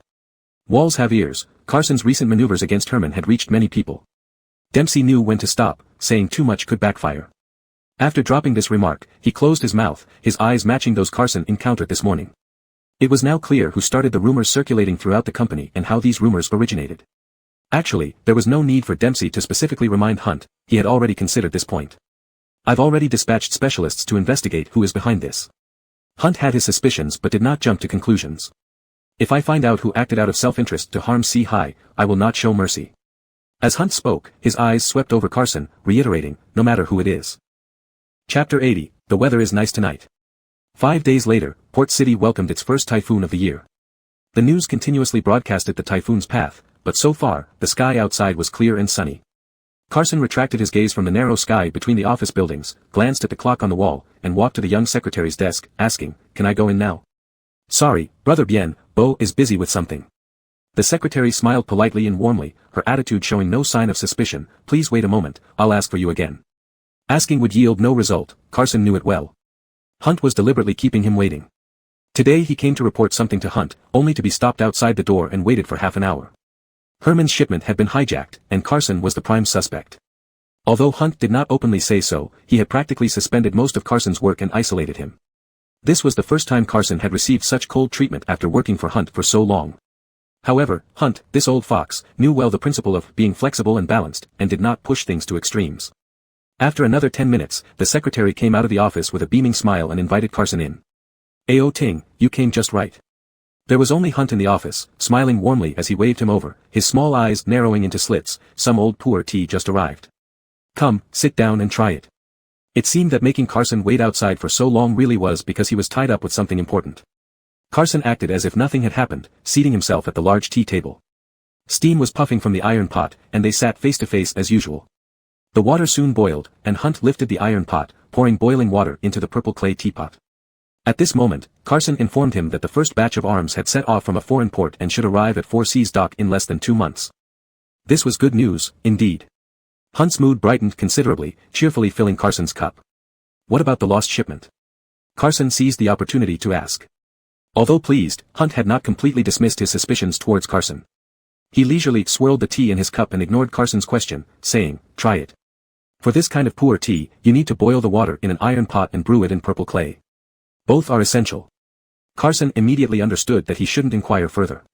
He picked up his teacup and started chatting with Hunt about tea appreciation. Carson wasn't particularly interested in tea, and most of what he knew came from Herman. After finishing the first 3 steepings, Carson got up to take his leave. Hunt did not retain him but personally saw him to the door. Before leaving, Carson came back to the little secretary's desk, tapping gently on the surface. The girl looked up, and Carson cast a casual glance toward the window, seemingly unintentionally asking, "Hasn't General Manager Jean come around lately?" "General Manager Jean has been away for some time and hasn't returned yet," the girl said sincerely, adjusting her glasses. "Is there anything you want me to relay to him?" "No need," Carson replied, retracting his gaze, "just asking." As Carson's car left the parking lot of Four Seas, rumors began spreading within the company even more fiercely. Everyone said that Carson wouldn't last much longer and would likely be brought back to square one soon. No one dared say these words to Carson's face, but they all reached the ears of Cooper and others. With the suspension of their boss, they naturally had nothing much to do. That evening, Cooper and the rest came to Carson's home with drinks and dishes. "This time Bo treated Brother Bien like this, it really breaks our hearts." While they said they were concerned about Carson's mood and came to keep him company, resentment was hidden deep in their hearts. After a few drinks, they blushed and defended Carson fervently. "That's right, we can't doubt Brother Bien," Irvin slurred. "If it weren't for Brother Bien's support over the years, Four Seas would have collapsed long ago. There would be no today." "You're right," someone quickly chimed in. "Have any of you run into Dempsey and Murphy recently? Their smug looks, bah, truly disgusting." Unfortunately, Carson wasn't moved. He didn't touch a drop of alcohol that night and let them use his dining table while he sat by the windowsill, indifferent and cracking peanuts throughout the night. "Guys, that's enough," hearing the same complaints all night, Carson interrupted. "If people hear this, they'll say I have ambitions and sinister plans." Irvin raised his fist the size of a sandbag. "Whoever dares to gossip, I'll punch them." Carson was at a loss between laughter and tears, but soon he became serious again. He cautiously asked, "Have you ever thought about leaving Four Seas one day?" Irvin retracted his hand, his face full of bewilderment. "Leave the company? Where could we go?" "Brother Bien, don't talk like that." Cooper was sensitive and guessed that Carson was feeling pessimistic due to the setback. He comforted him immediately. "This is only temporary. Believe that Bo will vindicate you soon." "Yeah." The others hurried to pledge their loyalty. "We'll be wherever you are." Carson unscrewed the cap of his mineral water and took a sip, suppressing what he had intended to say. The 5 cases of beer were nearly gone in the blink of an eye. Knowing these guys well, Carson ruthlessly shooed them away before they got too drunk. Finally, after sending them off, Carson began tidying up the mess. He flipped open the greasy takeaway boxes and found his missing phone lying at the bottom. His phone was on silent mode with several missed calls. Carson casually glanced at it and threw it aside. He knew who he had been waiting for, but he refused to accept it, even less willing to admit it. At this moment, there was a clattering sound outside the door. Glass bottles had fallen. Likely, Cooper and the others had left the bottles by the door when they departed and a neighbor had kicked them over accidentally. Carson put down the food container and went out to pick up the bottles. Unexpectedly, as soon as he opened the door, he saw Herman half-crouching outside, frantically picking up the scattered bottles. Herman. Surprised, Carson knelt down to help pick up the bottles. When did you come back? I just got out of the airport. Such an unusual arrival was also awkward for Herman. He packed the bottles into a cardboard box and said, I ran into Cooper and Asen outside just now. Did you move back here? Carson hesitated, surprised by Herman's unexpected reaction. Herman's attitude was calm and natural, without any special emotions, as if that absurd night was merely Carson's delusion. He picked up the last bottle and lifted the cardboard box, giving a practical answer, it's my house after all. I don't have to pay rent anymore. Then he asked Herman, why did you come over? The weather is nice tonight. Herman stood up, looked at the sky, then smiled at Carson, shall we take a walk together? Carson followed Herman's gaze and saw that it had just rained, with dark clouds layering the sky, a quietness before the storm. What kind of good weather is this? Carson grumbled inwardly, but his body betrayed him and he followed Herman out of the house. Chapter 81, I have something to talk with you. A brief shower had just passed, leaving the road damp. The reflection of the streetlights fell into puddles, resembling moons within reach. After exiting the gate of Orlando's residential complex, turning left and walking for several hundred meters led to an old street. This alley was ignored during the day but transformed into the liveliest place in the area at night. Ice chests of various sizes were lined up on the sidewalk, filled with a dazzling array of ingredients. Red plastic awnings lit up along the road for hundreds of meters. Laughter and clinking sounds occasionally emanated from these awnings, where vendors cooked over stoves, greeting passers-by amidst their busy work. Boss, come on in and sit. Herman walked alongside Orlando under the lights, maintaining a distance that was neither too close nor too far. Their shadows dragged long on the ground, sometimes coming together and sometimes separating, imbuing them with the warmth of everyday life. Bottles rattled inside boxes as Orlando carried cardboard containers, thinking of this outing as merely throwing out trash. They walked down the road until they reached the end, having thrown away the garbage and enjoyed a stroll. Yet, Herman still chatted casually without explaining why he brought Orlando here tonight. When they reached an alley entrance, Orlando stopped because beyond lay a market surrounded by shacks, narrow paths with sewage flowing everywhere. Orlando didn't want to take Herman there. Orlando glanced into the alley, turned around to face Herman, and planned to conclude this walk. Just then, headlights illuminated the path, and a motorcycle appeared at the intersection, its bright beams shooting straight toward him. Herman reacted quickly. He grabbed Orlando's arm, pulling him into his embrace and sidestepped to the roadside as the motorcycle whizzed past Herman's back. Fortunately, it was just an inexperienced rider, not an assassin sent by some enemy. After passing by, the motorcycle didn't turn back, leaving only exhaust fumes behind. For a few moments, heartbeats quickened and then blended into the roaring engine noise, fading deep into the alley. The fleeting moment of shared body heat broke the invisible barrier. Restraint suppressed all night found an outlet. But Herman restrained himself again, not allowing the ambiguous atmosphere to linger. He soon let go of Orlando, stepping back to create distance between them. I came today to ask you something, Herman said, taking a step forward. Orlando suddenly understood why Herman took such a roundabout route tonight. Even though you might not believe me, he immediately followed up, trying to justify himself, your boat being lost wasn't my doing. If possible, Herman wished he could crack open Orlando's head to see what circuits were connected inside. Why would he link this to the stolen boat? Romance allergy, mood killer, described him perfectly. I believe you, Herman responded with a mix of laughter and sigh, continuing to walk, but I didn't come for that reason. Then what is it? Orlando looked puzzled. He couldn't think of anything worth Herman rushing back before the typhoon hit, straight from the airport. I left a note on your bedside table before I left, Herman asked without turning back, seemingly indifferent, did you see it? No, Orlando felt somewhat guilty. After waking up that day, he fled hastily, having no time to read any note. Upon hearing Herman mention it, he became curious, asking cautiously, what did it say? It wasn't much. The note mentioned leaving for business, breakfast in the kitchen, change of clothes in the wardrobe, and a reminder not to drive if still feeling hungover. Most importantly, it instructed to call whenever in need. Since Orlando never saw the note, the fact that he didn't call didn't need further interpretation. Herman continued walking ahead. He stopped under a streetlight and abruptly asked, who are Danielle and Jean? Pausing, he added, and Troyan, whom you proposed marriage to and wanted her to bear your children. Having kept quiet for days, Herman was finally confronting this. Recalling that night made Orlando embarrassed to the point of wishing he could board a rocket and leave Gangsheng forever. There's no Danielle, Jean, or Troyan. That night, I was drunk, he covered his mouth with a clenched fist, coughing lightly, just talking nonsense, nothing serious, you should. Herman's gaze, calm like water, fixed on him as he finished the sentence for him, treated as if nothing happened. Having his lines snatched away, Orlando stumbled, awkwardly rubbing his neck and mumbling, yeah, right, that's what I mean. And in the past, it was me being immature, doing things out of line, don't take it seriously. With this, he meant not taking responsibility for last night, nor acknowledging the murky past. But I wasn't drunk. Herman cut to the chase, tearing down any pretense, leaving no room for Orlando to wriggle. I was completely sober throughout.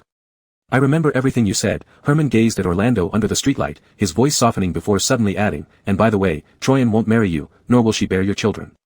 I already promised first, if anyone is going to bear a child, it's me. Orlando felt as if a cudgel had struck him on the head, his expression blank. He hadn't anticipated Herman being so straightforward. Unprepared psychologically, he stood there dumbfounded, managing only to utter after a long pause, sorry. The classic phrases, drunk, as if nothing happened, and sorry, strung together infuriated Herman, causing him to sneer repeatedly. Is that all you have to say? Herman ground out through clenched teeth. Unwilling to provoke Herman further, Orlando earnestly thought about it, pondering seriously for a while before abruptly mentioning an unrelated matter. While you were away, something interesting happened. Murphy broke up with his girlfriend. The girl stormed into the company and made quite a scene. This gossip Herman had heard from people around him. Thai Kid was truly unscrupulous, mimicking the incident vividly after watching videos sent back from the scene. You think you're like him, Herman, being clever, instantly grasped Orlando's implied meaning. I'm not like him. Orlando shook his head, raising the corners of his mouth in a self-deprecating smile. I'm even less deserving of love. Especially with you. After saying this, Orlando continued walking forward. Herman followed, maintaining a steady distance, slightly further apart than when they came. Surprisingly, despite their previous conversation being somewhat disjointed, once the air was cleared, the atmosphere relaxed inexplicably. The air was filled with moisture, cool due to the impending storm, and it seemed like they hadn't walked this calmly together in a long time. Herman, long ago, you knew we weren't on the same path. Now, I'm making a bet with you. Orlando spoke without turning around, hands in his pockets. Do you believe that soon, you'll hate me? Herman stepped over his shadow, wondering if this guy did it intentionally. As he got closer, the shadow would immediately retreat, fleeing rapidly. Herman taunted him, both amused and exasperated. If you keep being so annoying, I might hate you now without waiting. Hearing this, Orlando's heart, which had been tightly wounded, finally relaxed. Seizing Herman's words, he replied half seriously, so it seems that sooner or later, you will end up hating me. But Herman didn't play along with Orlando's game. Instead of brushing aside the confusing night, he adopted a serious tone. Orlando, I came here today because there's something else I need to say to you. One thing Orlando guessed correctly. After that night, Herman left without a word. Besides the emergency situation, another significant reason was indeed to give each other space to properly handle this accident. This could be considered an accident. Without this incident, Herman and Orlando would probably have gone their separate ways toward different endpoints, not allowing themselves to become entangled with each other again. Herman didn't know what Orlando was thinking but had made his decision. When Orlando said he wasn't worthy of love, how qualified was Herman? Two such people walking together wouldn't lead to a good outcome, viewed from any angle. But the future hadn't yet unfolded, and as long as it remained hypothetical, changes were possible. Nothing was predestined in this world. This notion brought Herman here tonight, seeking to rewrite the ending before it became fixed. Of course, his resolve wasn't much higher than Orlando's. He had pondered this move for a long time, finally making up his mind just hours earlier. So, while his heart still burned hot, he bought the last flight before the typhoon halted air traffic and came straight here after landing. Once certain words are spoken, it's either moving forward or stepping back. There's no middle ground. Herman looked deeply at Orlando. I know you're not ready, so I'm giving you the initiative. At some point, Orlando had already turned around, and he gazed back at Herman, unable to utter a word. His brain was overloaded, unable to process the current situation. Herman didn't directly touch on the main points but had made everything clear through his words. And because Herman never outright said it, Orlando had no way to refuse. Orlando's bewildered and helpless look seemed rare and somewhat amusing to Herman. He decided not to push further, turning his head to tap on the red door beside him, saying, "We're here." Orlando came back to his senses, realizing they had circled the neighborhood and returned to the front of his home. "It's very late, go back inside." Herman showed no intention of going in, his eyes smiling as the corners of his mouth curled up. "Come find me when you're ready to listen, I'll be waiting for you." Chapter 82, Faithless Man. The next afternoon, the typhoon arrived as expected, with the government issuing a red alert and suspending all work and classes across the city. As night fell, a minivan braved the howling wind and heavy rain, traveling over 100 kilometers to reach City G, which was adjacent to Port City. City G is not coastal, so the wind wasn't strong, but the rain was torrential. Several men wrapped in raincoats got out of the vehicle and entered a quarry warehouse on the outskirts of the city. The quarry had been abandoned for years, cluttered with debris.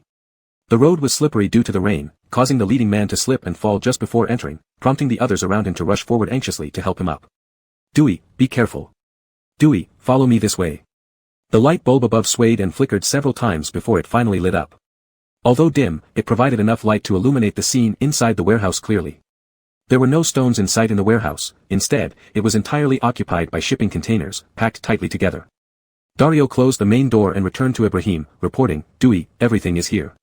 The raincoat offered little protection, and Ibrahim was drenched like a wet hen from the downpour. Despite his disheveled appearance, he could not afford to lose his composure. He nodded and instructed, "Open them up." The sound of rain, metal clashing, and locks being opened echoed in the small space. The container doors slid open to reveal, under everyone's eager gaze, a pile of sprouting potatoes rolling out first. Dario, unfazed by this, used a shovel to clear away the potatoes, eventually exposing stacks of US dollars at the bottom. These US dollars were wrapped in plastic and layered in the containers. Now that everyone saw this sight, their eyes widened in amazement. Even though they knew the money was counterfeit, seeing it piled up like mountains still had a significant impact, stirring hearts intensely. "Elder brother," one of the subordinates swallowed nervously and asked stammeringly, "Can this money really be spent?" "Nonsense," Dario rolled his eyes, "it can pass through machines, do you think it can or cannot be spent?" "What a pity." The subordinate sincerely sighed, "Now it can only rot here." "If. Don't get any funny ideas," Dario cut him off sharply, "this isn't something you should be thinking about." Dario's outburst brought Ibrahim back to reality. He realized he had also been momentarily mesmerized by the sight of the mountain of dollars. "Is the ship captain properly taken care of?" Ibrahim coughed lightly to ease the awkwardness. "I followed your orders, gave him a sum of money, and settled him in Southeast Asia," Dario reported promptly. "No one will find him." "Well done," Ibrahim smiled contentedly, "Herman lost such important cargo immediately upon returning. I wonder how he will remain smug after this." It turned out that the cash transport ship robbery had nothing to do with Carson, but was orchestrated by Ibrahim behind the scenes. To be precise, robbery wasn't the right term. Ibrahim merely bribed the ship captain to divert the shipment after receiving it from the large ship, break communication, deviate from the original course, and dock at a secret pier arranged by Ibrahim. Then the cargo was transported here by truck. To achieve this, Ibrahim devised several plans. Unexpectedly, Herman became so incompetent after returning from abroad that Ibrahim easily redirected the shipment without any trouble. Ibrahim took this bold risk simply to undermine Herman's trust with Hunt and frame Carson, achieving two goals at once. But seeing the mountains of dollars, he began to entertain new ideas. After all, human greed knows no bounds. Without much hesitation, Ibrahim quickly made up his mind. If the cargo owner could sell these papers for real money, why couldn't he? He beckoned Dario over. "Come here," Ibrahim whispered a few instructions into Dario's ear and then patted his shoulder, saying, "This is your task. Do as I said." The wind outside intensified, making the iron-roofed house creak loudly. After listening to Hunt's plan, Dario felt uneasy. "Dewey, wouldn't selling these carry risks? We've never sold them before, and we don't have reliable channels. Why worry? If those bastards can sell, why can't we buy?" Ibrahim put his arm around Dario's shoulder affably, speaking kindly to him, "Just follow my instructions. There won't be any problems, and you'll benefit too when the time comes." After finishing the business, Ibrahim didn't stay long. They came in the storm and left in the storm. Time passed quickly amidst tumultuous events. Before they knew it, the typhoon had happened over a week ago. Although Carson was suspended from duty, his days were not idle. Concerned about the missing cargo ship, he remained vigilant, monitoring the conditions of maritime freighters daily, not daring to relax for a moment. Everything was proceeding smoothly. From the current situation, this batch of arms would arrive at the port on time and be delivered as scheduled. However, the true focus was on the day of the transaction, when Hunt and the buyer would both be present. Carson would then notify the police to apprehend them red-handed. Then it would all be over. The end was in sight. Every mile that the cargo ship sailed daily at sea became a countdown in Carson's eyes. And Herman's words before he left last time echoed in his mind during quiet nights. These two alternating elements interrogated him incessantly, making him sleepless night after night. After just a few days, his spirits were even more depressed than when he was doing menial work in the company. Last night was another sleepless night. Just as dawn broke, Carson, with swollen eyes, went to the hospital. A senior uncle in the 4Cs group fell ill suddenly some days ago and was rushed to the hospital. Yesterday, he finally came out of the critical stage and was transferred to a general ward, so Carson needed to visit him. Carson wasn't the only one who received this news, Dempsey and Murphy were also quite proactive. Carson had just sat down by the patient's bedside when the two arrived one after another. Murphy always acted freely and casually, maintaining a good relationship with this uncle over the years. Upon arrival, he sat down on the sofa and started peeling kiwis from the fruit basket. Dempsey recently seemed to have encountered some major good fortune, looking happy and energetic, unable to hide his joy even in front of the patient. Carson couldn't engage in meaningful conversation with these two people and didn't bother to interact with them further. He fulfilled his duty and left early. Just as he stepped into the elevator, Murphy followed in, pressing the same floor button ahead of him. Carson put his hands back into his pockets and glanced sideways at him coldly. "Do you need something?" It seemed they were quite faded recently, meeting frequently in the elevator. "Is the hospital yours?" Murphy leaned against the wall lazily. If you can ride it, why can't I? Carson turned away, not bothering to respond. The elevator slowly descended. It was a glass-fronted elevator, offering a clear view of the atrium below. Monday mornings were the busiest times at the hospital. As Carson's gaze swept over the bustling crowd, he immediately spotted Herman at the information desk, speaking with a nurse. Next, Carson noticed the boy beside Herman. The boy, likely there to visit someone with Herman, stared up at him intently, listening seriously, his eyes openly expressing admiration for Herman. Carson glanced once and quickly averted his eyes. He had seen this boy before. He was seated next to Herman during a yacht dinner party previously. Oh, isn't that Herman's new love interest? They seem quite close, bringing him here. Murphy leaned closer and introduced eagerly, you wouldn't know, but in your absence, he visited the company every day, sending cakes or coffee, very attentive. He's different from us, Murphy sneered, turning to mock Carson. I heard he's a top student at Harbor City University, majoring in paleontology. Do you know what paleontology is? Murphy. Ignoring his sarcasm, Carson turned to look at him and asked, you knew things wouldn't end well with Nova, so why did you start with her? Murphy froze, the mocking expression on his face slowly fading, perhaps because Carson mentioned his ex-girlfriend, or perhaps because this was the first time in 2 years that Carson had spoken to him so seriously. Our lives are short, sometimes shorter if we're unlucky. Murphy straightened up and smiled at Carson. If you die without even daring to love someone, wouldn't that be a waste? During dinner, Barry ordered braised oxtail in red wine. Out of caution, Herman didn't drive home. Whether coincidentally or intentionally arranged, this restaurant was not far from Herman's house. Seeing this, Barry suggested taking a walk instead, which Herman didn't refuse, walking with him. Initially, Herman had invited Uncle Liang to discuss matters over dinner, unexpectedly finding Barry there as well. Halfway through the meal, Uncle Liang received an urgent call and left abruptly, leaving only Herman and Barry at the candlelit table. On the way home, Herman and Barry walked ahead while Barry's driver followed quietly behind them. This deliberate arrangement added a layer of indescribable ambiguity to their stroll. Well, Barry, let's stop here. Arriving at the entrance of the apartment complex, Herman stopped. Barry was taken aback. By convention, at this point in the routine, the next step would usually be, would you like to come up for a while? Herman's unconventional approach left Barry both surprised and slightly embarrassed, as if his thoughts had been seen through. Well, I enjoyed tonight. Barry didn't let his surprise show. He looked up at Herman, his smile still bright. Good night. The chauffeur of the Zhuang family was well trained and promptly drove up to pick Barry up. Once he was settled in the back seat, Barry rolled down the window as if just remembering something. By the way, Mr. Jean, tomorrow our university orchestra has a public performance. I'm the lead violinist. Are you interested in coming? Herman stood outside the car, leaning down slightly. Barry, there were some things we discussed during dinner tonight.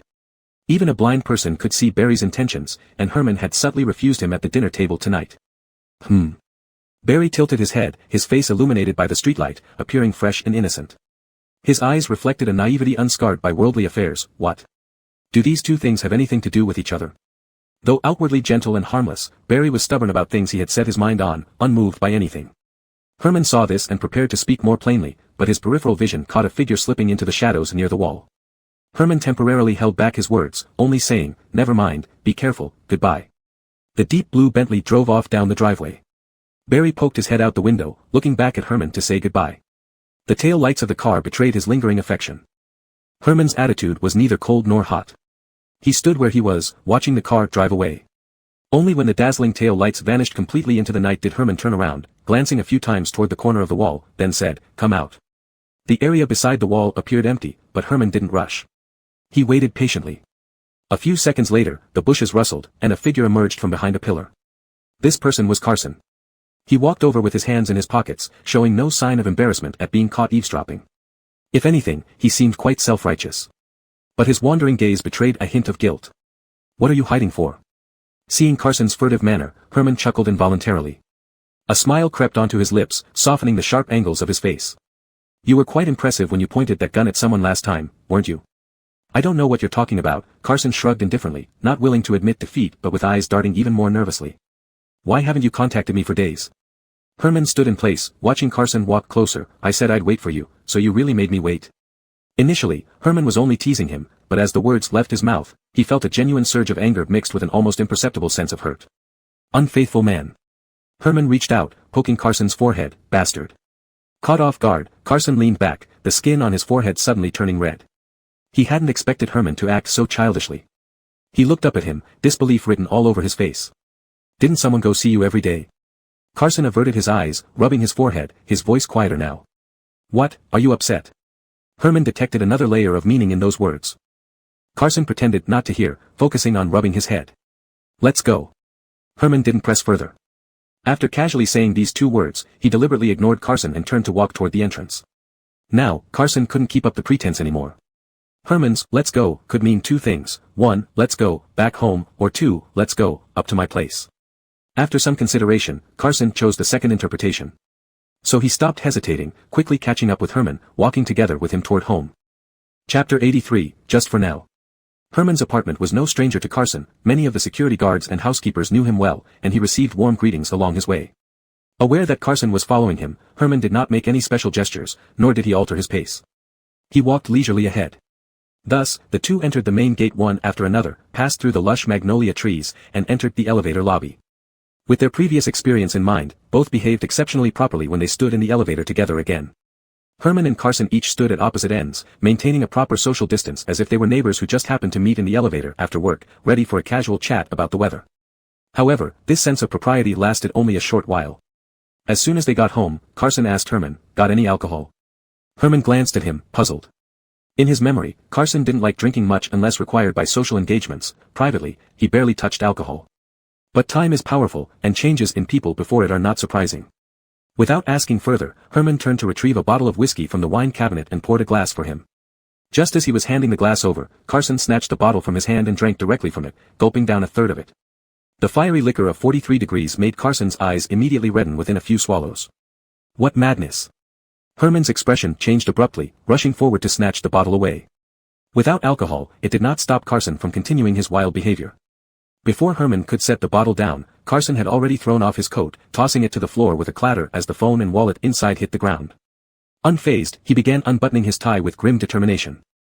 Herman's eyes darkened, but all his reactions thus far remained restrained. Beneath the calm surface, there might be tumultuous undercurrents, yet on the outside, everything remained serene. He placed the bottle steadily on the side and leaned against the bar counter with folded arms, coldly watching as Carson undressed piece by piece, his expression icy and indifferent. Carson showed no sign of retreating under Herman's frosty gaze. With half-naked fingers, he pulled the tie loose effortlessly. Herman's eyes grew deeper, almost unfathomable. That hand continued downward, reaching the waist, and deftly undid the belt before kicking off his pants, revealing his long, slender legs. Soon, Carson was left wearing only a white shirt, its tails tucked into his trousers, fastened around the tops of his thighs. The view followed his long legs downwards, finally resting on a pair of black socks. Finally, Carson bent his head, carefully removing his wristwatch and tossing it into the wine glass. Then, he pushed back his hair and strode towards Herman, unceremoniously pushing him onto the sofa and pressing himself against him. A tongue tinged with malt aroma intruded boldly, without hesitation, claiming territory in his mouth. Their teeth clattered against lips, causing both to feel the pain, but Carson pressed on regardless, pinning Herman down. It seemed that after all these years, Carson hadn't improved much in kissing, lacking technique. His kisses were either fleeting or more like little animal bites. "Relax, you're too rough." Herman finally broke his composure, laughing helplessly and indulgently as he lay back on the sofa, grabbing the back of Carson's neck and letting him explore his lips wildly, responding gently while encouragingly guiding, "Be gentler, don't bite." Carson's intelligence shone through as he quickly mastered the kissing techniques Herman taught him and applied them meticulously on Herman without missing a step. Herman was no longer as composed as he initially was. His shirt was entirely unbuttoned, his breath rapid and hot. The fire spreading across his body was relentless, unwilling to rest on his lips alone but moved southward, past his chin, chest, and abdomen. Before it engulfed him completely, Herman grasped Carson's chin, lifting it up to force him to look at him. "Do you plan to blame it on being drunk and act as if nothing happened later?" Herman stared into his eyes, not missing a single detail. Carson's eyes were alarmingly clear, showing no signs of intoxication or confusion. "No." Carson threw out two words, his tone hard and defensive, bristling with caution. But his attitude soon softened again. "I was using alcohol to bolster my courage." Carson lowered his head, his voice growing lighter, almost as if he were talking to himself. "Otherwise, how could I ever dare touch you like this?" Whether it was the gap in status, their opposing stances, or a bodyguard's overreaching desire for his master, each reminder emphasized that his unwavering affection was too shameful to be seen, utterly disdained, and not allowed. All his internal struggles ultimately resolved into a simple word: dare not. A sigh echoed by his ear, the grip on his chin loosened. Carson felt the tension in his back ease as he was completely embraced. But at this moment, Carson wasn't satisfied with just a hug. He lowered his head again, pressing his lips against skin. Herman knew what he wanted to do. Just thinking about the scene made him pulse with excitement, barely able to control himself. But he couldn't bear it. He never needed proof from him. Herman stopped the descending head again, wrapping both arms around Carson and flipping him over. The sofa trembled under their weight as their positions changed, putting Herman in the dominant position. Even after losing the initiative, Carson still didn't give up, trying to tear off Herman's shirt. Herman restrained his hand, which was recklessly setting fires, and asked, "Are you sober now?" "Yes," Carson answered softly, lifting his head to look at him. "Do you know what you're doing?" Herman asked again. "I do," Carson's gaze remained unwavering. "I want to make love to you, Herman." The lights suddenly went out, and two figures tumbled into a recliner, entangled. An elbow hit the round table next to the chair, the vase on the coffee table wobbled but stayed upright, not falling to the ground. "The curtains aren't drawn," a voice gasped in the darkness. "Don't worry." Another voice gently soothed him, "No one can see us." The moon was exceptionally bright tonight. The wind stirred the gauzy curtains, casting moonlight onto Carson's bare back. His shoulder blades moved up and down, resembling butterfly wings about to take flight, ready to ride the wind away. This night seemed endlessly stretched. Carson remained fully conscious throughout, his expression vivid, eyes bright, staring intently at Herman without blinking, unhesitant to express every reaction, direct and passionate. "You said before, people like us have no future." Herman brushed aside the damp hair on Carson's forehead, examining his face like an exquisite artifact, etching every detail of this night into his heart. "I've thought it through. I don't want the future." Carson leaned in impatiently, wanting Herman to kiss and move simultaneously. "I only want the present." Chapter 84, The Trap. The same moonlight was gentle and affectionate on the windowsill of Herman's home, yet became cold and cruel over G City, more than 100 kilometers away. The lights were on in the storage area of the sand mine. Ibrahim sat inside his luxury car, a bottle of champagne already opened. People say there are three great blessings for a man in middle age: promotion, wealth, and the death of one's wife. He was still relatively young but had already accomplished around 80% of these goals, feeling rather proud and satisfied. "Didn't I say before?" Ibrahim was in high spirits tonight, handing an empty cup to Dario. "Isn't this approach effective?" Dario also had a joyful look on his face, pouring himself some wine. "We should always listen to you, Brother John." Ibrahim made a special trip to G City tonight to wait for a customer to inspect the goods. He had wandered the world for many years, making money through all sorts of questionable means, but never imagined that selling counterfeit currency would be such a profitable business. Watching the paper in the containers turning into real gold day by day, Ibrahim couldn't help but smile. Even when his fussy client requested to inspect the goods first, he happily agreed. Boss Jiang, one of his subordinates, knocked on the car door. "We're here." Ibrahim didn't have time to drink. He instructed Dario to wait in the car and got out immediately. Tonight's customer came from the north, rumored to be well-connected and influential locally. The introducer also held considerable status but respectfully called him Albert every time. Albert, living up to his name, was generous in his actions. In one breath, he ordered 2 containers of counterfeit money. Ibrahim dared not neglect this potential big spender and waited here in advance. Upon hearing of his arrival, he eagerly left the car to personally guide him into the warehouse for inspection. As expected of someone of his stature, Albert brought a large entourage, filling 3 minivans. Ibrahim paid no attention to these details now. He ordered the container doors to be opened and proudly introduced, "Everything is right here." When the container doors fully opened, revealing the stockpile of counterfeit currency, it was exhilarating even if you had seen it multiple times. Among the crowd dressed in dark clothes, a tall man wearing a long trench coat and black sunglasses leaned on a cane as he approached the container and glanced inside. This was Albert, with a thin, reticent appearance, who hadn't spoken a word since arriving, appearing enigmatic and profound. Initially, Ibrahim had mocked him. A supposedly powerful figure turned out to be limping. But upon further interaction, Ibrahim found it hard to gauge Albert's true nature and felt an inexplicable respect. Noticing the slightly awkward atmosphere, Ibrahim broke the silence. "Absolutely guaranteed quality. We've sold so much without any issues." Upon hearing this, Albert tapped his cane lightly on the ground and turned to glance at Ibrahim, finally speaking, "All these are printed domestically?" "Impossible. They're all imported from abroad." Seeing an opportunity, Ibrahim pulled out a stack of banknotes and displayed them against the light. "We don't have the technology for this. Look at the color-changing ink, the sheen, the texture, it's clearly the latest version." Albert showed no interest in Ibrahim's explanation and directly asked, "Is there room for negotiation on price?" Ibrahim extended 3 fingers, 30% of face value.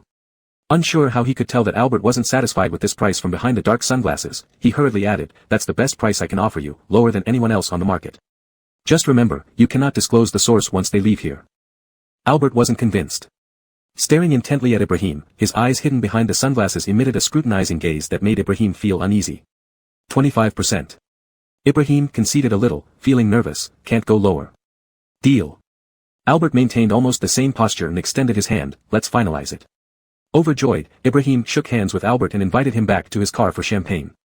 But just then, several young men and women accompanying Albert suddenly lunged forward, quickly overpowering him.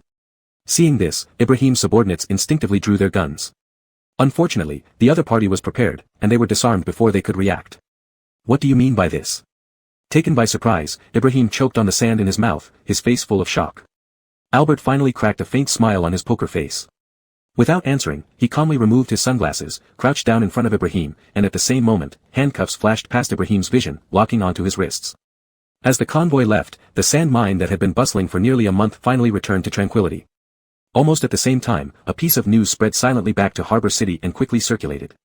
At 5 in the morning, Herman sat on the bedhead, gazing at the person who had just fallen asleep under the covers, with no hint of sleepiness. Ever since he realized his extraordinary feelings for Carson, he had gotten used to restraining himself. He didn't want to like him, he only wished that Carson could live happily and peacefully within his sight. But the world always went against one's wishes, the more suppressed the emotions were, the more they grew wildly in the cracks until rationality could no longer control them. Even knowing it was wrong, he would still proceed without hesitation. Thinking this, Herman reached out and placed his hand on Carson's smooth forehead. With his other hand, he circled Carson's shoulder, about to embrace him. Just then, his phone rang, and the person in bed opened his eyes, locking gazes with him. "Did I wake you?" Herman acted as if nothing happened, continuing to pull Carson into his arms despite staying up all night, sitting at the bedhead and staring at him, touching him, and being caught red-handed. Any way you looked at it, it was awkward. No, Carson stared straight at Herman, his voice a bit hoarse. Having just woken up, he was still half asleep. Seeing Herman so close, he lifted his chin and sought a kiss from Herman. Herman propped up his upper body and responded patiently. This time, Carson wasn't biting or gnawing, he was gentle, without a trace of stubbornness. After kissing for a while, Carson started to get drowsy again. However, the ringing continued, and tonight, the caller was unusually persistent. Herman reluctantly released him. "I'll take this call first." As soon as Herman picked up his phone, Carson's phone also rang. Feeling utterly weak, he flipped over, lazily fetched his phone, and held it to his ear, grumpily saying to the person on the other end, "You better have something important." After hearing what the person said, Carson's eyes widened, fully waking up. He turned to look at Herman, who happened to be looking at him too, both wearing expressions of surprise. They received the same news. Ibrahim had been arrested by the police in G City. ***. The lights in the interrogation room stayed on all night. Ibrahim devoured an entire bowl of fish ball noodles and threw down the chopsticks, satisfied. "Can we talk now?" The woman detective sitting across from Ibrahim had a face darker than a thundercloud. "May I ask?" Ibrahim flicked some food from between his teeth, "for another cup of coffee?" "Low caffeine, almond milk, please." "Ibrahim." The female detective slammed her laptop shut in frustration. "Don't push your luck." "Oh come on, ma'am." Ibrahim put down his leg and mimicked a TV show's tone, leering at the officer before him. "Are you planning to use torture?" The detective endured her anger, forcibly suppressing the urge to punch this jerk, and stormed out of the room. After the police left, Ibrahim flashed a mocking smile at the surveillance camera above him and leaned back in his chair. No need to guess, things outside must be in chaos. However, Ibrahim wasn't worried. He had seen such scenes many times. Regardless of what the police wanted to ask, he only had one answer: wait until my lawyer arrives to discuss anything. This unchanging strategy worked wonders. Throughout the whole night, the police couldn't pry any useful information from him. And when dawn broke, right on schedule, 4C's Group's lawyers arrived. Seeing Eli, representing the legal powerhouse of 4C's Group, walk in, Ibrahim was elated. But just as his smile began to form, Herman followed the lawyer inside. The smile froze on his lips, dimming instantly, replaced by a wary look. Herman and Eli sat opposite Ibrahim. Herman appeared here as a legal assistant, and exposing him would only harm Ibrahim. So, he temporarily set aside their personal grievances and focused on the present situation. Fortunately, Herman didn't intend to cause trouble. He remained inconspicuous, not voicing any opinions throughout, allowing Ibrahim to lower his guard temporarily. Eli lived up to his reputation as the pillar of the legal department. Having served 4C's Group for over a decade without a single defeat, he quickly reassured Ibrahim. "I know what to do next." Ibrahim, whose heart had been slightly unsettled, now felt thoroughly at ease. According to Eli, they would admit to crimes with solid evidence and feign ignorance where there was none. Either way, the 4C's legal team would ensure his safety. Ibrahim sincerely thanked Eli. "Zhao, thank you for your help this time. Once I'm out, I'll treat you to dinner." Eli remained unperturbed and smiled modestly, sorting the documents on the table. Buoyed by Eli's confidence, Ibrahim felt like a teddy bear emboldened by its owner, ready to bite again. He kicked Herman's chair and laughed in a mocking tone. "What are you here for today?" "It was Bo who asked me to come." Herman ignored his provocation, placing his hands on the table, his tone calm. "He has something he wants to tell you. He said your parents are getting old, your 6 elder sisters have families of their own now, and your nieces and nephews all need schooling." Herman looked up at Ibrahim, his gaze light but piercing. "You can rest assured about your family, he will take care of them. Eli will also do his best to mitigate your sentence." Ibrahim's face turned pale. Only now did he truly understand what Eli had meant earlier. It dawned on him that they were there to ensure he severed ties with 4C's group, to take all the blame himself. This meant he was already a pawn abandoned by Hunt. Ibrahim became agitated. "You're lying. I don't believe it. Father wouldn't do this to me." Desperately, he looked at Eli, clinging to his last hope. "Isn't that right, Eli? Father will save me." However, Eli ignored Ibrahim's pleading eyes, paying no heed to the conversation between the two men. Ibrahim's heart sank completely as he fell back into his chair, unable to accept the fall from grace and uncertain about his fate. Herman stood up, fastening the button on his suit jacket. "Bo shouldn't be blamed. Things have escalated too much this time, making it difficult to resolve." He leaned forward, closing in on Ibrahim, a dangerous yet seductive smile playing on his lips. "Brother-in-law, you really are blind." "What do you mean?" A glimmer of light reappeared in Ibrahim's lifeless eyes. His numbed brain finally started working, piecing everything together. He realized the truth. "It's you. It's been you all along. No wonder. No wonder. No wonder the cargo ship hijacking plan went so smoothly, no wonder the fake money hidden in the sand mine wasn't discovered for so long, no wonder selling those counterfeit bills went off without a hitch. All along, it was a trap set by Herman. It's you, all because of you, you've ruined me." Ibrahim lost control, suddenly springing from his chair only to be yanked back by the handcuffs. Trapped in his chair, he struggled frantically, shouting loudly, "Police, police." Everything was done by him. "Arrest him." But no one responded, as lawyer-client meetings were not monitored, and no police were present. "You're wrong. Throughout this whole time, I haven't done anything." Herman looked down at Ibrahim with pity, like observing a lowly insect. "You hijacked the ship and sold the goods. No one forced you into this, it was your greed that led you here." Ibrahim guessed correctly, everything indeed played out according to Herman's plan. However, all Herman did was cast a fishing line. Just as predicted, Ibrahim took the bait. Faced with stacks of US dollars, how could he resist? Driven by profit, he gambled recklessly despite lacking experience or channels. His methods were crude and full of loopholes. Being caught by the police was only a matter of time, no need for Herman's interference. Herman's smile reached his eyes. "I just know you well." "Why?" Ibrahim, like a fish thrown onto the shore, gradually ceased struggling, his face drained of all color. "Why did you do this?" Herman bent down and beckoned Ibrahim closer with a laugh. Ibrahim stretched his neck, inching toward him as if reaching for his last ray of hope. Then he heard Herman whisper in his ear, where only they could hear, "Brother-in-law, when you laid hands on my sister, you should have thought this day would come." Thunder struck, and the blood drained from Ibrahim's face entirely. He opened his mouth, trying to say something, but uncontrollable shivers overcame him. Herman knew everything. Is this sudden return to settle the score for her? Ibrahim tried several times before managing to stutter out a complete sentence. How ironic, he dared to plot the murder of Francesca but couldn't even utter her name in front of Herman. "You think too highly of yourself." Ibrahim was truly detestable yet pitiful, but Herman had no intention of wasting any more time on him. He nodded toward the door, signaling for Eli to leave. Just before exiting, he turned his head back for a final glance at Ibrahim and reminded him, "Brother-in-law, don't forget Bo's words. Take care of yourself." Chapter 85, Young Boyfriend. Just as dawn was breaking, Dempsey was woken up by the police, verified his identity, handcuffed and shackled, and then shuffled out of the detention center. Waiting for him outside was a vehicle with iron bars welded on all four sides. Dempsey was to leave City G today, heading for Harbor City. As most of his criminal activities took place in Harbor City, he was being transferred back there for trial by the local police. The car door opened, and Dempsey got into the car sluggishly, no longer the imposing figure he once was. In just a few days, the light had gone from his eyes, he seemed like a completely different person now. Even if he was unwilling, Dempsey knew how to weigh pros and cons, and he understood Hunt's character very well.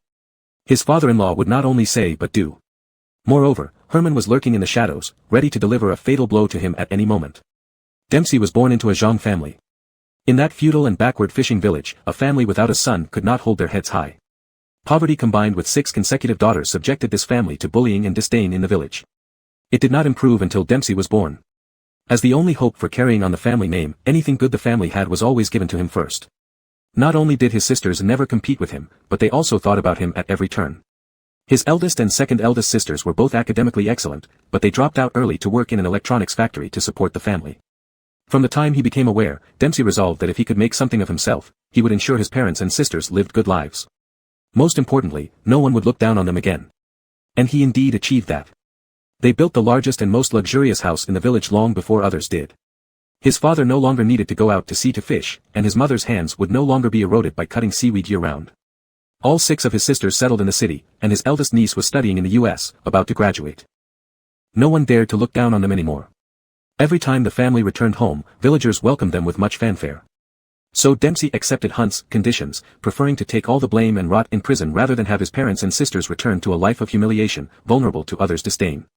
After meeting with Eli, Dempsey made a complete turnabout, confessing to his crimes and insisting that everything was done solely by him, unrelated to anyone else. With the final transfer procedures concluded, the car door was locked, a police car led the way, and the convoy set off onto the expressway before daylight. Dempsey sat listlessly in the compartment, his gaze drifting through the iron bars towards the golden glow beyond the clouds. It should be a fine day. Half an hour later, the vehicle entered a tunnel. Entering this tunnel meant entering the jurisdiction of Harbor City. Returning to Harbor City in such a manner likely stirred mixed feelings within Dempsey, but his face remained like a murky, foul-smelling pool of stagnant water, showing no ripple of emotion. The convoy moved steadily forward, almost clear of the tunnel, when suddenly there was a loud explosion ahead. The prisoner transport reacted promptly and screeched to a halt, but the following vehicles were not so fortunate, crashing into each other one after another.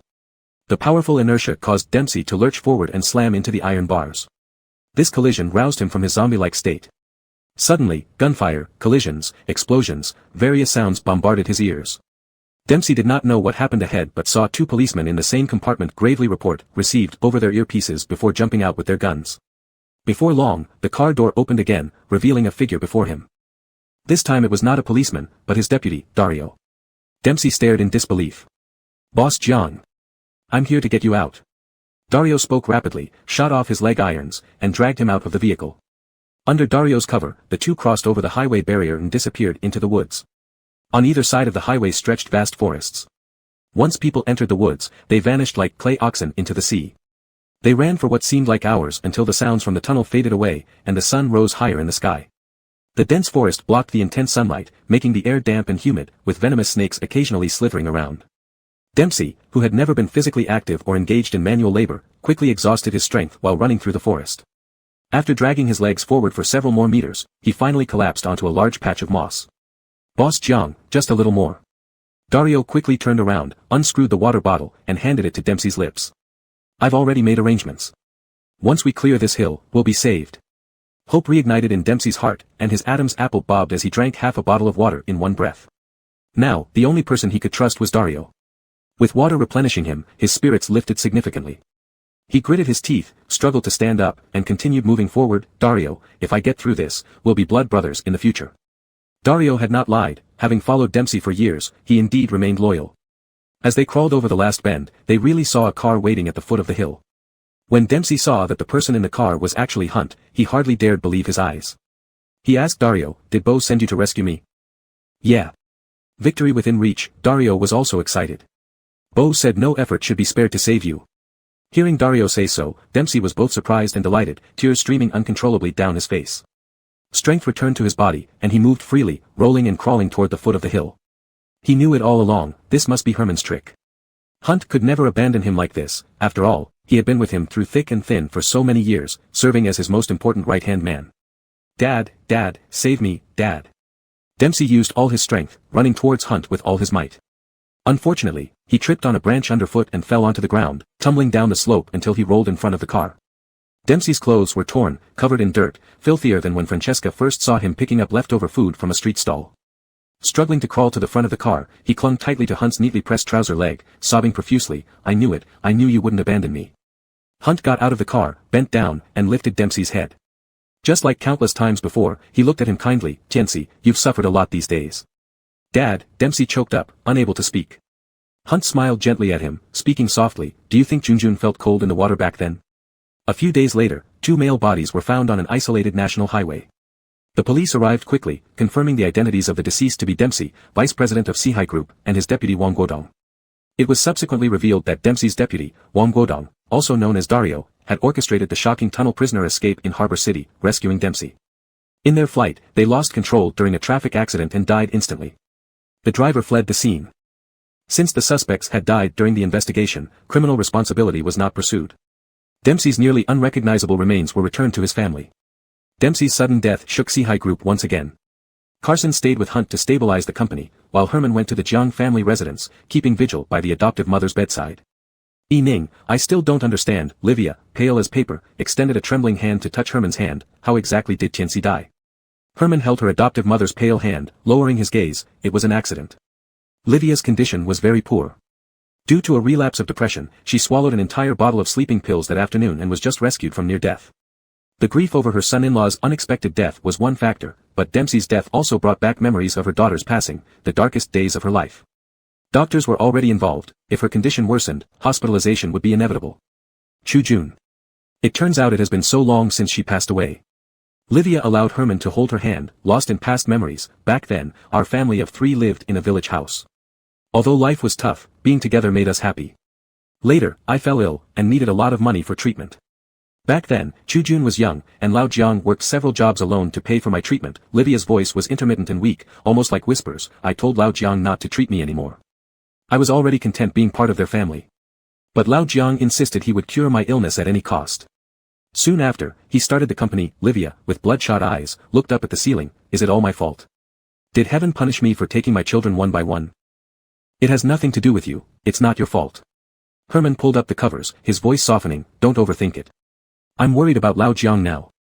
Livia's voice grew weaker. I'm afraid he'll end up hurting himself too if he continues like this. He won't, Herman whispered consolingly, lowering his eyelashes to hide his emotions. I will ensure everything ends soon.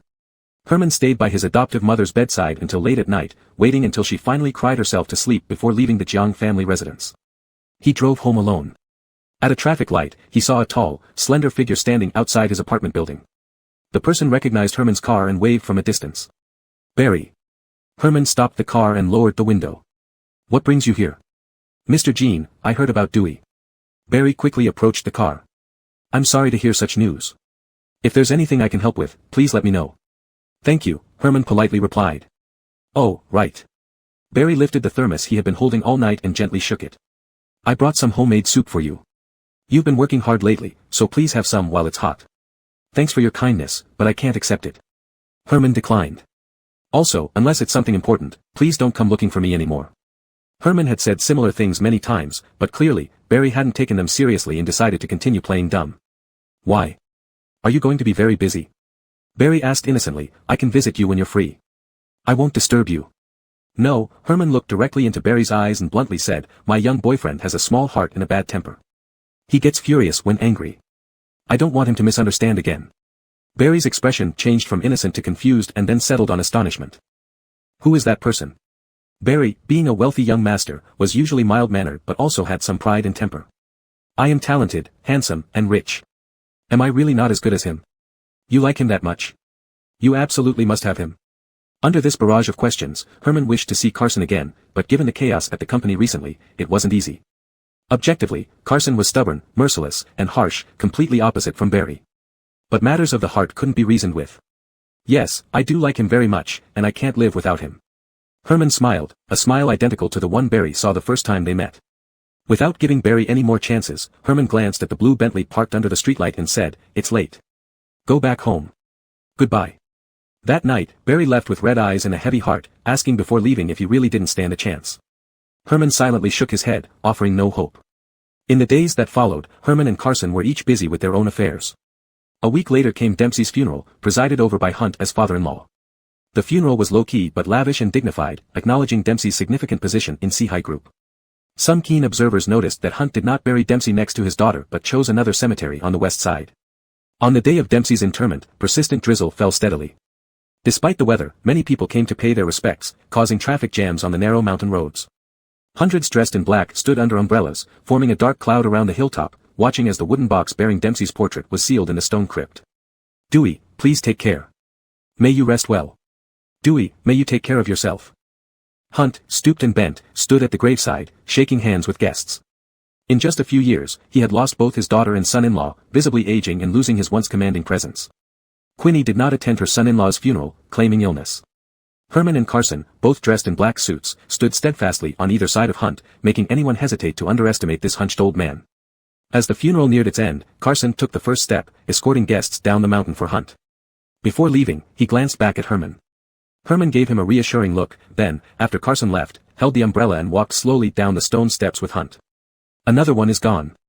Now, I only have you and Ah Ting, and Jiawen left. Fine rain continued, thick with moisture. Standing high on the mountain, Hunt gazed at the mist-shrouded harbor city, filled with profound sentiments. Is our Seahigh destined to decline? When things reach their extreme, they will revert, prosperity will lead to decline, it's the law of this world. Herman stood beside him, looking in the same direction without offering blind comfort. People always find it hard to accept that they are on a downward path, but can anyone really stay at the peak forever? You're right, but in my entire life, the one thing I refuse to acknowledge is fate. Hunt gently patted Herman's hand and turned around, signaling for him to continue walking down the mountain. There was something I intended to keep from you since Ting has been handling it all along. Now, thinking about it, you should know too. On the way down, Hunt told Herman about the arms deal handled by Carson, explaining every detail. By the time he finished, they had already returned to his car. In the future, you two need to support each other. Hunt sat in the car, looking at Herman. After all, Ting is still young, and many matters will require your guidance. Understood. Herman stood outside the car, the wide black umbrella casting a shadow over his eyes. I will. By the way, your flight is tonight, isn't it? Hunt suddenly remembered Herman's upcoming business trip to take over Dempsey's operations elsewhere. He advised, the weather has been unpredictable recently. Take care of yourself and don't get sick. Don't worry, said Herman. Hunt nodded in satisfaction, closed the window, and instructed the driver to leave. Herman stood where he was, watching the car drive out of the cemetery's parking lot. Only after Hunt's car was completely out of sight did Herman head towards his own car. From afar, he saw a man in black waiting by his vehicle. Herman stopped. The man was tall with broad shoulders and long legs, sporting an extremely short haircut. Seeing Herman approach, he walked forward first, greeting politely before speaking in a cold voice, Mr. Jean, please follow me. Denver has agreed to see you. Herman didn't say a word as the man came close, took the umbrella from his hand, and led him to a nearby black sedan. On the way down the mountain, the unfamiliar sedan carrying Herman passed right in front of Carson. Through the tinted single-pane window, Herman saw Carson pull open his car door and get inside with a serious expression. Herman retracted his gaze, a smile that seemed out of place spreading across his lips, drawing a glance from the man in the front seat. Almost simultaneously, Carson looked up as if sensing something, seeing the black stretch limousine pass by. All windows were tinted, revealing nothing.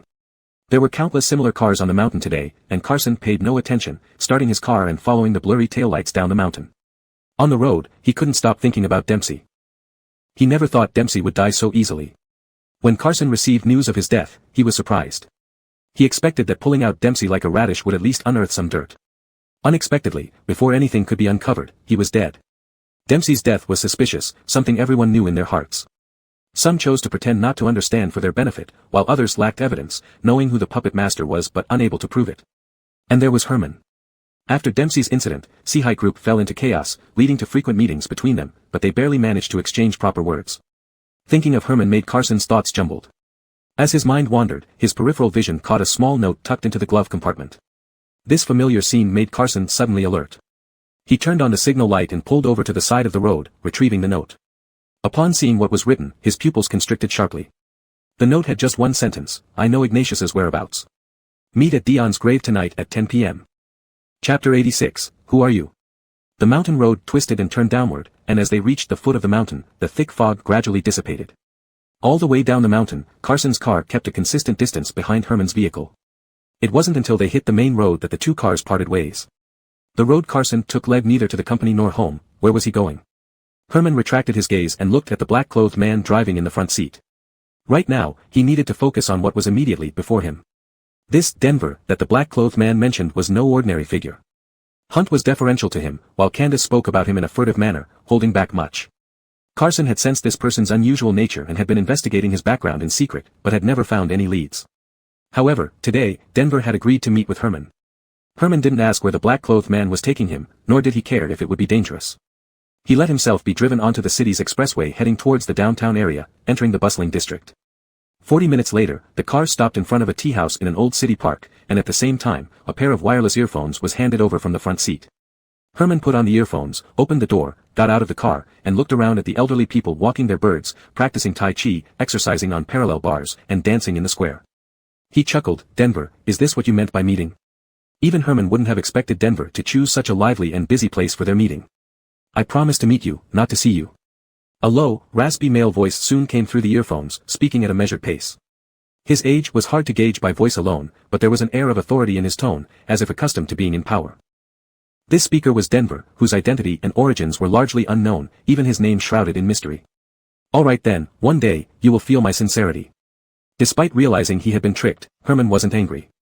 He followed the black-clothed man into the tea house, sat down at the round table prepared for him, and smiled up at the black-clothed man, known as Hideo. Thank you, Hideo. Hideo nodded in acknowledgement. Clearly, Herman wasn't a stranger to dealing with Denver, he even knew the name of his trusted aide. Inside the tea house, it was even livelier than outside in the park. All 3 floors were packed with people sitting at hundreds of tables. As soon as Herman sat down, a waitress loudly announced herself and slammed the tea set and snacks on the table before him without any ceremony. In the center of the courtyard, a young girl played lively tunes on a pipa. The crowd downstairs was noisy and crowded. Herman glanced around but couldn't pinpoint the source of the voice in his earphones. Thinking about it, this indeed was a good place to meet. 3 years ago, I went to America, and not long after, so did you. This year I returned to Harbor City, and a few months later, so did you. Denver's voice quickly sounded in the earphones, accompanied by static. Is this a coincidence? Herman replied truthfully, no, it's not. It was intentional on my part to get close to you, but despite all these years, I still haven't met you face to face. Unable to find Denver among the crowd, Herman poured himself some tea and added jokingly, maybe our timing just isn't right yet. What do you hope to gain by doing this? Denver cut straight to the point. As I mentioned before, Herman lifted his cup, swirled it, dispersing the mist on the surface of the water. Hunt has held power in Harbor City for so long. Now he's older, in poor health, and it's time for a change. Unlike Hunt, who showed great caution and respect when facing Denver, Herman remained composed and respectful without being obsequious. Denver wasn't surprised, he had grown accustomed to Herman's attitude and had insight into his intentions. Over the years, he has done well, and I trust him completely. He has been a competent representative. Hunt has limitations. The Seahigh Group's operations are deteriorating, and it stumbled several times. Herman took a sip of tea and watched the performance on stage. You wouldn't want another incident like the police officer surnamed G from 20 years ago, would you? About 20 years ago, Hunt was targeted by a police officer, leading to the biggest crisis Seahigh Group had ever faced. Denver personally intervened to clean up the mess, solving the problem, but nearly got involved himself. Things barely turned out alright in the end. While Herman spoke the truth, to Denver, these issues weren't significant. There was something about Hunt that he valued greatly. Denver said, he has been very loyal to me. That was in the past, now he has his own agenda, Herman remarked. Hunt obtained a batch of weapons and plans to sell them to North Africans through your network and channels. Have you heard about this? Denver fell silent. Indeed, he had caught wind of it, which was why he invited Herman here today. It turned out that the person truly controlling the underground network in Harbor City wasn't Hunt but this mysterious Denver. He chose Hunt, nurtured him, provided resources, and protected him until Hunt reached his current position. Of course, Denver wasn't doing charity. He needed a white glove so every business transaction of Seahigh Group would pass through him, and he would receive a significant share of the profits. In other words, Hunt, the emperor of the smuggling world, was merely one of many tools in Denver's hands. As far as I know, this isn't the first time he's done this. Everyone at Seahigh only recognizes Bo and knows nothing about Denver. Herman detected hesitation and pressed on, even though Hunt is no longer useful, the few people under him are formidable. Once they lead Seahigh away from your control, Harbor City will no longer be yours. Do you think by saying this, you can threaten me? There was continuous cold laughter on the phone. Denver sneered, I don't trust you. Compared to you, I trust Hunt more. After all, Hunt is your adoptive father, and you want to replace him. Such a person isn't trustworthy. A soldier who doesn't want to be a general is not a good soldier. In our line of work, loyalty isn't a necessary quality. You don't need to trust me, you just need to make use of me. Herman remained unperturbed by Denver's ridicule and openly admitted his ambition. Hunt is getting old, and sooner or later, you'll need someone to replace him. Instead of sending someone new to Harbor City, why not let Seahigh Group continue its hold? Think about it, I'm also preserving Hunt's legacy for you. For a long time after Herman spoke, Denver did not reply. Herman knew he was wavering. The weapons deal is next week. You can witness it yourself before considering my proposal. Herman drained the last sip of tea, stood up, and said, it's late. I'll take my leave. Irvin sat in the passenger seat, watching as Carson drove deeper into increasingly remote mountain trails. It was indeed a dark and stormy night, the perfect time for murder or robbery. Recalling various rumors about Carson from the company, Irvin involuntarily swallowed hard, trying to remember if he had done anything wrong recently to offend this fierce deity. Irvin was off duty today, planning to watch a movie with his girlfriend after dinner. Little did he expect to be intercepted by Carson right after leaving home, asking him to accompany him on some errands. Unsuspecting, Irvin got into Carson's car, and thus ended up here, an unnamed hill outside the city. Bien, it's so late, where exactly are we going? The road up the mountain was particularly rough. Irvin doubted Carson was driving a car but rather a tank. With a sudden surge of acceleration, the car plowed into a patch of several meter-high grass, prompting Irvin to shout, careful, careful, careful, careful. It's fine, relax, Carson reassured, holding the steering wheel with both hands. He glanced at Irvin, noticing his uneasy expression, and suggested considerately, let's play some music. Irvin awkwardly turned on the car player, feeling even more uneasy. Finally, after 3 songs that felt like torture, Carson stopped the car. However, Carson mentioned that this wasn't their final destination, they needed to hike further up the mountain as the car couldn't go any farther. Irvin followed behind Carson, cautiously pushing aside clusters of weeds, re-establishing a path through the overgrown trail. After about 10 minutes, they reached a hillock where the grass appeared to have been cleared, much shorter than in other areas. Amidst the grass were 2 black stones. Curious, Irvin ventured a few steps closer to see what they were, only to realize that beneath the weeds were 2 tombstones. This discovery startled Irvin. Even as a staunch materialist, he felt a chill running down his spine facing such a scene at midnight. Bien. What is this place? Pale-faced, Irvin turned to look at Carson, but before he could finish his sentence, Carson kicked him in the back, sending him flying forward to crash against one of the tombstones. Bien. Pain surged instantly, and Irvin flailed on the spot, unsure if it was pain or fear. Talk things out, bien. Before Irvin could struggle to his feet, Carson's figure was already upon him.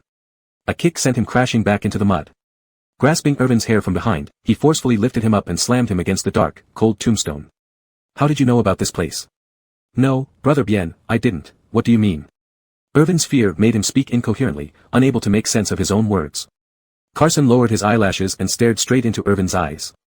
At this moment, Irvin saw him as a devil climbing out of hell, ready to snap his neck if he displeased him. Who are you? Carson tightened his grip. You called me here tonight, what do you want to do? Brother Bien, I don't know what you're talking about. Irvin finally found his voice, screaming loudly, there must be some misunderstanding. Carson sneered and softly repeated, misunderstanding. The notes that appeared in his car twice were both written by Irvin. Carson had known this all along. In fact, his discovery was purely coincidental. One day, he saw a newspaper in Emilio's car with answers filled in a crossword puzzle on the last page. The handwriting on the crossword answers was different from the notes, one elegant and handsome, the other messy like claw marks. At first glance, they seemed written by 2 different people. But on closer inspection, the same habit of ending strokes with an upward flick was evident. Carson sent the newspaper and the note for handwriting analysis. The result confirmed his suspicion, both sets of handwriting belonged to the same person. Carson didn't alarm anyone prematurely but subtly asked Emilio. After some time, Emilio finally remembered that Irvin left the newspaper in the car during a night shift. According to Emilio, the newspaper was originally in a takeout bag, thrown away, but somehow ended up in the car. Irvin, there are already 2 lives buried here, Carson sighed, his voice tinged with regret, echoing above Irvin. One more won't matter, no one will find out.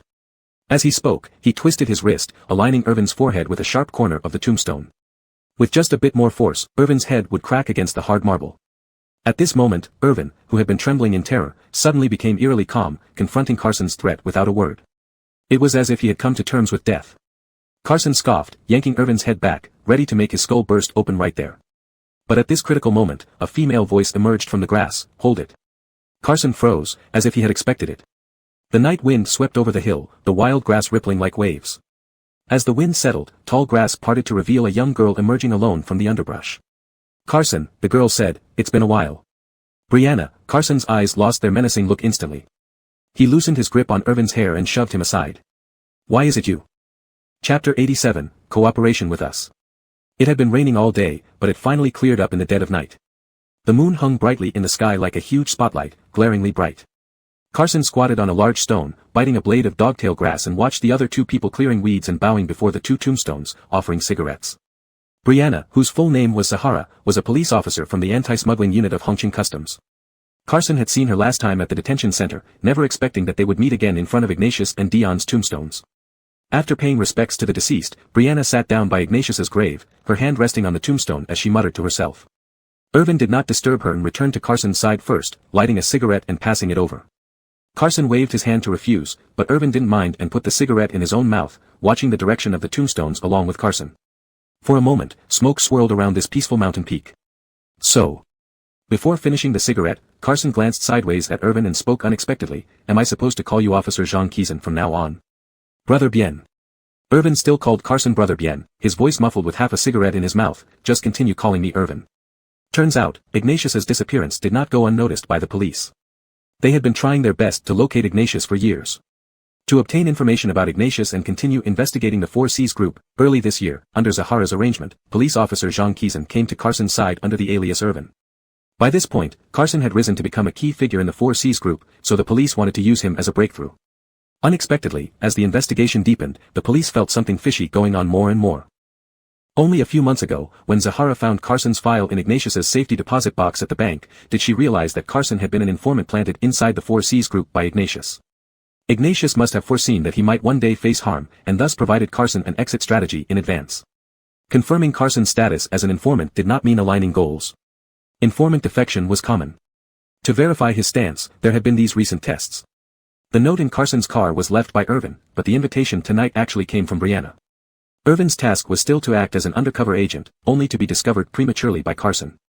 When Irvin finished the cigarette, Zahara also returned from the tombstone, her nose red and eyes swollen like walnuts, clearly having just cried. Carson, rarely generous with his kindness, consoled her, "All right, stop crying, the tomb is empty, Ignatius isn't inside." Zahara took a deep breath, ready to thank him, when Carson continued, "He died in front of me, the body was taken away.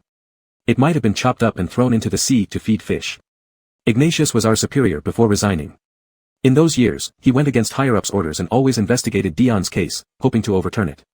Zahara paled, unable to bear seeing her distress. Irvin quickly changed the subject. "Later on, he used some illegal means during the investigation and was expelled from the force. What do you plan to do next? Arrest me?" Carson showed no interest in their past, spitting out the dogtail grass. "Why are you making such a big circle? What do you want? We know your plans for the next step."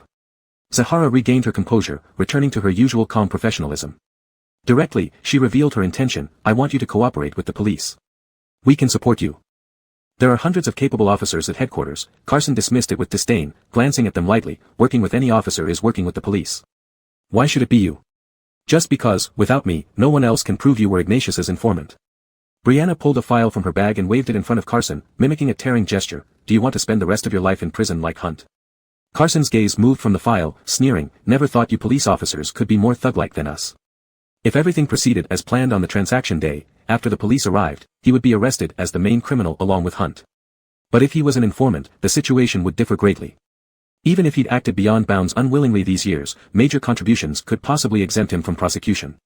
"Brother Bien." Irvin interjected opportunistically, "Let us help you." Carson glanced at the bloodstains on Irvin's face, his attitude softened. Just now, he was venting his anger from being manipulated for so long. He understood what mattered most very well. His original plan was to leak the information to the police before the transaction, but he could not fully control how the police would act. If he had the trust and full cooperation of the police, his chances of success would increase significantly. Carson had already made up his mind about whether to accept Zahara's olive branch. The transaction will take place next week. The buyers are a pair of North African brothers, and the intermediary is Candace from Huanyu International. Both sides will bring people with them and may be armed, Carson said, jumping off the stone. He stretched his numb legs and extended his hands toward the two. "I'll contact you a few days before the operation. Get ready." "All right." Zahara shook hands with Carson firmly. "We're waiting for your message." Irvin had come with Carson, but when Carson left, he did not take him along. He ruthlessly left Irvin with Zahara and drove down the mountain. It was finally coming to an end. Carson rolled down the car window, allowing the mountain breeze to pour into the car. From the moment he joined the 4Cs group until today, 7 years had passed. After Ignatius's death, he had taken on the legacy of Dion and his master alone, walking this path without anyone to confide in or seek support from. Over time, he became somewhat numb. The goal of dismantling the 4Cs group seemed like a carrot dangled in front of a donkey. He strove tirelessly towards it, but as he approached the finish line, there was no sense of fulfillment. Only after meeting Zahara today did he feel that everything was about to end. Carson knew he wasn't a saint, nor even a good person. In these 7 years, he walked the fine line between right and wrong, hesitating, wavering, and retreating at times. He even tried to find a win-win solution, but there was no such thing. From the day he embarked on this path, he was destined to make mistakes and betray some people. Lost in thought, Carson found himself driving to Herman's apartment building. After all this ended, what would happen to him? What would happen to Herman? Though not an emotional person, Carson felt an urgent need to see Herman at this moment. However, the house was dark, and her parking spot was empty. Herman hadn't returned yet. Sitting in his car in a daze for a while, he remembered that Herman was away from Hongqing for a few days, and her flight must have already taken off. 1 week counted down, it could either drag on interminably or pass by in the blink of an eye. Remarkably, in this past week, these two contrasting feelings combined curiously in Carson. The cargo ship had safely arrived in port, and the transaction with the North Africans was set for tomorrow night. This deal was crucial, and Hunt took it very seriously. Everyone involved was prepared and waiting anxiously. As the person overseeing everything, Carson was undoubtedly the busiest of all. Yet, on the eve of the transaction, he abandoned all work, went up Yuanming Mountain, and returned to Herman's old residence.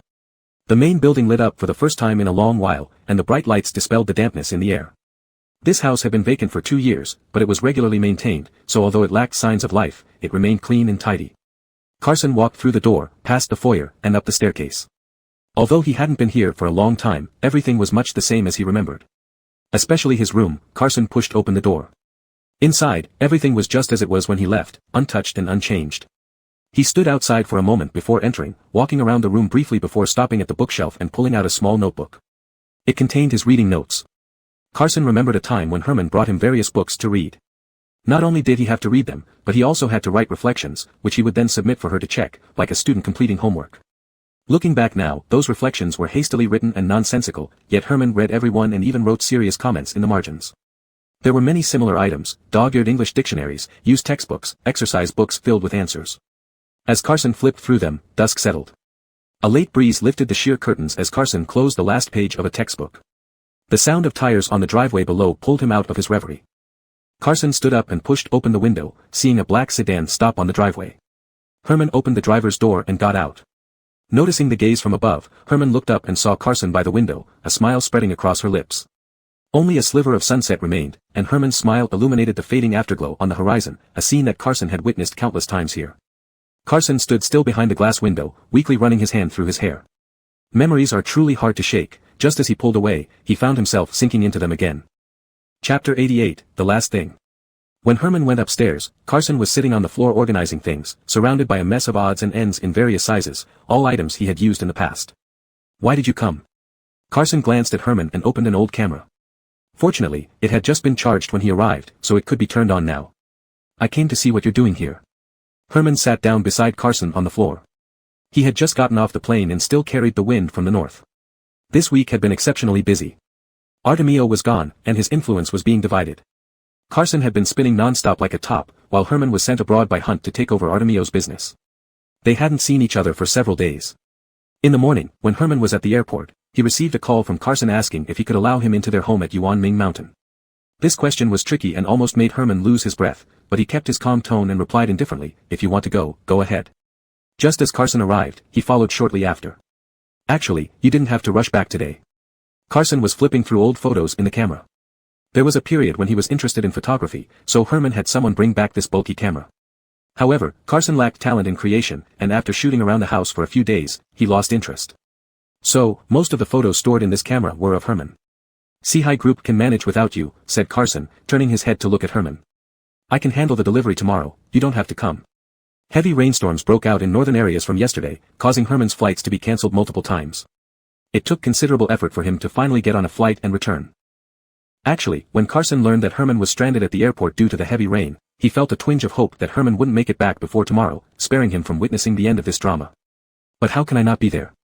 Herman moved closer to Carson, watching the camera screen with him, and smiled. "Tomorrow is so important, how can I miss it?" Carson listened in silence, then handed the camera to Herman and started flipping through a pile of old books on the ground. Before long, darkness fell completely, and the garden lights came on.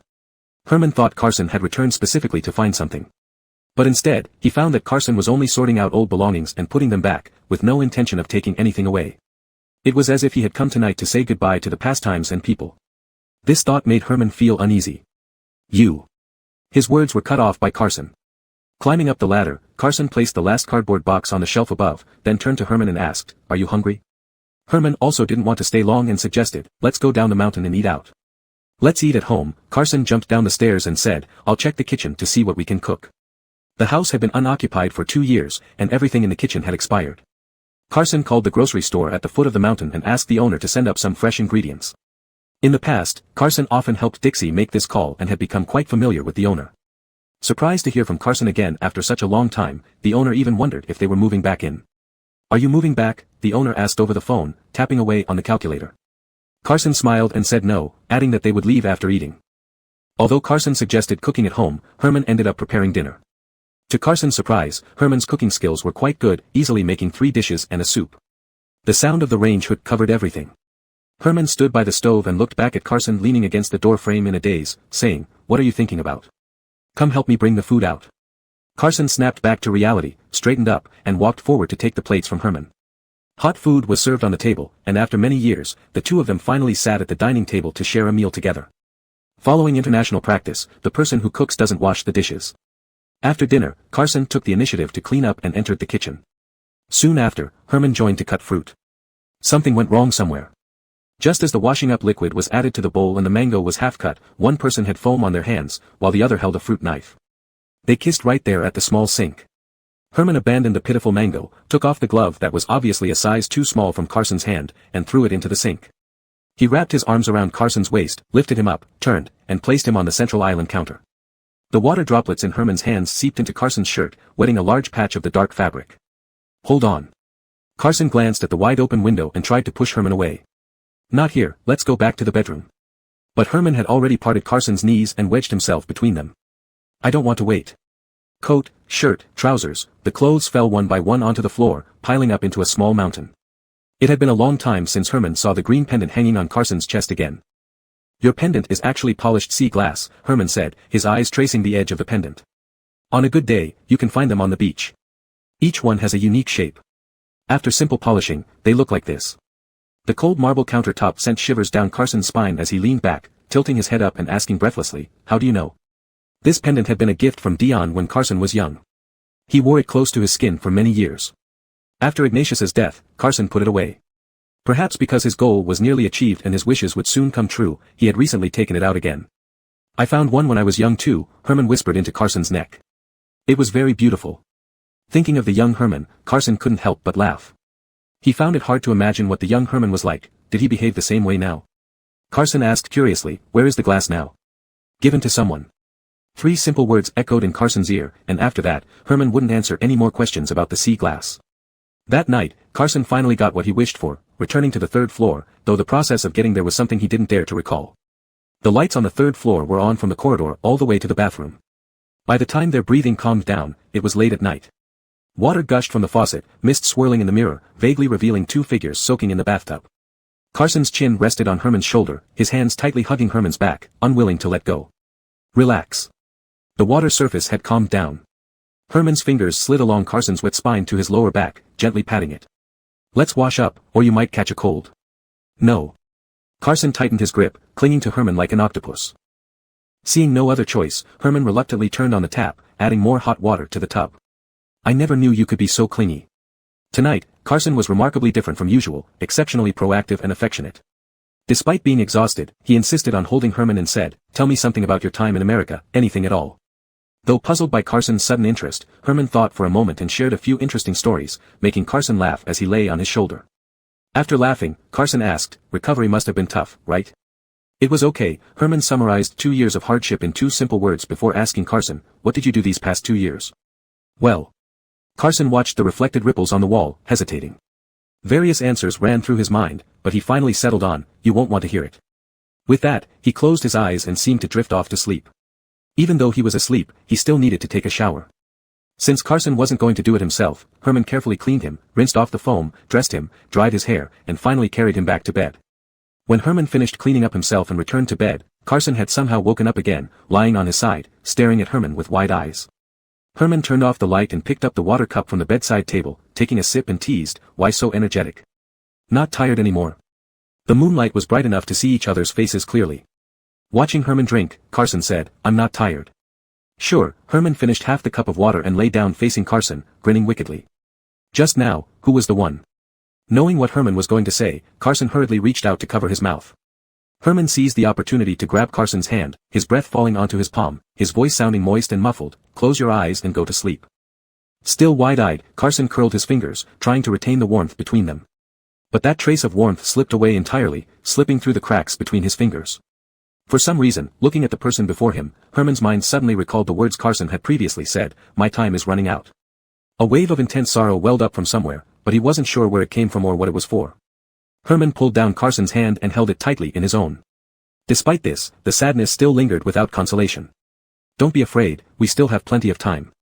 Herman leaned forward slightly, kissed Carson on the lips, and whispered softly, everything will pass, and we will be together well. Carson didn't respond but urgently responded to him. Before dawn, they shared a kiss that was neither about desire nor brief, but immensely long. As morning approached and he confirmed that the person beside him was asleep, Carson opened his eyes. He slipped out of Herman's embrace, got up and sat by the bed, eyelashes lowered, gazing at the sleeping face beside him, showing no sign of fatigue in his eyes. Carson didn't linger too long, threw on clothes, and went downstairs to the balcony, facing the garden and lighting a cigarette. Moments later, knocks sounded at the door, and several men in black pushed the door open and walked straight to the bedside, causing rustling noises to fill the room. Without turning his head, Carson faced the calm lake surface and took a light puff of smoke. These underlings were clumsy, making quite a commotion, yet Herman showed no sign of being disturbed from sleep. This was not surprising, because the cup of water Herman drank before bedtime had been drugged by Carson. After a few minutes, the lead man in black came behind Carson, respectfully saying, "Boss bien, we've taken him." Carson did not glance back towards Herman again, simply waved the hand holding the cigarette and said nonchalantly, "Go ahead." The footsteps quickly descended downstairs, and a spontaneously appeared MPV carried Herman away. Carson stood on the balcony, watching the red taillights disappear completely from view, stubbed out the half-smoked cigarette, and turned to go downstairs. Anyway, over the years, he had already committed many wrongdoings. So tonight, he would do one last thing. Chapter 89, Betrayal. When Herman woke up, he was in a car. The seat beneath him was spacious and comfortable. The temperature inside the car was pleasant, neither too cold nor too hot. A faint fragrance lingered in the air from the air conditioning. If not for the blindfold over his eyes and his hands being tied behind his back, the experience would have been quite agreeable. The car drove steadily onward. By the sounds within, there were at least 3 or 4 people in the vehicle. Herman tried to break free from the restraints on his wrists, but despite their soft appearance, they refused to give way. Herman no longer bothered to pretend he was asleep. Sitting up straight, he suddenly asked, "Who are you?" The sudden voice startled everyone in the car. They hadn't expected him to wake up at this moment, and his voice, hoarse from sleep, sounded authoritative even without anger. After a brief moment of surprise, silence once again settled in the car, with no one responding to his question. "Where is Carson?" Herman asked again. His last memory before falling asleep was being with Carson. Still, all he received was an oppressive silence. Herman realized that he wouldn't get any answers from them. He ceased his pointless struggles and leaned back into the chair, analyzing the situation. 2 thoughts clashed in his mind. On one hand, he worried about whether Carson had encountered danger. On the other hand, the rational part of him was trying to piece together clues from Carson. The car continued its high-speed journey, and after about 40 minutes, it finally stopped. The electric door slowly opened, letting in warm sea breeze carrying a salty smell. In the distance, a ship blew its horn, and seagulls flew past the car. Everything made it clear to Herman where he was. He must be at some port. This environment was too familiar. It seemed he had been taken to a port by someone. An arm extended to help him out of the car respectfully, guiding him toward the dock. When they passed steps, the helper politely assisted him again. Without holding any grudge, Herman thanked him, saying, "Thank you." That person didn't expect such an attitude from Herman and felt both awkward and embarrassed, scratching his head and stammering, It's okay." Despite the politeness, these mysterious men wasted no time leading Herman onto a boat. The boat wasn't large, swaying even while docked at the port. Within just 2 years, the harbor city had undergone such drastic changes that kidnappers now carried out their criminal activities with courteousness and meticulous attention. As soon as Herman sat on a sofa, a cup of warm water with a straw was offered to him. Herman took a sip, nodding in thanks. The short-haired man watching over Herman felt relieved after being on edge all night. In 5 more minutes, the boat would set sail. Herman's cooperative demeanor meant the tricky mission might go smoothly. However, events soon proved that he had been overly optimistic. Not long after setting off, Herman abruptly struggled to the ground, coughing violently. The short-haired man panicked, rushing forward to ask, "President Jean, what's wrong with you?" "Medicine, do you have medicine?" Sweat dripped from Herman's forehead, and he struggled to breathe, his body convulsing uncontrollably. "My asthma." Caught off guard, everyone present panicked. "What should we do? Do we have medicine on the boat?" "There's no way we'd prepare something like that," someone protested. "I haven't heard that he has asthma. Is this a trick?" But another quickly contradicted him, "Forget that. Untie him first. You too, look for medicine." But what? Turn back immediately." The short-haired man knelt beside Herman, using a dagger to cut through the restraints on his wrists, resolute. "Don't forget what the boss said, ensure his safety above all else, not a single hair must be harmed." But it was too late. As they argued, Herman's face turned increasingly pale. The weather at sea can change unpredictably. While it was sunny near Herman, more than 100 kilometers away, dark clouds loomed over a coastal town. At 10 o'clock at night, the port parking lot was filled with large trucks. Among them, a small white minivan stood out little against the giants around it. Inside the minivan, Zahara sat with a computer on her lap, listening to updates through her headphones. "All teams are ready. The target has arrived. Target be not seen, repeat, target be not seen." "All right, thank you all," Zahara said into her earpiece with a sharp gaze. "Get ready and wait for my command." At her command, the radio went silent. She turned to look out the window, her reflection appeared on the black-tinted glass. She had waited for so many years, and finally, this day had come. This was the most remote district of the port city, famous for its stone trade. The coastline was rugged and dotted with large and small stone yards filled with raw materials, creating an impressive sight. The Four Seas Group's trading location tonight was in this area. To avoid drawing attention, both parties disguised themselves as stone traders and used stone procurement as a cover for their activities here. With numerous outsiders and foreigners living here long-term, residents were accustomed to unfamiliar faces, making it easy for arms buyers and smugglers to blend in without raising suspicion. It was an ideal location for the transaction, and Zahara couldn't help but secretly rejoice that she and Carson weren't true adversaries. Thinking of Carson, Zahara retracted her gaze and focused on the moving dot on her computer screen. This dot represented Carson's current location. Most key members of the Four Seas Group, including Hunt, had already arrived at the scene, and the police deployment was set. Tonight offered the best opportunity to catch Hunt red-handed.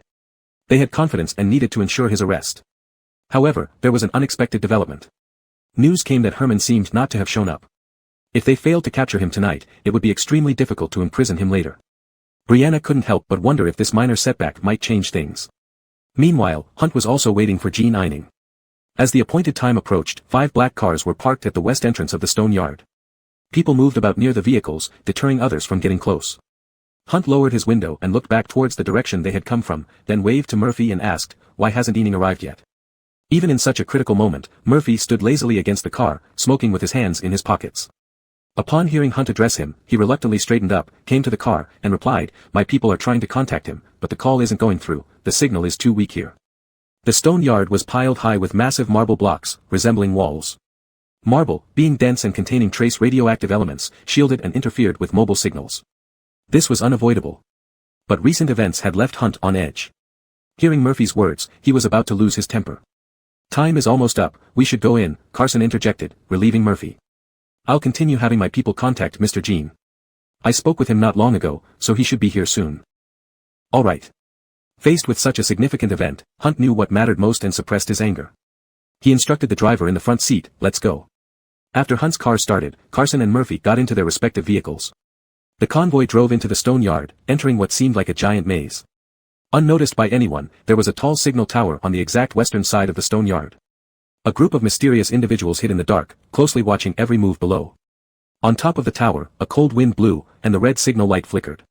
A handsome young man led the group. Dressed in a dark long coat, he rested one leg on the railing and held a pair of binoculars, intently observing the moving convoy. "They've entered," the young man observed, laughing slightly as if amused by the unfolding events. He turned to a middle-aged man beside him and said, "Surprisingly, Hunt has become quite ambitious, handling such a large deal on his own. I wouldn't want his stomach to burst." Standing next to him was Denver, with his assistant Hideo a few steps behind, always alert to the surroundings. The young man's words reached Denver, but he remained silent, staring sharply into the distance like a hawk. "However, I don't see Herman," the young man mumbled after another glance. "I thought he'd show up today." Denver had already known about Herman's absence. Installing the latest anti-jamming eavesdropping devices on Hunt's men wasn't challenging for him. Every word spoken tonight would be transmitted through their earpieces directly to Denver. "Didn't expect old Hunt to dare betray you," the young man continued, still observing Hunt. "In my opinion, why bother? I could just take care of him now." Though he said this, his binoculars remained fixed on Carson's car. "All in, don't cause trouble," Hideo interjected to stop Barry first. Denver finally reacted, turning his head and giving him a slightly reproachful look, saying, "I'm old. You are the one who will take over from me in the future. Learn more from Hideo. It's crucial to act steadily and no longer be so arrogant and capricious." Barry pouted, clearly not taking Denver's words seriously. Tonight, Barry still looked like the innocent college student he had been earlier, but his demeanor and attire were completely different. In every move he made, there was no trace of simple scholarly innocence left. Instead, he exuded a bit of wicked charm. It turned out that this young master of the Zhuang family, who seemed uninvolved in worldly affairs, had a far more complex identity. Just like Hideo, he was one of Denver's most capable lieutenants. "It's because you're too merciful that Hunt dares to have other thoughts." Barry tossed aside the binoculars, brushed back his wind-tousled hair, and said with a smile, "If it were me, I wouldn't give him another chance." "I have everything under control," Denver said calmly as he put on the coat that Hideo handed to him. "Hunt has worked for me for many years, it's just one business deal, and I'm not petty enough for that." Chapter 90, Closing the Net. The night remained calm, and no one noticed that the churning waves beneath the sea were about to surge onto the surface, swallowing everything in an instant. The pieces were placed on the chessboard one by one, and the players, deeply entangled in the game, could no longer see the bigger picture, mistakenly believing they were the ones controlling the game. Several vehicles lined up on a small patch of open ground in the middle of the yard. Carson's car was at the front. Tonight, Carson drove himself, with Leaf sitting beside him and Irvin along with a few other henchmen in the back. Leaf, who had seen many big occasions, felt inexplicably nervous tonight, his eyes fixed on the direction from which the cars were coming, looking serious. Irvin, still a simple-minded fool, oblivious to the low-pressure atmosphere around him, laughed heartlessly as he teased the other henchmen. Carson glanced into the rearview mirror, and Irvin happened to look up at that moment. Their gazes met briefly in midair. Suddenly, Leaf straightened up. "They're here." Carson shifted his gaze forward. Indeed, headlights turned on around the corner, 3 cars driving fiercely towards them under high beams. The buyers had arrived. Carson got out of the car first and walked to Hunt's vehicle, speaking a few words softly before helping Hunt out. At the same time, the people from the opposite cars also got out one by one, forming a large group walking towards Carson. Leading the way was Candace, and walking beside her must be the North African brothers. There was a significant age gap between them. It was easy to tell who was the elder brother and who was the younger. To fit their role as stone merchants, the brothers reluctantly put aside their thug-like demeanor and donned business suits, but the rebelliousness and ferocity in their eyes could not be washed away. The atmosphere grew tense. This was the first meeting between the two parties, with little understanding and even less trust, each side remaining wary of the other. "Oh, Bo, long time no see. Sorry for being late, I hope you didn't wait too long." Candace, astute and charming, greeted warmly from afar. "There was some traffic on the way, my apologies." Hunt acknowledged Candace's goodwill, then changed his expression, glancing at the North Africans beside her, nodding gracefully before turning back to Candace, smiling. "Long time no see, Miss Lynn, you're getting more beautiful." Candace beamed. "Oh, thank you. Come, Bo, let me introduce." The big shots stood together, exchanging greetings and pleasantries, while their subordinates began to focus on the main task. Carson ordered a cutting machine to be brought over, casually selecting a piece of marble block from the pile and cutting it on the spot. The North African's henchmen, wary, immediately gathered around, fearing any tricks. The sound of cutting stone drew everyone's attention. The North African brothers looked at Candace, their eyes flashing with hostility, as if ready to pull out guns and shoot Carson. Candace remained unperturbed, continuing to chat with Hunt, gently patting both brothers' hands, signaling them to be patient. Soon, the block was cut open, and the cutting sound stopped. The overly enthusiastic laughter gradually faded.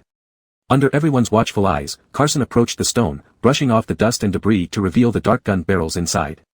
It turned out that many of the marble blocks imported recently had been hollowed out internally, filled with firearms and ammunition, then sealed with stone, camouflaging the cuts and passing off as raw materials among thousands of stones, smuggled in effortlessly. The North African brothers finally showed some satisfaction on their stern faces. The elder brother whispered something into Candace's ear. After listening with a smile, Candace turned to Hunt, praising half flatteringly, half sincerely, "Bo, I really envy you having such talented people like Little Bien under your command." "Of course." Hunt was pleased with Carson's performance, proudly saying, "When I retire, Sifong Group will depend on him." Being cautious, the younger North African brother halted his brother, instructing his men to randomly cut open a few more blocks. Each one contained exactly what they wanted. With everything flawless, the process became straightforward, just loading the weapons onto ships for smooth delivery without further ado. The North African brothers were delighted, ordering their men to bring out several boxes prepared in advance, opening them right there. Each box was filled with American dollars. Unlike the worthless paper Dempsey sold, these were solid cash, totaling 5 large crates. Seeing so much money, Hunt's expression remained unperturbed, but his heart was blooming with joy. This meeting could be described as a mutual success. The seller did things thoroughly and neatly, and the buyer paid generously, creating a significantly more relaxed atmosphere among them. In the following time, Carson directed his men to load the goods onto the ship, while Murphy took charge of counting the cash and then had the younger brothers carry several large crates into the vehicle. Hunt and Candace stood on the side, watching the bustling crowd while chatting amiably, hinting at the possibility of future cooperation. Carson stood in the wind, hands crossed over his chest, watching the stone materials hoisted high by the crane. Irvin approached from behind, brushing past him and lightly bumping his shoulder. Carson understood what Irvin meant. He was signaling that the police were in place, waiting only for Carson to give the signal. But the moment was not yet ripe, they needed to wait a bit longer. Hunt and the North African brothers brought at least 20 people tonight, all hardened criminals and well armed. If the police made a move now, the risk and difficulty would be too high. According to the plan devised by Zahara and Carson, the police would act after the transaction was completed and they parted ways. They would catch them off guard by intercepting them separately at different exits of the yard, ensuring they couldn't deny the presence of goods, money, and weapons. Tonight, neither Hunt, Candace, nor the North African brothers would leave this stone yard. Everything had gone according to plan so far. Just before leaving, Carson planned to find an excuse to conduct a routine inspection, collecting all their weapons to minimize risks before notifying the police. However, just then, one of the subordinates responsible for keeping watch suddenly rushed in breathlessly. "It's bad, there's someone." Before he could finish, a black minivan burst into view. The vehicle appeared out of nowhere, speeding towards the central open ground. Seeing this, Irvin was about to rush forward, but Carson stopped him, gesturing to watch carefully.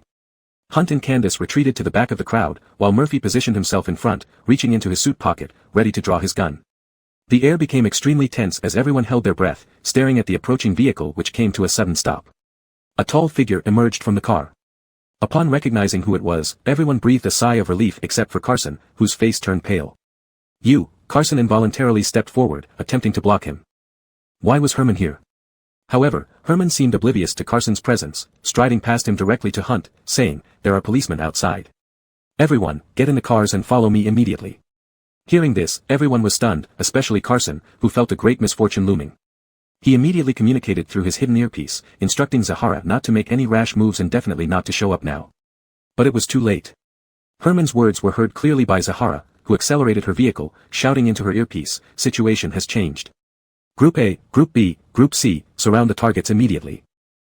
No, not just she, but Dion, Ignatius, all those who had struggled against Sifong Group their entire lives. After so many years of effort, this was their opportunity. Whatever happened tonight, she was determined to capture Hunt personally. Sirens blared loudly, red and blue lights flashing across the sky, surrounding Hunt and his group before they could even get into their cars. Through a loudspeaker came a sharp command, "Police. Nobody move. Hands on your heads and get down." For a few seconds, the air was deathly silent, but this didn't last long. Everyone on Hunt's side was hardened criminals, and the North African brothers had multiple lives hanging over their heads. No one was frightened by the unexpected police arrival, almost everyone pulled out their guns in confrontation with the police. What the hell? How did the cops get here? Someone spat angrily on the ground, growling, "Somebody must have ratted us out." Voices echoed in agreement, "If I find out who did this, I'll kill them." "Who cares? Let's fight our way out with these damned cops." Zahara arrived as quickly as possible, jumping out of her vehicle, taking the front line, grabbing the megaphone from a colleague, "You are surrounded. Don't resist pointlessly.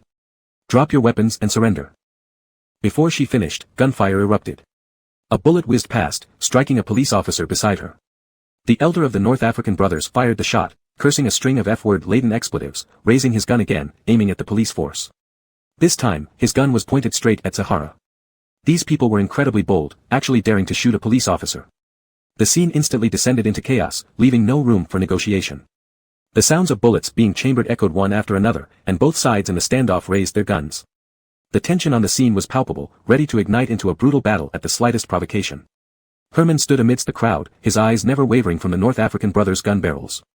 He fully understood that a gunfight in such a place would have catastrophic consequences. Not long ago, he feigned illness aboard the ship, successfully deceiving the young men who had kidnapped him. He returned safely to the dock, then took care of them one by one before rushing here as quickly as possible. He was getting closer to his goal.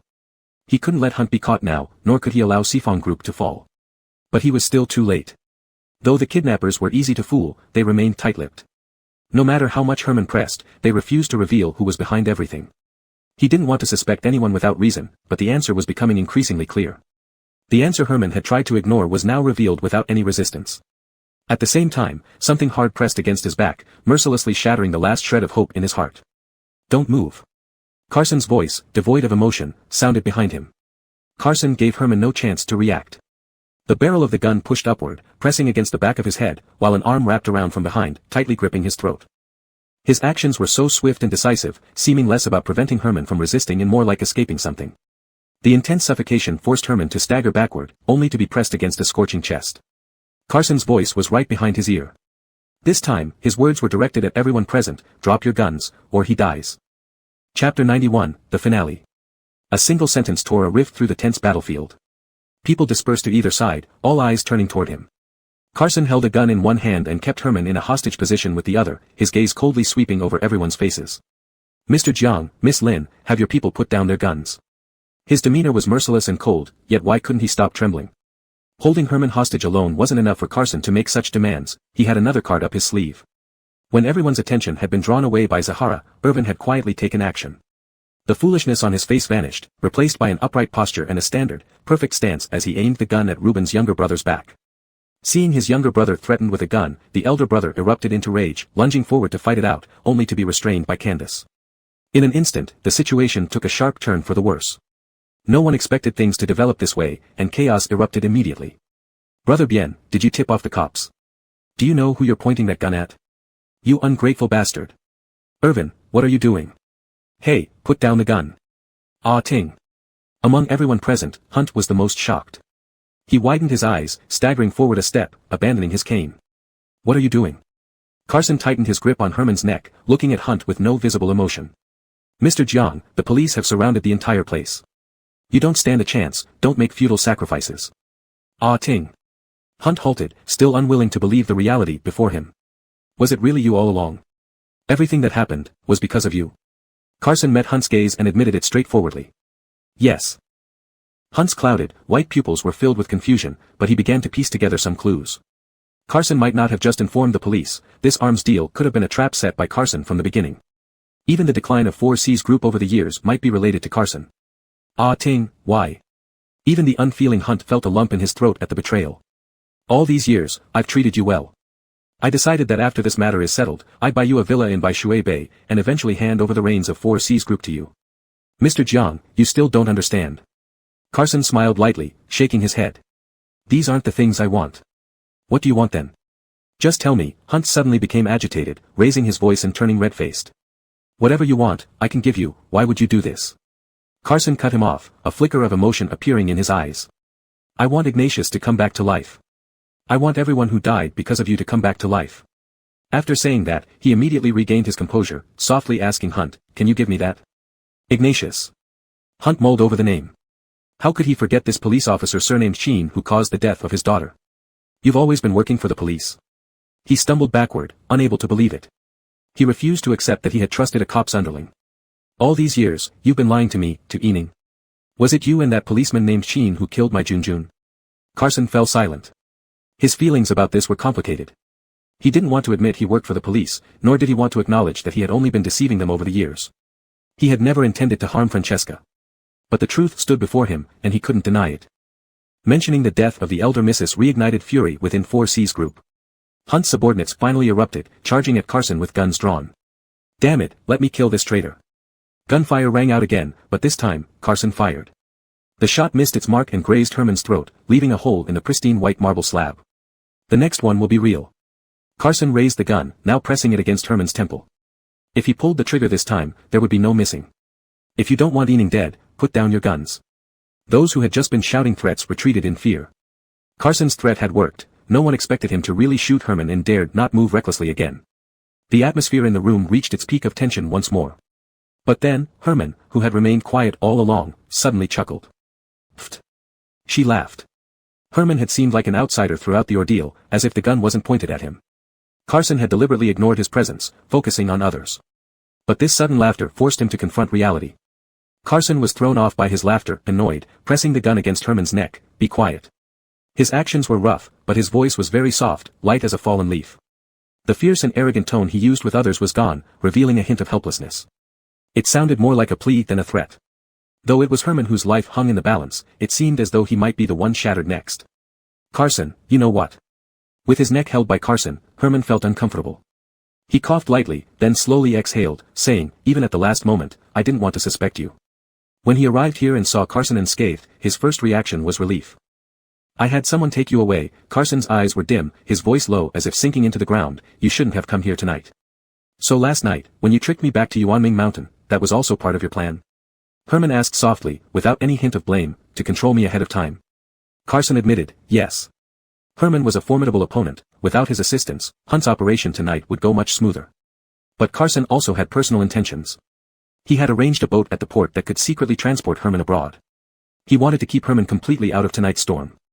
After everything settled, whether Herman chose to stay overseas or return to Harbor City to turn himself in, it would be up to him. But now, this wasn't the right time for such words. Luckily, I came back. Herman smiled, showing no sadness or distress. Otherwise, I wouldn't believe that one day you'd shoot me, or that for so many years, you've been lying to me, using me. Herman's tone remained gentle, but every word pierced Carson's heart like a dagger, drawing blood. He endured the pain, trying several times to speak, but finally only managed 3 words, I'm sorry. Mr. Jiang, surrender. The police already have evidence of 4C's group's crimes. 30 minutes ago, the company was sealed. There was no time to waste. Zahara raised the loudspeaker again. Even if you escape tonight, there's no way out. Cooperation with the police may lead to leniency. Before today, Carson had handed over all the evidence he collected over the past 2 years to Zahara. While this alone wasn't enough to convict Hunt, it was sufficient to seal 4C's group. Seeing no response from Hunt, Zahara placed the satellite phone near the loudspeaker. Livia's crying voice came through, Aishan, where are you? Come back, don't do anything foolish, I just want you safe. Your wife has been taken to the police station, Zahara said after hanging up, she's waiting for you. The sea breeze howled, causing Hunt's body to tremble, almost losing balance. Emilio quickly stepped forward to steady him. His wife's call was the final straw. He realized that further resistance was futile. The power of 4C's group was fading, unable to recover. If he escaped tonight, he would never see his wife again. My wife is innocent, she knows nothing, Hunt waved his hand, signaling everyone to put down their guns, she's not well, don't scare her. Mr. Jiang. It's not time to give up yet. Emilio disagreed, anxious, even if we risk our lives, we can ensure your safety. As he spoke, Emilio glanced at Carson, his eyes filled with unprecedented coldness and strangeness, wishing he could flay and disembowel him on the spot. Emilio's faith had crumbled tonight. Over the past 2 years, Carson had been the person he most respected, someone he looked up to, hoping to achieve something significant at 4C's like Brother Bien. Now, however, everything was revealed as false, and Carson had betrayed everyone. Let it go. Hunt shook off Emilio's hand, his thin back bending under the weight of his age. The aura of decline that had been overlooked suddenly surrounded him. The era of 4C's group was truly ending. Denver on the high tower watched everything unfold. Initially, he came merely to observe, but the second half of the drama tonight did not quite match his expectations. Hunt is no longer useful, take care of him. Denver removed his headphones, sighed toward the pitch-black sea, and said with some regret, people shouldn't be too sentimental. Considering the many years of friendship, Denver did not want to kill Hunt just because of one betrayal. If Hunt decided to fight to the death, with his assistance from the outside, there was still a high chance of winning. He also didn't care whether Hunt fell into the hands of the police because even if he were caught tonight, Eben could board a plane leaving Harbor City before reaching the station, ensuring no one could find him. But Hunt chose to give up, which disappointed him greatly. Barry had waited all night, finally welcoming this moment, excitedly shouldering the sniper rifle. But his primary target wasn't Hunt. Instead, he slightly adjusted the angle and aimed at another person.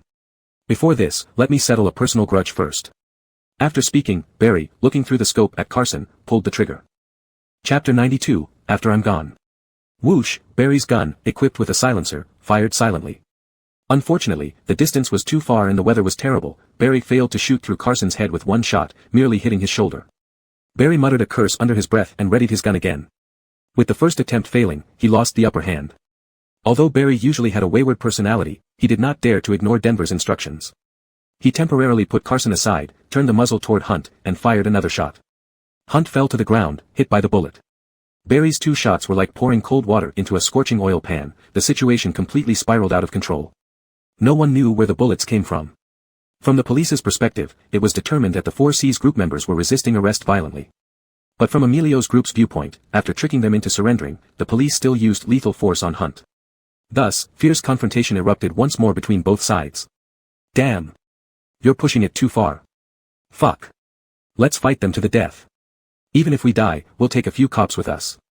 A melee ensued, gunfire rang out densely, smoke spread everywhere, people kept falling amid the barrage of bullets, explosions and screams never ceased, and the originally intricate stone yard became an immense maze. Carson, holding his wounded shoulder, darted behind a large slab of stone, leaned against the wall and sat down slowly, dragging a long streak of blood along the white stone wall. At the beginning of the conflict, he and Herman were separated by an enraged crowd. In the chaos, Carson became the primary target of the 4C's group, attracting most of the fire as a single person. Despite being ambushed multiple times, Carson managed to stay alive but had been shot in the leg and arm, and the first unknown bullet pierced his shoulder, leaving him drenched in blood from head to toe. Carson mastered at least 3 emergency hemostasis methods, but he did nothing. He simply leaned his head back against the stone wall, letting the last bit of strength leave him as blood drained away. Gunshots continuously echoed in his ears, yet his heart felt calmer than ever before. Having completed what he needed to do and achieved his long-term goal, now that the most important person in his life was lost forever, Carson couldn't find any reason to continue living, and the will to survive gradually weakened. He stopped struggling, relaxed his body, leaned against the stone wall, leaving whether he lived or died to whichever party found him first, police or 4C's group, before he bled to death. Several consecutive explosions intensified the battle. Through thick white smoke, a figure suddenly appeared and grabbed Carson's arm from behind. Carson opened his eyes, sharply turned around. Who? It was Murphy. It's you. Carson relaxed and leaned back against the wall. After all their disputes, seeing Murphy at this moment actually made Carson feel relieved for some inexplicable reason. Look at your state. Murphy was quite satisfied with the pathetic sight of Carson. He walked up, squatted down in front of him, extended his hand, and contemptuously patted his cheek, sneering, pathetic. There's no need to mock me now. Carson barely lifted his eyelids to glance at him, surprisingly without any sarcasm in his smile, rather indulging. Quickly get your revenge while you can. Once I'm dead, there won't be a chance anymore. Murphy initially paused, then twisted his mouth in disdain. I don't have time to waste on you. Get up and follow me. Without waiting for Carson's agreement, Murphy pulled him up and stuffed him into a nearby car. Despite numerous bullet holes riddling the vehicle, it miraculously still ran. As they got in, several figures surrounded them. Without blinking, Murphy floored the gas pedal, driving through the siege with Carson. Cabins kept flying towards them, but Murphy's superb driving skill helped evade them all. Intersections were blocked off, so Murphy swerved into smaller lanes. A habitual racer, even narrow paths were like straight roads to him. Soon, he took Carson away from the harbor, reaching a safe area. 2 kilometers ahead was a hospital. Murphy stepped on the brakes and stopped the car. Here is where we part ways. Murphy unlocked the door. Get out. Don't let me see you again. Carson turned to look outside. Beyond the window lay lush rice paddies. The sky had cleared up at some point, with sparse population in the countryside and vast open spaces free from urban light pollution. The stars in the night sky were particularly bright. The gunfire in his ears was replaced by the croaking of frogs in the fields. Carson withdrew his gaze and softly asked, Murphy, why did you save me? Murphy chuckled with ridicule, as if he had heard a joke, and leaned over the steering wheel, waving his hand at Carson. It meant he had no interest in answering such a boring question and that Carson should get out of the car quickly. Carson should have gotten out of the car immediately, but from Murphy's increasingly heavy breathing, he sensed something was wrong. Carson struggled to sit up and turned on the overhead light. The dim yellow light instantly illuminated them both. Under the light, Murphy was covered in blood, his flamboyant floral shirt dyed a deep red, and his pale gray face looked startlingly shocking against the bloodstains. Murphy. At some point, Murphy had been shot, with the bullet piercing near his heart on the left side of his chest. Carson's face changed drastically. He tried to support Murphy with one hand while trying to unfasten the seatbelt with the other. However, his trembling hands and the slippery blood made it difficult to open the belt. Murphy grabbed Carson's hand, and as soon as he opened his mouth, a mouthful of blood gushed out. I might not be able to walk. No. Carson forcefully ripped off Murphy's seatbelt, furious. You move to the back, I'll drive. It's too late. Murphy laughed, shaking his head. The fuel tank was hit, the car can't move anymore. Only then did Carson notice the fuel gauge on the dashboard indicating a despairing 0. Where's your phone? Your phone. Carson searched for a phone on Murphy, as his own phone had long been lost somewhere. I need to call an ambulance. Murphy watched in amusement as Carson searched him, laughing humorlessly. Stop wasting time, leave, or you'll lose your life too. There was no phone. Murphy's coat pocket was empty. Carson threw down the bloody clothes in his hands. This time, he listened to Murphy, glanced at him once more, and got out of the car without looking back. For several seconds, there was no sound around.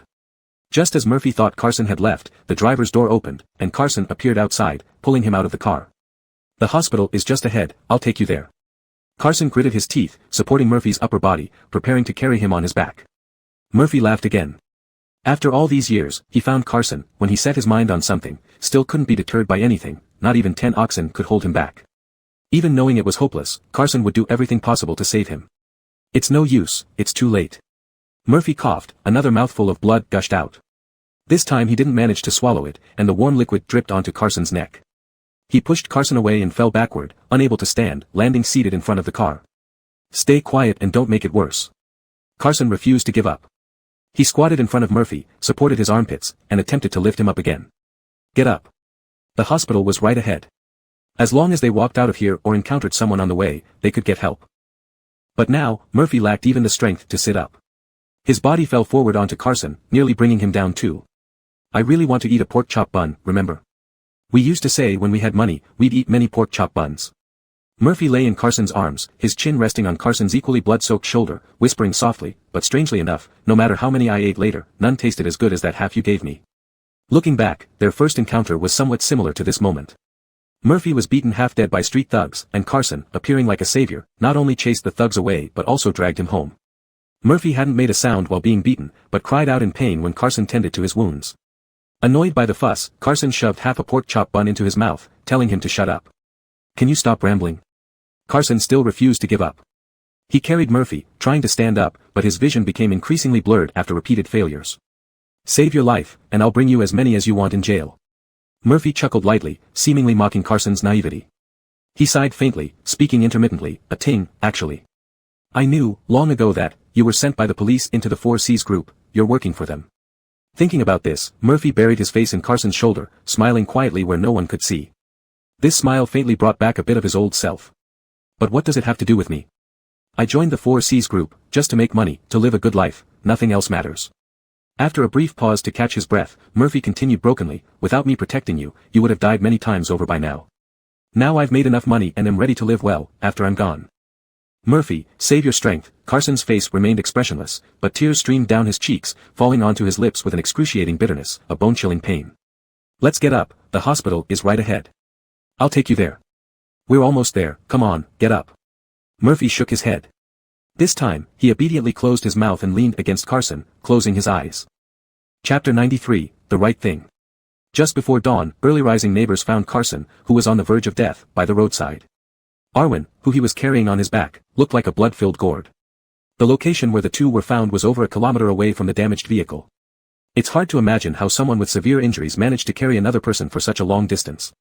Officer Zhang, this way. The corridor of the inpatient department was narrow and long, seemingly endless. The nurse led Officer Askari, also known as Irvin, past one room after another at a quick pace. Officer Zhang asked the nurse beside him, how is he doing? Not too well. If the patient hadn't insisted on seeing someone from the police, we wouldn't have allowed your visit now. The nurse led Officer Zhang to a door at the end of the corridor. Two plainclothes officers nodded politely when they saw him arrive. The person in this room was Carson. After being admitted to the hospital, he had been unconscious for over 10 days before finally waking up yesterday. The nurse twisted the doorknob but stopped just before opening it, turning around to caution, his body is still very weak, he can't last long. Please keep any conversation brief. I understand, Officer Zhang nodded. The nurse pushed open the door and stepped aside to let Officer Zhang enter. After getting out of critical condition, Carson was transferred back to the hospital in Port City. When Askari entered, Carson still had his eyes closed. An oxygen mask covered most of Carson's face, with various tubes inserted into his body, and life support machines lined up beside the bed. He had just been given sedatives, so his expression was unusually peaceful, lying silently on the bed like an inanimate porcelain doll. Despite his severe injuries, Carson remained alert. Sensing someone's gaze, he suddenly opened his eyes. Recognizing the person at his bedside, he abruptly sat up, ripping off the oxygen mask and causing several tubes to fall out. The machines in the room began to emit loud alarms. Don't move around, you just finished surgery. Askari hurriedly rushed to the bed to stop him, I know what you want to ask. Lie down first, I'll tell you everything step by step. Doctors and nurses quickly flooded into the room, gently scolding Carson while helping him lie back down. Askari pulled a chair over and sat beside the bed. When the chaos in the ward finally subsided, Officer Zhang collected his thoughts and said, actually, Zahara should be here today to see you, but due to her failure in command and deviating from the plan during that night's operation, she is currently under investigation and suspended. Carson showed no reaction, clearly uninterested in police matters. Officer Zhang glanced at Carson's expression, hesitating for a moment, trying to decide how to phrase what came next. After some consideration, he decided to be direct, Arwen is dead. When you and he were discovered by passers-by, he already had no signs of life. Take care. Carson's expression remained blank, as if he couldn't grasp the meaning of those words. His eyes were vacant, showing neither sadness nor anger. At this point, there was nothing left to hide. Askari took a deep breath and continued, Hunt is also dead. He was shot in the head that night and died instantly.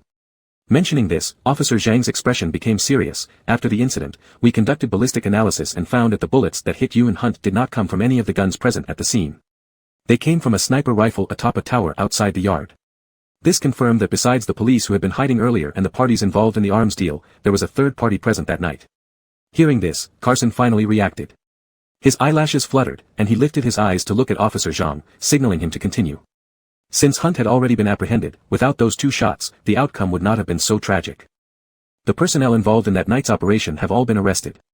This incident resulted in 2 deaths, including 15 injuries, involving both civilians and police officers, explained Officer Zhang, understanding Carson's silent query. The 4Cs group has been sealed, and related personnel are detained awaiting trial. Candace and the North African man have been captured, and the case against Global International is under investigation. As for Herman, we cannot touch him for now. Herman arrived late that night and did not participate in the transaction. After the incident, he left the scene smoothly without being arrested on the spot.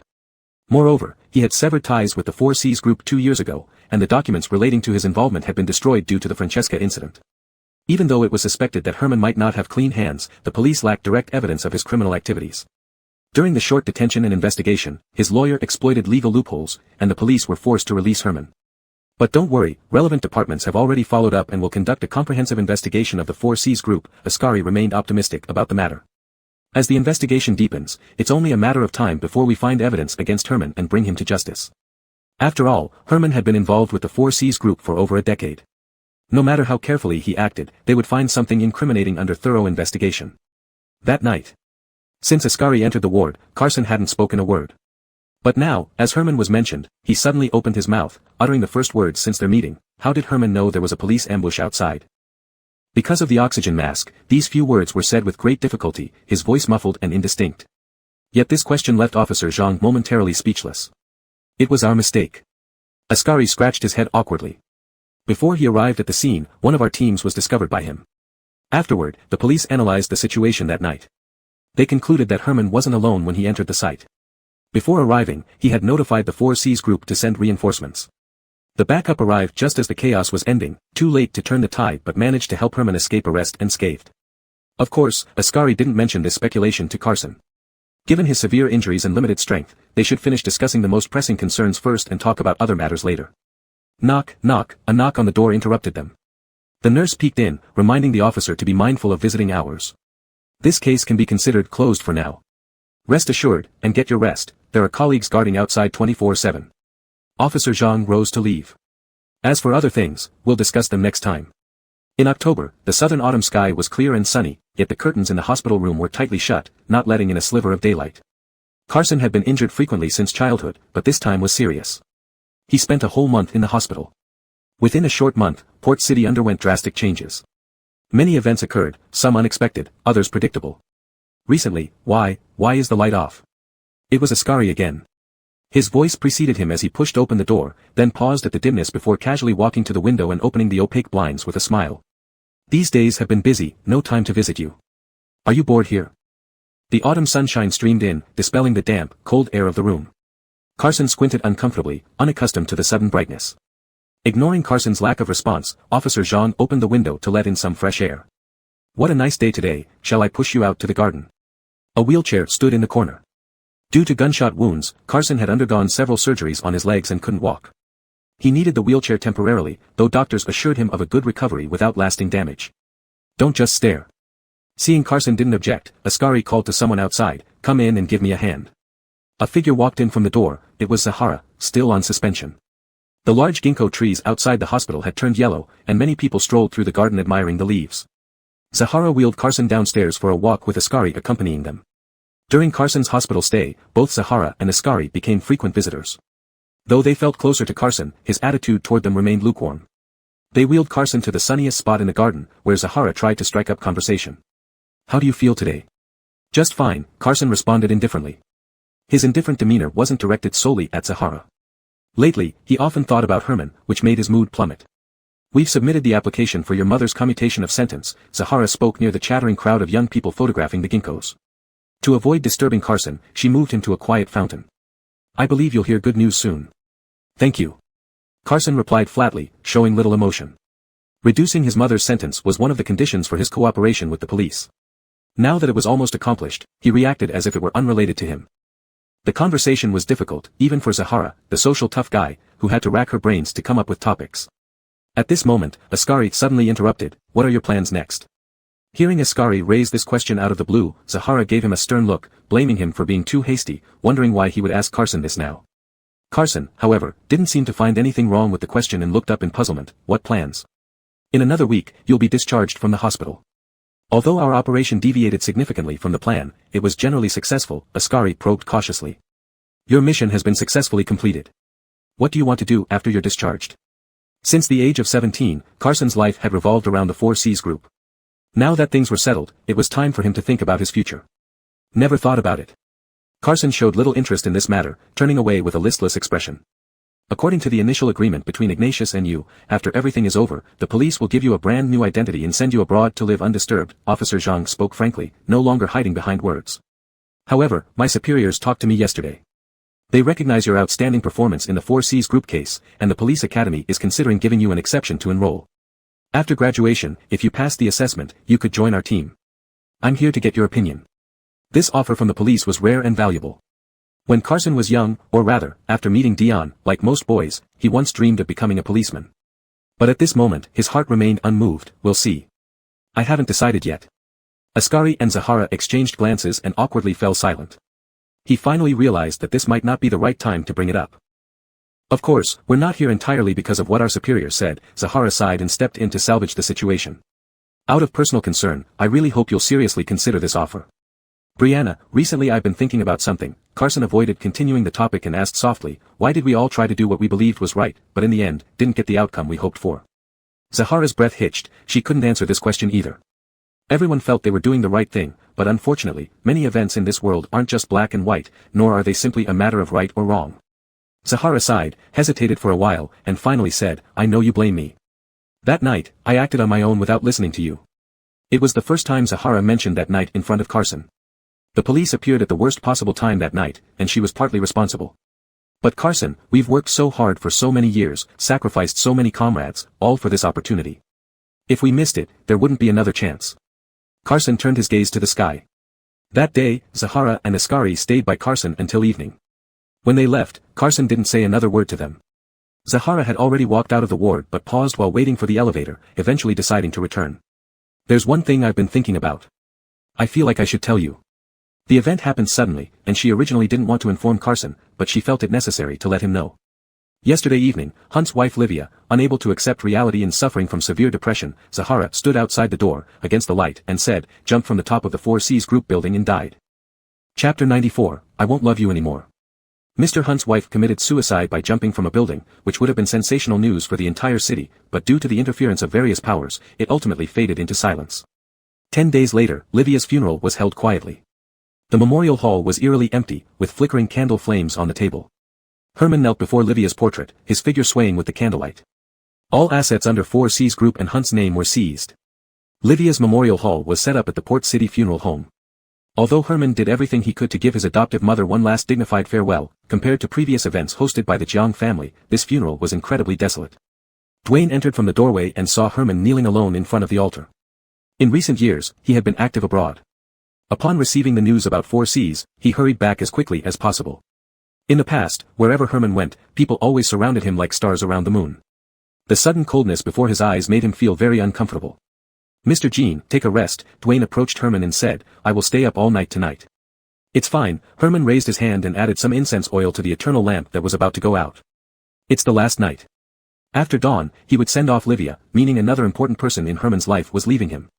The last time he felt such a strong sense of helplessness towards life was with Francesca. Perhaps some people's fates were destined to be this way, whatever he cherished would eventually slip away.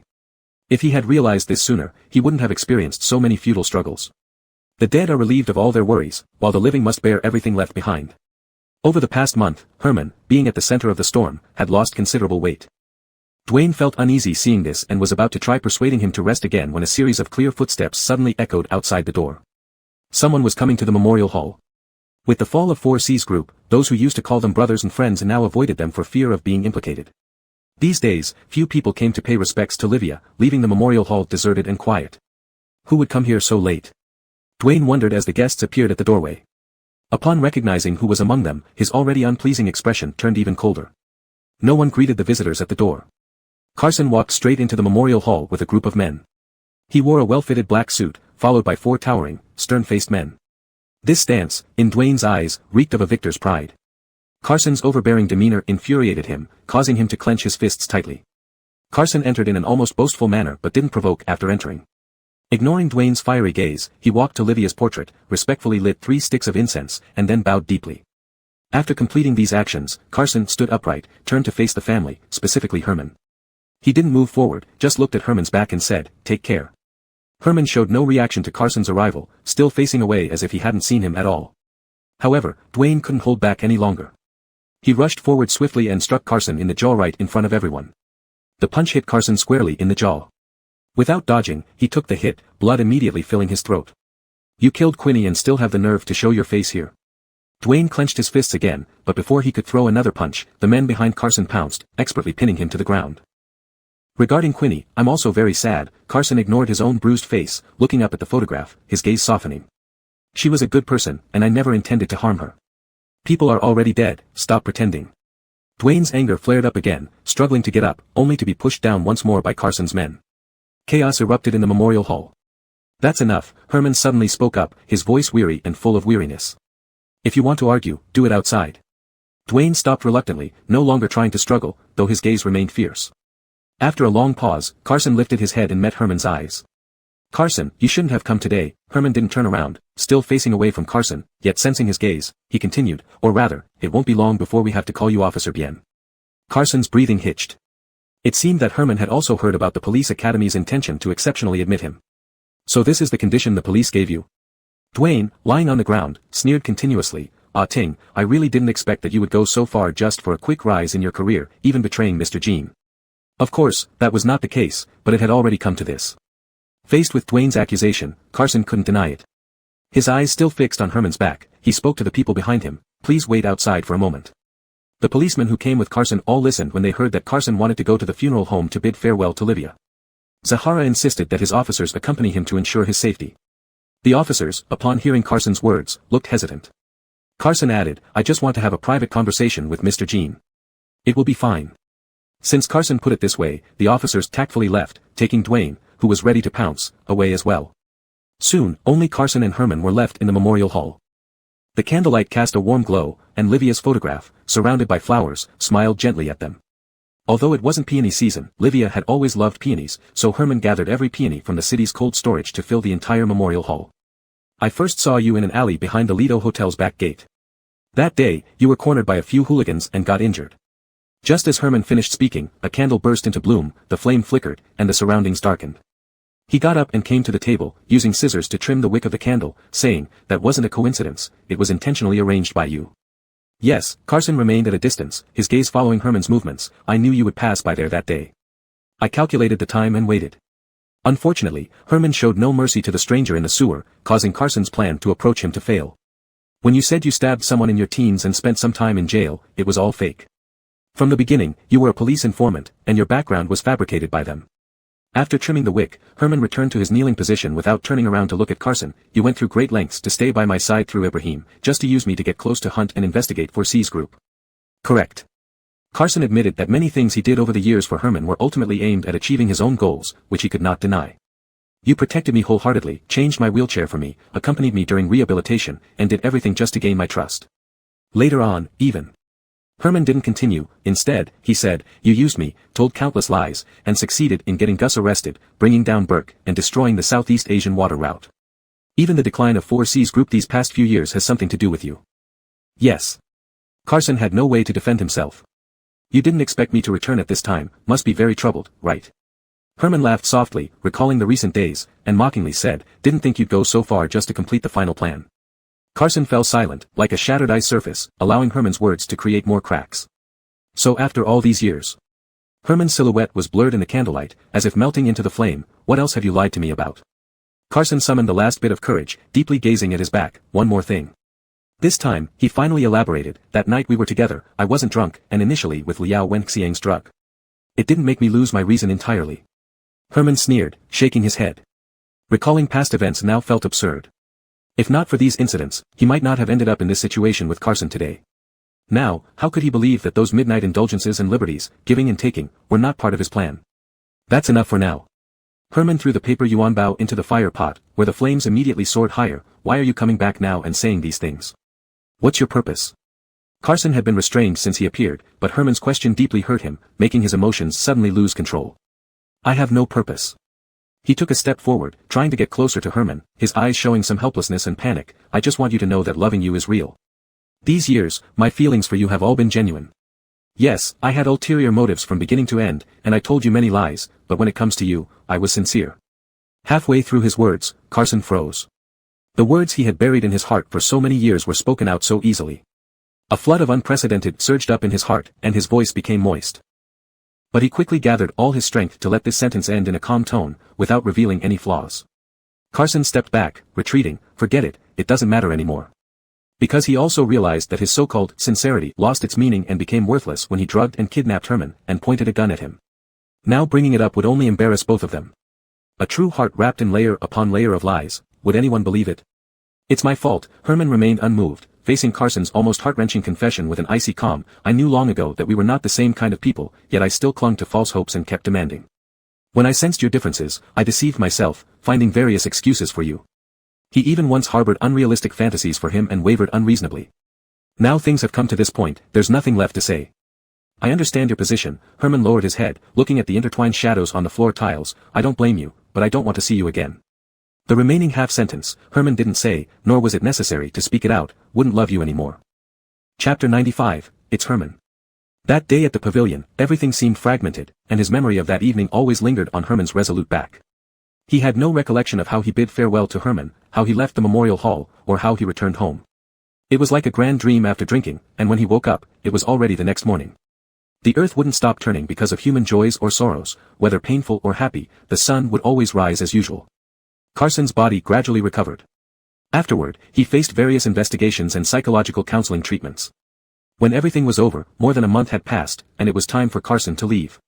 Because he was Ignatius's informant and had made great contributions in the Hunt case, the law granted immunity for some of Carson's unavoidable actions during his time at 4C's group, and he soon regained complete freedom. Among the two options given by the police, he chose to leave Harbor City and start a new life abroad with a new identity. The flight was scheduled for 9 p.m. tonight. Before departure, Carson went to Hualong Temple, where Francesca's ashes were kept in the Dizang Hall. Teacher Jiang, Carson looked at the forever young face in the photo. I'm leaving. Before coming, Carson thought he had much to say to Francesca, but facing her, he found himself speechless, even uncertain if Francesca would have hated him if she were still alive. So, Carson said nothing, only silently replacing all the offerings in front of the spirit tablet with fresh water. He cleaned the vase and placed the newly brought lilies into it. Just as he was about to put the vase back, he suddenly noticed something odd about the urn behind the photo. Francesca's urn lid was upside down. This was wrong. Everything at Francesca's funeral was personally arranged by Carson, and every detail had been checked carefully. He could not have made such an elementary mistake. Teacher Jiang, please bear with me for a moment. Carson put aside the flowers, moved the photo, took out the urn, and examined it thoroughly. Finally, he found a black square card inside the inner wall of the box. It was a data storage card, only the size of a fingernail, wrapped in a layer of plastic film, possibly hidden there for a long time.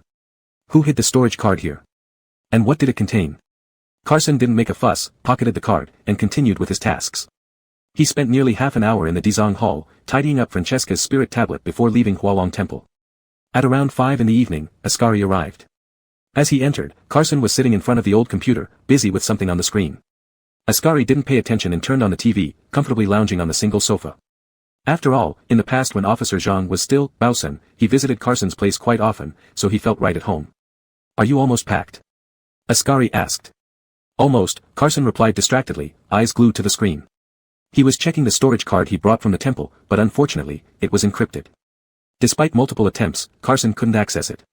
After leaving the Dizang Hall, Carson asked the monk, who told him that Hunt did not allow visitors to disturb his daughter's rest, except for one visit 6 months ago when he spent a long time alone in the hall. Carson then checked the surveillance footage, confirming what the monk said. This indicated that the card might have been hidden by Hunt. However, Carson glanced at Ascari, deciding not to hand it over to the police until he knew what was inside. Why are you here now? He put away the storage card and stood up from behind the bulky desktop. I don't have much to do tonight, figured I'd drive you to the airport. Ascari instinctively tapped out a cigarette from the pack, looked up at Carson, and then quietly put it back. Your mother's sentence reduction has also been approved. Don't you want to visit her before you leave? No need, thanks. Carson declined. He was leaving soon, and these trivial matters didn't matter anymore. Stretching out his arm, he pushed a disposable paper cup towards Ascari and said, smoke up. Ascari felt relieved, happily lit a cigarette, and once again exhibited a bit of his old self as a small-time hoodlum. With a cigarette in his mouth, Ascari didn't talk much, while Carson, packing the last bits of luggage, remained silent as well. Only the TV droned on in the small living room. According to our sources, this morning, adopted son of former 4C's group director, Herman, attended the opening ceremony of his new company. The female news anchor was efficiently broadcasting local news, with real-time footage displayed on the large screen behind her. Carson paused in his packing, turning to stare at the familiar figure on the screen. He didn't move for a long time. After the downfall of 4C's group, Herman's activities over the years had shocked Harbor City, sparking huge controversies. Although Herman was temporarily declared innocent, his association with 4C's group made him a focal point of public attention. As the adopted son of the former chairman of 4C's group, not only did Herman escape entanglement after the fall of the Jiang family, but he also received support from mysterious forces. He gathered the remnants of 4C's group, re-emerging with renewed vigor, and his business thrived once more. Today, Herman was inaugurating his new company, located in the tallest skyscraper in the heart of Harbor City. Upon hearing the news, media outlets swarmed to the scene early in the morning. Herman appeared on camera in a meticulously tailored three-piece suit. Surrounded by a crowd, he gracefully accepted scissors from Li Xiaojie, and calmly cut the ribbon before him. Fireworks erupted, confetti filled the air, and fireworks and drums created an uproarious atmosphere. The establishment of this company was a clear signal that Herman intended to take over where 4C's group left off, reclaiming control of Harbor City's underground network. It seemed the collapse of the old regime didn't mark the end but rather the beginning of a new era. As twilight deepened outside the window, the cold glow of the TV cast intermittent light on Carson's face. His gaze remained fixed on Herman until the figure disappeared and the news anchor moved on to the next item. Only then did he turn away and continue packing. "It looks like Herman is stepping out from behind the scenes," Ascari said coolly from the sofa. "Truly, some people don't learn unless they hit rock bottom." "Why do you think he's doing this?" he asked. Carson didn't respond, continuing to analyze aloud. "Logically speaking, he should have enough money already. The lesson of Hunt is right there in front of him. Isn't he afraid? This is the time to play it safe. Why risk everything?" "How would I know?" Carson zipped up his suitcase as he finished packing. Ascari stubbed out his cigarette and stood up, scrolling through his phone before showing Carson a news article about recent violent incidents in Harbor City, suspected internal conflicts within crime syndicates. Now the police suspect these cases are related to Herman. "He's been aggressively reclaiming the influence of the old 4C's group," Ascari persisted. "How about reconsidering staying to continue investigating Herman?" "It's none of my business anymore," Carson replied dismissively. "But," Ascari tried again. At that moment, Carson's phone rang. Not wanting to hear any more from Officer Zhang, he gestured for him to wait, stepped to the window, and answered. Zahara's voice burst through the receiver. "Carson, important discovery. Come over now." Nighttime at the police station was bustling as usual. Carson followed Ascari down the hallway, feeling oddly sneaky, as if he were more suspicious than the criminals being pursued. Zahara was behaving cryptically, refusing to divulge anything over the phone, instructing Ascari to bring Carson to her office after work hours. Upon arriving at Zahara's office, Carson saw her sitting at her computer, legs crossed, casually playing Minesweeper. "My flight leaves soon." Carson glanced at his watch, forcing a smile. "You have 15 minutes. Zahara waved him off, asking for 2 more minutes as she clicked on another square. Unfortunately, she hit a mine, causing all squares to explode, ending the game spectacularly. She tossed aside the mouse, cursing loudly, an uncharacteristic display for her. For a moment, Carson felt like he was seeing Ignatius instead of Zahara. Ignatius used to do such trivial things when he was deep in thought. Did Zahara carry on Ignatius's habits after he was gone? Lost in thought for a few seconds, Carson was snapped back by Zahara's question. "Have you heard of Denver?" Hearing this name from Zahara surprised him, and suddenly he wasn't in such a rush to leave. He not only heard of Denver but had specifically investigated him. However, beyond the name, Denver, Carson couldn't uncover any useful information about him despite extensive research. "For so many years, we've misunderstood one thing," Zahara continued. Zahara closed the game and walked around her desk, holding a file folder with 2 fingers, tossing it to Carson's hand. "If you want to curb smuggling activities in Harbor City, 4C's group isn't the key, the focus should be on this Denver." Zahara crossed her arms and leaned against her desk. "He's the one manipulating everything from behind the scenes. Even Hunt was merely his proxy. Denver had extensive influence and an impenetrable background, always hiding behind the scenes. If not for Hunt's arrest and the police's thorough search of 4C's group and Hunt's residence, it would have been very difficult for Zahara to find any clues about him." "How much more have you uncovered about Denver?" Carson flipped through the file folder Zahara threw at him, his expression growing increasingly serious. "Only a small amount of communication data." Zahara shrugged. At this point in the investigation, there was only minimal useful information about Denver, and his identity remained a mystery. "What about the person who appeared on the signal tower that night?" Carson pointed to a scene photo in the documents, asking, "Could it have been Denver?" Zahara nodded, "Yes. If the third party present that night was Denver, then the reason for Hunt's murder also made sense. But that raised another question: why did Denver appear on the signal tower that night?" And here, Zahara didn't elaborate further, reaching over to Carson's hand to flip through a few more pages of the file. "These are the call logs I found in Hunt's old phone."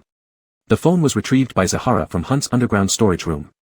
It was long broken and couldn't be turned on, but the department's technical experts spent over a month repairing it.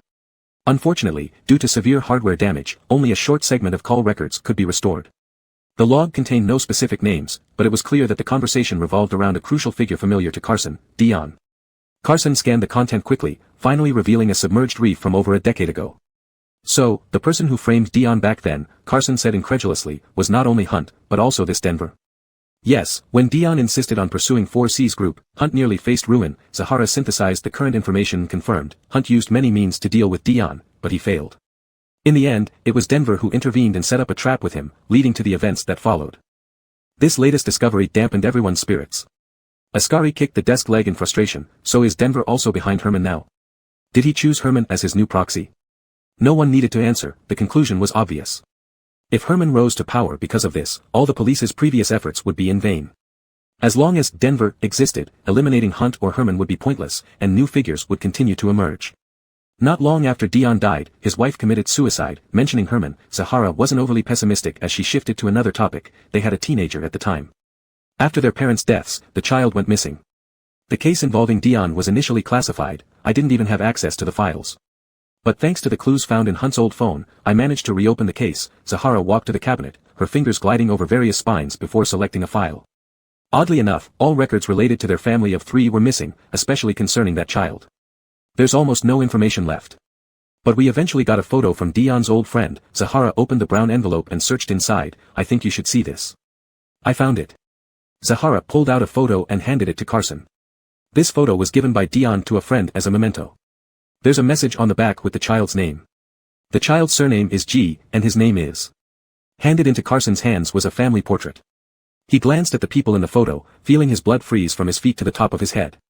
His first reaction was disbelief, suspecting his eyes were playing tricks on him. But soon, reality sank in. Details he had overlooked began connecting in his mind. A clear picture gradually unfolded before him. The pendant around his neck felt like it had just been taken out of fire, burning hot against his chest, almost scorching through his skin. It took Ascari some time, but he finally recognized the child in the photo, and was equally shocked. He leaned towards Zahara to examine the other documents in the folder closely. What they were discussing had become inaudible to Carson. He clenched the photo tightly in his palm and stormed out of the room. Why did Herman enter 4C's group? Why Herman was so interested in his glass pendant? Why Herman was not overly interested in money, sometimes even disapproving of Hunt and Ibrahim's methods, yet always stayed with them? Why Herman wanted to rise again after Hunt's death and work for Denver? On the busy street, pedestrians weaved through flashing neon lights. Zahara's office was quite a distance from Herman's new company. Carson ran all the way to the base of the skyscraper without stopping, drawing many curious glances from passers-by. The recently healed wound began to throb again, and Carson panted heavily, bending over with his hands on his knees to try and calm his heart that felt like it might explode. He lifted his head and looked up at the towering skyscraper. Everything now made sense. Dion's missing son was Herman. Chapter 96, Who Did It? Herman's office was on the top floor of this 400-meter-tall building. It was past working hours, and the company was unusually quiet.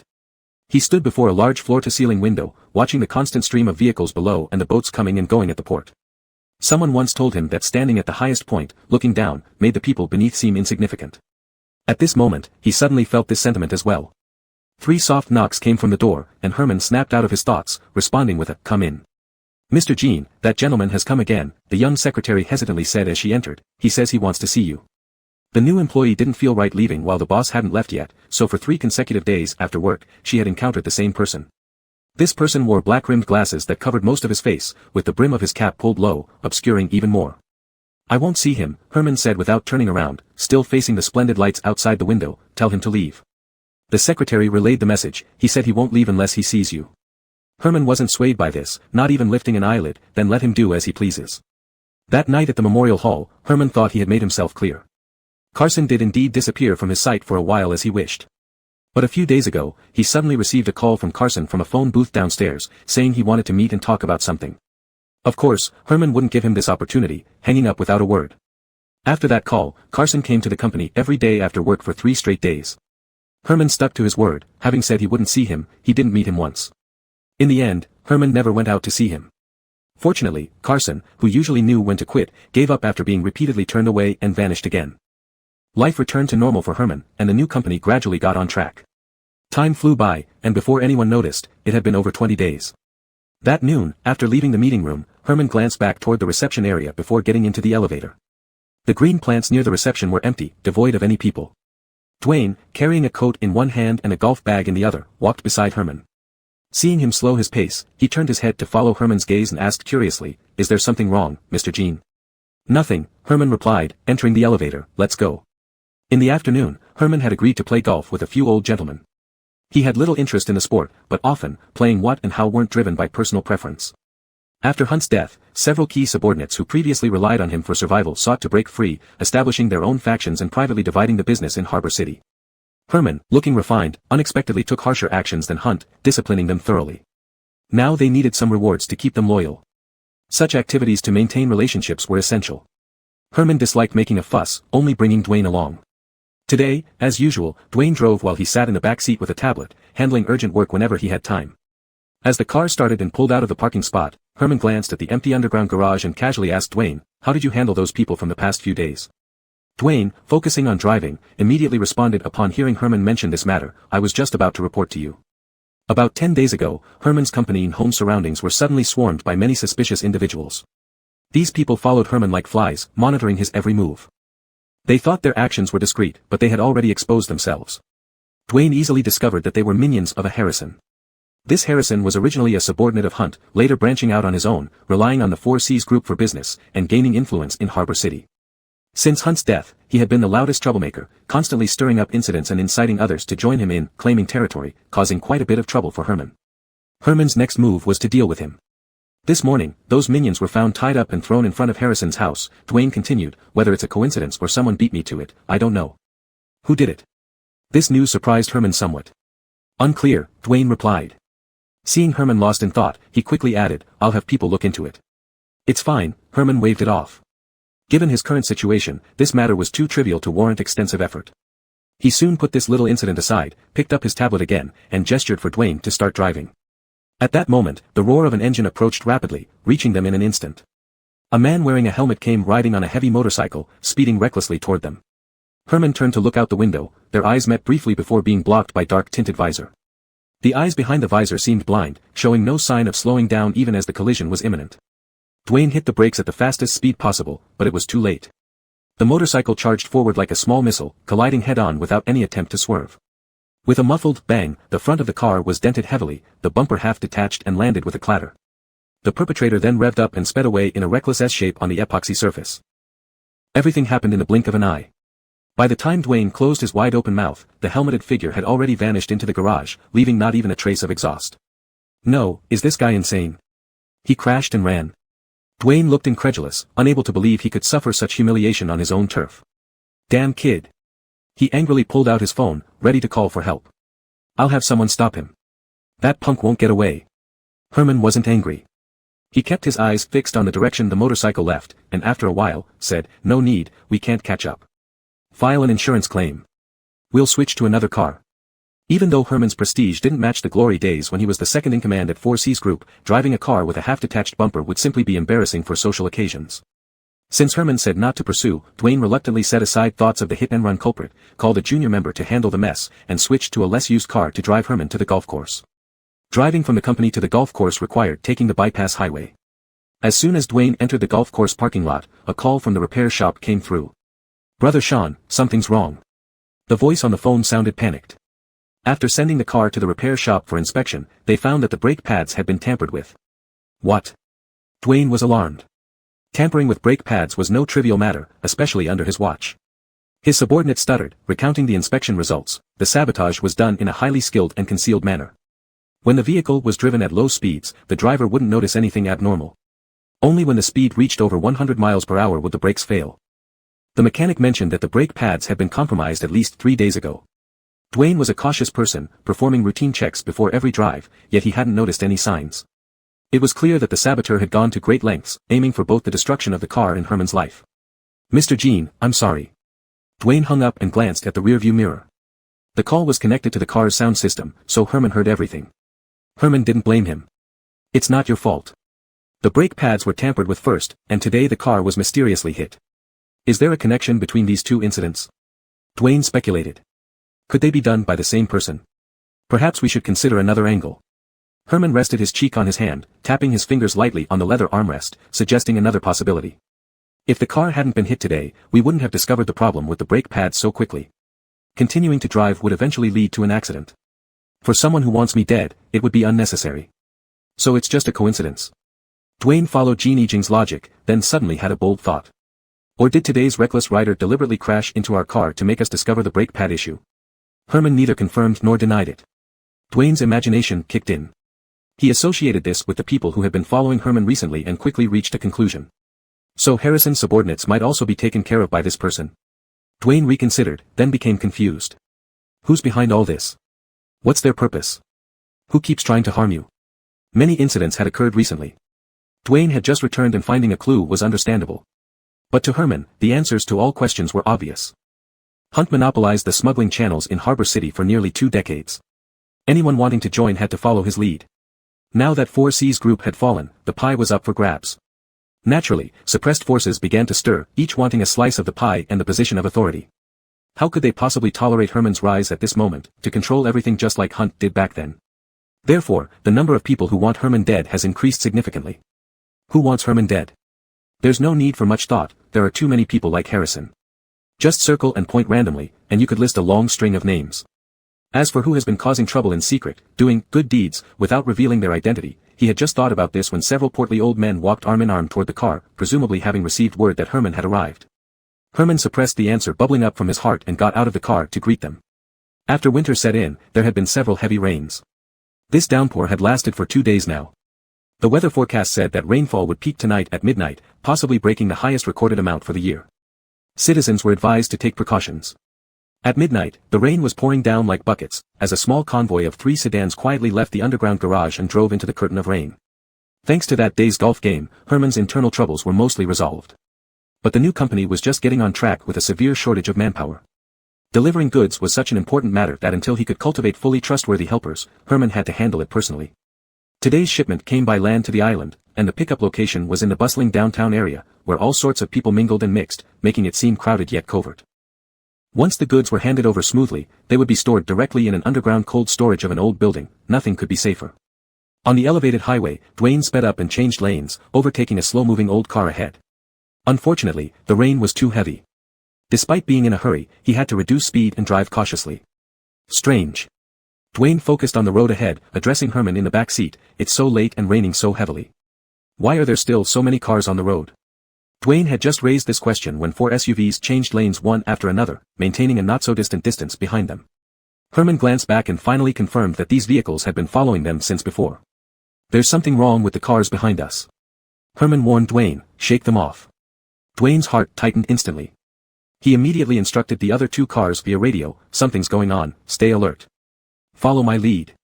Replies came through the radio almost instantly. Just then, the 3 SUVs suddenly sped up, as if aware their presence had been discovered, accelerating towards them. Fortunately, Dwayne was prepared. He swerved sharply, taking advantage of the momentary delay, steering into a ramp. At the same time, the 2 accompanying cars slowed down, blocking the pursuing vehicles on the elevated highway. The ramp led straight to the heart of downtown. Driving further, they would soon reach the delivery location. Successfully shaking off the tailing cars, Dwayne relaxed slightly, but the narrow streets of the old town were complex and winding, requiring even more caution. However, things were not going to end so simply. A blacked-out SUV silently appeared in the rearview mirror, foreshadowing ill omen in the rainy night. Damn. Dwayne accelerated again, darting into a side alley. One vehicle won't give up, it's a stubborn fly. Faster than their speed was the gunfire. Dwayne had just completed a large drift on the flat ground when the sound of shattering glass rang out. A bullet shot in from outside, grazing Herman's arm, embedding itself into the passenger seat. To dare shoot in the city. These people were either desperate or emboldened with reckless courage. Once the other side revealed their guns, Dwayne truly became tense. Now, only he was protecting Herman. If they were stopped, it could spell disaster. Don't worry. Herman spoke into the radio, giving a series of coordinates, and told Dwayne, hey Z and the others have dealt with it and are on their way here. We just need to hold on a bit longer. Hearing reinforcements were on the way, Dwayne felt reassured and concentrated all his attention on driving, nimbly navigating the winding roads, evading attacks one after another. Unfortunately, the opposition wasn't easy prey either. They chased relentlessly, escalating their firepower, shortening the distance between them and firing more bullets into the car, narrowly missing the occupants several times. Mr. Jean, we're approaching Double Happiness Alley. Soon I'll block the entrance with the car, and you get out on the right and go into the alley. At the most critical moment, Dwayne remained calm. Holding the steering wheel with both hands, he said composedly, I'll try to keep them occupied. Get moving as quickly as possible. It's not the time for this talk. Herman rejected his suggestion, fished out 2 guns from under the seat, handed one to Dwayne, and kept the other in his own hand. Not many bullets, be economical with them. Dwayne had made up his mind, this time he didn't plan on listening to Herman and had already reduced speed, ready to take a gamble. Just then, a sharp engine sound sliced through the rain curtain.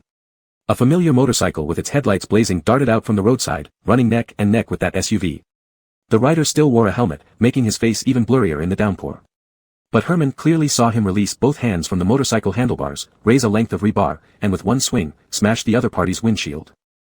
Chapter 97, You're the Crazy One. Dawn was approaching, and the rain had almost become uncontrollable. The first light of dawn was suppressed by layers of dark clouds, unable to brighten the sky. A figure ran frantically in the downpour, his silhouette blurred by the heavy rain, vanishing in an instant. Where did he go? Several burly men in raincoats followed closely behind, various weapons glinting menacingly in their hands. He was just here. Forget it, keep chasing ahead. Orlando held his breath, hiding deep in the shadows of a narrow alleyway. He didn't relax against the wall until the footsteps outside had completely faded away, then he looked up at the streetlight overhead. Sometimes fate could be so strange. After aimlessly running for half the night, he had ended up at the back alley of the Lido Hotel. He hadn't been here for a long time. The Four Seas group had collapsed, and the once luxurious Lido Hotel had fallen from grace. The Grand Hall, once adorned with gold and splendor, was now pitch black. The hotel had closed down, awaiting liquidation and auction. But at this moment, Orlando himself was even more miserable than the Lido Hotel. His motorcycle was smashed to pieces, his helmet lost somewhere along the way, and his clothes were torn in several places, dripping water uncontrollably. Even the homeless would feel sorry for him upon seeing him. He should leave immediately and find a safer place, but those men might still be outside the alley. Orlando didn't leave right away. He found a sheltered spot under an eave, sat down, took off his tattered coat, lifted his hoodie, and roughly inspected his injuries. What rotten luck. His elbow was scraped raw, and his knees were bloody and bruised. Various cuts and scrapes covered his body, mostly from the motorcycle crash, with some from knife slashes. Herman attracts nothing but wolves and tigers because of his bad fortune. Fortunately, these wounds were just flesh wounds, trivial to Orlando. But after the initial pain subsided, the rain-soaked injuries began to itch and swell. He tore off a sleeve and carefully cleaned the gravel from his wounds when suddenly, two powerful beams of light shone directly into the alley, instantly turning the darkness into daylight. Along with the sound of water came a black sedan. It stopped at the alley entrance, the rear door opened, and the man inside got out, holding a long-handled umbrella. Against the glare, he walked calmly and unhurriedly into the alley. The dizziness caused by the strong lights finally passed, but Orlando's heart rate inexplicably quickened. The first thing he saw was a pair of handmade leather shoes, followed by the neatly tailored trousers of an expensive suit. As he looked up, he finally recognized the face under the umbrella. Yes, the first time he met Herman was in this very alley. It had rained heavily that day too. Orlando was standing under the eave, and Herman naturally saw him. But there was no change in his expression, it was as if he hadn't noticed anyone was there. Pausing briefly, he turned without emotion and walked away. What's going on? Orlando pulled his gaze back, slumping against the wall. Lately, he'd hit more obstacles with Herman than ever before, thinking he'd grown accustomed to it. But at this moment, a profound sense of disappointment struck him. How cold it is today, an unrelated thought bubbled up in his mind only to vanish quickly. Orlando threw away the torn sleeve, exposing half of his shoulder to the rain, feeling as though the heavy downpour would wash him away. The pain in his body became insignificant, he had no interest in attending to his elbow anymore. He recalled a description he had once scoffed at, utter dejection. But then Herman stopped walking. His figure stood motionless in the rain for a moment, then he suddenly said, "Haven't you heard me?" Without waiting for Orlando's reaction, he quickened his pace and walked away. Though his words were drowned by the rain, Orlando still heard them. By the time he walked out of the alley to the car, Herman was already sitting in the back seat, focused on his laptop, seemingly oblivious to Orlando's presence. But the open car door proved that Herman's words were real, not just his imagination. The car was warm and dry, with the air conditioner blasting hot air. Just as fish and insects are drawn to warmth, Orlando couldn't resist this heat source. He didn't ask how Herman knew he was there or where they were going. Wrapping himself in his muddy, dirty clothes, he climbed into the car. The car started, and both occupants occupied opposite ends of the seat, silent. The driver was unfamiliar, and seeing the boss's grim face and Orlando's unfriendly expression, dared not speak a word. After delivering them to Herman's home, he quickly drove away, leaving the two ignoring each other. The silence grew heavier, crushing every inch of skin and pressing on their chests, making it hard to breathe. Herman stepped into the elevator first. Orlando hesitated for a moment but followed him in. Once they reached the bright hallway, Orlando noticed how disheveled he looked, as if he had been dragged through filth, leaving a trail of dripping water wherever he went. Especially after exiting the elevator, when Orlando stepped on the entrance mat, he left a large, black footprint on the long white wool carpet. He hesitated for a moment, not immediately walking in. At that moment, a thick shadow fell over Orlando. It turned out Herman, who had already entered the living room, suddenly turned back and appeared before him. Orlando lifted his head blankly, about to ask what was going on, when Herman grabbed the back of his neck and pressed him inside, dragging him into the bathroom. The sound of running water filled the air, warm steam enveloped the cold wetness, and Orlando was unceremoniously pushed into the shower stall. Scalding hot water poured down on him, and the wounds that had barely stopped bleeding throbbed with pain once again. Even a clay Buddha would have lost his temper by now, let alone Orlando, who was never known for his patience. His anger flared up, and he tried to push Herman away. "Herman, let me go." Herman stood immovable like a mountain. He grabbed Orlando's hair with one hand, pressing him against the wall, while using the other to hold the shower head and pour hot water over his head. In an instant, blood and mud flowed together, forming a small whirlpool at their feet, then drained into the basement. The water was too hot, and Herman's rough handling made Orlando struggle fiercely. Several times, he tried to turn around but was repeatedly forced back. Gene, cough cough, Orlando started to choke on the water and coughed violently. "Herman, what the hell are you doing? You're the crazy one." Herman's tone was completely different from Orlando's. His voice remained icy cold, contrasting sharply with the hot water cascading over them. "Tell me, what exactly have you been up to lately?" Herman's words cut through the curtain of water, reaching Orlando's ears. Orlando closed his mouth and fell silent. Nothing special really, just fending off a wave of thugs, discovering tampered brake pads, and tonight, intercepting a group trying to take Herman's life at a critical moment. Pretending to be dead no longer fooled Herman. He pulled Orlando's hair, raised the shower head higher, and the stream of water hit Orlando's face directly, the fingers pressing into a wound on the back of his head, making Orlando's furrowed brows twitch painfully. With hot water pouring into his nose and mouth, Orlando couldn't breathe and choked several times before finally losing his temper, shouting, "Let me go. Did the police assign you new tasks?" Herman remained unmoved, holding Orlando tightly and demanding answers. "What's your mission this time? Spying on me or trying to win my trust?" Although Herman's attitude was cold and hard, if Orlando had the presence of mind to observe, he would notice the turmoil in Herman's eyes, far from the apparent indifference. Under his icy exterior, there boiled an uncontrollable anger. Orlando's mother's sentence was commuted, and he himself had won favor from high-ranking police officials, a perfect ending usually seen only in crime films. But Orlando, having achieved his goals, could have lived openly in the light, yet why did he still dive into this mire? The water continued to run in the bathroom, but Orlando's rage, which had been forcibly ignited, suddenly subsided because of Herman's question. "It has nothing to do with the police, everything I've done is on my own accord." Orlando stopped resisting, letting go of the strength in his body, leaning forward to rest his forehead against the cold marble wall, leaving Herman with his back view. "Herman, I know what you're planning next, don't go it alone, let me join you." "What do I plan to do?" Herman laughed coldly, finding Orlando's words amusing. He hung the shower head back on the wall, released Orlando, took a step back, crossed his arms, and looked at him with amusement. "Tell me, what do I plan to do?" Orlando finally turned around, wiped the water from his face, and didn't immediately shut off the damned shower head. After adjusting to the temperature, he surprisingly felt better, the bone-deep chill was washed away, warming his limbs and breath. "You want revenge for your father," Orlando said firmly, looking at the equally soaked Herman. "Dermot, Uncle Season, is your father. From the day you entered the 4Cs group at 15, your goal has been to avenge him." The mocking smile on Herman's face froze, as if he had been struck on the head. After a while, he asked, "When did you find out?" "Not long ago." Orlando took a deep breath, feeling the hot water sting his nose. "The police found clues related to you in Dermot's hometown." Herman connected the dots and figured out what had happened. After establishing himself at 4C's group, he had thought he destroyed all documents related to him. Yet, it seemed some slips had not escaped the police's attention. He swept back his wet hair with one hand, curling his lips into another sneer. "So do you know how I plan to take revenge?" Orlando put aside all premeditated phrases and answered honestly, "No, but if you wish, you can tell me." Having said that, he feared Herman might misunderstand him, so he quickly added, "You don't have to if you don't want to. But whatever you plan to do, I can be by your side." "Why should I believe you?" Herman finally laughed, almost amused, shaking his head self-deprecatingly. "If it's because I'm Dermot's son, there's no need for you to go this far just to repay a favor. After all, my father." Hearing Herman misinterpret his feelings, Orlando was instantly furious, and bold anger surged within him. He stepped forward and pushed Herman's shoulder forcefully. Caught off guard, Herman stumbled backward, his shoulder blades crashing into the shelving unit on the wall. Bottles and jars fell, their contents mixing into a slow-moving puddle.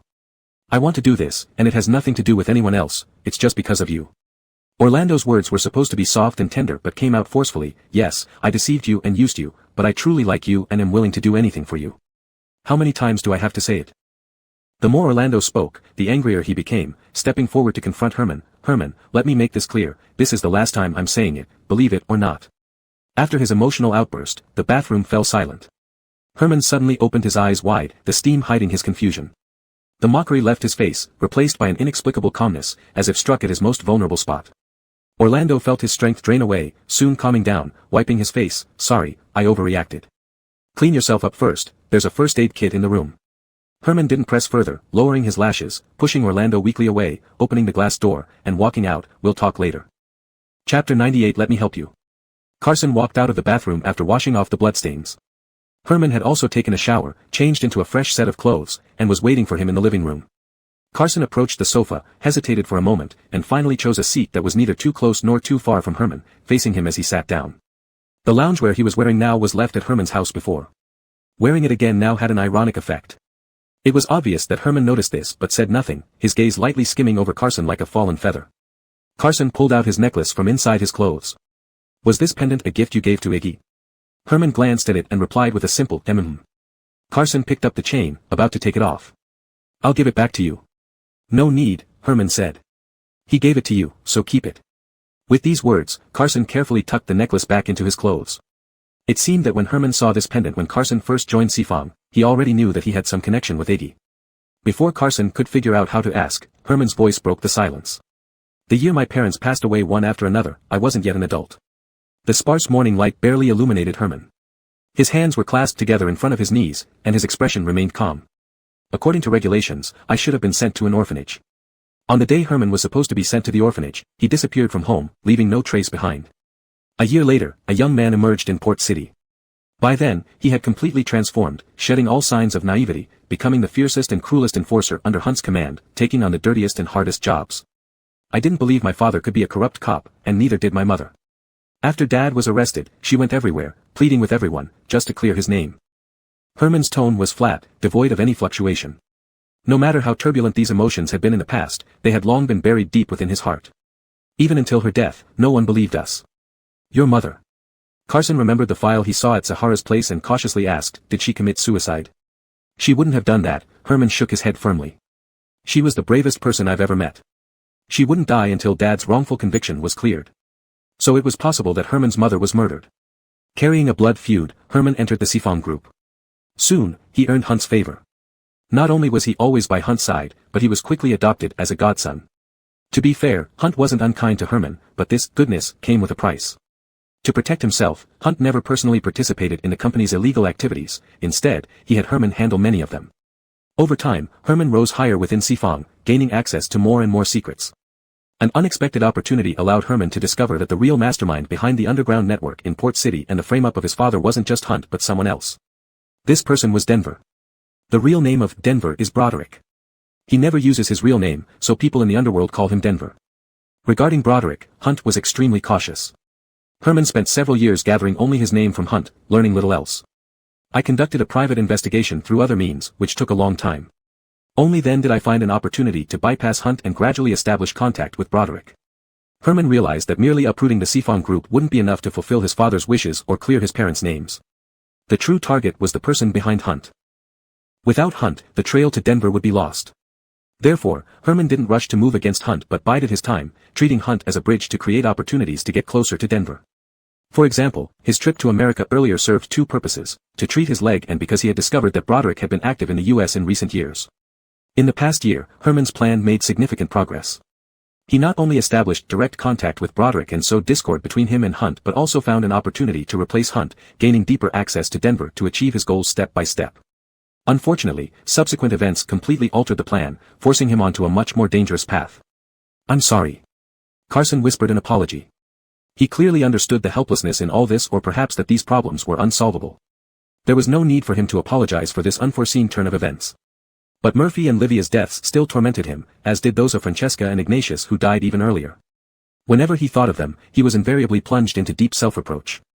I've always known I shouldn't blame you. I said before that I understand your position because I've walked the path you're on. After so much time had passed, Herman could review the entire matter from a completely objective perspective. Besides, that night, it was me who asked Broderick to come. If he hadn't been there, Hunt wouldn't have been killed either, so I bear inescapable responsibility for both his and Jiang Lady's deaths. Herman had invited Denver simply to make Hunt lose his trust and create an opportunity to replace him. But he didn't expect the police and Carson to take action that very day, leading Broderick to have murderous intentions and set off a chain of events. The final outcome was the result of many factors, with no one being clearly right or wrong but everyone making mistakes at the same time. Why didn't you tell the police about Broderick? Carson raised a question. If they had this lead, perhaps they would have had other plans and wouldn't have rushed to move against Hunt. The police. Herman gave a light laugh, giving a simple answer, I don't trust anyone, including the Port City police. This implication needed no further explanation, Carson understood immediately. Could Broderick have controlled the 4C's group for so long without arousing the slightest suspicion from the Port City police?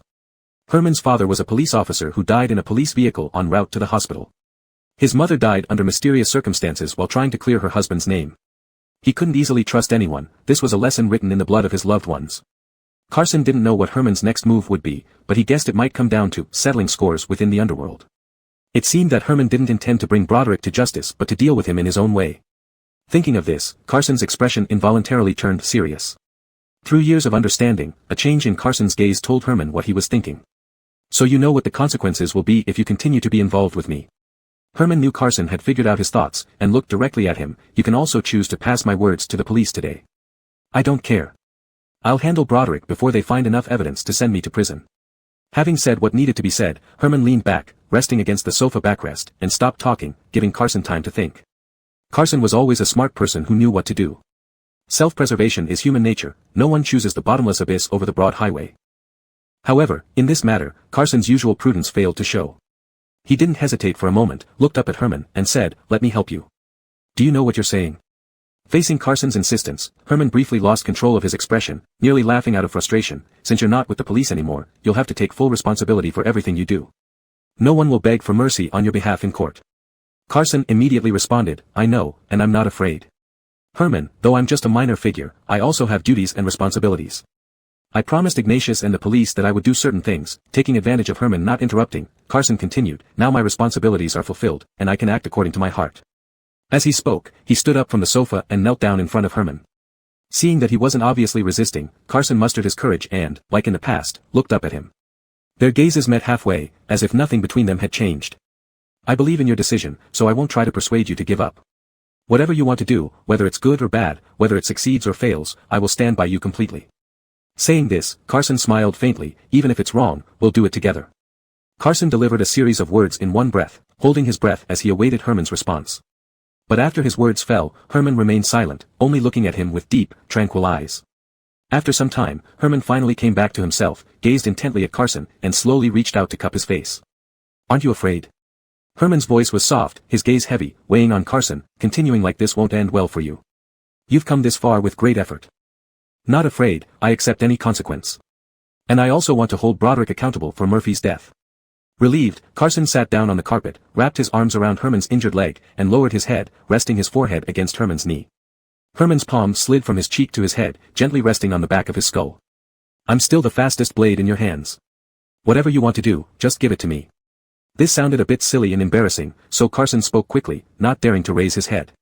Herman's fingers, buried in Carson's hair, curled tighter, but his face remained unmoved, seemingly indifferent. "It doesn't matter if you trust me or forgive me." Carson hugged Herman's legs tightly, still not showing his face, rubbing his forehead against Herman's knees. "You can use me, or stay mad at me, but let me stay, as an extra hand." "Not necessary." Herman finally regained his composure, withdrew his hand, and pushed him away. "The rain has lessened, go back now."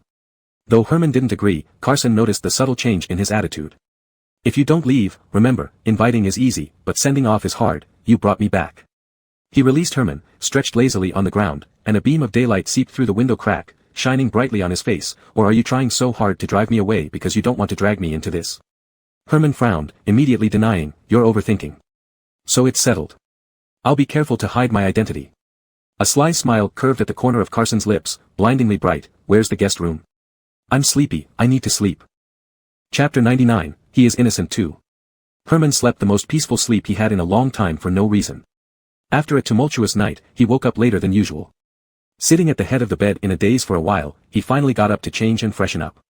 When he was neatly dressed and opened the door, he immediately saw the opposite guest room door wide open, the curtains fully drawn, and the quilt on the bed neatly folded. There was not a single person in the room, everything was eerily quiet. The person who had brazenly entered last night had already left. The feather that had been hanging in Herman's heart finally landed. Indifferently withdrawing his gaze, he walked past the guest room door. This is right, Herman thought. After a night's calm reflection, Carson had finally made the correct choice. But just as this thought crossed his mind, his phone suddenly vibrated. He answered it, and Carson's voice came through immediately. Herman, are you awake? Carson's voice was as usual. I bought breakfast and put it on the dining table. Emotions that had just sunk bottomed out suddenly surged again. Not knowing how to react, Herman replied with as few words as possible, and then. Carson didn't mind. I'm waiting for you in the parking lot. Come down after you finish breakfast. Unlike Herman, Carson hadn't slept well all night and woke up before 8 o'clock in the morning. Although he hardly slept at all during the night, his spirit was surprisingly good. He went home early to change into a disguise and drove a car, picking up breakfast on the way. By the time he finished these tasks, it was Herman's regular work time. Like a responsible bodyguard, he checked the boss's car condition before departure and waited in the parking lot for Herman to wake up. Carson waited in his car for about 15 minutes when he saw Herman appear at the elevator entrance. Perhaps because Carson's disguise today made him unrecognizable, or maybe Herman deliberately ignored him, Herman passed by Carson's car window without looking or greeting him. Since Dwayne was injured last night and couldn't come to work for several days, Herman did not ask another driver to pick him up. Instead, he walked straight to his car, pulled open the door, and got into the driver's seat. The black sedan's headlights lit up, driving smoothly out of the parking space. Carson immediately followed. Carson tailed behind Herman's car, escorting him to the company. As an experienced bodyguard, Carson knew how to handle the job. It had been turbulent last night, but today was unusually peaceful. There were no special incidents throughout the day, and time passed quickly. In the evening, Herman returned home on time from work, with Carson still following behind, both entering the apartment one after another. Herman walked in first, entering the house, while Carson stood in front of the closed entrance door, hesitant. Last night, driven by emotions and Herman's past indulgence, he dared to stay regardless. But now, after the heat of the moment had passed and rationality took over, he knew their relationship was too fragile to be handled so recklessly. He no longer had the right to be so self-indulgent. Carson stood outside the door for a long time. The hallway's motion sensor lights turned off multiple times as his hand hovered above the doorbell, unsure whether to knock. Just as he decided to wait in the corridor, a click sounded, and the entrance door automatically opened, allowing warm yellow light to spill through the gap. From this day forward, Herman had a young man accompanying him. This young man was very low-key and mysterious. Every day, he wore a baseball cap and black-rimmed glasses, remained silent, spoke little, and acted coolly. Rarely seen, he would always appear whenever Herman needed something and then leave promptly. Half a month later, when Dwayne recovered and returned to work, he picked Herman up at home one morning and found Carson sitting at the dining table eating, causing him to nearly pop his eyes out. You. Dwayne looked around blankly, unable to finish his sentence. Carson knew he could hide his identity from Herman's new hires, but not from Dwayne, who had watched him grow up. Putting down his chopsticks and wiping his mouth with a napkin, he greeted, "Old Q, good morning." Dwayne almost ran into the kitchen to get a knife but was stopped by Carson. Carson told him seriously that because the police had broken their promise and failed to fulfill their commitments, he had severed ties with them and decided to return to Herman's side. Dwayne was furious when he heard this, accusing him of shameless betrayal. Unbothered, Carson admitted it openly, making Dwayne so upset that he turned to look at Herman at the table. "Boss Gene, do you really believe this?" Herman held a cup of coffee, sipped it with lowered eyes, and said nothing.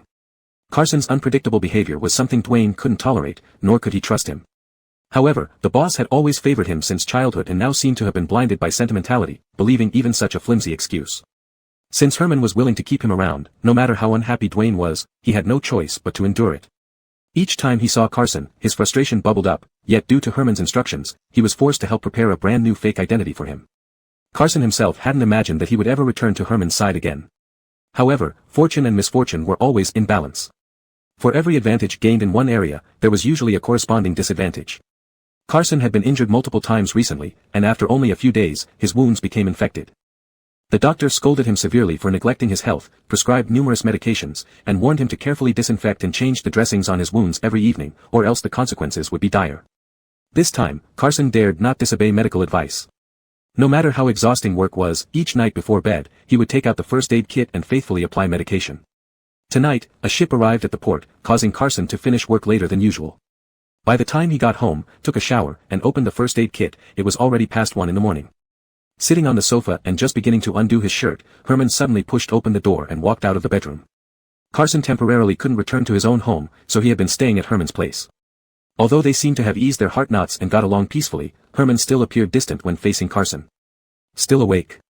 Carson didn't mind and greeted him with a nod, continuing to hold tweezers in an awkward position to disinfect the wound on his waist. "Thought I'd use the restroom." Herman's eyes briefly lingered on Carson before sitting beside him, taking the tweezers from his hand, throwing the dirty cotton ball into the trash, and replacing it with a fresh one. The cool wetness touching his skin made Carson curl his lips into a secret smile. Herman's master bathroom was spacious and luxurious. Why did he need to come all the way out to the living room for the restroom? "What are you smiling about?" Herman scowled, but his actions were exceptionally gentle as he used the cotton swab soaked in iodine to dab evenly around Carson's wound. "I bet you wouldn't ignore me for long." Leaning back with one knee drawn up, chin resting on his knee, Carson's smile grew more unrestrained. "See? I win." Upon hearing this, Herman threw the tweezers back into the tray and made as if to leave. Hey, I was just joking. Carson turned to stop him. Just as he reached out, he suddenly lurched forward as if struck by a blunt object, his entire spine arching painfully. Ouch, hurts.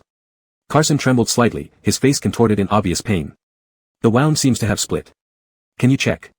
Startled, Herman hurriedly sat back down, frantically examining the wound. Fortunately, it turned out to be nothing serious. This time he didn't dare move recklessly and silently tore off bandages to continue dressing and medicating the wound. Carson leaned his head back onto his knee, his victorious smile growing broader despite the cold sweat breaking out on his forehead from the pain. Long, deep scars crisscrossed Carson's back, varying in shape and depth, making anyone who saw them imagine the intense suffering he must have endured. In the past, Herman could accurately describe the origin of each scar, and the appearance of any new one would cause significant distress, leading to turmoil within the family. But in just 2 short years, Carson's back was marred by many new injuries Herman had never seen. At that time, Herman extended his hand, tracing a round scar on his shoulder, pressing gently along its edge. Did it hurt? He knew where this scar came from. It was inflicted by a gunshot from Barry during the police operation to capture Hunt. It did. A faint shiver ran through Carson's body, yet he spoke lightly, as if it were trivial. It doesn't hurt anymore now. Herman stared at the scar, his fingers lingering on Carson's skin. The contrast between the pale skin and the dark scar was stark, like an ink stain on white paper. Noticing Herman's sudden silence, Carson turned curiously to look at him, meeting his gaze. I'm fine now, don't give me that look. What look? Herman withdrew his hand, averting his eyes, and tightened the bottle of medicine in his hands. A look of. Carson hesitated, then half-jokingly added, pity. Who needs to pity you? You brought this on yourself. Herman put the iodine back in the first aid kit. When he looked up, his expression showed no trace of emotion. Turn your head, I need to put on some gauze. The weather was bad tonight, with the wind howling fiercely. However, the living room heater was set exceptionally high, and after being in there for a while, one became pleasantly drowsy. Carson contentedly enjoyed Herman's service, opening a book he had been reading halfway through and delving into it with great interest. The atmosphere between the two of them was long-awaited tranquility, as if time had rewound and they were back to the days on Yuanming Mountain. Herman cut a clean piece of gauze and placed it on Carson's back. Glancing forward casually, he soon retracted his gaze and asked nonchalantly, "Why are you interested in this?" Spread out in front of Carson was an English hardcover titled approximately, Chemistry and Manufacturing of Explosives. As its name suggested, it detailed various explosive formulas and methods of making them. Carson's English was quite good, which Herman had personally supervised him to learn in the past. He hadn't expected that after mastering it, Carson would use it to read such books. "This is your book, I got it from the table," said Carson, who was deeply engrossed in the book, not raising his head.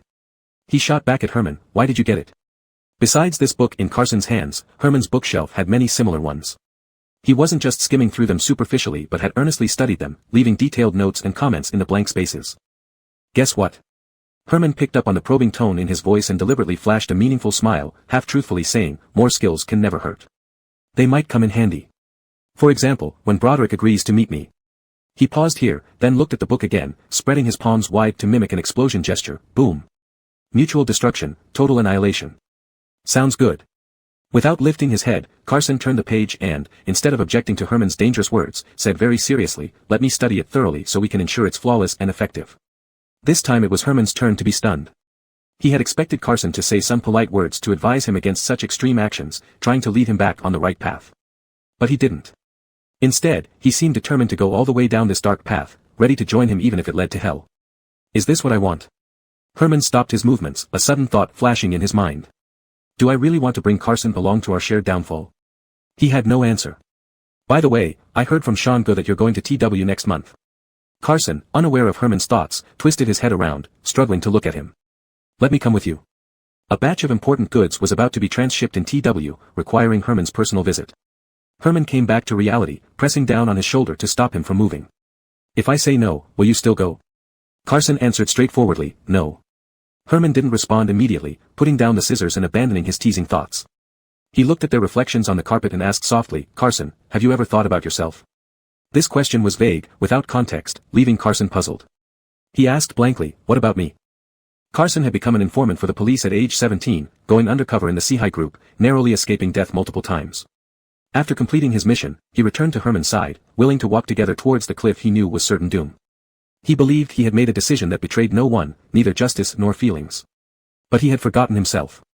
His existence was not for anyone else. He had no obligation to bear others' expectations or responsibility to shoulder their consequences. He too was innocent and had the right to live a good life for himself. Chapter 100, Could It Be Me? After the winter solstice, the new year approached, and it was time for Herman to depart for TW. Although Herman did not give any promises a month ago, on the day of departure, Carson still went along with Dwayne and others, accompanying Herman. A dense fog suddenly occurred that day, causing the flight to be delayed. When Carson walked into the VIP waiting hall, Herman was on the phone by the window. Through the reflection of the glass, Carson noticed Herman's serious expression, and until he hung up, he had barely spoken a word. With no one around, Carson stepped forward and asked, "Is something wrong?" The ice-breaking night had greatly improved the relationship between Herman and Carson. Although it was hard to go back to how they were before, their interactions over the past few weeks were less tense, like a superior-subordinate pair with clear boundaries. No. Herman put down his phone, pondered for a moment, then looked up at Carson and calmly announced an important piece of news. The call was from Hideo. He said, "Broderick wants to meet me." Carson was indeed surprised. What Herman had mentioned offhandedly before actually became true so soon. He was shocked at how quickly the news came but, upon further thought, found it reasonable. After Hunt's death, Herman took over under duress, not only reclaiming the 4C's influence but also successfully completing several big deals for Denver. Although the 4C's group was gone, Denver's underground network in Harbor City remained intact and continued to run smoothly. This fully demonstrated Herman's capabilities. Today's call signified that Herman had initially gained the old man's approval. After their meeting, Denver might entrust Herman with full control over Harbor City's business, grooming him to be another Hunt. But Carson knew becoming another power wielder in Harbor City wasn't Herman's ultimate goal. He approached Herman and asked, "What do you plan to do?" This was Herman's first meeting with Denver himself. Carson wasn't sure if he intended to strike fast and take advantage of this opportunity or play a long game. "As far as I know, Broderick is set to head to South America next year, focusing on Mexico's business." Herman sat back in his chair, tapping his fingers lightly on the armrest. He knew what Carson truly wanted to ask but didn't intend to answer directly, only saying, his future focus will be in South America. Meeting him again will be extremely difficult. Carson suddenly understood why Broderick would suddenly want to meet Herman. Finding someone more suitable to manage Harbor City than Herman within such a short time would be tough. Thus, Herman now held the upper hand. Even though Herman hadn't said anything, Carson could roughly guess his thoughts. This time, Herman probably wouldn't let Broderick have the chance to go to South America. "When is the meeting?" Carson asked. Herman answered truthfully, "On the 15th of next month." Carson glanced at the calendar on his watch. There were only about 30 days left. Accomplishing anything significant in such a short time would require careful planning. Whenever Carson was thinking, he always frowned deeply, making him look especially stern. Herman didn't like seeing this expression on him. He glanced at the flight information display, interrupting Carson's thoughts. "Call the guys back, it's time to board the plane." The flight was delayed by 2 hours and landed in TW at 9 o'clock in the evening. TW was not Harbor City. To conduct business here, cooperation from locals was necessary, and various social engagements were inevitable. During these days in TW, Herman attended endless banquets, kept extremely busy. A week passed quickly. Tonight, a local tycoon hosted a banquet. Approaching 11 o'clock, the dinner finally ended. The group exited the host's private club and got into cars heading back to the hotel. Dwayne and others, leading the way, were already too drunk to stand straight and had taken other vehicles back earlier. Herman was left with only Carson, who had abstained from alcohol, faithfully serving as a bodyguard. As Carson got out of the car and saw Herman standing on the stairs not entering, he closed the door and asked, "What's wrong?" "Nothing." Herman turned away, then suddenly asked without context, "When is the last ship arriving?" "Tomorrow afternoon at 3. Carson felt increasingly confused as he stepped up the stairs toward Herman and asked, "I told you this morning. Do you have other plans?" Freighters had been arriving steadily in recent days, although with some twists, everything went smoothly. Once the final batch of goods was stored, they could return home. Herman nodded slightly, acknowledging the information. Only after Carson caught up did they both walk through the hotel's revolving door together. As the revolving door turned, the aroma of the hotel lobby's fragrance wafted towards them. Carson glanced at the figure in front and suddenly realized something. Herman had apparently been waiting for him intentionally, not wanting him to be alone in a place where he didn't know anyone. The hotel Herman stayed at was located in the city center and was reportedly the last work of a renowned designer, making it quite popular. The lobby design was modern and avant-garde, with an unconventional layout and dim lighting. But as soon as Herman walked in, he still saw a familiar figure in the bar on the first floor. The live band was performing in the bar. Barry wore a gray cashmere coat, a scarf draped over his arm, leaning against the bar counter and flirting with a blonde bartender. Herman's step stopped. Meeting Barry here was unexpected, but after learning that he was Denver's trusted aide, Herman felt it wasn't strange to encounter him anywhere. Herman himself didn't mind meeting Barry, but there was someone behind him. Herman glanced at Carson, who was completely unaware of the danger. The investigation into the 4C's case was still ongoing and currently confidential. To protect Carson, the police hadn't disclosed that he was an informant, even releasing some misleading information. There were rumors that Carson had been caught, others said he fled overseas overnight, and some even claimed he was hiding somewhere in Harbor City, ready to take revenge for Hunt.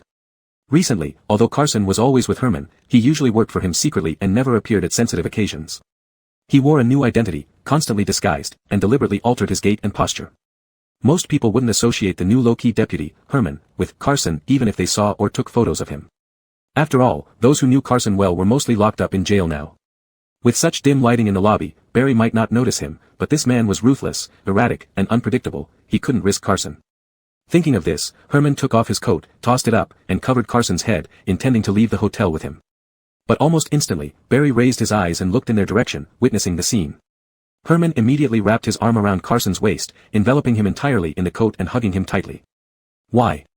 As Carson stepped out of the revolving door, he was abruptly covered by the coat before he could react. Just as he started to wonder, Herman's arms encircled him, embracing him closely and whispered in his ear, audible only to them, "Pretend to be drunk." Carson reacted instantly. He didn't ask why, leaned heavily against Herman's shoulder, looking thoroughly intoxicated and unable to walk straight. At this moment, Barry recognized Herman. His flirtatious eyes lit up instantly upon seeing him, revealing genuine surprise. This encounter seemed truly coincidental, as the surprise on Barry's face didn't seem feigned. He left the bartender he had been chatting with, pulled out a stack of bills from his wallet without counting, placed them under the glass, and strode toward Herman. "Mr. Jean, I didn't expect to meet you here," Barry said with affectionate eyes and a dazzling smile. "Barry." Herman also stopped, pretending to have just noticed him and greeted politely, "Long time no see, what are you doing here?" "This gentleman is." Barry didn't answer right away, squinting his almond-shaped eyes and scanning Herman several times. With someone cradled in his arms, Barry obviously saw it. At that moment, his big eyes seemed like they wanted to turn into X-rays, peering through the coat to get a clear view.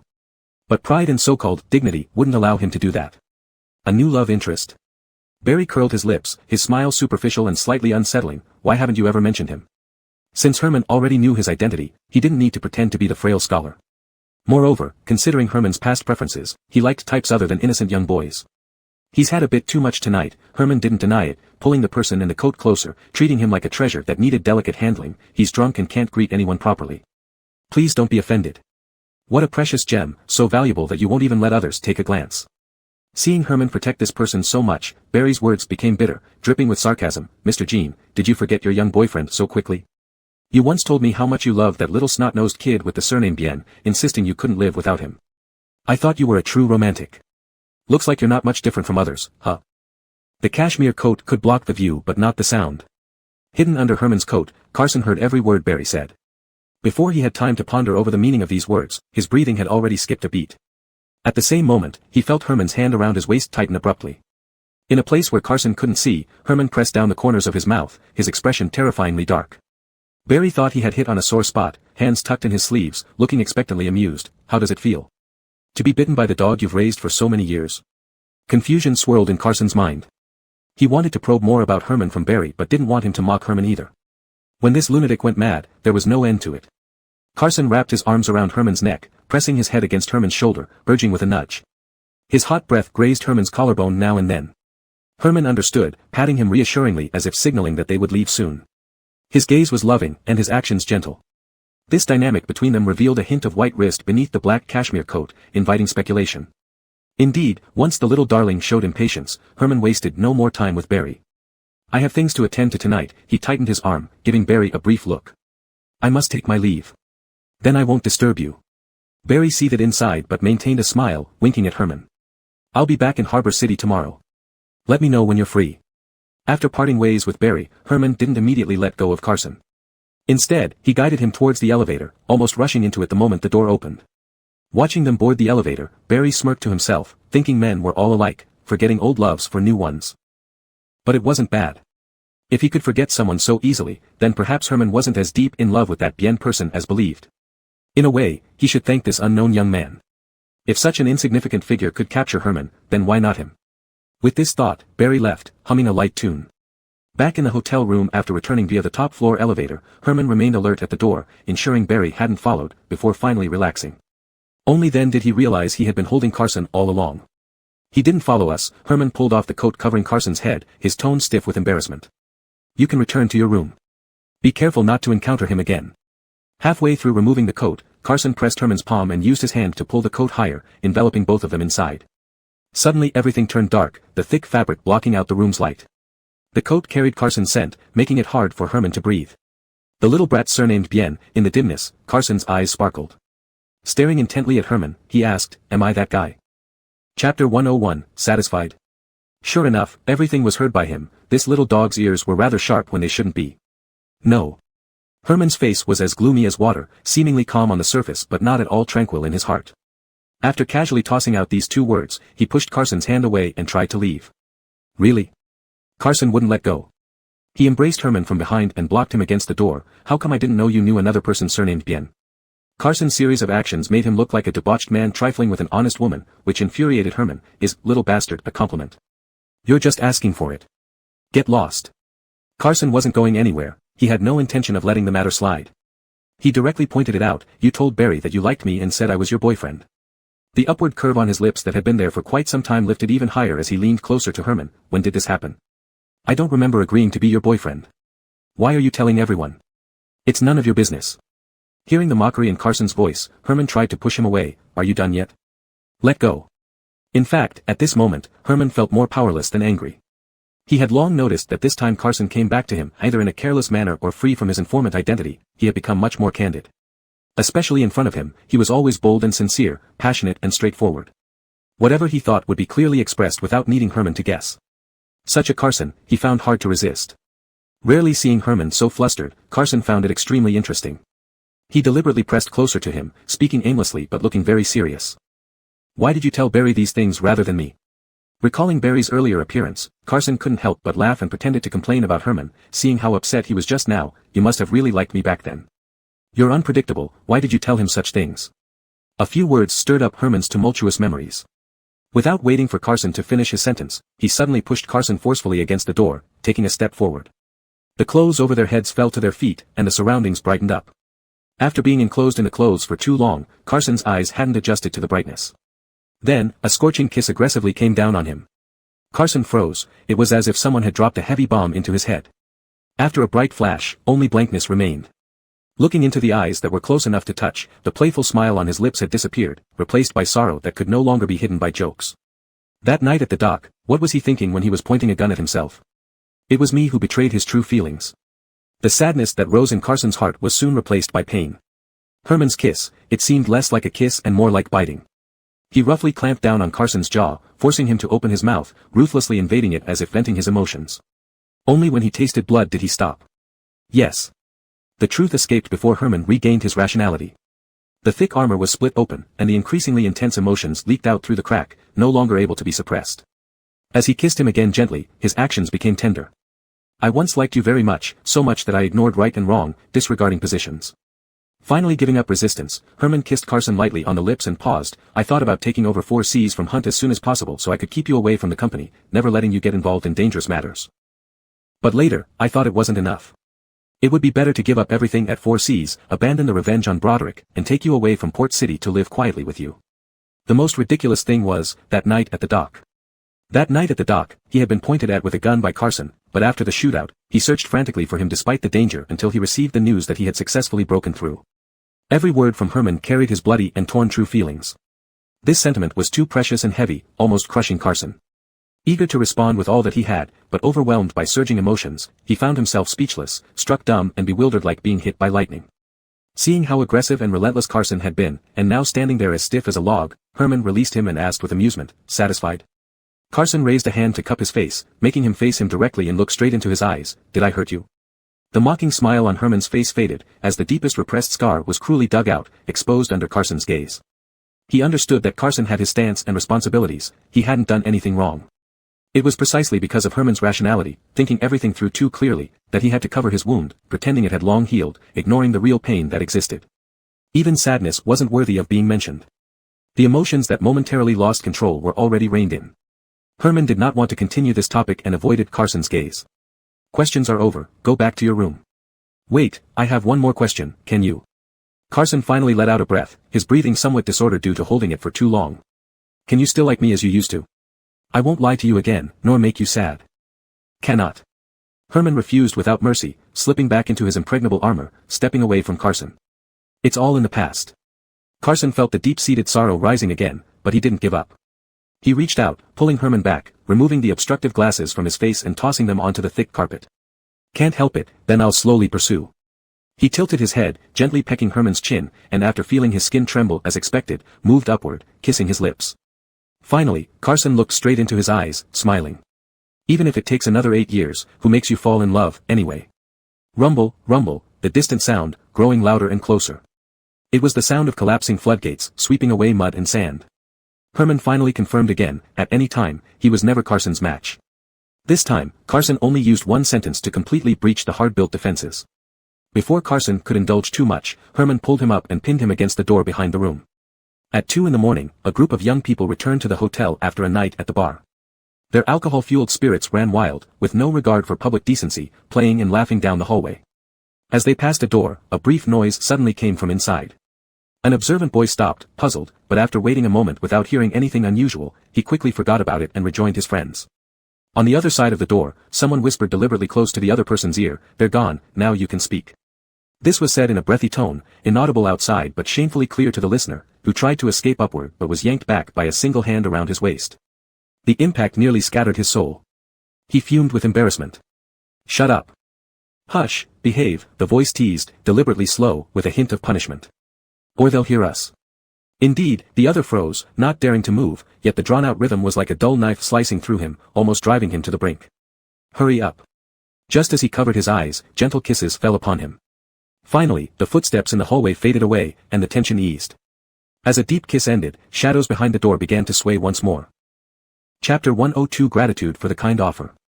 People were coming and going in the cafe. Barry, sipping his coffee with one leg crossed over the other, sat by the floor-to-ceiling window. A waiter approached his table with a cup of coffee. "Sir, here is your coffee." "Thank you." Barry turned around and smiled at the young waitress. Barry was a regular customer here. He would always chat and joke with the staff whenever he came. The young men and women in the store all liked to come close to him. But today he didn't want to talk to anyone, staring out the window from the moment he arrived. The girl asked curiously, "What are you looking at?" Barry resumed his usual charming manner and winked mysteriously, "You'll know soon." As if on cue, Herman pushed the door open and walked in. He had already seen Herman's car pull into the parking lot. Watching the person who had just disappeared from view reappear before his eyes made Barry's smile even brighter. "What would you like?" He put down his cup, greeted Herman, and enthusiastically recommended, "We have a new batch of beans this week, they're really good. Want to try?" Herman pulled out a chair and sat across from Barry. There seemed to be an invisible boundary around him. Even when Barry tried to engage him, he didn't reach far enough to touch him, only to be coldly rejected. This untouchable feeling intrigued Barry even more. Herman did not accept Barry's recommendation but ordered a simple iced Americano instead. Closing the menu, he handed it back to the waiter and looked up at Barry, skipping small talk, and went straight to the point, "Why did you ask me to meet today?" It was Barry who had arranged this meeting. Upon learning that Herman had returned to Harbor City, he found an excuse to invite him out. To show he meant no harm and to put Herman at ease, he chose a bustling cafe in the city center. Barry quickly regained his composure, adopting a light-hearted tone, "Can't I invite you for a cup of coffee if there's nothing going on?" "Really?" Herman glanced at him sideways, "I still have some work at the office, so I'll take my leave." Actually, Barry hadn't planned anything specific for this meeting. His main goal was to meet because Herman now had someone new in his circle, and Barry wanted to find an opportunity to deepen their relationship. However, if he said this directly, Herman would surely get up and leave without another word. After some consideration, Barry decided to drop a hint. He sighed deeply, saying, "I know you hold a grudge against me because of Hunt, but I was only following orders." In broad daylight in a crowded cafe, Barry spoke about the matter as if there were no need for secrecy, and besides, isn't Hunt's death exactly what you wanted? Without his sudden departure, you wouldn't have gained Denver's favor so quickly. The topic opened by Barry indeed stopped Herman from leaving. Leaning back in his chair, Herman replied, "I never wanted him dead." "Forget it." Barry scoffed quietly, disbelieving Herman's statement, "If you want power, how can you achieve it without spilling blood? Do you think it's a fairy tale? Denver instructed you to kill Hunt." Seizing the chance, Herman asked further, "So, killing Carson was also on Denver's instructions?" "No, that was personal vengeance. Denver has already reprimanded me." Barry blinked slyly, acknowledging openly, "Besides, I could say I've done you a favor, since he deceived you for so many years. Didn't you hate him for that? That's between him and me." Herman finally gave Barry a direct look, albeit a forced smile, "Others have no right to punish him for me." At this moment, the server delivered the coffees, interrupting the conversation. After the server left, Barry deftly changed the subject away from Carson. "Never thought Denver would actually suggest seeing you." Herman took a sip of his coffee, watching carefully to see what trick Barry might play next. Regarding Herman, Barry's thoughts weren't complicated. They were already in the same boat and would need to cooperate closely in the future. To win him over, Barry didn't mind doing him a favor. Hunt wasn't particularly smart or capable. He leaned forward, lowering his voice dramatically. Do you know why he managed to maintain such tight control over Denver and held such power in Harbor City for so long? On the surface, Herman showed no interest in the question, but inside, his mind raced. What did Barry mean? Wasn't it true that Hunt had firmly held on to Denver's trust? Mentioning these things, Barry was originally trying to please Herman. So, without waiting for Herman's questions, he continued on his own accord. Hunt may have been foolish all his life, but he was also smart a few times. In the early years when Denver's suspicion wasn't so severe, Hunt recorded their conversations every time they met, leaving quite a lot of evidence. Saying this, Barry felt a tinge of sorrow inside. He had incriminating evidence against Denver, which is why Denver trusted him, but also feared him. The information Barry revealed did surprise Herman. He hadn't expected there to be such hidden matters between those two men. Seeing Herman remain silent after listening, Barry joked, "What? You wouldn't be thinking about how to find these tapes, would you?" Then he laughed heartily. "Forget it. After Hunt's death, I personally led people to search his home thoroughly and found all the recordings as well as anything related to Denver, burning them all." Barry spoke the truth. Otherwise, even with 10 times his courage, he wouldn't dare tell Herman something so important just to win his favor. In just a few sentences, Herman had already composed himself, picking up his coffee for a sip before asking, "Why are you telling me this?" "Nothing much, just wanted to make you happy." Barry first shrugged indifferently, quickly turning serious. "I want to remind you that if you want to gain more leverage from Denver, perhaps you should be like Hunt and keep some things in mind, giving yourself an out." As he said this, he chuckled. "Of course, whether you can achieve this depends on your ability." Barry spoke lightly, for today's Geo was far stronger than in the past. Wanting to get useful evidence on him again was next to impossible. "I have no interest, nor do I need it." Herman didn't want Barry to see through his thoughts, so he hit back at Barry, "But your specially mentioning these things makes me suspect your true intentions towards Denver." "That's your business, you can think whatever you want, either intentionally or unintentionally." Barry didn't deny it. "However, given how candid I've been with you, you should give me some return." With this, he narrowed his eyes and leaned closer to Herman, saying ambiguously, "Want to try it with me? I'm quite good in bed. If you're not in a hurry, we can meet regularly too."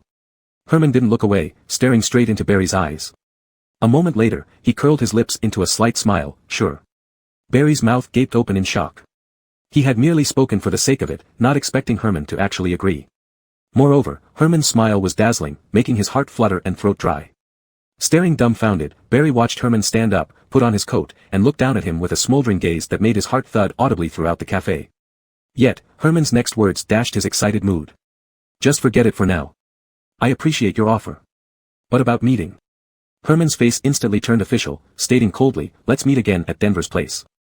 Leaving that sentence behind, Herman walked away without looking back. Even after returning to his car, he still felt 2 burning gazes nailed onto his back. Ignoring them, Herman drove off directly. Driving onto the main road, Herman's phone rang. Upon answering, Carson's voice echoed in the car. "You seem to enjoy the conversation." Glancing at the gray sedan silently following behind him through the rearview mirror, Herman had unknowingly smiled, though his voice betrayed no emotion. "And why not?" He switched lanes to join the queue at the red light. "No wonder you insisted on coming along. Right, isn't it?" Carson also laughed, admitting freely over the phone, "Fortunately, I followed. Did you see that surname Chuang's look? Like he wanted to devour you alive." Today, Herman wasn't alone. Carson had been driving another car, following him all along. While Herman was inside drinking coffee with Barry, Carson stayed outside. Of course, joking aside, Carson's presence was mainly for Herman's safety. Barry was a dangerous figure, and his invitation required extra caution. Herman wasn't a young fool easily swayed, so he retorted, "Flippant talk, who taught you that?" You asked me to be honest with you," Carson said seriously. "Besides, you haven't agreed to be my boyfriend again, so I have to perform well." Herman accidentally dug himself another hole. Carson was indeed very candid with him now, so much so that he seemed to want to lay his heart bare in front of him, as if inviting Herman to count how many tricks it contained. "Work is almost over. What do you want for dinner tonight?" Carson didn't press the issue and willingly changed the subject, even showing consideration. Herman followed his lead. "Let's eat at home. I'll make something simple." Carson liked this idea. "Sounds good." Traffic in the city center was always a headache. It was still some time before rush hour, but the roads were already congested beyond belief. Herman and Carson drove one after the other, stop and go in the traffic stream. No one spoke, and no one hung up the phone either. Since returning from TW, everything remained the same. Neither had tried to define their relationship. However, Herman's attitude towards Carson had uncontrollably shifted, whether he admitted it or not. "But, he did tell me something interesting," Herman mentioned once they had escaped the traffic jam. Turns out Broderick actually had some fear of Hunt. Oh. Carson's car followed closely behind Herman. He found this information intriguing and asked, "What do you mean?" Herman steered the car towards the company, recounting what Barry had told him verbatim on the way. Outside the window, cars flowed incessantly, while soft music played on the radio. Herman spoke calmly, and Carson listened attentively, like any ordinary couple sharing their day after work. Unfortunately, this warm scene lasted only a short 10 minutes. The company wasn't far, and by the time Herman finished explaining the situation, both cars were already outside the underground garage. Carson asked, "What about those recordings?" The security guard recognized Herman's car and gave a hand salute. Herman nodded briefly out the window and said into the phone, "Barry found them and destroyed them. Didn't expect Hunt to still have." Carson's words were cut short as he suddenly remembered something. He abruptly slammed on the brakes at the toll gate. "Wait, you go on up first. I need to pick something up at home." Without waiting for Herman's response, Carson reversed out of the garage with a screech and sped off. Chapter 103. The decision is yours. Half an hour later, Carson returned to Herman's office with a data storage card. Herman didn't ask many questions but inserted the card into the computer card reader. As expected, this card was encrypted and required a password to open. It was already past working hours, and there were only the two of them left in the office. Carson stood by the table with his legs stretched out, arms crossed, looking at the computer screen as he explained, "I found this card inside Bernard's urn. After checking the surveillance, I discovered that over the past 6 months, only Hunt visited the professor and stayed for a considerable amount of time." Herman immediately guessed why Carson had brought this card and tried entering a series of numbers into the dialog box. As expected, it was the wrong password, and the file couldn't be opened. Herman swiveled his chair to face Carson. "Do you think this card is related to the audio tapes Barry mentioned?" "I'm not sure, just a hunch," Carson replied honestly. "Since Hunt hid it in such a hidden place, it must be something significant. I tried getting it cracked but failed. If forced open, the data would self-destruct. However, we can analyze that there are numerous audio files inside." The mention of audio files matched the information provided by Barry. Given all these coincidences, it was hard not to speculate. Herman thought for a moment before entering another set of numbers. The computer still indicated an incorrect password. Herman didn't give up, staring at the screen and tapping more characters on the keyboard. He wasn't just guessing, everyone has a few habitual passwords, especially older people who might struggle with too complex ones. Especially someone like Hunt, who had once stepped back from power for self-protection, his commonly used passwords were known by many former 4Cs executives, including Carson. "It's no use." Carson knew what Herman was doing and interrupted, "I've tried all of Hunt's usual passwords and some significant numerical combinations, but none." Before he finished, Herman entered another new string of numbers and hit enter. This time, instead of an error message, the dialog box showed a correct password, and the folder opened. Carson's words caught in his throat, his expression one of stunned disbelief at witnessing this miracle. Carson's flabbergasted look made Herman laugh, a rare relaxed smile he hadn't shown in months. Before making his fortune, Hunt ran a scrap recycling station, Herman chuckled as he explained. This is the phone number he used while riding around on a tricycle collecting scrap from the streets. This number was also one of Hunt's habitual passwords. Few knew about it, aside from Herman, the late Livia, and a few old uncles within 4Cs. Carson cleared his throat, regretting having spoken too soon. "I really didn't expect." He then urged Herman, "Open the files and check." The content on the storage card was extensive, containing various materials such as audio, photos, documents, and reports. By the time they had skimmed through everything, night had fully fallen. The office lights were off, but the neon lights from outside mixed with the glow from the computer screen illuminated the surroundings sufficiently. After listening to the last segment of the audio file, Herman closed the folder and rubbed his aching brow. Silence filled the room for a long while as neither spoke. Carson's intuition was right, the storage card Hunt went to great lengths to hide did indeed relate to Eben. The saved audio files seemed to be backups of the videotapes that Barry had destroyed. It seemed that the so-called leverage Hunt held was far greater than what Eben imagined. Looking back now, Hunt intentionally used a password that wasn't only known to him, perhaps as a backup plan, leaving Denver in a bind. Carson stared at the screen and sighed, if these things got to the police, Eben would have a headache. What Hunt left behind could save him but also seal his fate. Herman turned to look at Carson's earnest profile. "Are you suggesting that I should hand this card over to the police and use their power to take down Eben?" "Of course not." Carson also turned to meet Herman's eyes. "I said I'm completely on your side. If they wanted to bring Eben to justice, this card would indeed be a powerful tool." However, Broderick's whereabouts were now a mystery, and no one knew where he was. Even with solid evidence, it would be difficult to act without knowing his location. Moreover, given his deep-rooted background and extensive network in Hongqing, even Zahara and his people would need immense determination and courage to take him down, risking their own safety in the process.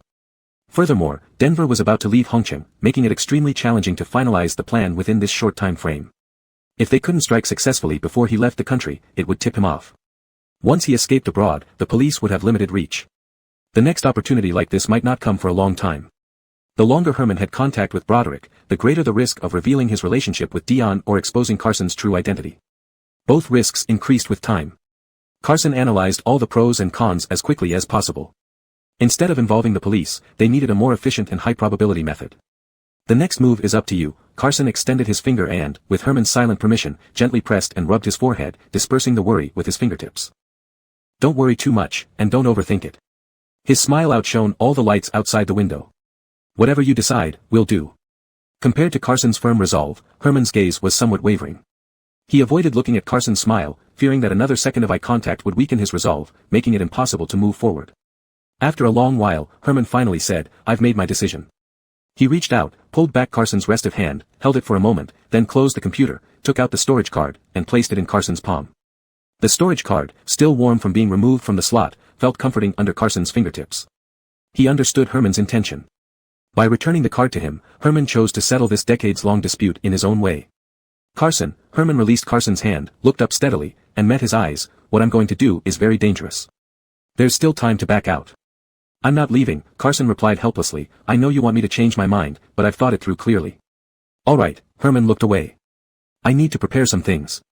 Once everything is set, I'll let you know the next steps." Carson didn't press further or raise objections, he simply agreed. He put the storage card into his pocket and smiled, "Stay safe, and leave the rest to me."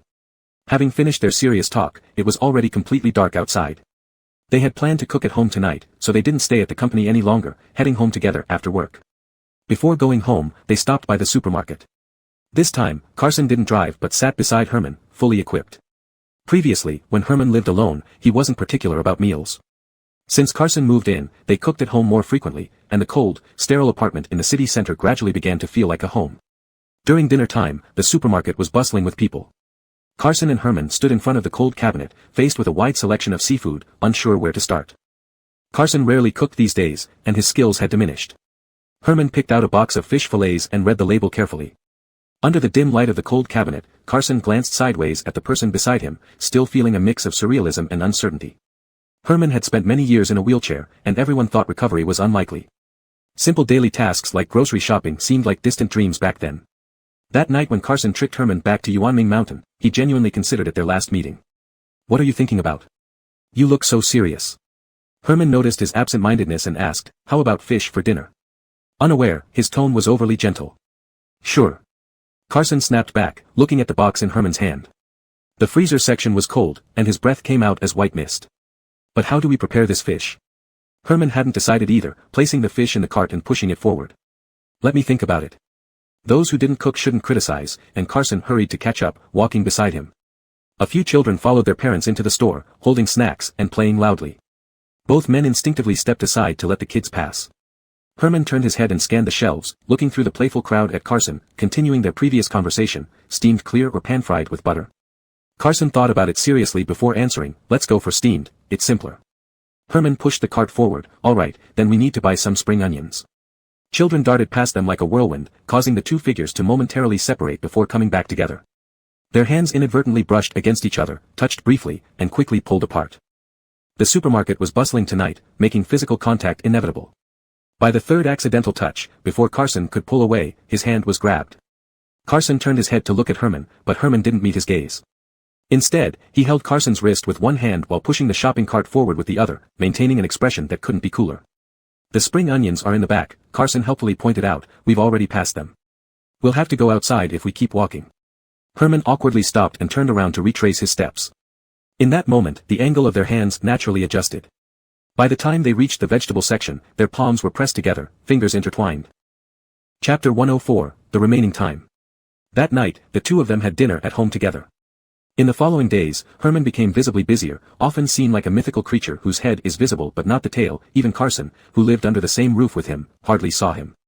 For 5 or 6 consecutive days without meeting, Herman returned home late one night. The house was quiet, except for the light still on in the entrance hall. He walked into the living room and immediately saw Carson lying on the sofa, a book covering his face, sound asleep. Most of the blanket had slipped off and fallen to the floor, yet he remained unaware. A cold wave struck that night, dropping the temperature to its lowest point of the year. Outside, the wind was fiercely cold, but inside, with the heating running at full power, it felt warm and slightly suffocating. Herman stood by the door for a while before approaching the sofa. He removed the book from Carson's face, bent down, and gently lifted both him and the blanket, carrying him back to the bedroom. Just as he placed him back on the bed, two warm, dry lips kissed his chin lightly, touching and then letting go. Herman lowered his head, catching the second kiss this time.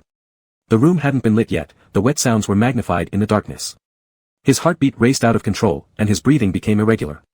They had barely met when they tumbled onto the bed in a chaotic mess, making love twice in a row. It was quite improper. Fortunately, Herman exercised some restraint at the crucial moment. Although Carson was disheveled, there wasn't much cleanup required. Afterward, Carson released Herman first, blinking away the tears from his eyes, and lied, "Sorry, I thought I was dreaming." Herman tried to steady his breath and regain his composure. "Why were you sleeping outside?" "I had a feeling you'd come back tonight, so I waited." Carson pretended to just notice his surroundings, looking around knowingly. "I was clearly sleeping in the living room. Why am I in your room?" "The master bathroom is for you. Wash up and go to sleep." Herman switched on the bedside lamp, getting up from the bed, trying to cover up his actions. "I'll use the guest bathroom." Carson didn't go to sleep right away. When Herman came out of the bathroom, he saw Carson wearing a sweater and sitting at the desk, seemingly engrossed in reading. He was so absorbed that he didn't even notice when Herman opened the door. This long-lost scene softened Herman's heart. Back at Yuanming Mountain, Carson would often stay up late reading in his room. At that time, their feelings were budding, and life seemed endless. However, just as Herman's heart was beginning to soften, a black gun barrel appeared from beside Carson. Herman saw clearly now, Carson wasn't reading, he was handling a sniper rifle. Any lingering warmth in Herman's heart vanished. He wiped his wet hair and stepped forward, asking, "Where did you get the gun?" "Brother Sean helped me find it." Carson quickly attached the scope, completing the assembly of the rifle. "What do you think?" "Not bad, right?" "How troublesome, Monty." Herman gritted his teeth, resolving to settle accounts with him later. "Don't worry, it's fake, just a model." Sensing Herman's displeasure, Carson raised the gun and waved it in front of him. "With so many eyes watching you now, I'm not stupid enough to use real weapons in your house." Then he put the model gun back on the table. "But we really should practice more." "Who was that guy? Barry, right?" Carson leaned into the scope, mimicking a shooting pose, "An eye for an eye, fair and square." "You're out of control." Herman couldn't hold back any longer, tapping Carson's head, warning him, "You can't solve problems with violence." "SSS, Carson rubbed his head. "One rule for you, another for me. Put that thing away first." Herman pushed aside the annoying model gun. "I want to show you something." Actually, Herman had come back tonight with serious matters to discuss. He draped the towel over the chair and sat next to Carson, taking out his laptop from his bag. In the cold winter night, the two of them, dressed in pajamas, emitting the scent of the same shower gel, created a cozy scene. Yet the topic they were about to discuss wasn't so comforting. Perhaps triggered by the gun in Carson's hands, while waiting for the computer to start, Herman looked at the two figures reflected on the screen and suddenly asked, "Actually, I have a question I've always wanted to ask you." Seeing how serious Herman was, Carson stopped dismantling the gun and turned to look at him. Herman then asked, "On the day the police arrested Hunt, with so many people around, why did you choose to take me hostage?" Herman's question tore open a vicious wound in the otherwise serene night, replaying every moment of that evening in his mind. Recently, the two of them had talked about many things, but neither dared to touch on this particular issue. But for some reason, after Herman brought up this question, Carson actually felt relieved. So much time had passed, he could have come up with many excuses to beautify his motives and rationalize his actions. But under Herman's gaze, he chose to answer honestly. "Because I knew you wouldn't hurt me." Each word Carson spoke was cold. "The risk of taking you hostage was the smallest, and the odds were the highest. Plus, you had a significant position at C-High Group, which could shake the morale." The answer was full of calculations, but Herman didn't react unusually. He just responded indifferently and focused on the computer in front of him. His reaction was completely different from what Carson had expected. It seemed that Herman only wanted an answer, regardless of whether it was good or bad, and he could accept it all. Herman didn't pursue the matter further, which made Carson curious. He asked proactively, "Don't you want to know if I would have really shot you back then?" Herman seemed to find this question trivial. Without even glancing at Carson, he unlocked the computer with his fingerprint and said, "I also knew you wouldn't." Carson suddenly understood. If not for Herman's tacit approval, how could he have easily held Herman hostage without any resistance? He had deliberately let himself fall into Carson's hands. Carson's throat tightened, and he couldn't say a word. During their conversation, Herman's computer had already booted up. "Let's look at this first." Carson suppressed his emotions and shifted his focus to the most important thing at hand. As they both looked at the computer screen, Carson asked, "So when you met Denver, what did you plan for me to do? Would you do whatever I asked?" Herman countered, "Even if it was dangerous and you might get injured or even killed. Even if you came out unharmed, it would cost you your whole life." "Yes," Carson answered without hesitation. "Good." With Carson's affirmative response, Herman opened a file on the desktop and began explaining. "Denver and I agreed to meet on his private yacht. On that day, he will send a car to pick me up, and on the boat, he'll introduce me to several North American partners for the handover. His yacht. Is there something fishy going on? Carson felt uneasy. And at sea, our actions are limited, and will be at a disadvantage. You're right, so we need to make a move before we set sail. Herman had already considered this. I told Gio that due to him killing Hunt, my trust in him is limited. For safety reasons, I won't walk with his men until I see him in person, nor will I board his boat. Herman explained that Gio was naturally cautious. If Herman didn't trust him, he wouldn't rashly enter Herman's territory. After some negotiations, they agreed that on the day of the meeting, Denver would come with the car to meet Herman in the vehicle first, then together go on his yacht. He agreed. Carson found it unbelievable. Herman's words sounded reasonable at first, but he sensed something odd. He had no choice. Herman smiled. I originally had no leverage, but since he's leaving Harbor City soon, he had to give in. Meeting in a car lacked grandeur but was safer for Gio. His car was bulletproof and could defend against most attacks. Once Herman got in, he would be searched and wouldn't pose any threat, acting instead as a potential hostage. While driving, they could react quickly to any unusual situation. Herman knew Carson would understand these points easily and continued. You should know that Gio relies on two people most, Hideo and Barry. These two are his legs. Carson nodded. Yes. Now with Harbor City Police watching me closely to avoid complications, Gio will act low-key. Therefore, Hideo wouldn't appear that day. Only Barry, with a few others, would accompany Gio to meet Herman. At that time, I will go alone in Barry's car, with only Gio in it, while his bodyguards ride in another car. Fairly speaking, we can also send a car to protect us throughout. Would Gio really meet you under such simple security conditions? Concern filled Carson's eyes. Something feels off. Herman sighed, do you want to hear the rest or not? Carson paused his questioning and gestured for Herman to continue. Herman said, if our meeting goes smoothly, the next step is to head for the dock and board Broderick's yacht. In a flash, Carson reviewed the information about several yacht docks in Harbor City. But none of them seemed possible. Broderick wouldn't choose a crowded and conspicuous place for a meet-up with Herman. Herman had already opened a map within the document. To my knowledge, Broderick's boat is currently moored at a secret pier on the western side of Mount Dewang. Carson was greatly surprised. He considered himself well informed about all water routes in Harbor City, yet he had no idea there was a hidden dock behind Mount Dewang. It's normal that you haven't heard of this dock. It's hard to reach. Herman enlarged the map, manipulating the cursor to circle a coordinate on the map. The only way to reach this dock is via this road, which cuts through the entire Mount Dewang. Carson understood. The road mentioned by Herman was built in the early 1980s but was later abandoned due to landslides and other natural disasters, along with the city center shift and new highways construction. Only those engaged in illicit activities would visit that place. There are several tunnels on this road, and I have placed explosives in one of the mandatory pass-through tunnels, Herman said calmly, but his words were alarming. My plan is to detonate the explosives when Broderick passes through this tunnel. Carson calmly completed the sentence for him, collapse the tunnel. Herman looked at him with some surprise, nodded, yes. This method was brutal but feasible. Since Denver agreed to meet Herman, he must have confidence in dealing with him. However, Broderick miscalculated one point. Herman didn't consider his own life in the plan. I know what you're thinking. If we can solve Broderick directly in the car, it would be more efficient. But before I get into the car, they will search me, so I can't do anything to him. Herman looked straight into Carson's eyes, emphasizing each word. I want you to drive into the tunnel and choose the right moment to crash our car, stopping us. Then activate the explosives, destroy the tunnel, and bury Broderick under Mount Dewang. The explosives will detonate 30 seconds after activation. Herman quickly concluded, I will keep the people in the car occupied, and you need to leave the tunnel as fast as possible and find a safe place. Do you understand? Yes. Despite Herman's lengthy explanation, Carson answered with just two simple, decisive words, without any hesitation. Shouldn't you think it over? Carson's immediate agreement made Herman uncertain. Broderick deserves to die, but if we go ahead with this and turn ourselves in afterward, we'll still face serious charges. Why should I think about it? To Carson, Herman's question seemed pointless. You've been planning this day for almost 20 years. We can't wait anymore. After this meeting, he's leaving. This is the only chance. He scrutinized the blueprint on the screen, memorizing every detail. I have just one question. Can you come out of the tunnel before the bomb explodes? With this, Carson turned to fix Herman with a piercing gaze. What plan do you have to trap them while ensuring your escape? Carson's eyes seemed to see through everything, and facing such a penetrating look, nobody could lie, but Herman hesitated for a moment before firmly answering, I can. Carson persisted, disbelief written all over his face. He knew Herman too well. How will you do it? Carson pressed.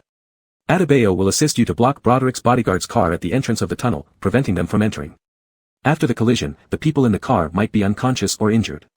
I know what will happen in the tunnel and will protect myself beforehand, Herman explained patiently. Even if something unexpected happens, Broderick is old, and Barry is alone. I'm confident I can handle them both. Carson stared intently at Herman, silent, clearly doubtful.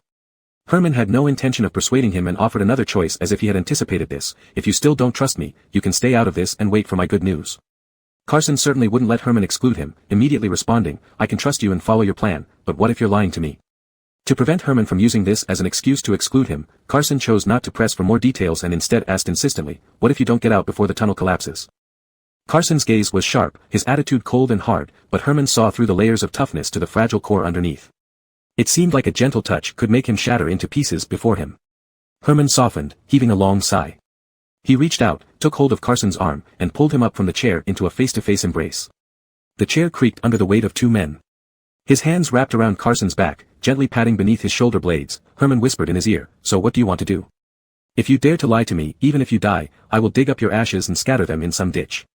Carson lowered his head, his chin resting on Herman's shoulder, his eyes fixed on the shadow on the wall, completely serious. If you survive by chance, I will never talk to you or see you again. After saying that, Carson emphasized once more, I mean it. So fierce, Herman conceded with a playful tone, then soothingly whispered, all right, I'll do whatever you say. Carson's defenses, temporarily pacified by Herman's vague promise, allowed the two to remain quietly embraced without speaking for a long time. The computer screen dimmed due to inactivity, while the clock on the wall continued its unending march forward, the ticking of the second hand strikingly clear. They both knew something unspoken. Regardless of whether the plan succeeded or failed, this might be the last moments they had together.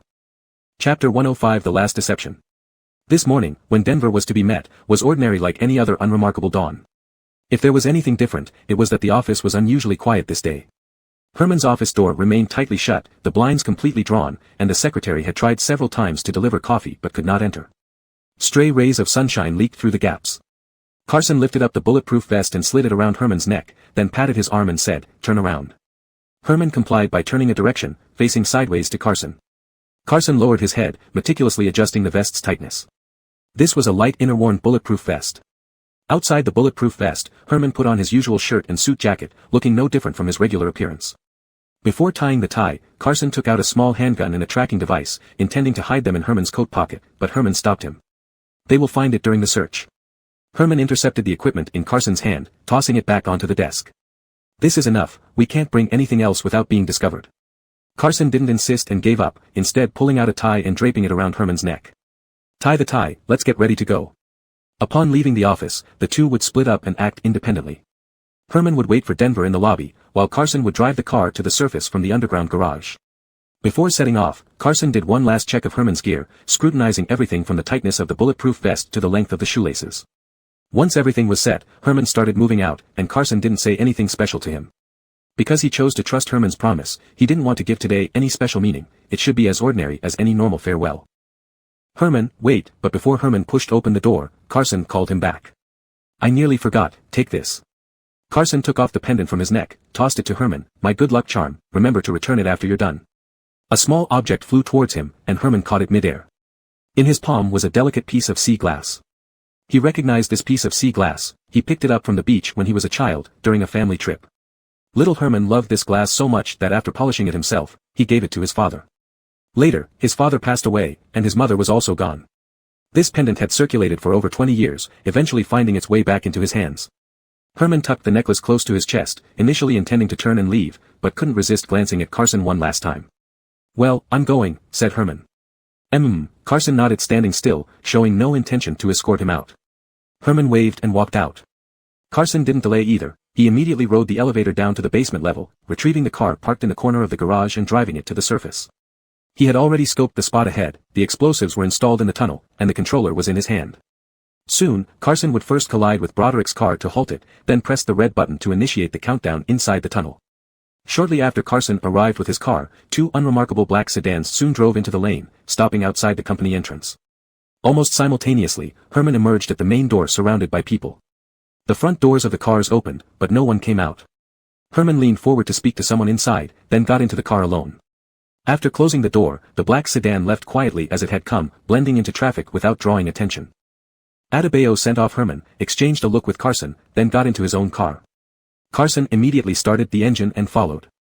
It was a busy weekday morning, with vehicles flowing steadily on the road. Following the car was smooth. Carson didn't try to hide his presence, always following behind the lead sedan, which didn't attempt to lose him either. It moved slowly and steadily, almost making it easier for them to follow. Clearly, Herman had reached an understanding with the other party. A small convoy of 4 cars circled the city for about half an hour, then suddenly changed direction, heading across the sea bridge towards the outskirts. This was the route to Dawa Mountain, just as Herman had planned. Dawa Mountain hadn't received visitors in a long time, maintaining its serene silence. The mountain breeze blew through the woods, water splashed against rocks, and even the air smelled different from Harbor City. The silence of the abandoned highway was abruptly broken by the sound of car engines. In the blink of an eye, the noise grew louder as several sedans streaked into view, forming a convoy speeding towards the tunnel. Suddenly, an unexpected event disrupted the rhythm of the convoy's progress. A series of crash sounds rang out, and the last 2 cars lost control, veering off the mountain road and only stopping after being halted by trees in the forest. Carson knew this was not an accident, it was Adebayo taking action. The leading black sedan had already entered the tunnel, but now realizing something was wrong, it was too late to retreat. Without warning, Carson had caught up with the lead car, driving abreast before sharply turning right and ramming his vehicle's right front end directly into the other car's side. A piercing screech of brakes tore through the air, both vehicles losing control and hurtling towards the concrete barriers at the roadside. Bang, came a series of loud noises. The black sedan collided with the wall, its hood crumpled significantly. Meanwhile, Carson's car, at a strategic angle, pinned the opposing car between itself and the rock face, rendering it immobile. There was no time to lose. If the people behind regained their composure and pursued, all would be for nothing. Without hesitation, Carson pressed the red button in his hand. Without any delay, the bright red digits on the controller began to rapidly count down, the ticking echoing through the silent tunnel. 30, 29, 28. Simultaneously materializing with time were Carson's heartbeats. Contrary to what he had planned, he did not hastily evacuate from the tunnel. Instead, he remained in his car, hands on the steering wheel, his eyes fixed on the vehicle ahead. He had to wait, he wanted to see Herman come out of the car with his own eyes. But there was no movement inside the car. It sat silently there, like a moving tomb. 15, 14, 13. Halfway through the countdown, once detonated, the explosives could not be stopped. Carson's patience ran out. He jumped out of his car and strode toward the black sedan. This situation was somewhat expected, yet he couldn't help but feel furious. Herman was indeed deceiving him. What he said about getting out before the explosion, it seemed he never intended to return. Fueled by anger, Carson yanked the door handle with all his might. As expected, it didn't budge. Prepared for this, he didn't waste more effort on the door.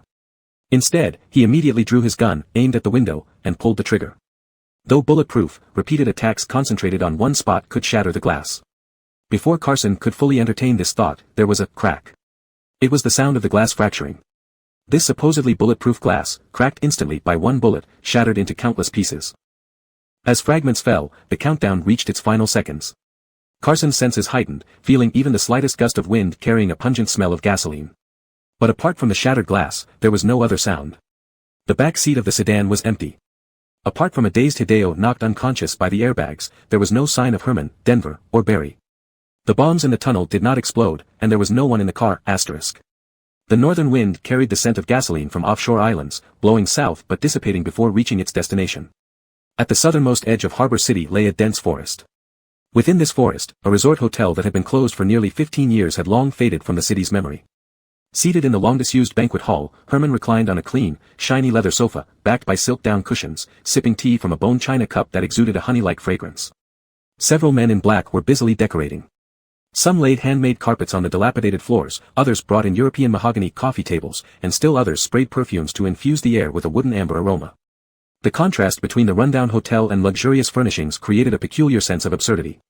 Broderick certainly put on a grand show, meticulously arranging everything in this makeshift venue. But Herman paid little attention to these details. His gaze lingered on a patch of light by his hand, his thoughts drifting far away. By now, Carson must have finished. He must be very angry. Imagining Carson's furious expression, Herman couldn't help but chuckle. "What are you thinking about? You look so happy," Barry remarked, stretching his legs and leaning across from the sofa, observing him curiously. "Nothing much." Herman set down his teacup, his smile fading, resuming his dignified demeanor. "When will Denver arrive?" Just as Barry was about to answer, a large brown and yellow cat leaped through the window, landing gracefully in front of Herman. Herman lowered his gaze to the large cat, whose light brown eyes were locked onto him like those of a predator staring at its prey. No, this wasn't a cat. It was a small, young leopard. "This is Denver's pet," Barry introduced enthusiastically, Mimi. Just as Barry finished introducing Mimi, the Grand Hall's doors swung open, and 7 or 8 bodyguards entered in single file, taking their positions around Herman with military precision. An elderly man, leaning on a cane, followed them inside. Seeing the old man, Mimi abandoned Herman and leaped into her owner's arms. There was no need for introductions. Denver, Herman stood up, extending his hand towards the elderly man holding the leopard. It's finally our formal meeting. Carson's intuition was right, Herman had indeed been deceiving him. After receiving the notification for the meeting, he did not object to the meeting place nor made any other arrangements with Denver. Even the explosives planted in the tunnel were fake. This morning, when the sedan came to pick up Herman, only Barry was in it. After picking up Herman at the company entrance, Barry drove straight to this place. The so-called secret dock was a proposal Herman suggested under the pretext of dodging the cops. Barry initially drove toward the docks but later swapped cars with Hideo, who replaced Barry's car with an identical one. The rest of the convoy continued toward Mount Dewang under Hideo's leadership. Barry accepted this plan happily, both to keep Hideo busy and to impress Herman. Thus, Herman used this strategy to throw Carson off. Meeting this legendary figure for the first time, Herman was not nervous. Instead, he quipped lightly, "It wasn't easy to meet you." Though seemingly a joke, Herman's words held truth. Reaching Denver's meeting room required passing through multiple checkpoints, each heavily armed. Without Barry's guidance today, he wouldn't have even reached the door. "Pleased to meet you," Denver said, without much warmth. He shook Herman's hand and nodded toward the sofa. "Sit." Herman didn't hesitate, sitting back down while Denver settled in his usual spot with Mimi in his arms. Herman had long suspected that Denver might have foreign heritage, which proved true upon their first meeting. The elderly man had a mixed east-west appearance, deep-set eyes, and a hooked nose. Despite his advanced age, he maintained impeccable grooming, hat, cane, pocket watch chain, and a meticulously tailored suit with neatly folded handkerchief.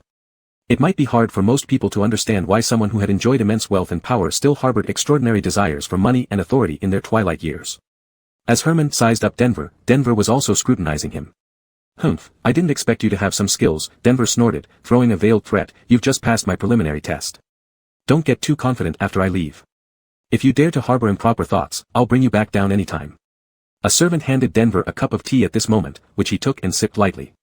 "From now on, Harbor City will be your responsibility along with All-In." The steam from the tea blurred the danger that radiated from him. Knowing when to stop the intimidation, he switched tactics. "I won't mistreat you either. You're young, and your future position will be higher than Hunt's." Upon hearing Denver mention him, Barry glanced at Herman, winking ambiguously. Herman remained unperturbed by the threats or enticements, responding politely, "Thank you, Denver." Denver chose to meet Herman before leaving merely to acknowledge and accept him, with no important matters to discuss.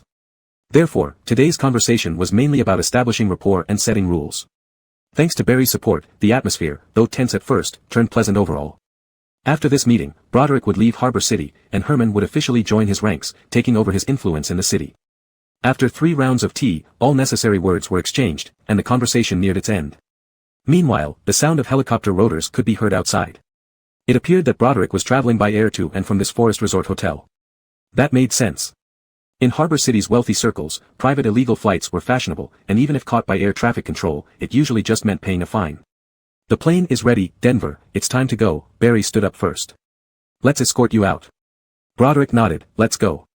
Just as Broderick was about to head for the helipad, a sudden loud explosion echoed from afar. Something had blown up. The bodyguards reacted swiftly, drawing their guns in readiness.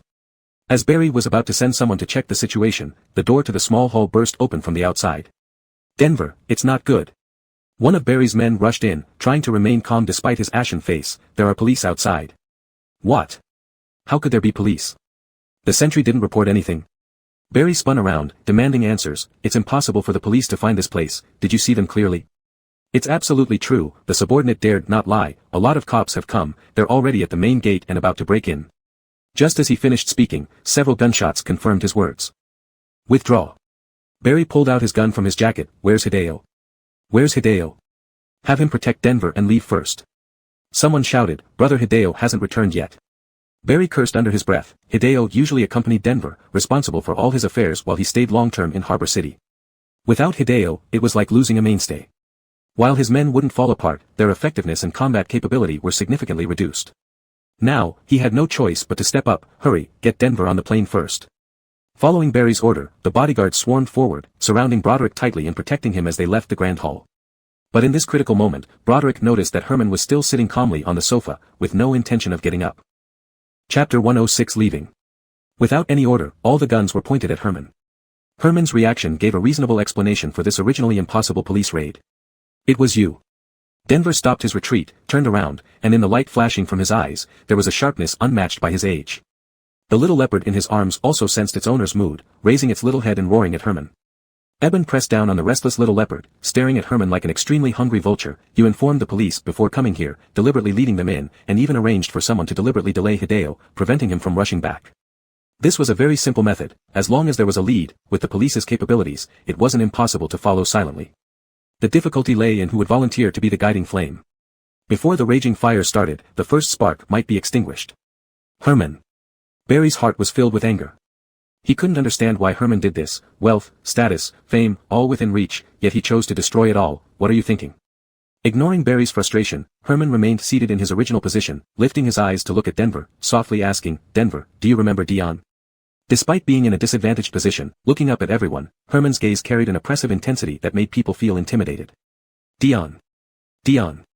Denver was stunned, muttering this name several times under his breath. How could he not remember Dion, his lifelong rival, whom he barely defeated after half a lifetime of conflict? Dion. Denver reevaluated the young man before him from a new perspective. What relation is he to you? He is my father. Herman had forgotten how long it had been since he publicly mentioned his relationship with Dion. When he said this openly, a long-lost sense of relief rose in his heart. This answer clarified everything, and Denver immediately understood Herman's intentions. Reflecting on all the things he had done over the years, he found himself genuinely admiring this young man. If only you had truly worked for me, Denver sighed. I didn't expect you to go to such lengths for your father's revenge. Denver laughed and shook his head self-mockingly. Dion has a fine son. Such praise was deeply ironic to Herman, and he sneered, I can't accept the honor. But back then, even your father couldn't do anything to me. What makes you think you can accomplish anything against me? After a brief shock, Denver shed his pretense and revealed his true nature. Even if I go back with your police friends today, in 3 days, they will have to respectfully escort me out. Do you believe that? Who commanded this operation today? Using such violent methods against a law-abiding citizen. Denver freed himself from Barry's supporting hand, listened to the commotion outside for a while, and laughed. I wonder who will take responsibility for this? Whether or not you're a law-abiding citizen will be determined in court. Haha, court. Denver burst into laughter. On what basis do you think you can bring me to court? A pity, I really admired you. He shook his head. Since you dared to bring in the police, you should know what awaits you. Eben would never let him leave here alive. Herman knew this from the start. This opportunity came at the cost of his life. Since he dared to act, he had already accepted the consequences, so he wasn't concerned but asked the question he cared about most. It was you who framed Dion, causing him to die with a tarnished reputation. Hearing this question, Denver's eyes darkened, and he smiled eerily.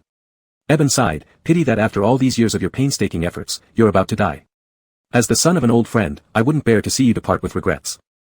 Denver, Barry reminded, he's deliberately stalling for time. Don't fall for his trick. Let's get on the plane. Eben was always confident, viewing the Hong Kong police as nothing. Ignoring Barry's obstruction, he pushed aside the bodyguards in front of him and stepped closer to Herman. It was me. I planted the money in his trunk and framed him as a dirty cop. To this day, everyone still believes he betrayed his brothers-in-arms for money, causing the deaths of the entire team. It was also me who staged the traffic accident on Dion's transfer route, and your mother, it was I who killed her. He stood before Herman, flaunting his victories as a conqueror, mercilessly trampling on the dignity of the victim. How pitiful that in her last moments, she still believed I could clear her husband's name. Watching as the last bit of color drained from Herman's face, he smiled with satisfaction. Over a decade later, he had again killed the son of Dion's couple in front of them. Now it's your turn. His mood lightened once more, his tone softened, and he asked gently, before you die, is there anything else you want to say? Denver Rulong, let's make a bet. Herman lifted his head and looked at him, showing not a trace of fear of death. This time, you won't escape. Denver's body swayed slightly, almost losing balance for a moment. For an instant, it seemed to him that the person sitting there was Dion from back then. Since just now, Barry had been observing the situation outside. Seeing this, he hurried forward to support Denver and reminded him, Denver, the police are about to come in. Denver snapped back to reality, avoiding Herman's gaze like fleeing, unwilling to look at him again. No more talk. Denver turned his back on Herman, waving his hand dismissively, send him on his way. What a pity, I really liked you. Barry took Denver's place, standing before Herman, shrugging. Since you don't like me, there's no need for you to live anymore. With that, he ruthlessly pulled the trigger. The gunshots echoed one after another in the vast banquet hall until the entire clip was emptied. The cushions on the sofa were hit by stray bullets, exploding pillows sending goose feathers flying everywhere. The bright red blood stained the snow-white down, floating in the air like a gentle rain. As smoke billowed and feathers fluttered, Barry remained cold-faced, replacing the magazine. This time, he aimed at Herman's forehead. But just then, a slight breeze brushed past his ear. Realizing what it was, a bullet pierced through his lower abdomen, followed by his shoulder, thigh, and waist. Startled, Barry turned back, adrenaline pumping so hard that he couldn't feel the pain.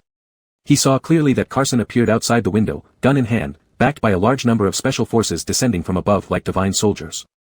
Just as Carson prepared to pull the trigger and shoot the final shot into Barry's head, Zahara arrived just in time to stop him. Pressed to the ground by Zahara, his forehead bleeding, and disarmed, Carson gazed through the fluttering feathers at the shocking sight nearby, the pool of blood where Herman lay. The restraint holding him was lifted at some point, and he clumsily got up, approaching Herman step by step.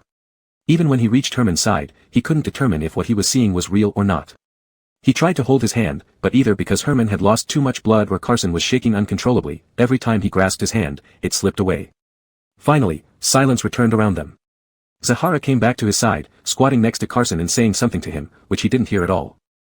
His blank eyes watched as they pulled Herman out of his arms, securing him on a stretcher. He dazedly stood up and followed the stretcher to the ambulance. Herman was lifted into the vehicle, and Carson stood outside, watching the doctors perform CPR on him. Carson.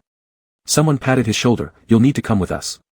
Carson turned his head blankly, and at that moment, the ambulance doors closed, cutting off that broken figure from his view.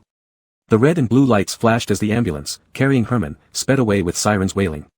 Taking part of his life with it. Chapter 107 Why Crying? Heaven did not seem to sympathize with the world, as it had been sunny for half a month straight. Carson chose the sunniest afternoon and went up the mountain with a bouquet of flowers. A new tombstone stood upright in the cemetery. He placed the bouquet in front of it, turned around, sat on the grave mound, stretched out his long legs, and blocked a part of the epitaph informally and without fuss. The stone tablet was spotless, surrounded by piles of fresh flowers, indicating that many people had come to pay their respects recently. Broderick has been formally arrested. He was hiding a large number of weapons and contraband, and the police now have the evidence preserved by Hunt back then. Carson looked at a pair of sparrows hopping on the tree branches and said, now with both him and the evidence captured, he faces multiple charges, especially the shipment transferred from South America by Barry, which is enough to sentence him to death 10 times over. The photo and name engraved on the tombstone were newly carved, looking exceptionally clear before the passage of time had touched them. Iggy's old case has been reopened.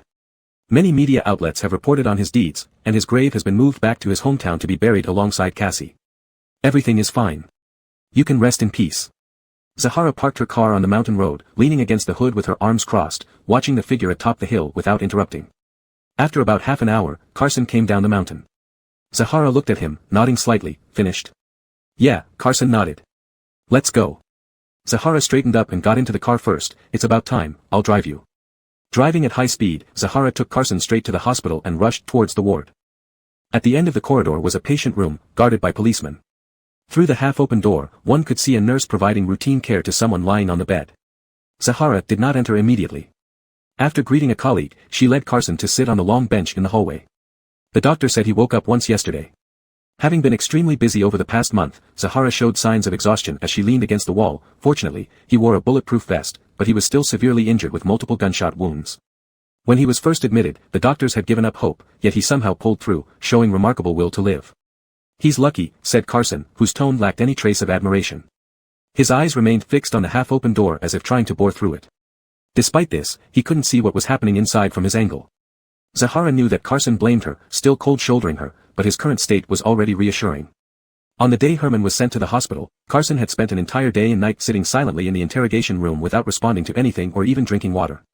She had a strong premonition that if anything happened to the person in the operating room, Carson would seek revenge on her.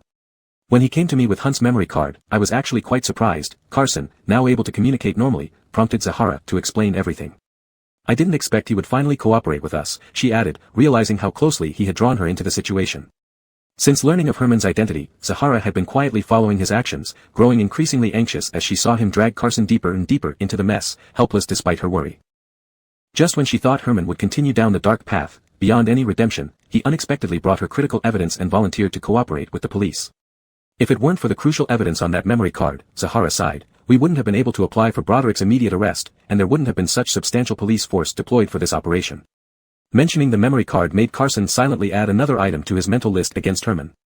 Before returning the memory card that night, Herman had secretly copied its contents right in front of him without his notice. With the mastermind now lying almost lifeless in bed, Carson couldn't physically confront him, so he vented his anger on accomplice Zahara. So you agreed? Carson raised his voice sharply, questioning Zahara. You let him risk his life to help you get to Broderick and kept it all hidden from me? Is this how your police force treats the safety of ordinary citizens? Indeed, a remarkable ordinary citizen. Hearing these 4 words, Zahara's temple twitched. Which ordinary citizen acted like him? I'm sorry. Knowing she was unfairly blamed, she still apologized quickly. Carson, honestly tell me, if he had told you the whole plan beforehand, would you have let him go alone? Carson fell silent and did not answer. He had pondered this question himself during moments of solitude over the past days. Herman understood him, he could support Herman in doing anything, but this did not include watching him walk to his death knowingly. After a long pause, Carson said, there must have been other ways. That was the most feasible plan at that time, and what? Zahara didn't dare to finish her sentence. If Carson knew, he would undoubtedly be furious. The only condition Herman had given her was that no matter what happened, Carson should not be involved, and Carson shouldn't be held responsible afterward. Unfortunately, Herman's expectations eventually went unfulfilled. On the day of the operation, the police had already set up an ambush in the tunnel.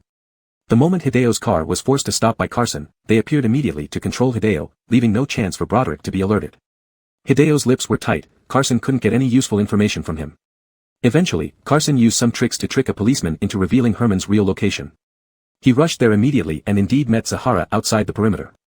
Without regard for her objections, he insisted on going into the hotel with them. If Zahara hadn't intervened in time, Barry would now be waiting for reincarnation. There is always a cause for resentment, and Zhou Tianyi didn't want to take the blame. She changed the topic. When he came to me that day, I asked him why he finally decided to trust the police. Do you know what he said? What did he say? Carson's tone remained unfriendly. Zahara smiled. He said he didn't like the police, but because you believed in me, he chose to believe as well. Before the official operation, Herman had met with Zahara many times. Zahara remembered that day when she asked him why he suddenly decided to cooperate with the police. Herman gave another answer. At that time, Zahara had been awake for days, relying on cigarettes to stay alert, and her office was filled with smoke, like heaven itself. I can't drag him into it. Herman sat opposite her, his figure blurred through the thick smoke, like looking through frosted glass. I also want to continue my life, to be together with him properly. However, Zahara curled her lips, a mischievous smile spreading across her face. She wasn't so kind-hearted as to tell Carson these words. Since Herman was still alive, let him say these important things himself. The half-open door finally swung wide open, and the nurse wheeled the cart out, nodding at the 2 people on the bench. Okay, go in and tell him to rest well. I've already found all the goods Broderick smuggled recently based on the addresses he provided. Turned out, to gain Denver's trust, Herman had smuggled the goods into the country but kept everything stored in a warehouse, none of which had actually entered the market. This case is too complex, and it will take time to wrap up. His background is unique, and he wasn't the principal offender. Post-incident self-surrender and significant contributions are in his favor, so we'll plead for leniency. Even if the judge does convict him, it won't be severe, and he'll be out soon. Zahara stood up, her back against the window, her gaze sinking, her tone losing its earlier lightheartedness, but unfortunately, we still haven't found Ignatius's body, so we can only bring back his cenotaph for now. Recalling the visit to Ignatius's grave, Carson finally showed a reassuring smile. He won't mind. After Zahara left, Carson entered the ward. This was the first time he saw Herman since the ambulance took him away that day. He had been cooperating with the investigation for a period of time until he completed the bail process yesterday. Now facing him, he felt timidity upon nearing home, hesitant to approach. He stood by the door for a long time, finally preparing himself psychologically, and came to sit beside Herman's bed. The scene of Herman lying in a pool of blood almost became an incurable trauma in his life. Night after night, he woke up in cold sweats. Now, buried under white sheets, Herman lay insensible as that day, almost overlapping with Carson's nightmare. Carson gathered his courage, cautiously extending his fingers to touch Herman's hand. Only when he confirmed that the touch was warm and soft did he dare to hold the hand. He slowly tightened his fingers, fully enclosing Herman's hand within his own, then lowered his head, resting his forehead against it. There was no blood on this hand now, only the smell of disinfectant, slightly unfamiliar and cold, yet it made him feel at ease. Carson buried his face in Herman's hand, deeply inhaling the familiar warmth, finding solace and peace after days of fear and anxiety. I thought you were dead. If you died, The latter half of the sentence, Carson couldn't continue, because the hand in his palm suddenly moved, its fingers lightly brushing against the tip of Carson's nose. Carson raised his head in surprise, seeing Herman had woken up at some point, now half opening his eyes to look at him. You're fine. Herman's voice was still very weak from just waking up. Why are you crying? No one responded to Herman. Because after he finished that sentence, he watched with wide eyes as the person who had been sitting by his bedside and shedding tears just moments ago opened their eyes wide, released their grip, and ran off without looking back. Chapter 108, There's still plenty of time. The doctor soon came in with the nurse to conduct an examination. Shortly after, the police arrived as well. Herman, in a daze, saw many people but never saw Carson again. Still not coming to see you? Zahara sat by the hospital bed, clumsily peeling an apple. After making a full circle in Brianna's hands, this poor apple was left with only half its original size. Herman lay on the bed, pressing the power button on his phone, which displayed nothing new. I told you so. After peeling the apple, Brianna did not hesitate and bit into it herself with a crunch, almost gloating. You lied to him like that, he must be angry. No, no, no, just like the chance of a monk, Herman closed his eyes, pretending to have already fallen asleep. If not for being able to learn a little about Carson's recent condition from Zahara, he wouldn't have been so patient in listening to her hindsight criticism here. In fact, these past few days. Zahara originally wanted to tell Herman that Carson had actually come to the hospital those days, but seeing Herman's indifferent attitude, she changed her mind. So, she finished the apple in 2 or 3 bites, threw the core into the trash bin, stood up, and said, I'll go first, rest well. Now you've been released on bail successfully. The lawyer will come later to discuss your upcoming court matters. Just as Zahara left, the lawyer arrived. After they discussed the subsequent arrangements, visiting hours ended. Before bedtime, as usual, Herman sent a message to Carson. As always, it vanished without a reply. It seemed Carson was really upset this time, very upset, seemingly determined to stick to his previously harsh words. This made things difficult. How to make him forgive me this time? Herman stared at his motionless phone, deeply troubled, until his eyelids grew heavy and he fell into a deep sleep. Lost in thought, he didn't notice the shadow lurking by the door, disappearing only after he slept. Herman had been shot multiple times and would need several surgeries to recover. Half a month later, doctors arranged another surgery for him. When he woke up from this operation, it was midnight. The weather was bad, and heavy rain poured outside the window. Awoken by the rain, Herman opened his eyes groggily. He didn't press the call bell but lay quietly in bed, gazing out at the rainy curtain. The rain pattered, the night light dimmed, and the privacy curtain pulled halfway isolated the small bed from the world. Herman wasn't usually an emotional person, but waking up at such a late hour made him feel inexplicably lonely. The heavy rain outside seemed to soak into his heart, stirring prolonged yearning uncontrollably spreading everywhere. What is he doing now? As soon as this thought arose, the door suddenly swung open, and the person Herman had been thinking about appeared at the door unexpectedly. Carson, surprised to see Herman awake, asked, Why didn't you call out when you woke up? Herman, still stunned by the sight of the person at the door, couldn't react for a long time. Forget it. Carson closed the door and walked toward the bed. You're dumbfounded. Only after confirming that the person in front of him was real and not an ephemeral dream did Herman manage to call out weakly, Carson.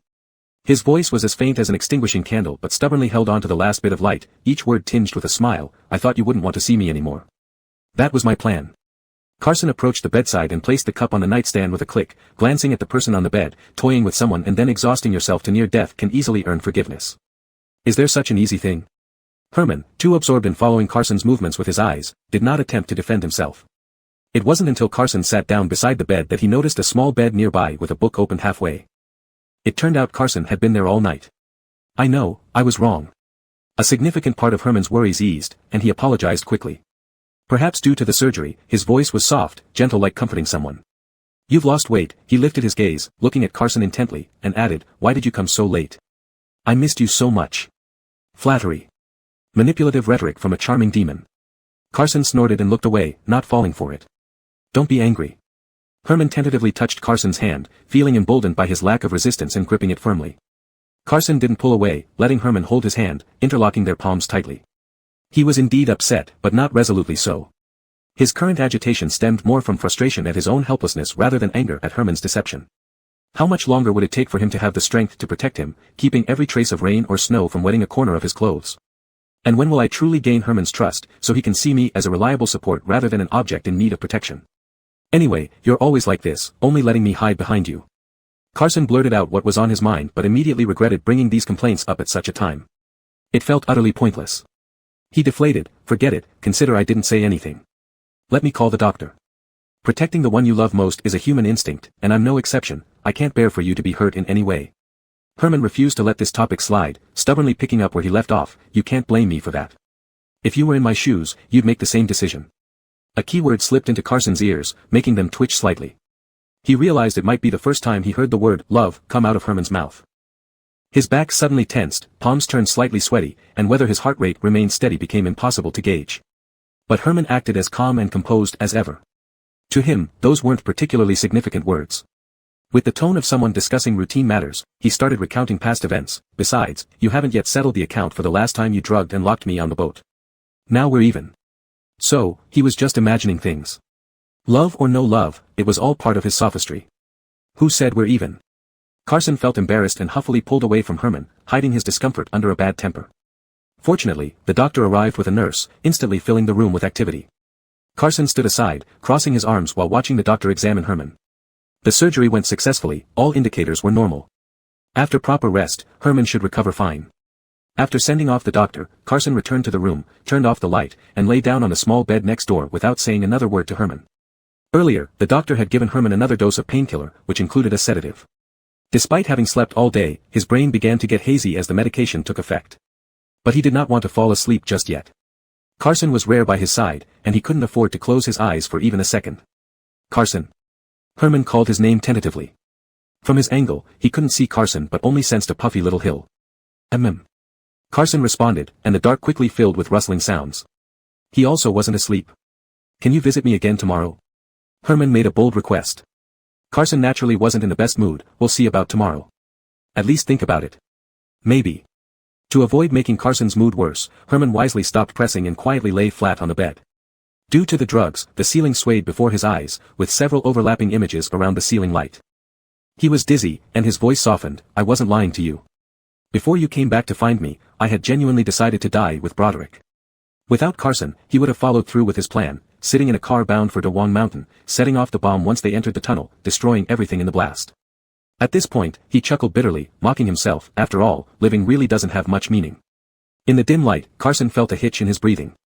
Even though the incident was over, hearing him speak so lightly still felt like cold air rushing into a punctured bag, freezing his heart stiff and achy. Carson responded indifferently, unmoving on the small bed. Out of pride, no matter how much it pained him, he refused to show it. But later, I changed my mind. I couldn't bear to lose you, and I wanted another chance for myself, Herman continued. I wanted a chance to see you again, a chance to be with you. I know you're upset that I deceived you, but Carson, I didn't go there with the intention to die. I remembered my promise to you. Saying these words was hard, his voice getting fuzzier. I trusted Zahara, and I trusted you. I didn't leave you out. If you hadn't detained Hideo, the police wouldn't have caught Broderick so easily.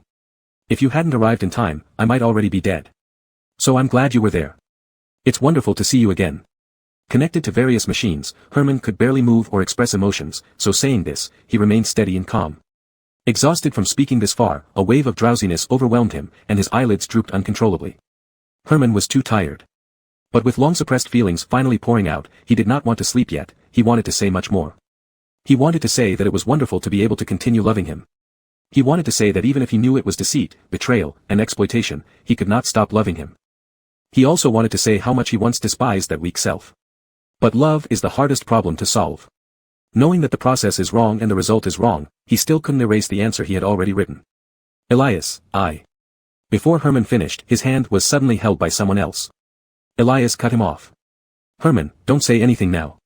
He tightened his grip on Herman's hand, mist clouding his vision, but he blinked quickly and pressed down his emotions. Actually, everything you wanted to say, I already knew long ago. Love, even unspoken, has countless signs that can be felt. Sleep well.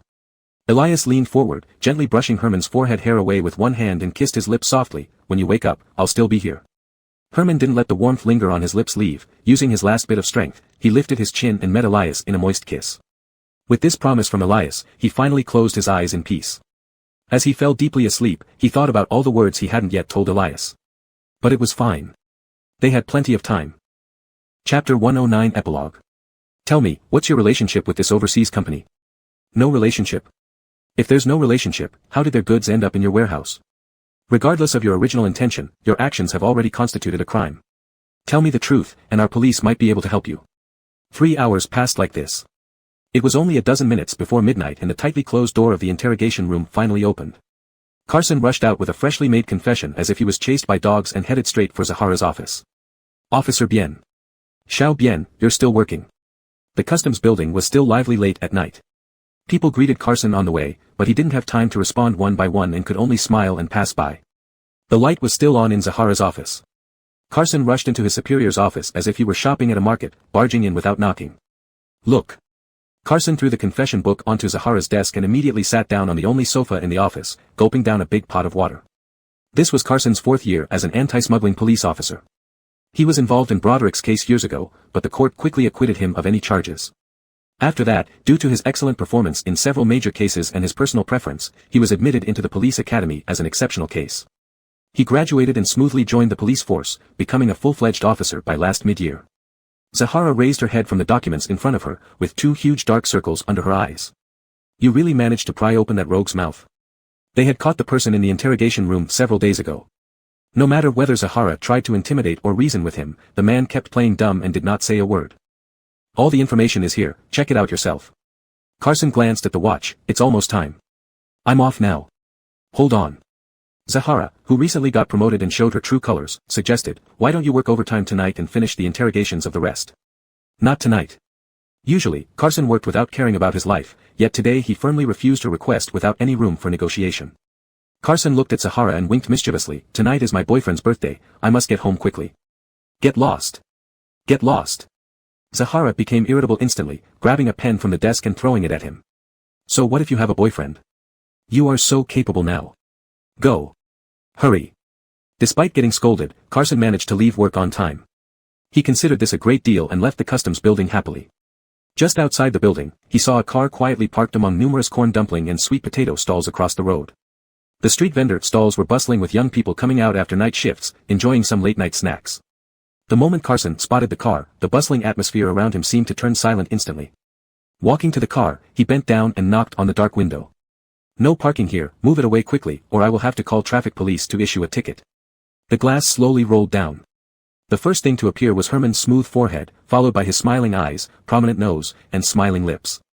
Damn, it's like seeing a ghost. He had seen this face for more than 10 years, but it still made his heart race whenever he saw it. Can't pick up family members. Herman leaned halfway out of the window, resting his chin on his hand with a troubled look on his face. My little boyfriend is also a part of the police team. He has been so busy and hasn't been home for a long time. Can Officer Shao tell me what happened? In that case, this time, Carson was indeed in the wrong. He coughed slightly, walked around to the passenger side, opened the door, and got in the car. I'll make an exception just this once. Move it quickly. After closing the door, the car didn't start immediately. Through the tinted windows, two figures gradually approached each other, briefly touching and then merging together. Steam fogged the glass, obscuring the final blurry outline. Just came back from the company. Carson released Herman's lips, catching his breath. Yeah, just finished working overtime. Herman sat back properly in his seat, also panting slightly. Are you hungry? What do you want to eat? He ran a trading company whose business volume increased dramatically this year, making him constantly occupied day and night. As Zahara predicted, the judge indeed gave a light sentence after considering multiple factors, and soon Herman was freed. Carson thought for a long time but couldn't decide what to eat. Finally, they decided to celebrate this memorable day by going home and having a bowl of noodles. Before leaving, Carson glanced at the dashboard clock, there was only 1 minute left before midnight. Happy birthday, Herman. Carson held Herman's hand and swung it gently, his eyes sparkling with stars.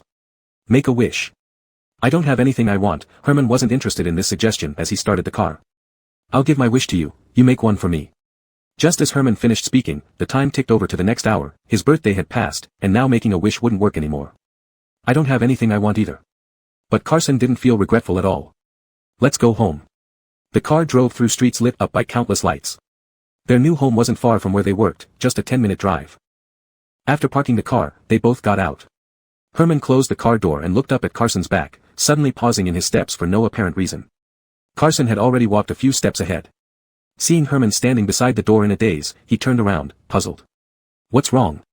Nothing, Herman smiled and quickly caught up, holding Carson's hand. He indeed didn't need any special wishes, Herman thought. Because being with you, life is always a beautiful dream. End of main text. Chapter 110 Special Episode 1. On an August day in Harbor City, Dion drove his car out of the long-distance bus station with a leisurely pace. This old car of his was riddled with problems, and the air conditioner had been broken for half a year. He hadn't had time to repair it. Under the scorching midday sun, the inside of the car felt like a big oven. Son, he opened the window, letting some breeze in from outside, you went on a trip with your mom these days. How was it? Did you have fun? Sitting in the back seat was a teenager. His face was turned towards the window, giving the police officer just the back of his head. He treated his father's question as if it were nothing, not only didn't answer but also frowned. From the top of his hair to the tips of his toes, his son was radiating signals that said, I'm not happy, and Dion knew it well. He couldn't blame the kid for being angry. During the spring festival this year, Officer G promised his son that if he could be the first in his grade, the family would go on a summer vacation to the neighboring city. In the end, his son achieved it, but old G broke his promise due to work, leaving his wife and son to travel alone. His wife was a small leader in a company, indispensable there. After the trip, she returned home directly. There were still a few days left in the son's holiday, so he took advantage of the end of the summer vacation to visit his father in Harbor City from City S by bus. Sorry, baby. Dad had a sudden assignment and couldn't go with you guys. It can't be helped. Knowing he was at fault, Dion dared not be picky about his son's attitude and could only gently coax him. Next summer vacation, Dad will definitely take you and Mom to play, okay? After these words, the determined to ignore him teenager finally reacted. Next year, next year. It's always next year. Big liar. He continued to look out the window, perhaps he had slept on the bus, as several strands of hair on top of his head were sticking straight up. And, he added angrily, don't call me baby. I'm already in middle school. Dion laughed heartily, the young man was blushing. Okay, baby. It seemed like he found his son's anger entertaining, intentionally adding fuel to the fire. I won't call you baby anymore. Baby, don't be angry. It's Dad's fault. Can baby forgive me? Sure enough, his son got even angrier and turned to glare at him. Dion. Can you take this seriously? These days in Harbor City, Dad will take you around properly. There are many good foods and interesting places here in Harbor City. After being scolded by his son, Dion somehow became happy, smiling. We can also pick a gift together to bring back to Mom, how about that? Herman took a deep breath, closed his eyes, and looked out the window again, silently telling himself, don't get into an argument with him. His father was always like this, carefree, and this wasn't the first time he noticed. Due to their parents' work, the family lived separately most of the time, and it was rare for him to see his father. Herman didn't want to waste this precious time on pouting, quickly managing his emotions, and preparing to start a conversation to catch up with each other.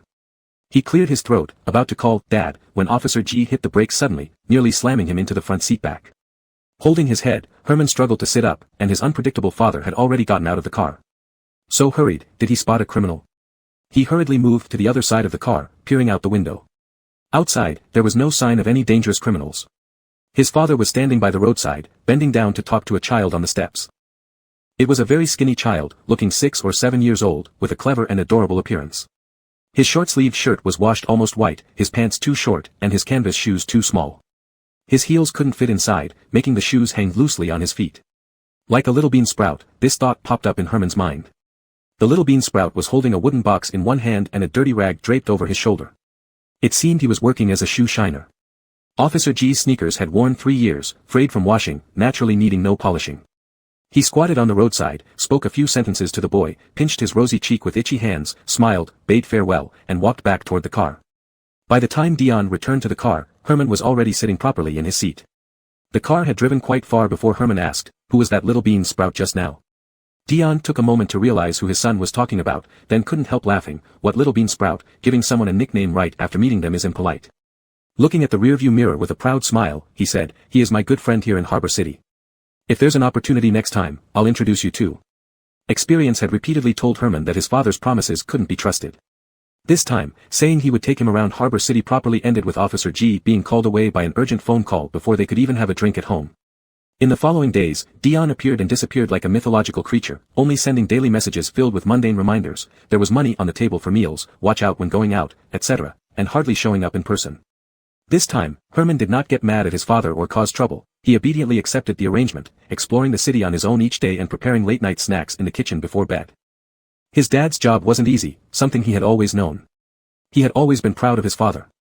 A few days later, during the evening, Herman went out for dinner as usual and encountered the little bean sprout, no, he should say his dad's good brother, on Gwandy Street. The boy still wore the same shabby clothes, though this time he carried a large wooden box hanging from his chest instead of holding that ridiculous shoe-shining box. The wooden box was open, displaying colorful items like incense sticks, matches, and lighters. The little bean sprout was bustling between various street stalls, selling items from his box diligently. Herman found it amusing to watch him. However, just as he began observing, a big-bellied boss from one of the stalls grabbed the boy by the neck, threw him out of the store, and kicked him onto the roadside. Get lost. Don't obstruct my business. The boy wasn't one to back down easily.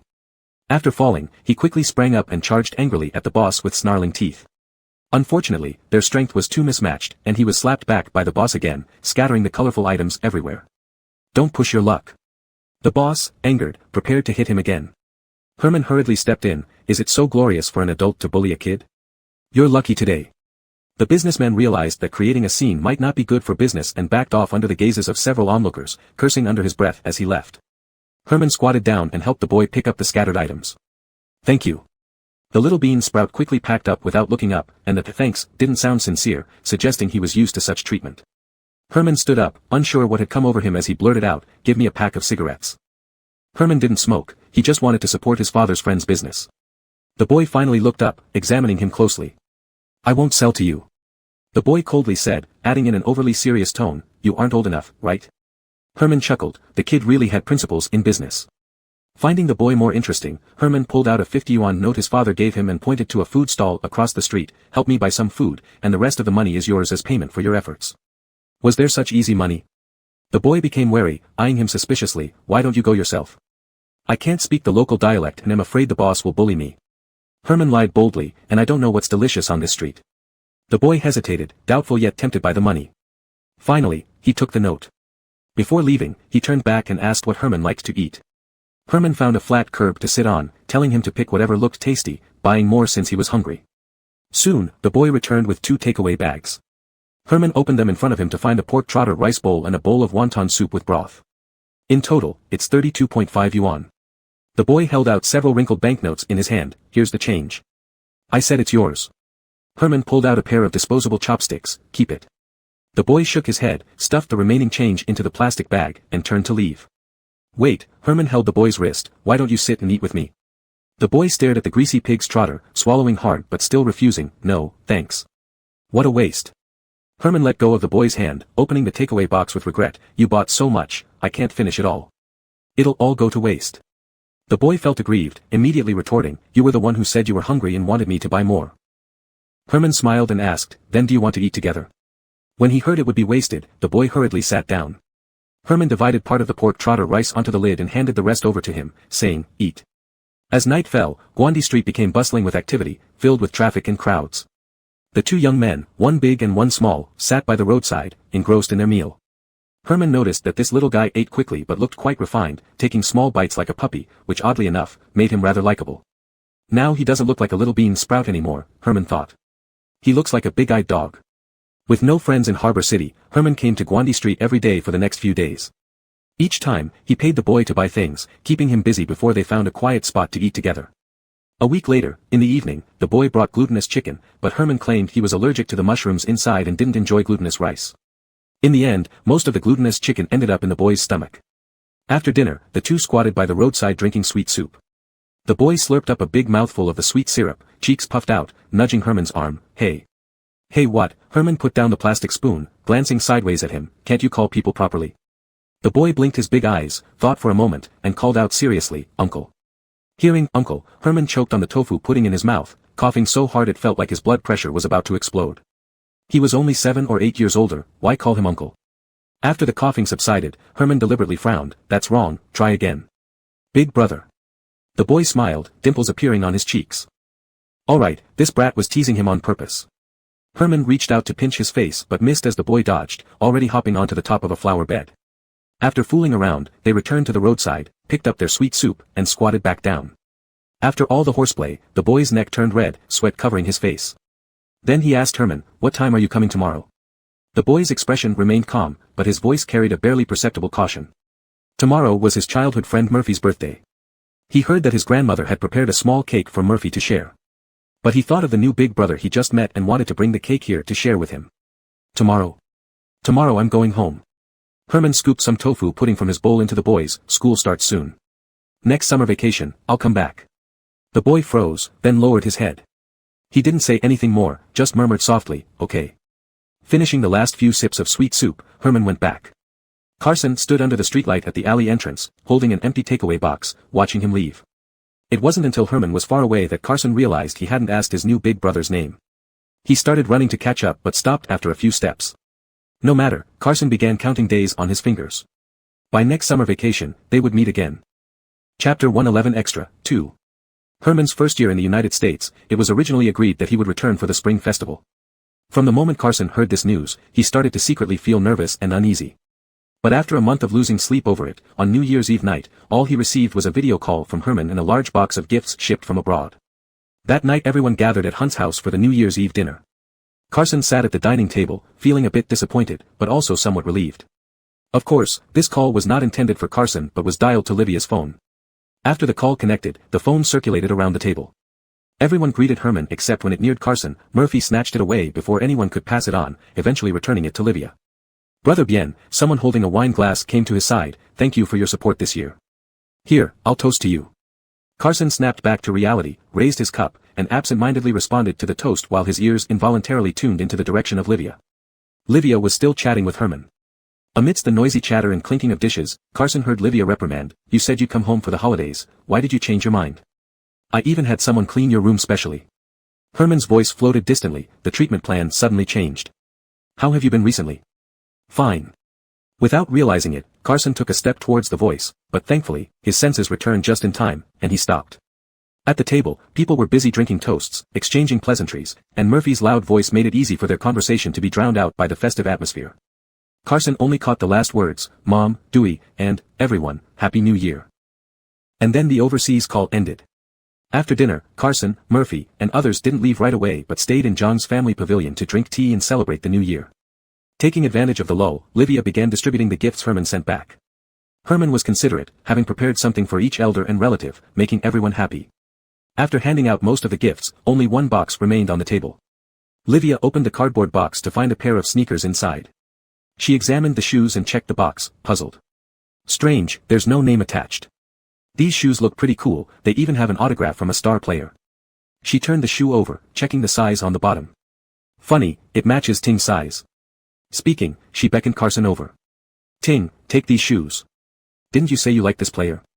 Carson glanced at the signature on the shoe. Once upon a time, he did enjoy watching basketball and admired this player. But he hesitated. "I don't think it's appropriate. Mr. Jean may have another arrangement." "What's inappropriate about it? Just take them," Livia laughed, giving him a wink. "Let Ening be the careless one." After celebrating the new year, Carson carried the pair of unknown recipient shoes home. Upon arriving, he tossed the shoes on the table, not even bothering to unbox them, and went to shower, preparing to sleep. Perhaps due to the fireworks outside and the humid air in the room, Carson lay awake for more than an hour. Another huge firework burst in the sky, causing him to turn over.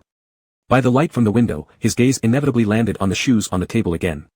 He felt a twinge of regret. He should have found a chance to sneak a peek at Quinny's phone screen earlier. How is he doing now? Night magnifies hidden emotions. Tossed and turned in torment by this recurring thought, Carson suddenly got up, grabbed his phone, and unlocked it. Of course, he wasn't planning to call Herman, although he knew the number by heart. He didn't dare, nor could he. He could only open the map and input an address into the search bar. It was the address he saw accidentally while helping Livia unpack the gifts. For some reason he couldn't explain, he memorized it. After tapping the search icon, the exact location immediately appeared. Carson clicked on the red pin on the map and opened the street view. A two-story building appeared before his eyes, cream-colored walls, a gray peaked roof, with arched floor-to-ceiling windows on the front. In front was a large lawn with lush trees. Is this where Herman lives now? Just like a house he would like. Carson panned the view, scrutinizing every brick and tile, every blade of grass and leaf, not missing any detail. Initially intending only to see where Herman lived now, he unexpectedly spotted a familiar figure on the side corridor. The figure was sitting, seemingly reading a book. It must have been captured during the street view collection process when he happened to be there. The figure was blurry, and for privacy reasons, the map application had pixelated the face. However, Carson immediately recognized this person as Herman. His heart, which had been wandering aimlessly, finally found its peace. The long-suppressed longing finally had a place to rest. Carson extended his finger, gently brushing over the blurred yet distant figure in the street view, whispering softly, "Herman, Happy New Year." Herman understood that letting go of someone is a process. At first, this person would visibly withdraw from his life day by day. There would no longer be his favorite food on the dining table, his jacket in the car, or messages from him on the phone. Even news about him from others would become scarce. During this period, withdrawal symptoms could be severe. Insomnia, anxiety, and low mood were all normal reactions, not signs of failure. After this phase, one would gradually accept the reality, no longer waking up in the middle of the night because of dreams about him. One wouldn't feel the need to share their sadness or joy with him, nor actively seek out his information anymore. Having been in the United States for almost a year, Herman was extremely busy. Besides undergoing treatments with Dr. Zion and his mentor, he also needed to track down Broderick's trail. Every day was tightly packed. Herman believed he had done well so far. There were promising leads on Broderick, and his treatment had made significant progress. He could now stand and walk short distances without any assistive devices. As for Carson, he had thoroughly let go and returned to the original state between them. The most direct evidence was that he could go several weeks without thinking of him. Herman was confident that even if Carson appeared before him now, he could remain calm. Therefore, when Livia called inviting him to return home for the spring festival, he agreed. Before the spring festival, he scheduled his final treatment session before returning home with Dr. Lee. After leaving the hospital, instead of having Deborah pick him up at the entrance, he arranged to meet her at a cafe around the corner. Herman wheeled himself along the shaded path toward the cafe. The current treatment effects were ideal, and the weather was exceptionally pleasant that day. Rarely did he venture out alone, but he felt quite content. On his way, he passed a commercial street. While waiting for the red light to change, a pair of basketball shoes in a storefront window caught his attention. The shoes had an elaborate signature belonging to a rising star athlete who had gained immense popularity in recent years both domestically and internationally. The red light turned green just then, and Herman retracted his gaze, walking straight across the street without glancing back. The signal light soon turned red again, and vehicles flowed continuously at the intersection. Every day, countless strangers met, intersected, and parted ways here. When the next green light lit up, a figure in a wheelchair reappeared across the road, crossed the crowded crosswalk, and entered the basketball shoe store. It usually took no more than 15 minutes from the hospital to the cafe, but that day, Deborah waited nearly 40 minutes before Herman arrived. Opening the shoebox he brought, Deborah murmured in confusion, "Mr. Jean, these aren't your size." "Are they not?" Herman idly stirred a small cake on his plate with a silver spoon, looking rather displeased. "I bought them by mistake." Deborah glanced at the receipt and remarked with a tongue click, "Should I return them?" Herman didn't look up and replied, "No need." Back in the car on the way home from the cafe, Herman used his phone to cancel his flight back to Hongqing for the spring festival. When he exited the app, he accidentally opened a video in his photo album. This video was taken when he first successfully walked without assistance, filmed by Deborah. He remembered why he had asked her to take the video. He wanted to send it to Carson. Herman realized he might have come full circle, or perhaps he never truly moved on. This realization left Herman feeling somewhat dejected, but he quickly rallied. He believed he could definitely let go of him. It just needed a bit more time. Another spring festival was approaching. On a weekend, both Carson and Herman were at home resting, and they started a thorough cleaning together. Herman stood on a chair, removing the curtains that hadn't been washed for a year. Carson sat on the floor beside him, flipping through a large box and organizing the clutter inside. "You might as well tell me," Carson held up a pair of sneakers, waving them toward Herman, "did you buy these things for me while you were in the US?" Over those 2 years, apart from that pair of shoes, Herman sent many unclaimed gifts from across the ocean, including game consoles, English first edition books, wireless headphones, signed jerseys, and so on. They were all small items that young boys would love. Since no one specified who these gifts were for, under Livia's initiative, they all ended up with Carson. Herman was struggling with a curtain hook when he heard Carson's question. He glanced over distractedly and saw what was in the box, looking slightly embarrassed at being caught. He nervously rubbed his nose, "Maybe I thought too much." Sitting on the floor, Carson looked up at him, "Then who did you buy them for?" Finally managing to take down one curtain, Herman moved to the other, "I bought them for myself. Later, I didn't use them, so I just shipped them back." Carson clearly didn't believe him, laughing, "So why did you buy a surfboard right after arriving in the US?" Herman stubbornly replied, "Can't I go surfing on nearby beaches when I'm bored?" "When you were still using a wheelchair, you could already go surfing." Carson pointed out the inconsistency, and the community you lived in was far from the sea. It takes over 2 hours to drive there. Herman was speechless. But he quickly recovered and continued the conversation, "You know a lot." "Of course." Carson smirked, feeling rather proud. "How can you know all this if you don't believe me?" Herman asked, "What else do you know?" Driven by competitiveness, Carson said, "I also know that there's a huge banyan tree in front of your house, 3 people can't even encircle it. To the east is a lake with a small pavilion in it." Realizing his mistake halfway through, Carson abruptly stopped speaking. "How did you know all that?" Herman's eyes curved into a smile. This time, it was Carson's turn to be cornered. After a long pause, he managed to say just one word, "Secret." No matter how much Herman pressed, he refused to answer. For the entire afternoon, Herman kept pressing Carson about this. By evening, it escalated to interrogation on the bed. "Tell me," Herman brushed away Carson's sweat-drenched hair, still asking, "How did you know all this?" "Don't ask any more." Carson was almost at his limit, but Herman deliberately stopped, prompting him, "Come on, let me." "Not yet." Herman intentionally drew it out, "You don't have to answer unless you call me something nice." Carson complied immediately, his voice low and intimate, calling Herman's name in a way that was both affectionate and enticing. "That's not right, try again." Herman had an impressive self-control tonight. "Boss." Carson used a long-abandoned title. Herman wasn't satisfied, "I don't like it, change it." Seeing that Herman was doing this on purpose, Carson gave up, "Uncle. Are you rebelling?" Herman applied just enough force, perfectly gauged to make things worse, "Think harder." Carson couldn't help but groan, slowly exhaling before forcing himself to muster strength, dragging out his voice, "Ife." Herman laughed, leaning down to kiss him. If wife it was, then so be it. At least it was a title. Good boy. After a deep kiss, he gently placed Carson on his lap, kissing him from his forehead to his lips, muffling Carson's rising pitch and rapidly heating breath. Wife loves you. The end.